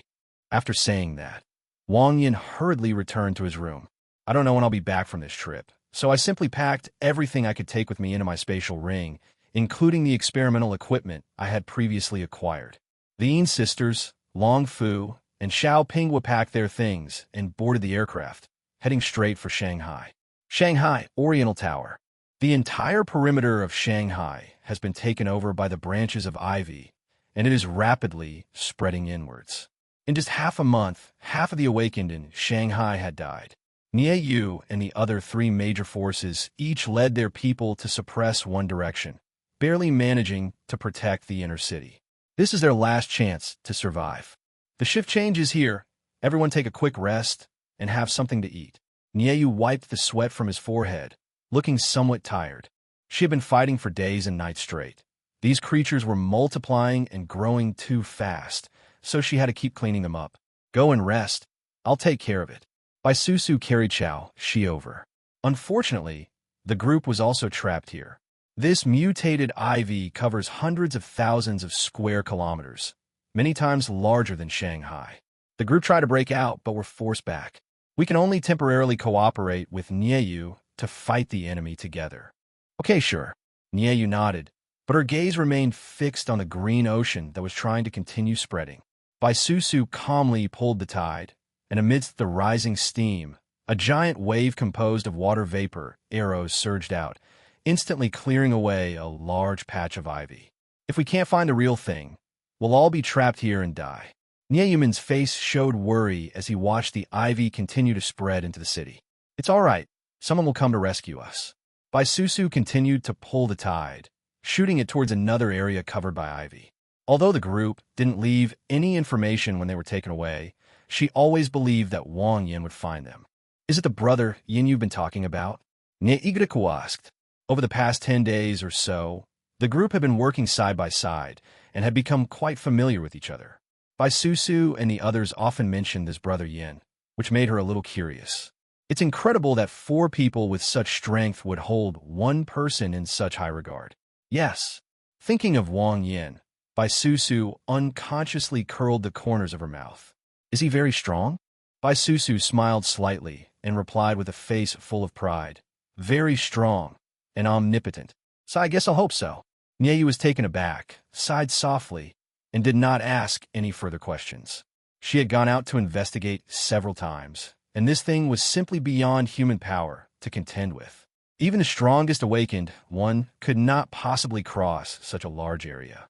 The brother Yin that Bai Susu and the others were talking about has probably become fertilizer by now. Chapter 163, The Skull of the Corpse King. The distance between Haicheng and Shanghai is not far. At the speed of the aircraft, it only took a few hours to reach the vicinity of Shanghai. This is far too big. Several people stood at the window, looking at the boundless green ocean, their faces filled with shock. It's no exaggeration to say that this thing is dozens of times bigger than Haiqing. Who would believe that it is actually a mutated ivy? If a few more of these plants grow, the entire Azure Lake area will probably be overrun. In CI, suddenly felt a sense of powerlessness, like a human facing a natural disaster, completely powerless to resist. Even if ordinary plants awaken, they wouldn't cause this much damage. This mutated ivy is due to its special properties. As long as there's energy, it can grow indefinitely. It sounds intimidating, but the mutated plants themselves are very fragile. Once you find one of the same level, you can kill it. Wang Yin gave the group a brief explanation. Plants lack sentience, and the probability of a plant awakening is even lower than that of a weapon. In the more than 10 years since the apocalypse in a previous life, fewer than 20 mutated plants have appeared in total. This can be considered as God, leaving a sliver of space for humankind to survive. More on by. Keep a close eye on the Prophet's feedback. If we can find the original body of this mutated ivy, you'll get the credit, Wang Yin continued. Okay, Morombai nodded. The Prophet has been fully operational since he arrived here, but unfortunately no useful images have appeared. Call out. A streak of silver light flashed through the air at incredible speed, shooting into the vast green ocean. Wang Yin stood in front of the glass, watching the scene below warily. At this moment, the aircraft had successfully entered the Green Sea. Based on its past behavior, it would definitely not allow anything to intrude into its territory and would inevitably launch an attack.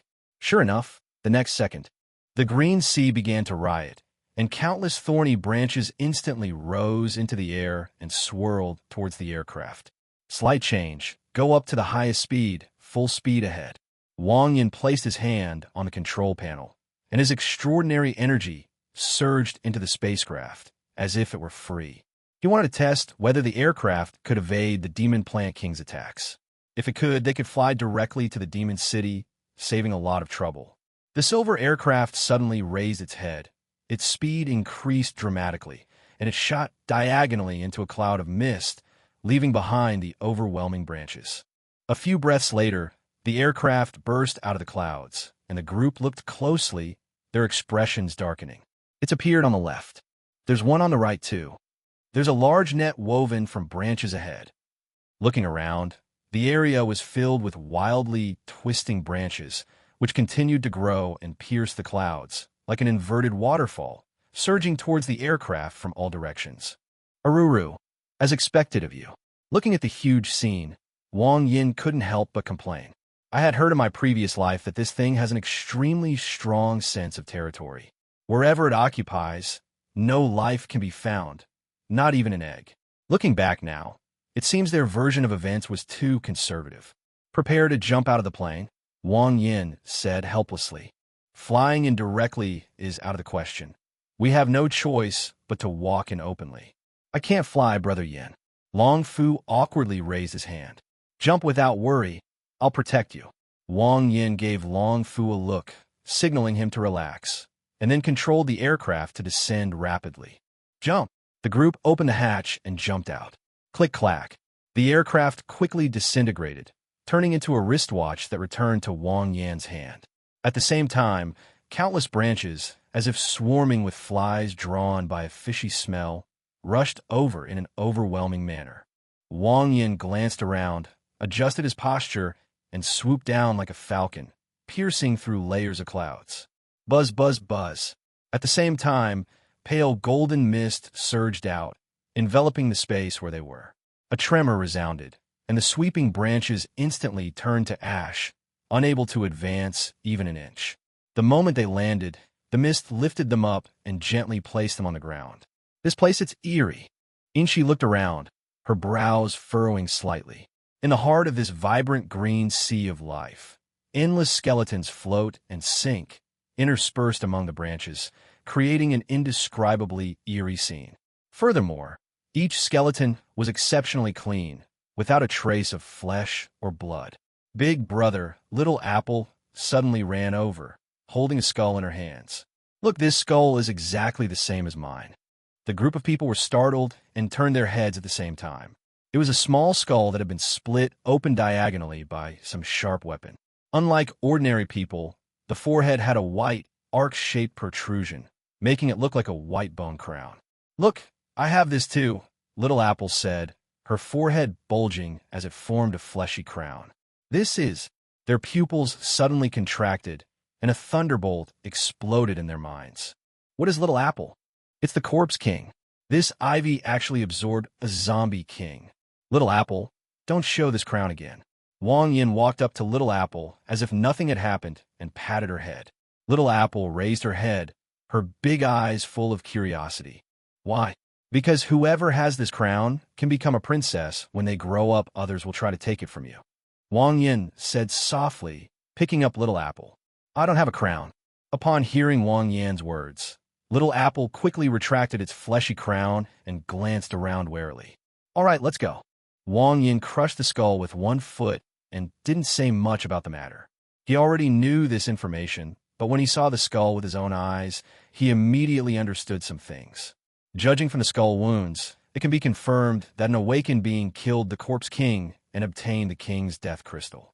Aulus stumbled upon a lucky break, absorbing the Corpse King's body and a host of high-ranking zombies, and devouring the massive zombie horde, which allowed her to rise rapidly. According to the original timeline, Aruru shouldn't have appeared at this time. What does that mean? This means that someone who can influence the timeline is hunting down the Zombie King. Chapter 164: Arrival in Shanghai. It's terrifying to think about. He is a reincarnated being, born to disrupt the timeline, but why can others do the same? This doesn't make sense. Wang Yin had reason to suspect that the script for this life had been drastically altered, and that significant changes were bound to occur later. This mutated ivy seems to have gone mad, attacking us like crazy. Once we find its true form, we'll just cut it down. Inci said angrily, looking at the branches that kept trying to get in. The green branches enveloped the fog, greatly slowing their progress. At this rate, they would wear out several pairs of shoes by the time they reached Shanghai. Inci's voice pulled Wang Yin out of his thoughts. He glanced around and said with a smile, "Don't worry, we'll take care of it sooner or later." The group huddled together, their view completely blocked, and could only rely on their senses to move toward Shanghai. "Something's up." Muronbai suddenly stopped, took out paper and pen, and quickly drew a sketch, then handed it to Wang Yin. A branch pierced through the mist and killed Long Fu. In the scene, an incredibly green branch stretched out from behind the mist and pierced through Long Fu's brow. "Holy crap, let me see." Long Fu shuddered in fright and hurriedly came closer. He was shocked when he saw the scene, and then his face turned red. "Aruru, your mother is dead. I'm a philanthropist who's never even killed a chicken, and you're targeting me to kill me. Are you taking advantage of the fact that I don't know martial arts?" Long Fu suddenly burst into a tirade of curses at the green sea beyond the mist, startling everyone present. Unexpectedly, the timid and submissive Long Fu also has such a volatile side. "Don't panic. Danger isn't danger if you know it in advance."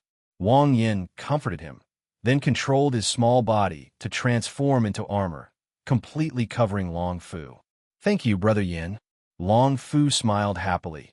This thing really gave him a great sense of security. The group continued on their way, and after about a few hours, a branch radiating a verdant light shot in from behind. Bang! Long Fu was knocked to the ground by the powerful force, while Wang Yin, in a daze, quickly grabbed the tip of the green branch. Buzz! A wisp of mist quickly spread along the branches. This branch can withstand the vibrations of the fog, so it must be related to the main body. Wang Yin wants to use this branch to find the location of Aulus' main body. The branch began to twist and writhe wildly, trying to break free, but Wang Yin held it firmly with both hands, giving it no chance at all. "If you dare to make a move, you will have to pay the price." Wang Yan's face was extremely cold and stern, and a wisp of golden mist spread rapidly along the branches towards the end. Suddenly, his hand loosened, and the emerald green branch went limp. Wang Yin sensed through the mist that the branch, 100 meters away, had broken off on its own. "Call them out." Suddenly, a gust of wind blew, and a small hill struck precisely where the branch had broken. "Brother Yin, what's wrong with you?" the group asked, puzzled. "Make a mark. Aruru's true form should be around here." Wang Yin clapped his hands with a smile. He didn't have time now. Once he met up with Miao Sang and the others, the first thing he would do was to find a Luru's true form.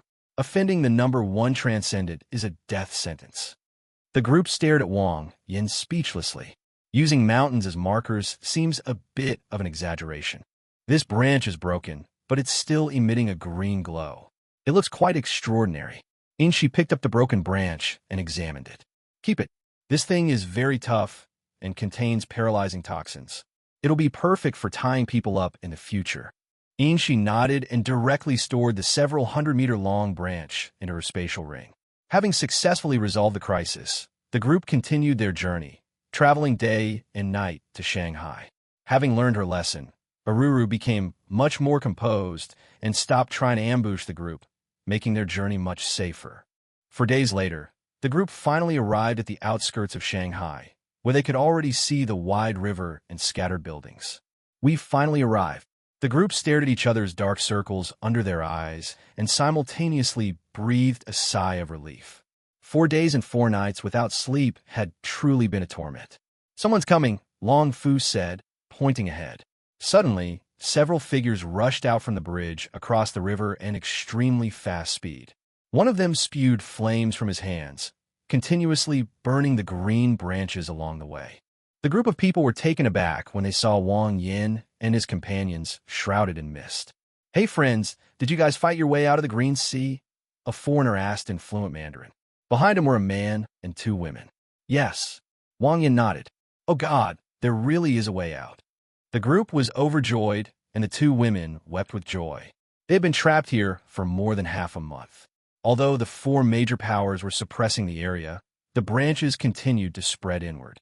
If this continued, it was only a matter of time before the area fell. The 4 of them didn't want to wait to die there and want to try to break out. Wang Yan's appearance greatly boosted their confidence. "Thank you, my friend. We'll meet again someday." A man from an island nation bowed deeply to Wang Yan, and then the 4 of them rushed into the Green Sea. Chapter 165 Meeting.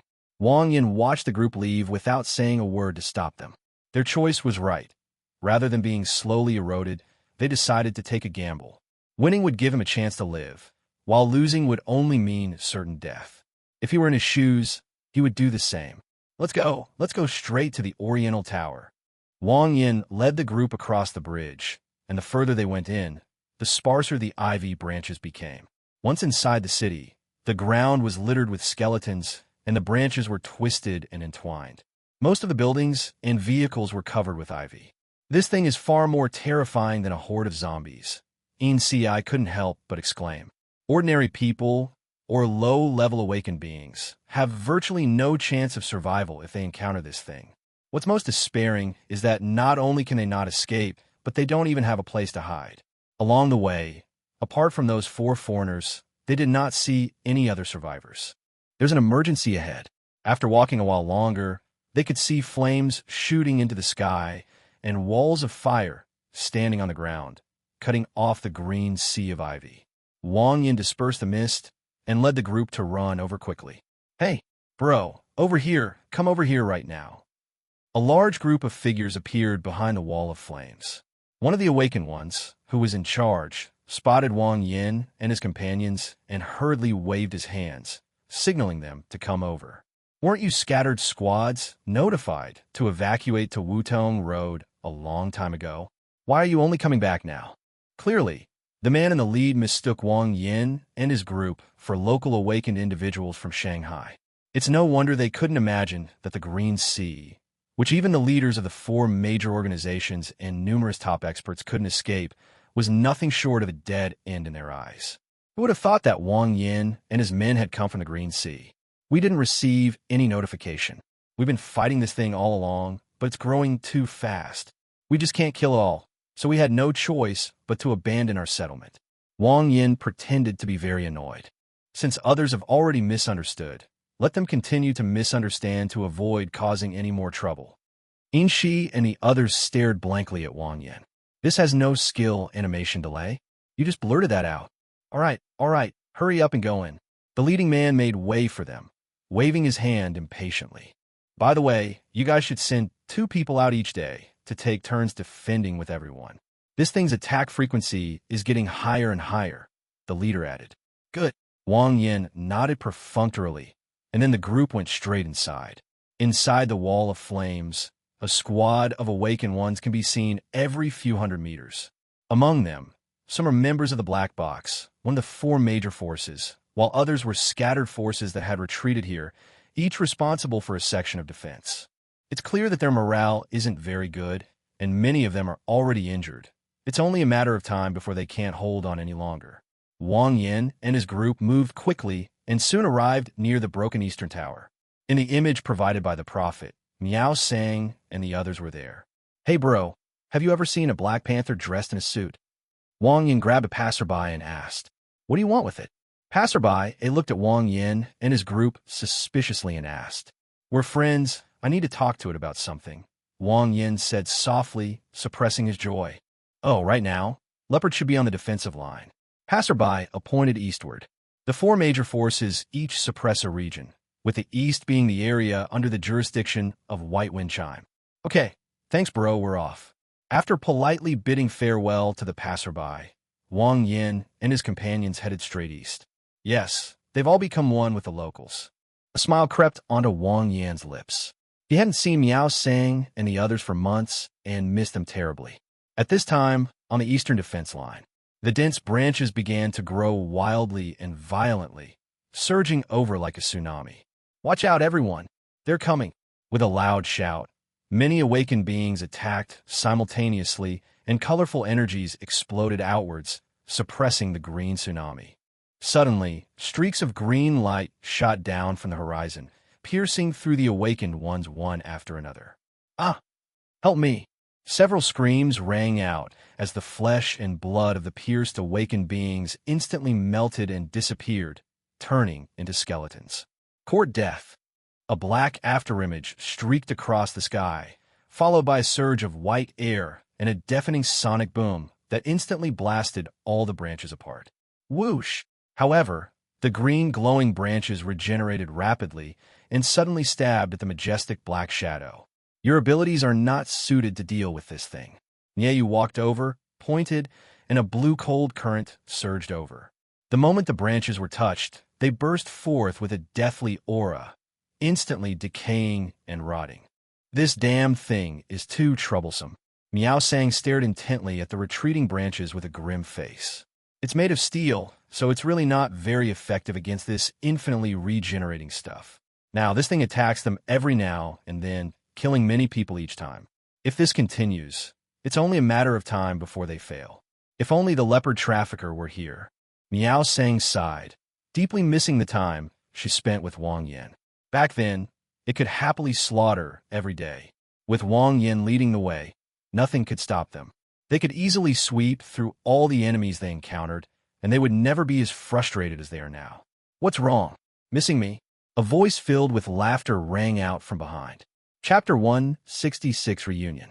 The familiar voice made Miao Sang's body tremble, and she turned her head sharply. Bai Susu, Wang Shiro, and Wu Su next to her also turned their heads. A slender figure, two swords drawn from his right shoulder, a slight smile on his lips. Who else could it be but Wang Yin? Leopard trafficker, Brother Yin, big brother.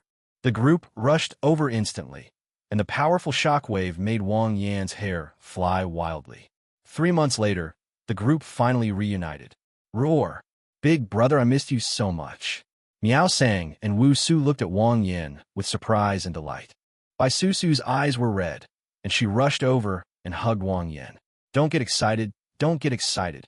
Wang Yin patted Bai Susu on the back. Seeing that everyone was safe and sound, he was in a great mood.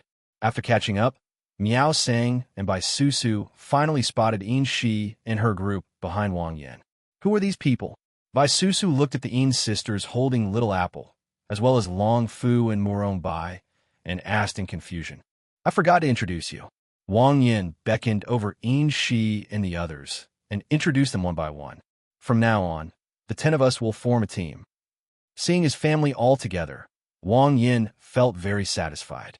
Now all that's missing is a healer, and his ideal team will be complete. On the other side, Nyeyu was extremely shocked to see Wang Yin arrive. This brother, Yin, he actually managed to fight his way out of the Green Sea. She had personally led a team to try it, and knew how dangerous it was. That boundless green sea was no exaggeration to call it a forbidden zone for life. They sacrificed 7 or 8 third-level experts and had to retreat until their energy was exhausted. They hadn't even made it out of a quarter of the way. The fact that Wang Yin and his group were able to break in from the outside shows their strength is only average. Go and meet them. From the outside, apart from the dark circles under their eyes, none of the people had any injuries at all, which was incredible. That guy looks quite extraordinary. Nieyu sized up Wang Yin and noticed an unusual aura about him that made him look very otherworldly. It was as if the person in front of her was more noble than her. This is the visual effect brought about by Wang Yan's improved life level after absorbing the Wang Seed Death Crystal. Little sister, you're so cute. Wu Su squatted down and patted Little Apple's head. Big brother, you're so cute. Can Little Apple send you to the Western Paradise? Little Apple smiled, looking at Wu Su with anticipation in her eyes. Wu Su and the others were stunned and looked at Little Apple with some confusion. What does that mean? Is the intent to kill really that strong? That's outrageous.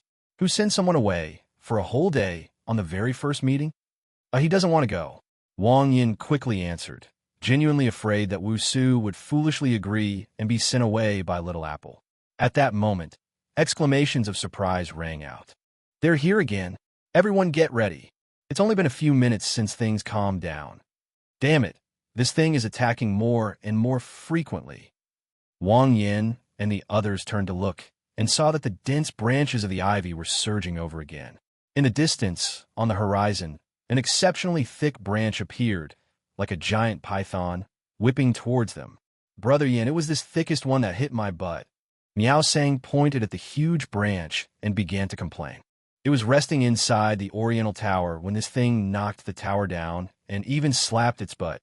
Although nothing's wrong, it makes it feel very stifled. Okay, I understand.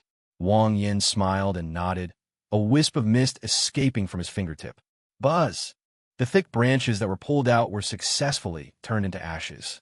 Wang Yin snapped his fingers again, and thousands of virus-carrying aphids appeared out of thin air at the break in a branch, crawling into the wound. Holy crap, it had to be you again, bro. Upon seeing this, Wu Su exclaimed in surprise. This thing can regenerate even if it's destroyed, and it doesn't harm the ivy itself at all. However, once these aphids enter the branches, the viruses they carry can directly infect the ivy. That move was absolutely brilliant. Nieyu didn't see the aphids, but she did see the mist spraying from Wang Yan's fingertips. He's a fantasy type too. She sensed that energy, which, although different in nature from her own, shared the same characteristics. The ivy's attack came and went quickly, and soon fell silent again as each team quickly cleared the branches that had crossed the defensive line. My friend, my name is Nieyu, a fantasy type, and I'm extremely cold-blooded. Nieyu walked over and extended her slender palm. Wang Yin, fantasy type, fairy in the mist. As Wang Yin spoke, he reached out and grasped the outstretched hand. At this moment, Nieyu was a bit more naive than in his previous life, and his cold aura was not as profound as it had been in his previous life. I heard from Susu that you came all the way from Haicheng. Nieyu asked. Right. Could you tell me how you crossed the Green Sea?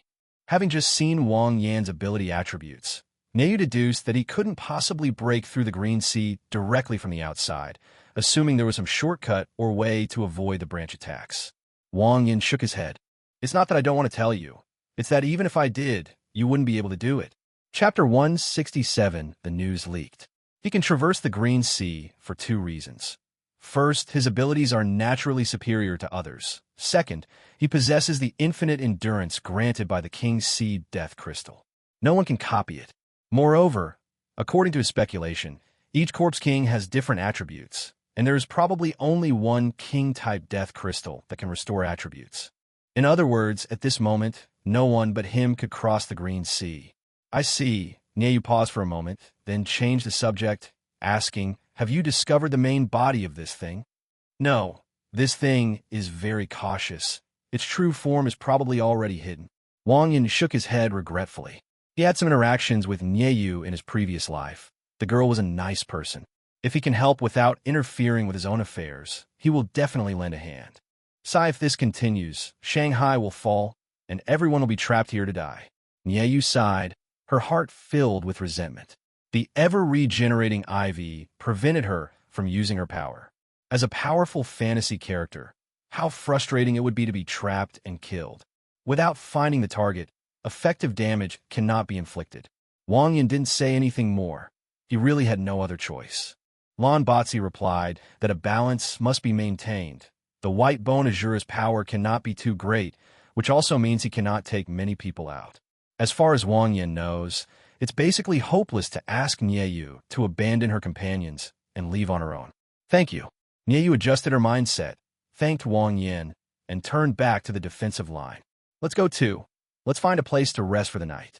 He hadn't slept since leaving Haicheng, and now he was exhausted and just wanted to get a good night's sleep. Let's go to the Oriental Tower. There are many empty rooms on the second floor, Asusu suggested. During their time trapped in Shanghai, they stayed at the Oriental Tower and were quite familiar with the place. Walk. After Wang Yin and his group arrived at the Oriental Tower, they found a few empty rooms, cleaned them up a bit, and slept until the next morning without even having dinner. Is this the place? The man carrying the paper effigy, the young man in sportswear, and the blonde man from Prometheus, the leaders of the three factions, all arrived on the second floor, followed by many third-tier henchmen. It's here. I saw them go in yesterday. Those are the rooms. A girl in pajamas pointed to the room where Wang Yin and the others were. The three exchanged a glance and nodded. Knock, knock, knock. A rapid knocking sounded at the door. Who is it? Wang Yin, holding a crab roe bun, opened the door and walked out while eating. Upon seeing the crowd gathered outside, his face immediately darkened. Bringing so many people? They're clearly up to no good. Brother, I am Chayu, the leader of Yazong.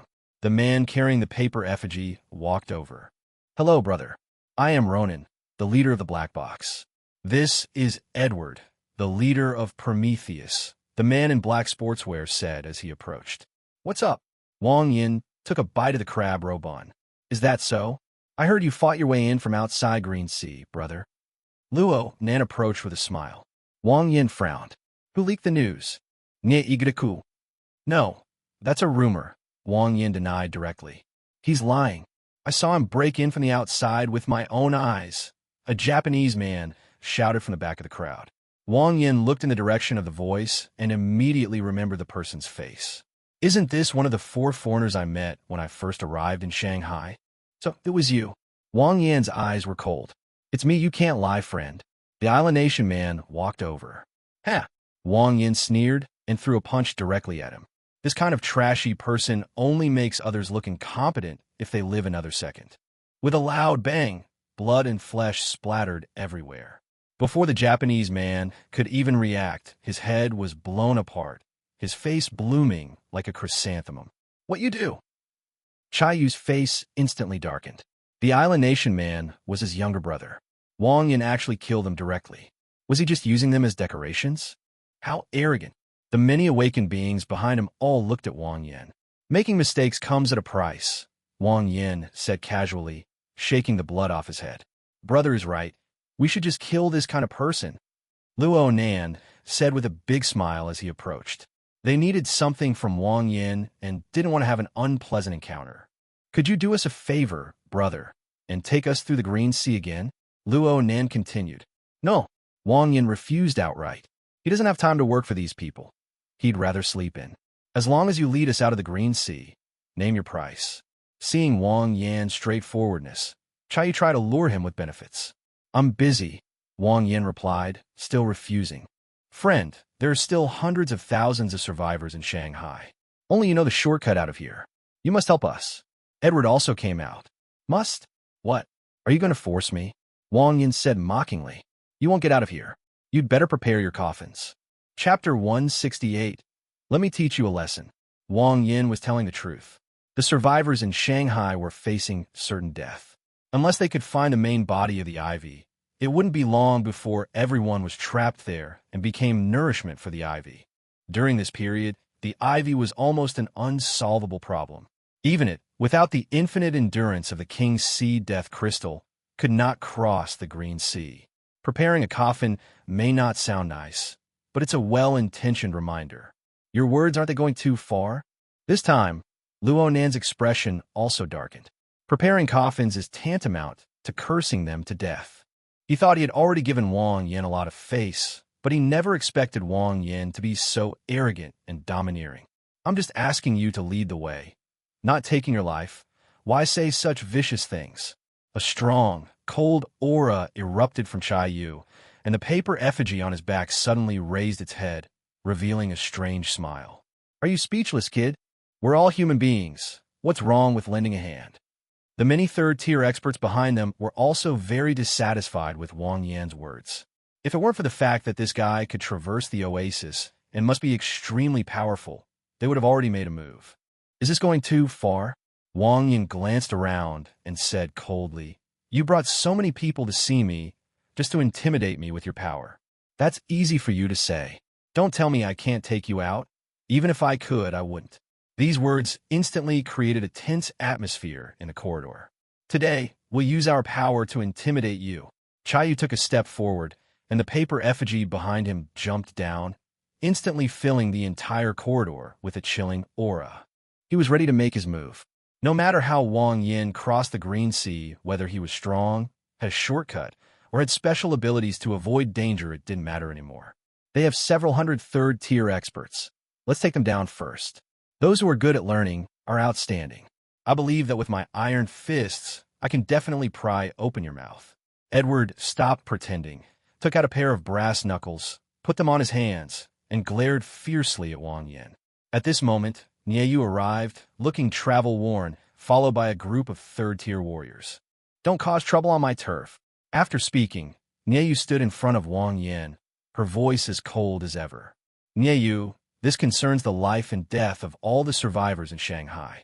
I advise you not to interfere, Chayu said firmly. Nieyu is Haiqing's top fighter, and everyone usually treats her with great respect, but at a time like this, no one can help her. What kind of time is this to be taking sides with outsiders? Luonan said angrily. Then let's start the war. Nieyu's face was calm, his skin turned ashen, and his pupils shone like sapphires. A chilling aura, as if it could freeze even the soul, swept through the entire corridor, instantly annihilating the gloomy atmosphere. Although she was not familiar with Wang Yin, she got along very well with Bai Susu. At this moment, the experts from the three major forces gathered together, and no matter how strong Wang Yin and his group were, they were no match for them. She had to step forward. Clang! As the voice faded, all the third-tier white wind chimes drew their swords simultaneously, showing no fear in the face of the three major forces that outnumbered them several times over. Yu, Chai Yu, Luo Nan, and Edward all frowned. They were fairly confident in dealing with Wang Yin and his group individually, but if White Wind Chime were to join the fray, the outcome would be uncertain. Even if they win, 70% of their Tier 3 units will die. Nye Igriku, we are doing this so that everyone can survive, and we won't kill him. So why are you protecting him like this?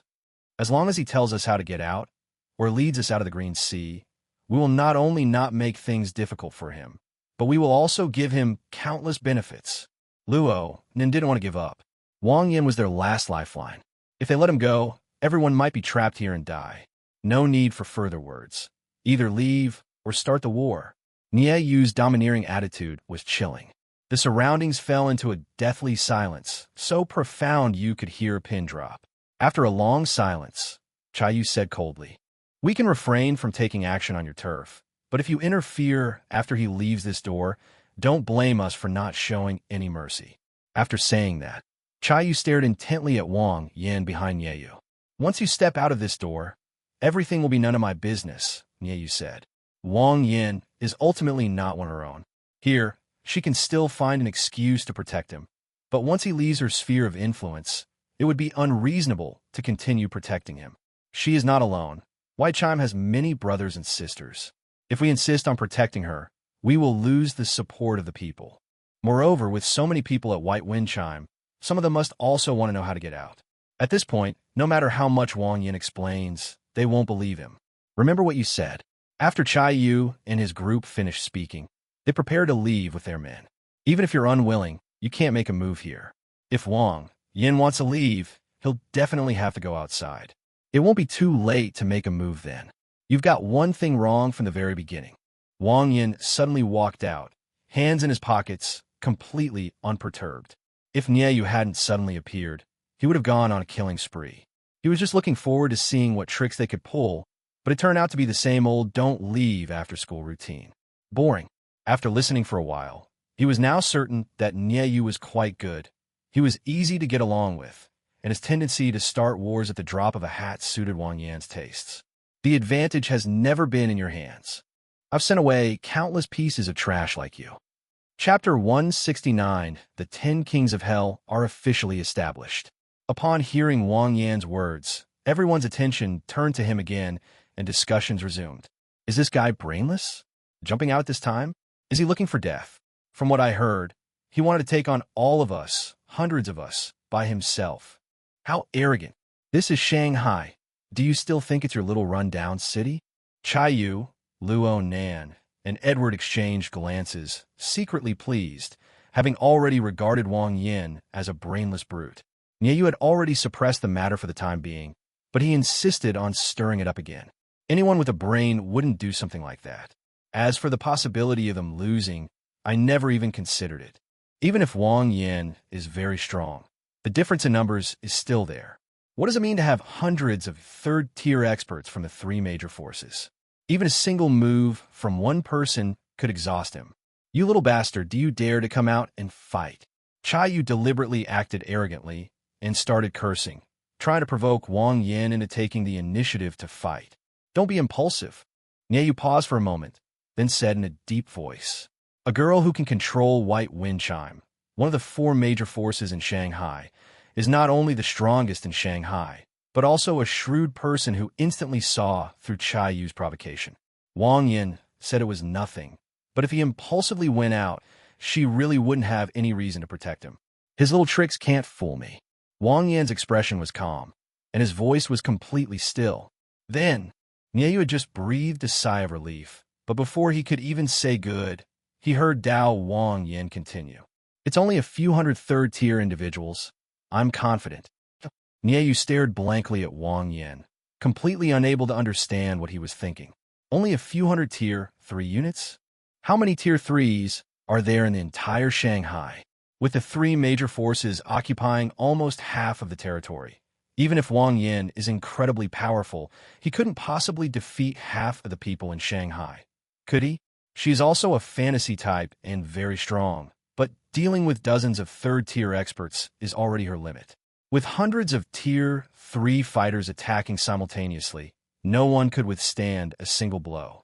You trash who only talks big, come on, if you're a man, come out. Chai-Yu thought Wang Yin was just pretending to be calm, so he continued to mock him. Good job. You'll be the first one to die in a bit. Wang Yin chuckled lightly, showing no sign of anger, but still slowly walked towards the door. He'd remembered that bastard Chai-Yu. He'd make him experience true cruelty later. Nieyu hurriedly grabbed Wang Yin and tried to persuade him. I know you're strong, but there are hundreds of tier 3 opponents. They won't fight one-on-one. They'll swarm you. Be rational. Don't fall for his provocation. Wang Yin sighed, turned around, and said, you have to understand one thing. I'm alive today, not because I'm brainless. Besides, I'm not alone. Naya-san, come out. Wang Yin shouted that his squad was now taking shape, and he could use the opportunity of a few hundred tier 3 soldiers to practice and get to know each other's abilities. As the sound subsided, doors in nearby rooms opened one after another. Miao Sang by Su Su, Inshi, Inci, Wang Shiro Wusu, Murong Bai, and Little Apple came out one after another. Brother Yin, we're here. Seeing the corridor packed with people, the group instantly understood what was going on. This is a fight is about to break out. Roar. Kill those leaders first. Miao Sang got excited, kicking aside several tier 3 enemies blocking his way, ready to start fighting. Sure enough, as long as you follow the leper traffickers, there will be endless fights wherever you go, and you're guaranteed to win. This is just awful. This is what life is all about. Don't rush. Let's go outside and fight. Wang Yin hurriedly stopped Miao Sang. Nieyu is a good person. You should give him this face. Walk. Inshi and the others drew their weapons without showing any fear on their faces. Compared to the zombie horde in Mingshui City, this is a small-scale event. No matter how many petty scoundrels there are, they're still just petty scoundrels. Yin Ji's white bone Azura is specifically designed to kill petty scoundrels. Nieyu was completely dumbfounded when he saw the group of people looking so excited. It's a bit strange to say they were excited about the scene, but the expressions on their faces were indeed quite excited, as if they were certain of victory. This is too strange. It's one thing for Wang Yin to be a reckless man, but can't everyone be a reckless man? Moreover, she understands by Susu. She's a very intelligent person and shouldn't have acted so impulsively. Sister Nya, don't worry, we used to fight like this all the time.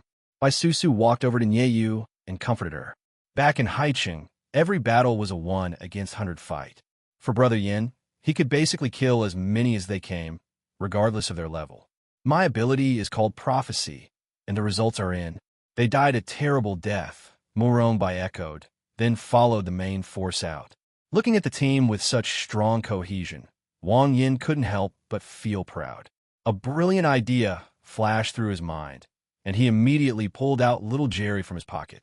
Including Jerry, that makes 10. From now on, our team will be called the 10 Kings of Hell.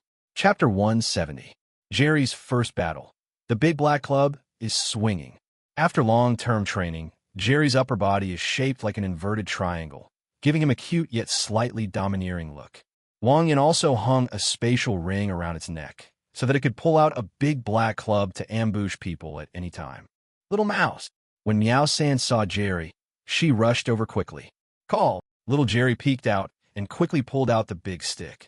This was the first time it had ever seen such a big cat. Even its number one enemy, Tom, was nowhere near this big, so majestic. No fighting, okay?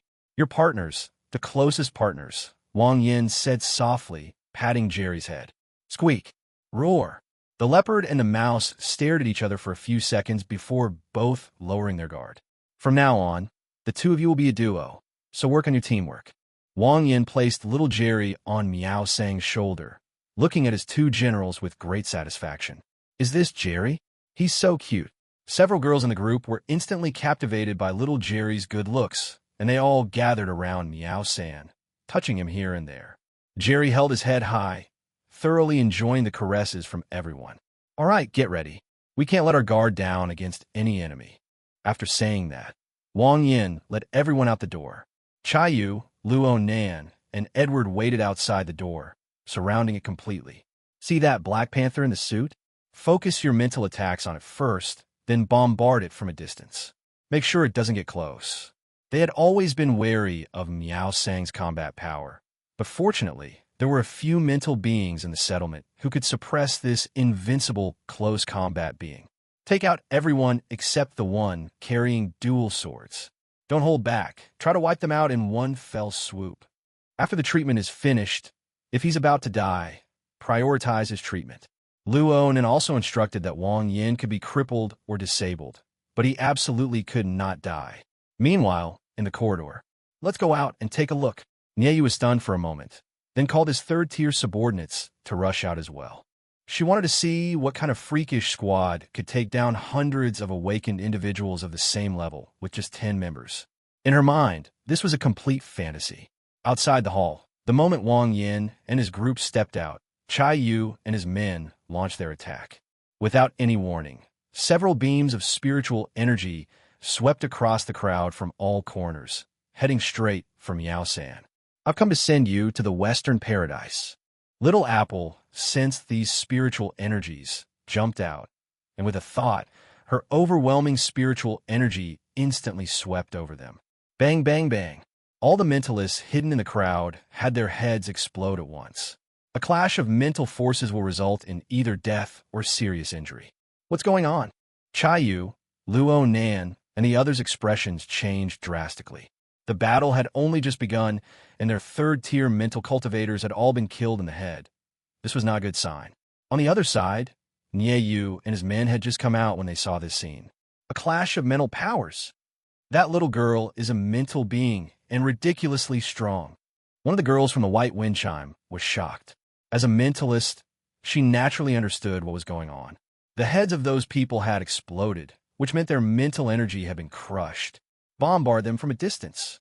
Ruth, arm yourselves, Edward roared, and then a red light shot into his body, instantly growing blood-red armor all over his body, covered with sharp barbs, looking extremely ferocious. The next second, colorful energy filled everyone's field of vision. Whoosh! Boom! All the ranged attacks from the three major forces were launched instantly, bombarding Wang Yin and his group. The air was filled with dense beams of energy of various attributes, covering a vast area, making it impossible to avoid. However, just as this fierce barrage was about to fall, "Brother, don't make a move, watch me." Wu Su took a step forward, stretched out his palm, and used 90% of his energy to create a super large compression field. Ember. An unparalleled repulsive force surged out in a fan shape, and the gale made Wang Yin and the others' clothes flutter loudly. All the energy beams froze instantly and then flew back into the crowd. "I'm going!" Roar! Taking advantage of the opening, Miao San and little Jerry transformed into a blur and rushed into the crowd. After casually blasting several third-tier enemies into a bloody mist, he headed straight for Edward. "Kill him!" Edward roared and, relying on the sharp spikes covering his armor, fearlessly charged forward. His iron fist gleamed with golden light, displaying an astonishing power. Dozens of energy beams also shot towards them at the same time. Miao San was incredibly fast, dodging the attack in the blink of an eye. Edward seized the opportunity and punched Miao San in the back. Very abruptly, a large black club appeared, rapidly enlarging in his pupils. With a muffled thud, the spikes on the armor pierced through the large club, but the force also came down, directly smashing one of Edgar's shoulders and sending him flying.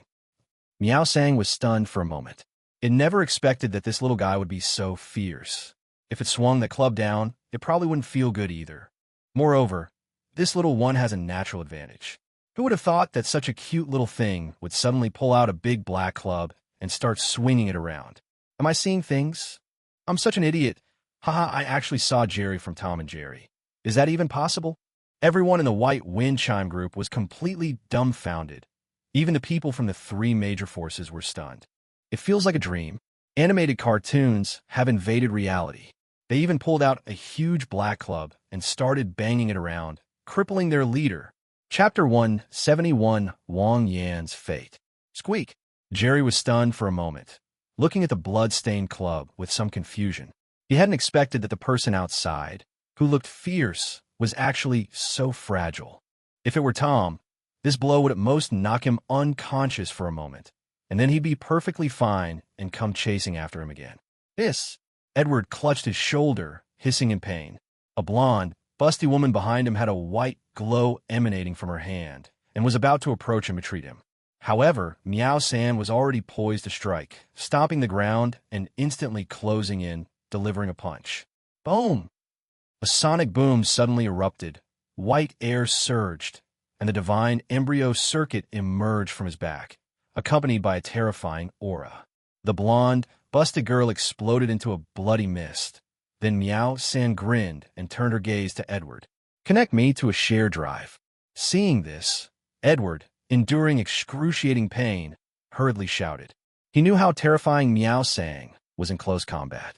Without range suppression, he had no chance of winning in a one-on-one situation.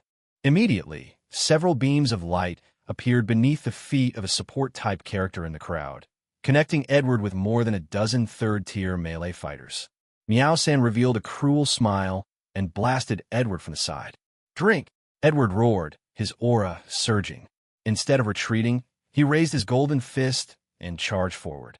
Their fists collided, creating shockwaves, and the two were evenly matched. Good ability.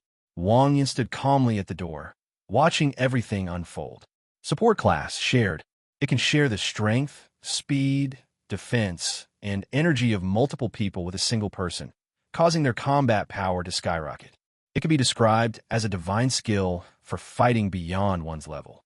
It wasn't that Edward and Miao San fought to a draw. Rather, it was only with Edward and a dozen or so third-tier melee experts that they were able to hold their own for the time being. Wait a minute. Why hasn't Miao San leveled up to rank 4 yet? Wang Yin suddenly asked in surprise. He knew about the previous killing of Blackie, but he could see that Miao San was still at the peak of the 3rd tier and had not advanced to the 4th tier. So here's the question. Where did that fourth-order death crystal go? Just as Wang Yan was surprised, Yin Shi and Yin Si also rushed out, their eyes bursting with the sun and moon, and a three-legged golden crow and a silver-white osmanthus tree appeared from the void. Wang Shiro's body erupted with black light, and a huge phantom condensed and took shape, then quickly shrank back to its normal size. The two overlapped, and the power was more than twice as strong as before. At this moment, the second wave of ranged attacks roared in, and beams of multicolored energy filled their vision. Wu Su had very little energy left, so he simply retreated behind the others. The air suddenly became humid, and the moisture quickly condensed into tiny arrows as thin as cicada wings, crashing out like a raging storm. Boom! Boom boom! Clusters of fire erupted in the air, and all the energy beams were intercepted. With the blessing of the tide, Baisusu single-handedly restrained all the long-range attacks of the three major forces, which can only be described as terrifying. Miao-san, kill that group of foreigners gathered at 9 o'clock. Murong Bai's eyes spun with pure white jade-like markings as he quickly devised the most effective attack strategy based on the prophet's feedback. She was once a valiant bear knight, but after the bear died, she became a civil official. Damn it! Chai Yu and Luo Nen cursed under their breath, their faces turning extremely ugly. It's unbelievable that hundreds of people could not only fail to overwhelm a dozen others, but also suffer heavy losses themselves. Wang Yan's team is terrifyingly strong. Any one of them could be a top expert. Let's grab the one with the twin swords first. Good. Chai Yu and Luo Nen quickly reached a consensus and locked their gazes on Wang Yan, who was not far away. The eerie paper effigy moved erratically, lunging at Wang Yan like a ghost. Luo Nen slowly closed his eyes, then suddenly opened them. A pair of dark red vertical pupils appeared, with a fleeting glimpse of blood within them. Wah! Suddenly, countless arms made of dark red energy stretched out from the ground and reached out to grab Wang Yan. The next second, the paper effigy also pounced. If you don't take action, I'll really forget about you. Wang Yan reacted quickly. Almost the instant the two attacked, a pale golden mist surged out and gave a sudden jolt. On the ground, the dark red arms were all shaken to ashes. However, the paper effigy remained unaffected, without even pausing for a moment, and quickly lunged at Wang Yan. Oh no, he doesn't know about Chai Yu's paper effigy with magic immunity. Nie Yu's heart skipped a beat. Of the four major powers in Shanghai, she was the strongest in combat, while Chai Yu's abilities were the most unorthodox. This paper effigy is not only immune to magic, but can also ignore metal objects. Only flesh and blood can cause it effective damage. However, this paper effigy is elusive and extremely adept at dodging. Although it is not very strong, its palms carry a cold attribute, and anyone touched by them will temporarily lose consciousness. He's finished, Chai Yu said definitively. The paper effigy, immune to magic, has killed countless third-tier experts. Wang Yan's ability is not melee combat. Once the magic-immune paper effigy gets close, he will be immediately subdued. At that time, no matter how powerful Miao San and the others are, they will have to be at his mercy. Hee hee. The paper effigy let out a sinister laugh and reached out to strike Wang Yan. Wang Yan remained calm, but suddenly an extremely fierce power erupted from his thin body. Bang! Nie Yu and the others only felt a blur before their eyes, and the paper effigy suddenly exploded into pieces of paper, which fell down. Chapter 172, it's over in seconds. His body, something's wrong, Nie Yu exclaimed in surprise. Her naked eye caught a fleeting glimpse of a paper effigy. Just as the paper effigy was about to strike, Wang Yan's right leg lashed out from a tricky angle with incredible speed and astonishing power, instantly shattering the paper effigy. Both being fantasy-type characters, one possesses the ultimate sharpness attribute, while the other embodies the death attribute. Their power is not significantly different, but the difference in physical strength between her and Wang Yan is truly enormous, which is quite illogical. On the other side, as the paper effigy was blown apart, Chai Yu groaned, clutching his head in pain as blood flowed from his 7 orifices. How so? Despite the excruciating pain, Chai Yu looked at Wang Yan in horror. He couldn't understand why Wang Yin was able to react so quickly, and why his physical body was so powerful that he could kill the paper puppet in one move. Watch out, he's coming. Luo Nan frowned, his blood-red vertical pupils filled with unease. Wang Yin remained remarkably calm throughout. It was as if everyone and everything were under his control. Buzz, buzz, buzz. The vast fog spread rapidly, then contracted again, forming a golden spear. At that moment, Wang Yan's figure also turned into a wisp of fog. Retreat! The moment they saw the golden spear, Chayu grabbed Luo Nan, and the two of them retreated swiftly. The golden spear trembled, its tip pointing directly at the two of them.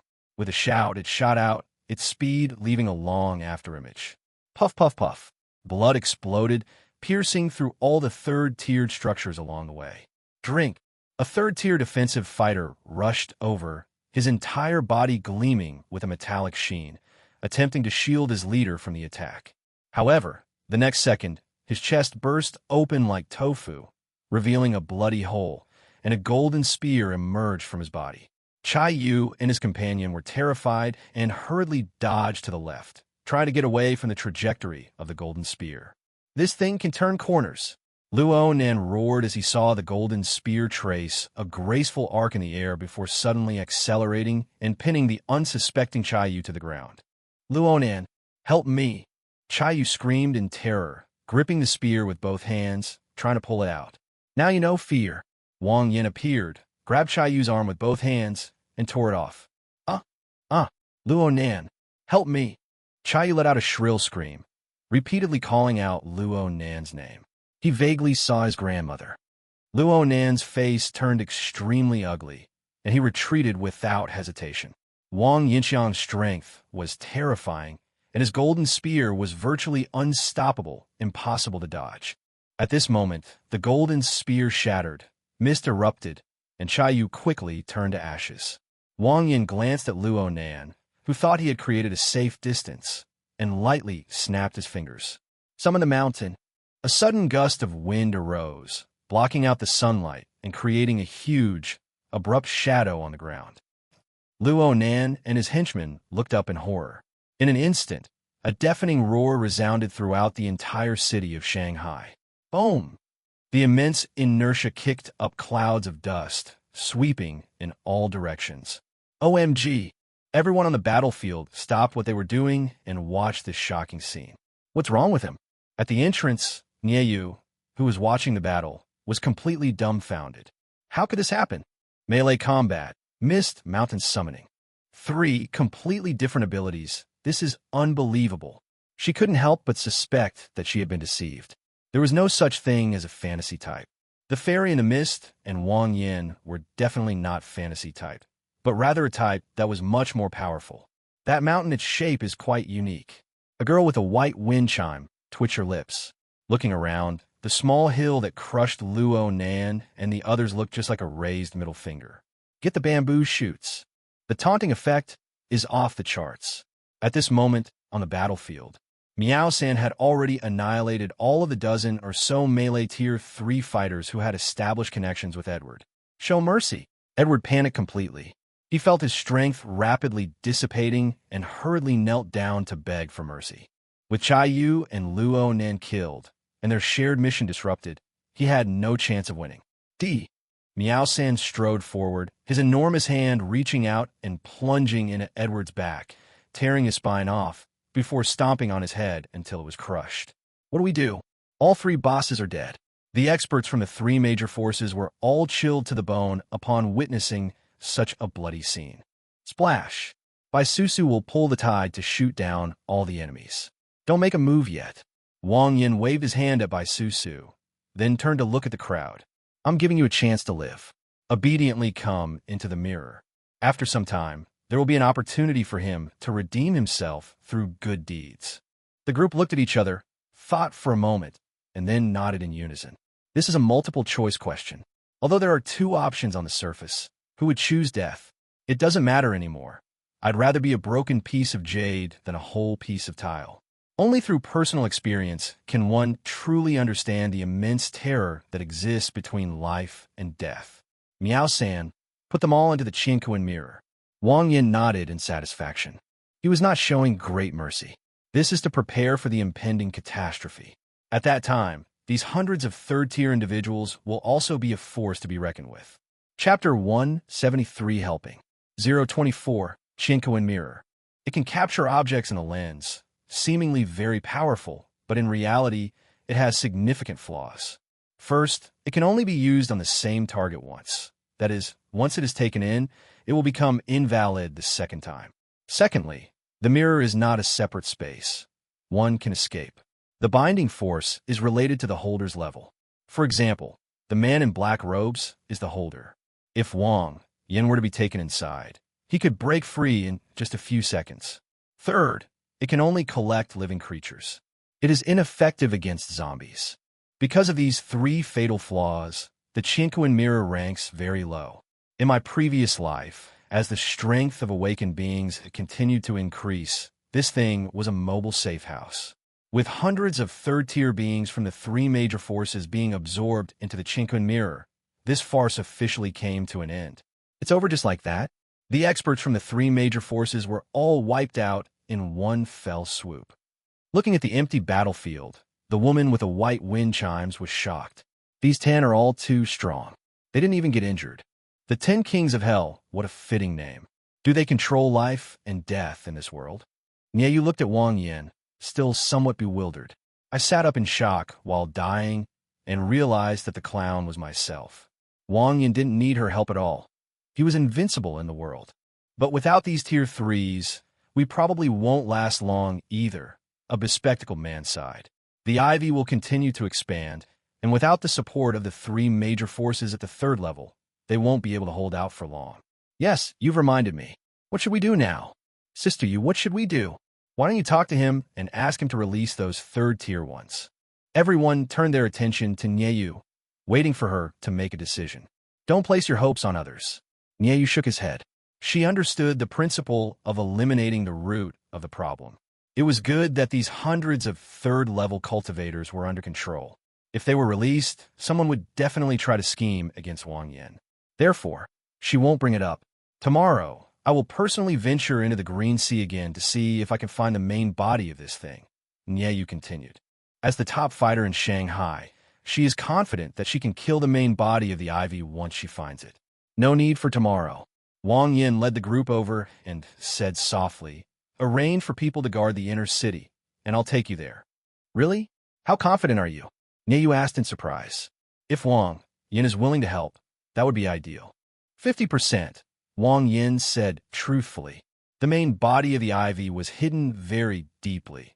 Even countless geniuses in his previous life had failed to find it, and he wasn't entirely confident either. This 50% figure is because he marked the way on the way. Otherwise, he wouldn't have even bothered looking for it.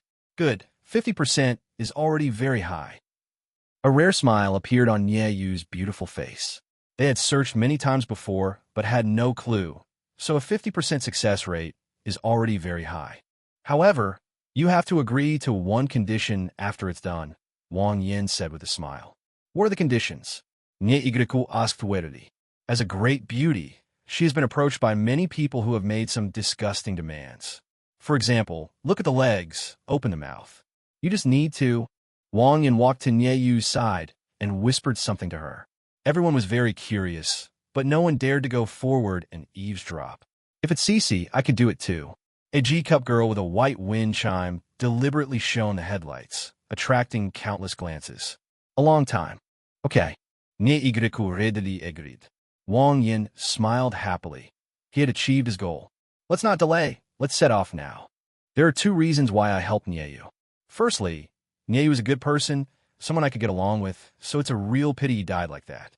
Secondly, regarding the Starfire Calamity, he has a very bold plan that requires Nieyu's help. Having experienced it once in his previous life, no one knew the terror of the Starfire Calamity better than him. That was a catastrophe that utterly destroyed humanity. That was a catastrophe that wiped out the awakened ones. 90% of the awakened beings in the Azure North died on that day, and not a single ordinary person who had not awakened survived. Therefore, it can be called the first milestone in human history. Wang Yin had a premonition that this Spark Calamity would be even more terrifying, and some horrible things might appear ahead of time. If left unchecked, it will lead to terrible consequences. The extinction of humankind is not just a matter of words. It sounds far away, but it's actually very close to us. In the previous life, after the great cataclysm of sparks, humanity's power plummeted to rock bottom. Over the course of 10 years, they faced extinction several times. If it weren't for the emergence of a few extraordinary talents, Wang Yin wouldn't have lived to see the day he was reborn. Having been given a second chance at life, I have such a huge advantage. Wang Yin wanted to go straight for something big, a backlash spark. Chapter 174, The Clever Ivy. Mist rose from the green sea as Wang Yin led the group to the marked location they had made earlier. The hill was now completely covered by dense ivy branches, obscuring its true appearance. Morong, has the prophet given any feedback? Wang Yin asked. No. Morong shook his head. She had tried her best to activate the prophet, but there was no response. Wang Yin pondered for a moment, then snapped his fingers, conjuring up several signal guns, which he then distributed to the crowd. Using this mountain as the center, everyone spread out and search on their own. If there is anything unusual, fire the signal gun immediately. If nothing unexpected happens, the main body of the ivy should be near the hill, so Wang Yin decided to conduct a thorough search. When the sun sets, regardless of whether we've found anything or not, we must return here to assemble, Wang Yin continued. Although the climbing vine's attack methods are not strong, the group does not have the King Sea Death Crystal for sustain, and if the time goes on for too long, accidents are bound to happen. Moreover, if it is not found by nightfall, it means that his approach is wrong and the main body of the ivy is not here. Good. Everyone nodded, took the signal gun, and plunged into the green sea. Wang Yin randomly chose a direction and began searching along the way. Buzz! The mist surged out from his body, and every rustle of grass within a kilometer was transmitted back to his consciousness.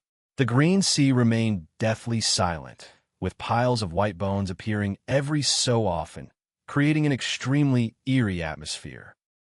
Wang Yin suddenly stopped, ran quickly in one direction, and then bent down to pluck an aphid from a branch. Could it be that the main body of the ivy is here? Wang Yin murmured. Previously, he had scattered thousands of virus carrying aphids onto that thick, green glowing branch. Based on his experience, that should be the main branch of the Virginia creeper. Before this place was covered by ivy, it should have been a road. Wang Yin used the mist to clear the ivy off the ground, then walked forward along the road. He stopped after a short while.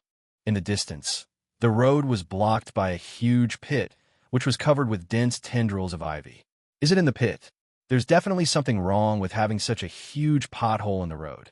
With a thought, Wang Yin decisively controlled the mist to sweep across, turning the branches in the pit to ashes and revealing the entire interior. It is a circular pit, estimated to be more than 10 meters deep, with high mounds of loess around it, as if it had been smashed out by something. It was completely empty. There was no ivy inside. I feel like I've been to this place before. Wang Yin frowned slightly, lost in thought. Quite a while. This crater wasn't a mine that made it. Wang Yin was taken aback and hurriedly bent down to pry open the ivy branches on the ground. Sure enough, a thick layer of ash appeared at the bottom, which was clearly left by the mist shaking the branches. Good heavens, they actually fooled me. Wang Yin's lips twitched. This large pit is the location he marked with a mountain symbol. The small hill he saw earlier was probably moved there by the main body of the ivy to avoid being found, in order to confuse people. That's absolutely outrageous. Even if you beat Wang Yin to death, you would never have imagined that this thing could not only see through his intentions, but also turn the tables on him. This is much more powerful than those villains. We need to notify them immediately. Wang Yin took out a signal gun and pulled the trigger without hesitation. 2 hours later, as darkness fell, the group gradually arrived. Brother Yin, have you found the main body of the ivy? Nye Igriku asked excitedly. No, Wang Yin shook his head, pointed to the large pit in the distance, and said, This is the place I marked. Before we were all looking in the wrong place. Everyone was also a little confused, looking at Wang Yin with puzzlement. How could such a large mark be wrong? The ivy secretly moved the hill to a new home, Wang Yin said with a strange expression. Everyone fell silent. Although it's a plant, Its intelligence is comparable to 8 Wusu's. Morong, this time you used your prophecy to sense me. Wang Yin stood up and walked in one direction. He wanted to skip the search process and see the results directly. If the subject was in this direction, the prophet would surely be able to send back the image. Good. Morong Bai understood Wang Yan's meaning and once again activated the prophet with all his might. After a long silence, Morong Bai spoke. We have a picture, but we haven't found the subject. Wang Yan nodded, then changed direction and continued to pretend to walk forward. No. Keep changing. Still no. Wang Yan went through all the directions, but the images provided by the prophet still did not reveal the main body of the ivy. Where exactly are you hiding? Wang Yan sighed. This thing was hidden too well. It was clearly nearby, but he couldn't find it no matter what he did. Brother, why don't you try underground? Wusu peeked out and said softly. Chapter 175, take it back and use it as a potted plant. Wang Yan turned his head and stared blankly at Wu Su for a moment. My second brother always has such a unique perspective on the world. But I must say, it's a good idea. A normal person wouldn't think of it. Okay, I'll give it a try. With a thought, Wang Yan unleashed the power of the creator. The ground shook, and the asphalt road surface cracked open for thousands of meters. Lust continued to roll outward, forming a huge fissure that was constantly expanding to both sides. After a while, just as Wang Yan was about to give up, Morong Bai suddenly shouted excitedly. It's here. It's really down there. The image the prophet showed depicted an underground cave filled with thick roots. At the very end, a vibrant green ivy, extremely thick and sturdy, stood like a pillar supporting the sky, firmly rooted in the cave. This. Everyone turned to look at Wusu. Well, Wusu CPU is a bit strange. Normally it's like nothing's going on, but it always manages to suddenly turn around at crucial moments. Well done. You truly deserve to be my second brother. Wang Yin gave a thumbs up and laughed heartily. No wonder so many people searched for years in my previous life but couldn't find Aruru's main body. It turns out this thing was hiding in an underground cave all along. It has to be said that normal people really can't find a place like this. Let's go down and take a look. Wang Yin leaped down. Let's go down too. The others followed suit and jumped down as well. Even if a plant awakens, it cannot move its root system, just like a spirit bound to the earth, trapped here for its entire life. Inside the cave, the main body of the ivy seemed to sense the arrival of Wang Yin and his group, and its thick branches began to twist wildly. The root system that runs throughout the cave also begins to shrink. This is its lifeline, and if it is destroyed, the main body will also die. Bang! With rocks flying everywhere, Wang Yin and his companions blasted open the stone wall and jumped inside. After looking around, they headed straight for the end of the cave. Puff, puff, puff. Suddenly, the ground cracked open, and thick branches burst through the rock layers, wildly lashing towards the group, causing the entire cave to tremble violently. Alialu had realized that if it didn't kill Wang Yin and the others, it would surely die. Nieyu reacted quickly, unleashing a burst of blue-cold energy from his body, instantly causing the rushing branches to wither and rot. Finally found you! A chilling aura, seemingly capable of freezing even the soul, erupted, and Nieyu charged forward with murderous intent. This thing surrounded Shanghai for a whole month, and countless awakened ones died at its hands, including many of the white wind chimes. The anger she had been holding in finally found a place to vent. The enormous green branches began to riot, frantically crowding in from all directions, in a place where Wang Yin and the others could not see. The green sea that surrounded Shanghai for dozens of kilometers began to wither and lose its vitality, and all the dispersed energy returned to Alialu's main body. Inside the cave, countless green fluorescent lights converged along the branches into the main body, and dense green tentacles suddenly sprouted from the thick body, unleashing a violent aura that forced Nieyu's chilling breath back. Its fourth tier. Everyone was overjoyed. Instead of panicking, they were even somewhat excited. After all, at this point in time, the fourth tier is truly a rare and precious opportunity. For others, encountering it might be a disaster, but for them, it's a pure stroke of good fortune. Swish! Countless tentacles surged forward, and Nieyu retreated rapidly. She could sense that his corpse cold attribute had lost its effect. Aruru's energy was simply too abundant. A swift and decisive victory. Wang Yin took a step forward, and thin, fiery red lines appeared in the void, spreading outwards in all directions. The five elements are mutually destructive. Fire can be compressed into a thread, which can completely suppress the wood attribute Aruru. Sure enough, the dense green tentacles were severed and fell to the ground. Chirp, chirp. Aruru's main body twisted wildly, trying to break free from the ground, but its massive roots were already deeply embedded in the ground, making it impossible to move. The fire line merged into the thick body, just like a red-hot branding iron burning through a bloody hand, making a hissing sound, and was split in two. The fire line continued to spread in all directions, severing the massive root system as well. Wang Yin drew his straight knife, strode forward, and picked out a fluorescent green dead crystal for where the main body of Alialu met its root system. This dead crystal radiated a powerful vitality, completely different from ordinary dead crystals.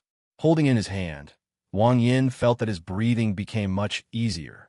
This can be considered a half-king's death crystal, right? Having absorbed the corpse of the king, Aruru's energy now contains a peculiar power that has caused its undead to mutate.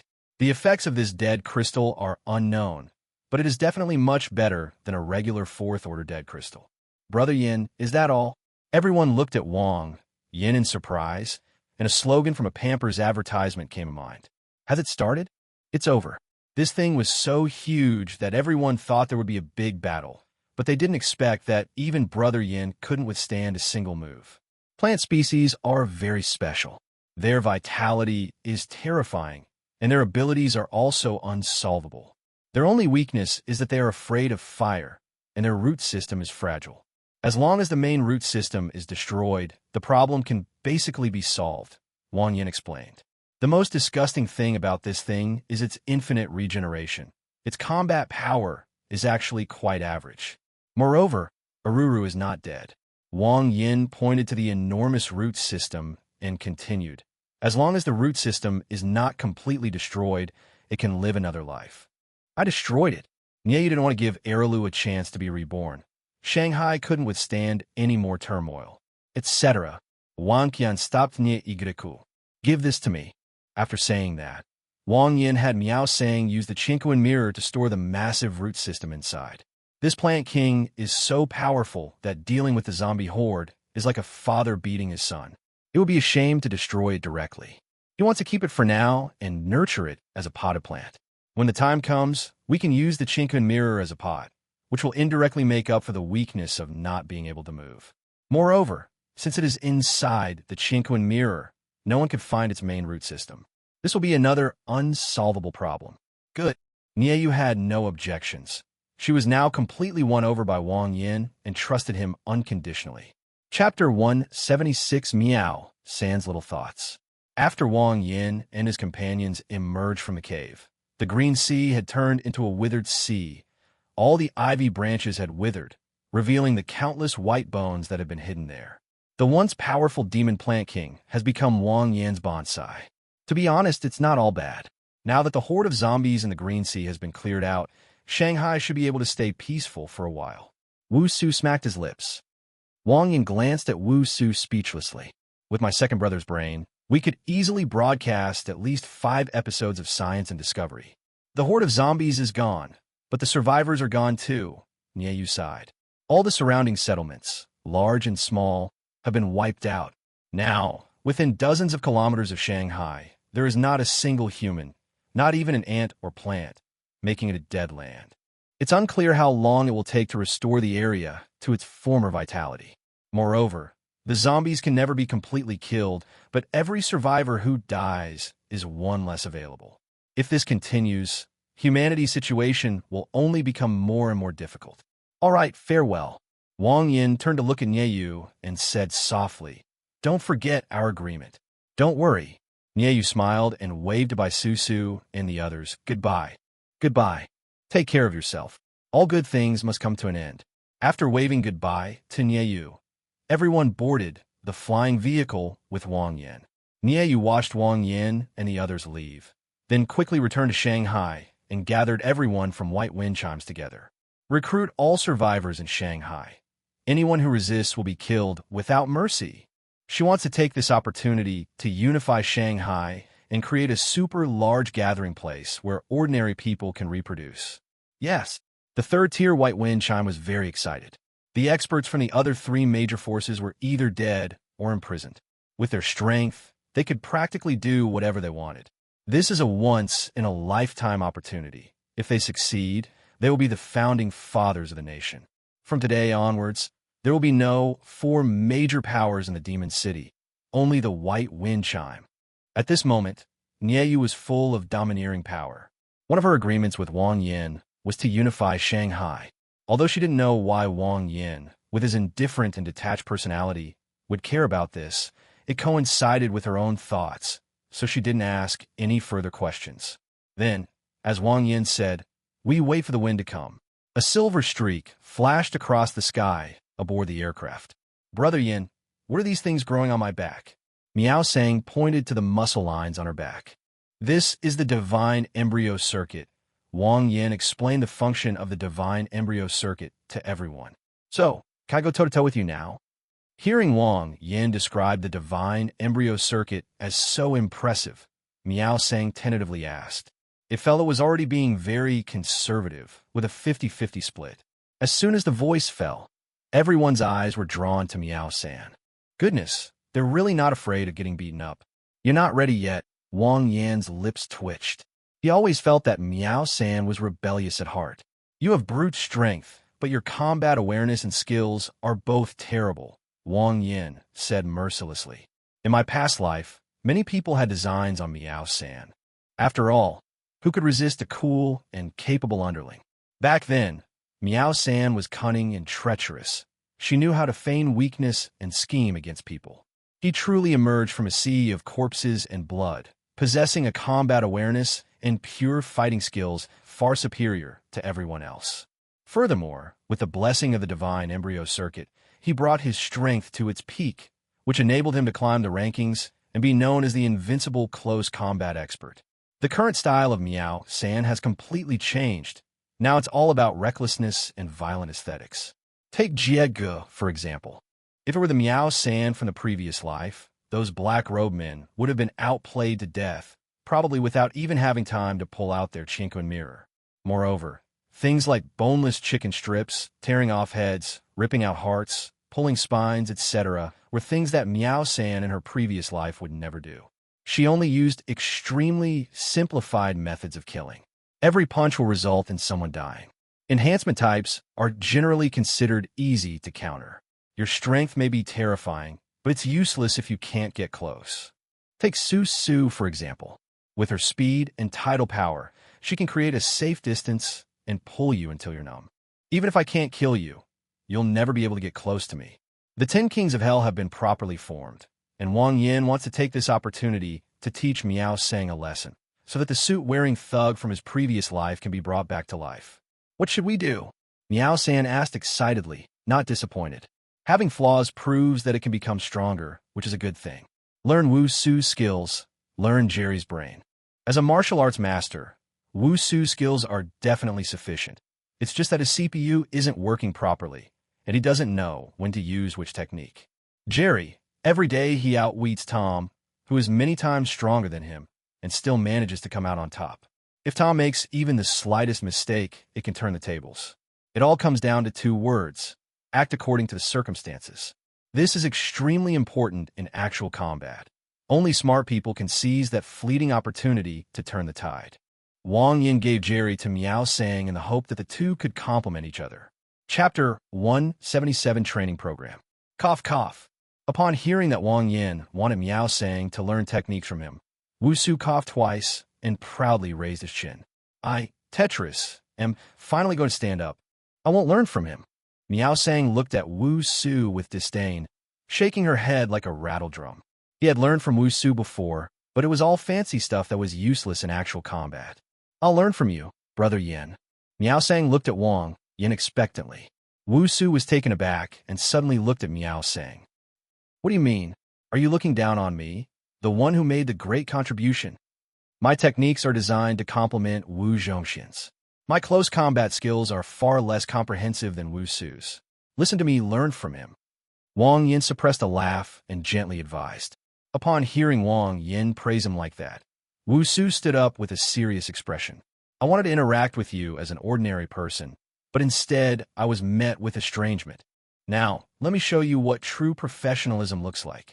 As soon as the sound fell, Wu Su's body trembled at an extremely high frequency, creating afterimages around him. Wang Yin had used this move before.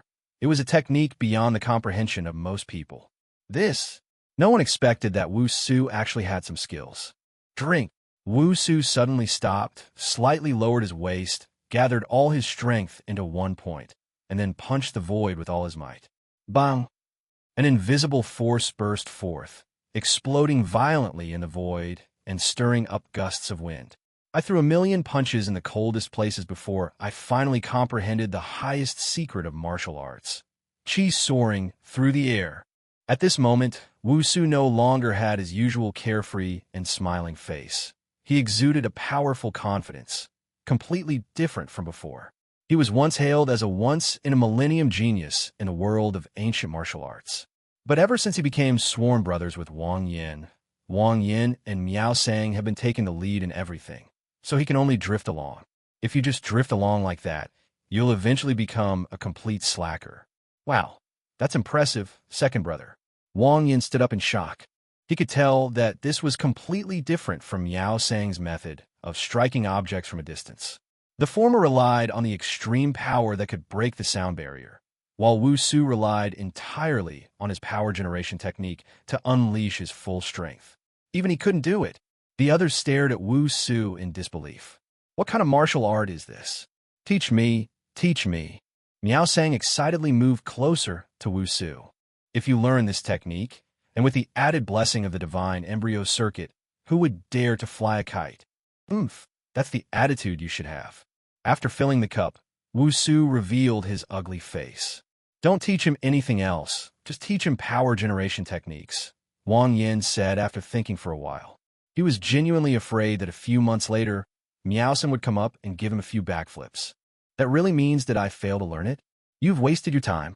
Don't worry, brother, I know what I'm doing. Wu Su patted his chest confidently. Then it's settled.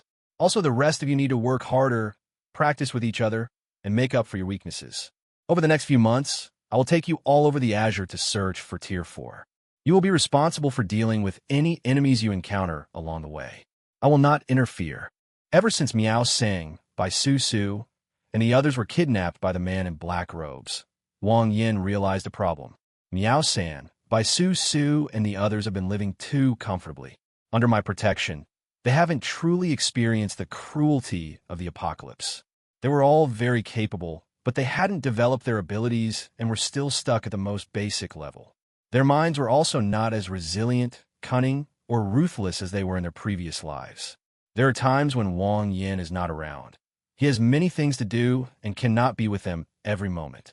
Moreover, sometimes it is unavoidable to split up, and the group is still somewhat naive and easily manipulated. It's fine for dealing with ordinary experts, but if you really encounter those ruthless and vicious geniuses from the previous life's rankings, you probably won't get the better of them. Take Nie Yu, for example. In a one-on-one fight, apart from him, probably no one in the 10 Kings of Hell could win against him. Even if Miao Sang is strong, he could only manage a draw at most. Nie Yu has never revealed his true intentions. One is 004, the Broken King Sword. There's also the rumored 1,000-mile Lonely Grave move. She should have developed it long ago, but just kept it hidden. Based on this alone, Miao San and his group were at a disadvantage. Okay, leave it to us. Everyone was eager to try, hoping to become stronger quickly so as not to hold the 10 Kings of Hell back. At the latest by next spring, there will be a great war concerning the survival of mankind. You must grow up as soon as possible. Looking at the ruins outside the window, Wang Yin felt a pang of melancholy. He doesn't even have a 30% chance of winning the Starfire Calamity. He was strong, but his individual strength was limited. However, his enemies were no weaker and were numerous. Wang Yin didn't want to get involved, but he had to, because his rebirth disrupted the timeline. Some things may appear ahead of schedule. This time it's probably going to be hellish difficulty. As I said before, if humanity becomes extinct, the 10 kings of hell will not be far from their demise either. This is a case of being forced to save the world. Brother Yin, what kind of calamity is this? This was the first time everyone had seen Wang Yin with this expression, and they realized the seriousness of the situation. I can't tell you right now. Wang Yin pointed to his head and said, "The plan is already in my head. I'll tell you when the time is right. Your most important task right now is to become stronger, and even stronger." Chapter 178, Grouping and Departure. The aircraft stopped in a deep mountain forest. From above, the endless mountain range stretched to the horizon, and one could faintly hear violent roars. Brother Yin, where is this? Everyone jumped off the aircraft with their weapons in hand, glanced around, and asked in surprise. The air here is unusually humid, with no trace of the stench of corpses. The sunlight is blocked by tall trees, and the surroundings are pitch black, clearly indicating that it is a pristine forest rarely visited by humans. How can there be a fourth level in a place where there isn't even a single human hair? This is the heartland of Shenangjia. Wang Yin stretched and said slowly, "This place is isolated from the world, devoid of human habitation and zombies, yet boasts a vast population of wild flora and fauna. After the apocalypse, a large number of mutated plants and animals emerged here, fighting each other like a breeding ground for venomous insects. Only the best survive. Perhaps there's even a legendary Shenangjia wildman. He didn't know if there were any Tier 4 units elsewhere at this time, but Shenangjia probably did. Moreover, it's not just any ordinary 4th-tier weapon. It's an exceptionally powerful one. Training troops is a matter of course. If it's too easy, it's better not to train at all. This place is interesting." Miao Sang looked towards the end of the darkness.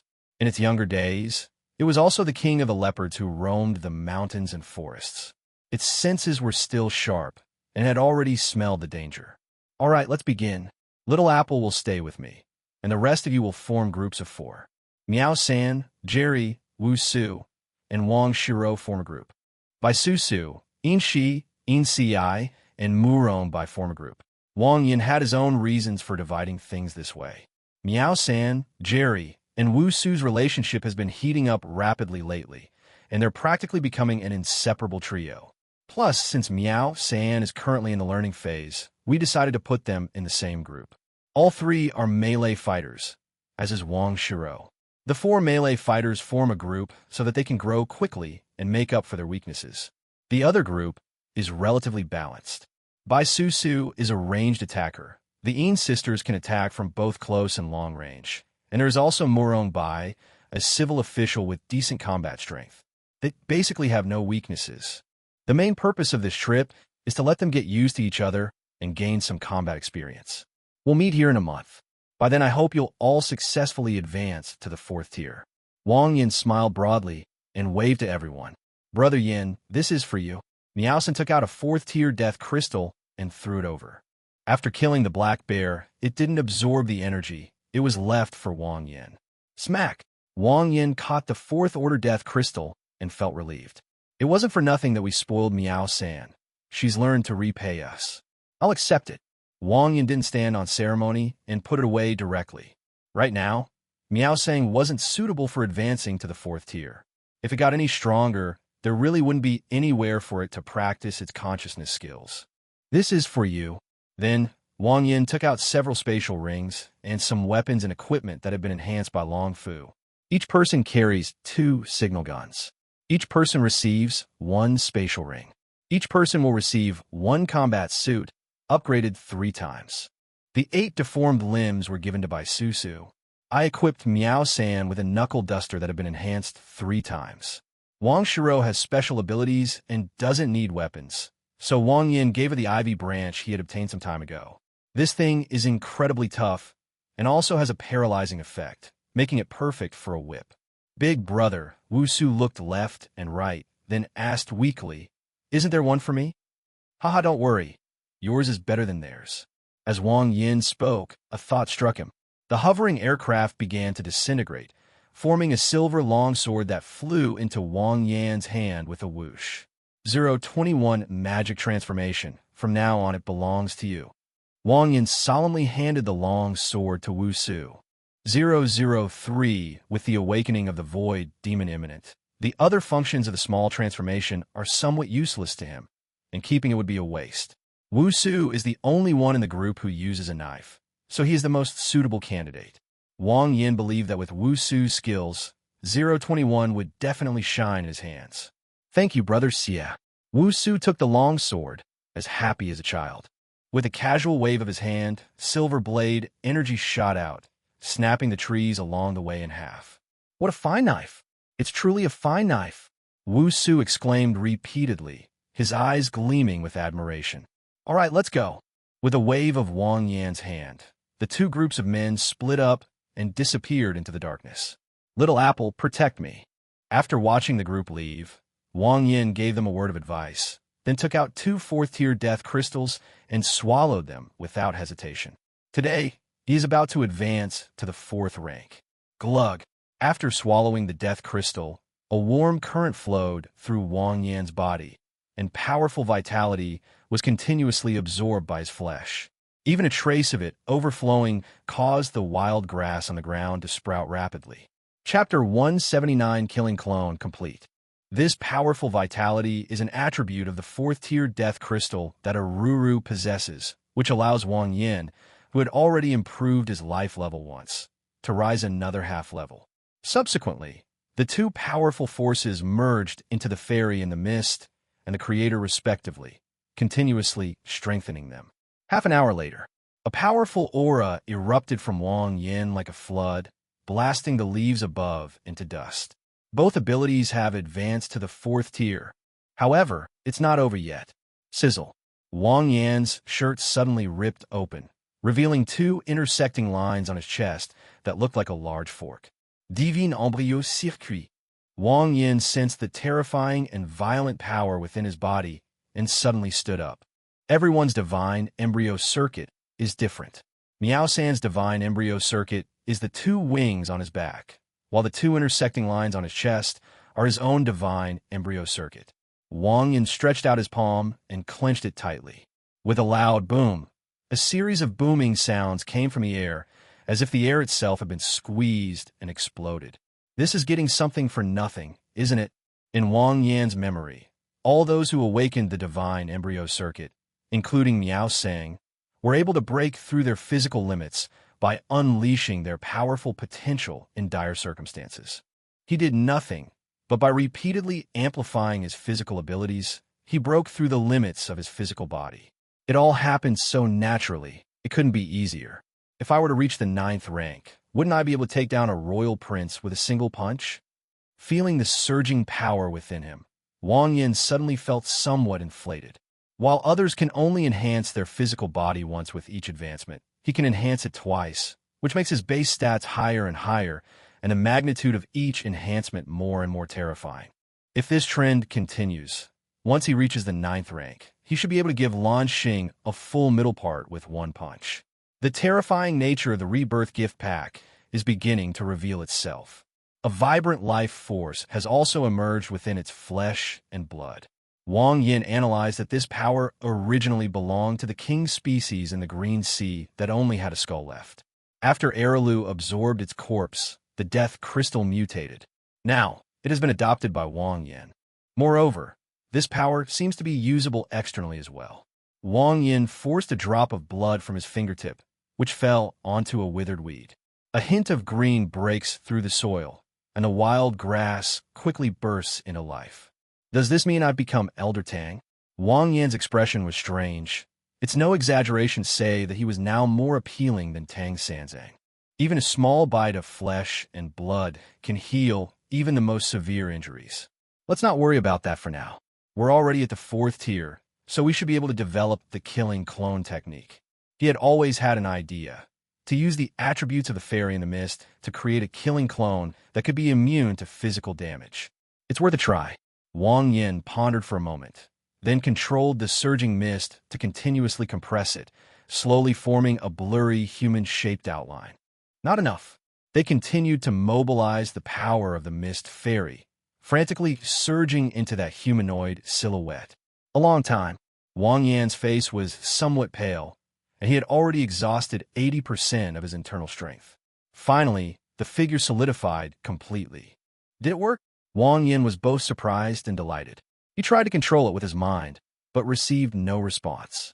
The figure formed from the mist had broken free from his control, becoming completely independent and remaining motionless. It seems like something's missing. Wang Yin circled the killing clone a few times, lost in thought.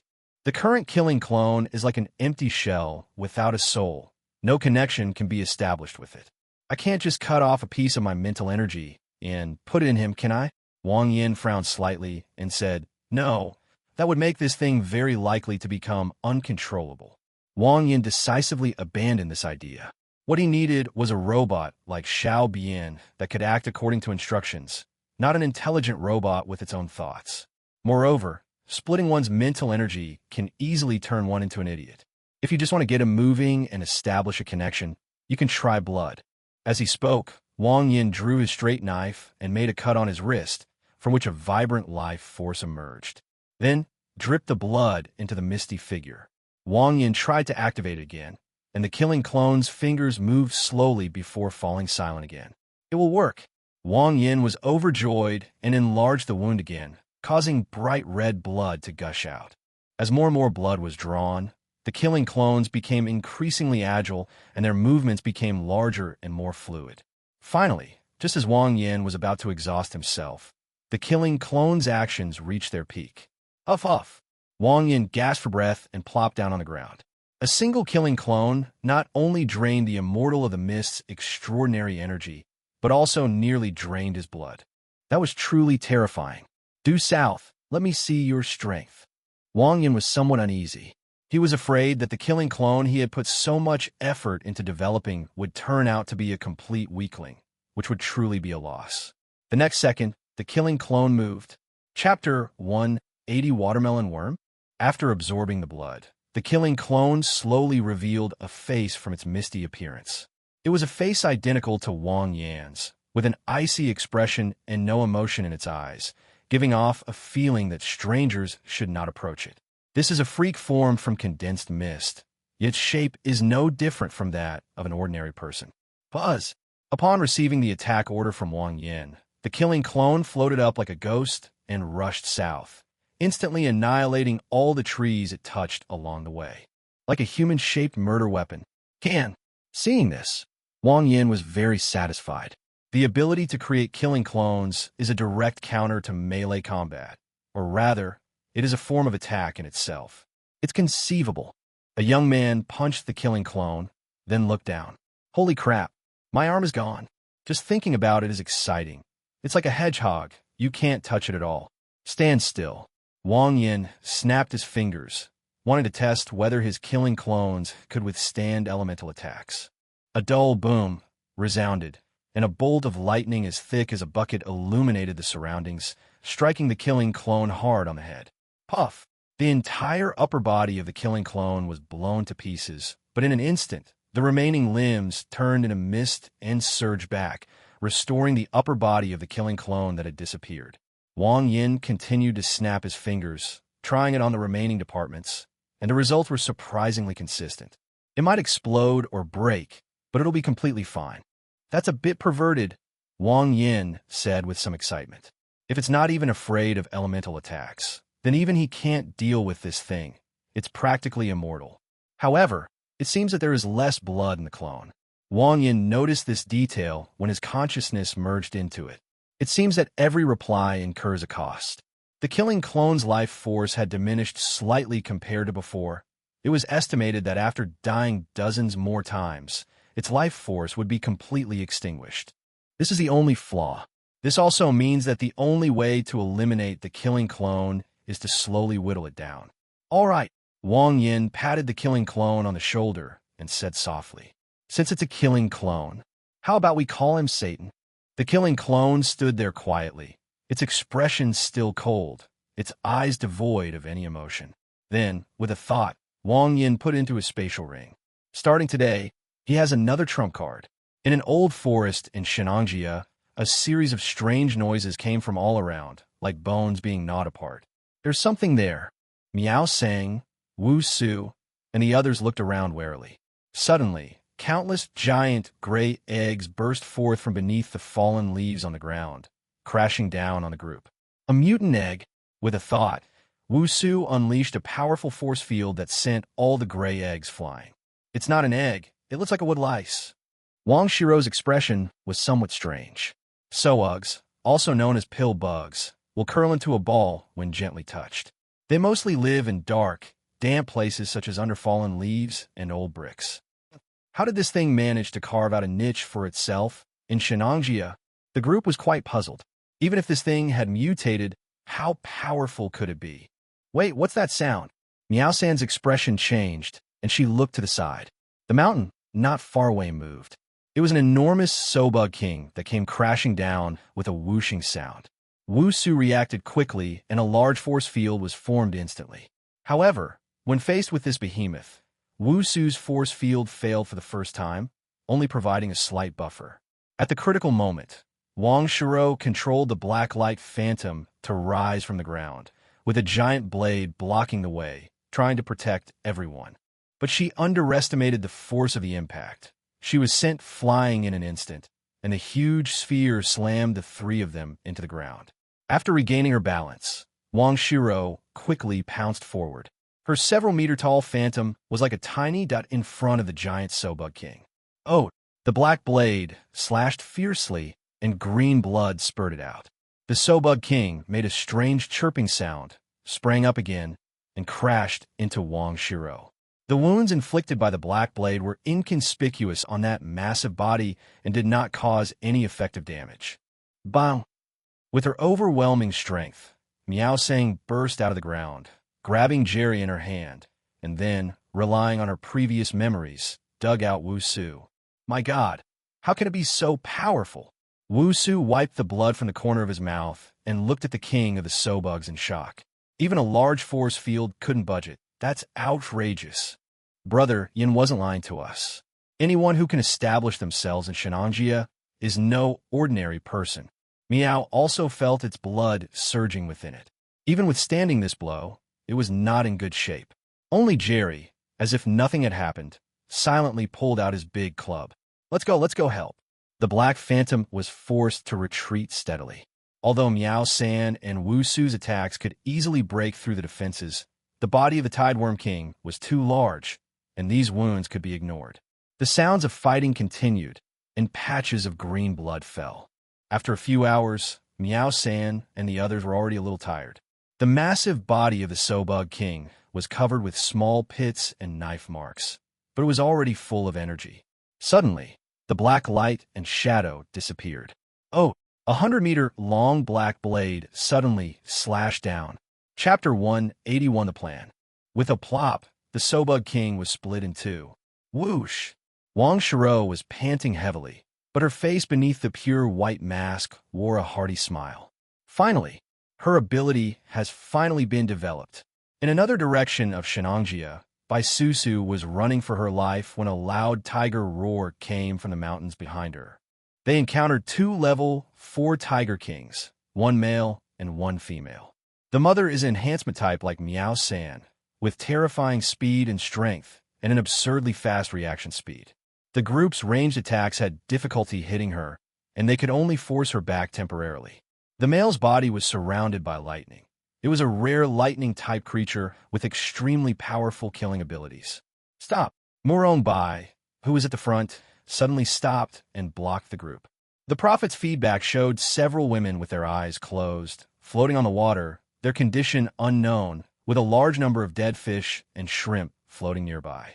Countless animal skeletons were piled up along the edge of the water. What's wrong? Bai Susu asked, puzzled. We can't keep running. There's a huge body of water ahead, and we might die there. Murong Bai dictated the images the prophet had shown to the others. Why is this happening? The three women frowned simultaneously. How could someone who's kept such a distance still get infected? Is there something else underwater? Suddenly, two terrifying roars rang out. Roar! Roar! The leaves trembled, and in the darkness not far away, two enormous figures could be vaguely seen. After this short delay, the two mutated Tiger Kings have caught up. Watch out, they're coming. Bai Susu gripped the tide tightly, sighing inwardly at how unlucky they all were. Not only did they encounter two fourth-tier beasts right away, but they were also the ones with the highest combat power. It's no exaggeration to say that with the combat power of these two Tiger Kings, they could easily kill a typical fifth-tier warrior in a one-on-one fight. The title of King of Beasts is well-deserved. The mutated Tiger King is extremely powerful. Even the enhanced fourth-tier female tiger is only slightly inferior to Miao Sang, who has awakened the divine embryo circuit. Once they get close, they will only be tortured and killed. That thunder tiger was equally terrifying, spewing out thunder with immense power. Anyone struck by would either die or be seriously injured.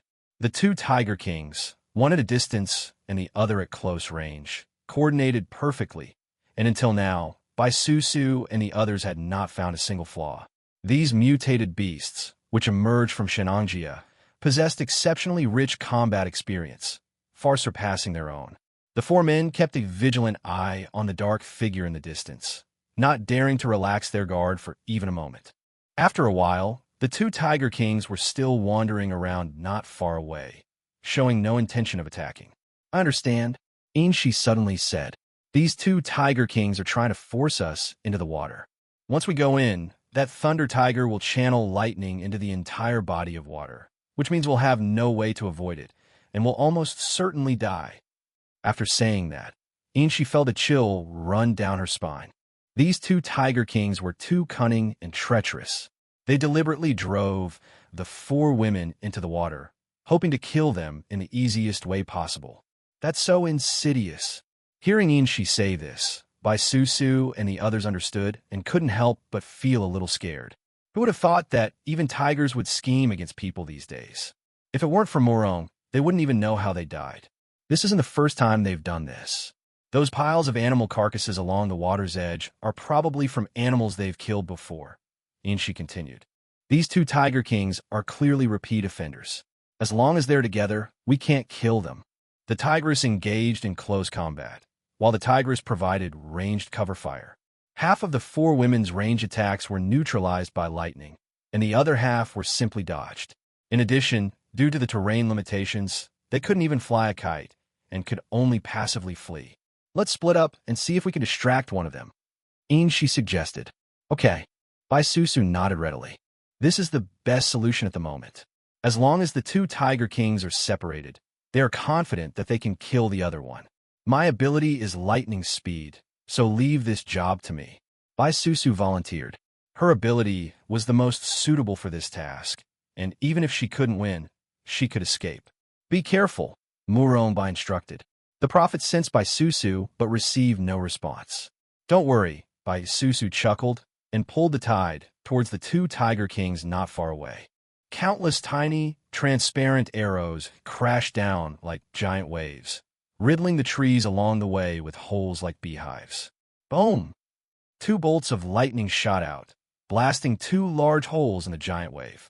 Two strong figures leaped out from within, roared at Bai Susu, and pounced on her together. The tigress moved incredibly fast, closing in instantly, her massive claws slamming towards Bai Susu's head. Bai Susu remained expressionless. Just a second before the beast's claws fell, she activated her divine speed with all her might and barely dodged them. She wasn't unable to create distance. Rather, she was using her own life to lure them. These two Tiger Kings were too cunning. If she didn't give them hope, they would never chase after her. Then, Bai Susu maintained the same speed as the mother tiger, only accelerating to dodge when she was about to be hit. The man and the tiger moved further and further away, and soon disappeared from their sight. "Let's get it!" Insi erupted, drew his dagger, and rushed forward. A silvery white osmanthus tree appeared, blocking the incoming lightning. Inshi rushed over right behind her, and the sun and moon changed again. Even I, a civil official, have to take action.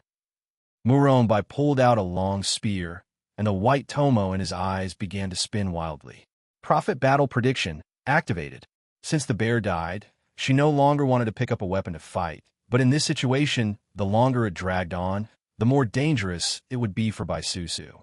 Oh, the spear anticipated Lei, whose movement, and drew a bloody gash from his body. Murongbai's fighting style is very simple. It's all based on prediction. Not a single action is superfluous. It's simple, direct, and highly effective.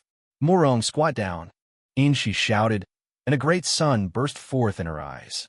The three-legged golden crow flapped its wings, and the terrifying temperature formed a red stream of air that blew towards Leihu. Ah! With a painful howl, Leihu's fur evaporated instantly, and his flesh was roasted alive.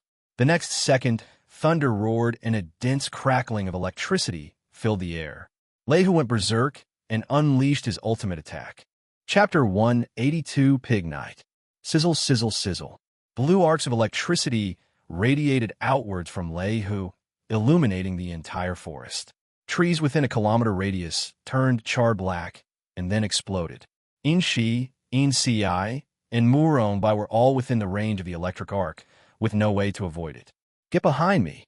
Inci took a step forward, and a burst of cold moonlight erupted from his eyes. The silvery white osmanthus tree materialized once more, blocking the way in front of them. Sizzle, sizzle, sizzle. The violent arc of electricity struck instantly, and blackened cracks immediately appeared on the silver osmanthus tree. No way! I can't take it.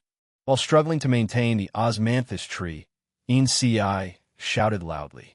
Leihu is a top-tier, fourth-tier fighter with incredibly powerful energy. Although Inci is strong, he is ultimately only a third-tier fighter and is simply not strong enough to contend with him. Clap, clap, clap.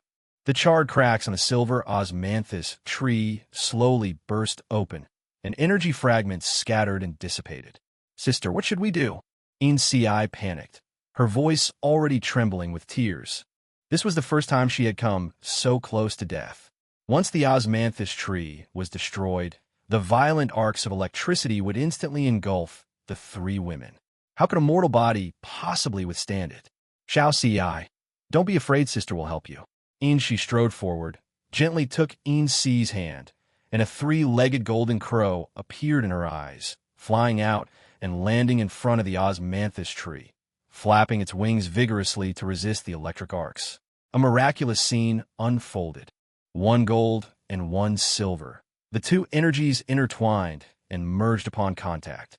The charred cracks disappeared, and 5 thick branches grew from the osmanthus tree, with fingers faintly visible on them. The main trunk swayed from side to side, like a giant hand emerging from the ground. At the same time, the three-legged golden crow folded its wings, raised its head, and transformed into a long sword burning with raging flames, falling into the giant palm. Inshi and Inci were slightly taken aback, then exchanged a glance. There's no time to worry about why this anomaly occurred. The most urgent task is to overcome the immediate difficulties. The next second, the giant hand swung the sun's sword and slashed across. The dazzling, fiery red sword light shattered the lightning, distorting the air wherever it passed. Everything within the fan-shaped area, including the fourth-tier Thunder Tiger, instantly evaporated. Bai Susu calculated the time, stopped arguing, quickly created a safe distance between herself and the tigress, and with a flick of her hand through her spatial ring, a finely crafted, deformed limb appeared in her hand. With lightning speed and full force, the tide roared. The bow, taut as a full moon, pierces the sun. With a deafening boom, a powerful sonic explosion erupted, and a white shockwave shot out from the front of the tide. The deformed limbs let out mournful cries, instantly piercing the mother tiger's heart. Click-clack. Its limbs twitched, and it burrowed into the tigress's body through the wound, frantically absorbing flesh and blood. Fortunately, the live arrows that Brother Yin gave us can withstand it. Bai Susu breathed a sigh of relief. She had tried it before, and found that if the arrows were too fast, they would explode and not hit the target at all. The lack of suitable materials directly limited her attack power. That arrow, amplified by both divine speed and tidal forces, broke the sound barrier. Even alloys couldn't withstand it. Yet this living arrow withstood it with ease. From now on, I will be the strongest center among the 10 kings of hell. Bai Susu picked up the fourth-tier death crystal, somewhat smug. With these 8 living arrows, her attack power will be maximized.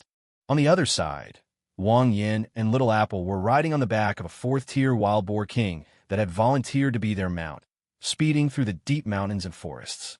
Woohoo, so much fun! The scenes on both sides rushed past. Little Apple had her arms outstretched and was having a great time, while Wang Yin also crossed his arms and enjoyed the speed and passion. Only the wild boar king's eyes were always filled with tears. His 2 ferocious tusks were all broken, and he had many large lumps on his body. Clearly, it had been badly beaten by Wang Yin, which was why it had no choice but to become their mount. There's an open space ahead. Let's go there.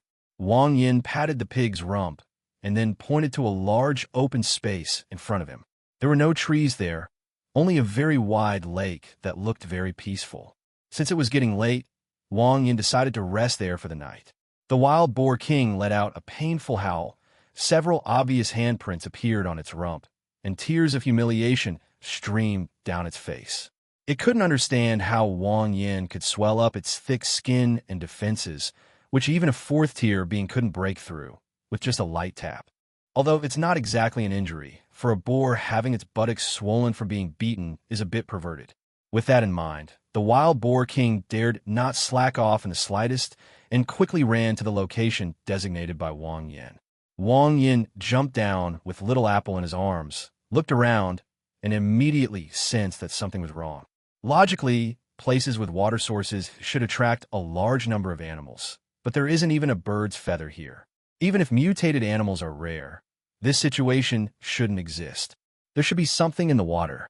Wang Yin pondered for a moment, then looked at the wild boar king and said with a wicked smile, "Peggy, go get some water." Wild boar king: "That's so mean. That upright ape is so mean. There's clearly something in the water. Are you trying to be a complete idiot?" Suddenly, a loud splashing sound arose. A giant dragon, tens of meters tall, emerged from the water. Its large, red lantern-like eyes glanced at Wang Yin before its blood-red maw snatched him away. Good timing. Wang Yin remained calm and threw a punch. With a tremendous sonic boom, the giant dragon's head exploded with a poof, turning the water red. Was the wild boar king completely dumbfounded? One punch, and he crushed a 4th-tier opponent. What kind of power is this?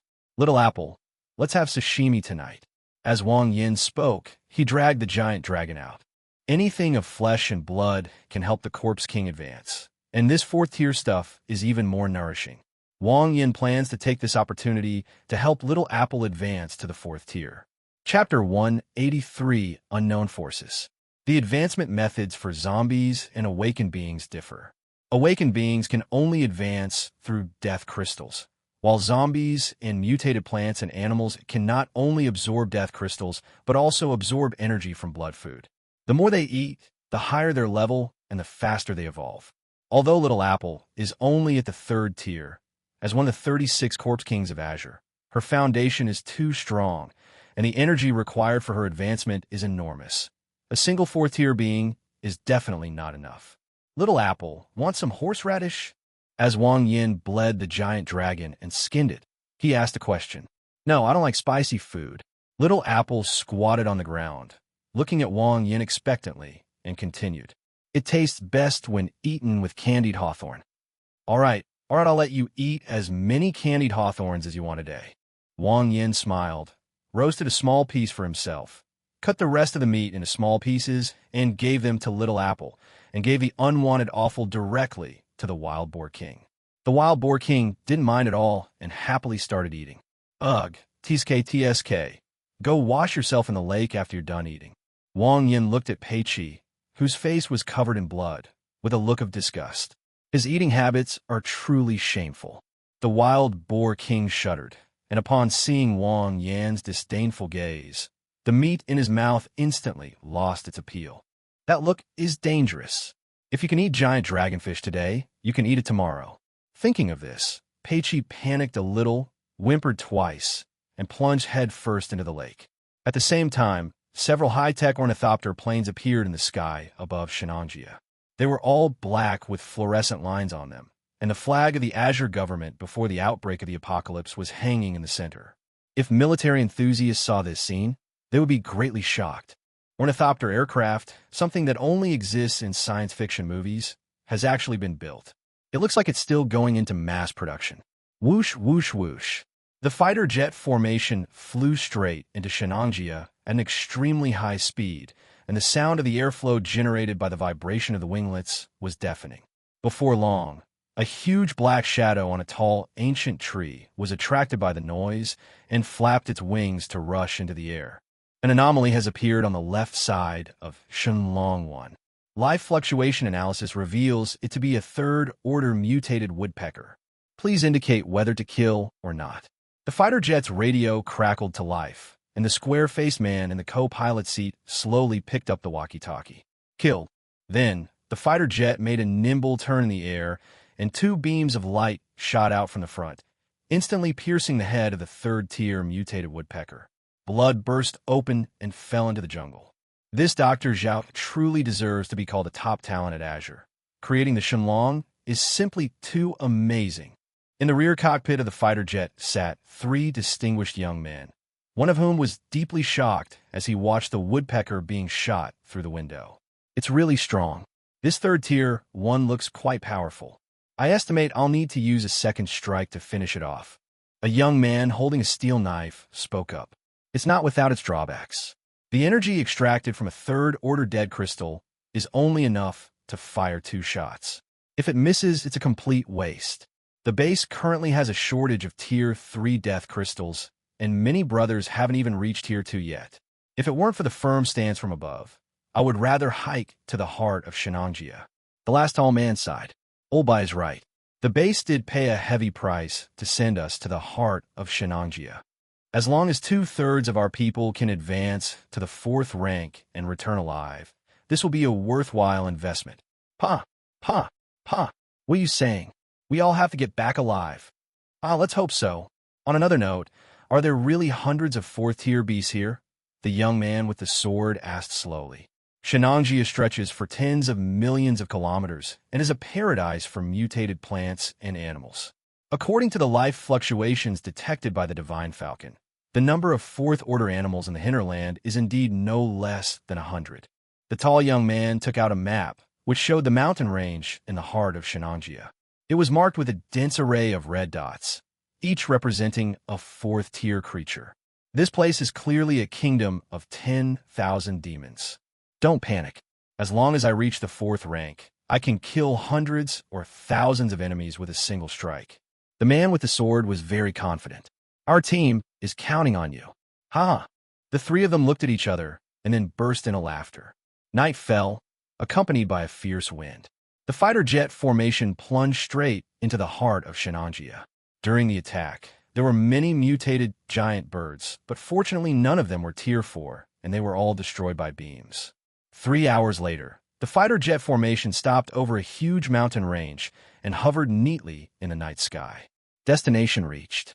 A dignified male voice came from the radio, and the rear doors of the 7 fighter jets slowly opened, revealing 3 figures standing inside each one. There were both men and women, all young people. A square-faced man stepped forward, his expression serious, his gaze sweeping over the crowd. On the map I gave you, the mountain in the very center is marked with a skull. Remember, stay away from there. According to the Divine Falcon's feedback, the fluctuations in that area were extremely terrifying, suggesting it might be the Beast King's territory. Remember, do not set foot within 800 li. After speaking, the square-faced man bowed deeply to the crowd. Sparks, for the sake of the blue sky, come back alive. As soon as the voice fell, 21 figures leaped down and plunged into the pitch-black heart of Shenanjia. Chapter 184, There's Something Dirty. The nights in Shenanjia are cold and damp. The mountains in the darkness resemble a giant dragon lying on the ground. After the 21 sparks landed, they quickly gathered together. The leader was a gaunt man whose body beneath his wide robes resembled a dried corpse, with skin clinging to his bones, giving him a somewhat grotesque appearance. He also carried a black scythe on his back. Report your numbers. 1, 2, 3, 21. After confirming the number of people, the gaunt man took out a map and pointed to the 7 red dots closest to the group.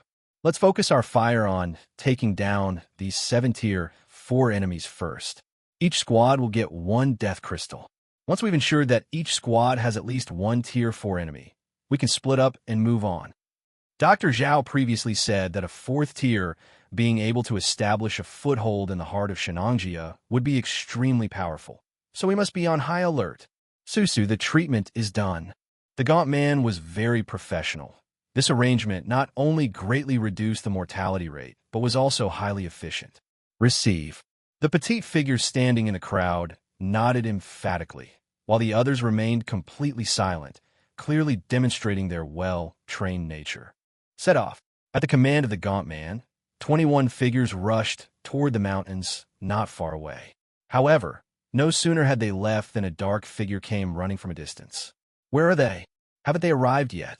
It was a short-haired girl wearing the same style of clothing as the 21 people from before, and she was also holding a strangely shaped sniper rifle in front of her chest. This shouldn't be happening. The short-haired girl was a little surprised. She was a few minutes late because her landing point was off, and the others should have arrived by now. There are footprints on the ground, they're gone. The short-haired girl squatted down and carefully examined the dense footprints on the ground, her brows furrowing tightly. Brother Xiang, didn't you check the numbers? Every member of the Torchbearer has undergone rigorous training, especially the leader, Xiang Dong. In situations like this, where visibility is poor and there are many people, he will definitely check the numbers. We won't set off if everyone isn't here. Never mind. Let's chase after them first. The short-haired woman followed the direction of the footprints. Although she sensed something was amiss, the heart of Shenangjia was fraught with danger, and she needed to rejoin the main force as soon as possible. The next morning, the entire Shenangjia hinterland was shrouded in thick fog. This was real fog, not Wang Yan's fairy in the fog. Peiqi, panting heavily, carried Wang Yan and Little Apple and stopped at a mountain range. It's about to break down. Ever since these two caught it, they haven't rested except for meal times, and they don't even sleep at night. Their energy is just too much. They weren't tired riding the pig, but the pig was really exhausted. The fog is so thick. Wang Yin cracked sunflower seeds and looked into the distance. As far as the eye could see, everything was a hazy gray, with visibility of less than 5 meters. Even one's sense of direction was obscured, making it impossible to distinguish east from west. In this situation, Wang Yin himself didn't care, but he was worried that Peiqi, that idiot, would lead him to jump off a cliff. I'm a bit tired too. Let's rest here for a bit. Wang Yin stretched and jumped off Peiqi. After separating from Yao Sang and the others, Wang Yin hunted fourth-tier creatures non-stop, except for mealtimes. He even made use of the night to kill a fourth-tier centipede. Now, Little Apple has been fed to the peak of the third tier, and it is estimated that it will be able to successfully advance to the fourth tier after eating one more. Clap, clap, clap. As usual, the container set meal is served right away. We'll set up a table outside and enjoy beer and barbecue. Seeing this, Peiqi lay down on the spot and fell fast asleep, while Little Apple picked up her tablet and started watching Ultraman. A moment later, Wang Yin suddenly looked to the left at the thick fog.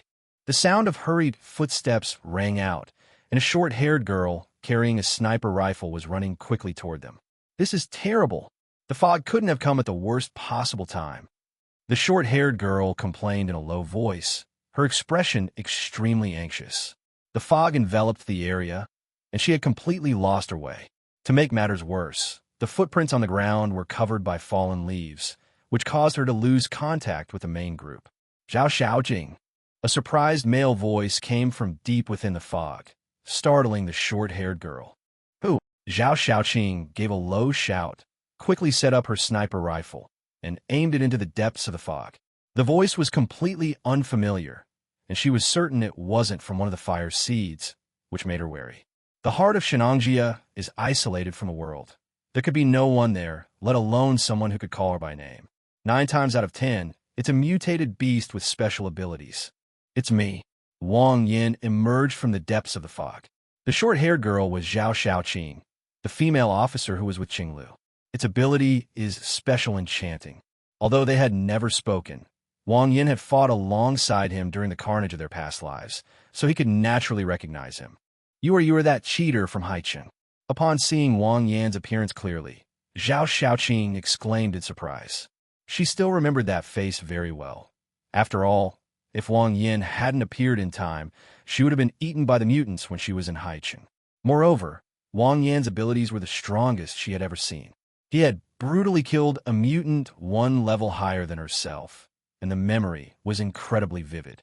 "What are you doing here?" Zhao Xiaojing put down the sniper rifle and asked in surprise. Chapter 185, Wuling Mountain, Experimental Base Number 36. The chances of running into an acquaintance here are about the same as going to see Miss Bao, only to be met by your friend's mother. It's not that the possibility is small, but it's practically non-existent. Moreover, this is the heart of Shenangjia, a vast area spanning millions of square kilometers. Even bombers have to return to refuel halfway through their missions. They only manage to get in using ornithopter fighters powered by death crystals. How did Wang Yin get in? What can we do here? We can't exactly have a picnic, can we? Wang Yin said, taking a bite of the sizzling, oily grilled kidney. There's nothing else in this place besides mutated beasts. Almost everyone who comes here is aiming for the 4th tier. Wang Yin didn't even need to ask. He knew Zhao Xiaoqing was definitely there to hunt down 4th tier enemies. The way you're doing this really makes it look like you're having a picnic. Sure enough, even in the extremely dangerous heart of Shenangjia, this cheater can live such a comfortable life. Let's go. Let's grab something to eat together, Wang Yin warmly invited. Having nothing to do, it's nice to have someone to chat with, and he also happened to have something to ask Zhao Xiaoqing. Okay, Fina. Zhao Xiaoqing sighed. The fog was too thick, and she had completely lost her bearings. The chances of catching up with the main group were almost zero. She might as well rest and eat something. Most importantly, Shenangjia is fraught with danger. She is a Tier 3, with abilities focused on ranged attacks. Without teammates, she is no match for Tier 4 in Shenangjia. If she encounters one, she'll likely be dead. Being with Wang Yin, this big AFK player, means your safety is absolutely guaranteed, to say the least. Several months later, Zhao Xiaoqing felt that Wang Yin was even more terrifying, with a chilling sense of oppression in every move he made. Come this way. Wang Yin led the way, and the two arrived near the container. You still say you're not here for a picnic? Zhao Xiaoqing was completely dumbfounded when she saw the complete picnic equipment set up in front of the container. Goodness, a rocking chair, a barbecue grill, all kinds of beer and fruit, all kinds of meat skewers, and a little girl watching Ultraman normally next to her. The container also has a large bed, a sofa, everything you could need. This is more than just a picnic. It's a picnic with the whole family. That's ridiculous. This is the heart of Shenangjia, a place with hundreds of Tier 4 creatures. Do you think this is your backyard? Don't worry about the details. Wang Yin waved his hand dismissively, then pointed to Peiqi, who was fast asleep next to the barbecue grill, and said, "Come on, sit on the pig." Zhao Xiaoqing turned her head and was shocked. In the darkness beneath the firelight, a massive wild boar was clearly lying, and judging from its imposing aura, it should be a 4th tier beast. If Wang Yin hadn't said that, she really wouldn't have noticed. I'll just stand here. Zhao Xiaoqing nervously swallowed. She really didn't dare to sit on the 4th floor like a sofa. Okay, you sit here, I'll sit in Peppa Pig. Since the guest was a guest, Wang Yin realized that it was a bit inappropriate to let her sit on the lap of a pig, so he simply gave the rocking chair to Zhao Xiaoqing and plopped down on Peiqi's lap himself. Peiqi woke up with a start, sensing Wang Yan's presence, and forced herself to remain still, not daring to move. When did you leave Haicheng? Wang Yin handed Zhao Xiaoqing a bunch of grilled meat skewers and asked her a question. When Qinglu, Zhao Zhishi, and others checked into the Crown Hotel, Wang Yin was in Manhwa City, Zhao Sanji and others, and when they thought of them, they found that all the armored vehicles parked downstairs had disappeared, and there was no one left on the top floor. They left before the night of the killing, which deviated greatly from their previous life's trajectory. So Wang Yin was very curious about what had happened in between. After checking into the hotel, we used the power supply on the top floor to connect to the satellite radio. That evening, we received a notification that a ruin had been discovered in Wuling Mountain, containing many advanced weapon blueprints and some incomprehensible writing. The northern headquarters ordered all troops to set off for Wuling Mountain. As you know, Dr. Zhao is one of Azure's top researchers, and headquarters specifically requested that she arrive at Wuling Mountain as soon as possible to take charge of the excavation work. We had no choice but to set off that very night, without even having time to say goodbye to you. While eating her kebabs, Zhao Xiaoqing recounted the events of that day in general terms. This was considered a secret, but since Wang Yin was a good person and had even saved their lives, Zhao Xiaoqing decided not to keep it from him. That ruin. After listening to Zhao Xiaoqing's account, Wang Yin was deeply shocked. After a long while, he frowned and asked, "Is it called Wuling Mountain Experimental Base number 36? Zhao Xiaoqing's pupils suddenly contracted, and she abruptly stood up, exclaiming in surprise, How did you know?" After receiving the answer, Wang Yin also stood up, his brows furrowed, and he murmured to himself, "It's all in chaos. Everything's in complete chaos." Chapter 186: The Curse of Civilization. Wuling Mountain Experimental Base number 36. 6 years after the apocalypse began, an expedition team discovered an enormous bronze wall halfway up Mount Wuling, covered with strange characters and symbols, which looked incredibly mysterious. However, due to the extremely strong and indestructible material, the expedition team had no choice but to sell the information to Fire Seed, formerly the Blue Army, at a high price. Afterwards, Huazhong gathered many experts and opened the bronze wall. Inside was a relic from an unknown period of time. The inscriptions on it had never appeared in the history of the Blue Star before, and the weapons and equipment on the blueprints were several years ahead of the Blue Star. There was also a long sealed armory. Using those blueprints and materials from the armory, Fireseed quickly manufactured a batch of extremely advanced weapons and equipment and became the strongest force in the blue sky. Afterwards, with Wuling Mountain as its central base, it continued to expand outwards, incorporating surrounding forces, and soon unified the North. But this good fortune didn't last long. On July 2nd, 2139, a huge corpse was discovered in an armory deep within Wuling Mountain. It is humanoid, over 10 meters tall, with gray eyes and a body covered in pale bone. It has been dead for countless years, yet there is still no sign of decay, and it is impervious to water and fire, and cannot be damaged. The Spark suspected that the Titan was a prehistoric human and wanted to extract some blood for research, but they could not extract it no matter what they tried. Even the best experts at the time could not cut through the Titan's skin to cause any damage. On New Year's Eve in 2140, a giant awakens, but his physical form lacks consciousness, and he keeps repeating a strange song. A terrifying thing happened. Everyone who heard that song died mysteriously. The entire Fireseed base was littered with corpses overnight. Not a single person survived. After that, the giant's corpse began to wander erratically. No matter how strong an awakened being was, they would die mysteriously if they heard that strange song. Some people even tried to seal their hearing, but they still couldn't escape death. Only one awakened individual named Awaken, thanks to his special ability and 9 lives, escaped the calamity and recorded the strange song, handing it over to experts for deciphering. It is said that this ballad contains the origin of the apocalypse. Finally, the giant's corpse was banished to a deep-sea rift by several top experts on the leaderboard at a great cost.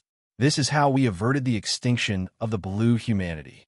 This is the second turning point in Azure's history, the curse of civilization. 5 years, a full 5 years ahead of schedule.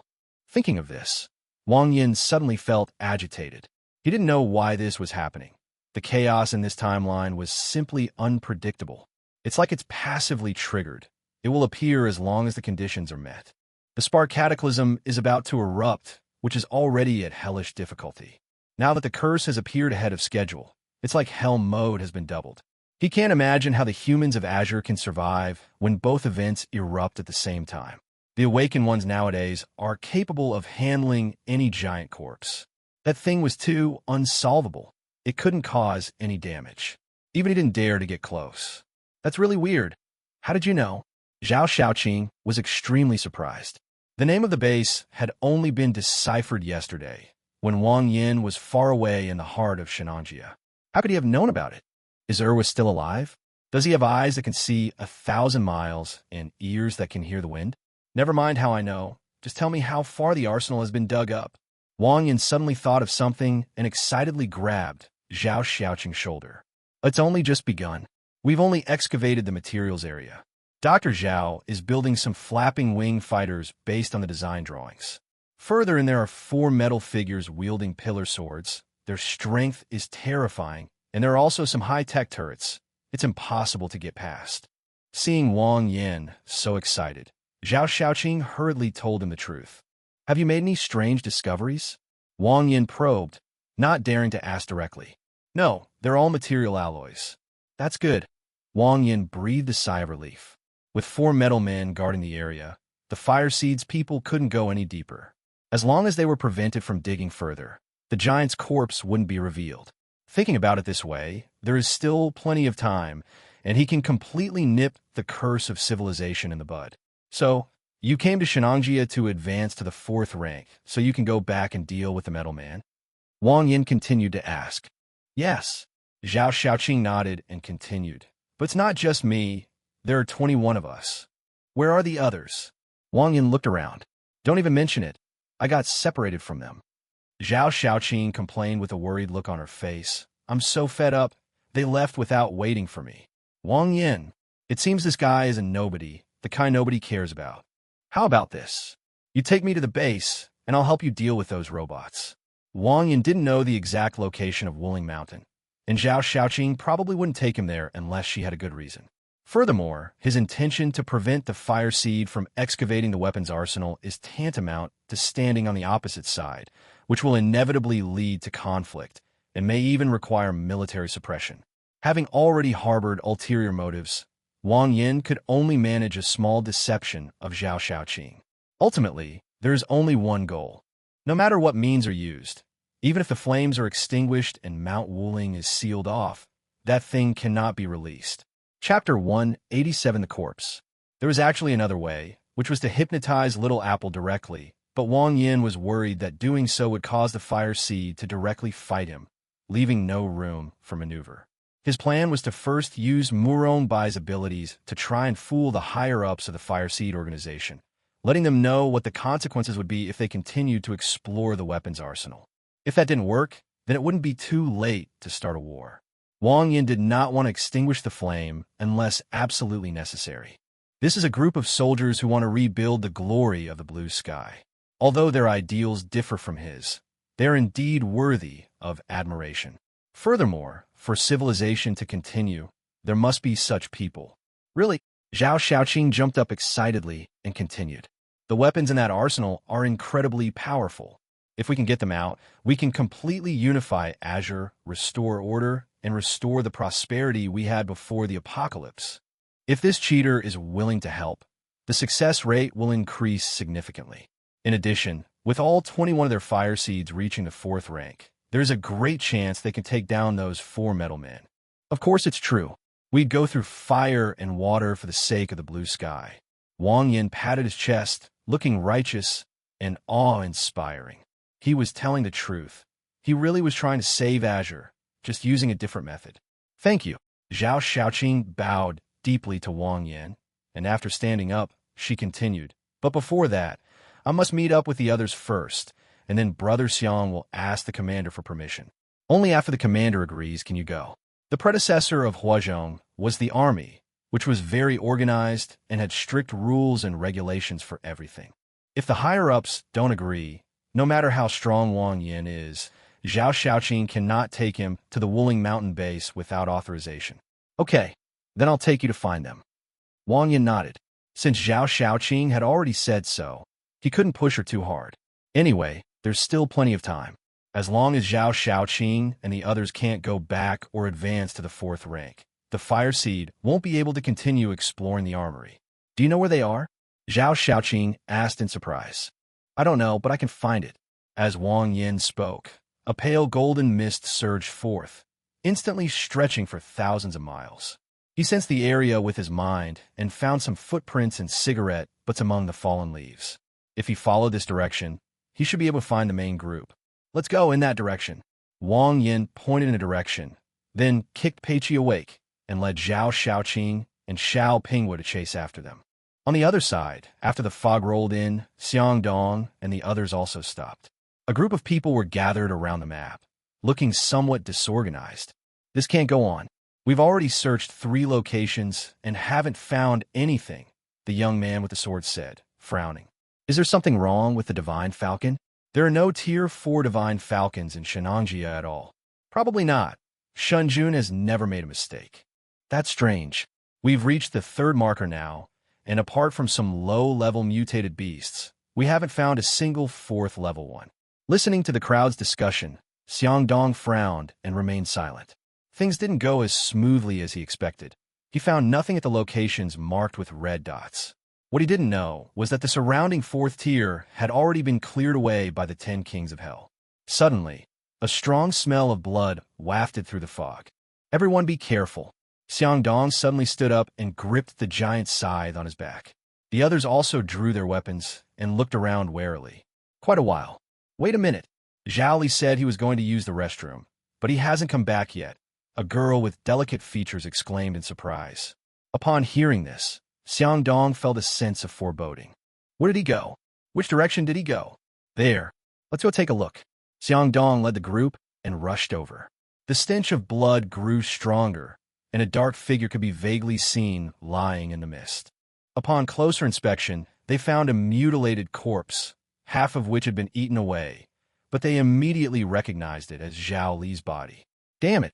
What the hell is that? There's not a sound at all. With Zhao Li's strength, even if he encountered a fourth-tier opponent, he wouldn't be without a chance to issue a warning. It's not that simple. Xiangdong turned the body over and said in a deep voice. The fatal wound was on his chest, an open wound, larger in the front and smaller in the back. It must have been an attack from close range, directly piercing Zhao Li's heart. Moreover, look at Zhao Li's expression. His face is full of disbelief, as if he had been suddenly ambushed by someone he knew very well. Everyone was completely bewildered. This was Shenanjia. How could they possibly know anyone here? At this moment, at the very back of the crowd, the short-haired girl licked her scarlet lips, revealing a strange smile, and then stretched out her hand from her sleeve, reaching for the heart of the young man in front of her. It was actually a beast's paw, covered in yellow fur and stained with a trace of blood. The young man in front, however, kept his eyes fixed ahead, completely unaware of what was happening. Not only him, but the other sparks also failed to notice. Top, top, top. Suddenly, a series of chaotic footsteps echoed from the thick fog behind them. The short-haired man paused, then quickly withdrew his hand. Something's coming. Everyone turned around in unison, their bodies radiating a powerful aura, ready to attack at any moment. Chapter 188: The Real and Fake Zhao Shaoqing. Don't be nervous. We're on the same side. Wang Yin rode Peppa Pig out of the thick fog. Xiangdong and the others all frowned, showing no intention of putting down their weapons. Clearly, they didn't recognize this boar rider. At this moment, Zhao Shaoqing emerged from the mist and breathed a sigh of relief upon seeing Xiangdong and the others. Brother Xiang, we've finally found you. As he spoke, he strode over. Wait, don't come any closer. Xiangdong was taken aback at first. Then a dense aura of malevolence suddenly erupted from the giant's scythe as he shouted loudly. The other sparks were also a bit confused. They first looked at Zhao Shaoqing, and then turned their heads to look behind them. Two identical figures were frantically assaulting their consciousness. What's going on? Two Zhao Zikings. Zhao Shaoqing quickly stopped, looked at Xiangdong in surprise, and said, Brother Xiang, what's wrong? It's me, Zhao Shaoqing. If you were Zhao Shaoqing, then who is she? Xiangdong's expression was cold and stern. He stepped aside, pointed at the short-haired figure behind the crowd, and then raised the giant scythe shrouded in murderous aura high. If Zhao Shaoqing dares to move forward again, he will kill her without hesitation. No wonder he was so wary. The scene was indeed rather eerie. Zhao Li's death was clearly a close-range sneak attack by someone he knew. One of the two Zhao Zikings must be the murderer. One of them was with them when they arrived in the heart of Shenanjia to check on the trees, and they were never separated along the way. Another one suddenly emerged from the fog, accompanied by a wild boar rider and a little girl. Comparing the two, any normal person would believe the one in the team. What are you? When Zhao Shaoqing saw the figures behind the crowd, her pupils suddenly contracted, and she shouted in horror. Only then did she realize that it wasn't that Xiangdong had forgotten to check the numbers, but rather that something evil had infiltrated the group, taking her form and following the main force. What are you? What do you want to do by turning into my appearance? Zhao Xiaoqing from the team asked coldly. You bastard, you imposter. I'll kill you. Zhao Xiaoqing was so angry she wanted to bite him, and immediately took out her sniper rifle, intending to headshot him. Zhao Xiaoqing and the team was not to be outdone. She snorted and set up a sniper rifle, aiming it at Zhao Xiaoqing. Don't move. Xiang Dong took a step forward, and a powerful aura of killing intent erupted, condensing into a black robe that covered his entire body, while a piercing wail emanated from the giant's scythe. Whoever touches him dies. In this situation, since we haven't figured out who's real yet, we absolutely mustn't start a fight, lest that bastard takes advantage of the chaos. The remaining sparks also became alert and prepared to be fired. That's interesting. The young man holding the sword stood quietly behind the group, his eyes fixed on Zhao Xiaoqing and the group. Everyone else seemed to think it was real, but he felt it was more like a fake. There was no basis for it. It was just following my feelings. How can you prove you're real? Xiang Dong pointed to Zhao Xiaoqing, who appeared later. Zhao Xiaoqing angrily put down the sniper rifle and was about to speak when Wang Yin pulled her back. No need for all that trouble. This one is real. Wang Yin pointed to Zhao Xiaoqing beside him, then to the one in the group, and said that one is fake. He remembered this ability and imitated it, known for its exceptional undercover capabilities. Not only can it transform into the appearance of any creature it has ever seen, but it can also replicate the other's memories and imitate their abilities, though only at half the strength. This makes it almost impossible to distinguish the real from the fake once a copyist has infiltrated the group. Xiang Dong's attempt to have them prove it was nothing more than a waste of time and completely useless. Wang Yin noticed the imposter Zhao Xiaoqing in the team as soon as he appeared, but he didn't say anything. Enveloped in fog, every move she made was clearly visible, including bits of raw meat stuck between teeth and bloodstains that were just wiped off the palms. Brother Xiang, don't listen to him. They're clearly in cahoots. The imposter mimicked Zhao Xiaoqing's habit, speaking through gritted teeth. Xiang Dong and the others also frowned and looked at Wang Yan. They had no reason to believe it, but the mere presence of this boar rider instilled a sense of dread that could not be ignored. And how can you prove it? Xiang Dong looked at Wang Yin and asked coldly. Me? Wang Yin grinned, jumped off Peiqi, and whispered, no proof needed. As the sound faded, a white shockwave exploded, and a terrifying sonic boom caused the entire fog to tremble. Before Xiang Dong and the others could process what was happening, Wang Yin had already appeared in front of the imposter Zhao Xiaoqing and gently patted her forehead. Blood splattered, and the imposter Zhao Xiaoqing screamed repeatedly. But before she could even utter a sound, her head vanished instantly, and flesh and bone fragments pierced through the large tree behind her. Wang Yin, who has awakened the divine embryo circuit, is terrifyingly powerful. This is supposed to be a fourth-tier weapon, yet it's as fragile as a chick, easily broken at the slightest touch. The young man holding the sword remained standing quietly in place, expressionless and extremely aloof. After a long pause, he finally managed to utter two words. Holy crap. Chapter 189, Gaining Trust. He wasn't aloof. He simply hadn't realized what was happening. All of this happened so fast, in the blink of an eye. Before Wang Yan's words, no explanation needed, had even faded completely, Zhao Xiaoqing had already been killed. Experiencing it up close, it felt as if Wang Yin made the first move and then shouted the words. Sound speed exceeding, is it really that exaggerated? The young man holding the sword stared in shock at Wang Yin, who was standing right in front of him. That's incredible. It's the first time he's ever seen someone break the sound barrier using only physical strength. Although it was a burst of power at close range, it was still incredibly powerful. How can this cheater be so powerful? Zhao Xiaoqing stared in shock at Wang Yin on the field.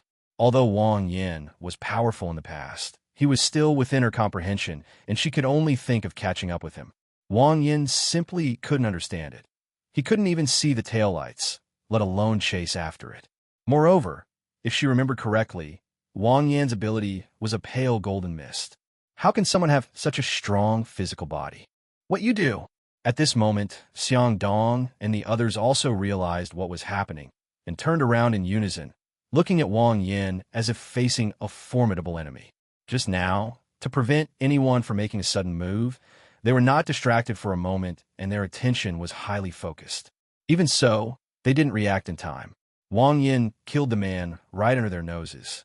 "Look carefully at what this is," Wang Yin said, tearing off the clothes of the headless corpse. Sizzle. A touch of snow white appeared amidst the gray mist. "Hey, what are you doing?" Zhao Xiaoqing's face turned bright red, and she covered her face and stomped her feet on the spot. "This thing is actually her." Wang Yan's tug is no different from tearing off her clothes. "That's so embarrassing. She only has so little, and now it's all been exposed." Cough, cough. Xiang Dong awkwardly touched his nose, and among the members of the Fire Seed, several even quietly bent down. At this moment, the snow-white headless corpse quickly shriveled up and grew a body of yellow hair. It was a weasel. "See? I told you it was fake." Wang Yin picked out the fourth-order death crystal and casually tossed the weasel's corpse aside. Upon seeing this, Xiang Dong and the others immediately put away their weapons and bowed to Wang Yin. "I have offended you greatly, brother. Please forgive me. It's all right. We're all on the same side." Wang Yin waved his hand dismissively. "Since you've decided to infiltrate, you have to play your part completely, and this is the perfect opportunity to gain their trust. Brother Xiang, this is no Wang Yin from Haicheng. I know Dr. Zhao and the others. He saved our lives when we went to Haicheng." Zhao Xiaoqing hurriedly ran over and introduced the situation, giving a general account of how the two met. "My name is Xiang Dong, and I'm the leader of the Fire Seed operations team." Xiang Bingman introduced himself. "My name is Yi Fan, captain of the second squad of the Fire Seed combat team." The young man carrying the sword walked up, shook Wang Yan's hand, left a message, and returned to the crowd without waiting for Wang Yan's reaction. "Wang Yin. She has personality. I like that. By the way, Brother Wang, Yin said he could help us deal with those 4 metal men in the armory." Zhao Xiaoqing got straight to the point. "This?" Xiang Dong was taken aback, realizing that Zhao Xiaoqing had told Wang Yin about the armory. "This is classified information and cannot be disclosed to outsiders." "It's all right. I can vouch for it with my life. Brother Wang Yin is trustworthy." Zhao Xiaoqing patted her chest confidently. Wang Yan's lips twitched, and he glanced at Zhao Xiaoqing with a strange expression. If he could, he really wanted to force those words back into her mouth. He's really having second thoughts about making this promise. "Okay, the ornithopter fighters will arrive in 10 days. We'll go to the base together then." Seeing Zhao Xiaoqing's confident assurance, Xiang Dong dispelled his concerns. Come to think of it, with Wang Yan's strength, if he really had other ideas, he could easily beat them all down and then torture them to extract confessions. Surely one of the 20 people would give out. There's no need to go through all that trouble. "By the way, when did Brother Wang Yin arrive in Shenangjia?" Xiang Dong suddenly asked. "I arrived a few days earlier than you." "Then do you know what happened here?" Xiang Dong pulled out a map, pointed to several red dots nearby, and said, "All the fourth-order beings in these places have disappeared." Wang Yin took the map and quickly glanced at it. The places Xiang Dong mentioned were precisely the areas where the other members of the 10 Kings of Hell were heading. "I know. I have a few companions. They must have killed them." After speaking, Wang Yin pointed to an area on the map. "From here to here, the 4th-tier animals here should not have been hunted down." "Thank you very much," Xiang Dong said, taking the map. "The fog is much thinner than before, and it will probably dissipate soon. Everyone assemble. Prepare to depart." Xiang Dong rallied the group, and they headed in the direction Wang Yin had indicated. They only brought enough supplies to last 10 days, leaving them no time to rest. Before the arrival of the ornithopter fighters, at least 2/3 of the people need to advance to the 4th rank. Chapter 190, Hunting the 4th Tier. Let's go together. Wang Yin gracefully mounted Peppa Pig, picked up Little Apple, and followed behind the main group. Originally, he wanted to gather the people of the 10 Kings of Hell and go to Wuling Mountain together. But when Xiang Dong said they would return to the base in 10 days, they gave up the idea. Wang Yin agreed with Miao Sang and the others that they would meet within a month, meaning that he only needed to deal with the giant's corpse within 20 days to make it back. There is plenty of time. "Hello, I am Yi Fan." As they walked, the aloof-looking man carrying a sword came running over. "I know." Wang Yin nodded coolly, mimicking Yi Fan's expression. "You're very strong." Once I advance to the 4th rank, we can have a friendly spar. It's clear that Yi Fan is very confident in his abilities. It's pointless. You won't last a single move. Wang Yin shook his head, refusing decisively. It wasn't arrogance, but rather that he had a full understanding of his own abilities. The dual transcendental beings become increasingly terrifying as the story progresses. Currently, Wang Yin is virtually invincible among humans. Humans only, among those of the same rank, apart from the prodigies on the previous life's ranking list and the mutated royal bloodline. No one could withstand a single move from him. Hearing Wang Yin say this, Yi Fan fell silent. With a mouth at 36.8 degrees, he actually uttered such chilling words. Before meeting Wang Yin, he was an invincible figure among those of the same level in the entire Fire Seed. I'm strong too. Yi Fan still wanted to struggle a bit more. Wang Yin chuckled and immediately started his act of showing off. He has no interest in ordinary people. Only Yi Fan's aloof demeanor can arouse his desire to show off. You know what? I'm not an enhancer. As he spoke, a golden light, almost tangible, flickered from Wang Yan's fingers. The extreme sharpness and ultimate attributes made Yi Fan narrow his eyes. Without saying a word, he turned and left. He was still quite capable. Wang Yin didn't even use his abilities. He could instantly kill a 4th-tier opponent with just his physical body. He was simply no match for him. The group sprinted at full speed and arrived at their first destination half an hour later. The 20 Fire Seeds were all top tier in the 3rd tier, and their abilities were also very strong. As soon as a 4th-tier spider appeared, it was instantly killed by the combined fire of the group. Afterwards, everyone rushed to the next location without stopping. Wang Yin followed behind, silently watching the whole scene. He discovered that the coordination among the 20 sparks was flawless. Each person knew exactly what they were supposed to do at that time, demonstrating remarkable teamwork, which significantly boosted their overall combat effectiveness. In particular, the 5 support-type abilities are extremely rare and powerful, all of which provide group buffs. This forced Wang Yin to reassess the strength of the Fire Seed. The power of this force is far more complex than it appeared in the previous life. For an entire day, the members of the Fire Seed did not rest for a moment. Finally, before nightfall, they collected 7 4th-tier death crystals and distributed 1 to each team. Rest here. Absorb all the dead crystals tonight, and we'll split up tomorrow. After Xiang Dong finished speaking, everyone began to set up tents in an orderly manner, lit a campfire, and set up alarm devices nearby. Zhao Xiaoqing pulled a girl with a somewhat eerie pale complexion over. Brother Wang Yin, our team is short one person. Now it's just me and a support character. Can you join our team tomorrow? Zhao Li is dead, and there are only 2 people left in their team. They will have to split up tomorrow, which will make things very difficult. She asked Xiang Dong for instructions, but Xiang Dong told her to handle it herself, so Zhao Xiaoqing happily went to find Wang Yan. With the help of the cheater, killing 2 4th-tier opponents is a piece of cake. Sure, Wang Yin agreed readily. Given his nature, he shouldn't have meddled in other people's business. But Zhao Xiaoqing had already vouched for him with her own head, which made him feel somewhat reluctant. Since they went to the Wuling mountain base, they were definitely going to have a showdown. Zhao Xiaoqing will probably be punished as well, so this is some kind of compensation for him. That's great. Zhao Xiaoqing pulled the eerily pale girl over and said, "Let me introduce you. This is little Stutter. We'll be teammates from now on." The Stutter blushed and waved at Wang Yin. "Hello, I'm Su Su." Wang Yin nodded, gesturing for the 2 to sit down, and then took out several bags of snacks and handed them over. With nothing else to do, the 3 of them chatted around the campfire. "Little Stutter, what abilities do you have?" My ability is support-type teleportation." The little stutterer looked at Wang Yan's handsome face and said shyly, "Huh, teleportation." Wang Yan's body jolted, and he hurriedly asked, "Is it group teleportation?" Yes. The little stutterer shrank back, startled by Wang Yan's reaction. Don't underestimate her. If things really get to a desperate situation, little stutterer can lead everyone to safety. This is our precious treasure, the spark of our revolution. Zhao Xiaoqing hurriedly explained, subconsciously thinking that Wang Yin disliked Xiao Shiba's abilities as useless. Ha ha! Wang Yin suddenly laughed, staring intently at the little stutterer. I didn't underestimate her. Her abilities are indeed remarkable.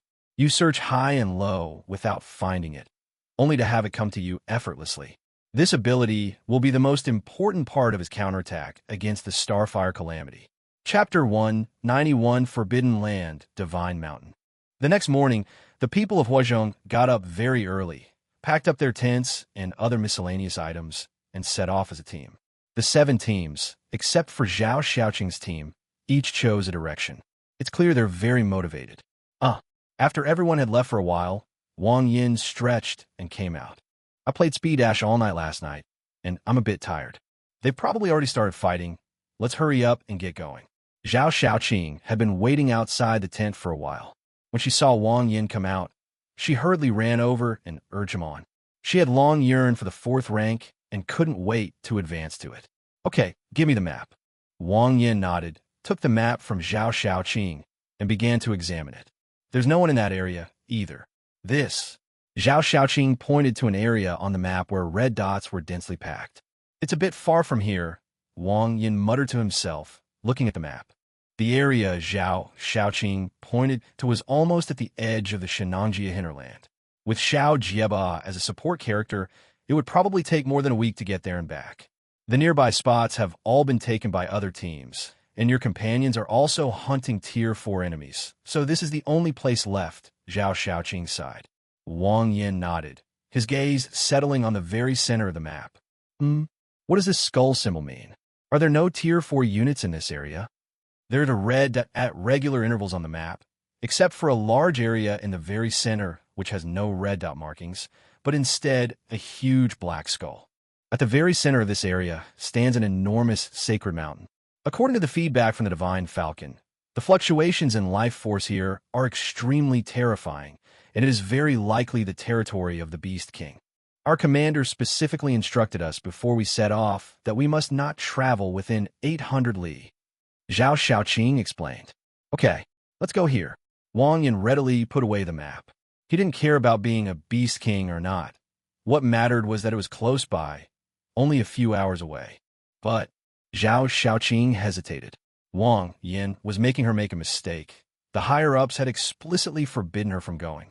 If this is discovered, they'll definitely be locked up in a dark room. Novats.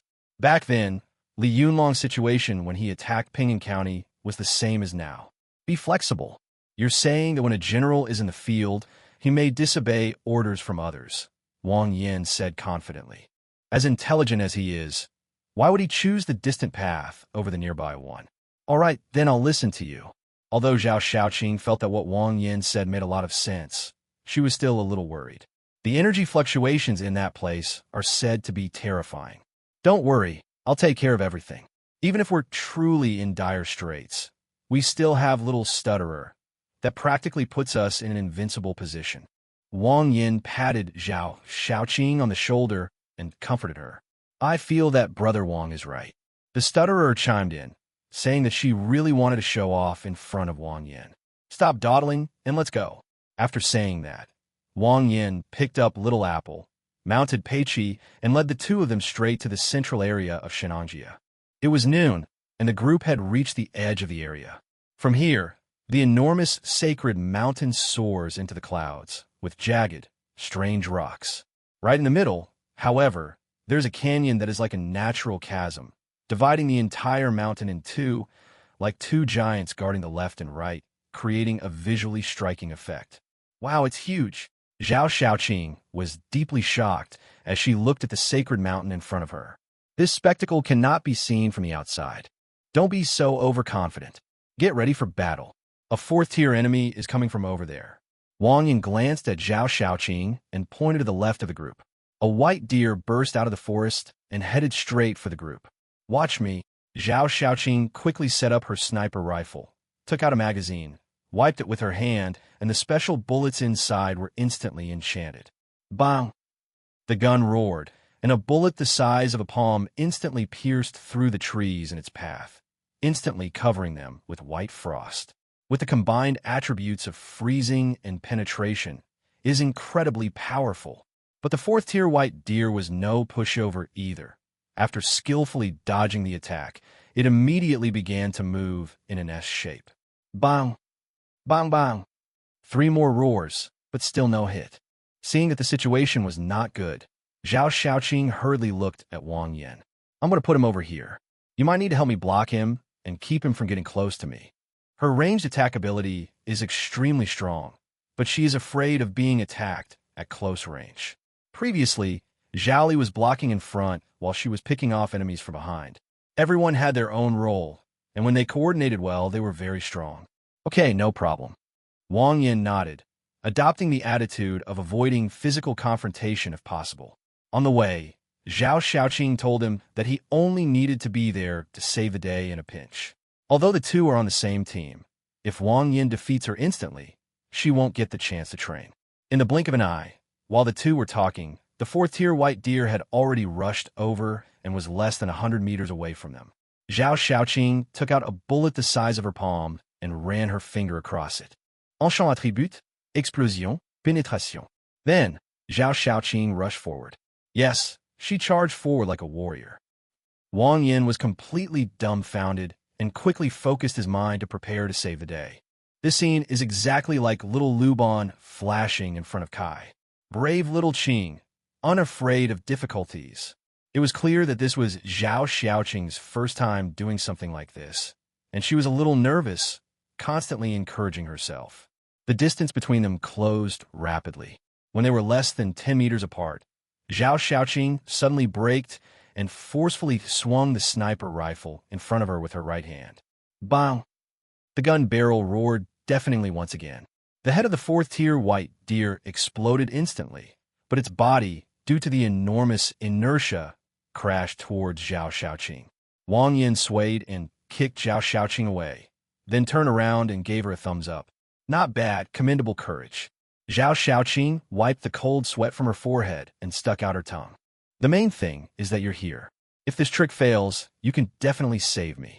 Although the enchanted bullets are incredibly powerful, they are very easy to dodge if the distance is too great. She had wanted to try this face-to-face attack for a long time, but because her previous teammates weren't as strong as Wang Yin, she was afraid she would die if she tried it. There are quite a few fourth-tier ones here, and 2 more have arrived. Wang Yin turned around and looked behind him. 2 enormous creatures appeared faintly in the mountains. Chapter 192, The Canyon. The earth began to tremble violently, and 2 mutated fourth-order lizards, each the size of small mountain, emerged from the distant mountains and let out a low growl at Wang Yin. Even from 100 feet away, the violent aura rushed towards them, causing their robes to flutter loudly. These 2, they're probably a bit too strong, Zhao Xiaoqing said, stepping back behind Wang Yin. Compared to the white deer from before, these 2 earth dragons are more than a level stronger. Her enchantments were also ineffective against such a behemoth. I'll take care of that fourth-tier death crystal for Little Stutter. As Wang Yin spoke, he slowly took 2 steps forward. Little Stutterer is a support character with low combat power, and since Wang Yin wants to win her over, it's only right that he gives her some benefits. This is paving the way for future plans. Brother Wang, be careful. The little stutterer blushed, somewhat flattered. Wang Yin nodded and slowly extended his right hand to snap his fingers. Killing horn. As the sound faded, a deep rumble echoed through the distant mountains, then fell silent instantly. A gigantic, hideous spike emerged from the void, many times larger than the 2 fourth-tier lizards. Roar! Roar! Upon seeing this, the 2 lizards slammed on the brakes and turned to run away. They are aware of the crisis. Suddenly, the world fell silent. The killing horn crashed straight into the target, unleashing a burst of violent energy that surged forward. Wherever they passed, trees, mountains, and even the 2 fourth-tier lizards instantly vaporized. Brother Wang, you're not a melee fighter? The stuttering boy looked at Wang Yin in astonishment. Her understanding of Wang Yin was limited to killing the weasel with a single palm strike. She never imagined that Wang Yin could also attack from a distance. That's just a hobby. This is my profession. Wang Yin smiled. The feeling of pouring it into a cup is really nice. Zhao Xiaoqing rolled her eyes and muttered under her breath. Yes, a professional show-off. A giant crater appeared in the middle of the distant mountains, and everything on it was razed to the ground. Let's go collect the dead crystals. Wang Yin called to the girls, picked up the 2 fourth-tier death crystals, and gave one to the little stutterer. In this way, their team completed the mission ahead of schedule. Let's go, mission accomplished. Let's go back and wait for them. Zhao Xiaoqing's lips unconsciously curled up. She was very happy. In just one day, their team exceeded their mission target. Sure enough, leveling up by following a cheater is really fast. Can you smell anything? Wang Yin sniffed. A strange, foul odor seemed to permeate the air. It's the stench of a corpse mixed with the pungent smell of hair. The stutterer nodded affirmatively. Let's go take a look. Wang Yin mounted Pei Qi and headed towards the sacred mountain. We've reached the edge of the skull marker on the map. Further in should be the Beastmaster's territory. This peculiar stench was coming from that sacred mountain. I think it's better not to go. I have a bad feeling about it. Zhao Xiaoqing took 2 steps back. What she said was true. This sacred mountain gave her a strange feeling. She didn't know what it resembled, but it definitely didn't look like a naturally formed mountain. You wait here. I'll go with little Stutter. As Wang Yin spoke, he walked towards the sacred mountain without looking back. Similarly, the sacred mountain gave him a very strange feeling, but he couldn't quite put his finger on what was strange about it. Since we're already here, there's no reason not to go in and take a look. Well, then I guess I'm just following you. Seeing that Wang Yin was determined to leave, Zhao Xiaoqing hurriedly followed him. She didn't want to feed the 4th-tier monster here. After walking for quite a while, the group finally arrived at the foot of the sacred mountain. The setting sun cast a blood-red glow on the sacred mountain, adding an eerie touch. The 2 peaks, separated by a canyon, resembled the wide, open gates of hell. Let's go take a look over there. Wang Yan's curiosity was fully aroused. They hadn't encountered anything along the way, not even insects or birds, let alone 4th-order creatures. Moreover, in his vision, an incredibly dense, supernatural aura floated above the sacred mountain, almost tangible. This is very strange. There must be something unusual in the sacred mountain. Suddenly, the group stopped in their tracks, their faces showing shock. A strong stench assaulted their senses, and the canyon before them was a scene of carnage and bloodshed. Skulls piled up like mountains, and bones formed a forest. The hair was matted into felt, the flesh rotted into mud and dust, and the large tendons were wrapped around the tree, dry and shiny like silver, a truly terrifying sight. There were animal skeletons, but surprisingly, there were even more human figures. This place feels so strange. Wang Yin felt a chill run through his body. This is the heart of Shenangjia. So where did these people come from? And where did all these skeletons come from? At that moment, he realized it. The Lion-Camel Ridge stretches for 800 li. It's even better than that. Chapter 193. A strange groan. The bloody and terrifying scene violently assaulted the consciousness of the 2 women. Brother Yin, let's not go in. Zhao Xiaoqing took 2 steps back, her face turning pale. She had fought many hordes of zombies in the Fire Seed and had seen a lot, but she was still terrified by the scene before her. If hell truly exists, then this must be it. This place makes me uneasy. I have to go in and take a look. Wang Yin said expressionlessly, his eyes fixed on the canyon. Having lived 2 lives, this was the first time he had encountered such a strange place. It was as if extraordinary factors were converging in the canyon. He truly didn't believe there were no secrets within. Those humanoid corpses must be people from outside. The stutterer pointed to a mountain of corpses not far away. The bodies on it were all shriveled and severely decomposed, their faces unrecognizable. Yellow bodily fluids pooled below, emitting a foul stench. Not far away, there were many pieces of debris lying around. They have perfumes, lighters, watches, mobile phones, and all kinds of electronic products. Therefore, little stutterer concluded that these corpses all came from outside. It's possible that it was killed by something and then moved in. It is also possible that at some point, a large number of survivors came here. They are indeed the corpses of outsiders. This place is definitely not the territory of the Beast King. Let's go explore the depths of the canyon. Wang Yin was already quite impatient and walked straight into the canyon. Brother Wang, wait a moment. Let me set up the teleportation anchor point first. The stutterer called out to Wang Yin, then turned and ran away. Her ability is not random teleportation, but targeted teleportation, which requires an anchor point. I'll set up an anchor point here. If there are any dangers inside that we can't handle, We can teleport out directly. Little Stutterer ran to a clearing outside the canyon, took out an iron nail the size of an arm from his body, and stuck it into the soil. Excellent, very prescient, Wang Yin praised. It has to be said that, apart from her tongue, Xiao Shiba is top-notch in every other aspect. No, this is clearly a place for big breasts. Isn't it human nature to seek good fortune and avoid misfortune? Why do I feel like you guys are a little excited? Zhao Xiaoqing stood to the side, pounding her chest in frustration. She realized that she was the most cowardly one there. Su Su is, after all, a support character who excels at escaping, so it's understandable that she's not afraid. But even the little girl who wasn't even as tall as her legs wasn't afraid. She was playing with a skull and giggling from time to time, just like a little devil. Thinking of this, Zhao Xiaoqing instantly felt indignant and leaned closer to Little Apple, saying, "Little sister, there's a ghost in here." "Really?" Little Apple threw the skull aside and stood up excitedly.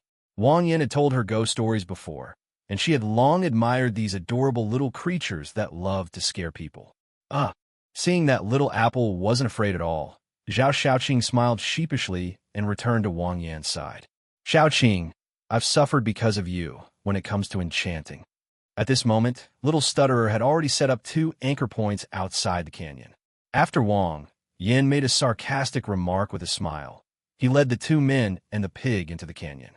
Zhao Xiaoqing's expression changed, and after thinking for a moment, she followed. "So what if I die? I can't be worse off than a helpless little girl like you." The deeper they went into the canyon, the stronger the stench of blood became, and the mountains of corpses piled up on both sides grew higher and higher.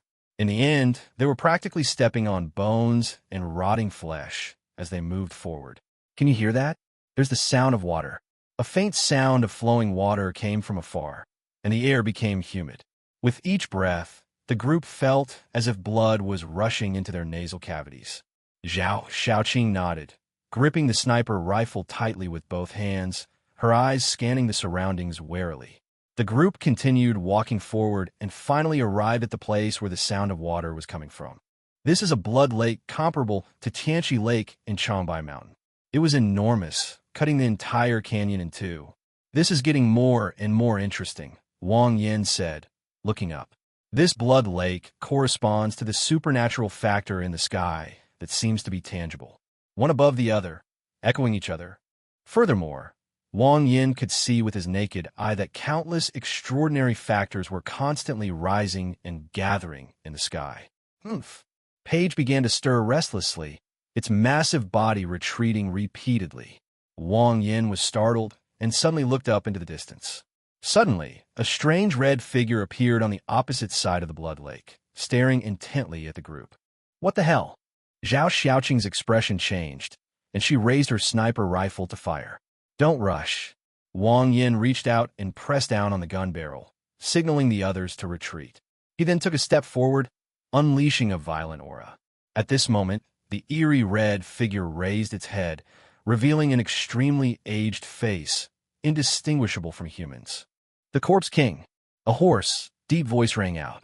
The blood lake began to boil, with huge waves roaring and crashing against the edge of the table. "What? A zombie king?" Zhao Xiaoqing was somewhat bewildered and looked at Wang Yin with lingering fear. She wasn't stupid. Those words were spoken to them by that eerie figure, and the meaning couldn't be clearer. They have a zombie king on their side. Thinking of this, Zhao Xiaoqing felt a chill run down her spine. She understood. Wang Yin was a zombie king. That's right. Paige is the zombie king. Wang Yin glanced at Zhao Xiaoqing with annoyance. In such a tense atmosphere, it's understandable that the focus might wander. But the person with the ears and nose actually mistook him for the Corpse King. "I am speechless. Why would humans associate with the Corpse King?" The voice was filled with overwhelming rage, and the eerie figure stared intently at Little Apple, its murderous aura soaring into the sky. Wang Yin did not respond, but instead questioned him coldly. "What are you? Did you kill all the people outside? What if you encounter a question you can't answer? It's very simple. Change the subject and bring the other person into your rhythm. Answer me. Why would humans associate with the Corpse King?" The blood-red figure was not caught in the trap. "Answer your mother's answer. You're dead." Wang Yin got annoyed and decided to take direct action. There's no need to indulge someone who's pushing you too far. A chilling, thin line emerged from the void and instantly appeared. The eerie figure fell silent, offering no further response to Wang Yan's words. He's so old, I never expected anyone would still insult his mother. Call out. The white, icy four lines had already reached them, but they instantly dispersed when they were 1,000 meters away from the eerie figure.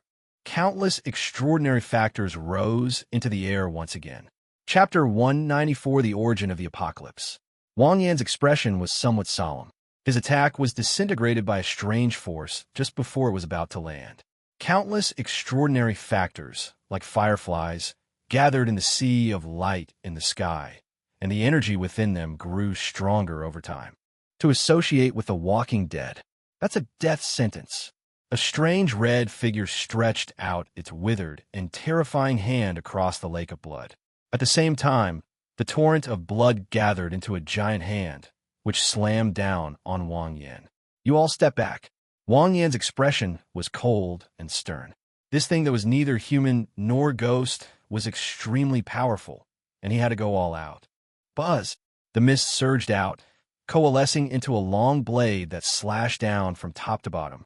However, the straight blade disintegrated again halfway through the cut, transforming into countless extraordinary factors that converged into the sea of light. Boom! The blood-red hand stirred up the wind and clouds, displaying unparalleled power. Decompose all energy? Wang Yan frowned slightly. He didn't know what this ability was, but he was certain that it countered all ranged attacks. Whether it's a fairy in the mist or a creator, as long as it's in the form of an ability, it's impossible to get close to them. The only option left is to try close combat. Wang Yan drew the straight sword from his back, and the X-shaped pattern on his chest turned scorching hot, exuding a terrifying aura. With a loud boom, a white shockwave exploded, and Wang Yan's figure instantly disappeared from the spot. Two straight swords crossed in front of him, like a cannonball piercing through the giant hand formed of blood, leaving a dark, gaping hole. You're not enhancement type, so how were you able to break through the limits of your physical body? A look of surprise crossed his wrinkled face. You guess. With the blessing of the divine embryo circuit, Wang Yan moved with incredible speed, traversing the vast blood lake in a few breaths and appearing before the red figure. At this moment, Wang Yan finally saw Qing. This is an old ghost wearing a tattered red robe. It was unusually tall, exceeding 3 meters, but its body was extremely withered, bloodless, and filled with an aura of decay. Although it looks exactly like a human, it is definitely not human. If I had to describe it, it would be like the old witch in a fairy tale. With a boom, another explosion rang out, and the straight blade slashed fiercely toward the old ghost's head. Old Ghost revealed a strange smile, raised his thin, withered arm like a tree branch, and casually struck out horizontally. Snap! A section of the blade flew off, and 1,000 straight blades snapped in two. Wang Yan's tiger mouth was throbbing with pain from the impact, and he used the force to pull himself away and retreat explosively. It's too late. Old Ghost chuckled dryly, his withered, thin hand reaching for Wang Yan's head. Call out. A cold glint shot out from a tricky angle. It was the broken 1,000-piece straight sword. Old Ghost's face showed a hint of surprise as he dodged to the side. Wang Yan also took the opportunity to create a safe distance and coldly stared at the Old Ghost. Old Ghost also stopped what he was doing and began to look Wang Yan up and down. Phew! A breeze carrying the scent of blood blew by, and neither of them dared to make another move. You are the strongest human I have ever seen.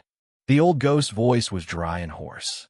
You are also the strongest thing I have ever encountered so far, Wang Yan praised. Not only are the Old Ghost's abilities bizarre, but his physical body is also far stronger than his. In a brief exchange, just now, he was at a slight disadvantage. You are human. Why are you colluding with the Corpse King? Old Ghost's expression suddenly turned ferocious, and his voice became extremely manic. Humans are born of human mothers, and the Corpse King is born of the Corpse King's mother. Why can't we go along with each other? Moreover, Little Apple doesn't know she's the Corpse King. She's only killing people who deserve to die. Wang Yan shrugged nonchalantly. Naive. We are mortal enemies with the Walkers. Either they will be wiped out, or we will be exterminated. If we don't kill them now, when will we? Old Gue trembled all over, appearing unusually agitated. Oh, us. Wang Yin smiled. He didn't want to argue with Lao Gue about these things, but he heard the word we. So what exactly are you? Wang Yin continued to ask. Old Ghost paused for a moment. Then his expression returned to calm. After a long while, he sighed softly. Since the birth of Earth, there have been far more than just human civilizations. I am a remnant of the previous civilization. Wang Yin trembled, a thunderbolt exploding in his mind. The existence of experiment base number 36 in Wuling Mountain has confirmed the existence of prehistoric civilization. But who would believe that people from the previous era could survive to this day, and that hundreds of millions of years have not erased them? This is too astonishing. I just woke up too, and my strength is only 1/10 of what it used to be. Otherwise, you would all be dead by now, the old ghost explained, noticing Wang Yan's confusion. So, your civilization also experienced an apocalypse? Wang Yan asked, his breathing rapid. This is a great opportunity. Perhaps we can take this chance to figure out the origins of the apocalypse. Every civilization, when it reaches a certain age, will experience an apocalypse. To date, over 2,000 civilizations have arisen on Earth, and without exception, all have perished due to apocalyptic genocide. The old man shook his head and sighed, his face filled with grief and indignation. Our civilization was once so glorious, flourishing for tens of thousands of years, its population reaching hundreds of billions. But this damn apocalypse is too hopeless. It doesn't leave us any way to survive at all. Of the hundreds of billions of people, only we are left, barely clinging to life, neither alive nor dead. The Walking Dead and the Zombie King. They all deserve to die. They all deserve to die. Old Ghost became more and more agitated as he spoke, as if he were about to go completely insane. Old man, don't get agitated. Wang Yin quickly stopped him, then asked, what caused the apocalypse? Why did the zombies appear? This old ghost's emotions are very unstable. He needs to quickly extract some valuable information from him. Extraordinary factors. It's all because of these damned extraordinary factors. Old Ghost revealed a hateful expression. It appears every now and then. Our genes have a flaw. This damn thing can accelerate our evolution, but could also cause our genetic chains to break down and recombine, forming a new race, the zombies. Why do extraordinary factors appear, and how are they born? Wang Yin had no time to be shocked. He immediately launched into a barrage of questions. Old Ghost's condition is becoming increasingly unstable. He needs to speed things up. I don't know. We were only halfway through our research when the apocalypse started, and everyone died. That's terrifying. Those monsters have lived for countless eons. They're practically invincible. If we hadn't taken precautions beforehand, our race would have been completely wiped out. The more Lao Gue spoke, the more agitated he became, his expression becoming extremely manic. Right, I need to wake them up. Suddenly, Old Ghost fell silent, completely unlike his previous self. Chapter 195, Turning Against Each Other. Wang Yin stared at the Old Ghost expressionlessly. This old man is so unstable. He's either crazy or rational, like a ticking time bomb. The eternally frozen bronze coffin needs a massive amount of energy to be reactivated, and it's just a little short now. Old Ghost looked at the sea of light formed by extraordinary factors above his head. The blood in the vast blood lake slowly turned dark red, and the rising extraordinary factors also gradually decreased, eventually ceasing to erupt. The Old Ghost bent down, scooped up a handful of foul-smelling blood, tasted it, and said, "What a pity! It was just a little short. The extraordinary factors in the blood lake have been extracted, but we still lack the energy to open the permafrost copper coffin. Will this work?" Wang Yin threw out the fourth-tier corpses he had hunted earlier. They were all leftover scraps, useless to him anyway. He might as well use them to do someone a favor and see if he could get any more secrets out of Old Ghost. The extraordinary factor has dissipated almost completely due to the long period of death. Fresh flesh and blood are needed to be integrated into the blood lake in order to extract the extraordinary factor. Of course, it would be better to just throw them in alive. The Old Ghost shook his head, his eyes sending chills down one's spine. So that's how it is. Wang Yin remained expressionless, but a flicker of emotion appeared in his pupils. It's terrifying to think about. Old Ghost's words contained a lot of information. Kid, kill that corpse king and throw it into the blood lake. After awakening our race, you will be our representative and enjoy supreme glory. Old Ghost stared intently at Wang Yin with a smile. If your race were so powerful, it wouldn't have gone extinct, Wang Yin said bluntly. He won't eat this flatbread. Old Ghost wasn't angry. Instead, he grinned and laughed loudly. Among the more than 2,000 civilizations that have appeared on Earth, our race is considered one of the most advanced. And your human civilization. A smile crept across the old man's lips. After a pause, he said jokingly, it's the most useless civilization. Their physical bodies are extremely weak, their lifespans are pitifully short, and even their technology is so backward. As the old ghost spoke, he pointed to the enormous mountain of corpses in the distance. It's most suitable to use it as a sacrificial offering. You are no match for the end times. We are fully prepared to fight against the end times. Boy, kill the corpse king, awaken my people, and restore our clan's glory. The old ghost continued to bewitch. This, Wang Yin hesitated for a while, and after considering it for a long time, he finally seemed to muster up great courage and gritted his teeth to agree. Sure, but that is psychic zombie king. I can't handle it. It's all right, come here. I'll give you a treasure. The old ghost said, taking out a white hairpin from his wide red robe. This is the divine suppression hairpin. Wearing it will allow you to ignore the corpse king's mental control. Old ghost handed over the white hairpin. Wang Yin showed a delighted expression and hurriedly reached out to take the hairpin. Thanks. As the sound faded, blood spurted out. A terrifying hole appeared in the old ghost's chest, and Wang Yan's hand, which was holding the hairpin, burst out of his body. You old ghost looked at Wang Yin in a daze. This sneak attack caught him completely off guard. If I'm not mistaken, he was probably being played. With a muffled thud, old ghost was kicked away. Wang Yin shook the blood off his hands, put the hairpin away, and said coldly, the remnants of the previous civilization should be exterminated along with the previous civilization. From a moment, old ghost revealed that the blood lake needed to be infused with fresh flesh and blood. Wang Yin had already decided to kill him. The mountain of corpses outside was all the work of the old ghost. He used some unknown method to abduct a large number of survivors here and merge them into the blood lake, hoping to extract a large amount of extraordinary factors to open the eternally frozen bronze coffin. This shows that the old ghost and the humans are not of one mind, which is why Wang Yin launched a sneak attack. Of course, he did this not to avenge the abducted awakened ones, but to eliminate this unstable group. If the end times are tigers, then they are wolves. Once they regain their strength, humanity's fate will only be more tragic, and the 10 kings of hell will not be able to escape unscathed. As the timeline shifted frequently, Wang Yan's mindset also changed without him realizing it. All forces that surpass him are ticking time bombs and should be eliminated. Of course, there's something even more important. Old Ghost actually set his sights on Little Apple. That's the most despicable thing. You bastard, you're such a stupid bastard. Old Ghost clutched the gaping hole in his chest, swayed as he got up, and stared at Wang Yin with a chilling gaze. Don't you understand? Without us, humanity will inevitably perish.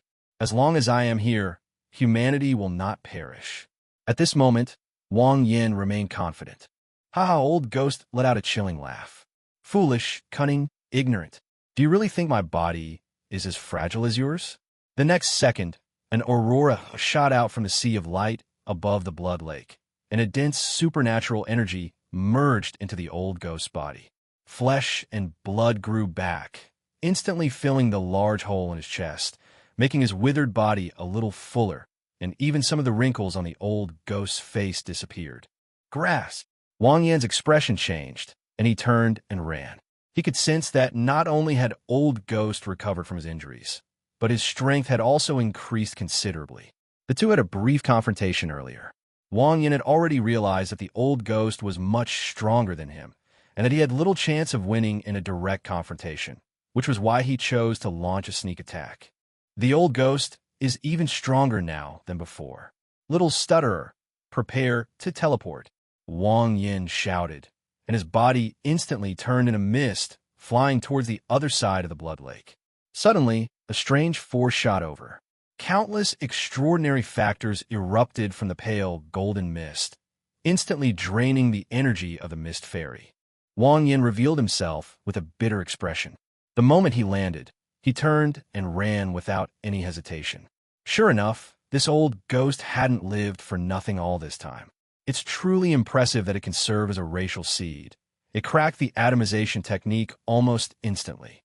At this moment, a terrifying aura erupted from behind him, and a dry voice rang in Wang Yan's ears. Obey and merge into the blood lake to aid our race's revival. The next second, blood splattered on Wang Yan's shoulder, and he was gripped tightly by a withered hand, making it impossible for him to escape. At the same time, Lao Gui slapped Wang Yan's head with his other hand. Broken, Wang Yan realized something was wrong. This old ghost's strength and speed had completely overwhelmed him. If that blow lands, he'll definitely be sent flying. Tear! A sharp whistling sound rang out, and just as the palm was about to strike, Wang Yan's body twisted strangely, and his entire arm was severed at the root, with scarlet blood gushing out like crazy.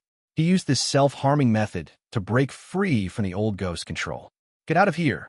With another loud shout, Wang Yan's remaining hand, from a tricky angle, met the hand that was slapping at his head, drawing a semicircular arc and deflecting it away. With a muffled thud, old ghost's jaw shattered, and he was kicked flying. Wang Yin endured the excruciating pain, quickly stopped the bleeding, and then dashed towards the other side of the blood lake without looking back.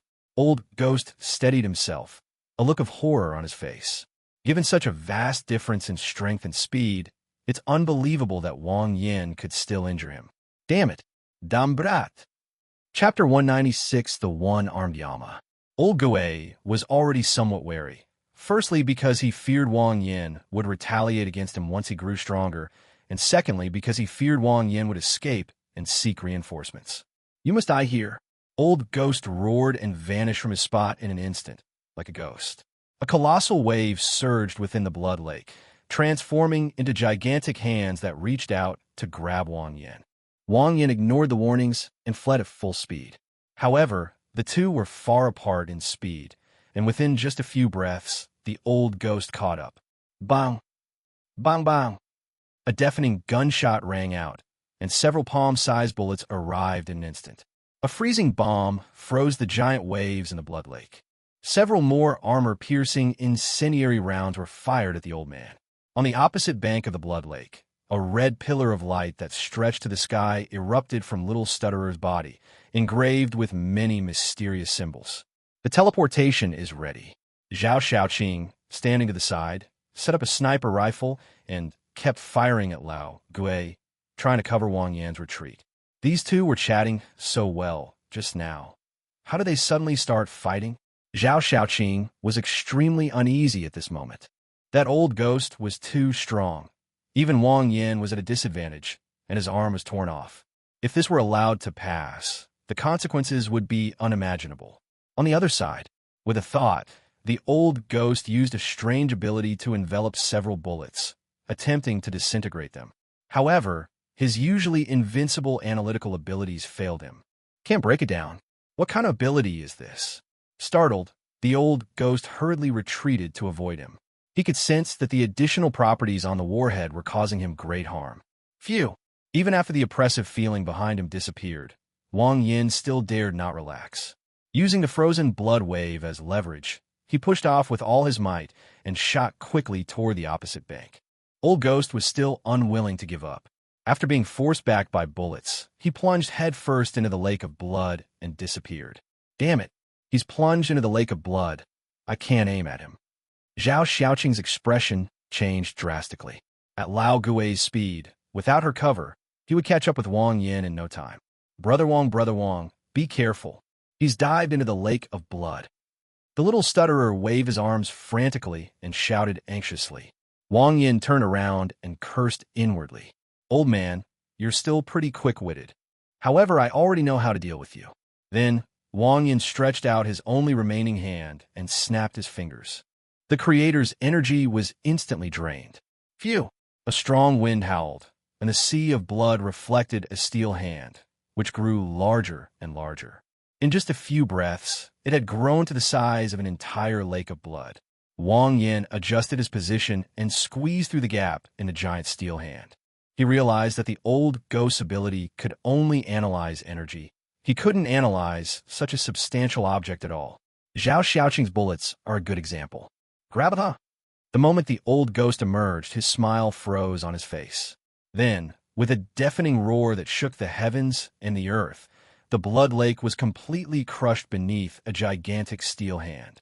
The lush soil churned and rolled, like an earth dragon turning over. Even the sacred mountains on both sides trembled 3 times. The 2 women stood there, stunned, and a line from a movie involuntarily came to mind. Have you ever heard of a palm strike that falls from the sky? The variety was astounding. Wah! Despite his weakness, Wang Yin pulled the bewildered Zhao Xiaoqing into the teleportation array. The giant steel hand couldn't kill the old ghost at all.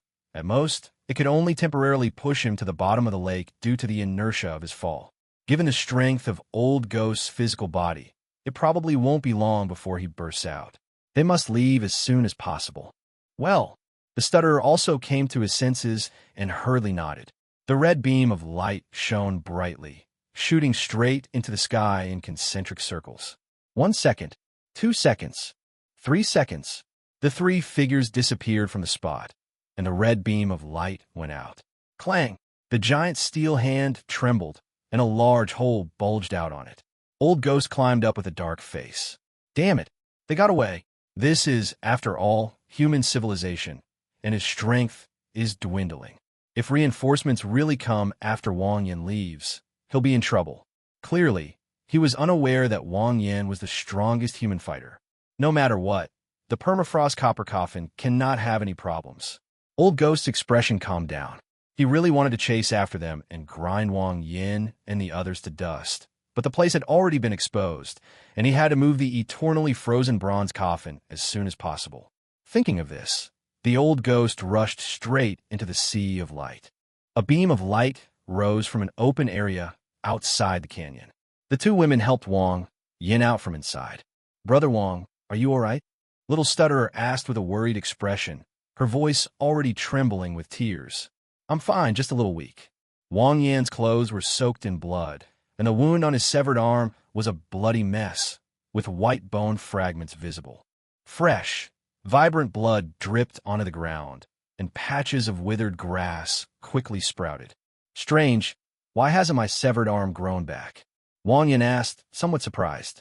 After absorbing Alialu's crystal, his flesh and blood were filled with vitality, giving him a regenerative ability. Logically, he should have grown a new arm, which is why he was able to break off his arm without hesitation. But now, the flesh and broken bones at the wound site show no sign of regeneration. Let's hurry and rejoin the main force, and let Sister Ma Su treat you. Zhao Xiaoqing looked at Wang Yin's severed arm and felt somewhat worried. It's useless. As Wang Yin spoke, he bit off his little finger. Then, to the astonishment of the 2 women, his right little finger grew out rapidly. You. Zhao Xiaoqing was completely stunned. Good heavens, it even has the ability to regenerate severed limbs? If anyone says you're not a cultivator, I'll slap them across the face. But why hasn't the severed arm grown back? The little stutterer asked, puzzled. That's right. Zhao Xiaoqing also looked at Wang Yin. That old ghost left a power at the severed arm, which suppressed my own regenerative ability. Wang Yin could sense that the life force within the flesh and blood was being broken down at the cut, making regeneration impossible. This shows that Lao Gui has developed his abilities to the fullest extent. Never mind that for now. Let's get out of here quickly. Fearing that the old ghost would catch up, Wang Yin hurriedly led the 2 women out of the canyon. Unexpectedly, after the 3 had walked a short distance, Wang Yin's body trembled, and he suddenly stopped. Brother Wang, what's wrong? The little stutterer asked in confusion. Wang Yin stood there stunned for a long time before suddenly looking up. I'm not running anymore. The 2 women looked at Wang Yin in surprise. What's going on? They were just yelling that they wanted to leave this place as soon as possible, but they've only walked a few hundred meters, and they've already stopped running. A long-lost smile appeared on Wang Yin's lips. We go back and take him down. The moment the sound fell, the spatial ring on Wang Yan's hand shattered inch by inch. The sky suddenly darkened, and muffled sounds echoed in the void. Suddenly, a sword radiating endless demonic energy appeared in Wang Yan's hand. 003, The Void Demon. Awaken. Chapter 197, Sending You to See Your Grandma. A series of deep roars came from above the clouds, as if a terrifying behemoth was howling within them. The moment the blade was exposed to the air, endless demonic energy swept in all directions, mixed with many negative emotions such as darkness, tyranny, and madness. The sky over the heart of Shenangjia turned incredibly dark, accompanied by raging winds. From a distance, the area where Wang Yan and his two companions were located appeared to be a blend of the real world and another illusory world, with countless demonic figures floating and sinking within it, their postures bizarre and terrifying. The two women were mentally disoriented by the impact of this divine consciousness. They had only a superficial understanding of extraordinary weapons, and could never have imagined that the awakening of a sword could trigger such a catastrophe-like phenomenon in the heavens and earth. The figure, covered in blood, wielded a knife with one arm, and endless demonic energy gathered around him, like a demon crawling out of the abyss. 003, The Void Demon. 1. Becoming a demon. 2. Reset. Unique attribute. Finally awakened. A madness surfaced in Wang Yan's eyes. This was the first time he had suffered such a great loss since his rebirth. While I was fleeing in a sorry state, I was still thinking that revenge is a dish best served cold. But at this moment, his mindset has clearly changed. 10 years is too long. Seize the day. Brother Wang, is this an awakened weapon? Little Stutterer stared in horror at the demonic blade in Wang Yan's hand. Fireseed also had 2 awakened weapons, but none were as terrifying as this blade. Yes, Wang Yan replied, while conjuring up a simple, unadorned scabbard and inserting 003 into it. The demonic energy and strange phenomena that filled the sky instantly receded, and the surroundings returned to calm. This is considered Azure's most powerful awakened weapon. 001 and 002 are more ability-oriented, while 003 is purely offensive. Of all awakened weapons, the Demon Blade is the most lethal. Let's go back. Wang Yan couldn't wait any longer. He wanted to use the old ghost as a sacrificial offering. Why don't you take a rest first? Are you sure you can handle this? Zhao Xiaoqing hurriedly reminded him that Wang Yan's face was as pale as paper, and he had to be supported by the two of them to walk. It was obvious that he had overdrawn his energy and had entered a weak state. I don't have time to rest. I'm afraid the old ghost will run away. Wang Yan decisively rejected the idea and turned to look into the depths of the canyon. The old ghost didn't chase after us. He probably wanted to move as soon as possible. The eternally frozen bronze coffin is the last spark of their race, and the old ghost values it extremely highly. Now that it's been exposed, anyone who isn't an idiot will rush to move. He had just been completely drained of his 2 extraordinary energies and was indeed somewhat weak, but Lan Bazi was very helpful and had already recovered more than half of his strength in a short time. We must deal with the old ghost now, smash the eternally frozen copper coffin, and eliminate any future troubles. Otherwise, if the old ghost recovers some of his strength and awakens his clan, he will have no chance. All right. Zhao Xiaoqing rolled her eyes. Wang Yan's attitude had completely changed compared to when he had asked Xiao Jieba to prepare for the teleportation. Hallman, deep in the canyon, the old ghost stood straight beneath the sea of light, with an old gourd in front of him. Once opened, a powerful force of attraction appeared, drawing all the extraordinary factors in the sea of light into the gourd, revealing countless strange bronze coffins inside. Damn it! Once I awaken my kin, I'll find you immediately and slaughter everyone around you. The old man felt a burning hatred for Wang Yan. This kid not only ambushed him, but also tricked him out of the god-suppressing hairpin. That's a treasure. He'll keep it for a very useful future. At this moment, Wang Yan and his group had arrived on the other side of the giant steel hand. What the heck? It's so soft. Wang Yan stomped his feet. The ground here was unnaturally soft, giving him a feeling similar to the sensation of kicking Peppa Pig back then. Thinking of this, Wang Yan froze, then quickly squatted down. Damn, Peppa Pig, brushing away the topsoil. Beneath it lay the trembling wild boar king. The two women were also taken aback. When they teleported, Zhao Xiaoqing was holding Little Apple, and the three of them had completely forgotten about Peppa Pig. In fact, if it weren't for the familiar touch on Wang Yan's feet, they probably wouldn't have remembered it even tomorrow. That's a bit inhuman. Oomph. When Peppa saw it was Wang Yan, she let out a blood-curdling scream. They all ran away, leaving it here all alone. Is that how a human being behaves? If it hadn't been clever enough to burrow into the loose soil created by the giant steel hand, there probably wouldn't be a single pig bristle left. Wang Yan gave an awkward smile, unusually refraining from beating Peiqi. It was indeed his oversight in this matter. Kid, you dare come back. Old Ghost, seeing Wang Yan's figure in the distance, excitedly rushed over. This time, we absolutely cannot let Wang Yan get away with this opportunity that has been delivered to our doorstep. Wang Yan stood up, signaling everyone to step back, while he himself took a step forward, his only hand gripping the hilt of the knife tightly. I'm back to take you to see your grandmother. As the demonic blade was drawn, muffled sounds echoed through the void, and endless demonic energy swept outwards from Wang Yan's center. A phantom world emerged from this area, shrouded in demonic shadows and filled with negative emotions. Possessed by demonic possession, his murderous roar silenced the heavens and earth. The numerous demonic shadows and negative emotions that appeared all seeped into Wang Yan's body, and even the illusory world merged with them. Old Ghost's expression changed, and he stopped abruptly. He saw a pair of crimson eyes. Chapter 198. The Foundation of Civilization. 003 is called the Void Demon. It was precisely because of that illusory world that overlapped with reality that it was unknown whether it existed in some corner of the starry sky or was born from the demonic blade itself. It is filled with endless negative emotions and eerie demonic shadows, and is extremely similar to the demon realm in mythology. Therefore, people call him the Demon of the Void. Full name, the illusory blade of the demon realm. When the power within the wielder enters the demon blade, that world will be revealed. The stronger the wielder's energy, the more completely that world will be revealed. With Wang Yan's current strength, he is not capable of unleashing the full power of the demon blade. Boy, is this all you're relying on? The old ghost looked at those crimson eyes and was terrified. There are too many negative emotions inside. It's hard to imagine what Wang Yan's current state is. However, he was still confident in defeating Wang Yan.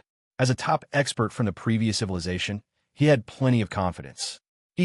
Wang Yan did not answer, a cruel smile appearing on his lips.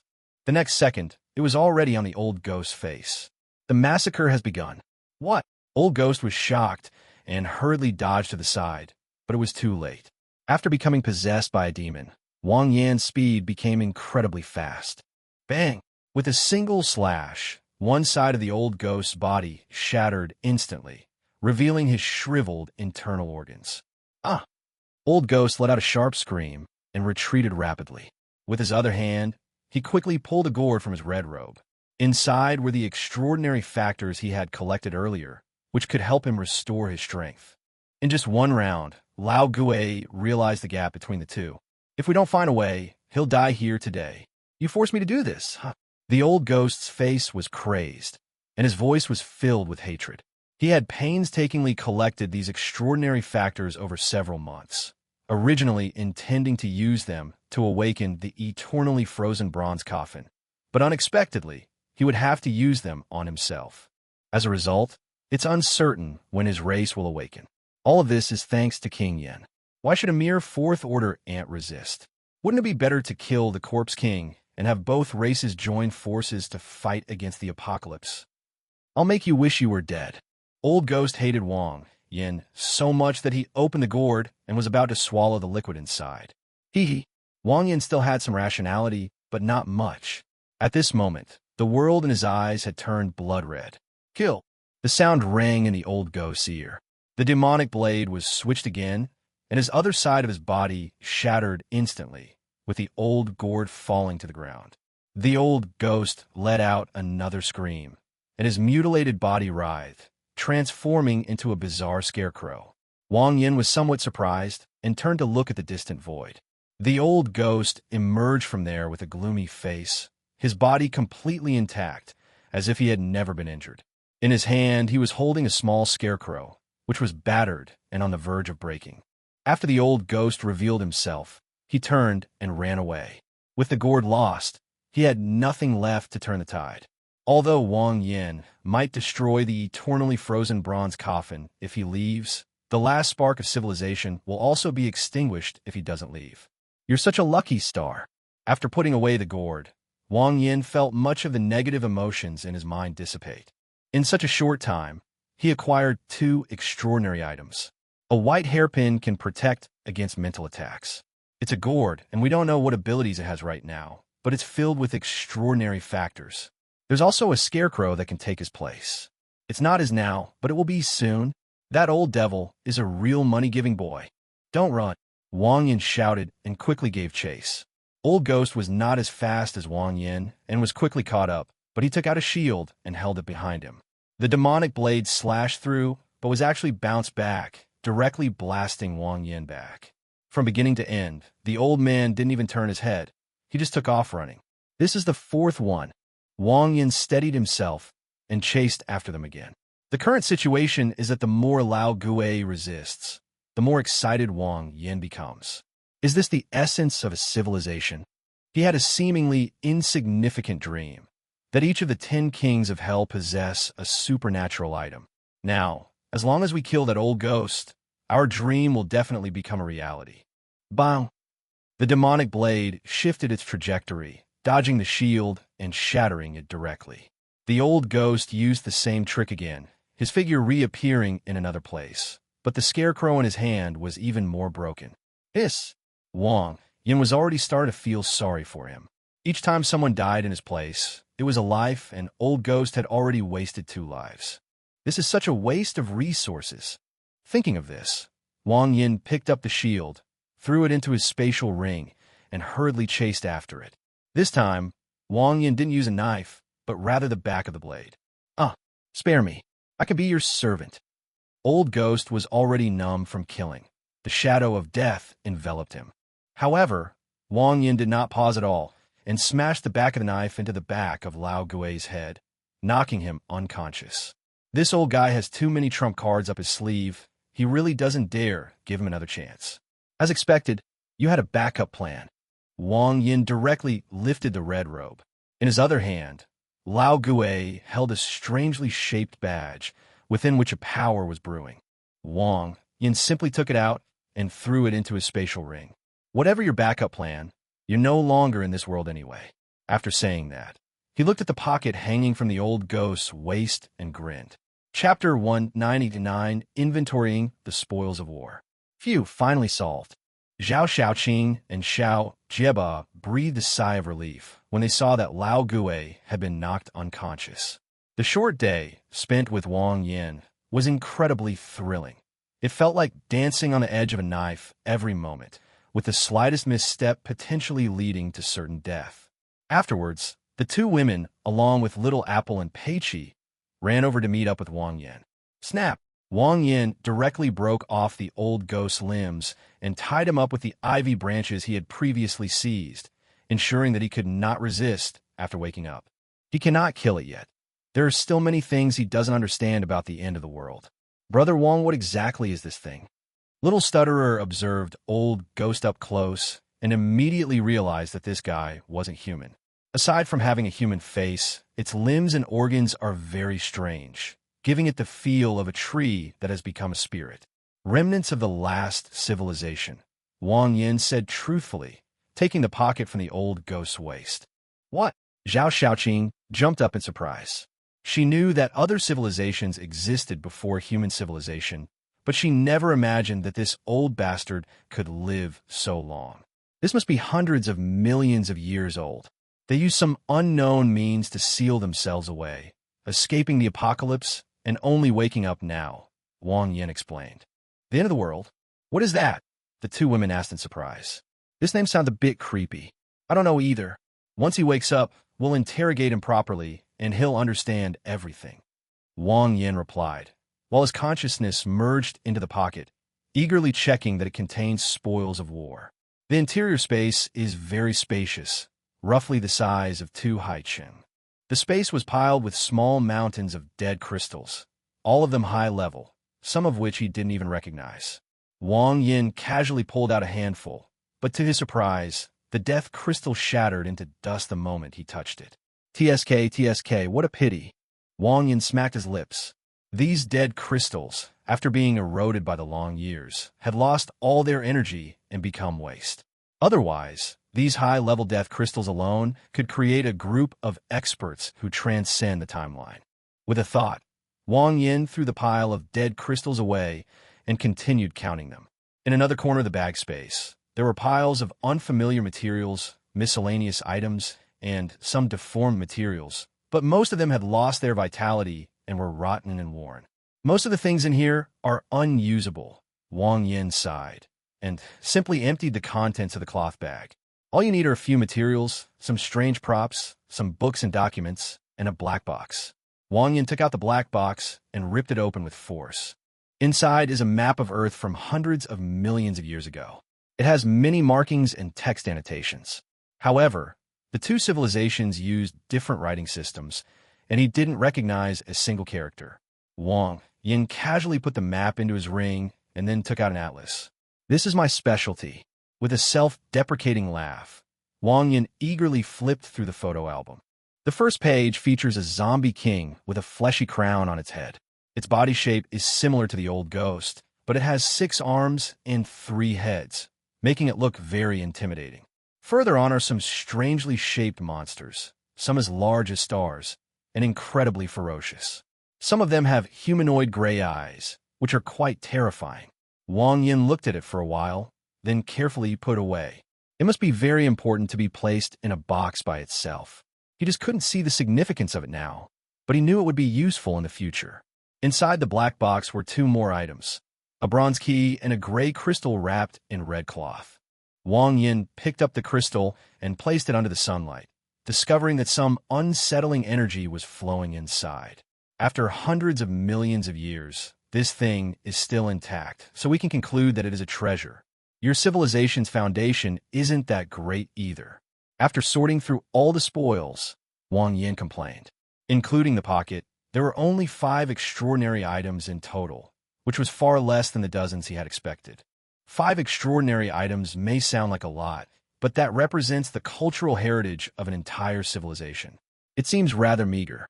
I reckon there are still treasures inside the eternally frozen bronze coffins that old ghost mentioned. Wang Yin then turned his gaze to the hundreds of bronze coffins floating in the sky. To be honest, these are all remnants of the civilization that old ghost left behind, so they must all be important figures. There should be quite a few things buried with them. He had a feeling that there were far more treasures here than old ghost had on him. Thinking of this, Wang Yin immediately threw out a branch of ivy and then pulled a hard duong. The coffin hit the ground with a thud, creating a large crater. The 3 of them circled the frozen bronze coffin several times and found that it had no trace of human creation. It was completely natural without a single crack or hole to insert a key, just like an irregular piece of bronze. Step back, I'll cleave it open. Wang Yin didn't have the patience to find a way to open the museum. He gathered golden light in his hand and slashed it across. Sizzle. Sparks flew, but the frozen bronze coffin remained intact, with only a negligible white mark on its surface. So hard, Wang Yin was very surprised. Even the sharpest elemental in the mist couldn't cut through it. This material is many times stronger than any alloy from Azure. Putting everything else aside, if this could be melted down and forged in a light armor, its defensive capabilities would be ridiculously strong. Chapter 200, Strange and Ominous. I have to say, in terms of hardness alone, this material can easily beat any of Azure's high-tech alloys. Zhao Xiaoqing was speechless when she saw this. Even the materials unearthed from the armory of Wuling Mountain are far less durable than this bronze coffin. If I took some of this back and handed it over to the organization, I'd definitely get a promotion of 3 ranks. Of course, despite thinking this, Zhao Xiaoqing would never actually ask for it. The fact that they were able to collect the 4th-tier death crystals so smoothly was all thanks to Wang Yin's help. Moreover, Wang Yin himself subdued the old ghost. She and little stutterer didn't help much, so the spoils should rightfully belong to Wang Yin. Do you like them? I'll give you a few later. Wang Yin saw the longing in Zhao Xiaoqing's eyes and asked with a smile. He is a man who always distinguishes between gratitude and resentment, and he was only able to escape alive thanks to Zhao Xiaoqing's cover. This is a great favor. It's just a few coffins. He has hundreds, so he doesn't care at all. Zhao Xiaoqing's small eyes darted around, and she said, well, it's not impossible. Since he's being so proactive, I won't hold back. The stutterer was speechless. One dared to give, and the other dared to accept. This is the first time I've ever heard of a boy giving a girl a coffin. It's completely outrageous. Okay, once I get everything out of there, I'll give you a few empty ones. Wang Yin readily nodded, then walked up to the old ghost who was tightly bound. Since the eternally frozen bronze coffin could not be destroyed, he could only try to get the method to open it from the old ghost's mouth. Slap! A powerful slap shattered the old ghost's cheek. Ah! Old ghost woke up with a start, and was terrified when he saw Wang Yin's smiling face. Looking down at my own state again, I was startled once more. To be honest, this kid is really ruthless. He broke off all 4 of his limbs. Come on, let's get ready to hit the road. Wang Yin walked behind the old ghost, wrapped his arm around the old ghost's neck, and made a cutting motion. He didn't really intend to kill old ghost. He just wanted to give him a warning first. There were many questions he wanted to ask, but if he asked them directly, Wang Yin would be at a disadvantage. But if old ghost begs him to ask, that would be a different story. To this end, he deliberately walked behind the old ghost, a little psychological trick. Slitting someone's throat from behind amplifies their fear. Don't ask how I know. The answer is simply that I'm exceptionally gifted. Old ghost's voice changed, and the icy touch of the blade made him feel the great terror between life and death. Having barely survived the end of the world and slept for hundreds of millions of years, they were just about to awaken and were filled with longing for a new life when they unexpectedly encountered Wang Yin, a jinx. They decided to kill him at the slightest disagreement. The problem is, he still doesn't know why Wang Yin wanted to kill him. Don't kill me. I'm still useful. I know many secrets about the apocalypse. Old Gui nearly collapsed and almost urinated. I will investigate myself and set off with peace of mind. As he spoke, the demon had already made a small cut on his neck. Wang Yin added fuel to the fire, determined to completely break the old ghost's spine and turn him into a one-day-old dog. An old dog that's always afraid its owner will kill it. There's treasure in the eternally frozen bronze coffin. If I die, no one can open it. The old ghost's voice cracked with anxiety. Oh, Wang Yin feigned surprise, but a smile crept onto his lips. He has achieved the effect he wanted. This. The 2 women looked at the stunned Wang Yin with a hint of fear in their eyes. After a series of skillful maneuvers, without even asking a question, the answer was exactly what was expected, turning a passive situation into an active one. Is this the mindset a young man in his early 20s should have? That's way too terrifying. Tell me, how do I open it? What treasures are inside? Wang Yin slowly lowered his knife, not stepping forward, but standing behind the old ghost, giving him the illusion that he might kill him at any moment. Place the key on the frozen bronze coffin to open it. Inside are the corpses of the annihilators. Their presence is felt in the demise of every civilization. They have lived for countless eons. Incredibly powerful, they appear whenever the end of the world begins. We paid a heavy price to kill one of them. After analysis, we discovered a shocking conspiracy. We were wrong from the start. They are, A blood-curdling scream rang out, and the old ghost revealed an expression of extreme terror, staring intently at what was behind Wang Yin. At the same time, an extremely cold and malevolent aura enveloped the area. Ooh! Wang Yin felt a chill run down his spine, his hair standing on end. He felt a pair of malevolent eyes staring intently at him from behind. Get out here! Almost instantly, Wang Yin was possessed by a demon, and the demonic energy swept across the sky, his black pupils being banished by crimson. They! Old Ghost let out another extremely shrill scream and struggled desperately. The tough ivy strips embedded themselves in the flesh, causing blood to splatter. Tell me quickly, what happened to them? Wang Yin rushed over quickly and questioned loudly. Old Ghost's body trembled violently, and he suddenly turned his head to look at Wang Yin. I get it, haha, I get it. Old Ghost's life force began to dissipate rapidly, and his voice grew fainter and fainter. Wang Yin had to press his face against him to hear him. We are an island of civilization, destined to perish amidst our glory. After saying that, the old ghost's body completely lost its life force, and his eyes were filled with endless despair.